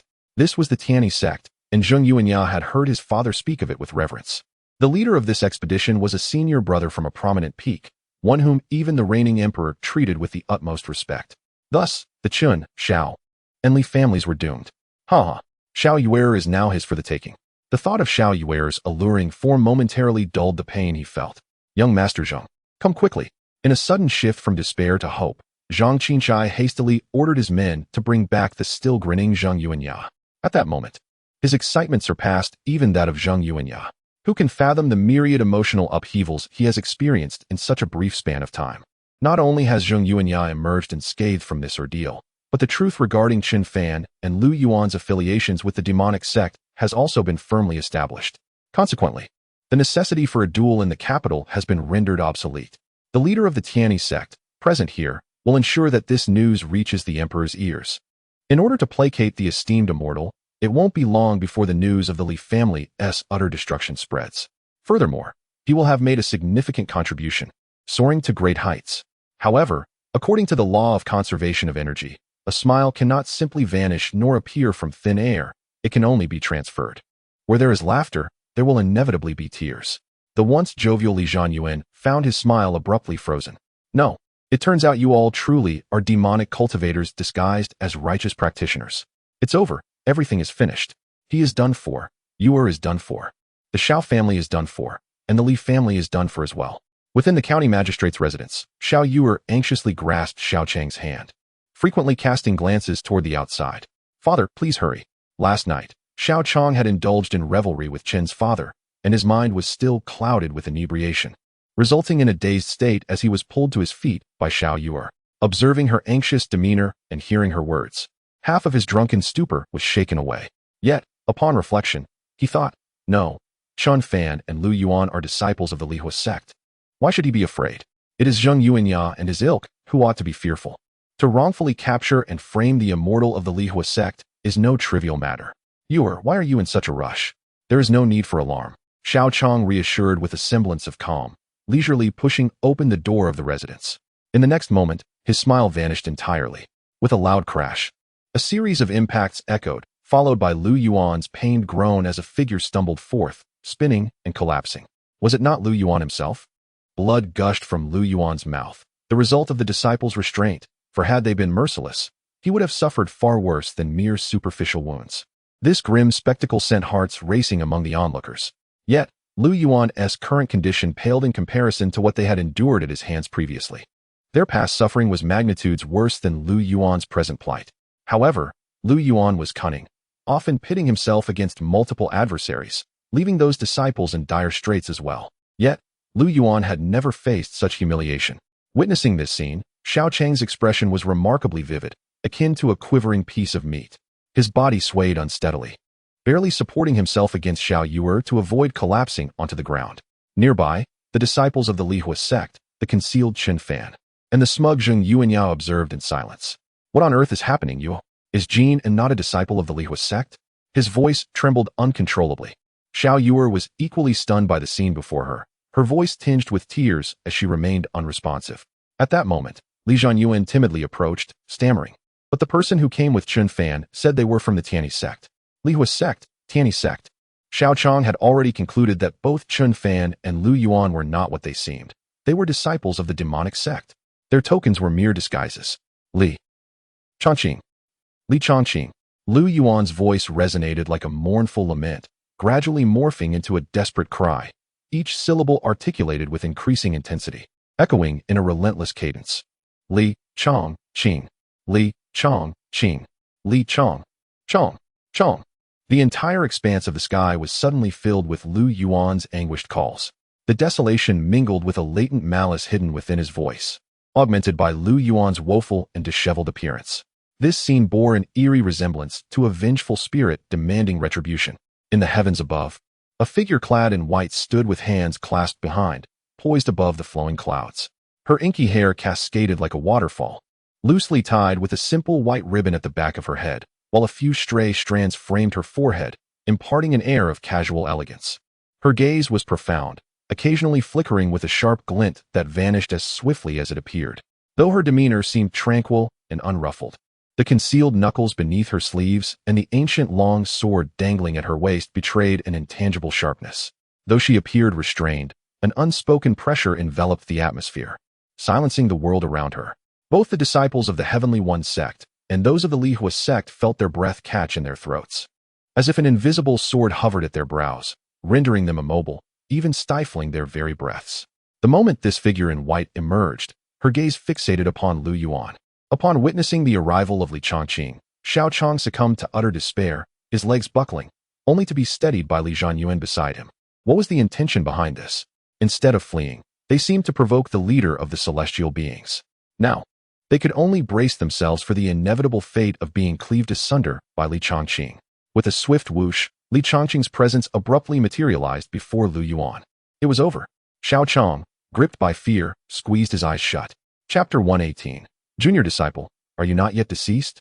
The impostor who masqueraded as a disciple of the Tianyi Sect was unmasked upon encountering the esteemed senior brother. Was this the reason for the rumors of Lu Yuan's escape from the Tianyi Sect last night? Moreover, judging by the token he produced, it appeared that this sect was adept at forging replicas, indistinguishable from the authentic ones. Xiao Chong was engulfed in despair. Chen Linxian, is this the exemplary son you have raised? Seeking immortality? What a farce. This is a quest for demonic power. No wonder he has been absent for nearly a decade. It seems he has spent these years fleeing from pursuers. Xiao Yuer, sensing the profound desolation in her father's gaze, instinctively moved closer to Li Zhanyuan, her body trembling slightly. At that moment, an aggressively predatory gaze swept over her, sending chills down her spine. She glanced fearfully to see Zhang Yunya observing her with a lecherous, repugnant stare. That look seemed to convey a message. Once the Li family falls, you shall belong to me. A flicker of determination crossed Xiao Chueyer's eyes. Even in death, she would not fall into the clutches of that fiend, Zhang Yuanya. Just as everyone believed Lu Yuan was on the brink of a gruesome demise, the situation took yet another unexpected turn. Junior disciple? Li Chongqing cautiously called Lu Yuan's name, his demeanor submissive, akin to a mouse encountering a cat. Senior brother, didn't you tell me previously that you had gained insights into the sword path? Li Chongqing chuckled awkwardly, attempting to deflect. So, junior disciple, do you believe I am currently in a state of enlightenment? Lu Yuan was left speechless, only to present another devastating query. Let us set this matter aside for now. Dear senior brother, are you truly going to stand by and watch as I was just assaulted, while your beloved junior disciple is nearly beaten to death? Li Chongqing was momentarily at a loss for words, struggling to respond. Witnessing his senior brother's demeanor, Lu Yuan felt an overwhelming surge of anger. To others, he was meek and compliant, yet when it came to Lu Yuan, he unleashed his ferocity. With a sigh of relief, Lu Yuan was about to speak. But Li Chongqing interjected first, delivering a shocking statement that shattered Lu Yuan's composure. Junior disciple, are you not yet deceased? Are you not still alive? Not dead. Alive. Li Chongqing's words echoed repeatedly in Lu Yuan's ears, nearly driving him to the brink of despair. Senior brother, who is truly your beloved junior disciple? You risk everything for these few disciples, secretly descending the mountain, showcasing a spirit worthy of lament. Yet when it comes to your true junior disciple, you witness him being tormented by these disciples, nearly beaten to death, and you merely lurk in the shadows, watching, only to utter, junior disciple, are you not yet deceased? Senior brother, you are something else. Lu Yuan felt a surge of energy rising within him, his cheeks flushed with indignation, his body trembling with rage. The air around him seemed to shimmer with a faint mist as his fury reached its peak. Li Chongqing, with a face full of grievance, explained, I thought you were merely reuniting with these disciples in playful banter. Lu Yuan replied, Oh, I had noticed your interactions with other junior brothers and sisters when I was at the sect. At that time, I inquired about it. And you told me it was a unique greeting style of our Tianjue peak, where the more forceful the gesture, the deeper the affection. However, I feel that the way these disciples greet each other pales in comparison to the special affection you once showed them. I was even contemplating whether I should descend and offer a unique greeting to you. Silence enveloped the air. Despite the myriad of indignation swirling within Lu Yuan, he swallowed his words. What? You still wish to greet me? Are you unaware of your own strength?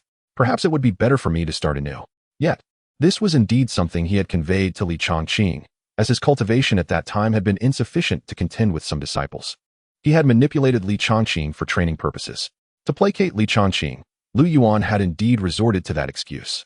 Little did he expect that the boomerang from over a decade ago would strike him squarely between the eyes. Silence. Lu Yuan, unable to restrain his anger, found himself at a loss for words. Ultimately, he resorted to an overwhelming battle cry. A war roar erupted, and he unleashed everything he had, setting aside the facts. Did you not commit any errors? Lu Yuan resembled a furious lion, unleashing his wrath upon Li Changqing. The disciples of Tianyi Sect witnessed this spectacle and chuckled. What are you laughing at? Lu Yuan's gaze shifted toward the snickering Tianyi disciples. We're not laughing, they protested. Lu Yuan glared fiercely at those who had lowered their heads, his eyes radiating palpable malice. Just wait. I will ensure a thorough reckoning upon my return. Do you think I cannot deal with you here in the Great Zhou? I refuse to believe that you have no family in Tianyi Sect. Think carefully about them. Zheng Yuanya, who had initially reveled in Lu Yuan's humiliation, now found his expression frozen in a comical grimace. Not just him, even Zhang Qinchai's complexion turned ashen, beads of cold sweat forming on his brow. He trembled as he gazed upon Lu Yuan, his eyes filled with terror. The image of Lu Yuan's ferocity and Li Changqing's unwillingness to rebut continuously churned in his mind, inducing a near-fainting sensation. Are they not impersonators? He pondered. How could Li Changqing, a leading disciple of Tianyi Sect and the highest-ranking immortal, display such fear of Lu Yuan? The truth of Chen Fan and Lu Yuan remained shrouded in mystery. He was utterly bewildered, unable to discern the reality of the situation. Zhang Qinchai's mind raged with confusion. It was not only Zhang Qinchai and Zheng Yuanya. Even Xiao Chong and Li Zhanyuan felt similarly. What on earth is happening? The disciples of Li Hua's sect respectfully referred to him as brother, while the disciples of Tianyi Sect, upon their first glance, seemed as if they were confronting a relentless demonic cultivator, attacking with lethal intent. Then, the leader of the Tianyi faction referred to the master as junior brother, his gaze tinged with a hint of trepidation. What on earth are you all trying to accomplish? Chapter 119. No one understands the heavenly demon sect better than I, stunned, utterly bewildered. At this moment, smiles vanished completely, and no one dared to display a grin upon their countenance. After all, no one could predict whether the situation would take another unexpected turn in the next heartbeat. The two factions stood in a tense standoff. At this juncture, Zheng Yuanya harbored an intense desire for Lu Yuan and Chen Fan to be mere impostors. Not merely a desire, but an absolute necessity. What kind of sect is the Heavenly One? It is the foremost sect in the 5 domains, nay, in all of Zhongzhou. Leading the charge is Li Changqing, the esteemed senior brother amongst them. Such a figure is not someone Zheng Yuanya could afford to offend. Even fawning over him would be beneath his station. If Lu Yuan truly is Li Changqing's junior, and he has incurred the wrath of such a formidable character, what hope remains for him? This scenario is akin to the harbinger of complete extinction for his family. Should his father learn of his transgression against such a personage, there would be no need for an imperial decree. He would swiftly lead the entire family to their doom. If these cultivators were to engage in combat, it would be an excruciating ordeal, with no means of survival or escape. Before him, Li Changqing stood as unyielding as a statue, regardless of how fiercely Lu Yuan struck. Li Changqing remained utterly unmoved. There was no response whatsoever, draining Lu Yuan of the strength to even utter an insult. Junior brother, what is the matter?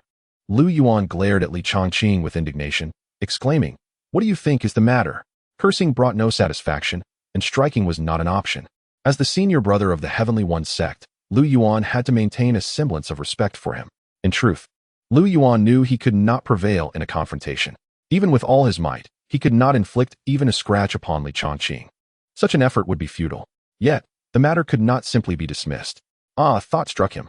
At that moment, Lu Yuan's gaze fell upon Zhang Qin and Zheng Yuanya nearby. It was these individuals who had come to ensnare him.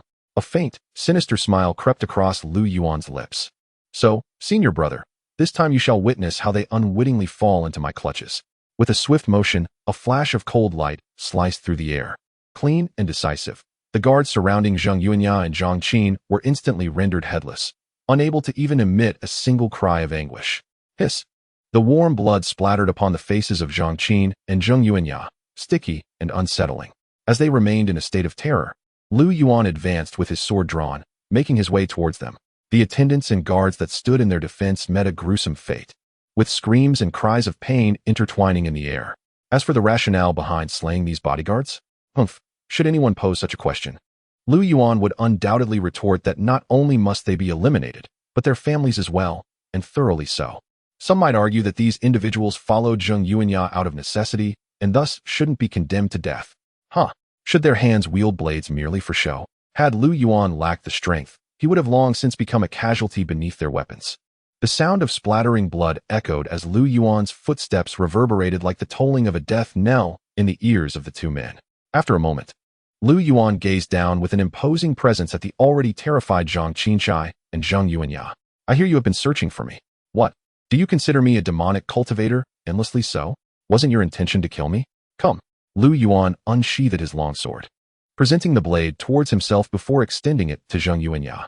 The blood upon the blade had yet to dry, trickling down its length and pooling on the ground. Today, I grant you an opportunity. Come, strike here. Zheng Yuanya, confronted by Lu Yuan's utterly indifferent visage, was so frightened that his face contorted, tears cascading down his cheeks. Not only was he too terrified to reach for the sword, but his entire body trembled uncontrollably. How had he entangled himself with this harbinger of doom? I command you to take it.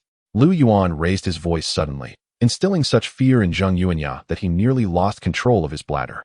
No, it was already damp beneath his trousers, but he could not discern whether it was sweat or urine. Under the pressure from Lu Yuan, Zheng Yuanya steeled himself and grasped the hilt of the sword. No, you truly dare to accept? In the next instant, a soft sound echoed. Zheng Yuanya's throat was sliced open, though not fatally. The wound was sufficient to make him acutely aware of his pain, yet he could not scream, for to do so would stretch the injury, intensifying his agony. Lu Yuan, like a butcher skillfully dissecting meat, accompanied the sound of flesh parting with Zheng Yuanya's hoarse cries. Ultimately, the once living man was reduced to nothing but a ghastly skeleton, devoid of flesh and blood, leading one to ponder whether Lu Yuan had once been a master butcher of Lanzhou noodles in a past life. At this moment, one might inquire, Senior Brother Lu, how did you hone such skill? The answer is simple: practice makes perfect. Li Changqing's expression was truly intriguing, a blend of pity and urgency. He watched as these individuals met their fate right before his eyes. In their final moments, their pleading gazes sought his silent assistance, yet his instincts forbade him from intervening.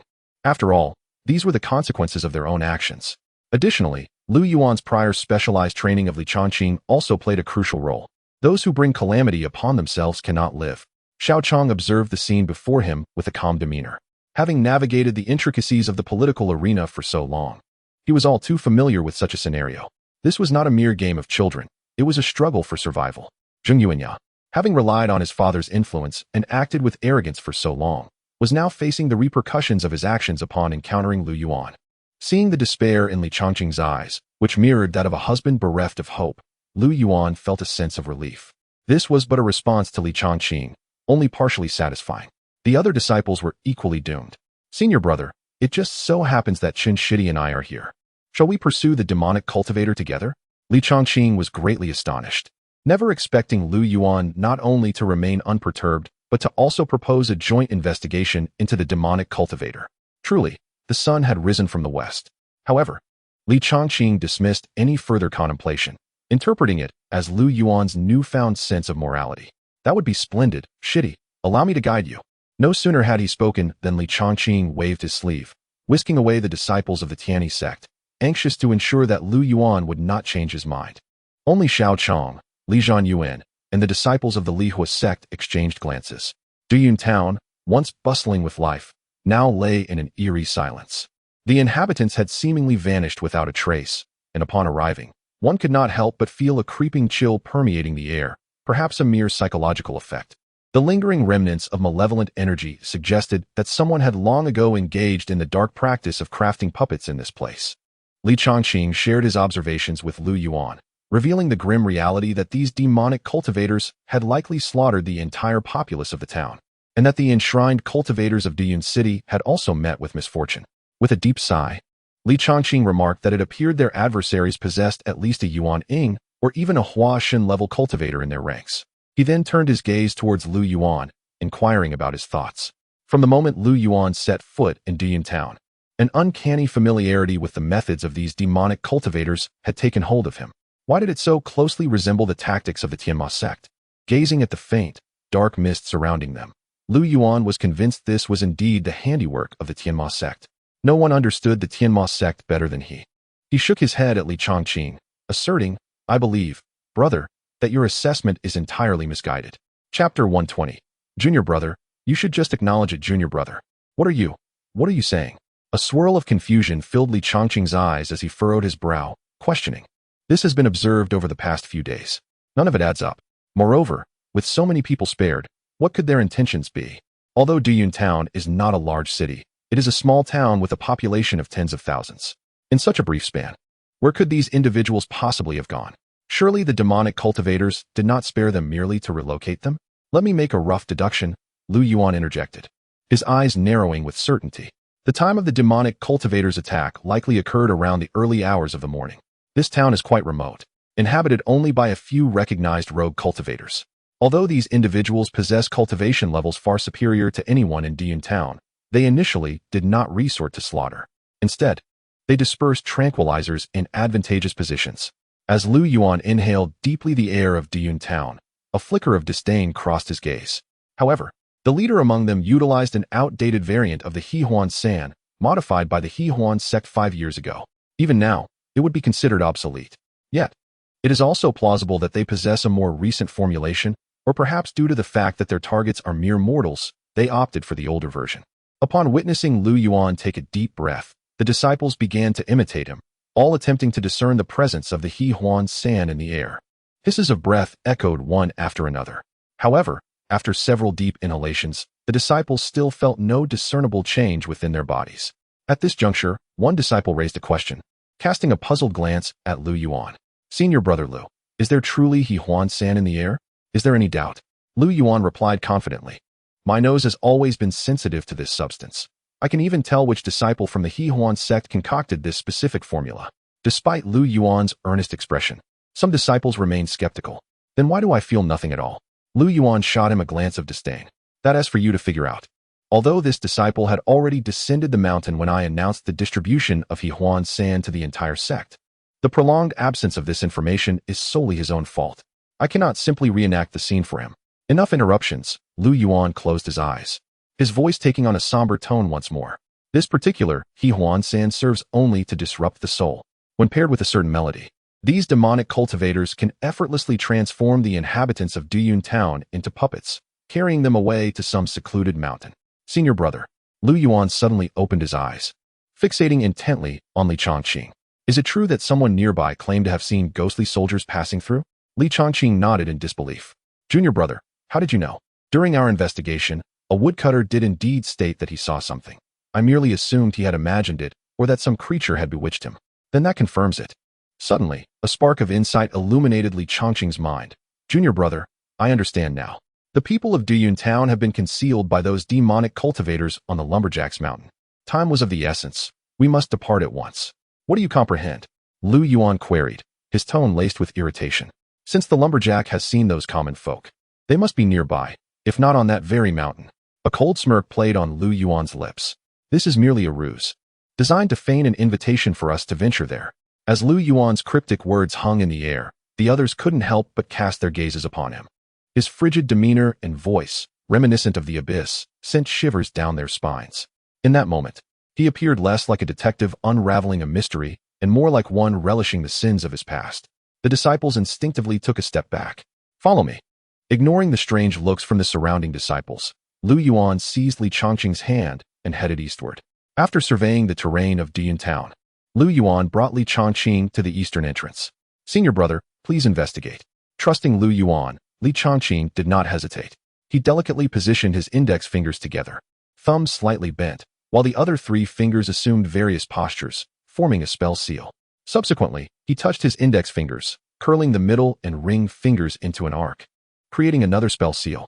"Probe," he commanded, as his palms slowly spread outward, a faint azure glow emanating from his palms.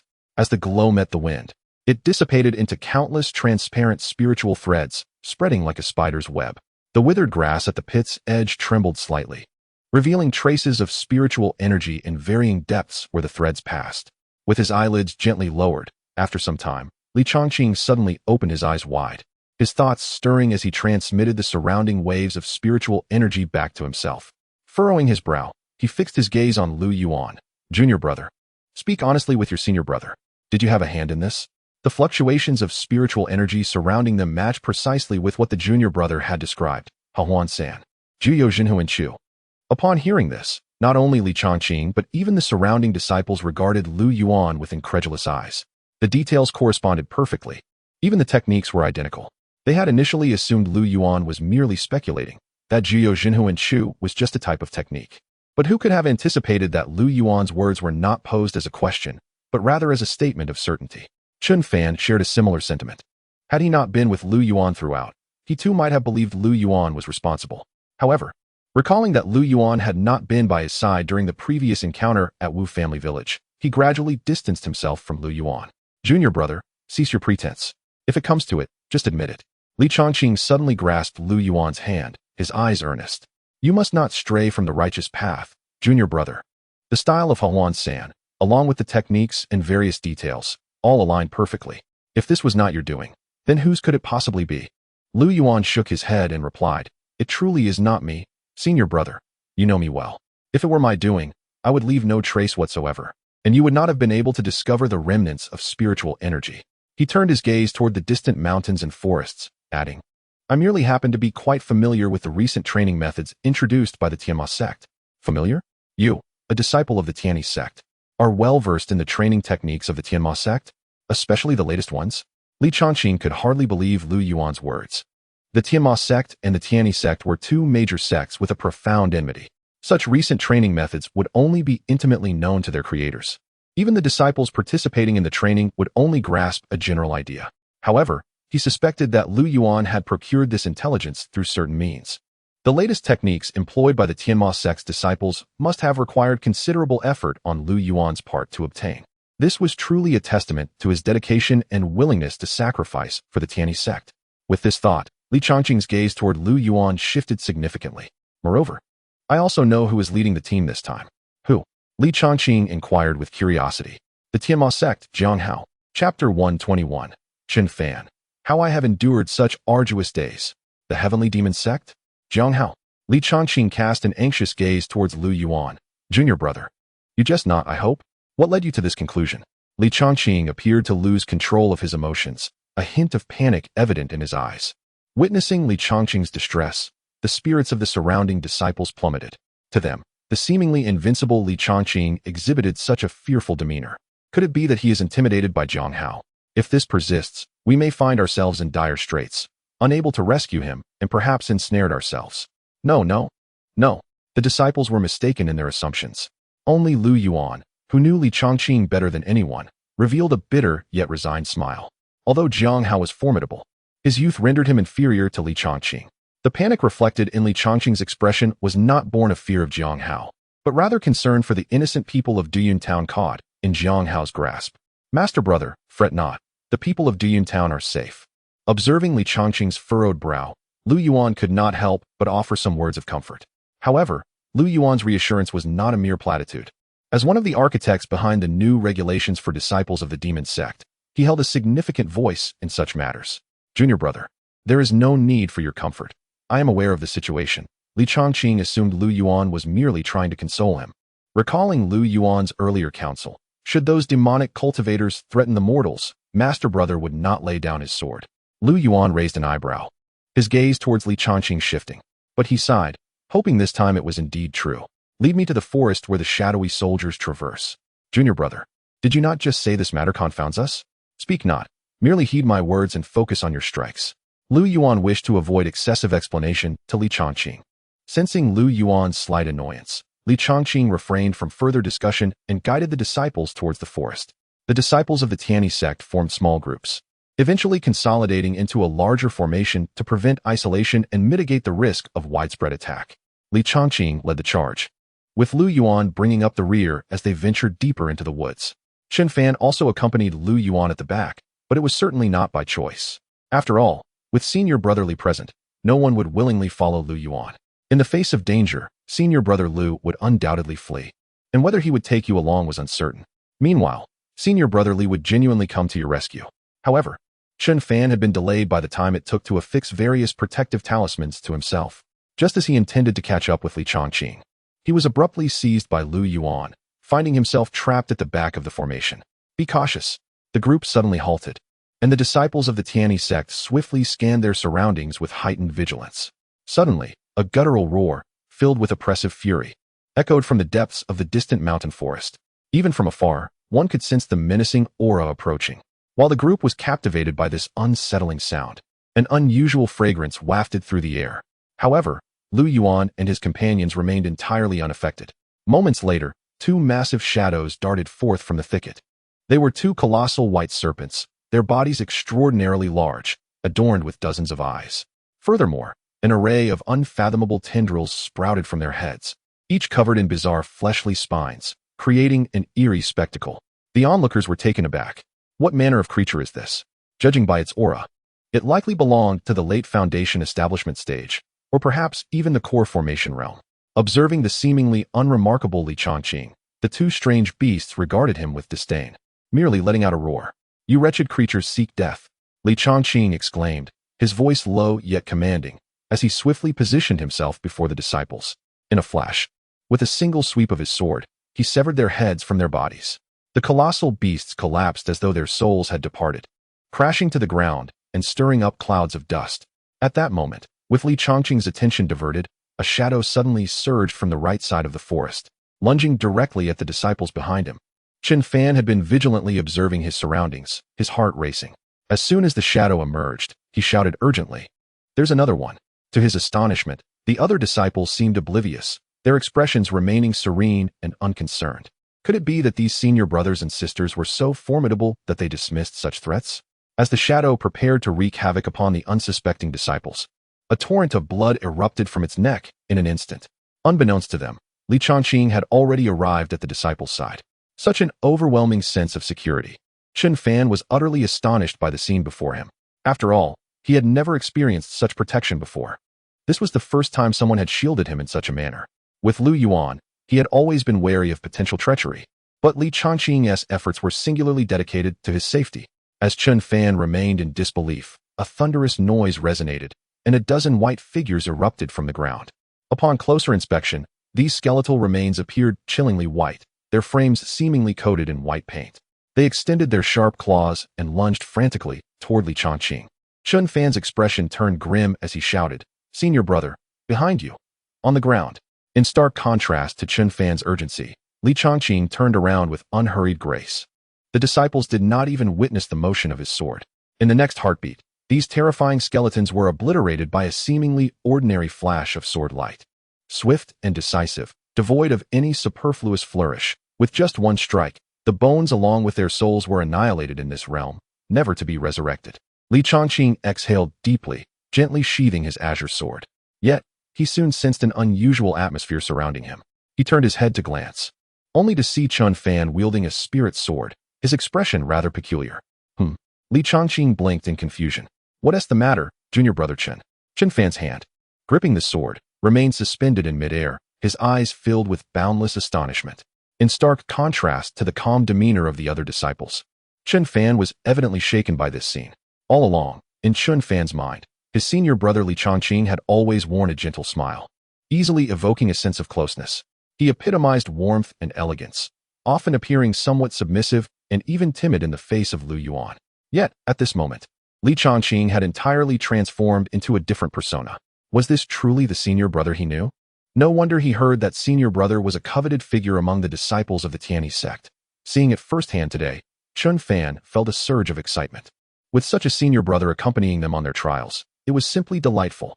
He was nothing short of a caring elder brother, tender and considerate towards his junior siblings, yet striking fiercely against outsiders. And what hardships had Chen Fan endured before this? Chapter 122. Youngster, behold. This move will be spectacular. Chen Fan, inform brother Lu that I shall no longer venture to his domain. Chen Fan is now on his way to find the eldest brother. In contrast to Chen Fan's astonishment and envy, Lu Yuan gazes at the scene with palpable resentment. Training? Oh, master brother, do you understand the essence of training? What does it mean to protect in secrecy? Li Chongqing always behaves in this manner. This is precisely why Lu Yuan forbids Li Changqing from descending the mountain to accompany the disciples in their training. With Li Changqing present, what training can the disciples undertake? Just a mere visit to the assessment elder would suffice, and a perfect score would be awarded without further ado. Why go through such an unnecessary charade? Lu Yuan's emotions are in turmoil. When will the eldest brother allow him some respite? His countenance darkens. Frustrated, he grits his teeth, his hands instinctively clenching into fists. Master brother, have I not advised you to wait until the moment is right to act? He, after spending considerable time with Lu Yuan. Li Changqing has devised a method to deal with him. He raises his hands. His expression cautious yet tinged with a hint of awkwardness as he regards Lu Yuan with a sheepish smile. A visage that suggests he dares not transgress further. You. Lu Yuan hesitates, his myriad thoughts coalescing into a long sigh. Alas, he ultimately waves his hand in resignation. Very well, this matter shall be addressed upon our return. Junior brother, it shall not happen again. Where shall we head next? Noticing Lu Yuan's decision to cease his inquiries, Li Changqing sheds his pretense and inquires about rescuing the citizens of Duyun town. Lu Yuan, observing this Li Changqing, finds himself at a loss. However, from another perspective, Li Changqing indeed embodies the characteristics of a celestial being as depicted in tales, distant yet ever present. Lu Yuan stomps his foot, a trace of cold amusement curling at the corners of his mouth. Henceforth, let my arrangements unfold. This time, we shall ensure that the members of the heavenly demon sect have no chance of returning. Meanwhile, in a dark and exceedingly vast locale, throngs of heads are clustered together, resembling a colossal ant colony. At the forefront, a pair of individuals stands, their expressions devoid of warmth as they observe the unfolding scene. Among them, the woman appears petite, seemingly in her late teens, with a cherubic visage yet possessing an expansive heart and a tempestuous spirit. Beside her stands a man whom Lu Yuan would undoubtedly recognize, Jiang Hao, the young lord of the heavenly demon sect. Noticing the commotion above, Jiang Hao raises an eyebrow. Have those specially modified beasts perished? He then shifts his gaze to the woman beside him and inquires, Hu Jiqian, the creatures you nurtured have all met their demise. Initially filled with confusion and doubt, the woman's eyes ignite with fury. Who is responsible? I shall transform them into my new pets. Her sinister and ruthless demeanor stands in stark contrast to her sweet appearance. Killed by a single strike, Jiang Hao remarks coolly, casting a sidelong glance at her. Hu Jiqian, who had contemplated venturing out, pauses momentarily, reflecting before reverting to her previous charming and endearing demeanor. Well then, brother Jiang, what do you plan to do next? I shall heed your every command. She was not foolish. The several beasts that had been specially altered by her had been effortlessly vanquished by the newcomer. And should she venture forth, she too would likely meet a swift demise. Brother Jiang, why not teach those insolent fellows a lesson? They appear to hold you in utter contempt. Are you too timid to act? Trying to incite me instead? Not at all. I am merely a delicate and fragile woman. Full of concern for you, brother Jiang. How could I ever provoke you? Hu Jiqian gazed at Jiang Hao with a pitiful expression. Were one unaware of her cruel and twisted methods, they might very well be captivated by her feigned vulnerability. Jiang Hao replied calmly, dissipate that repugnant facade. I have no interest in you. That's perfectly fine, my affection for you suffices. Unfazed by Jiang Hao's disdain, Hu Jiqian continued to smile brightly. After all, Jiang Hao's status was extraordinary. While she had only recently been chosen as a candidate for the heavenly demon sect, replacing Luo Yoli. Moreover, being the saintess of the heavenly demon sect was a perilous position. She needed to tread carefully. She aimed to win Jiang Hao's affection to mitigate her risk of death. Yet for some inexplicable reason, Jiang Hao showed her no interest whatsoever, instead muttering the name of another. What was that name? Tang Yuan? What a ridiculous name. It sounded like that of a burly man. Recently returned to the sect, she assumed Tang Yuan must be some seductive harlot who had bewitched Jiang Hao in her absence. But she was confident she could reclaim Jiang Hao from this so-called Tang Yuan. So, brother Jiang, what shall we do next? Jiang Hao stood, his expression frigid as he gazed into the distance, murmuring in disbelief, how could this be? He then pressed his hand against his chest. Listen, did you hear that? What is it, brother Jiang? Hu Jiqian inquired, leaning her head toward Jiang Hao's chest. Ah, yes, that overwhelming sensation. Yes, it must be him. Let us depart at once. Hu Jiqian looked at Jiang Hao in confusion, uncertain of his state, yet obediently complied with his directive to signal the disciples below to prepare for departure. In the next moment, a shadow appeared on the stone wall before Jiang Hao. He stepped into it, and Hu Jiqian eagerly followed suit. Brother, are you certain these entrances are the escape routes for the disciples of the heavenly demon sect? Lu Yuan smiled brightly, They should be accurate enough, especially with our older brothers and sisters providing covert support. But brother, this time we primarily rely on the eldest brother's actions. What if he? Chun Fan's expression grew complex. He feared that once they reached below, Li Chongqing would show mercy, thereby jeopardizing Lu Yuan's entire plan. Lu Yuan, exuding confidence, patted Chun Fan's shoulder. Did you think I hadn't considered that? Chun Fan was taken aback. Young one, behold, this technique shall be most splendid. Master brother, if you do not take action soon, those malevolent cultivators will turn the innocent citizens of Duyun town into mere blood. As soon as these words were spoken, Chun Fan had just shifted his gaze towards Li Chongqing's position and had yet to comprehend the situation. In an instant, Li Chongqing transformed into a streak of crimson light, dashing forth to confront the disciples of the heavenly demon sect below. Demons, meet your demise. Chapter 123. The Safety Manual of Li Chongqing. With over 2 decades of experience in piloting Li Chongqing, Lu Yuan had become exceedingly adept at maneuvering this formidable entity. His words seemed to activate the underlying logic within Li Chongqing, as the desire to save the lives of the thousands in Diyun Town clashed with the notion of granting the demon practitioners a chance for redemption. Lu Yuan's intent was to create a dichotomy between these two thoughts in Li Chongqing's mind, essentially pitting the left hemisphere against the right. Clearly, the imperative to save the townspeople took precedence over the prospect of reforming the demons in Li Chongqing's heart. Witnessing this, Chun Fan's expression remained frozen in disbelief. He found himself at a loss for words, contemplating whether a single phrase could truly incite the fervor of the Tianyi Sect's senior disciple. His gaze, filled with astonishment and trepidation, was directed towards Lu Yuan, and internally he marveled at the seasoned wisdom of age. Lu Shixiang was indeed formidable, almost terrifyingly so. Poor Li Chongqing was left at the mercy of Lu Yuan's whims. As they approached the narrow cave, a chilling gust swept over them, causing everyone to shudder involuntarily. Yet, with Li Chongqing leading the way, they cast aside their hesitations and entered in an orderly formation. As they delved deeper, they discovered that the cave concealed an expansive realm, reminiscent of a grand palace, albeit with an unsettling atmosphere. The terrain within was exceedingly intricate, harboring various traps and formations in its hidden recesses. Nevertheless, they navigated through this palace, crafted by the Tianyi Sect, with remarkable ease, for the layout and trap locations were precisely as Lu Yuan had described. However, the thought of Lu Yuan's notorious temperament sparked a flicker of doubt in each of their minds. Could it be that Lu Shixiang was orchestrating the events in Diyun Town? Yet, in the next breath, they dismissed this suspicion. Along the edges of the stone walls lay a grim accumulation of skeletal remains, and a potent scent of blood flooded the senses of the disciples. The remains suggested that they were likely the remnants of demon disciples who had perished during the refinement of flesh and blood. This accumulation was not in vain, for the walls bore inscriptions indicating that these bones had been claimed by a certain demon disciple. In the depths of the cave, the Tianyi Sect disciples received Jiang Hao's signal to retreat. Hurry, Shixiang Jiang has sent the signal. But I have so many refining materials. Shixiang Jiang has decreed that not a single commoner is to be touched. Do you wish to defy Shixiang Jiang's orders? Do you think you are Tang Jisher?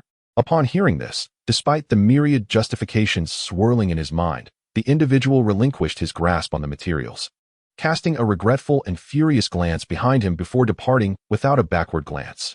From what had once been a dead end, a shadow the size of a person emerged from the stone wall, and one by one, the Tianyi Sect disciples entered in an orderly fashion. Within the vast underground palace, apart from the disciples of the heavenly demon sect, there exists a multitude of commoners, captured and kept in captivity. Their numbers are staggering, encompassing men, women, the young, and the elderly, as if an entire human city had been transported into this realm. Yet, their faces are marred by terror and fear, their eyes revealing a profound sense of despair. Originally, Jiang Hao intended to establish a small outpost of the heavenly demon sect here, aiming to cultivate disciples through newly formulated training regulations. However, shortly after his arrival, Lu Yuan appeared. The disciples of the heavenly demon sect hastily divided into several small teams, escaping through various exits. While traversing the numerous pathways, only by adhering to specific steps and movements could they evade detection by the preset traps of formations established long before. Any deviation from these prescribed movements would undoubtedly result in fatal repercussions. As for the relentless pursuit of the righteous disciples behind them, the heavenly demon sect's members regarded them with disdain. Regardless of their numbers or formidable cultivation, they could only trail behind, left to choke on their dust. Jiang Hao had intentionally designed the passageways to be exceedingly narrow, ensuring that even the most numerous arrivals would have to queue obediently.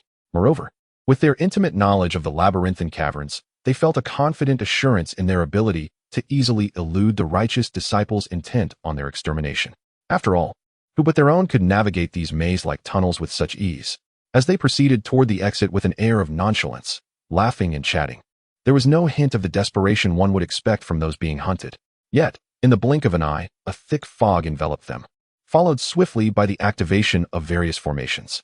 This entire sequence unfolded in a flash. Before anyone could comprehend the situation, they assumed that one among them had failed to follow the proper steps. Who had triggered these formations? Yes, which fool? The disciples of the heavenly demon sect began to shift and scrutinize their surroundings. But in the next instant, a sharp sound pierced the air, and shadows darted through their ranks, claiming the lives of several furious disciples in an instant. What on earth was happening? Who was responsible for this? Amidst the rising mist and the chaotic formations, shadows flitted among them like seasoned reapers harvesting ripe grain. "Do not kill me, please," a voice cried out. Confronted with the specter of death, some disciples, unable to bear the psychological strain, fell to their knees in supplication. But would this plea be of any worth to Yuan and his taught disciples? In the next moment, the cries were abruptly silenced. A flash of sword light severed a head from its body, leaving behind a gruesome pool of blood. Witnessing the futility of such pleas, one burly demon disciple surged forward, exclaiming, "I will take you down with me." He lunged from an acute angle, aiming directly for the heart of the shadow. The heart of this robust disciple was pierced through with a gaping hole, his eyes glazed over as his body collapsed to the ground, as if it had lost all support. Subsequently, the shadows descended upon them in waves, delivering a relentless barrage of lethal strikes. Moreover, it is not merely a matter of one person finishing the task. It is a process that unfolds through several rounds of scrutiny. Much like the rigorous assessment of college entrance examinations, the first disciple initiates the evaluation, followed by another who re-examines, and if discrepancies arise, others are summoned for further review. Ultimately, as the fog of uncertainty dissipates, it comes as no surprise that the leader among these disciples is none other than Yuan. Yuan cast a fleeting glance at the lifeless bodies, utterly devoid of any chance for resurrection, and then, with a swift motion, departed from the scene. The other disciples followed suit, yet one must wonder, did they truly leave? Indeed, only a portion of them departed, while the remaining disciples lingered in the shadows, vigilantly observing the remnants that could no longer be deemed mere corpses, prepared for any unforeseen eventualities. In contrast, on Li Changqing's side, there was no such decisiveness displayed as exhibited by Yuan. The disciples of the demon sect in his vicinity predominantly resided at the core formation stage, or even higher. Thus, it fell upon Li Changqing to confront them. Though it was likely that Li Changqing would show mercy, Yuan remained confident in his ability to manage the situation. As the disciples of the heavenly demon sect journeyed onward, their demeanor was somber, their eyes reflecting a palpable yearning for escape. Yet, an unexpected occurrence transpired. The air before them began to ripple ominously, causing the disciples to furrow their brows in concern. The atmosphere, tinged with the scent of blood, began to intertwine with a faint azure aura, as if some unspeakable horror was gestating in their midst. This unknown dread sent shivers down their spines. Suddenly, a white figure materialized before them. With a flick of his left hand, a torrent of sword energy surged forth, enveloping the area and forming an impenetrable prison of blades, ensnaring all the disciples of the heavenly demon sect within its confines. Indeed, Li Changqing had once again succumbed to his compassionate nature. Yuan had anticipated this moment, and soon he arrived at Li Changqing's location. Although he had prepared himself for the possibility of Li Changqing merely restraining these disciples, witnessing it firsthand elicited an involuntary sigh from him. However, as the man well-versed in the manual of Li Changqing's capabilities, Yuan had already devised countless strategies to manipulate the situation. In the next instant, Yuan's voice, reminiscent of a vengeful specter, echoed ominously. Chapter 124, Explosions Are Art. Brother, he is the one who slaughtered the entire 630 villagers of Zhangjia village. Yuan pointed randomly at one of the fortunate disciples of the heavenly demon sect. What? The more than 600 citizens of Zhangjia village? Li Changqing had witnessed the horrific aftermath of the massacre, and the methods employed were nothing short of appalling. Upon hearing Yuan accuse this disciple of the heavenly demon sect of the heinous act, Li Changqing could no longer contain his fury. In a flash, a round object fell to the ground. As for whether Yuan was deceitful, perhaps it was unlikely. However, being affiliated with the heavenly demon sect, How could they be anything but wicked? Initially, Li Changqing had considered giving him a chance for redemption, but that thought had dissipated entirely. It was akin to the impossibility of offending a close eunuch beside the emperor. Even when aware that some information might be false, one still feels a sense of revulsion. Then, Lu Yuan's voice rang out again. Brother, he insulted me, calling me a wretched bastard born of a mother but raised without one. Wu. Lu Yuan's eyes glistened with tears, resembling a bullied child. He pointed once more at one of the fortunate disciples among the heavenly demon sect, observing Lu Yuan's woeful demeanor. Although Li Changqing suspected it could be an act, he still felt a twinge of compassion. After all, Lu Yuan had been under his care since childhood. No one should bully his junior brother. With a flick of his wrist, a flash of sword light appeared. The disciple from the heavenly demon sect who had tormented Lu Yuan fell peacefully to the ground. Brother, In the end, only one disciple remained. At this moment, Lu Yuan ceased his lamentations, and after a considerable time, he no longer spoke to Li Changqing. The last disciple of the heavenly demon sect thought that Lu Yuan had run out of reasons to continue. He let out a long sigh, believing that this living devil had finally exhausted his words. Furthermore, having recognized Li Changqing's identity, he anticipated that the next words would be a query about whether he wished to repent and become a virtuous cultivator. Yet, in the next moment, Five-finger heart sword. A large hole was pierced through his chest, and with eyes filled with despair and confusion, he collapsed to the ground. Until the very end, he could not comprehend why he had to die. Lu Yuan cast a disdainful glance at the lifeless body, scoffing. Do you not have any awareness of your own cultivation? Do you think I require a reason to eliminate you? It was not that Lu Yuan had run out of excuses. Rather, he had grown weary and desired to take matters into his own hands. After all these years, Lu Yuan had amassed countless reasons and methods to manipulate Li Changqing. Li Changqing stood in a daze, gazing at the corpses strewn about, the scent of blood enveloping the air and assaulting his senses. It was difficult for him to accept that this was his doing. Nevertheless, this was an improvement, at least he was thinking. Previously, he had been oblivious to the consequences. I must leave. Li Changqing remained rooted in place, not making a move. Junior brother, do you think I have become too wicked? Do I already show signs of succumbing to the dark arts? He hesitantly glanced at Lu Yuan, inquiring. Upon hearing those words, Lu Yuan nearly chuckled. Was Li Changqing truly deemed to have fallen into depravity? What then was Lu Yuan himself? Faced with the conflicted Li Changqing, Lu Yuan offered no consolation. But with just a few words, he instantly restored Li Changqing's composure. What about the people of Duyun Town? It was as if his words had rebooted Li Changqing. Indeed. Junior brother, let us hasten. The turmoil on Li Changqing's face vanished entirely as he grasped Lu Yuan's hand and rushed toward the place where the townsfolk of Duyun were confined. Li Changqing was formidable. In the blink of an eye, they arrived at the true main hall of this underground palace. The citizens of Duyun Town were orderly imprisoned in individual chambers, most of them appearing to be in good health. They bore no significant injuries, yet the rooms were inscribed with talismans and formations, preventing their escape. Wait! Lu Yuan called out to Li Changqing, who was about to charge forward. Observing the seemingly unharmed and overly normal citizens, Lu Yuan instinctively grew wary. Based on his understanding of Zhang Hao, he knew that Zhang Hao was not one to show mercy. Zhang Hao must have sensed Lu Yuan's arrival and fled, while Lu Yuan and his fellow disciples from the Heavenly One sect had not encountered him. Clearly, Zhang Hao had prepared a contingency plan against his past self. Thus, it was plausible that he had set further traps elsewhere. Lu Yuan firmly believed that those who regard others as fools are the true simpletons. While most of the mortals of Duyun Town appeared to be well, Zhang Hao had explicitly commanded his disciples from the heavenly demon sect to refrain from harming them. These mortals were neither spouses nor kin of the disciples. What could be the reason behind this? There was but one explanation. Zhang Hao still had a backup plan. Were he in Zhang Hao's position, he would undoubtedly have devised some trap to ensnare the righteous disciples. And evidently, Lu Yuan's intuition was correct. No secret remains hidden forever. Long before the construction of this underground stronghold, Zhang Hao had anticipated the possibility of discovery by the righteous sections. What then would they do if that day arrived? They would need to escape and teach those hunting them a lesson. Thus, a modified version of the corpse explosion technique became an excellent choice. At that moment, from the shadows of the palace, a pair of obsidian eyes watched Lu Yuan and his companions with a playful glint.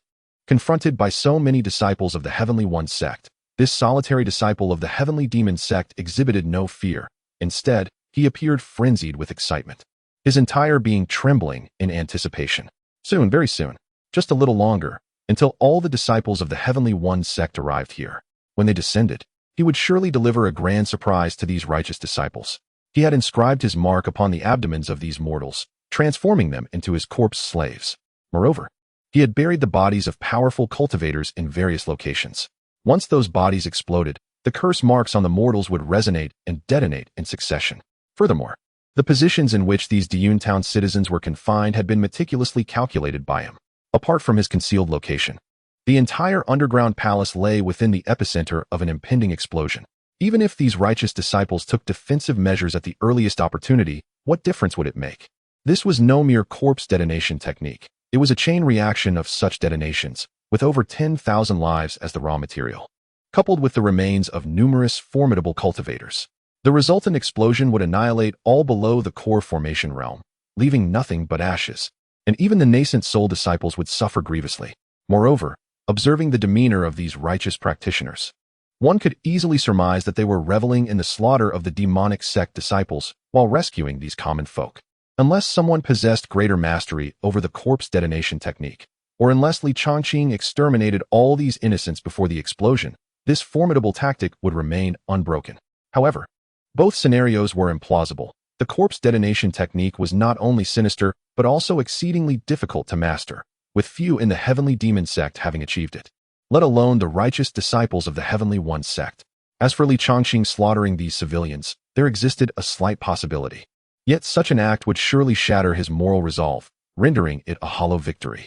The disciple of the demonic sect could already envision the imminent scene, the thousands of trapped commoners suddenly swelling with crimson, followed by a deafening explosion.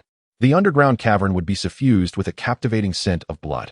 Meanwhile, Li Chongqing and Lu Yuan would dash frantically toward the unsuspecting disciples. Yet their efforts would be in vain. For after the explosion of the corpse detonation technique, the blood of those affected would become as corrosive as potent acid, splattering everywhere. Even if some disciples were fortunate enough to survive, they would be gravely injured, forced to witness the slow erosion of their bodies by this toxic fluid. His reputation as the harbinger of death would soon echo throughout the 5 domains. Envisioning his burgeoning notoriety, he could not help but emit a peculiar laugh. Anticipating the arrival of the disciples of the Heavenly One Sect, a sharp, hoarse voice reverberated from deep within the palace. Corpse detonation technique, commence.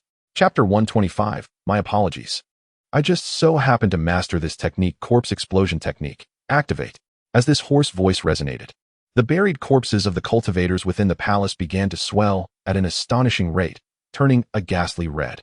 The bodies of these practitioners expanded grotesquely, their skin glistening with a sanguine sheen, exuding an ominous aura. Simultaneously, the tattoos on the abdomens of the common folk erupted with blinding red light, as if flames were searing beneath their flesh. Each individual emitted anguished cries, and chaos engulfed the entire underground palace. The air was filled with wails, pleas for mercy, and desperate roars, creating a cacophony of despair. Witnessing this scene, a disciple of the Heavenly Demon Sect lurking in the shadows revealed a sinister, triumphant smile. The sound of these people's hopeless lamentations brought him immense pleasure. Yes, just as it should be. Suffer, wail, then, amidst despair, experience the shattering of one's own body. This is the art of explosion. Some disciples of the Heavenly Demon Sect indulge in beauty, finding gratification in debauchery. Others revel in torment, deriving pleasure from the cries of the suffering. Some crave power, satisfied by the flattery of others. Yet, he found joy in the artistry of explosions, deriving fulfillment at the very moment of detonation. This was merely an appetizer. Once the corpses of these cultivators exploded, they would trigger the marks upon the bodies of these mortals, each bearing a unique brand etched upon them. These commoners would then also burst forth in a series of chain explosions. No matter how formidable the disciples of the Heavenly Sect might be, they would undoubtedly perish in the face of such a cascading catastrophe. This was the main event. Had it been another sect? Or had Li Chongqing led instead of Lu Yuan, Jiang Hao, and this disciple of the Heavenly Demon Sect might have succeeded? This method was indeed insidious, befitting a version of Jiang Hao from the Heavenly Demon Sect. However, fortune was not on their side, for Lu Yuan had arrived. As a seasoned practitioner of the corpse explosion technique, he immediately sensed something amiss upon his arrival. Recognizing the danger, Lu Yuan hastily approached the common folk of Yuan Town. Without uttering a word, he lifted the clothing of several individuals to reveal the marks etched upon their abdomens. Observing the arrangement around them, Lu Yuan comprehended the dire situation in an instant. This was truly wicked. Someone had replicated the method he had employed years ago while exterminating a certain demonic sect. It was utterly inhumane. Fortunately, he possessed the means to dispel it. "Senior brother, lend me your strength." Without hesitation, Lu Yuan called upon Li Changqing, who, upon seeing Lu Yuan's grave expression, grasped the severity of the situation and acted without delay. Streams of azure spiritual energy flowed from Li Changqing's palms into Lu Yuan's body. Corpse explosion technique, dispel. A surge of dark energy enveloped Lu Yuan, swelling forth like a tidal wave. Then, centering upon himself, a dense black mist gradually enveloped the wailing commoners of Diyun Town. This dark energy seemed to possess a form of sentience, slithering around the skin of the mortals, purposefully drilling toward their abdomens. In the next moment, the black mist erupted violently, crashing fiercely into the marks upon the mortals' bellies. The imprint left by the disciple of the heavenly demon sect sensed an impending threat. Just as it prepared to resist, it was utterly subdued by Lu Yuan's dark energy. It was not merely destroyed. Instead, it infiltrated like a maggot, employing a bizarre force to devour and assimilate, erasing the very essence of the imprint. Ultimately, the old imprint vanished completely, giving rise to a pitch-black heart-shaped mark that emerged within the commoners, radiating an unsettling malevolence. The most effective method to avert an explosion was to replace it entirely. Could these mortals still be considered the corpses enslaved by the corpse explosion technique? Indeed, they could, albeit under a new master. The individual from the heavenly demon sect had commanded them to self-detonate, and now their master was Lu Yuan, who exercised control over them as the new sovereign. The envisioned chain reaction of explosions anticipated by the disciple of the heavenly demon sect never transpired. Even the remains of those cultivators became slaves to Lu Yuan. However, burdened by the immense spiritual power of Li Changqing, Lu Yuan himself was not unscathed, with beads of sweat forming on his forehead. Tears traced down from his brow, cascading down his cheeks in rhythmic drops. "Brother." After confirming that all was well, Lu Yuan cast a reassuring glance at Li Changqing. The frown that had been tightly knit on Li Changqing's brow suddenly unfurled, and in the next instant, he transformed into a streak of light, vanishing from the spot. "This is impossible." The voice of the heavenly demon sect disciple was laced with disbelief. How could this be? He found himself akin to a hapless husband in a film, witnessing as Lu Yuan's black heart mark consumed his imprint, rendering him utterly astonished. As a specially cultivated talent by Jiang Hao, he was well aware of Lu Yuan's sinister reputation as the second disciple of the Tianyi Peak. Yet, he never anticipated such malevolence. The dense dark energy seemed to evoke the very essence of the corpse explosion technique's ancient origins. Was he not a righteous disciple? How could he master so effortlessly a technique that even those of the demonic path struggled to cultivate? While he remained in a daze, he suddenly felt a terrifying gaze fixated upon him. "Demon spawn, meet your demise." Chapter 126. You are not the messenger of death. Nor am I the senior brother of chicken legs. Li Changqing, who was originally beside Lu Yuan, vanished in an instant. In the blink of an eye, his figure appeared before the disciple of the heavenly demon sect, with a swift motion of his long sword. The space around them was instantly enveloped by countless azure sword energies. Li Changqing was filled with fury. After all, were it not for Lu Yuan's presence, the innocent mortals of Diyun Town would likely. The thought was too dreadful to entertain. Today he was determined to behead this demonic cultivator. The disciple of the heavenly demon sect let out a terrified scream in the face of the approaching Li Changqing. He attempted to control the corpses hidden around him to explode. Under his command, a dozen corpses suddenly materialized beside him. These were strategically placed as a precaution. Should anyone discover him, he could detonate these corpses and escape amidst the chaos. As he urged them, the bodies began to swell and turn red at an astonishing speed. Still trying to play that trick? Li Changqing seethed with anger. In an instant, a tempest of sword energies surged around him, creating a tidal wave of force. With a sweep of his sleeve, a resounding crash echoed, not the sound of a corpse explosion, but rather the shattering of bone. His proud technique of corpse detonation was effortlessly crushed by Li Changqing. Countless sword energies enveloped the disciple, who, enamored with the pursuit of artistry, found himself utterly powerless to resist. Li Changqing loomed before him like an immovable mountain. Not only could he not move, but even his breath felt stifled, as if he were on the brink of asphyxiation. Such prowess meant that even if he succeeded in detonating the thousands of mortals, not a single hair on Li Changqing would be harmed. Once, he had heard his senior brothers and sisters speak of Li Changqing, the Heavenly One sect's Li Changqing. It was best not to provoke him. At that time, he had thought his seniors overly cautious. Li Changqing was well known in the realm of the heavenly demons as a righteous cultivator, a sword master regarded as somewhat foolish. They believed that with a little cunning, They could easily capture and slay him. After revealing his scheme, the expressions of his seniors had been exceedingly peculiar. Now, he finally understood their odd demeanor. They had not failed in their attempts. They had merely realized that even if Li Chongqing fell into their traps, he could still slay them. With a whoosh, blood mist erupted, leaving the disciple of the heavenly demon sect utterly mangled, every inch of his flesh marred with wounds, rendering him a veritable figure of blood. Yet, that was not the end. Li Chongqing's sword energy lingered upon his wounds. Amidst the barrage of sword energies, the disciple's agonized wails persisted.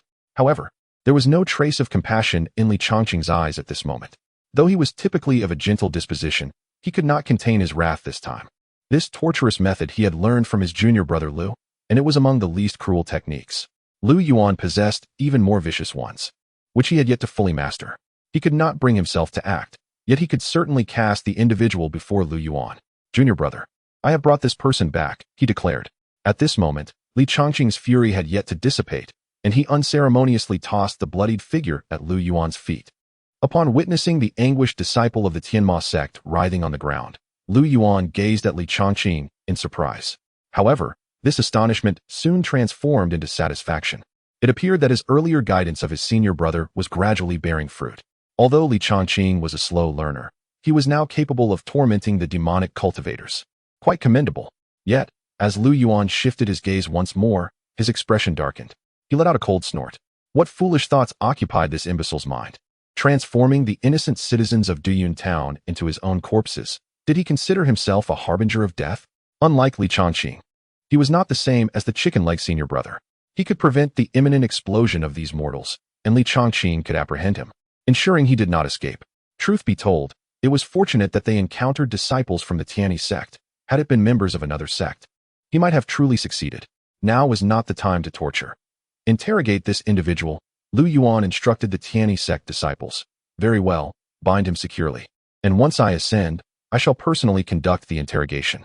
For now, let us rescue the citizens of Duyun town, as I still need to eliminate the demonic markings. Yes, Senior Brother Lu. Upon his command, the disciples of the Tianyi Sect sprang into organized action. Some proceeded to the rooms to liberate the trapped mortals, while others maintained vigilance around the perimeter, ensuring that no surviving disciples of the Tianyi Sect would suddenly strike. Additionally, they concealed themselves in the shadows for extra safety. Meanwhile, Lu Yuan leaned against a nearby surface to rest. The extensive use of the corpse explosion technique had drained him considerably. Had it merely been a straightforward detonation, it would not have been so taxing, but the act of dispelling it, especially instantaneously, required far more mental effort.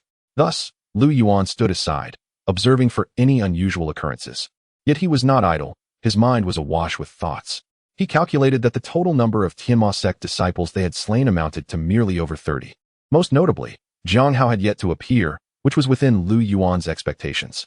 He even harbored suspicions that Jiang Hao was aware of his true identity. Perhaps these 30-odd disciples were left behind to test him. Yet, knowing this was of little consequence. He had long been prepared for such eventualities.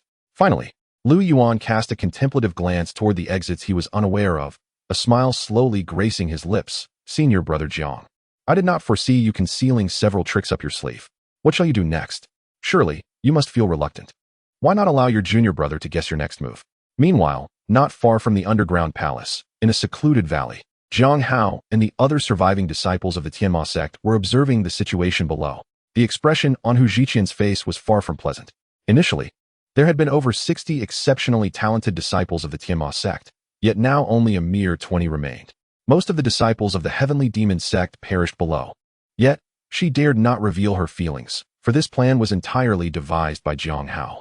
Stealing a glance at Jiang Hao beside her, she was taken aback to find that he exhibited neither anger nor disappointment. His expression was remarkably intricate. After such a prolonged silence, it seemed the endeavor had indeed failed. Jiang Hao sighed softly, but a glimmer of brilliance soon flickered in his eyes. Nevertheless, this has unequivocally confirmed one thing for me, Lu Yuan, or rather, Brother Tang. It is undeniably you. Chapter 127. Brother, why does my abdomen feel so warm? As the saying goes, the one involved is perplexed while the onlooker sees clearly. At that moment, Jiang Hao was indeed captivated by Lu Yuan, momentarily lowering his guard. However, during his escape from the western regions back to the heavenly demon sect, he pondered incessantly. Why had his junior brother Tang failed to return? Given Tang's character, Even if Luo Yoli had perished, Tang Yuan would remain unscathed. Moreover, he had specifically asked his father, the sect leader, to divine Tang Yuan's fate. Yet, his father's divination was shrouded in a fog of uncertainty, revealing nothing. Initially, he assumed Tang had met his demise, until a chaotic thought suddenly crystallized in his mind. Someone had discerned his location, and even the traps he had set had remained untriggered. In fact, prior to Lu Yuan, righteous sects had ventured here, but undoubtedly, they had either been unable to find him or had become ensnared in the traps he had meticulously laid. This time, however, felt entirely different.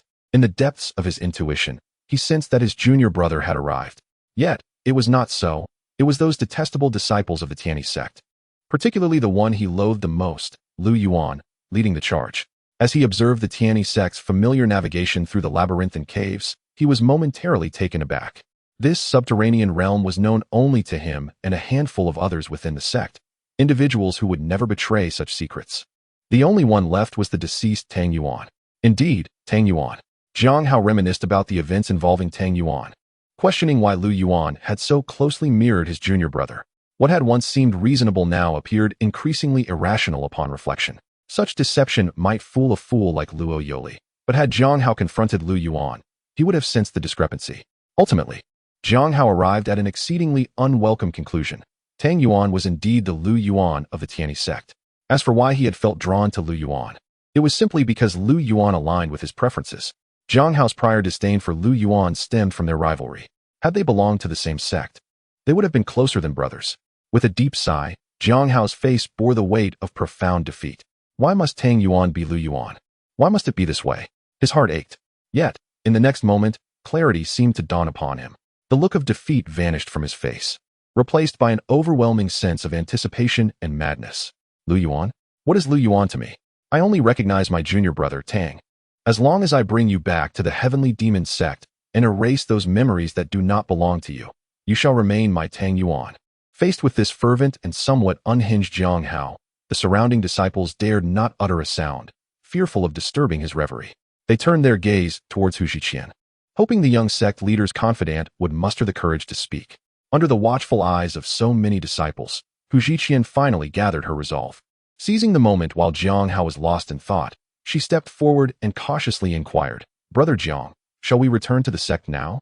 Zhang Hao cast a sidelong glance at Hu Zhiqian beside him, his expression tinged with displeasure. He would not let this slight go unaddressed. This woman was markedly different from his junior brother, Tang. Why leave? He still had a generous gift to present to his long-lost junior brother, Tang. Henceforth, heed my commands. Senior brother. Senior brother. A hurried voice rang out. Lu Yuan turned towards the sound, spotting Qin Fan rushing towards him in a flurry. All right, just stop there. As he beheld the approaching Qin Fan, Lu Yuan's first thought was not of any impending urgency, but rather of the authenticity of this junior brother. After all, it was prudent to exercise caution. A little vigilance never harmed anyone. Qin Fan halted and began to explain, "Senior brother, we discovered disciples from other sects captured by the Heavenly Demon Sect. I feared they might be imposters from the Heavenly Demon Sect, so I wanted you to take a look." Lu Yuan, adhering to the old customs of the Tianyi Sect, first verified Qin Fan's identity, confirming he had not been cursed, enchanted, or controlled. Only then did he follow him towards the location where the cultivators were imprisoned. Under Qin Fan's guidance, Lu Yuan arrived at the center of the underground palace, where he discovered 7 cultivators, 2 women and 5 men. Among them, the highest in cultivation was a female disciple of the core formation stage, clad in a light green short skirt and simple white undergarments, with her hair neatly tied back. Her striking features bore an expression of defiance.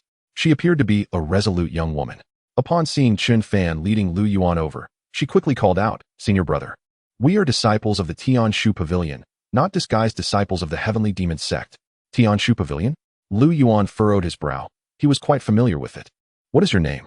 However, to err on the side of caution, Lu Yuan felt compelled to conduct a thorough inquiry to ascertain the veracity of her claims. "Senior brother, this junior sister is Zhao Xianshu from the Tianshu Pavilion." Lu Yuan's previously indifferent expression transformed into one of delight as he approached Zhao Xianshu with a smile. "Ah, it's junior sister Zhao. Your master, the true man Xuanji, often visits my sect." To Lu Yuan's surprise, Zhao Xianshu's face bore no smile. Instead, her brows knitted in concern. After a moment's hesitation, she finally spoke, "Senior brother, my master is not the true man Xuanji. And our Tianshu pavilion has no elder by that name. Surely, you must have mistaken him? Ah, how forgetful of me. I must have been mistaken. Lu Yuan replied hastily upon hearing Zhao Xianshu's correction. Yet, standing beside Lu Yuan, Chen Fan could hardly contain his laughter. He had clearly seen the glimmer of sword light condensing at the fingertips of Lu Yuan's concealed right hand. Had Zhao Xianshu delayed her response by a few more seconds, Lu Yuan's 5 words would have echoed throughout the entire underground chamber. Enough, quickly dismantle the formation and release the disciples of the Tianshu pavilion. Indeed, Brother Chen, you have left me here in neglect for far too long. How have I taught you all this while? With that, Lu Yuan turned his back, unguarded, exposing himself to Zhao Xianshu as he reprimanded Chen Fan. Due to Lu Yuan's proximity, he now stood less than an arm's length from Zhao Xianshu. Should she choose to act, his demise would be inevitable. Yes, brother, your admonitions are indeed justified. There is no need to blame this junior disciple. It is always prudent to exercise caution. Yet, Zhao Xianshu refrained from launching a surprise attack and hastily defended Chen Fan. A flicker of disappointment crossed Lu Yuan's gaze. Upon releasing these disciples of the Tianshu pavilion, he noted that, aside from their haggard appearance, they bore no signs of maltreatment. This was unexpected. Given his understanding of Jiang Hao's temperament, with Zhao Xianshu's beauty, those disciples who had performed well should have been queuing for favors. Something felt amiss, profoundly amiss. This group from the Tianshu pavilion harbored complications.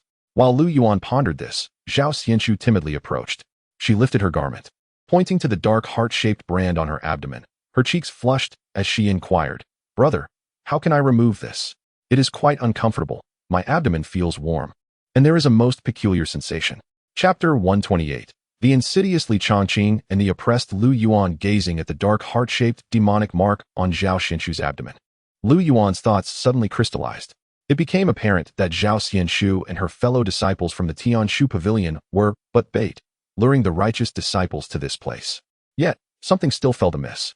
If they were merely bait, there should be more in line. Could it be that? A peculiar notion began to form in Lu Yuan's mind, one that seemed increasingly plausible. "Senior brother, could you assist us in removing this mark?" Zhao Xianshu's voice echoed once more. Observing the furrow in Lu Yuan's brow, her expression revealed a hint of disappointment. If it is not possible, then so be it. Zhao Xianshu was no delicate flower. She understood that without Lu Yuan's intervention, she would surely have been obliterated. She owed this senior brother her heartfelt gratitude. Even with such a humiliating mark left upon her abdomen, Lu Yuan's intentions were for her benefit. "Fear not, Zhao Junior sister, there is no need for concern. Allow me to assist you," Lu Yuan replied, satisfaction coursing through him as he beheld Zhao Xianshu before him. A sense of admiration for the Tianshu pavilion disciples welled up within him. Despite their naivety, their integrity was commendable. "Forgive my rudeness, Zhao Junior sister." Lu Yuan extended his hand towards Zhao Xianshu's abdomen. As his palm made contact with the heart-shaped mark, it seemed as though the dark emblem responded to its master, transforming into wisps of black mist that detached from Zhao Xianshu's body, gradually drifting into Lu Yuan's embrace along her delicately textured skin. The sensation was ambiguous. It was unclear whether the process was genuinely discomforting or if she was simply overly sensitive. Zhao Xianshu's cheeks flushed crimson, involuntarily emitting soft gasps. Lu Yuan felt perplexed. This was merely the initial stage, yet Zhao Xianshu appeared to be on the verge of. "All done." Zhao Xianshu gently bit her lip, a flicker of shyness gleaming in her eyes. "Thank you, senior brother. However, I still do not know your name or sect. I assure you, I shall repay you handsomely in the future." "Tianyi Sect, Lu Yuan." Upon hearing this, Zhao Xianshu trembled slightly, her face a canvas of astonishment. This amiable, sunlit young man was none other than Lu Yuan. After all, his reputation within the cultivation world was quite notorious. The atmosphere turned awkward in an instant. Yet, Zhao Xianshu quickly regained her composure, realizing that the maligning of Lu Yuan's reputation must have stemmed from external slanders devised to undermine him. She understood a vital lesson. Hearsay is often misleading, while personal experience speaks volumes. To alleviate the previous tension, Zhao Xianshu broke the silence. "Senior brother, my fellow disciples also bear similar marks. Could you assist them as well?" Her tone carried a plea that rendered refusal unthinkable. "Of course, I have some rejuvenation pills here. Zhao Junior sister, you and your companions should take them to restore your strength." Lu Yuan did not hesitate, responding with a warm smile that felt like a gentle breeze. Witnessing Lu Yuan's kindness fortified Zhao Xianshu's conviction in her beliefs. Who is the one speaking ill of Lu Yuan? She must return to the Tianyi Pavilion to vindicate his name. This underscores the significance of first impressions. As for why Lu Yuan dared to reveal his true name before the disciples of the Tianyi Pavilion, it is evident that Zhao Xianxu was unaware of Lu Yuan's deception regarding the jade flute belonging to their disciple, Xia Hanyue. Perhaps Xia Hanyue felt embarrassed and chose not to inform her senior brothers and sisters? This remains uncertain, but the truth will soon be unveiled. At this moment, Lu Yuan resembled a caring elder brother, bestowing the rejuvenating elixirs upon the disciples of the Tianyi Pavilion. With a benevolent demeanor, he alleviated the dark marks on their abdomens. This scene left the disciples of the Tianyi faction utterly astonished, their faces etched with disbelief. They rubbed their eyes in a frenzy, feeling as though the sky had fallen. Was the Lu Shixiang before them truly their Lu Shixiang? They had never encountered such a version of Lu Yuan. However, Chen Fan, who was well acquainted with Lu Yuan, seemed to comprehend something, his eyes reflecting a sense of pity for these disciples of the Tianyi Pavilion. Just as Lu Yuan dispelled the last brand from a female disciple of the Tianyi Pavilion, a familiar voice suddenly rang out. A white figure flashed by, and Li Chongqing appeared before everyone. "Junior brother, what are you doing?" Li Chongqing interposed himself between Lu Yuan and the female disciple of the Tianyi Pavilion, then turned to her with an apologetic expression. "I sincerely apologize. This junior brother of mine means no harm. It is entirely my fault as his senior brother. I shall bear any blame on his behalf." Li Chongqing fervently apologized to the female disciple of the Tianyi Pavilion. However, upon hearing Li Chongqing's name, a flicker of barely perceptible hostility crossed Zhao Xianxu's eyes. She alone understood the reason behind this. Initially, he had exploited Li Chongqing's reputation to deceive Xia Hanyue out of her flute.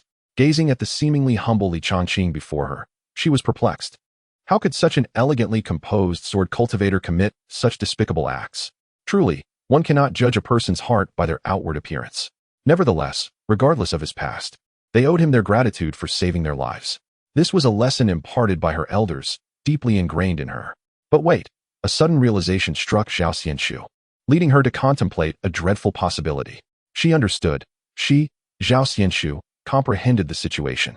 Coming from a prestigious family, she swiftly pieced together the truth. This fade was all a ruse by Li Chongqing.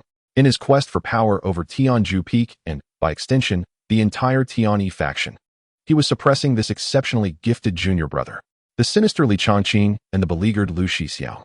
Upon grasping this, she cast a sympathetic glance towards Lu Yuan. Truly, Lu Shixiao was pitiable, suppressed by a senior brother of such formidable strength, leaving him with little room for resistance. Had Li Chongqing not been so courteous, she might have genuinely believed him to be a kind-hearted and benevolent senior brother. However, Li Chongqing's performance was overly dramatic, prompting suspicion that he was merely putting on a show. Coupled with Lu Yuan's earlier demeanor, Zhao Xianxu already leaned slightly in Lu Yuan's favor. Such is human nature. It is beyond anyone's control. "Brotherly, you are mistaken.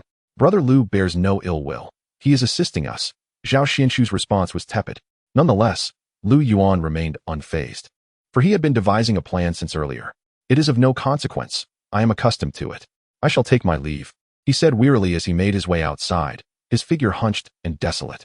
Before departing, he cast a significant glance at Chen Fan. Though reluctant, Chen Fan found himself instinctively cooperating with Lu Yuan. He deliberately positioned himself not far from Zhao Xianxu, sighing dramatically, "My brother Lu is truly unfortunate. Once again, selflessly doing good deeds, even giving away his hard-earned rejuvenation pills. What a fool. Soon, he must also relieve those mortals of their marks. Why does he not cherish himself?" Chapter 129. How infuriating. Why can't one think more of oneself? Instead of reserving these rejuvenation pills for the mortals to dispel their marks and replenish their spiritual energy, they sigh. 1,000 words condensed into a long exhale. With that, Chen Fan set off in pursuit of Lu Yuan's departing figure. While the disciples of the Tianyi Pavilion were still present, Chen Fan seized the opportunity to demand some recompense. If he allowed Lu Yuan to deceive the resources from those disciples, he would undoubtedly end up with nothing. No, he would certainly secure no reward that rightfully belonged to him. Coincidentally, Chen Fan's words were overheard distinctly by Zhao Xianxu and the other disciples of the Tianyi Pavilion. The disciples stood frozen in place, their expressions abruptly stiffening as they absorbed Chen Fan's earlier remarks. Their hearts grew heavy. Why was Brother Lu so generous to them, even offering them the rejuvenation pills he intended for himself? They truly felt remorseful. It seemed that someone would be losing sleep tonight. After lingering in silence for a considerable time, They finally reacted, exchanging glances that conveyed a shared understanding. They resolved firmly that they could not allow Brother Lu to selflessly lift their marks without due acknowledgement. Furthermore, they could not let the rejuvenation pills they had just ingested be given to them without reciprocation. Li Changqing, though perplexed by the situation, remained contemplative. What was wrong with junior brother Chen? If Brother Lu were not considering his own interests, the entire realm of cultivation might lack demonic cultivators. However, he quickly dismissed the matter, attributing Chen Fan's words to nonsensical flattery towards Lu Yuan. Dear junior brothers and sisters, fear not. My junior brother has a mischievous temperament. If he has inadvertently offended anyone, I ask for your understanding. Li Changqing presumed that the disciples of the Tianshu Pavilion were merely intimidated by Lu Yuan's presence, thus misinterpreting the situation. Hence, after Lu Yuan departed, he offered another apology on his behalf. Li Changqing's words drew the attention of Zhao Xianshu and her companions. Gazing at the amiable and refined Li Changqing, Zhao Xianshu felt a wave of disgust at his hypocrisy. What had become of Brother Lu? Even after he had left, Li Changqing continued to speak ill of him. You are unworthy of being a senior brother, she retorted coolly, her tone laced with sarcasm. There is nothing to apologize for. Brother Lu is truly exceptional. However, don't you think, senior brother Li, that your actions are somewhat excessive? In such a grand sect as Tianyi, does a distinguished disciple of Tianju Peak truly need to calculate every last rejuvenation pill? Li Changqing was taken aback, a bitter smile escaping him. What are you saying, junior sister? How could our Tianyi Sect be unable to spare a few rejuvenation pills? With a grin, he retrieved several vials of rejuvenation pills from his storage ring. If you believe my junior brother too stingy, I still have plenty to share. As Zhao Xianshu regarded the overflowing vials in Li Changqing's hands, her eyes grew colder, looking at him as if he were scum. Yet, without hesitation, she accepted the rejuvenation pills from him, contemplating how she would present these to Lu Yuan shortly. Brother Li, while being considerate to outsiders, do not forget your own junior. Junior brother, do you refer to Brother Lu? He is someone I need not worry about. Li Changqing chuckled softly. The fact that Lu Yuan was not a source of concern for him already brought him considerable joy. Oh, what did that junior brother say earlier? Zhao Xianshu inquired, her gaze fixated on Li Changqing as she caressed the porcelain vial containing the rejuvenation elixir. I am unaware of why Brother Chen would utter such words. However, my junior brother is indeed the most resourceful disciple among us at Tianju Peak, Li Changqing earnestly clarified. Heh, Zhao Xianshu refrained from an immediate outburst, though her expression darkened further. Is that so? My sister possesses her own judgments.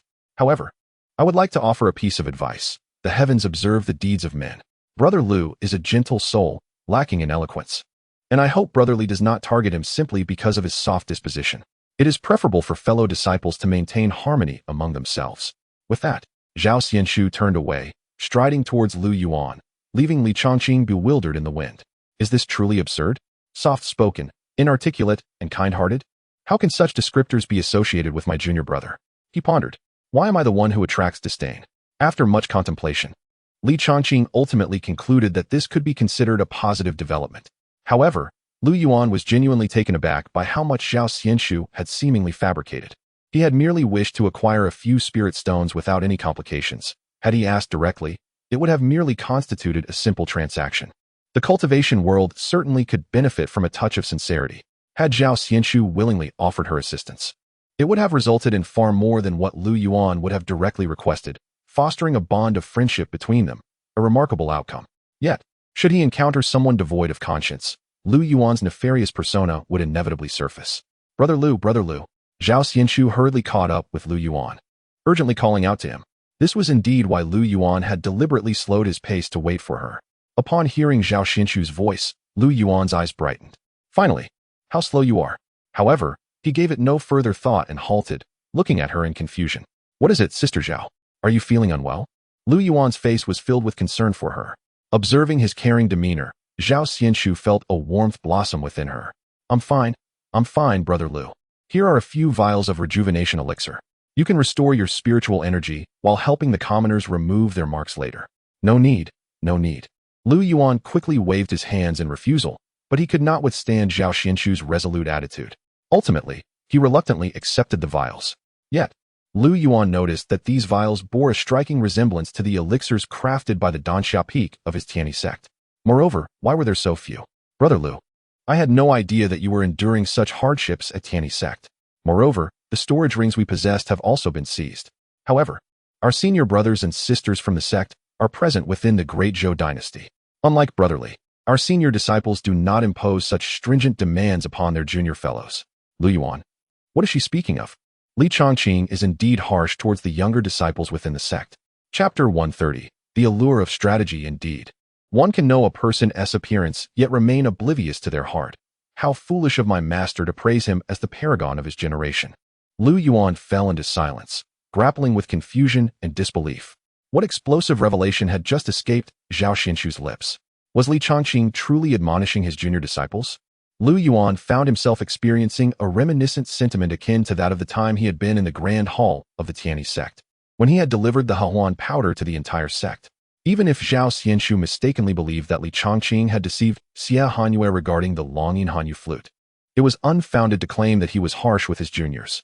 Li Chongqing's reputation in this regard was as impeccable as Lu Yuan's was notorious for his lethal prowess. Such a notion was as absurd as a eunuch marrying a wife. Junior sister Zhao, you may be harboring a misunderstanding. My senior brother is quite benevolent towards the junior disciples. Even Lu Yuan, unable to tolerate the misjudgment, felt compelled to defend Li Chongqing. After all, the senior brother was nearly exhausting himself, ultimately being perceived as a hypocrite. Senior brother Lu, we all understand. Should it become unbearable to remain in the Tianyi Sect, the Tianshu Pavilion shall always welcome you. Zhao Xinshu seemed to grasp something, swiftly diverting the conversation. Senior brother, we shall not intrude upon your affairs any longer. In a few days, I shall return with a token of gratitude.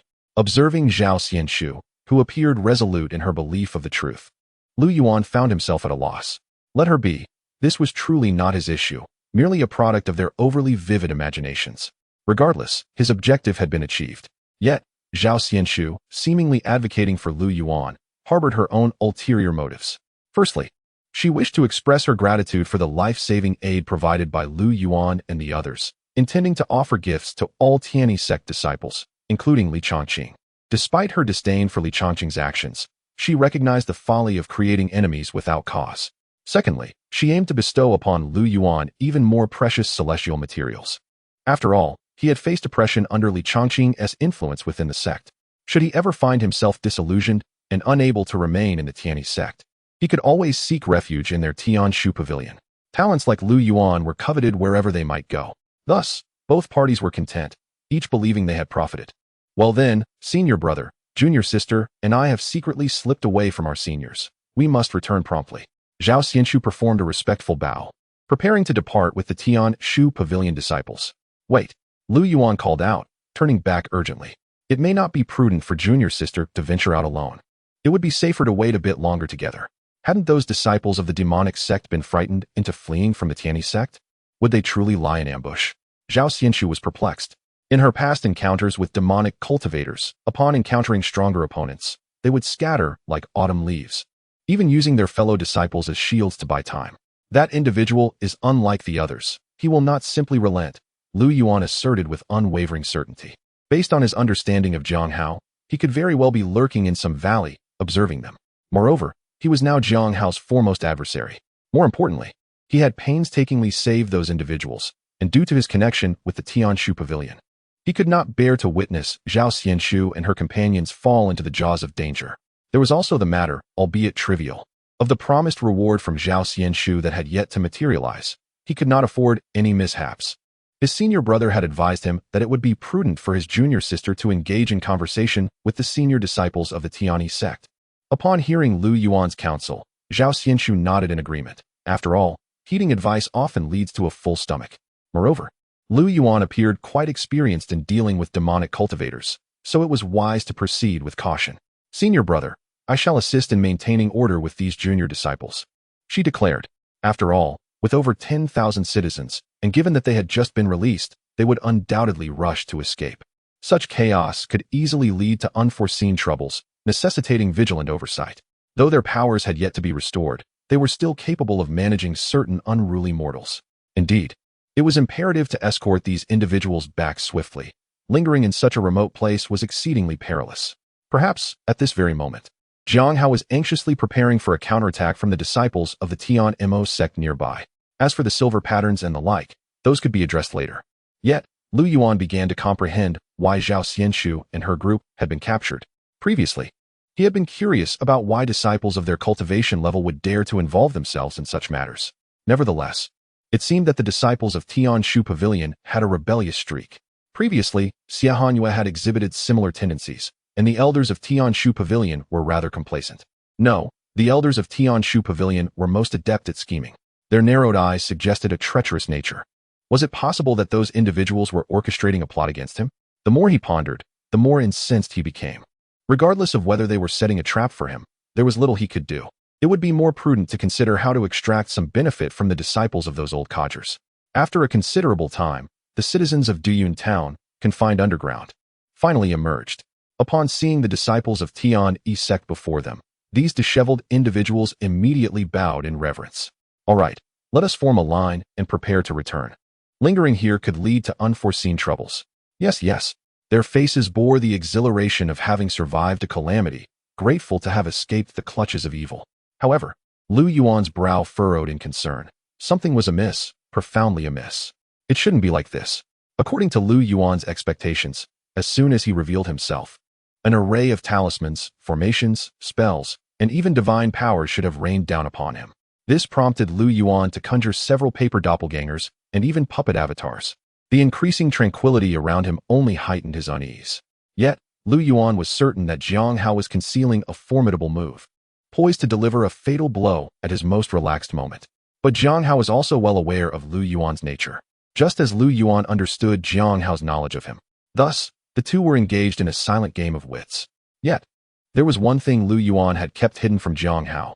He possessed a dual personality, and his second persona was that of a pure-hearted youth. Hence, what was there to gamble in this game?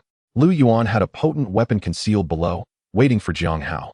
In the intricate game between Lu Yuan and Jiang Hao, Lu Yuan feigned an inability to withstand the pressure, purposefully revealing a flaw. He awaited Jiang Hao to take the bait, ultimately intending to deliver a devastating blow from behind when Jiang Hao was most unsuspecting. In Yuan town, the journey was fraught with tension yet devoid of peril. Despite Lu Yuan's multiple layers of defenses, Jiang Hao refrained from making a move. The pent-up frustration of Lu Yuan was finally unleashed upon the artist from the Heavenly Demon Sect. Within the confines of the county jail in Yuan town, the disciple of the Heavenly Demon Sect was still shackled with specially designed restraints and iron fetters, the demon-binding chains piercing through his peepa bone. Lu Yuan regarded the disciple with an air of indifference.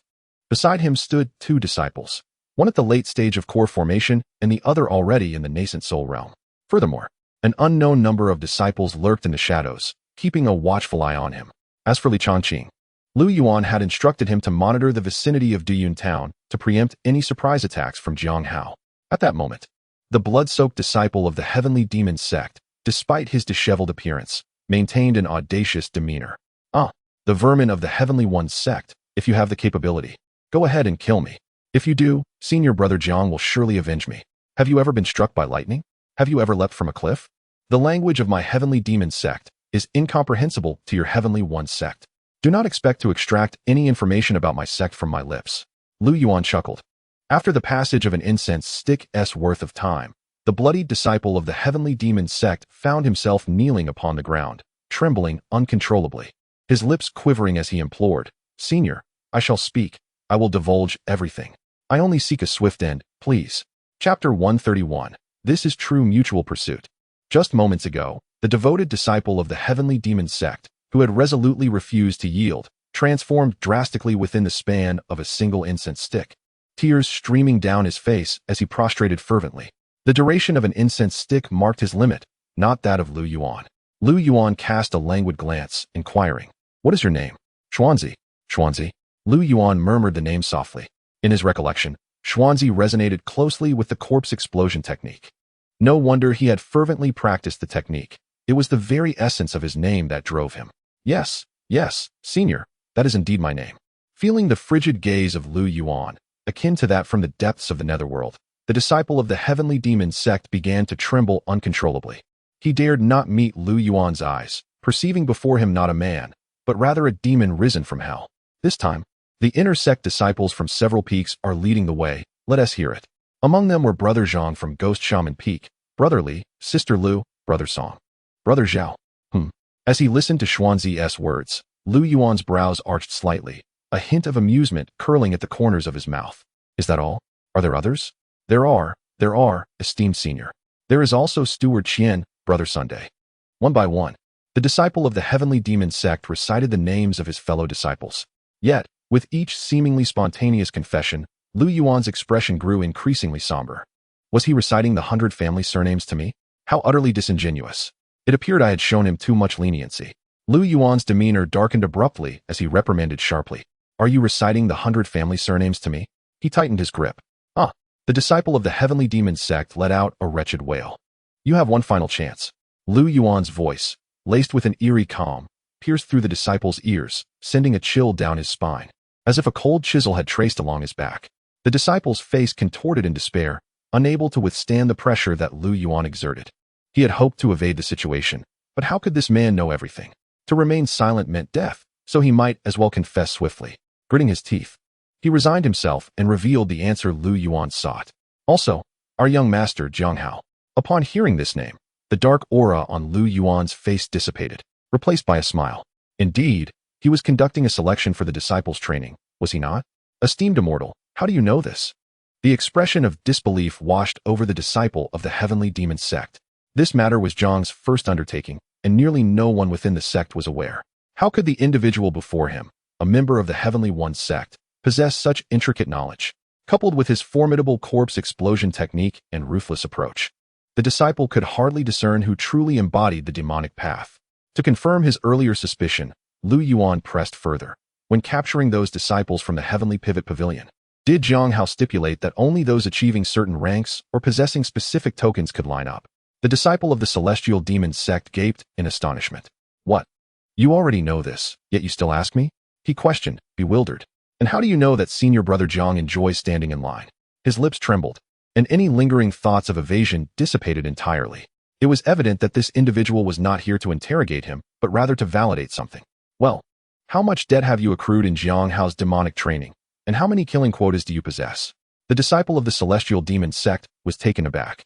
Wait, my friend, how do you know about things we haven't even implemented yet? The debt system hasn't been enacted by senior brother Jiang. But the killing quotas have been in effect at our base, which is why so many are still alive. The existence of these quotas has fostered harmony among the disciples of the celestial demon sect. There is far less violence than before. Any conflicts that arise are often met with the response, just wait until I accumulate enough quotas. I will certainly kill you then. The words of this disciple left not only the two standing beside Lu Yuan speechless, but even those hidden in the shadows were left astounded, grappling with the surreal nature of the situation. The celestial demon sect no longer permitted its disciples to kill indiscriminately. Now, one required a quota, which in turn necessitated contributions to the sect. The more they listened, the more surreal it became. It was utterly ruthless, reminiscent of the actions of their senior brother Lu. Who would have thought that the celestial demon sect would produce another individual of Lu Yuan's caliber? Initially believing that a character like Lu Yuan was a once-in-a-millennium occurrence, they were now confronted with the reality that the celestial demon sect possessed another. Lu Yuan's thoughts were validated, and a sinister smile crept across his lips. Ah, master, did you not promise to grant me a swift resolution? It is well known that I never keep my word. Days passed without a trace of the vengeance Lu Yuan had spoken of. Even Zhao Xianshu and the others had departed from Diyun town, heading to the capital of the Great Zhou. The disciples of the Tianyi Sect began to feel that Lu Yuan was overly cautious, bordering on paranoia. No, they will not return to Diyun town. The disciples of the Tianyi Sect looked at Lu Yuan in perplexity, failing to comprehend his words. If they were not coming back, why linger? We shall go to Linjiang City. As the sun began to set behind the western mountains, it cast an eerie crimson hue across the sky, as if stained by blood. Jiang Hao felt his heart race. Soon, he would meet the man he had longed for, the one who haunted his thoughts and deprived him of sleep. Days had passed, and under ordinary circumstances, one would have relaxed their vigilance, assuming they had departed. Yet, this was his junior brother, Tang. Jiang Hao knew that Lu Yuan was aware of his impending arrival, and he could not afford to stay away. Moreover, he had something of great importance to accomplish this time. The two were almost playing their cards openly. At present, Diyun town is undoubtedly rife with ambushes. Venturing there would be akin to a lamb entering the tiger's den. As dusk approaches, Jiang Hao finds himself in a shadowy corner, untouched by the waning sunlight. The eerie atmosphere envelopes him, rendering him reminiscent of a grim reaper summoning souls, his form shrouded in a veil of darkness, his features becoming increasingly indistinct within the obscurity. Only his eyes, emanating a sinister crimson glow, pierced through the swirling black mist, standing out conspicuously. With a wicked smile, Jiang Hao addresses the disciples behind him. Tonight, we shall launch a night raid on Linjiang City. Chapter 132. Brother Jiang, we have been waiting for you. It is often said that love is a mutual pursuit. Yet such reciprocity is not confined solely to romance. The bond between Lu Yuan and Jiang Hao exemplifies another form of this mutual endeavor. The disciples of the Lihua sect have not yet departed, have they? No, brother. I have already spoken to Brother Zhang from the Lihua sect. Very well. Lu Yuan quietly led the disciples of the Tianyi Sect to Linjiang City. As a bustling metropolis, it was certain that Jiang Hao had summoned the disciples of the surrounding Tianyi sect in recent days. Fortunately, the presence of Lihua sect members and disciples from other sects lingered in Linjiang City. However, caution was necessary. Jiang Hao might send individuals to feign an attack elsewhere, which meant they could not call upon the stationed cultivators in the vicinity. Nonetheless, Lu Yuan felt no anxiety. The area around Linjiang City had been fortified with formations, and the Great Zhou possessed its own institutions dedicated to slaying demons and ridding evil. With adequate preparation, there was little to fear regarding Jiang Hao's impending retaliation. In Linjiang City, at the prefect's residence, Lord Xiao, we must maintain vigilance in the city these days and remain on guard day and night. Lu Yuan instructed the attentive Xiao Chang. What troubles you, immortal? Has a villain infiltrated the city? Lu Yuan gently shook his head. No, but I fear a great battle is imminent in a few days. Xiao Chang was taken aback, suppressing his rising panic. Immortal, what? What is happening? Lu Yuan signaled to Chen Fan to elaborate. Uncle Xiao, we have successfully rescued the citizens of Duyun town who were captured. What? Xiao Chang's initial fear transformed into astonishment, his confusion apparent. Jinan, the citizens of Duyun town have been saved? That is indeed good news. But how does this concern us in Linjiang City? Some of the demon cultivators who abducted the citizens of Duyun town have escaped. My senior brother suspects they will seek vengeance for the affront they suffered. Upon hearing Chen Fan's words, Xiao Chang was not only perplexed but even more bewildered. But those lofty immortals? No, those demon cultivators. Why would they concern themselves with us mere mortals? They act solely on whim. Especially since it was Jin and your faction who rescued them. Shouldn't their wrath be directed elsewhere? As he spoke, Xiao Chang's voice faltered. Chen Fan, perceiving Xiao Chang's confusion, began to share in his uncertainty. Turning to Lu Yuan, he remarked, Indeed, brother, how could those demon cultivators care about these mortals? Shouldn't they be seeking revenge upon us? Lu Yuan let out a cold chuckle and turned to exit. Chen Fan lifted his gaze, taking in Lu Yuan's imposing figure. Lu Yuan's chilling voice echoed in his ears. Indeed, but who says they have to follow that script? He understood his elder brother's temperament all too well. If the news of Linjiang City being slaughtered reached him, what do you suppose would happen? With the master brother's formidable prowess absent, what shall we do? A cold smile tugged at Lu Yuan's lips. He was unlike anyone else. Chen Fan stood rooted in place, lost in a sea of thoughts. He had never witnessed Lu Yuan exhibit such earnestness before. In the past, there was always a hint of jest in his gaze. This usually brought a sense of reassurance. Yet this time, the playful glint in Lu Yuan's eyes had vanished, replaced by an overwhelming gravity. Who was the person that Lu Shixiang referred to? It seemed that this individual shared a profound connection with him. Uncle Xiao, my senior brother has always been quite accurate. You should prepare accordingly.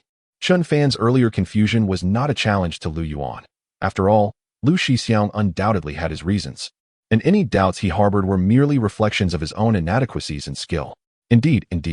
The usually authoritative Xiao Juanshou displayed no pretense at this moment, hastily responding. For Chen Fan's status had transformed significantly. On the day following Zheng Yuanya's demise, Li Zhanyuan returned to the capital with Xiao Yuer. With Chen Fan and Lu Yuan as their guarantors, what was there to fear from the Zheng family or the Zheng Guojiu? After all, the Tianyi Sect had not only conferred titles upon immortals in Linjiang City. Moreover, the Emperor of the Great Zhou had his spies in Linjiang City, and any occurrences here would be reported to him in detail. Once news reached the capital, the Tianyi Sect, the Zheng family, and the forces backing them would find themselves facing a death sentence. As anticipated, Xiao Yuer had penned a letter home the previous day. The Zheng Guojiu, emboldened by favoritism, had conspired for personal gain, disregarding imperial authority, resulting in the execution of his entire clan, while the Zheng Guifei succumbed to a grave illness and perished untreated. Gazing at the retreating figures of Chen Fan and Lu Yuan, Xiao Chang's mind swirled with myriad thoughts. At this moment, he recalled his previous desire to recommend Chen Fan and Lu Yuan to become conferred immortals in Linjiang City. The mere recollection of such intentions made his cheeks flush with embarrassment. Did he truly believe that if one aspired to be a conferred cultivator, they required his endorsement? How could he have suggested that Chen Fan and Lu Yuan be recommended for such titles? Not to mention figures like Li Chongqing, even the disciples of the Tianyi Sect, regardless of whom, were not individuals he could afford to offend. Yet, these remarkable individuals were willing to set aside their status to accompany Chen Fan home. Did this not imply that Chen Fan possessed such a formidable background? With such connections, how could Chen Linxian not ascend to greatness in the future? He dared not contemplate further. It was truly vexing. When Chen Fan initially sought the immortals, he had often jested about it with Chen Linxian. In the dead of night, outside Linjiang City, torches flickered before the city gates, their illumination casting a ghostly glow upon the weathered entrance, where a plaque hung, exuding a sense of chill. At the battlements, the silhouettes of the guarding soldiers swayed, and occasionally, a gust of wind would carry faint whispers of hushed conversations. Recently, the disciples of the Demoness sect wore expressions of delight, their brows lifted and lips curving into smiles. The defenses of Linjiang City were indeed lax and careless. Furthermore, Brother Zhang had an uncanny ability to predict events. A nighttime raid on Duyun town would likely be successful. Yet at this moment, Zhang Hao's gaze was cast downwards, his dark and profound eyes partially concealed beneath his lashes. Moonlight illuminated his face, imbuing it with a frigid aura. Suddenly, he chuckled softly. The time has come. He took a step forward, initiating the action. With a swift motion, several arcs of sword energy shot forth, tracing ethereal blue lines across the air. In an instant, the soldiers stationed atop the city walls fell lifeless to the ground. Once more, a series of sword flashes shot forth, toppling everything in their path. Zhang Hao and his companions seamlessly infiltrated Linjiang City, everything aligning perfectly with his expectations. Yet, in the next moment, Zhang Hao's countenance darkened ominously. Wait, retreat. Some disciples of the heavenly demon sect, realizing the peril, hastily withdrew from Linjiang City. However, others remained oblivious. Suddenly, a sword beam soared through the air, striking the city wall. In the blink of an eye, the once formidable wall crumbled like fragile tofu, cleaved open with a deep gash. The disciples of the heavenly demon sect were pierced through by this unparalleled sword light, a deluge of blood and entrails erupting forth. What is happening? What is this situation? At that moment, a soft voice resonated. Brother Jiang, I have awaited your arrival for quite some time. Chapter 133. The Celestial Demon Sect and the Heavenly One Sect. What an odd sense of fate is at play. These malevolent fiends, who wreak havoc upon the land, find themselves utterly defenseless before the brilliance of this sword light. Whoosh! Countless beams of radiant swords surged forth from the horizon, bursting forth like fireworks amidst a crimson sky. The moment Zhang Hao stepped onto the city wall, an unsettling feeling washed over him. Not only was the surrounding spiritual energy amiss, but the guards appeared to be equally peculiar. They seemed lethargic, resembling street thugs or dying prisoners. In an instant, Zhang Hao sensed treachery and urgently called for a retreat. Alas, it was too late. Some disciples of lesser cultivation had already fallen to the slaughter. Beneath the city of Linjiang, figures emerged from the shadows, confronting Zhang Hao and the other disciples of the Celestial Demon Sect. Among the advancing disciples of the Heavenly One Sect, the leader was none other than Lu Yuan. Zhang Hao tightened his eyes, a fierce glint flashing within them. He stepped forward boldly to face Lu Yuan. Heavenly One Sect, Lu Yuan. I have heard much of your illustrious name. Seeing you today, it is indeed. Zhang Hao's words faltered, yet the implications were clear to all present. Although the Celestial Demon Sect had been caught off guard, their core strength remained intact. Celestial Demon Sect, Zhang Hao, your name resonates like thunder. How cunning of you to come to Linjiang City instead of Duyun Town. Upon hearing Lu Yuan's words, a cold smile crept across Zhang Hao's lips as he raised an eyebrow and retorted, Oh, how do you know that I have not sent disciples to Duyun Town? However, Lu Yuan, unfazed by Zhang Hao's counter, mirrored the question. How do you know that I do not know whether you have sent disciples to Duyun Town?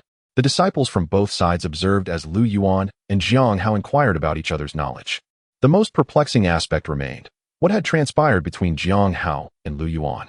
Once as close as brothers, they now stood as strangers. Was this a decline of morality or a distortion of humanity? Was Lu Yuan fearful of being discovered by Chen Fan and Li Chongqing, leading to jealousy? No. The truth was soon to be unveiled. Zhang Hao let out a cold laugh. How intriguing, truly intriguing.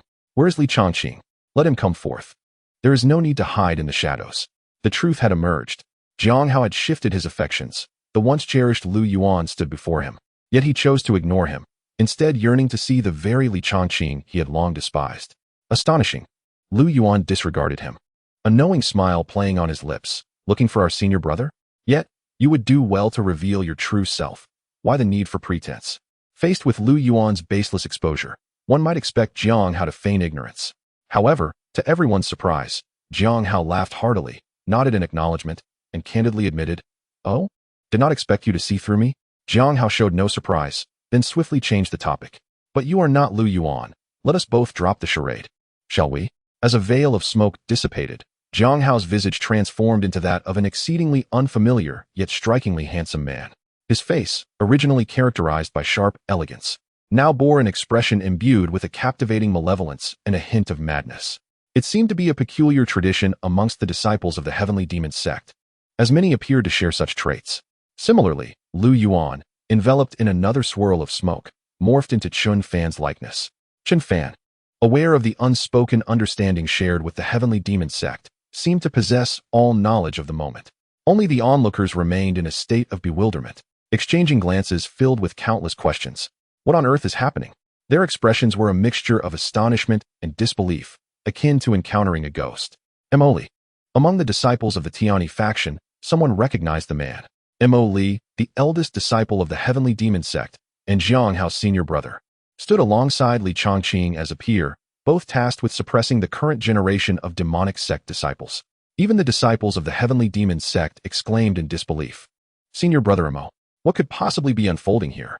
Unperturbed by the astonished disciples, Mo Li surveyed his surroundings, a spark of indescribable excitement igniting in his eyes as he clapped his hands, exclaiming, "Li Chongqing, I see you." In that instant, the world around them grew blindingly bright, and silence enveloped everything. Then, a cataclysmic beam of sword light surged forth. The spectators instinctively shut their eyes as their vision blurred. Upon reopening their eyes, they found themselves frozen in place, mouths agape, resembling exaggerated stone statues. Gazing ahead, they were astounded to behold a vast chasm emerging between the disciples of the heavenly demon sect and those of the Tianyi faction. The edges of this chasm were smooth and flat, akin to a polished mirror, with lingering sword energy dominating the scene. In an instant, an eerie and overwhelming spectacle was formed. Some unfortunate disciples of the heavenly demon sect, positioned too close, were caught in the aftermath of this sword energy, collapsing to the ground in excruciating pain, their cries echoing in despair. Subsequently, a figure appeared before Chun Fan, locking eyes with Mo Li across the chasm. "What is happening?" Witnessing this scene, Chun Fan found himself muttering incoherently, overwhelmed and incredulous. Initially, he had been utterly shocked by the sight of Li Chongqing slaying demons in the cavern. Yet now, to suggest that this was not even the true extent of his senior brother's power was unfathomable.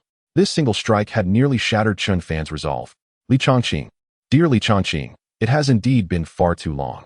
Li Chongqing furrowed his brow slightly, addressing Mo Li, "I have no desire to engage in battle with you. Withdraw your disciples of the heavenly demon sect at once, or else." Mo Li, with a teasing demeanor and a slight smirk, interjected, "Or else, will you consume me?" "You." Li Chongqing found himself at a loss for words, rendered speechless by Mo Li's taunting demeanor. The disciples of the heavenly demon sect and the Tianyi faction continuously exchanged glances between the two, sensing an underlying tension. Alongside Jiang Hao and Lu Yuan, the situation began to unravel in an increasingly unsettling manner. On this day, what peculiar sense of destiny binds the one sect and the demon sect? Words are futile.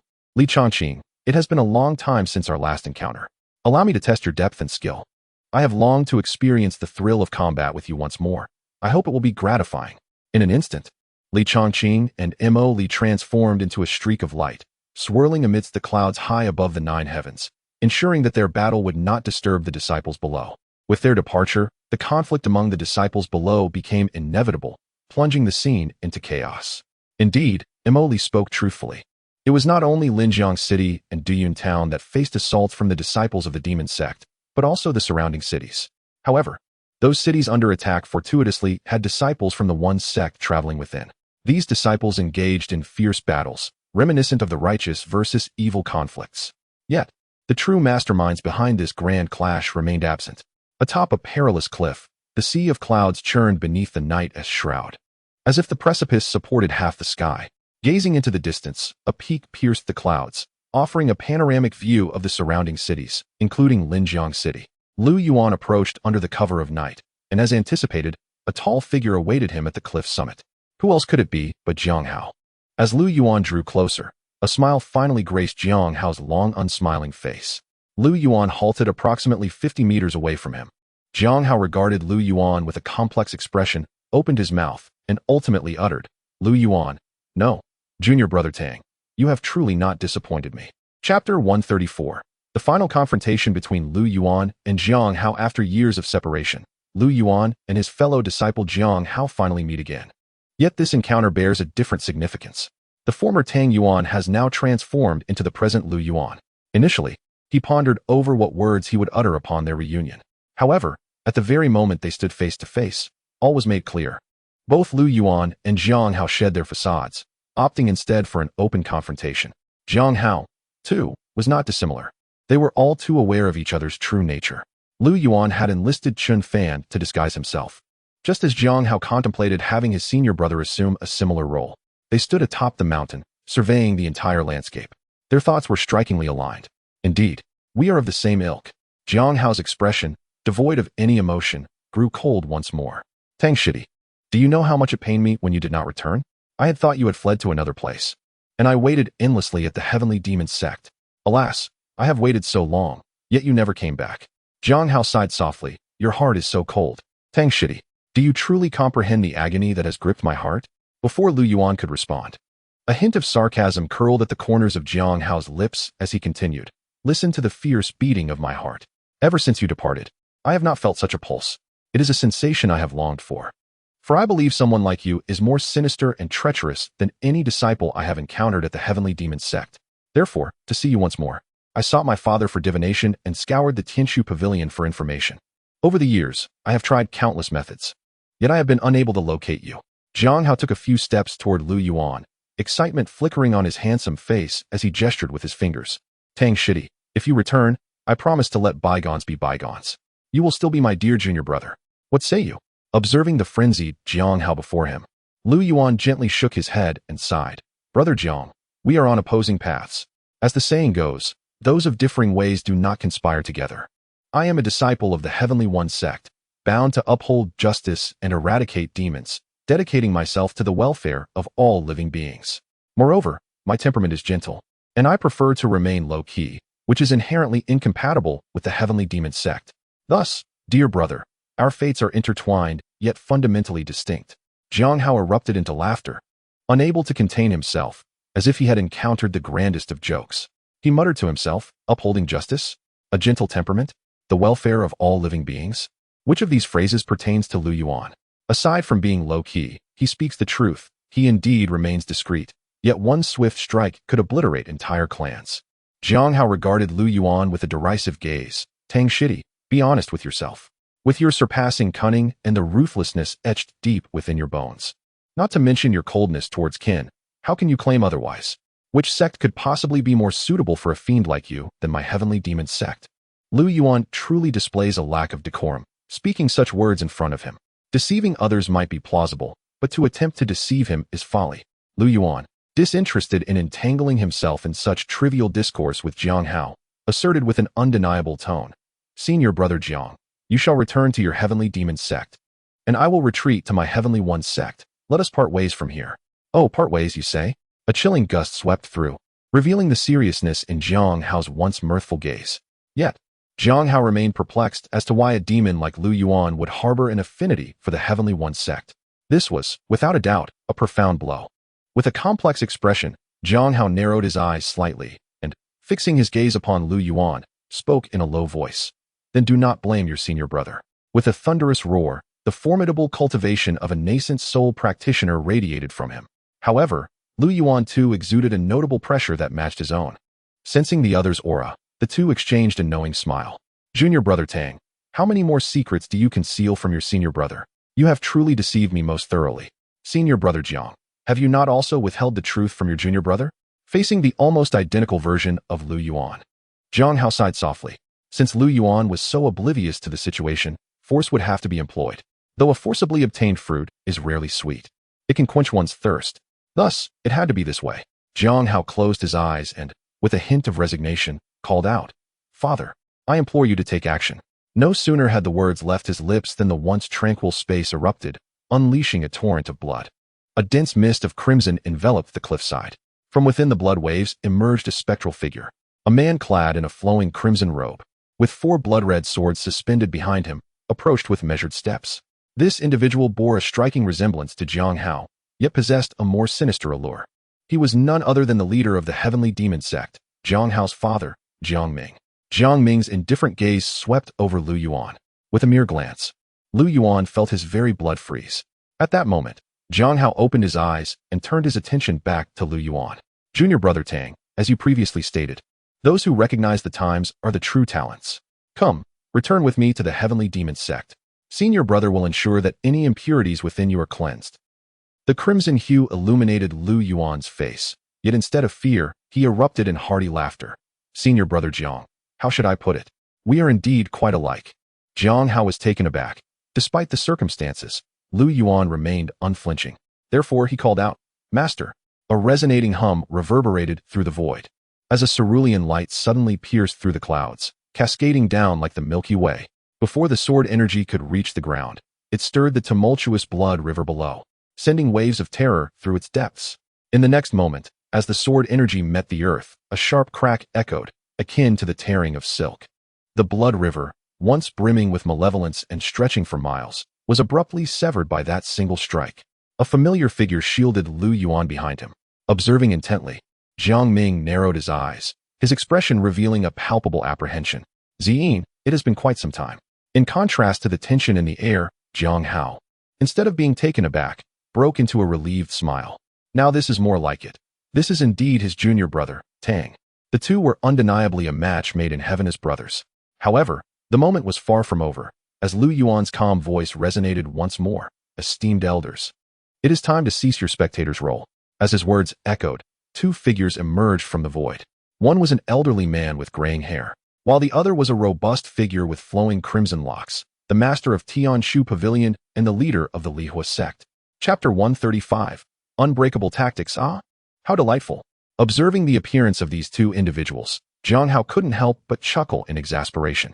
Truly, his junior brother Tang was as cunning as ever. He had underestimated Lu Yuan's moral compass. No wonder he had felt something amiss about Lu Yuan from the very beginning.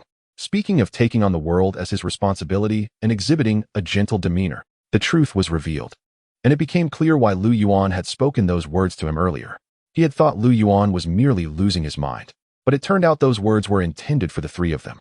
"Ah, Lu Yuan, it seems you are not one to suffer losses." Jiang Hao had anticipated that Lu Yuan would summon other allies besides his master. However, he had not expected the old man from the Tianyi Pavilion and the leader of the Lihua sect to be called upon. Moreover, given his understanding of Lu Yuan, it was likely that these 3 were merely the visible ones. There could very well be elders from the Tianyi sect lurking in the shadows. "Junior brother, I have overestimated your audacity." With a sigh from Jiang Hao, dark energy began to swirl around him, and the air itself fractured. A figure emerged, shrouded in black mist, rendering their face indistinguishable. While the aura of this being was not on par with that of the esteemed Ziyin Jinren, it surpassed that of the leaders of the Lihua sect and Tianyi Pavilion. In any case, the odds were in Lu Yuan's favor, 3 against 2. In stark contrast to the younger generation represented by Jiang Hao and Lu Yuan, the confrontation between Jiang Ming, the leader of the Tianyi sect, and Lu Yuan's master, Ziyin Jinren, was straightforward and unambiguous. Upon their meeting, there were only brief greetings exchanged. Following this, Ziyin's body emanated waves of pure Taoist resonance, with strands of overwhelming spiritual energy swirling around him, almost transcending time and space, distorting the very fabric of reality. Jiang Ming was likewise enveloped in a murderous aura, and the essence of the Tao intensified around him. Intricate and profound runes circled his form, embodying the principles of the universe. An unparalleled pressure surged forth, resonating for miles around, instilling awe in all who witnessed. The combatants were brimming with fighting spirit. Jiang Ming was the first to strike, summoning 4 long swords from behind him, launching a fierce assault towards Ziyin Jinren. With a hum, Ziyin's expression remained calm, and the terrifying shockwave of spiritual energy transformed into waves that intercepted Jiang Ming's attack. With a resounding crash, a cataclysmic force reverberated, shaking the very earth beneath them. This intense visual spectacle was unmatched, leaving even the practitioners in various cities of Linjiang stunned, their gazes filled with an unmistakable awe, almost worshipful in nature. The Battle of the Elders was exhilarating, each blow landing with palpable force. Meanwhile, below, Zhang Hao and Lu Yuan found themselves in stark contrast. The two were engaged in a fierce game of probing, with Lu Yuan attempting to lure Zhang Hao towards the trap he had meticulously set. Zhang Hao, harboring the same intent, led to a standoff at the cliff's edge. Lu Yuan gazed silently at Zhang Hao, who reciprocated the stare. The explosive sounds of battle echoed in the heavens, with sword energy slicing through the air, forming a dramatic backdrop for their confrontation. Ultimately, it was Zhang Hao who could no longer contain his impatience. He had an exceedingly important task at hand, and any further delay would only complicate his predicament. Fortunately, he was born earlier than Lu Yuan and had attained a considerably higher level of cultivation. Even if Lu Yuan concealed his capabilities, Zhang Hao was confident in his own strength. A terrifying aura gradually ascended around Zhang Hao. With his transformation, Lu Yuan remained vigilant, not daring to relax for a moment. Suddenly, with a sharp sound slicing through the air, Zhang Hao vanished from his original position, leaving only fleeting remnants of his presence. Tang Shidi, Zhang Hao's voice unexpectedly resonated from behind. Lu Yuan, already prepared, swiftly evaded. In the next instant, Zhang Hao's attack struck fiercely, with a resounding boom. The ground where Lu Yuan once stood shattered to pieces as Zhang Hao's blow crashed down, obliterating the very surface of the cliff. The two engaged in relentless combat amidst the falling debris, their fists intertwining in a chaotic ballet of strikes. The air echoed with the thunderous sounds of their blows, as they called out to each other as good brothers, yet their hands showed no mercy. Zhang Shixiao. Lu Yuan soared through the air, suddenly appearing behind Zhang Hao. He was poised to unleash a powerful punch upon his beloved Zhang Shixiang's back. In an instant, a sinister blade materialized in Zhang Hao's right hand, a subtle smile gracing his lips. In the heat of close combat, he had seized the opportunity to wield his weapon unexpectedly against Lu Yuan. With a decisive strike, he forced Lu Yuan back. Tang Shidi. Zhang Hao seemingly teleported, standing directly in front of Lu Yuan. Grasping the ghostly blade, he felt the surging power within him. With a thunderous roar, the spiritual energy erupted forth. The chilling blade, shrouded in a dense malevolence, sliced through the air, aimed directly at Lu Yuan. Faced with Zhang Hao's deadly assault, Lu Yuan's aura swiftly condensed, exuding no trace of excess. He positioned his hands in prayer at his chest, with his left palm resting there, while his right fist ascended above his head. Then, with a sudden thrust of his raised fist, a beam of sword light shot forth. With a piercing sound, Zhang Hao's blade enveloped Lu Yuan entirely. In an instant, Lu Yuan's body was severed, blood and flesh scattering in all directions. Simultaneously, Lu Yuan's fist, imbued with sword intent, pierced through Zhang Hao's body. Both fell to the ground, lifeless. But was it truly so? After a brief moment, Zhang Hao's corpse erupted in a violent explosion, transforming into a mist of blood. Gradually, he stepped out from the crimson haze, eyes brimming with vigilance. Standing a short distance away, he gazed at Lu Yuan's lifeless form, a sinister smile curling upon his lips. Seeing Zhang Hao's alert demeanor, Lu Yuan could only feel helpless. He emerged from beneath his own corpse, hoping to catch Zhang Hao off guard when he approached to inspect his body. Yet, he was unsuccessful. Nonetheless, Zhang Hao proved to be ruthlessly formidable. A typical cultivator at the core formation stage would undoubtedly have been annihilated by that strike. Zhang Hao thought similarly, acknowledging Lu Yuan's own ruthless nature. Although neither had truly perished, their vitality and spiritual energy had been significantly depleted due to their respective secret techniques. They exchanged glances and, in an unexpected moment, burst into laughter. It appears that both individuals are increasingly sinister, rendering any attempts to counter their moves futile. Their battle, if faced by disciples of other top-tier sects, would scarcely endure until they feigned death. With a thunderous crash, several figures swiftly approached Lu Yuan and Zhang Hao. The mournful moonlight cast a pallid glow upon them, revealing the battered forms of the gathered individuals, including Master Xin, Jiang Ming, the leader of the Tianyi Pavilion, the master of the Tianyi Sect, and a figure shrouded in swirling black mist, all bearing grievous wounds. It was evident that Jiang Ming and his companion bore injuries even more fearsome and gnarled. Master Xin, the pavilion leader, and the sect master encircled them, their gazes sharp as daggers. Jiang Ming stepped forward, fiercely cradling Zhang Hao in his embrace. His eyes glowed crimson, and his expression twisted in a frenzied defiance, embodying a reckless disregard for his own life. The river of blood surged, sweeping through the heavens. He transformed into a streak of crimson light, carrying Jiang Hao away from the scene. Observing the retreating trio, Master Xin and the other two made no attempt to pursue. For cultivators of their caliber, the prospect of slaying them was daunting, even if they were to catch up with Jiang Ming, compelling him to reveal his hidden cards. Master Xin might manage, yet the other two remained uncertain. At that moment, Jiang Hao's face was as pale as death, devoid of color. "Did you succeed, Hao?" he inquired. A faint smile graced Jiang Hao's lips as he confidently nodded.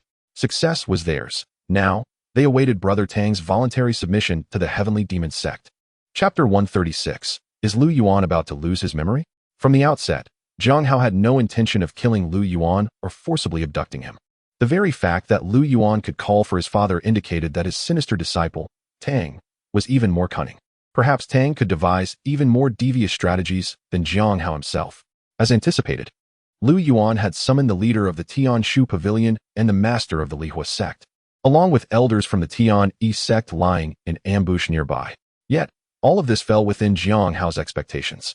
His purpose in this endeavor was neither to exact revenge on Lu Yuan nor to slay a mere handful of mortals, which offered no thrill, let alone any satisfaction in avenging Lu Yuan. After all, this was his beloved disciple, Tang, and he could not bring himself to harm him. Therefore, the sole aim behind his elaborate plans was to awaken Tang. In truth, he had long been covertly setting up an ancient formation from the Tianyi Sect around this cliff. While engaging Lu Yuan in combat, he utilized secret techniques that corresponded with the Tianyi Sect's practices. Unbeknownst to Lu Yuan, the formation he had stealthily arranged would gradually, like a gentle rain, infiltrate and erode Lu Yuan's spirit. However, this erosion was not harmful. It posed no threat to the individual. Otherwise, the esteemed Xin would have detected it. Instead, it would subtly alter the memories of the enchanted, gradually transforming them. To ensure absolute success, he deliberately allowed Lu Yuan's father to drop the soul-biting nail during their skirmish. This artifact served as a lethal weapon in battles against cultivators. Its silent application caught opponents off guard unless they were on constant alert. Once struck by the soul-biting nail, one's spiritual energy would be sealed, directly targeting the soul while disregarding the physical body. A person like Lu Yuan would undoubtedly appreciate such an artifact, and Xin would likely present this insidious tool to him. Thus, when Lu Yuan refined the soul-biting nail, he would inevitably become lax, rendering the secret techniques Jiang Hao employed upon him far more likely to succeed. Gradually, Lu Yuan's memories would be erased, while those of Tang Yuan would be deepened, continuously suggesting that he was an undercover agent sent by the Tianyi Sect to the Tianyi Sect. Ultimately, Lu Yuan of the Tianyi Sect would vanish entirely, leaving only Jiang Yuan of the Tianyi Sect. This artifact was originally meant to be inherited by Lu Yuan's father, yet for the sake of his beloved disciple, Jiang Hao deemed it inconsequential to relinquish the soul-biting nail. Soon, his disciple would return home. With this thought, a smile of delight crept upon Jiang Hao's lips. At the cliff's summit, Lu Yuan gazed upward at the blood-slicked shadow of Jiang Hao receding into the distance, a slight frown gracing his brow.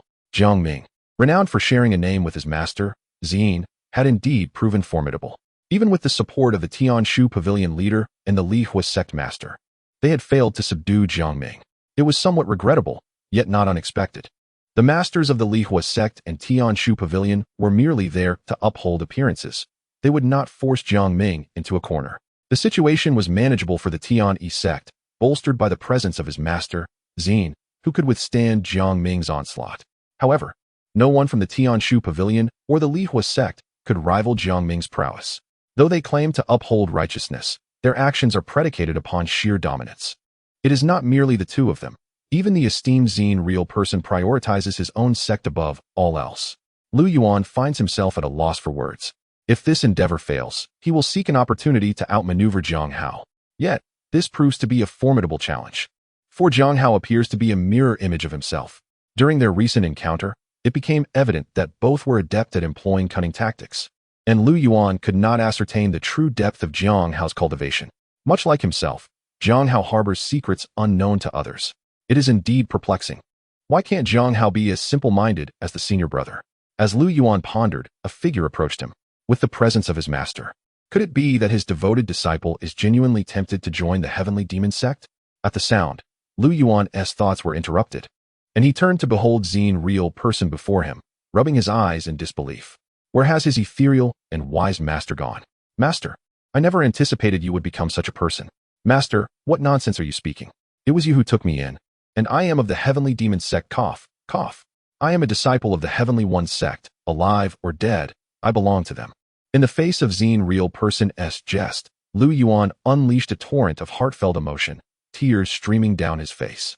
Master, how could you think this of your kind-hearted and obedient disciple? His tears flowed unabated, as if he were wronged beyond measure. Observing Lu Yuan's display, the head of the Tianyi pavilion remained impassive, merely watching the performance. However, the simple-minded leader of the Lihua sect furrowed his brow slightly. Remembering how Lu Yuan had once assisted his sect greatly, his impression of Lu Yuan was relatively favorable, prompting him to interject, Zine real person. How can a master treat his disciple thus? Besides, your disciple is not a wayward or nefarious individual. Such words are rather hurtful to his heart. Upon hearing the head of the Lihua sect's council, Zine real person was momentarily taken aback. He knew his disciple all too well. Were it not for the presence of the Lihua sect leader, would he have acted this way? He was merely taking advantage of the leader's straightforward nature. Yet, Lu Yuan is his disciple, and he could not openly declare that Lu Yuan was hypocritical, that all of this was but a facade. In the end, Zine real person discreetly signaled to Lu Yuan. However, Lu Yuan appeared oblivious, continuing to weep uncontrollably. Cleansing his throat, Zine real person waved his hand, and a mysterious object appeared in Lu Yuan's grasp. You might find this to your liking, do temper your emotions. Lu Yuan looked down to find his right hand enveloped in a chilling darkness, icy to the touch. In this moment, he instinctively thought that his master had cast a curse upon him or something similar. Yet, upon closer inspection, he discovered a magical artifact in his hand. Lu Yuan ought not to project his own thoughts onto others. His master is undoubtedly the finest in the realm. Not only did he annihilate the fiendish leader of the heavenly demon sect, but he also bestowed upon him such a formidable treasure. Lu Yuan holds a deep respect and admiration for his master, the esteemed Zine Jinren. Esteemed seniors, I, Lu Yuan, have matters to attend to, so I shall take my leave. Oh, Lu Yuan, I have heard from my disciples that you are referred to as Li Changqing. The master of the Tianyi pavilion chuckled, his squinted eyes slightly widening as he spoke to Lu Yuan with a hint of amusement. Predecessor, you jest. Li Changqing is my senior brother, Lu Yuan replied. I truly have pressing matters, so I must depart. As he watched Lu Yuan's retreating figure, the master of the Tianyi pavilion couldn't help but shake his head. Lu Yuan is indeed quite peculiar. Individuals like Lu Yuan are utterly unfazed by the jests of the elders. It appears that what Xie Hanyue said holds true. However, the treasure is now in hand, and their opinions matter little. Lu Yuan's mind was consumed with thoughts of refining such a treacherous artifact. After all, this insidious treasure is perfectly suited for him. He must swiftly deal with the incoming disciples of the heavenly demon sect. With his senior brother and master present, even if Zine Jinren were to return to the sect, his senior brother would be there to support him. He then plans to enter seclusion and successfully refine the treasure. Only when it is firmly in his grasp will it truly belong to him, and this is Lu Yuan's conviction. Indeed, Lu Yuan understands Jiang Hao, and Jiang Hao equally comprehends Lu Yuan. Everything unfolds as Jiang Hao anticipated. Lu Yuan is now solely focused on refining the soul-biting nail in his possession. Could it be that Lu Yuan is destined to lose his memory, ultimately betraying the Tianyi Sect, transforming into Tang Yuan, and facing his former brothers-in-arms in conflict? Chapter 137. Who am I? Outside Linjiang City, Jiang Hao's objective has been accomplished. Upon witnessing the crimson signal on the horizon, the disciples of the heavenly demon sect promptly retreated. The fierce battle had reached its conclusion, with both sides prepared for the outcome. Before the sword energy that traversed the deep chasm, two figures, one male and one female, hovered in midair. The man, with flowing red hair, was none other than Brother Song from the Lihua sect. The woman, adorned in attire reminiscent of the Tianyi pavilion, held a copper mirror before her. Gazing at the sword energy emanating from the chasm, both could not help but draw a sharp breath. Brother Song of the Lihua sect shook his head in disbelief, exclaiming, "Has Taoist Li of the Tianyi sect truly reached such a realm?" The woman from Tianyi pavilion concurred. Taoist Li's swordsmanship has ascended to the transformative stage. At the Zhongzhou conference, none shall be able to overshadow his brilliance. Brother Song smiled in understanding, responding, "There is no need for such concerns. For Taoist Li possesses his own path in swordsmanship, just as we each have our own insights. Every era has its guiding figures. Living in the same age as such individuals does not necessitate comparison. It suffices to be true to oneself. For those who cannot discern their own essence may risk falling into darkness. Xiang nodded slightly, softly remarking, "Your mindset is admirable, Brother Song. I find myself lacking in comparison." Just as the two were reflecting, a thunderous roar echoed from the heavens. "Ha! What a thrill, truly exhilarating. Li Chongqing, only you can bring such delight to me. However, it seems we cannot determine a victor today. I shall return to seek you out." Then a dense, blood-red malevolence erupted from the horizon, swiftly enveloping the entire sky. Yet, with a flicker of sword energy, the crimson haze dissipated. A figure slowly descended. Li Chongqing, appearing somewhat fatigued, gazed at the receding blood-red silhouette with a resigned shake of his head. The two were evenly matched, and the battle had concluded without a decisive victor. As a certain mysterious elder once remarked, the world is a balance of yin and yang. On the righteous path, the emergence of the unparalleled Xin Junren overshadowed his peers, while the demonic path bore forth its own formidable adversary, the sect master of the heavenly demon sect, Jiangming. With Li Chongqing as the prodigy of the Tianyi Sect, the heavenly demon sect also unveiled the battle-crazed Mo Li. Furthermore, Jiang Hao, a deviously cunning villain, emerged alongside Lu Yuan, the embodiment of malevolence. Li Chongqing expressed his gratitude to the two companions, saying, "I sincerely thank you both for leading your disciples to assist." He performed a respectful bow towards them. "This was merely our duty as representatives of our respective sects." Xiang and Song Yin promptly returned the gesture. Li Chongqing ceased further conversation and continued on his path. The two, perplexed, wondered what Li Chongqing intended to do next. Then, to their astonishment, they watched as Li Chongqing began to expend spiritual power to restore the ground he had previously severed. Restoration is a far cry from destruction. As a swordsman, severing is relatively simple, yet to restore requires a considerable amount of spiritual energy, often multiplied several times over. Fortunately, Li Chongqing's reserves were ample. This sword cultivator painstakingly restored the shattered terrain around him. Before it was over, Li Chongqing resembled an indefatigable machine, tirelessly laboring. He resumed his efforts to cleanse the battlefield and mend the fissures in the city walls. Meanwhile, Xiang and Song Yan, gazing at Li Chongqing's figure, were rendered speechless, utterly bewildered by the unfolding scene. They exchanged glances, at a loss for words. Upon the arrival of Lu Yuan, Chun Fan rushed to his side, eager to report the outcome of the battle. "Senior brother, several nearby cities surrounding Linjiang have been attacked by the demonic sect, but fortunately, your prior arrangements proved fortuitous. Most of the Tianyi Sect members have fled, yet what do you mean by yet? Although we were prepared, it appeared that the disciples of the demonic sect were aware of something, and only a small number fell into our trap," Chun Fan elaborated. Nonetheless, with the assistance of the disciples from the Lihua sect and the Tianshu pavilion, the losses on their side were substantial. Lu Yuan nodded slightly, his eyes gradually opening, glimmering with a hint of brilliance. "That is good. You and the senior brothers and sisters within the sect will keep watch over the remaining matters. I have other affairs to attend to." With a long exhale, Lu Yuan instructed Chun Fan to clear the battlefield. He then seized Li Chongqing, who had transitioned to a stonemason's role. "Senior brother, I wish to refine a magical artifact. Please protect me during this process." Li Chongqing hesitated momentarily before nodding in agreement. "Indeed, junior brother, I must decline." "Excuse me." Lu Yuan's expression shifted dramatically, astonishment etched across his face as he scrutinized Li Chongqing, glancing left and right. He ultimately confirmed that Li Chongqing had not been possessed. "Junior brother, you previously taught me not to hastily agree to assist others." Upon hearing this, Lu Yuan's tension eased, and he regarded Li Chongqing with a sense of appreciation. Although he had been refused, it seemed to him a positive development overall. However, he had not the chance to revel in his thoughts for long, as the very next moment, Lu Yuan's smile froze. "Junior brother, you owe me 5.5 top-grade spirit stones. That is my price." The statement struck Lu Yuan like a thunderclap, leaving him momentarily speechless. He parted his lips, struggling to find words, before finally gritting his teeth and conceding, "Fine." In a secluded grove outside Linjiang City, Jiang Hao gazed at the distant city, a slight smile gracing his lips. "My junior brother Tang is about to return."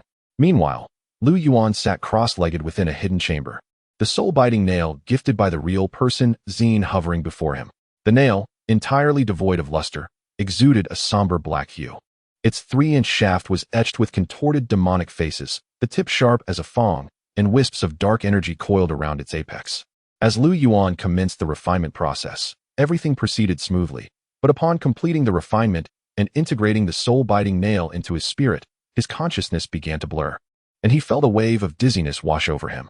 His once clear gaze turned murky, and he surveyed his surroundings with confusion, questioning, "Who am I?" At that moment, a resounding explosion echoed. Lu Yuan's body reacted as if triggered by a safety word from a certain game. A profound energy emanated from his limbs, and clarity returned to his once clouded eyes. He murmured, "I am Lu Yuan, of the Tianyi Sect, the second disciple under the real person Zine." Chapter 138. Alas, my disciple, who am I?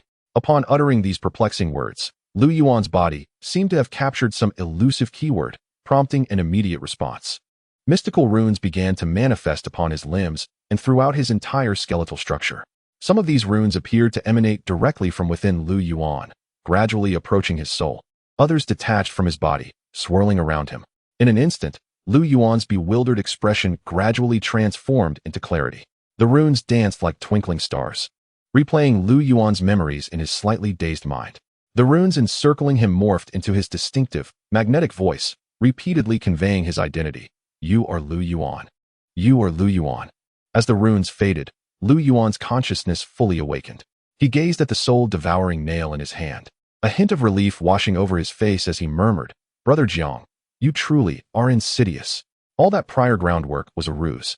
And you used this soul-devouring nail as bait, waiting for your junior brother, weren't you?" Lu Yuan caressed the soul-devouring nail, a smile gracing his lips. Yet, this time, fortune favored the junior brother. The soul-devouring nail was entirely unblemished. Thus Lu Yuan had momentarily fallen into the trap. Jiang Hao's secret technique had indeed taken effect. It did not inflict harm upon Lu Yuan's soul. Rather, it subtly influenced him, leading Lu Yuan to believe that his true identity was Tang Yuan. Even the virtues within Lu Yuan could only helplessly observe his descent into confusion. Even if Li Changqing were present, he too would gradually lose himself to this scheme. After all, with Jiang Hao's extensive machinations, combined with the formation laid by Jiang Ming, Lu Yuan had succumbed to the trap, even subconsciously perceiving himself as Tang Yuan, with his beloved senior brother as Jiang Hao. However, in a moment of oversight, Jiang Hao had not anticipated one crucial detail. Long before, Lu Yuan had foreseen that one day he might resemble the protagonist of a melodramatic television series he had once watched in a past life, unfortunately losing his memory due to unforeseen events. Whether it be a fall from a cliff, being ensnared by a seductive enchantress, issues with his cultivation methods, or sustaining injuries to his soul in a great battle. To avert such a fate, Lu Yuan had etched runes throughout his bones and body. These runes contained records of his memories, embedded with various keywords. 4. In the event of amnesia, it is only natural for one to utter, "Who am I? Where is this? What is this place?" Whenever Lu Yuan found himself in a state of confusion, uttering such words would cause the runes to materialize, persistently reminding him. Yet, in his everyday life, Lu Yuan might inadvertently speak those keywords. However, the runes would emerge gradually, only surfacing if he suppressed them in a particular manner, a method he would naturally forget upon losing his memory. This was, indeed, quite reasonable. Furthermore, Lu Yuan meticulously set the stage, as he had been alone earlier, allowing runes to manifest. Had there been others present, these would have remained concealed, flowing solely within Lu Yuan's being. This was a mere fraction of the hidden cards Lu Yuan possessed. Unexpectedly, today they proved to be instrumental. What a stroke of luck it was. Meanwhile, deep within the dense forest, Jiang Hao, who had been observing Linjiang City, wore a confident smile that soon transformed into one of utter shock. A furious roar echoed from the depths of the forest, filled with unrestrained despair. "No, my junior brother Tang, how could this happen?" At that moment, Jiang Hao's pallor was stark, a result of the backlash from his earlier secret technique. Coupled with his mournful wail, he appeared even more desolate amidst the vastness of the world. Truly, why did this happen? He had succeeded, so why did he suddenly falter? Jiang Hao's once proud posture slumped, and the darkness in his eyes dimmed to nothingness. At this juncture, the truth was clear.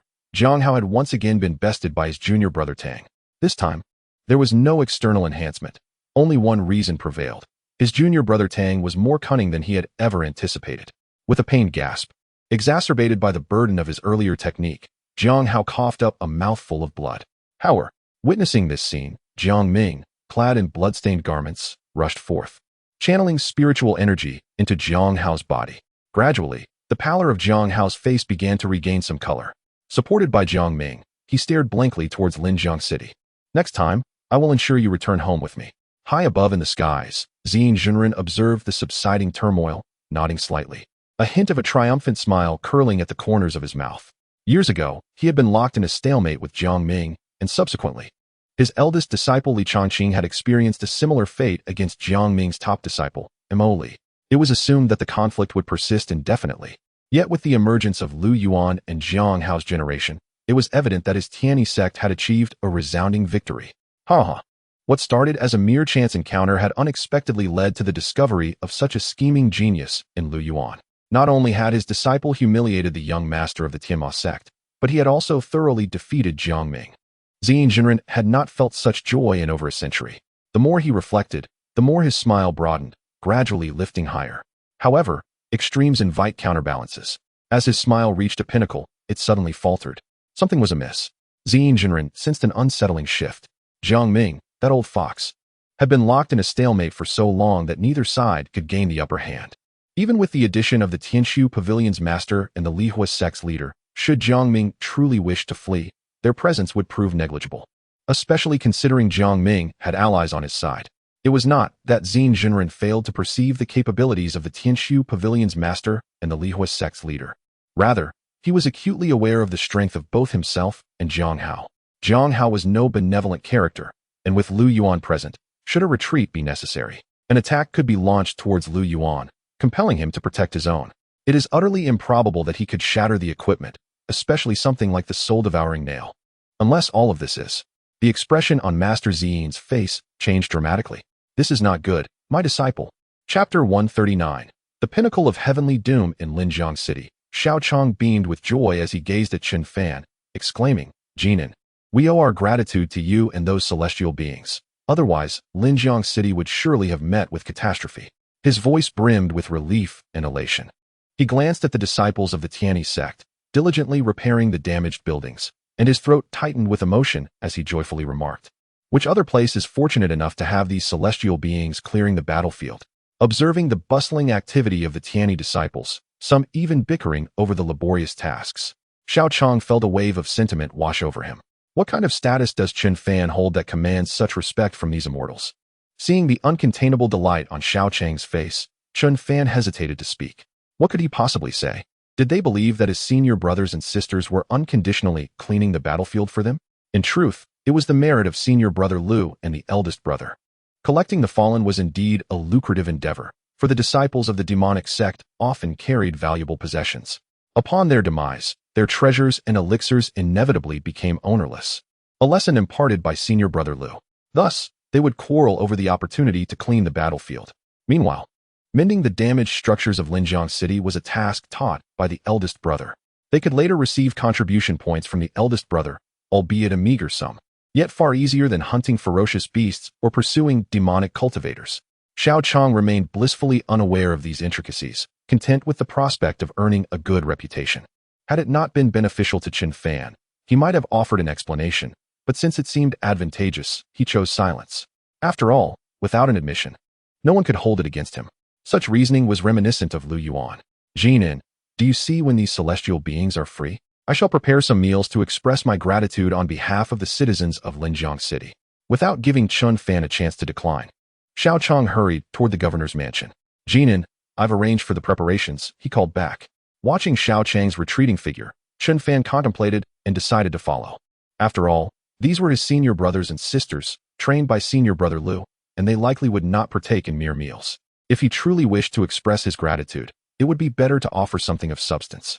However, where had senior brother Lu gone? My dear disciple. The figure of Ziyin Jinren flickered and transformed into a streak of light, racing towards Linjiang City. Hurry, move faster. Ziyin Jinren's brow furrowed in concern. He had not anticipated Jiang Ming to invest so heavily, even resorting to the soul-devouring nails. It seemed the nails were functioning well, for he had meticulously examined them several times prior to handing them over to Lu Yuan. Yet, that did not imply the soul-devouring nails were given freely. Anxiety gnawed at him. My beloved disciple, you must not come to harm. If Lu Yuan truly falls under the sway of the heavenly demon sect, they would suddenly possess two exceedingly treacherous individuals.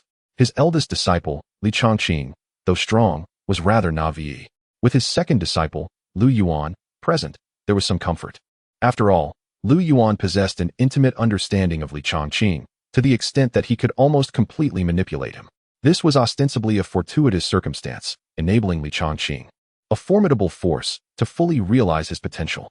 However, the thought of Lu Yuan joining the Tianyi Sect, if he could act in such a manner within the esteemed Tianyi Sect, the foremost righteous faction, what calamities would ensue if he were to venture into the Tianyi Sect?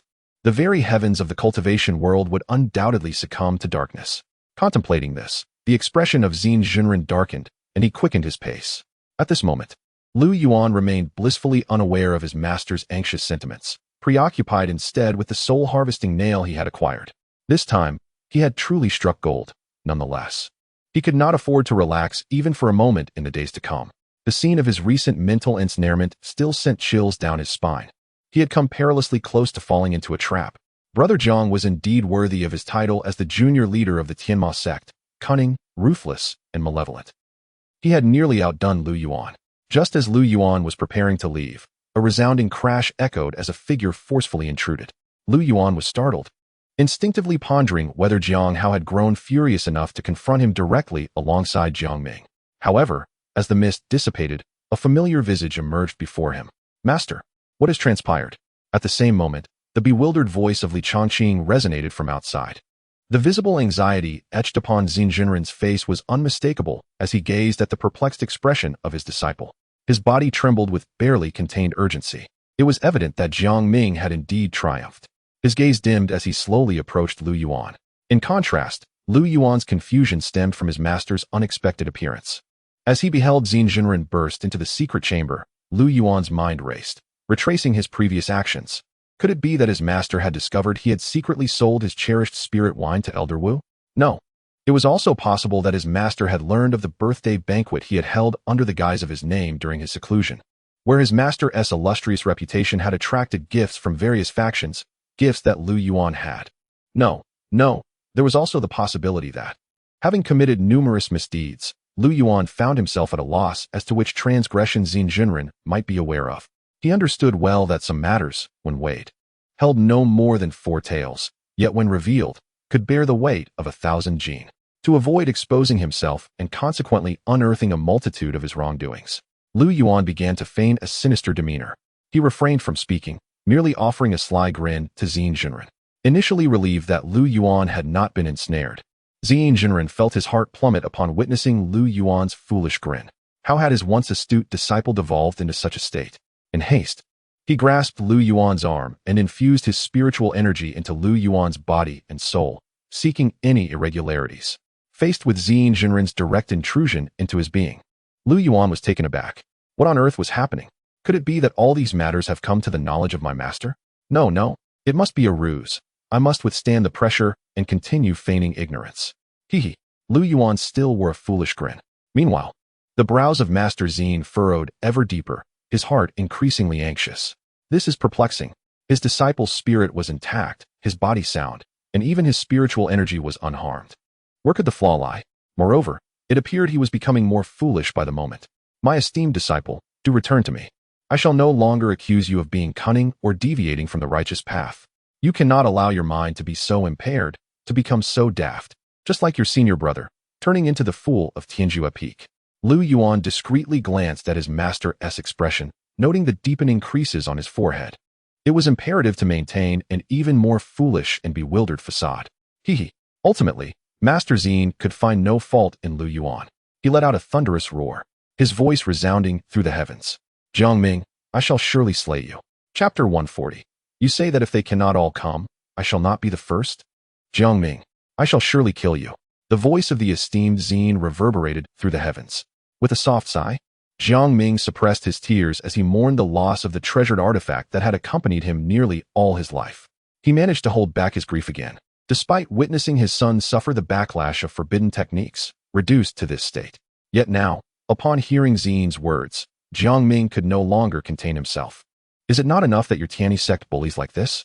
Pray tell, what disadvantage did your sect endure in this conflict? In the end, you dare to utter the words, Jiang Ming, I shall surely kill you. What sort of bullying is this? Who, indeed, is the true demon here? Father, what is wrong with you? Meanwhile, on Lu Yuan's side, upon observing the furious scene, he began to realize something. It appeared that his master had not come to trouble him, but rather to ascertain his well-being. Had his previous act of feigning ignorance led Xin to believe he had truly become a fool? With this revelation, Lu Yuan's heart was a tumult of emotions. He cautiously lifted his gaze to meet Xin's eyes, which were now fixed upon him. Lu Yuan's glance flickered, his heart filled with hesitation as he pondered how to speak. At this moment, his protector, Li Chongqing, approached. Observing Lu Yuan's foolish grin and Xin's expression of sorrow and indignation, he understood. Junior brother, what has become of you? It is all my elder brother's fault. How have you fallen into madness? What shall we do? Li Chongqing covered his face in despair, and amidst his tears, he reached into his robe. To Lu Yuan's astonishment, he retrieved the 5.5 spirit stones that Lu Yuan had previously given him. Junior brother, take these 5.5 spirit stones. I have failed to watch over you. Lu Yuan was truly taken aback. If he had genuinely become foolish, would he still be entangled with these 5.5 spirit stones at this moment? He was feigning ignorance. Yet it seemed his elder brother had truly lost his wits. Observing the scene between Li Chongqing and Lu Yuan, Xin felt utterly worn out. This is most unjust. The troubles of the first disciple were already enough to give him a headache, and now another direct disciple had succumbed to such a state. Master, I am fine. After a prolonged hesitation, Lu Yuan finally spoke weakly. Master, you have misunderstood. I have not become a fool. Xin, who had been engulfed in rage, suddenly froze, his body trembling slightly as disbelief washed over his countenance. Disciple. Yet in the next breath, the surprise on his face morphed into wariness. Even Li Chongqing had drawn his sword, eyes sharp and focused on Lu Yuan. The tension in the air suggested that if Lu Yuan made even the slightest movement, he would be pierced by their blades in an instant. Faced with such an intense reaction, Lu Yuan's expression shifted, and with a sense of helplessness, he implored, No, I am truly fine. Master, elder brother, what are you doing? Li Chongqing shook his head slightly, his vigilance unwavering. How can you prove that you are my junior brother? Though Jinren did not verbally agree, his gaze was filled with recognition for Li Chongqing. After all, if Lu Yuan had not become foolish, it meant he had succumbed to darkness. While his disciple was indeed cautious, faced with the meticulous schemes of the two formidable foes, Jiang Hao and Jiang Ming, Xin could not shake the feeling that Lu Yuan had fallen prey to their machinations. The ordinary Lu Yuan was already concerning. What would a corrupted Lu Yuan be like? Even Xin, having encountered countless evildoers, felt a shiver at the thought of a darkened Lu Yuan. No, he must remain vigilant. Noticing the exchange, Lu Yuan understood the suspicions that lingered between the two. How could he prove that he was indeed Lu Yuan? The very notion made him want to chuckle. When had he ever needed to validate his own identity? You are my master, Jinren. You are my senior brother, Li Chongqing, and I am Lu Yuan, the second disciple of Tianyi Sect. My senior brother has his quirks, and I often find myself chastising him. As Lu Yuan elaborated on his details, the expressions of Jinren and Li Chongqing darkened with each word. Enough, Jinren admonished, halting Lu Yuan from revealing any more of his questionable past. Is this sufficient? To Lu Yuan's surprise, both Xin and Li Chongqing shook their heads. No, my junior brother has stated that this still fails to prove your identity. At this moment, Lu Yuan's patience began to wane. Yet, he felt utterly helpless. The situation had been brought about by his own actions. To prevent the disciples within the sect from succumbing to darkness or being possessed, Lu Yuan had dedicated an extensive period to instructing them on countermeasures. It was like this. Master, senior brother, Lu Yuan continued, patiently recounting how he had escaped and regained his memories in detail. After a lengthy explanation, Jinren gradually relaxed his vigilance, his initial wariness transforming into astonishment. What more could be said? Jiang Hao and Jiang Ming had truly brought upon themselves a grave misfortune by confronting Lu Yuan. Indeed. My disciple does not disappoint, Jinren remarked, patting Lu Yuan on the shoulder, seemingly convinced. However, Lu Yuan could still detect the lingering suspicion in the gazes of both him and his senior brother, prompting a sigh from him. It appeared that he would soon undergo a thorough investigation. Once the explanations were concluded, the trio exited the secret chamber together. Yet, Jinren, with his somewhat irreverent demeanor, deliberately tempted Lu Yuan, walking ahead with an air of nonchalance, exposing his back to Lu Yuan as if inviting him to take advantage. Lu Yuan felt a mix of exasperation and amusement. Master, what is your cultivation level compared to mine? Even if you are utterly unguarded, I would still be at a disadvantage. My disciple, the Central Continent Conference is about to commence, and this will be your first participation. During this period, it would be prudent for you to remain at the Tianyi Sect to recuperate, and it would be beneficial for Chongqing to provide you with guidance, as he possesses considerable experience. On their way out, Master Xin earnestly advised Lu Yuan and Li Chongqing, harboring lingering concerns for Lu Yuan's well-being, wishing to escort him back to the sect. Moreover, the Central State Grand Competition is imminent. This event serves as an opportunity for disciples from the 5 major sects to engage in exchanges and sparring. Naturally, as the foremost orthodox sect, the Tianyi Sect is obliged to participate. However, Li Chongqing holds significant influence in such matters. His presence would likely render the outcome rather predictable. Lu Yuan is also set to participate for the first time. Fortunately, his competition path differs from that of Li Chongqing. In truth, the main focus of this Central State gathering will be on the disciples of Li Chongqing's generation, while Lu Yuan's role will be to observe the proceedings and connect with peers of similar age from various sections. Yet, to suggest that Li Chongqing should mentor him is indeed a daunting proposition. Pray tell, how could one provide guidance in the realm of numerical values? Half a year later, at the Tianyi Sect, Junior Brother, there are merely 10 days left until we ascend the immortal platform for the Central State competition. How is your preparation progressing?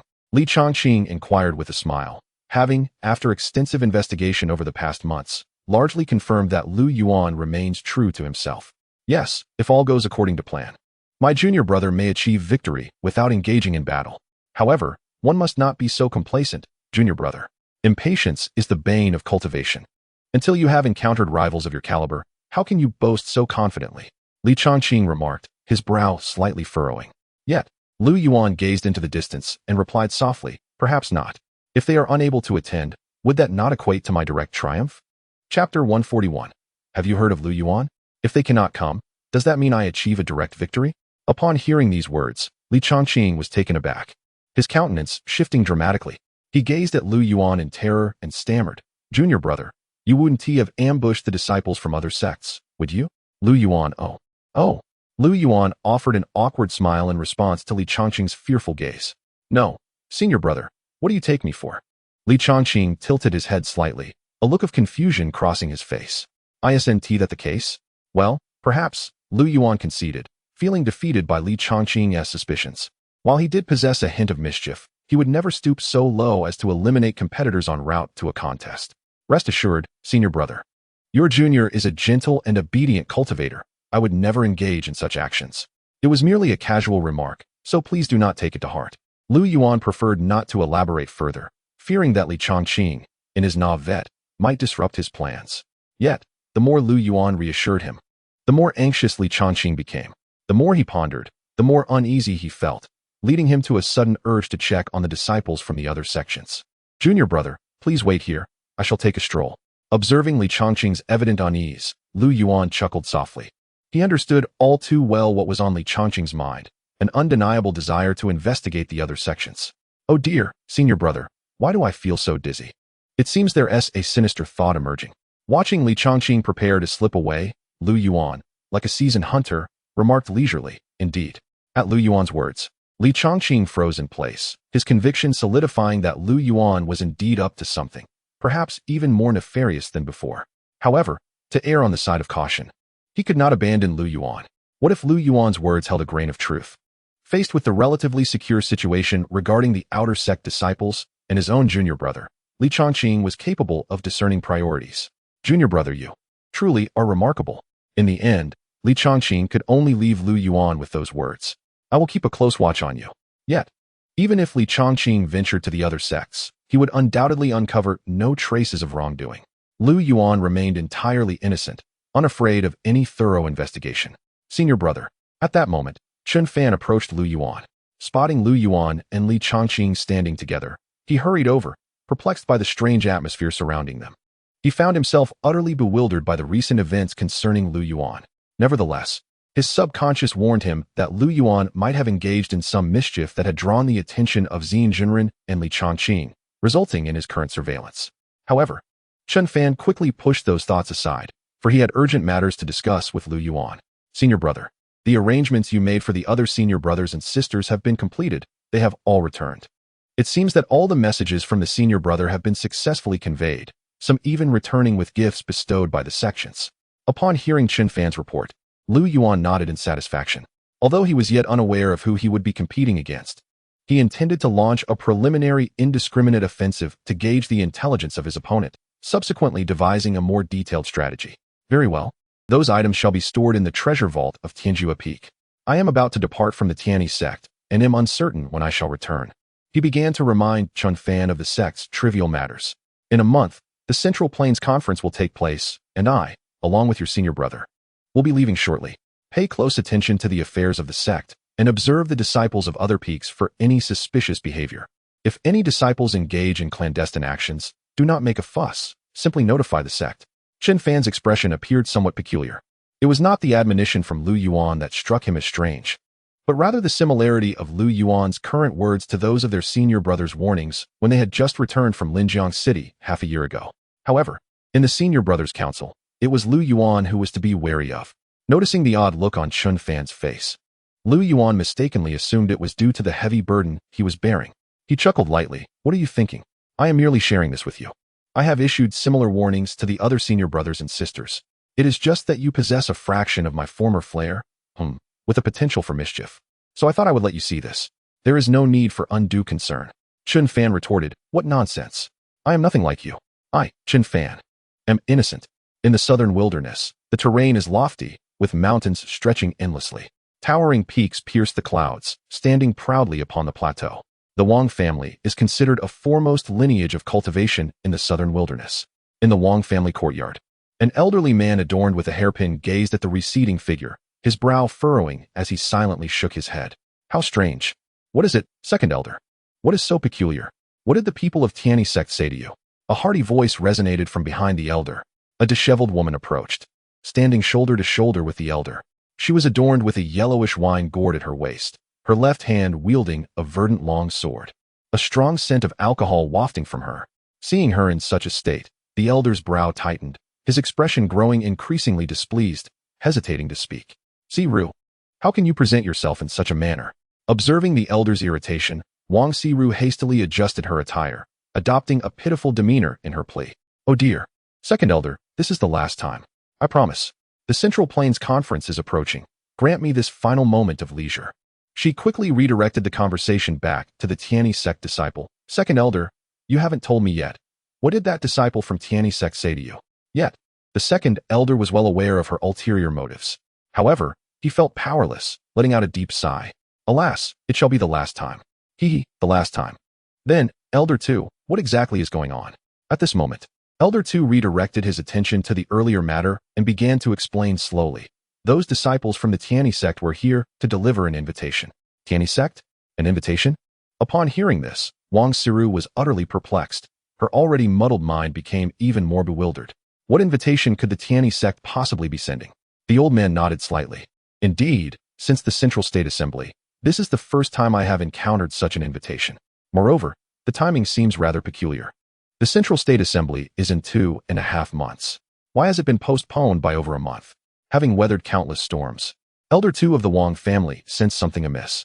Listening to his doubts, Wang Siru fell into deep contemplation. Finally, as if she had come to a realization, she articulated her thoughts. Elder 2, I think I understand now. Could it be that there are unusual occurrences at the ascending immortal platform, which is why there has been a delay, and the disciples of the Tianyi Sect have come to inform us? After all, this bears a striking resemblance to the actions of Li Chongqing, who might be concerned that we, as sect members, would be left waiting there. Elder 2 of the Wang family nodded slightly. That does carry some merit. Yet, in the next moment, Elder 2 shifted the focus of the conversation.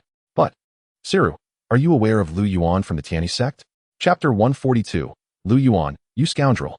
Is he from the Tianyi Sect? A flicker of confusion crossed Wang Siru's eyes as she repeated Lu Yuan's name, shaking her head in bewilderment. I don't know. Who is Lu Yuan? What has he done? Lu Yuan, sighed the second elder of the Wang family, a hint of helplessness in his tone. He is a disciple of Li Chongqing. Li Chongqing? That is a good thing. Although Li Chongqing is powerful, he possesses a somewhat gentle disposition and treats others well. So, elder, what exactly are you worried about? Wang Siru's confusion deepened. Well, though Lu Yuan is Li Chongqing's disciple, his temperament is in stark contrast to that of his master. They are practically polar opposites. Polar opposites? How do you figure that? The perplexity in Wang Siru's eyes transformed into curiosity. In response to her inquisitive probing, the second elder unexpectedly steered the conversation in a peculiar direction. Siru, are you familiar with the Yuan sect? Yes, elder, but why do you bring that up? Wang Siru felt increasingly bewildered. What does Lu Yuan from the Tianyi Sect have to do with the ambiguous Yuan sect? The Yuan sect neither adheres to the righteous path nor the demonic path, lingering instead in a state of limbo. Due to its unique characteristics, most righteous sects maintain their distance. Have you noticed the scarcity of Yuan sect disciples in recent years? After pondering for a moment, Wang Siru nodded gently. Indeed, there used to be many Yuan sect disciples gathering in our southern region. I recall that members of our Wang family would secretly venture out to seek them. However, we have hardly seen them these past few years. Why is that? Elder, before you ask me, please answer my question first. Wang Siru's prior confusion had not been alleviated. Rather, it had deepened. With your temperament. Let me clarify. Lu Yuan is the primary reason for the dwindling number of Yuan sect disciples. What? Wang Siru's mouth dropped open in disbelief, as if struggling to accept the revelation. Are you saying that Lu Yuan single-handedly claimed all the enchanting disciples of the Yuan sect? He truly is the polar opposite of his master Li Chongqing. His audacity knows no bounds. The second elder of the Wang family hastily interjected, admonishing her, "No. What are you even thinking? Isn't that so?" Wang Siru paused momentarily, then continued, "So, does that mean Lu Yuan is slaying the enchanting disciples of the Yuan sect, thus mirroring his master? Neither of those is correct. The reality is that the Yuan sect disciples have not emerged because Lu Yuan has purchased a substantial quantity of Yuan powder and similar elixirs, compelling them to engage in alchemy and potion crafting daily." Wang Siru was taken aback but managed to process the information. What does he need such potions for? While they could serve as a decent means of self-defense, it does seem somewhat insidious. No, Lu Yuan acquired them to drug the disciples of our Tianyi sect. Upon the utterance of these words, the expression on Wang Siru's face underwent a rapid transformation, visible to the naked eye. "What?" she exclaimed. What had she just heard? Purchasing Yuan powder to drug her own disciples? Had the disciples of the Yuan sect been rendered incapable of performing their duties? It was as if she were treating her fellow disciples as demonic cultivators. As Wang Siru remained stunned by the shocking news, the second elder of the Wang family continued. "So, have you comprehended the situation? If this were the Tianyi sect of old, I might have believed it. However, now that Lu Yuan is also participating in the Central Plains Conference, and coincidentally, the event is being postponed just as he is set to attend, something is amiss, very amiss. Therefore, even if it is true, we should proceed with caution." Although many sects harbor doubts and have not fully accepted the invitation from the Tianyi sect, some still believe in this matter. In the northern plains, at the desolate edge of the region, a solitary mountain rose abruptly, with the Thunderclap Pavilion dominating its summit. The unique topography here, perpetually engulfed by violent winds, rendered it a place where thunder roared incessantly. At times, it sounded like a colossal beast roaring, shaking the valley. At other moments, it echoed like clashing weapons tearing through the sky, creating a unique, thunderous realm in the northern plains. Seeing my junior brother in such a hurry. I shall not detain you further. I wish you a safe journey, the man in the purple robe chuckled, bowing to a figure clad in the attire of the Tianyi sect. Then, Brother Ma, I shall take my leave. My junior brother needs to return to the Tianyi sect promptly to report. The disciple of the Tianyi sect offered a slight smile, clasped his fists in a gesture of respect towards the pavilion's senior brother, Ma Hongwei, and did not linger. With a flicker, he transformed into a beam of light, swiftly darting away. He must hurry. If he were to be exposed, he would surely face the wrath of the fierce lightning striking from the summit of Thunderclap Pavilion. Although he had previously endured the lightning summoned by Brother Lu at the Tianyi sect, the ordeal had been both physically and psychologically taxing. Brother Lu's actions were indeed rather unscrupulous. This disciple of the Tianyi sect silently vowed that this would be his last visit to the northern plains. Indeed, the disciples of the Tianyi sect were as pure-hearted as Li Chongqing, traveling great distances to deliver news to our northern plains. Ma Hongwei gazed at the figure disappearing into the horizon and couldn't help but reflect. Junior brother, do you think this news is reliable? The schedule of the Central Plains Conference has not changed for millennia, and now it is being postponed? How could that be? Enough of this. Ma Hongwei frowned, reprimanding the younger disciple beside him. After all, it was the Tianyi sect, whose reputation was at stake. Perhaps some unforeseen incident had occurred at the Ascension platform. The disciples of the Tianyi sect were indeed kind-hearted. The last time, his senior brother had met with their esteemed elder brother, Li Chongqing. He was genuinely pure of heart, without a trace of ulterior motive. Thus, no further words were necessary. The Tianyi sect, the foremost sect in the world of cultivation, the righteous path, could not possibly engage in such shameless acts. Their reputation was on the line. They would never stoop to deceiving others using the name of their sect. Moreover, They had also encountered the individual known as Li Chongqing. When these various factors coalesced, the sects began to believe in the veracity of this matter. A fortnight has elapsed. At this moment, the ascending immortal platform stands ready. Each iteration of the Central State Assembly is a grand event for the entirety of the 5 domains. Although there remains just over a week until the assembly commences, the small town at the foot of the ascending immortal platform is already teeming with people. With a surplus of individuals and a scarcity of space, and given that they are all the proud prodigies of various sects, conflicts are, regrettably, inevitable. Bang! In front of the inn, a figure was sent flying, landing in a disheveled heap upon the ground. Following this, a silver-haired fairy with delicate features and a cool demeanor emerged, vociferously berating Lu Yuan. "You scoundrel!" Chapter 143. Yi Yanran's successful resurrection and the seizure of Lu Yuan. Indeed, the silver-haired immortal is none other than Nangong Yeli. The disciple of the Tianyi Sect who was sent flying by Nangong Yeli is undoubtedly Lu Yuan. The tremendous uproar instantly captured the attention of disciples from various sects nearby. The innate curiosity of onlookers knows no distinction between mortals and cultivators. In an instant, the area around the inn became crowded with disciples from different sections. As they drew closer, their astonishment and confusion grew. Initially, they assumed a conflict had arisen between rival sects, leading to a violent confrontation. However, upon closer inspection, they realized these two were actually from the same sect. With incredulous and dazed expressions, they observed the scene, marveling at the peculiar turn of events. Yet, the situation had not reached its climax. Lu Yuan wiped the blood from his lips with his sleeve and steadied himself with his right hand on the ground. However, before he could regain his balance, a glint of cold light flashed. A sharp sword was suddenly pressed against Lu Yuan's throat, the icy blade nearly brushing against his skin, causing a faint redness to appear on his neck. The surrounding disciples gasped in trepidation.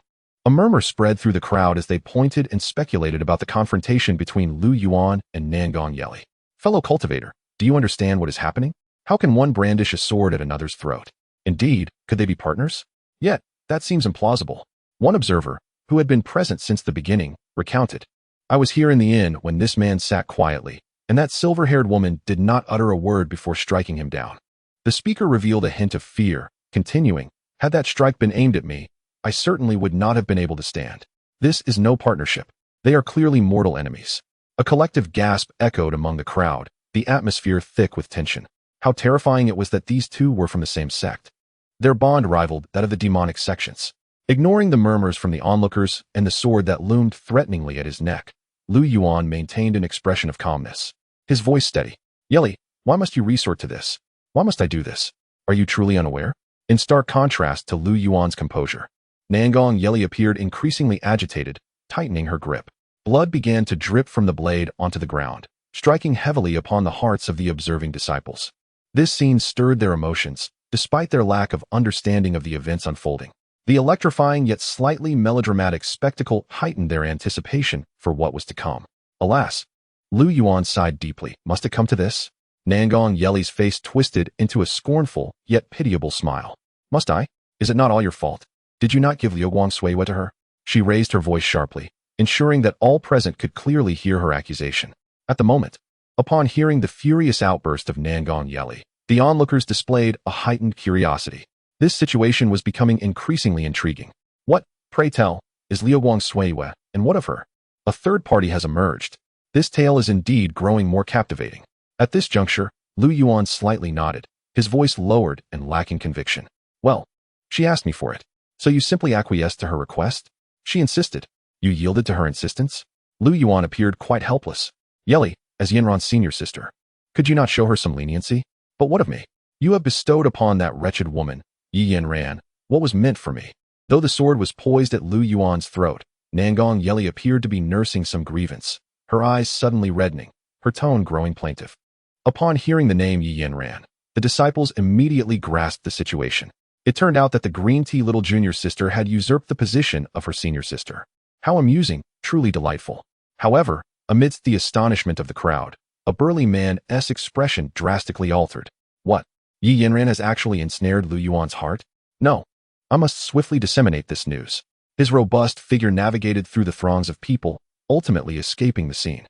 As the burly man departed, the surging crowd quickly filled the void he left behind. At that moment, someone recognized Lu Yuan, and a voice rang out. This seems to be Lu Yuan from the Tianyi Sect, the direct disciple of the esteemed Ziyin, and the junior brother of Li Chongqing. What? This man is actually a direct disciple of the Tianyi Sect? Before the astonishment on the disciples' faces could dissipate, another voice erupted from the crowd in surprise. That woman seems to be the daughter of Qixia Zhenren, Nangong Yeli. What? This is utterly astonishing. Both individuals are direct disciples. Lu Daoyu is indeed muddled. Nangong's father is none other than Qixia Zhenren. As a formidable alchemist, in certain respects, his standing surpassed that of Lu Yuan's master, Ziyin Zhenren. In other words, Nangong Yeli is akin to a wealthy heiress in the realm of cultivation. Aligning with her ensures a future devoid of resource concerns. Muddled? Have you forgotten who Lu Daoyu's master and senior brother are? A voice of rebuttal echoed, rendering the previous speaker speechless, his eyes now betraying a glimmer of envy. But who exactly is Yi Yanran to warrant Lu Daoyu's momentary neglect of the celestial Nangong? It could be said that Nangong Yeli embodied the ethereal grace of a fairy. Yet, Lu Yuan had managed to provoke her ire for the sake of that so-called Yi Yanran. Just as the crowd anticipated the unfolding of events, a figure darted past. With a clatter, the spiritual sword in Nangong Yeli's hand was knocked from her grasp. Li Chongqing, filled with indignation, swiftly restrained both Lu Yuan and Nangong Yeli. In front of so many, what kind of conduct is this? Junior brother, junior sister, what are you two up to? Matters such as these should be discussed in private. With that, Li Chongqing seized one in each hand and transformed into a streak of light, departing the scene. After Lu Yuan and Nangong Yeli were taken away by Li Chongqing, the disciples displayed expressions of regret. Why did they leave? We haven't even grasped what truly transpired. Alas. Cough, cough. At that moment, Imo Qinyu fortuitously emerged within the crowd. A disciple from the Dao sect, who happened to recognize Imo Qinyu, hurriedly inquired, Senior Brother Imo, do you know what happened with Senior Brother Lu and Senior Sister Nangong? Oh, about that. I happen to be well informed. Imo Qinyu raised his voice, drawing the attention of those nearby. Let me tell you, this incident was instigated by the phenomenon known as the flowing light and shattered moon. Chapter 144 Brother. Something grave has transpired. Yi Yanran has become Lu Yuandao's partner. Imo Qinyu intentionally raised his voice once more, ensuring that all those around could hear his words with utmost clarity. I shall confide in you alone. You must not disclose this to anyone else. If Senior Brother Lu and Senior Sister Nangong learn that I have shared this matter, they will undoubtedly take my life. Rest assured, Brother Imo, you know me well. I am as tight-lipped as a sealed jar. The disciple from the Taoist sect nodded solemnly, affirming his vow of silence. However, at that moment, he was so engrossed in Imo Qinyu that he failed to notice that the focal point of the gathering had shifted from Lu Yuan and Nangong Yeli to himself and Imo Qinyu. Cough, cough. Imo Qinyu cleared his throat, then earnestly expounded. The flowing light shattered moon is, in fact, a spatial ring, crafted from a precious treasure that Senior Brother Lu and Senior Brother Li obtained after enduring peril in a hidden realm. What? It is merely a spatial ring? The disciple felt a twinge of disappointment and was left even more puzzled. He had not anticipated that after such a lengthy explanation, it was just a spatial ring. Imo Qinyu, noticing the disciple's reaction, immediately retorted, what do you mean, merely a spatial ring? That perspective is rather narrow-minded.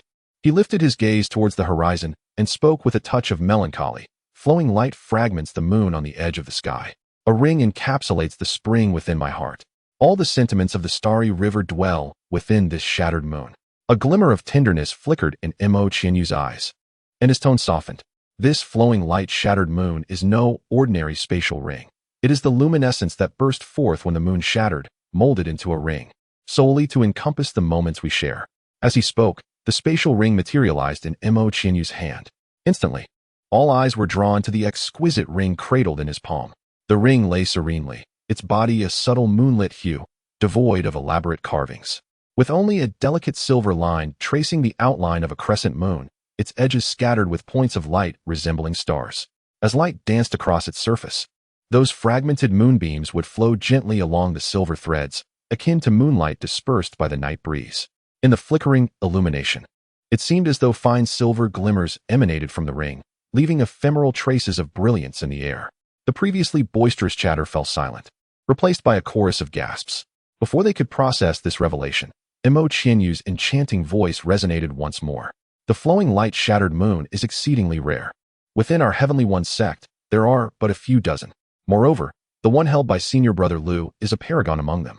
Thus, it is entirely understandable that Senior Sister Nangong would contend over such a treasure. Sigh. This flowing light shattered moon ring is destined for my future partner, and I shall personally adorn her with this token of our love.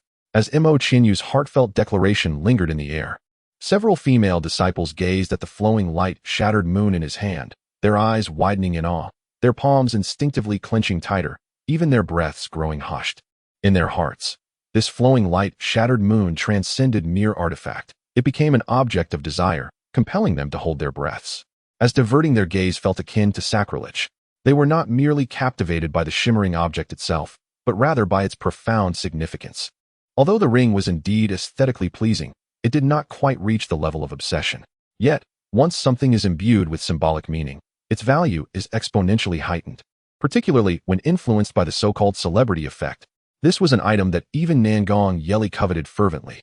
The female disciples yearned for the radiant moonlight ring. In an instant, their gazes shifted eagerly towards their companions, or rather, their senior brothers, with fervent eyes and burning stares. Some even cast glances at their own rings, contemplating how they might acquire the radiant moonlight ring. At that moment, a voice from an unknown disciple broke through the chatter. Mo, my friend, might we discuss the possibility of you selling me the radiant moonlight ring? Absolutely not. This is a gift for my future partner, Mo Qianyu replied firmly, devoid of any room for negotiation. Please, reconsider. You currently have no partner. Upon hearing Mo Qianyu's refusal, the young man grew anxious. I am truly in a hurry. My partner and I are to wed next month, and I wish to prepare something special for her. This opportunity is too rare. Mo Qianyu pondered for a moment before responding slowly. Well, there are other disciples from Tianyi Sect who possess the radiant moonlight ring. You should seek them out. Yes. Hurry. There are only a few. If you delay, they will be gone. For reasons unknown, the previously crowded gathering abruptly dispersed. Each individual, with sharp eyes, began searching for the disciples of Tianyi Sect, seizing them and drawing them into secluded areas. Not only those eager for the radiant moonlight ring, but also some cultivators caught the scent of opportunity, regardless of their intentions. In no time, sects from all corners of the 5 domains were collectively engaged in the same pursuit. They frantically sought out the disciples of Tianyi Sect, their fervor resembling an expedition to hunt down demonic cultivators. Dear friend from Tianyi Sect, I implore you, my partner truly, brother, a grave situation has arisen. At that moment, a burly man who had just squeezed through the crowd rushed into an inn situated on the eastern side of the town. This man was Yi Maoshan from the Beastmaster Pavilion, and the inn had been entirely secured by members of his sect. What? You say Yi Yanran has become Lu Yuan's partner?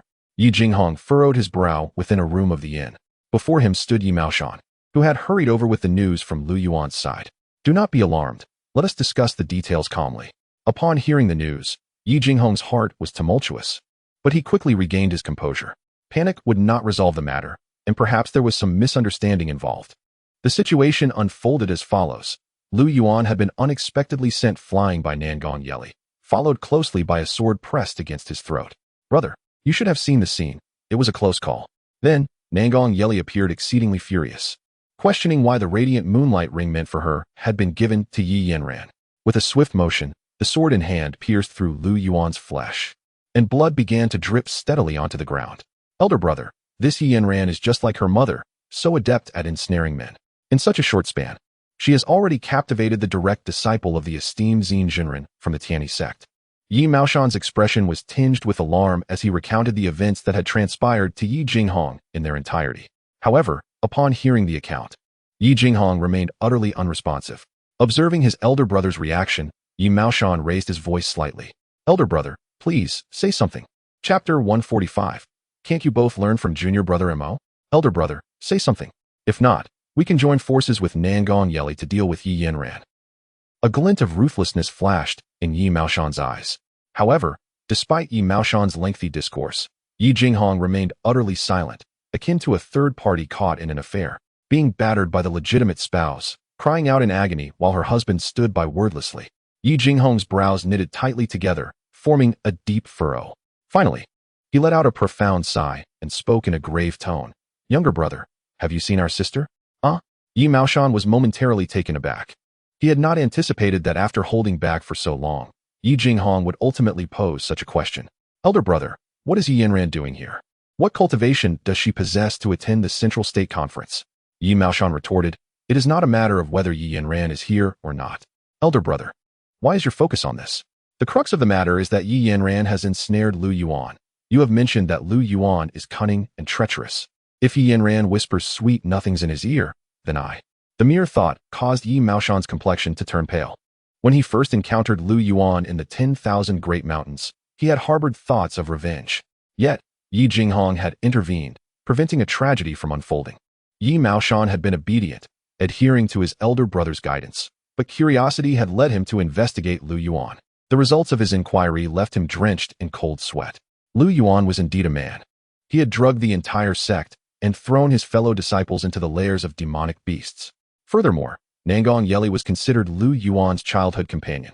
To celebrate Nangong Yeli's breakthrough in cultivation, while other seniors prepared magical artifacts and elixirs, Lu Yuan had set up several thunder arrays in Nangong Yeli's chamber. When she returned, brimming with joy to unveil the surprise Lu Yuan had orchestrated for her, a resounding explosion ensued. Nangong Yeli was shattered. Each incident shattered Yi Maoshan's worldview. From that point onward, whenever he found the training at the Beast Control Pavilion arduous or felt mistreated by Yi Jinghong, he would glance at Lu Yuan. After doing so, all his pent-up frustrations would dissipate like mist. Subsequently, Yi Maoshan developed an indelible fear of the name Lu Yuan. No, no, no. Yi Jinghong narrowed his eyes, shaking his head slightly, a glimmer of insight flashing in his gaze. Something is amiss. There must be more to this. Maoshan, think carefully about who Nangong Yeli is. Yi Maoshan's response slipped out. Slightly inferior to Lu Yuan. Initially, Yi Maoshan had been captivated by Nangong Yeli's stunning beauty, but after learning about Lu Yuan, he realized that Nangong Yeli was not far behind. If you say that Nangong Yeli is already pointing her sword at Lu Yuan, yet Lu Yuan still does not take Yi Yanran with him, leaving her in Tianyi Sect or Danxia Peak, how do you think Nangong Yeli would react? I understand now. If Lu Yuan truly took a liking to Yi Yanran, he would certainly keep her close. After receiving some enlightening guidance from Yi Jinghong, Yi Maoshan experienced a moment of clarity. However, Yi Yanran's prolonged absence raised suspicions regarding the matter at hand. Wait a moment, Maoshan, what exactly is this flowing light? Shattered moon ring.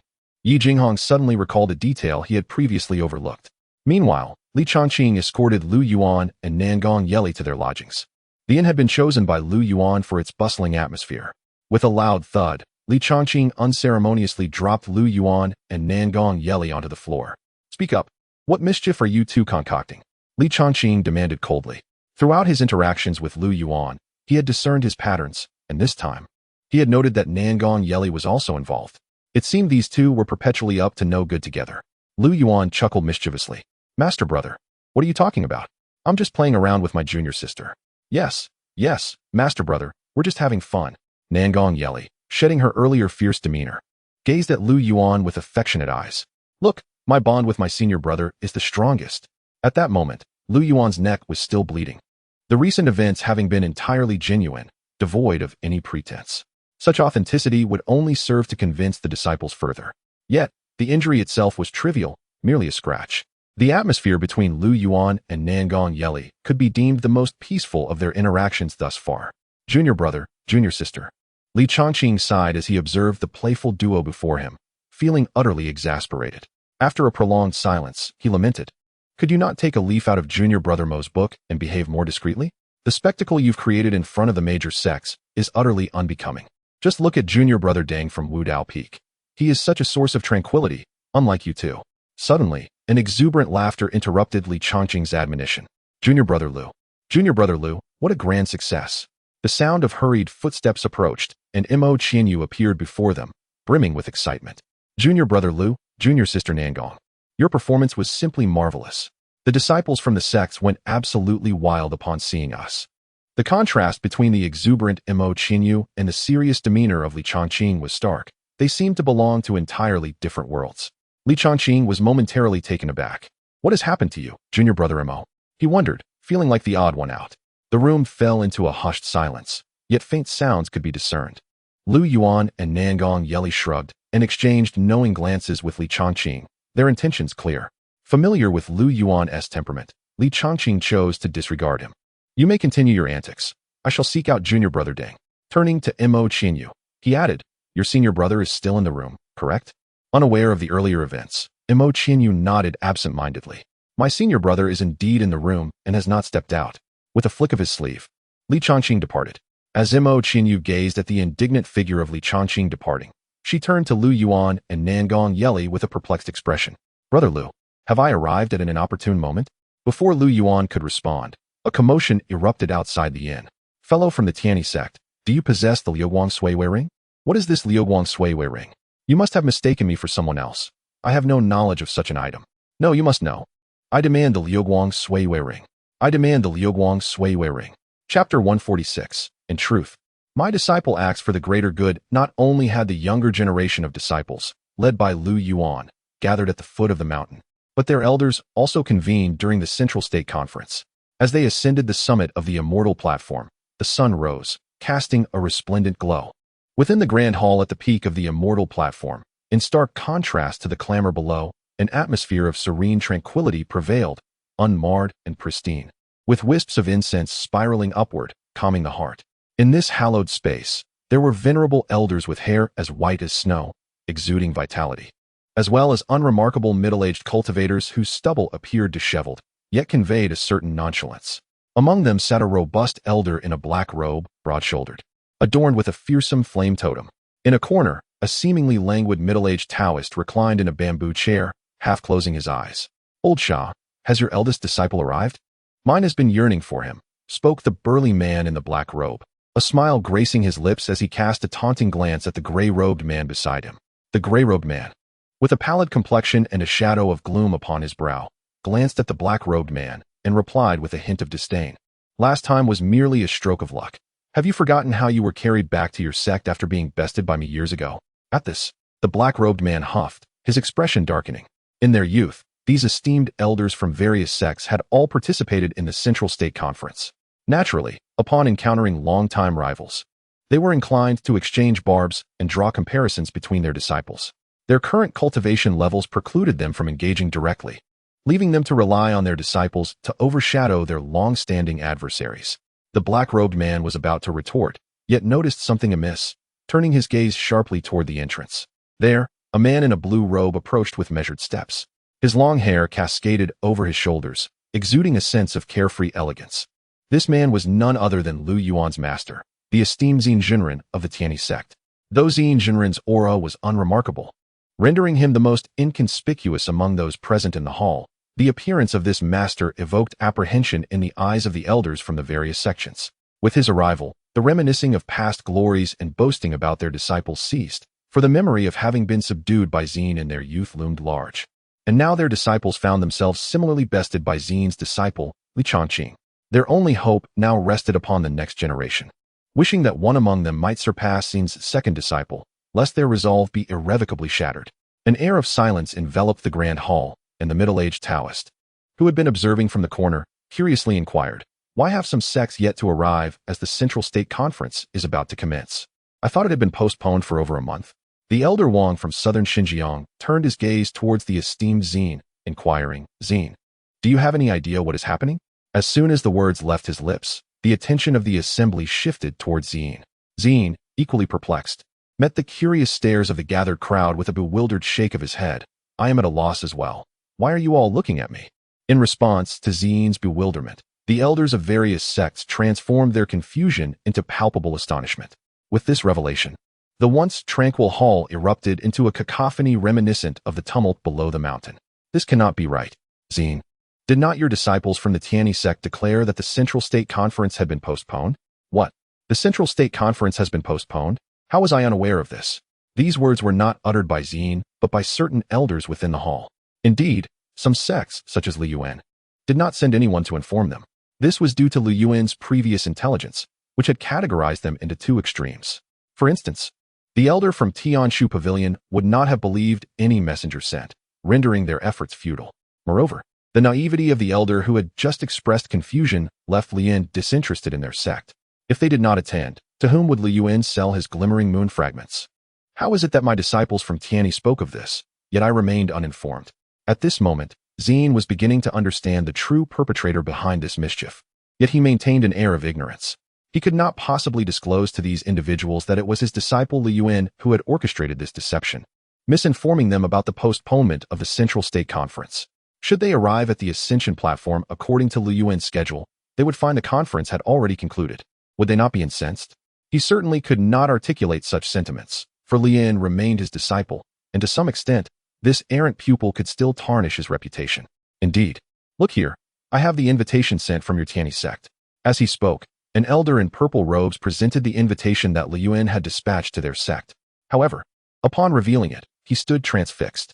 The words that had once adorned the invitation had vanished entirely, leaving only a depiction of a person sticking out their tongue.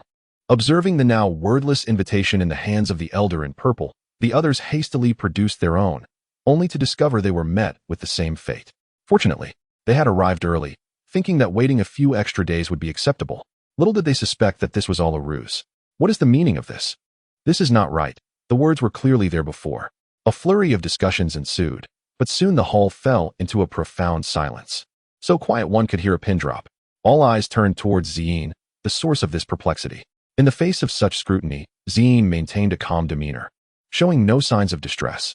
Previously, he might have felt compelled to provide an immediate explanation, but after spending considerable time with Yuan, he had grown accustomed to such occurrences. In his mind, he had already conceived a more effective approach. To be frank, he genuinely wished to experience the feelings his wayward disciple once encountered. With a deliberate clearing of his throat, the esteemed Zen master prepared to speak. Amidst the myriad of opinions swirling around, everyone anticipated that he would deny the matter or seek to exonerate himself. However, Zen master, with a sincere expression, addressed them, raising his hand with righteous fervor as he proclaimed, "I understand now. It is all the doing of my disciple, Yuan." Upon the utterance of these words, a tempest of astonishment surged through the grand hall, as all present gazed at Zen master in utter disbelief. No one had expected him to admit such a thing so readily. Alongside their shock, the elders of the various sects felt a profound admiration for Zen master. What? This is truly the case. Alas, it must have been a misunderstanding on Yuan's part. The previously irate elders of the prominent sects found their demeanor unexpectedly softened. This situation was akin to encountering a boisterous child on a high-speed train, where one would frown and address the child's parents, expecting them to side with you. Yet, to one's surprise, a sharp slap resounded, and then several more resounding smacks landed on the child's face. In such a moment, your own irritation would gradually abate, perhaps even leading you to counsel the parents. This was precisely the sentiment of the elders at present. Moreover, they were acutely aware that they could not contend with Zen master. Their hearts were filled with admiration, reflecting, truly, Zen master is wise and discerning. However, their smiles had barely lingered for 3 seconds before Zen master's voice resonated once more in their ears. In truth, my disciples' actions were for the greater good of all. Chapter 147. I, Yuan, have lived my life with integrity. Why resort to such despicable means? Silence. An overwhelming silence. Even after this stillness, there remained an unbroken quietude.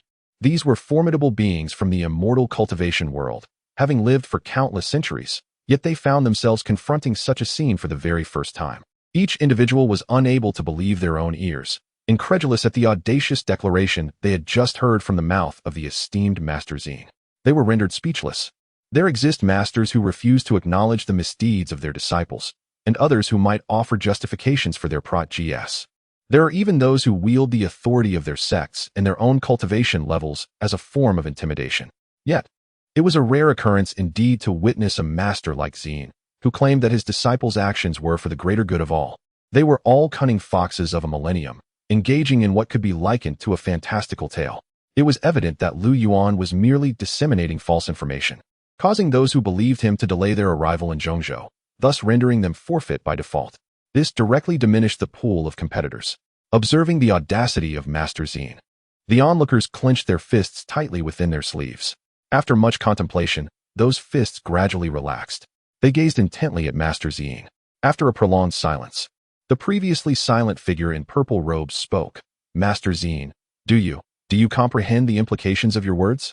Gazing upon the shocked expressions of the assembly, Master Zen felt an immense sense of satisfaction within. He finally grasped the sentiment his disciple, Yuan, had experienced at that moment. How does one articulate this feeling? It was as if he had complete control, effortlessly manipulating the emotions of those present. This sensation surpassed the exhilaration he felt when he had once bested them at the Zhongzhou assembly.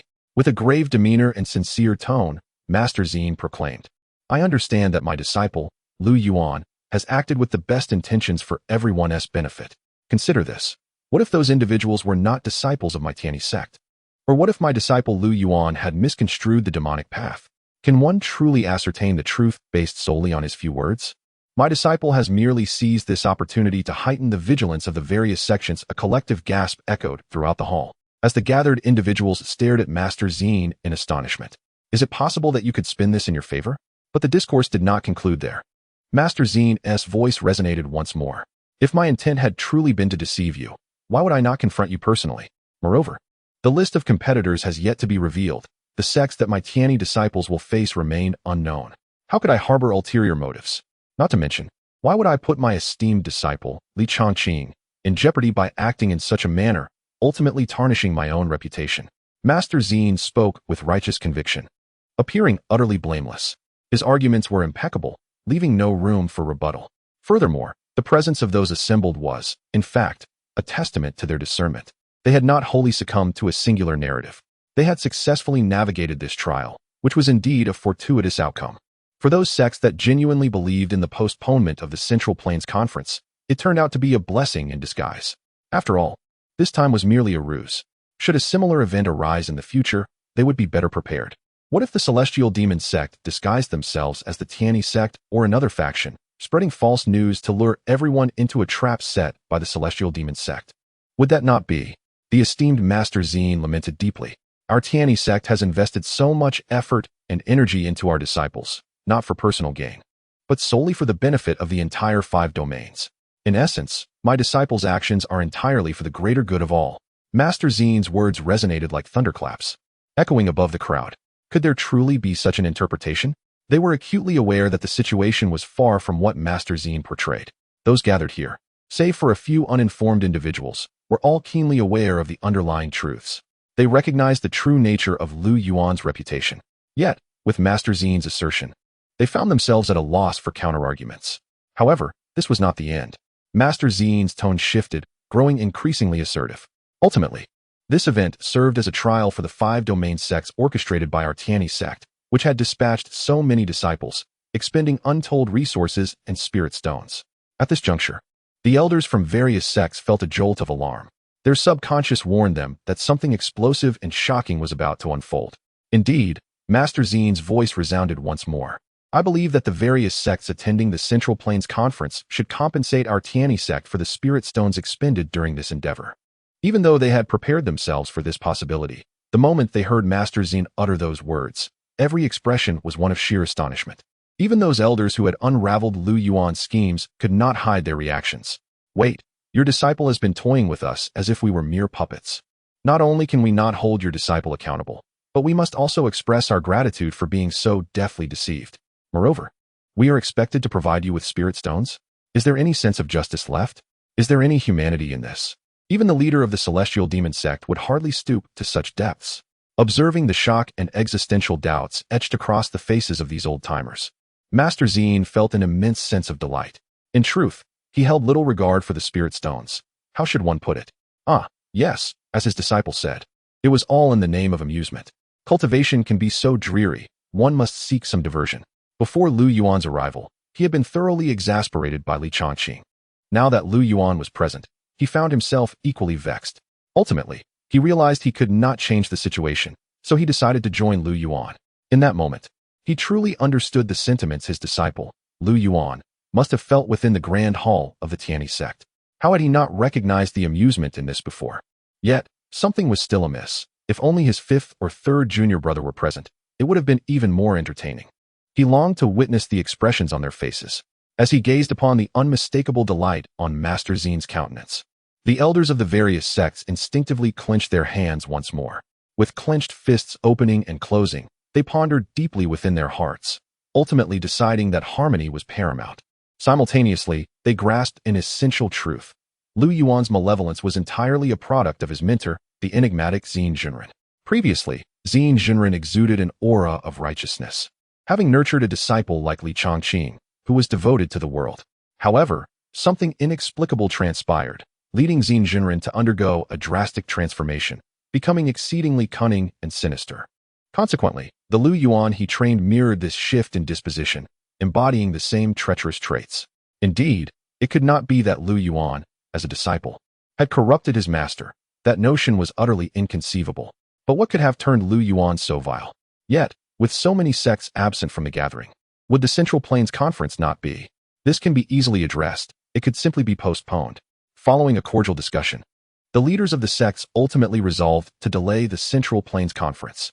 The disciples of the Tianyi Sect diligently informed the various sects of this decision, with each sect contributing 6 spirit stones as compensation.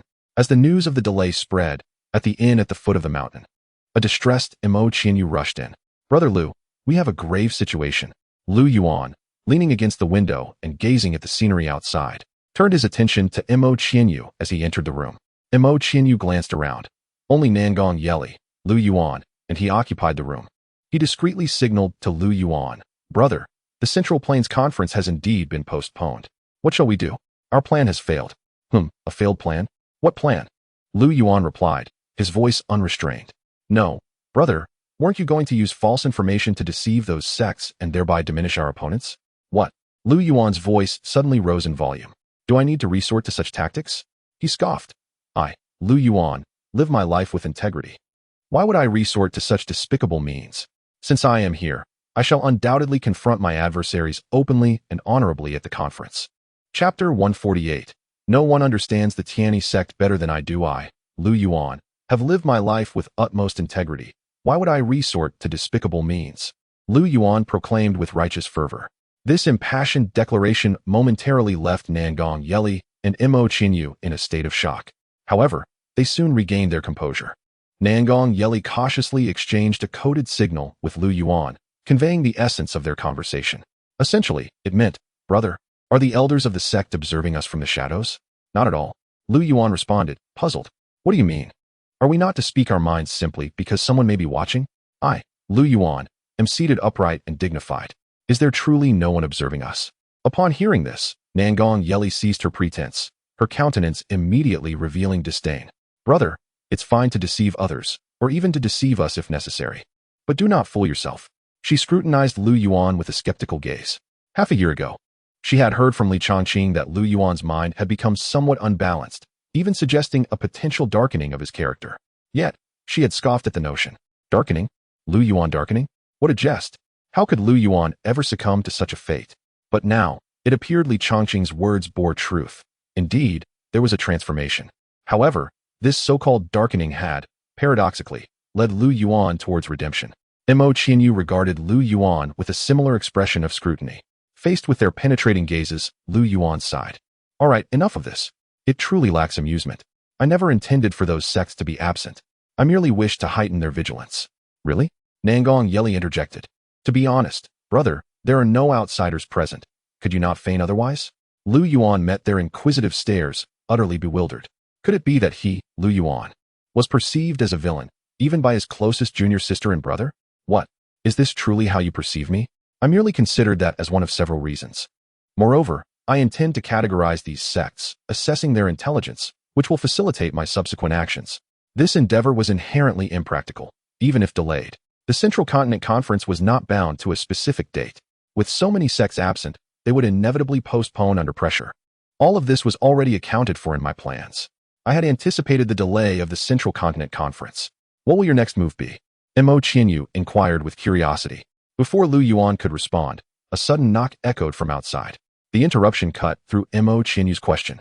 Regardless, even without the knock, Lu Yuan would have remained silent. The three exchanged glances, and then Mo Qianyu tiptoed to the door to peer outside. Hastily, Mo Qianyu returned. "Brother, it seems to be a disciple from the Tianshu Pavilion." "What? Brother, could they possibly be aware?" "Brother, should we not hide for a few days until the commotion subsides?" Upon hearing the name mentioned by Mo Qianyu, Nangong Yeli's expression shifted dramatically. She hurriedly glanced at Lu Yuan beside her, seeking guidance on what to do next. After all, they had come knocking at their door, which could spell disaster. However, unlike Nangong Yeli's anxiety, Lu Yuan remained remarkably composed. He even asserted with confidence, "Why should I be flustered? This martial art was obtained in exchange for the secrets of human nature.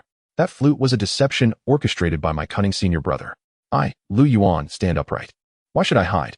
Though Nangong Yeli and Mo Qianyu were already well aware of Lu Yuan's character, they were nonetheless astonished to see him unperturbed in the face of such confrontation at their threshold.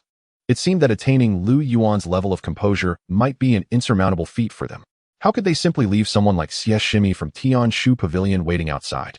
Lu Yuan stepped past Mo Qinyu, striding directly towards the door, leaving Nangong Yeli and Mo Qinyu in a state of disarray within the room. Senior brother Lu, we have finally found you. As Lu Yuan exited, the door clicked shut behind him, leaving them to hear only the sounds from outside. From the tone of Xie Hanyue's voice, it appeared she had been searching for them for quite some time. In previous years, the elders from various sects would congregate in the grand hall of the Ascension platform, while only a few from certain sects wandered at the foot of the mountain or tended to the disciples below. Yet now, the hall atop the Ascension platform was sparsely populated. Observing the somewhat desolate chamber, the second elder of the Nangjiang Wang family looked on with great interest. This matter had already raised his suspicions long ago. He had arrived at the Ascension platform early, leading a portion of the Wang family disciples, while another group was under the guidance of the fifth elder and Wang Siru. Such petty tricks could not deceive him.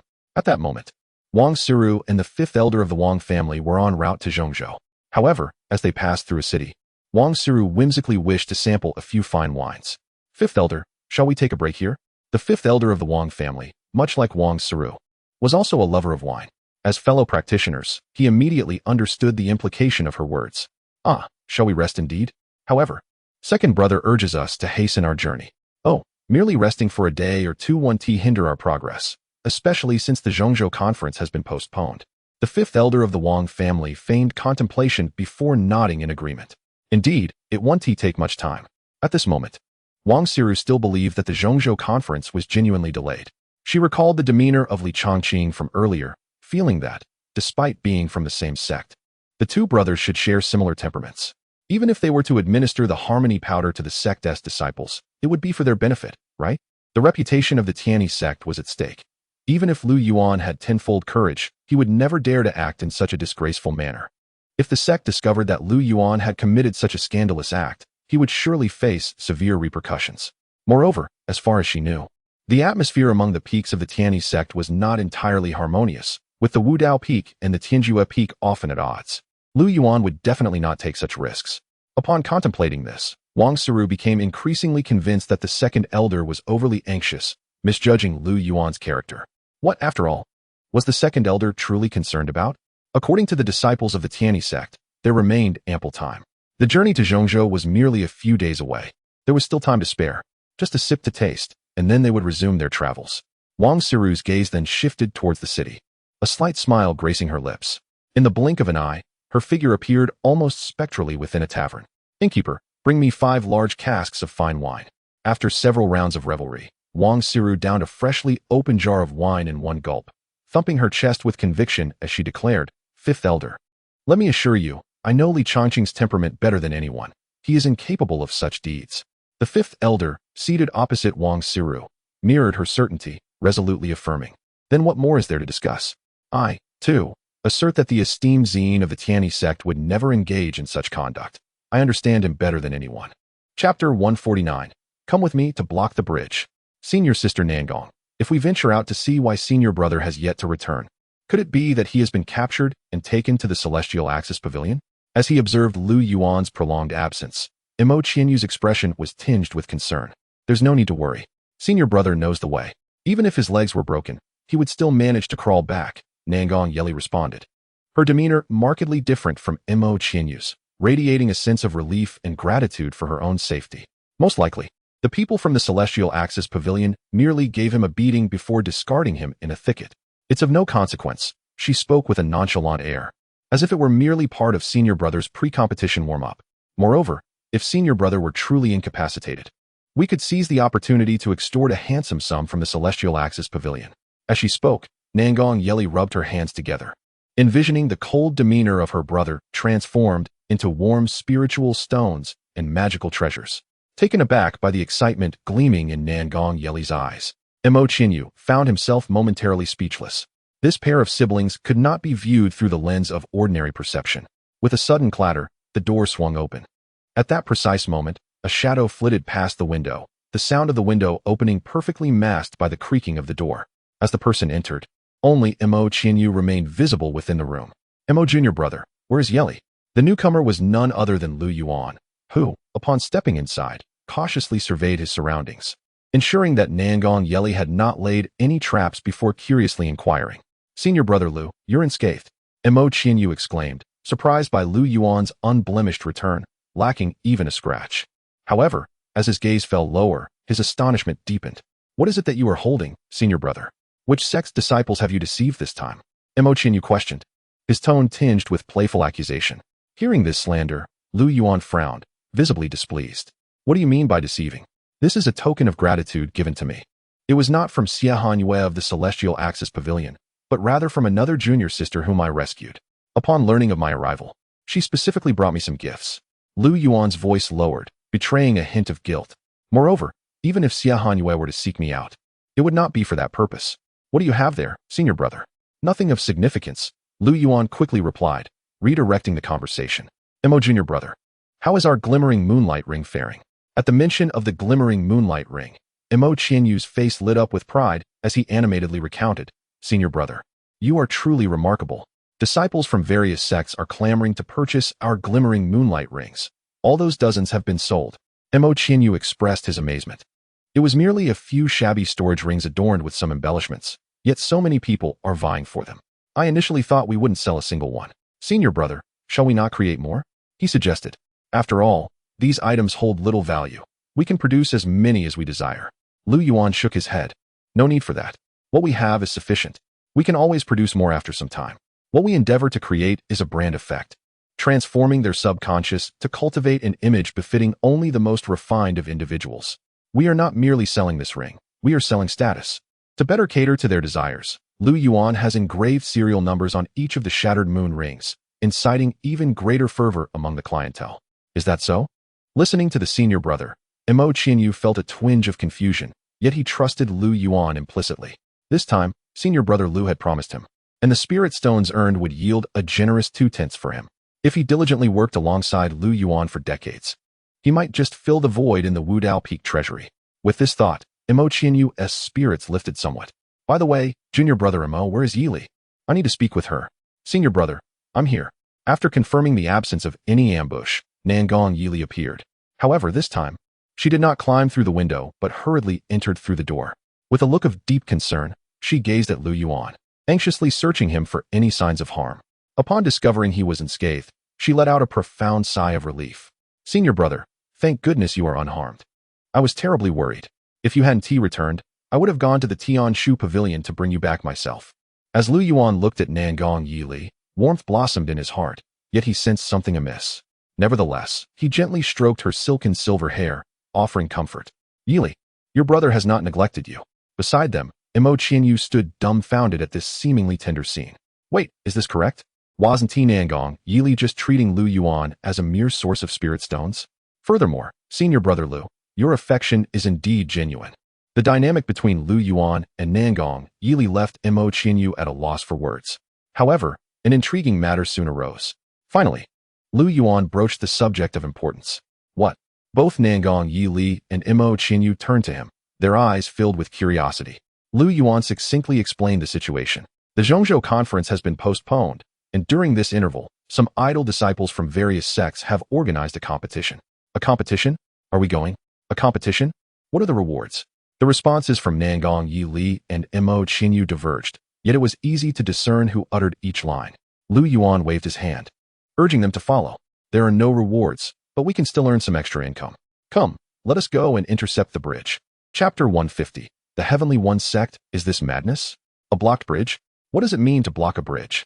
Ignoring the bewilderment of Nangong Yili and Mo Qianyu, Lu Yuan led them to an open area.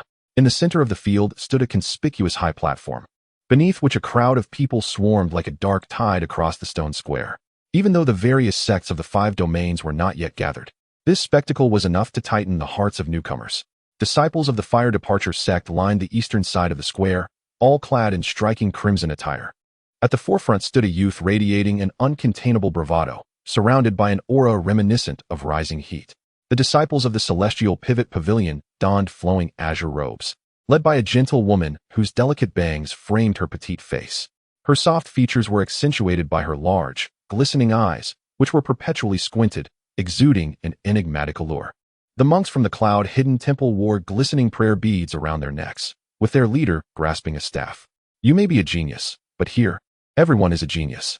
Moreover, These individuals are not even the disciples attending the Central Continent Conference. They are merely the junior brothers and sisters of those participating.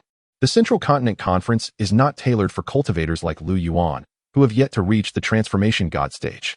They have merely come to observe and meet various prodigies among their peers. Thus, Kong Xianqing of the Tao Inquiry Sect organized this competition, open to those at the nascent soul stage and below, specifically for those of nascent soul or golden core cultivation. Yuan and his companions arrived at the location of the Heavenly One sect. Upon spotting them, the disciple at the forefront hastily cleared a space. However, Yuan waved his hand, guiding Mo Qianyu and Nangong Yeli to a more inconspicuous position in the middle of the crowd. Senior brother Lu, junior brother Mo, junior sister Nangong, you have also arrived? No need for that. Zheng junior brother, you stay here. Yeli and I are merely here to observe. As the esteemed direct disciples of their respective peaks, Yuan and his companions were expected to stand at the front of the Heavenly One sect. Nevertheless, aware of the numerous individuals he had offended in the past, Yuan chose to stand in a less conspicuous spot with Nangong Yeli, while Mo Qianyu followed suit. The disciple in front was Zheng Zibu, a direct disciple of the Heavenly Talisman Peak at the nascent soul level, representing the Heavenly One sect. After moving to the back, Yuan and his companions began to whisper among themselves. Mo Qianyu quietly inquired, Senior brother, if there are no rewards, why are we participating? He found it strange. According to Yuan's character, he would not engage in a competition that offered no benefit and risked exposing his secrets. In response to Mo Qianyu's bewilderment, Nangong Yeli remained composed. Does it need stating? It is undoubtedly because Yuan has concocted some devious scheme for trickery. Do not fret, you will understand in due time. Yuan chose not to respond. Just as the disciples of various sects were engaged in discussion, the southern side of the square suddenly fell silent. Countless gazes converged upon a singular figure. A man clad in a moon-white robe stepped forward slowly. He approached the center of the square, scanning the prodigies of each sect, before raising his hands and gently intertwining them, bowing respectfully to the disciples below. He smiled and spoke, his voice not loud, yet it resonated clearly in the ears of everyone present. Thank you all for granting Kong a modicum of respect. Without further ado, I wish each of you the opportunity to forge friendships during this competition and attain the ranks that satisfy you. Fellow practitioners, we shall meet again in 3 days. As these words fell, disciples from various sects dispersed, making their way to the neighboring hill of the immortal platform. This competition was not a simple one-on-one affair. Such an arrangement would be overly cumbersome, especially given the large number of participants and the limited time available. Instead, they would receive tokens corresponding to their cultivation levels, a token with 3 marks for those at the nascent soul stage, and a single mark for those at the core formation stage. For 3 days, they would engage in battles within the mountain woods, each faction operating independently, ultimately reconvening here before sunset on the 3rd day, with rankings determined by the number of marks obtained. What surprised Yuan was that the organizer of this competition, Kong Xuanjin of the Wudao sect, was personally funding the prizes. Yuan felt a twinge of regret for having judged others through the lens of his own experiences. His mind was still caught in the aftermath of his previous duel with Jiang Hao, struggling to adjust. However, recognizing Kong Xuanjin's grand gesture, Yuan grasped its implications. It was a move to bolster his own authority, in essence, a bid to assume a commanding presence. While Yuan understood and respected this behavior, he resolved not to emulate it. The disciples participating in this competition were also eager to enhance their own prestige and that of their sections. Yuan's subsequent actions were shaped by the ambitions of these talented individuals. After receiving his token, the disciples from various sects ventured into the forest. To prevent immediate alliances among disciples from the same sect, they were intentionally mixed up as they entered the dense woods. Once inside, these cultivators faced 2 choices, either to carefully conceal themselves to avoid losing their tokens or to boldly strike out, aggressively seizing tokens from others. However, the actions of the disciples from the Tianyi Sect were entirely different from these 2 strategies. They disregarded everything and dashed towards the forest's edge. Even if they encountered attacks, should they find themselves stronger than their assailants, they would seize the opponent's tokens. Yet, if the strength were comparable, the Tianyi disciples would simply toss their tokens away, compelling their adversaries to retrieve them. Seizing this moment, they would silently memorize the faces of those collecting the tokens and continue their flight outward. Witnessing this spectacle, disciples from other sects were left bewildered. The manner in which the Tianyi Sect operated suggested they aimed to submit their tokens, but this was merely the beginning. What were they up to? The majestic mountains were bathed in a soft golden hue under the sunlight, and amidst the swirling clouds, a golden bridge appeared. Lu Yuan stood there, awaiting the arrival of the Tianyi Sect's disciples. In light of their frenzied actions, it was not long before the Tianyi disciples gathered at the bridge. Confronted with Lu Yuan's seemingly reckless behavior, even Mo Qianyu, who had trained alongside him, found it impossible to comprehend his intentions. "Senior brother Lu, what does this mean?" Mo Qianyu expressed his doubts one by one. "Even if your intention is to gather the disciples of the sect for a collective endeavor, there was no need to choose this location. It is far too distant from the dense forest. Once we cross this bridge, we can submit our marks and declare that our Tianyi sect has reached the bottom." In response to Mo Qianyu's barrage of inquiries, Lu Yuan remained unperturbed. "Where are we to go? For these 3 days, we shall not venture anywhere. We will remain here to set up formations and traps. When those disciples are exhausted and their spiritual energy depleted, we will be right here by the bridge." Chapter 151. Where are the disciples of the Tianyi sect? The ascension platform possesses a unique topography, enveloped in swirling mists that create a natural maze. Once a cultivator takes to the winds, unless they possess profound cultivation or are exceedingly familiar with the area, they are nearly certain to lose their way. Furthermore, to prevent any ill-intentioned individuals from infiltrating the ascension platform, the elders of various sects have collaboratively established restrictions. In summary, to return from the dense forest to the location for submitting tokens, this golden bridge serves as the sole entrance. From the outset, Lu Yuan instructed the disciples of the Tianyi sect to conserve their spiritual energy and hasten to the golden bridge at all costs.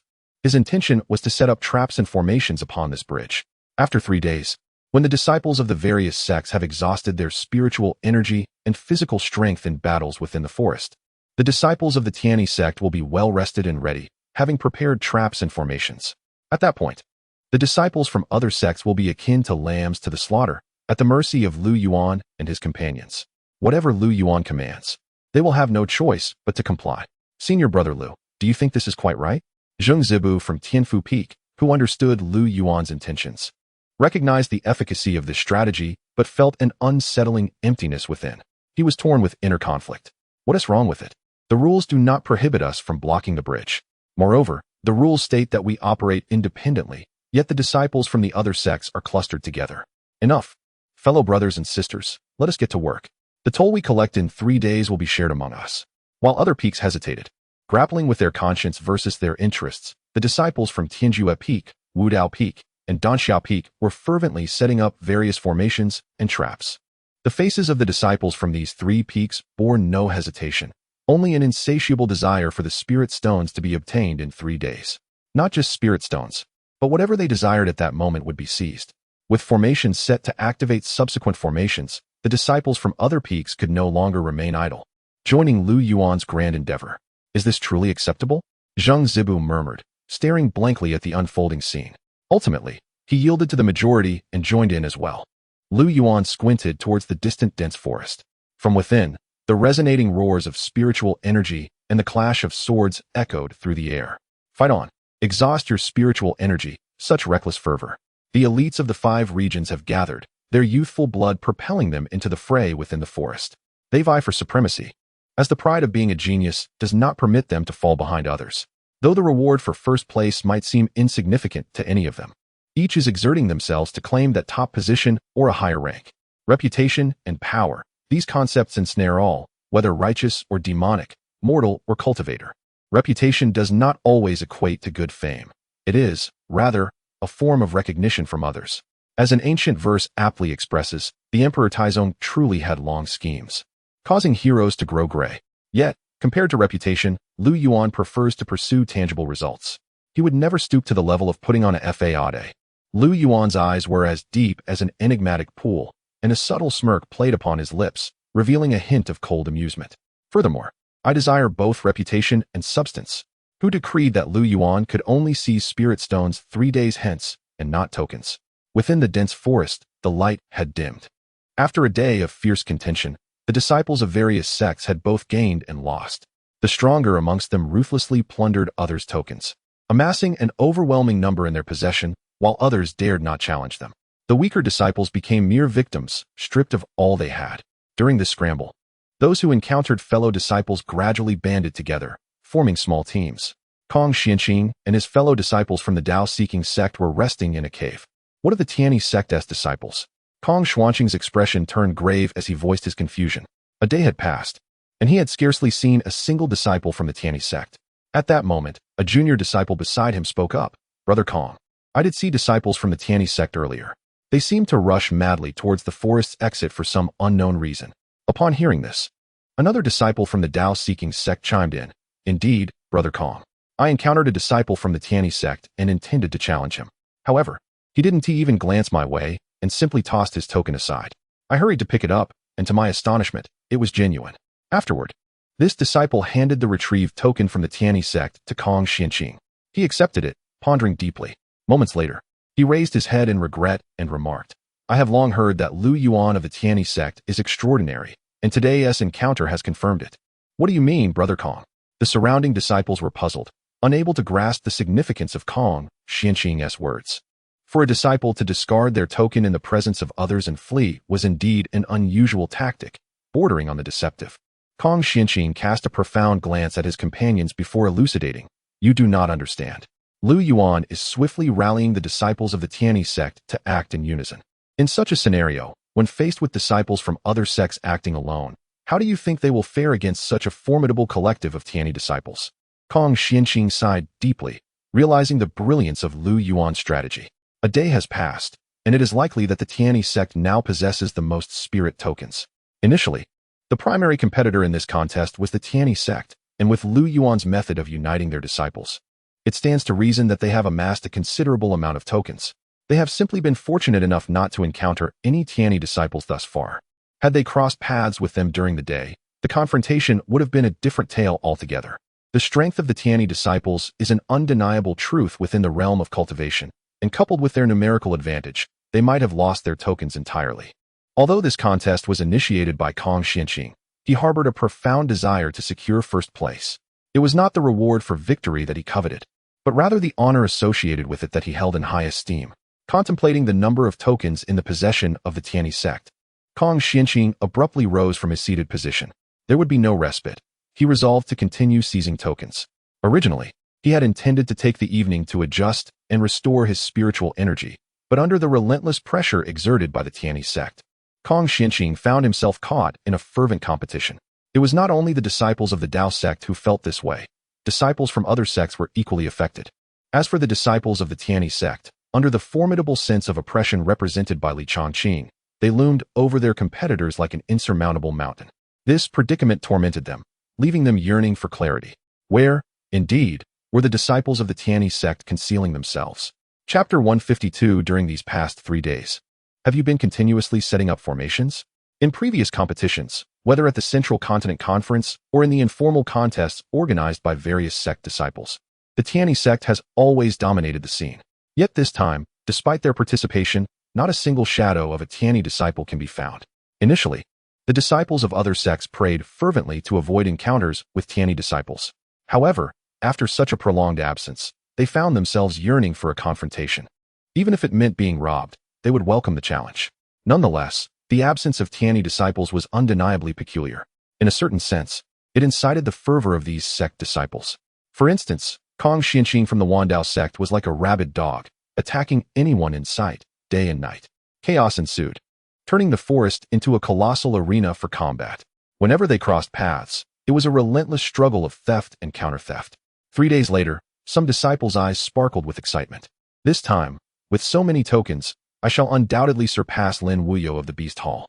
Others, however, wore expressions of disappointment and melancholy, feeling humiliated after being robbed repeatedly. Wasn't he a genius back in his sect? How had he been reduced to such a state here? The brutal skirmishes in the dense forest had concluded, yet the competition was far from over. In fact, it was only now entering its most climactic phase. Not only did Lu Yuan recognize that the Golden Bridge was the sole entrance for token submission, but other sect disciples also grasped this crucial point. Those with numerous tokens wished to safeguard their possessions, while those with fewer tokens sought to seize this opportunity to alter their fates. The Golden Bridge was the pivotal location of this competition. Consequently, some sects, believing they had emerged from the forest early, planned to lay ambushes there. However, they could never have anticipated that Lu Yuan, accompanied by Tianyi disciples, had already taken position. Moreover, the bridge bore clear signs of their presence. It had entirely assumed the shape of Lu Yuan and his fellow disciples from the Tianyi sect. as they observed figures emerging and drawing closer to the Golden Bridge. A faint smile gradually appeared on Lu Yuan's face. They have arrived. At last they have come. Yet, the other sect disciples, gazing at the silhouettes on the bridge, could not help but furrow their brows. How could there be others who arrived even earlier than them? Their bodies tensed, filled with wariness as they scanned their surroundings. Upon entering the Golden Bridge, they found themselves confronted by the disciples of the Tianyi Sect. What were they doing blocking the entrance? Lu Yuan, Imo Qinyu, Nangong Yeli, and other Tianyi disciples stood firmly on either side of the bridge. The arriving cultivators were taken aback, instinctively sensing that something ominous was afoot. However, some sect disciples brushed off their unease and were about to step forward. Lu Yuan, Imo Qinyu, Nangong Yeli, and the other Tianyi disciples stood resolutely at the bridge's forefront. With a smile, Lu Yuan addressed all present, his voice echoing in their ears. If you wish to cross, you must first pay the toll. The disciples of the Tianyi sect originally possessed unparalleled strength among the 5 domains of sects and immortal families. Coupled with the 3 days of meticulously arranged traps and formations, they enjoyed a natural advantage. Furthermore, the relentless battles over these 3 days had drained the spiritual energy and inflicted wounds on the disciples of those sections. Thus, the balance of power favored the Tianyi sect. What? A toll fee? One was taken aback, having not anticipated that Lu Yuan and his companions were brazenly demanding a toll right there. If you refuse, step aside. Naturally, in response to Lu Yuan's simple declaration, some hot-headed individuals charged forward. Lu Yuan did not raise his voice to deter them. His intention was to set an example. To his surprise, a disciple from the Tianyi sect came right into his trap. If you do not yield, do not blame me for my actions. The disciple from the Tianyi sect, visibly enraged, began to conjure crimson flames in his palm. At that moment, as Lu Yuan summoned a faint azure sword energy with his fingertips, array patterns quietly illuminated beneath his feet. With a flick of his wrist, the sword energy sliced through the air like a swift arrow, accurately striking the fiery glow in the disciple's hand. The moment the crimson flames surged, they were dispersed, leaving the disciple with a bleeding wrist. Influenced by the formation, his vision suddenly blurred, and as he staggered back, he collided with a nearby companion, completely losing his bearings. The situation erupted instantly. Seeing their comrade injured, the disciples of the Tianyi sect surged forward, launching a collective assault on Lu Yuan. The commotion intensified as they summoned their fire's spiritual energy, hurling multiple fireballs toward him. Yet, Lu Yuan remained unfazed, retreating onto the Golden Bridge, while Imo Qinyu and the others simply observed without intervening. As the disciples of the Tianyi sect pursued onto the Golden Bridge, they were suddenly struck by dizziness.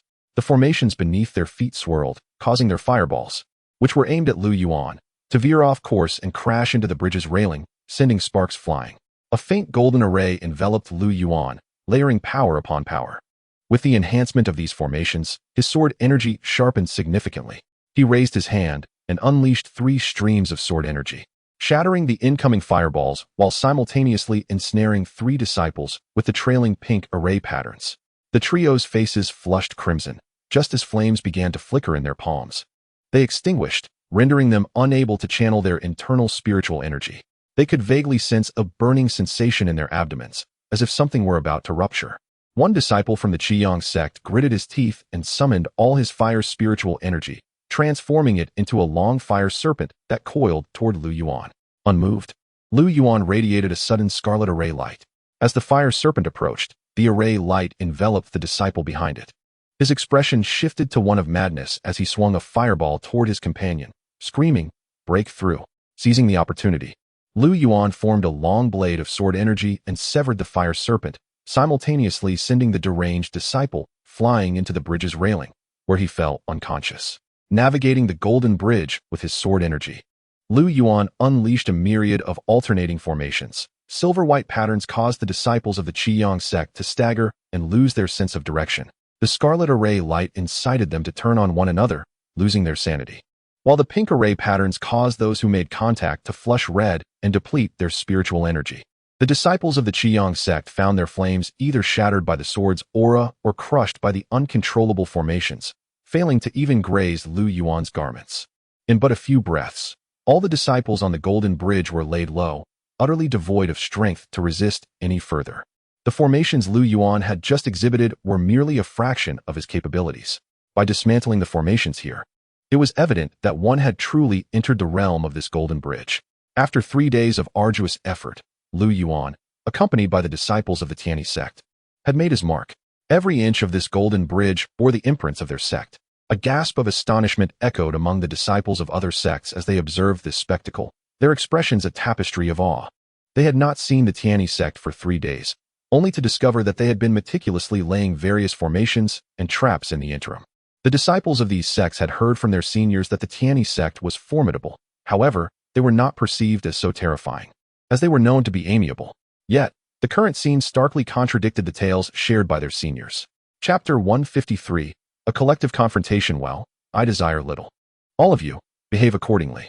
If you comply, I shall permit your departure. Otherwise, the fate of those on the ground shall be yours.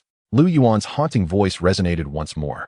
Listening to his words, coupled with the gruesome sight of the Tianyi Sect before them, those from other sects, who had contemplated a bold intrusion, found themselves momentarily paralyzed. The memory of Yuan's ruthless demeanor lingered vividly in their minds. Yet, the thought of surrendering their resources in such a humiliating manner was equally unpalatable. For a fleeting moment, they remained rooted to the spot, as the crowd around them swelled with time. What was transpiring? At that moment, Kong Xianqing of the One Dao sect, accompanied by his disciples, arrived at the Golden Bridge. From a distance, the scene was chaotic, with a throng of individuals densely packed at the bridge's entrance, forming an impenetrable wall. Brother Kong, you have finally arrived.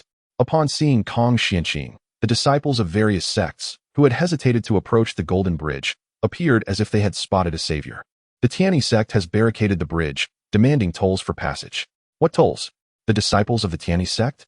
Upon hearing these words, Kong Xianqing was momentarily perplexed. However, as he gazed upon the figures on the Golden Bridge, astonishment filled his eyes.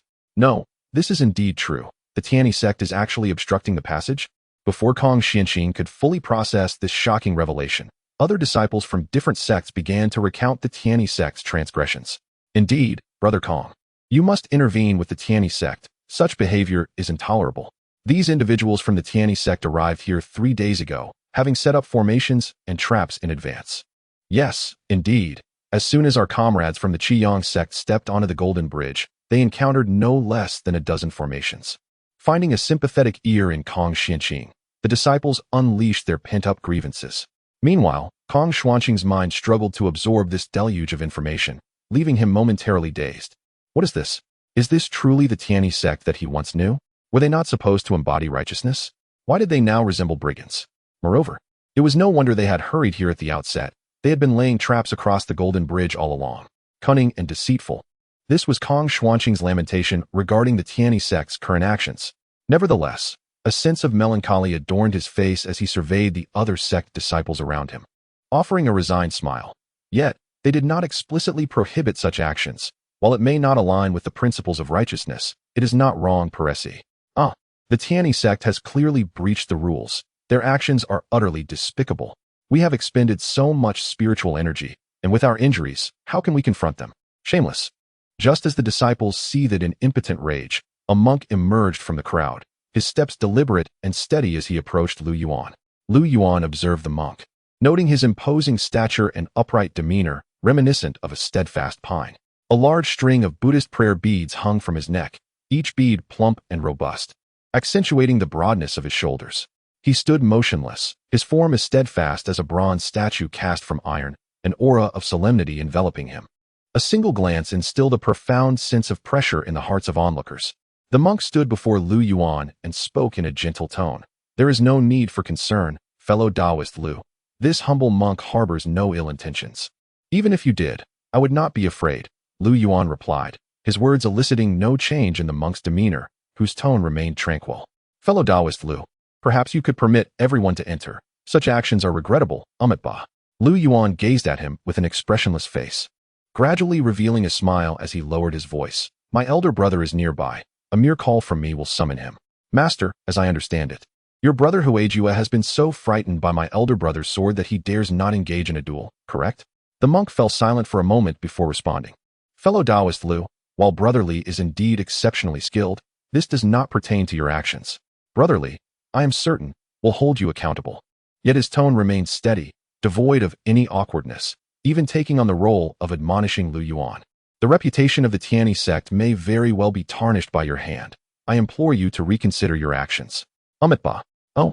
Lu Yuan raised an eyebrow and replied coolly, in 3 seconds, you shall fall to the ground. If I fail to do so, I shall concede to you. Do you speak truthfully? The monk's voice carried an air of excitement, though he still sought confirmation from Lu Yuan. Indeed, I guarantee it by my name, Lu Yuan.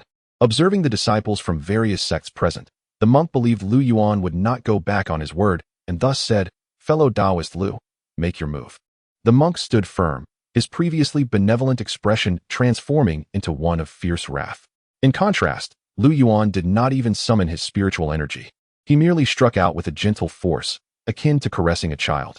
Upon contact with Lu Yuan's palm, a look of astonishment crossed the monk's face, not due to overwhelming power, but rather the sheer lack of force. This strike was insufficient to fell even a mortal. Yet, in the next moment, Lu Yuan's haunting voice echoed, sending shivers down the monk's spine. Master Huikong, surely you would not wish for the matter concerning Shuang'er to be revealed? Instantly, the once steadfast monk staggered and fell to the ground, his expression one of despair as he struggled to rise and bowed to Lu Yuan before hastily departing without a backward glance. Lu Yuan observed the monk's retreating figure with a calm demeanor, yet inwardly, he could not suppress a derisive laugh. The onlookers gasped at the sight of Huikong stumbling to the ground. Master Huikong, are you uninjured? Such cruelty! How terrifying! The disciples were astounded. Master Huikong was a cultivator of the nascent soul stage, renowned for his formidable prowess. Even he was no match for this Lu Lama. Their eyes widened in disbelief. What? Master Huikong cannot prevail? Even Kong Xianqing of the Wandao sect shared in their astonishment. Even if he were to encounter Huikong, he must exercise caution. How could Lu Yuan so easily bring him down? Nevertheless, there remained those who are unwilling to concede. At this moment, someone finally spoke up from the crowd. Let us all attack together. I refuse to believe that the disciples of the Tianyi sect can thwart us all. Upon hearing these words, the crowd erupted with fervor. Many had long harbored similar sentiments, but refrained from voicing them out of fear of Lu Yuan. However, it was a disciple of the Polong sect who raised this notion, compelling others to agree. Moreover, the speaker's assertion held merit, with so many disciples from various sects uniting. Even if Lu Yuan had prepared extensively and set numerous traps and formations, he could not possibly fend off all of them. Indeed, if we all strike together, we doubt he can stop us all. Yes, everyone, heed my call. Let us coordinate our efforts. Chapter 154. Attempt to arouse the last flicker of conscience in Lu Yuan. Let us all charge forth. I refuse to believe that the disciples of the Tianyi sect can withstand the combined might of all 5 domains. The leading disciple of the Breaking Waves sect bellowed, stepping forward assertively, intent on forcing his way through. Who uttered those words? Lu Yuan stood tall and unwavering, his countenance icy as he scanned the crowd. His gaze ultimately settled upon a disciple from the Breaking Waves sect. Ah, so it is you from the Breaking Waves sect, he remarked in a tone devoid of inflection. Yet it sent a shiver down the spine of the disciple. Fear flickered within him, but in a bid to maintain his facade, he retorted defiantly, yes. What do you intend to do about it? However, a keen ear could detect the tremor in his voice. Lu Yuan possessed a profound understanding of human nature. Such a tactic had long been anticipated. In response, there was but one course of action: to strike. A single blow to quell 100 retaliations. In an instant, Lu Yuan's figure vanished from sight. The disciple of the Breaking Waves sect had yet to process the moment when he was met with a resounding thud. In disbelief, he witnessed Lu Yuan's punch send him hurtling away. Zhang Shixiang. The remaining disciples of the Breaking Waves sect gasped in horror, rushing to assess their companion's injuries. What are you all staring at? Lu Yuan's calm voice suddenly resonated from behind them. Alarmed, the disciples of the Breaking Waves sect hastily summoned their spiritual energy to counter Lu Yuan's impending assault. In the next heartbeat, Lu Yuan's attack descended with ferocity, followed by a flurry of movements. The sound of his punches sliced through the air, echoing ominously. In that moment, Lu Yuan resembled a harbinger of death, relentlessly dispatching the disciples of the Breaking Waves sect. Before long, the entire faction lay defeated. The ease with which Lu Yuan vanquished a sect was attributable to his overwhelming prowess, which far surpassed that of the Breaking Waves disciples. Furthermore, after 3 days of continuous battle, the disciples were physically exhausted, while Lu Yuan remained in peak condition. His strikes were ruthless and decisive, honed by extensive combat experience. Lu Yuan was not one to merely cast aside his junior disciples into the lairs of monstrous beasts, engaging them in close-quarters combat. His ferocity towards them was magnified tenfold compared to his treatment of Chun Fan and Nangon Yeli. The disciples of the Breaking Wave sect had previously relied solely on their cultivation to secure victories, lacking the brutal edge required for survival in desperate circumstances. Confronted with Lu Yuan's fierce gaze and overwhelming pressure, they were swiftly paralyzed by fear, abandoning any thoughts of resistance. Consequently, over 100 disciples of the Breaking Wave sect succumbed to unconsciousness. How terrifying! Lu Yuan's unleashed combat prowess left the onlookers in shock once more. Earlier, the Tianyi Sect had attempted to dismiss Lu Yuan's actions as unprincipled, relying on formations to gain an upper hand. They had struggled to comprehend the subtleties of his encounter with Master Huikong. Yet now, the brutal and decisive nature of Lu Yuan's strikes had left the disciples of the Breaking Wave sect coughing up blood. In an instant, the gifted disciples of various sects were jolted, overwhelmed by an unparalleled pressure descending upon them. Lu Yuan's might and ruthlessness far exceeded their psychological limits. Whispers circulated that the disciples of the Tianyi Sect were not supposed to be like this. I have stated clearly that surrendering the token would allow passage without any tricks. Listen closely, disciples of the Tianyi Sect. Should anyone dare to act as the disciples of the Broken Wave sect did, suggesting a collective advance, I shall take no responsibility for the consequences. However, I assure you that I can halt at least the first 20 disciples from other sections. Lu Yuan continued unhurriedly. Today, I, Lu Yuan, declare that should any sect advocate for a united charge, I will ensure none of you obtain a single token. Should I successfully allow the first 20 disciples to pass, I shall write my name backward. His tone was deliberate, his gaze indifferent, and his demeanor chilling, instilling an eerie sensation among those present. The previously restless sects exchanged glances, their expressions darkening upon hearing his words. Lu Yuan made his stance unmistakably clear. Any who dared to lead the charge or mention this matter would face his unwavering scrutiny, leaving the other sects to fend for themselves. Everyone desired to advance together, yet none wished to be among the first 20. The factions that had previously clamored for a united assault fell silent, their enthusiasm snuffed out. No one dared to broach the subject of a collective advance. However, sensing the heavy silence, Lu Yuan softened his tone slightly. I do not demand much. After all, the Tianyi Sect values reason. For a nascent soul cultivator, 1 nascent soul token and 2 core formation tokens are required, as 2 core formation tokens suffice for the core formation level. As he spoke, Lu Yuan's previously indifferent countenance transformed into one of warmth. Senior Brother Lu, are these enough? At that moment, a somewhat rugged voice shattered the standoff. A burly man, accompanied by his disciples, approached Lu Yuan and bowed respectfully. Ah, is this not Brother Maoshan? I truly missed you, Senior Brother. The newcomer was Yi Maoshan. While others might not recognize Lu Yuan, he certainly did. Of course, spirit stones can serve as tokens, Lu Yuan remarked, accepting the spirit stones from Yi Maoshan and stowing them away in his storage ring.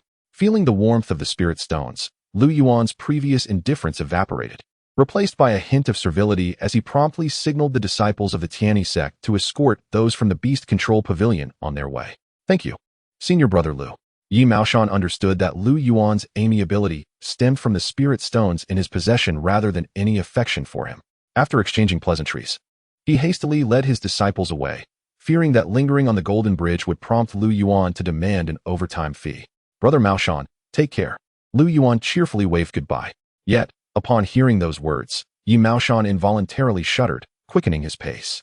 No, we must hurry, Lu Yuan insisted, his assertion further cementing his belief in the existence of an overtime fee. The shift in Lu Yuan's demeanor left the disciples of various sects utterly perplexed. They had initially perceived him as a cold-blooded, ruthless individual, akin to the son of the heavenly demon sect arriving to compete. Yet now, adorned with a sycophantic smile, one might mistake him for a mere servant from an inn. Indeed, paying the toll was the most prudent solution. Failure to do so would result in Lu Yuan claiming everything, while compliance would allow them to retain some possessions and even use spirit stones as collateral. Initially, pride had prevented them from being the first to pay, fearing ridicule from other sections. However, with Yi Maoshan of the Beastmaster Pavilion leading the way, it wasn't long before other sects followed suit, exchanging spirit stones and treasures as if paying a fee to avert calamity. Moreover, Lu Yuan offered an additional service. For a slightly greater expenditure of spirit stones, the Tianyi Sect would ensure their safety, guaranteeing that no other sect would dare to seize their tokens. Such humane and enticing conditions greatly satisfied the throng. The major sects of the 5 domains began to line up, dutifully paying the toll, without quarrel or the brutish behavior of snatching tokens from one another. Brother, I do not possess a token, a charming young disciple from the Linglong Pavilion lamented, her eyes glistening with tears as she gazed at Lu Yuan, attempting to awaken the last vestiges of compassion within him. None at all. Lu Yuan inquired, furrowing his brow as he raised his hand. The disciples of Linglong Pavilion, witnessing Lu Yuan's expression devoid of sympathy, braced themselves, fearing he would cruelly dismiss her. To everyone's astonishment, Lu Yuan merely tenderly brushed the young disciple's hair, his smile radiant as he spoke softly. "It's all right. Do not worry. I am not as wicked as you think." The onlookers believed that Lu Yuan was finally exhibiting a flicker of kindness. But was the situation truly that simple? In the next breath, Lu Yuan's words sent shockwaves through the crowd. "You lack a token, but your brother possesses one. He can sell it to you." Chapter 155, Lu Yuan. "From this moment forth, I, Nangong Yeli, shall sever all ties with you. You lack it, but seeing your brother possesses it, he can sell it to you. However, upon purchase, you must also remit the toll that belongs to you. Little junior sister, do you wish to seize hundreds, even thousands of tokens, and trample upon the faces of these so-called prodigies from the 5 domains?" At this moment, Lu Yuan resembled a nefarious uncle deceiving an unsuspecting maiden. As he spoke, he produced the tokens he had previously pilfered from other sections. Upon hearing this, the disciples waiting behind at Linglong Pavilion were rendered speechless. Yet, in stark contrast to the astonishment of the other sects, Nangong Yeli appeared to be fully aware of Lu Yuan's true nature. She knew him all too well. This beastly fiend, when she was so small and innocent, he had already been capable of such misdeeds, let alone the Linglong Pavilion disciple before them. While Nangong Yeli was unfazed, the other sects were witnessing this suspected demon cultivator for the first time. Even more shocked than the disciples queuing behind Linglong Pavilion were those standing in front. As they stepped onto the bridge, they learned that tokens could be purchased. "What? Fellow Taoist, is this how you play? If you had mentioned it earlier, I would have bought some too." For them, the rankings in this competition were evidently of greater significance than the spirit stones in their possession. The Central State Conference was meant for their senior brothers. They were merely there to observe and familiarize themselves in advance. This competition could very well be their only opportunity to contend on the Ascension platform. If, during this contest attended by most sects, they surpassed the disciples of rival sects, they could simply request spirit stones from their elders and sect masters back home. This transaction was bound to be immensely profitable. "Senior brother Lu, I want it." Upon hearing that the tokens could be traded, the delight on the face of the Linglong Pavilion junior sister was palpable. She hurriedly retrieved astonishing spirit stones and various magical artifacts from her glimmering moon ring. The spirit stones were of the highest quality. Even superior grade stones were scarce, and mid-grade and low-grade stones were virtually non-existent. Moreover, the magical artifacts and elixirs that scattered cultivators yearned for were piled high within this junior sister's glimmering moon ring. Witnessing this scene, Lu Yuan's mouth watered. His sycophantic smile broadened, revealing a plethora of radiant creases akin to blooming flowers. This was clearly a prime opportunity. No, this was Lu Yuan's little fortune. It was delightful indeed, especially since the token within the junior sister's ring bore the number 1. An esteemed client had arrived. In that moment, Lu Yuan felt even more elated. "Junior sister, how many do you desire?" With mutual intent, Lu Yuan produced the tokens while the junior sister from Linglong Pavilion offered her payment. Both parties were willing participants. Kong Xianqing from the Dao Inquiry sect gazed at this scene in astonishment, questioning whether he had fallen victim to an illusionary array. How could the leader of the Tianyi Sect's current generation be such a character? This was utterly beyond limits. Initially, he had envisioned that the competition would ultimately be determined by strength or the cooperation among disciples of the sect. However, now Lu Yuan has managed to triumph through the power of currency. Observing the token he sold to the junior sister of Linglong Pavilion, it appeared to surpass the mark of the token he held. The usually refined and amiable Kong Xianqing could no longer suppress his emotions. Anger surged within him, causing his spiritual energy to flow chaotically, and his face began to flush gradually. Meanwhile, Lu Yuan and the junior sister from Linglong Pavilion remained oblivious to his distress. They continued their transaction, watching as Lu Yuan placed one token after another into the hands of that junior sister. Kong Xianqing felt as though a gigantic hand was gripping his heart, and his breathing became increasingly rapid. He resembled a hapless husband from an island film, helplessly witnessing his token being toyed with by another, devoid of any compassion. He could not fathom why he felt such a possessive yearning for someone else's token. Suddenly, the injuries he had sustained in the earlier struggle for the tokens flared up anew. "Kong Shixiao, what is wrong with you?" A fellow disciple from the Wendazong hurried to support him, concern etched on his face. Kong Xianqing was not gravely injured, merely overwhelmed by his emotions. His voice was somewhat subdued as he surveyed the surrounding disciples. "Dear junior brothers and sisters, how many spirit stones do you all possess?" At last, Lu Yuan and the junior sister Xiao Rian from Linglong Pavilion breathed a sigh of relief simultaneously. However, at that moment, Nangong Yeli appeared out of nowhere. Tilting her head slightly, her gaze fixed intently on him and Xiao Rian. "Xixiang, what is this? Have you lost your composure simply because the junior sister is fair of face?" Nangong Yeli's ethereal voice reached Lu Yuan and Xiao Rian's ears. Confronted by the ominous aura surrounding Nangong Yeli, her eyes suffused with crimson, Xiao Rian felt a chill run down her spine, causing her to tremble involuntarily. "Yeli, the junior sister merely wishes to purchase. Let us be accommodating." Lu Yuan forced a polite smile, tinged with awkwardness. Nangong Yeli shot a fierce glare at Xiao Rian. "Huh, accommodating? Return the token to me." Her tone was frigid, laced with hostility. Yet, Xiao Rian did not contradict Nangong Yeli. Instead, she lowered her head, her eyes reddening as they filled with tears. "Xixiang, it is all my fault for inciting the anger of the senior sister. What do you intend to do, Yeli?" Lu Yuan stepped forward, preventing her from snatching the token from Xiao Rian's grasp. "What?" Nangong Yeli's delicate brows furrowed in disbelief as she looked at Lu Yuan, a cold smile gracing her lips. "If you stand in my way, I shall take it by force today." With that, Nangong Yeli reached out once more. But in the next instant, a resounding slap echoed through the air. A distinct handprint appeared on Nangong Yeli's exquisite face. She stood frozen in place, unable to comprehend the reality of the situation, though the swelling on her cheek served as a stark reminder. "What? Lu Yuan, how dare you strike me for the sake of this woman?" Nangong Yeli exclaimed. "From this day forth, I, Nangong Yeli, sever all ties with you."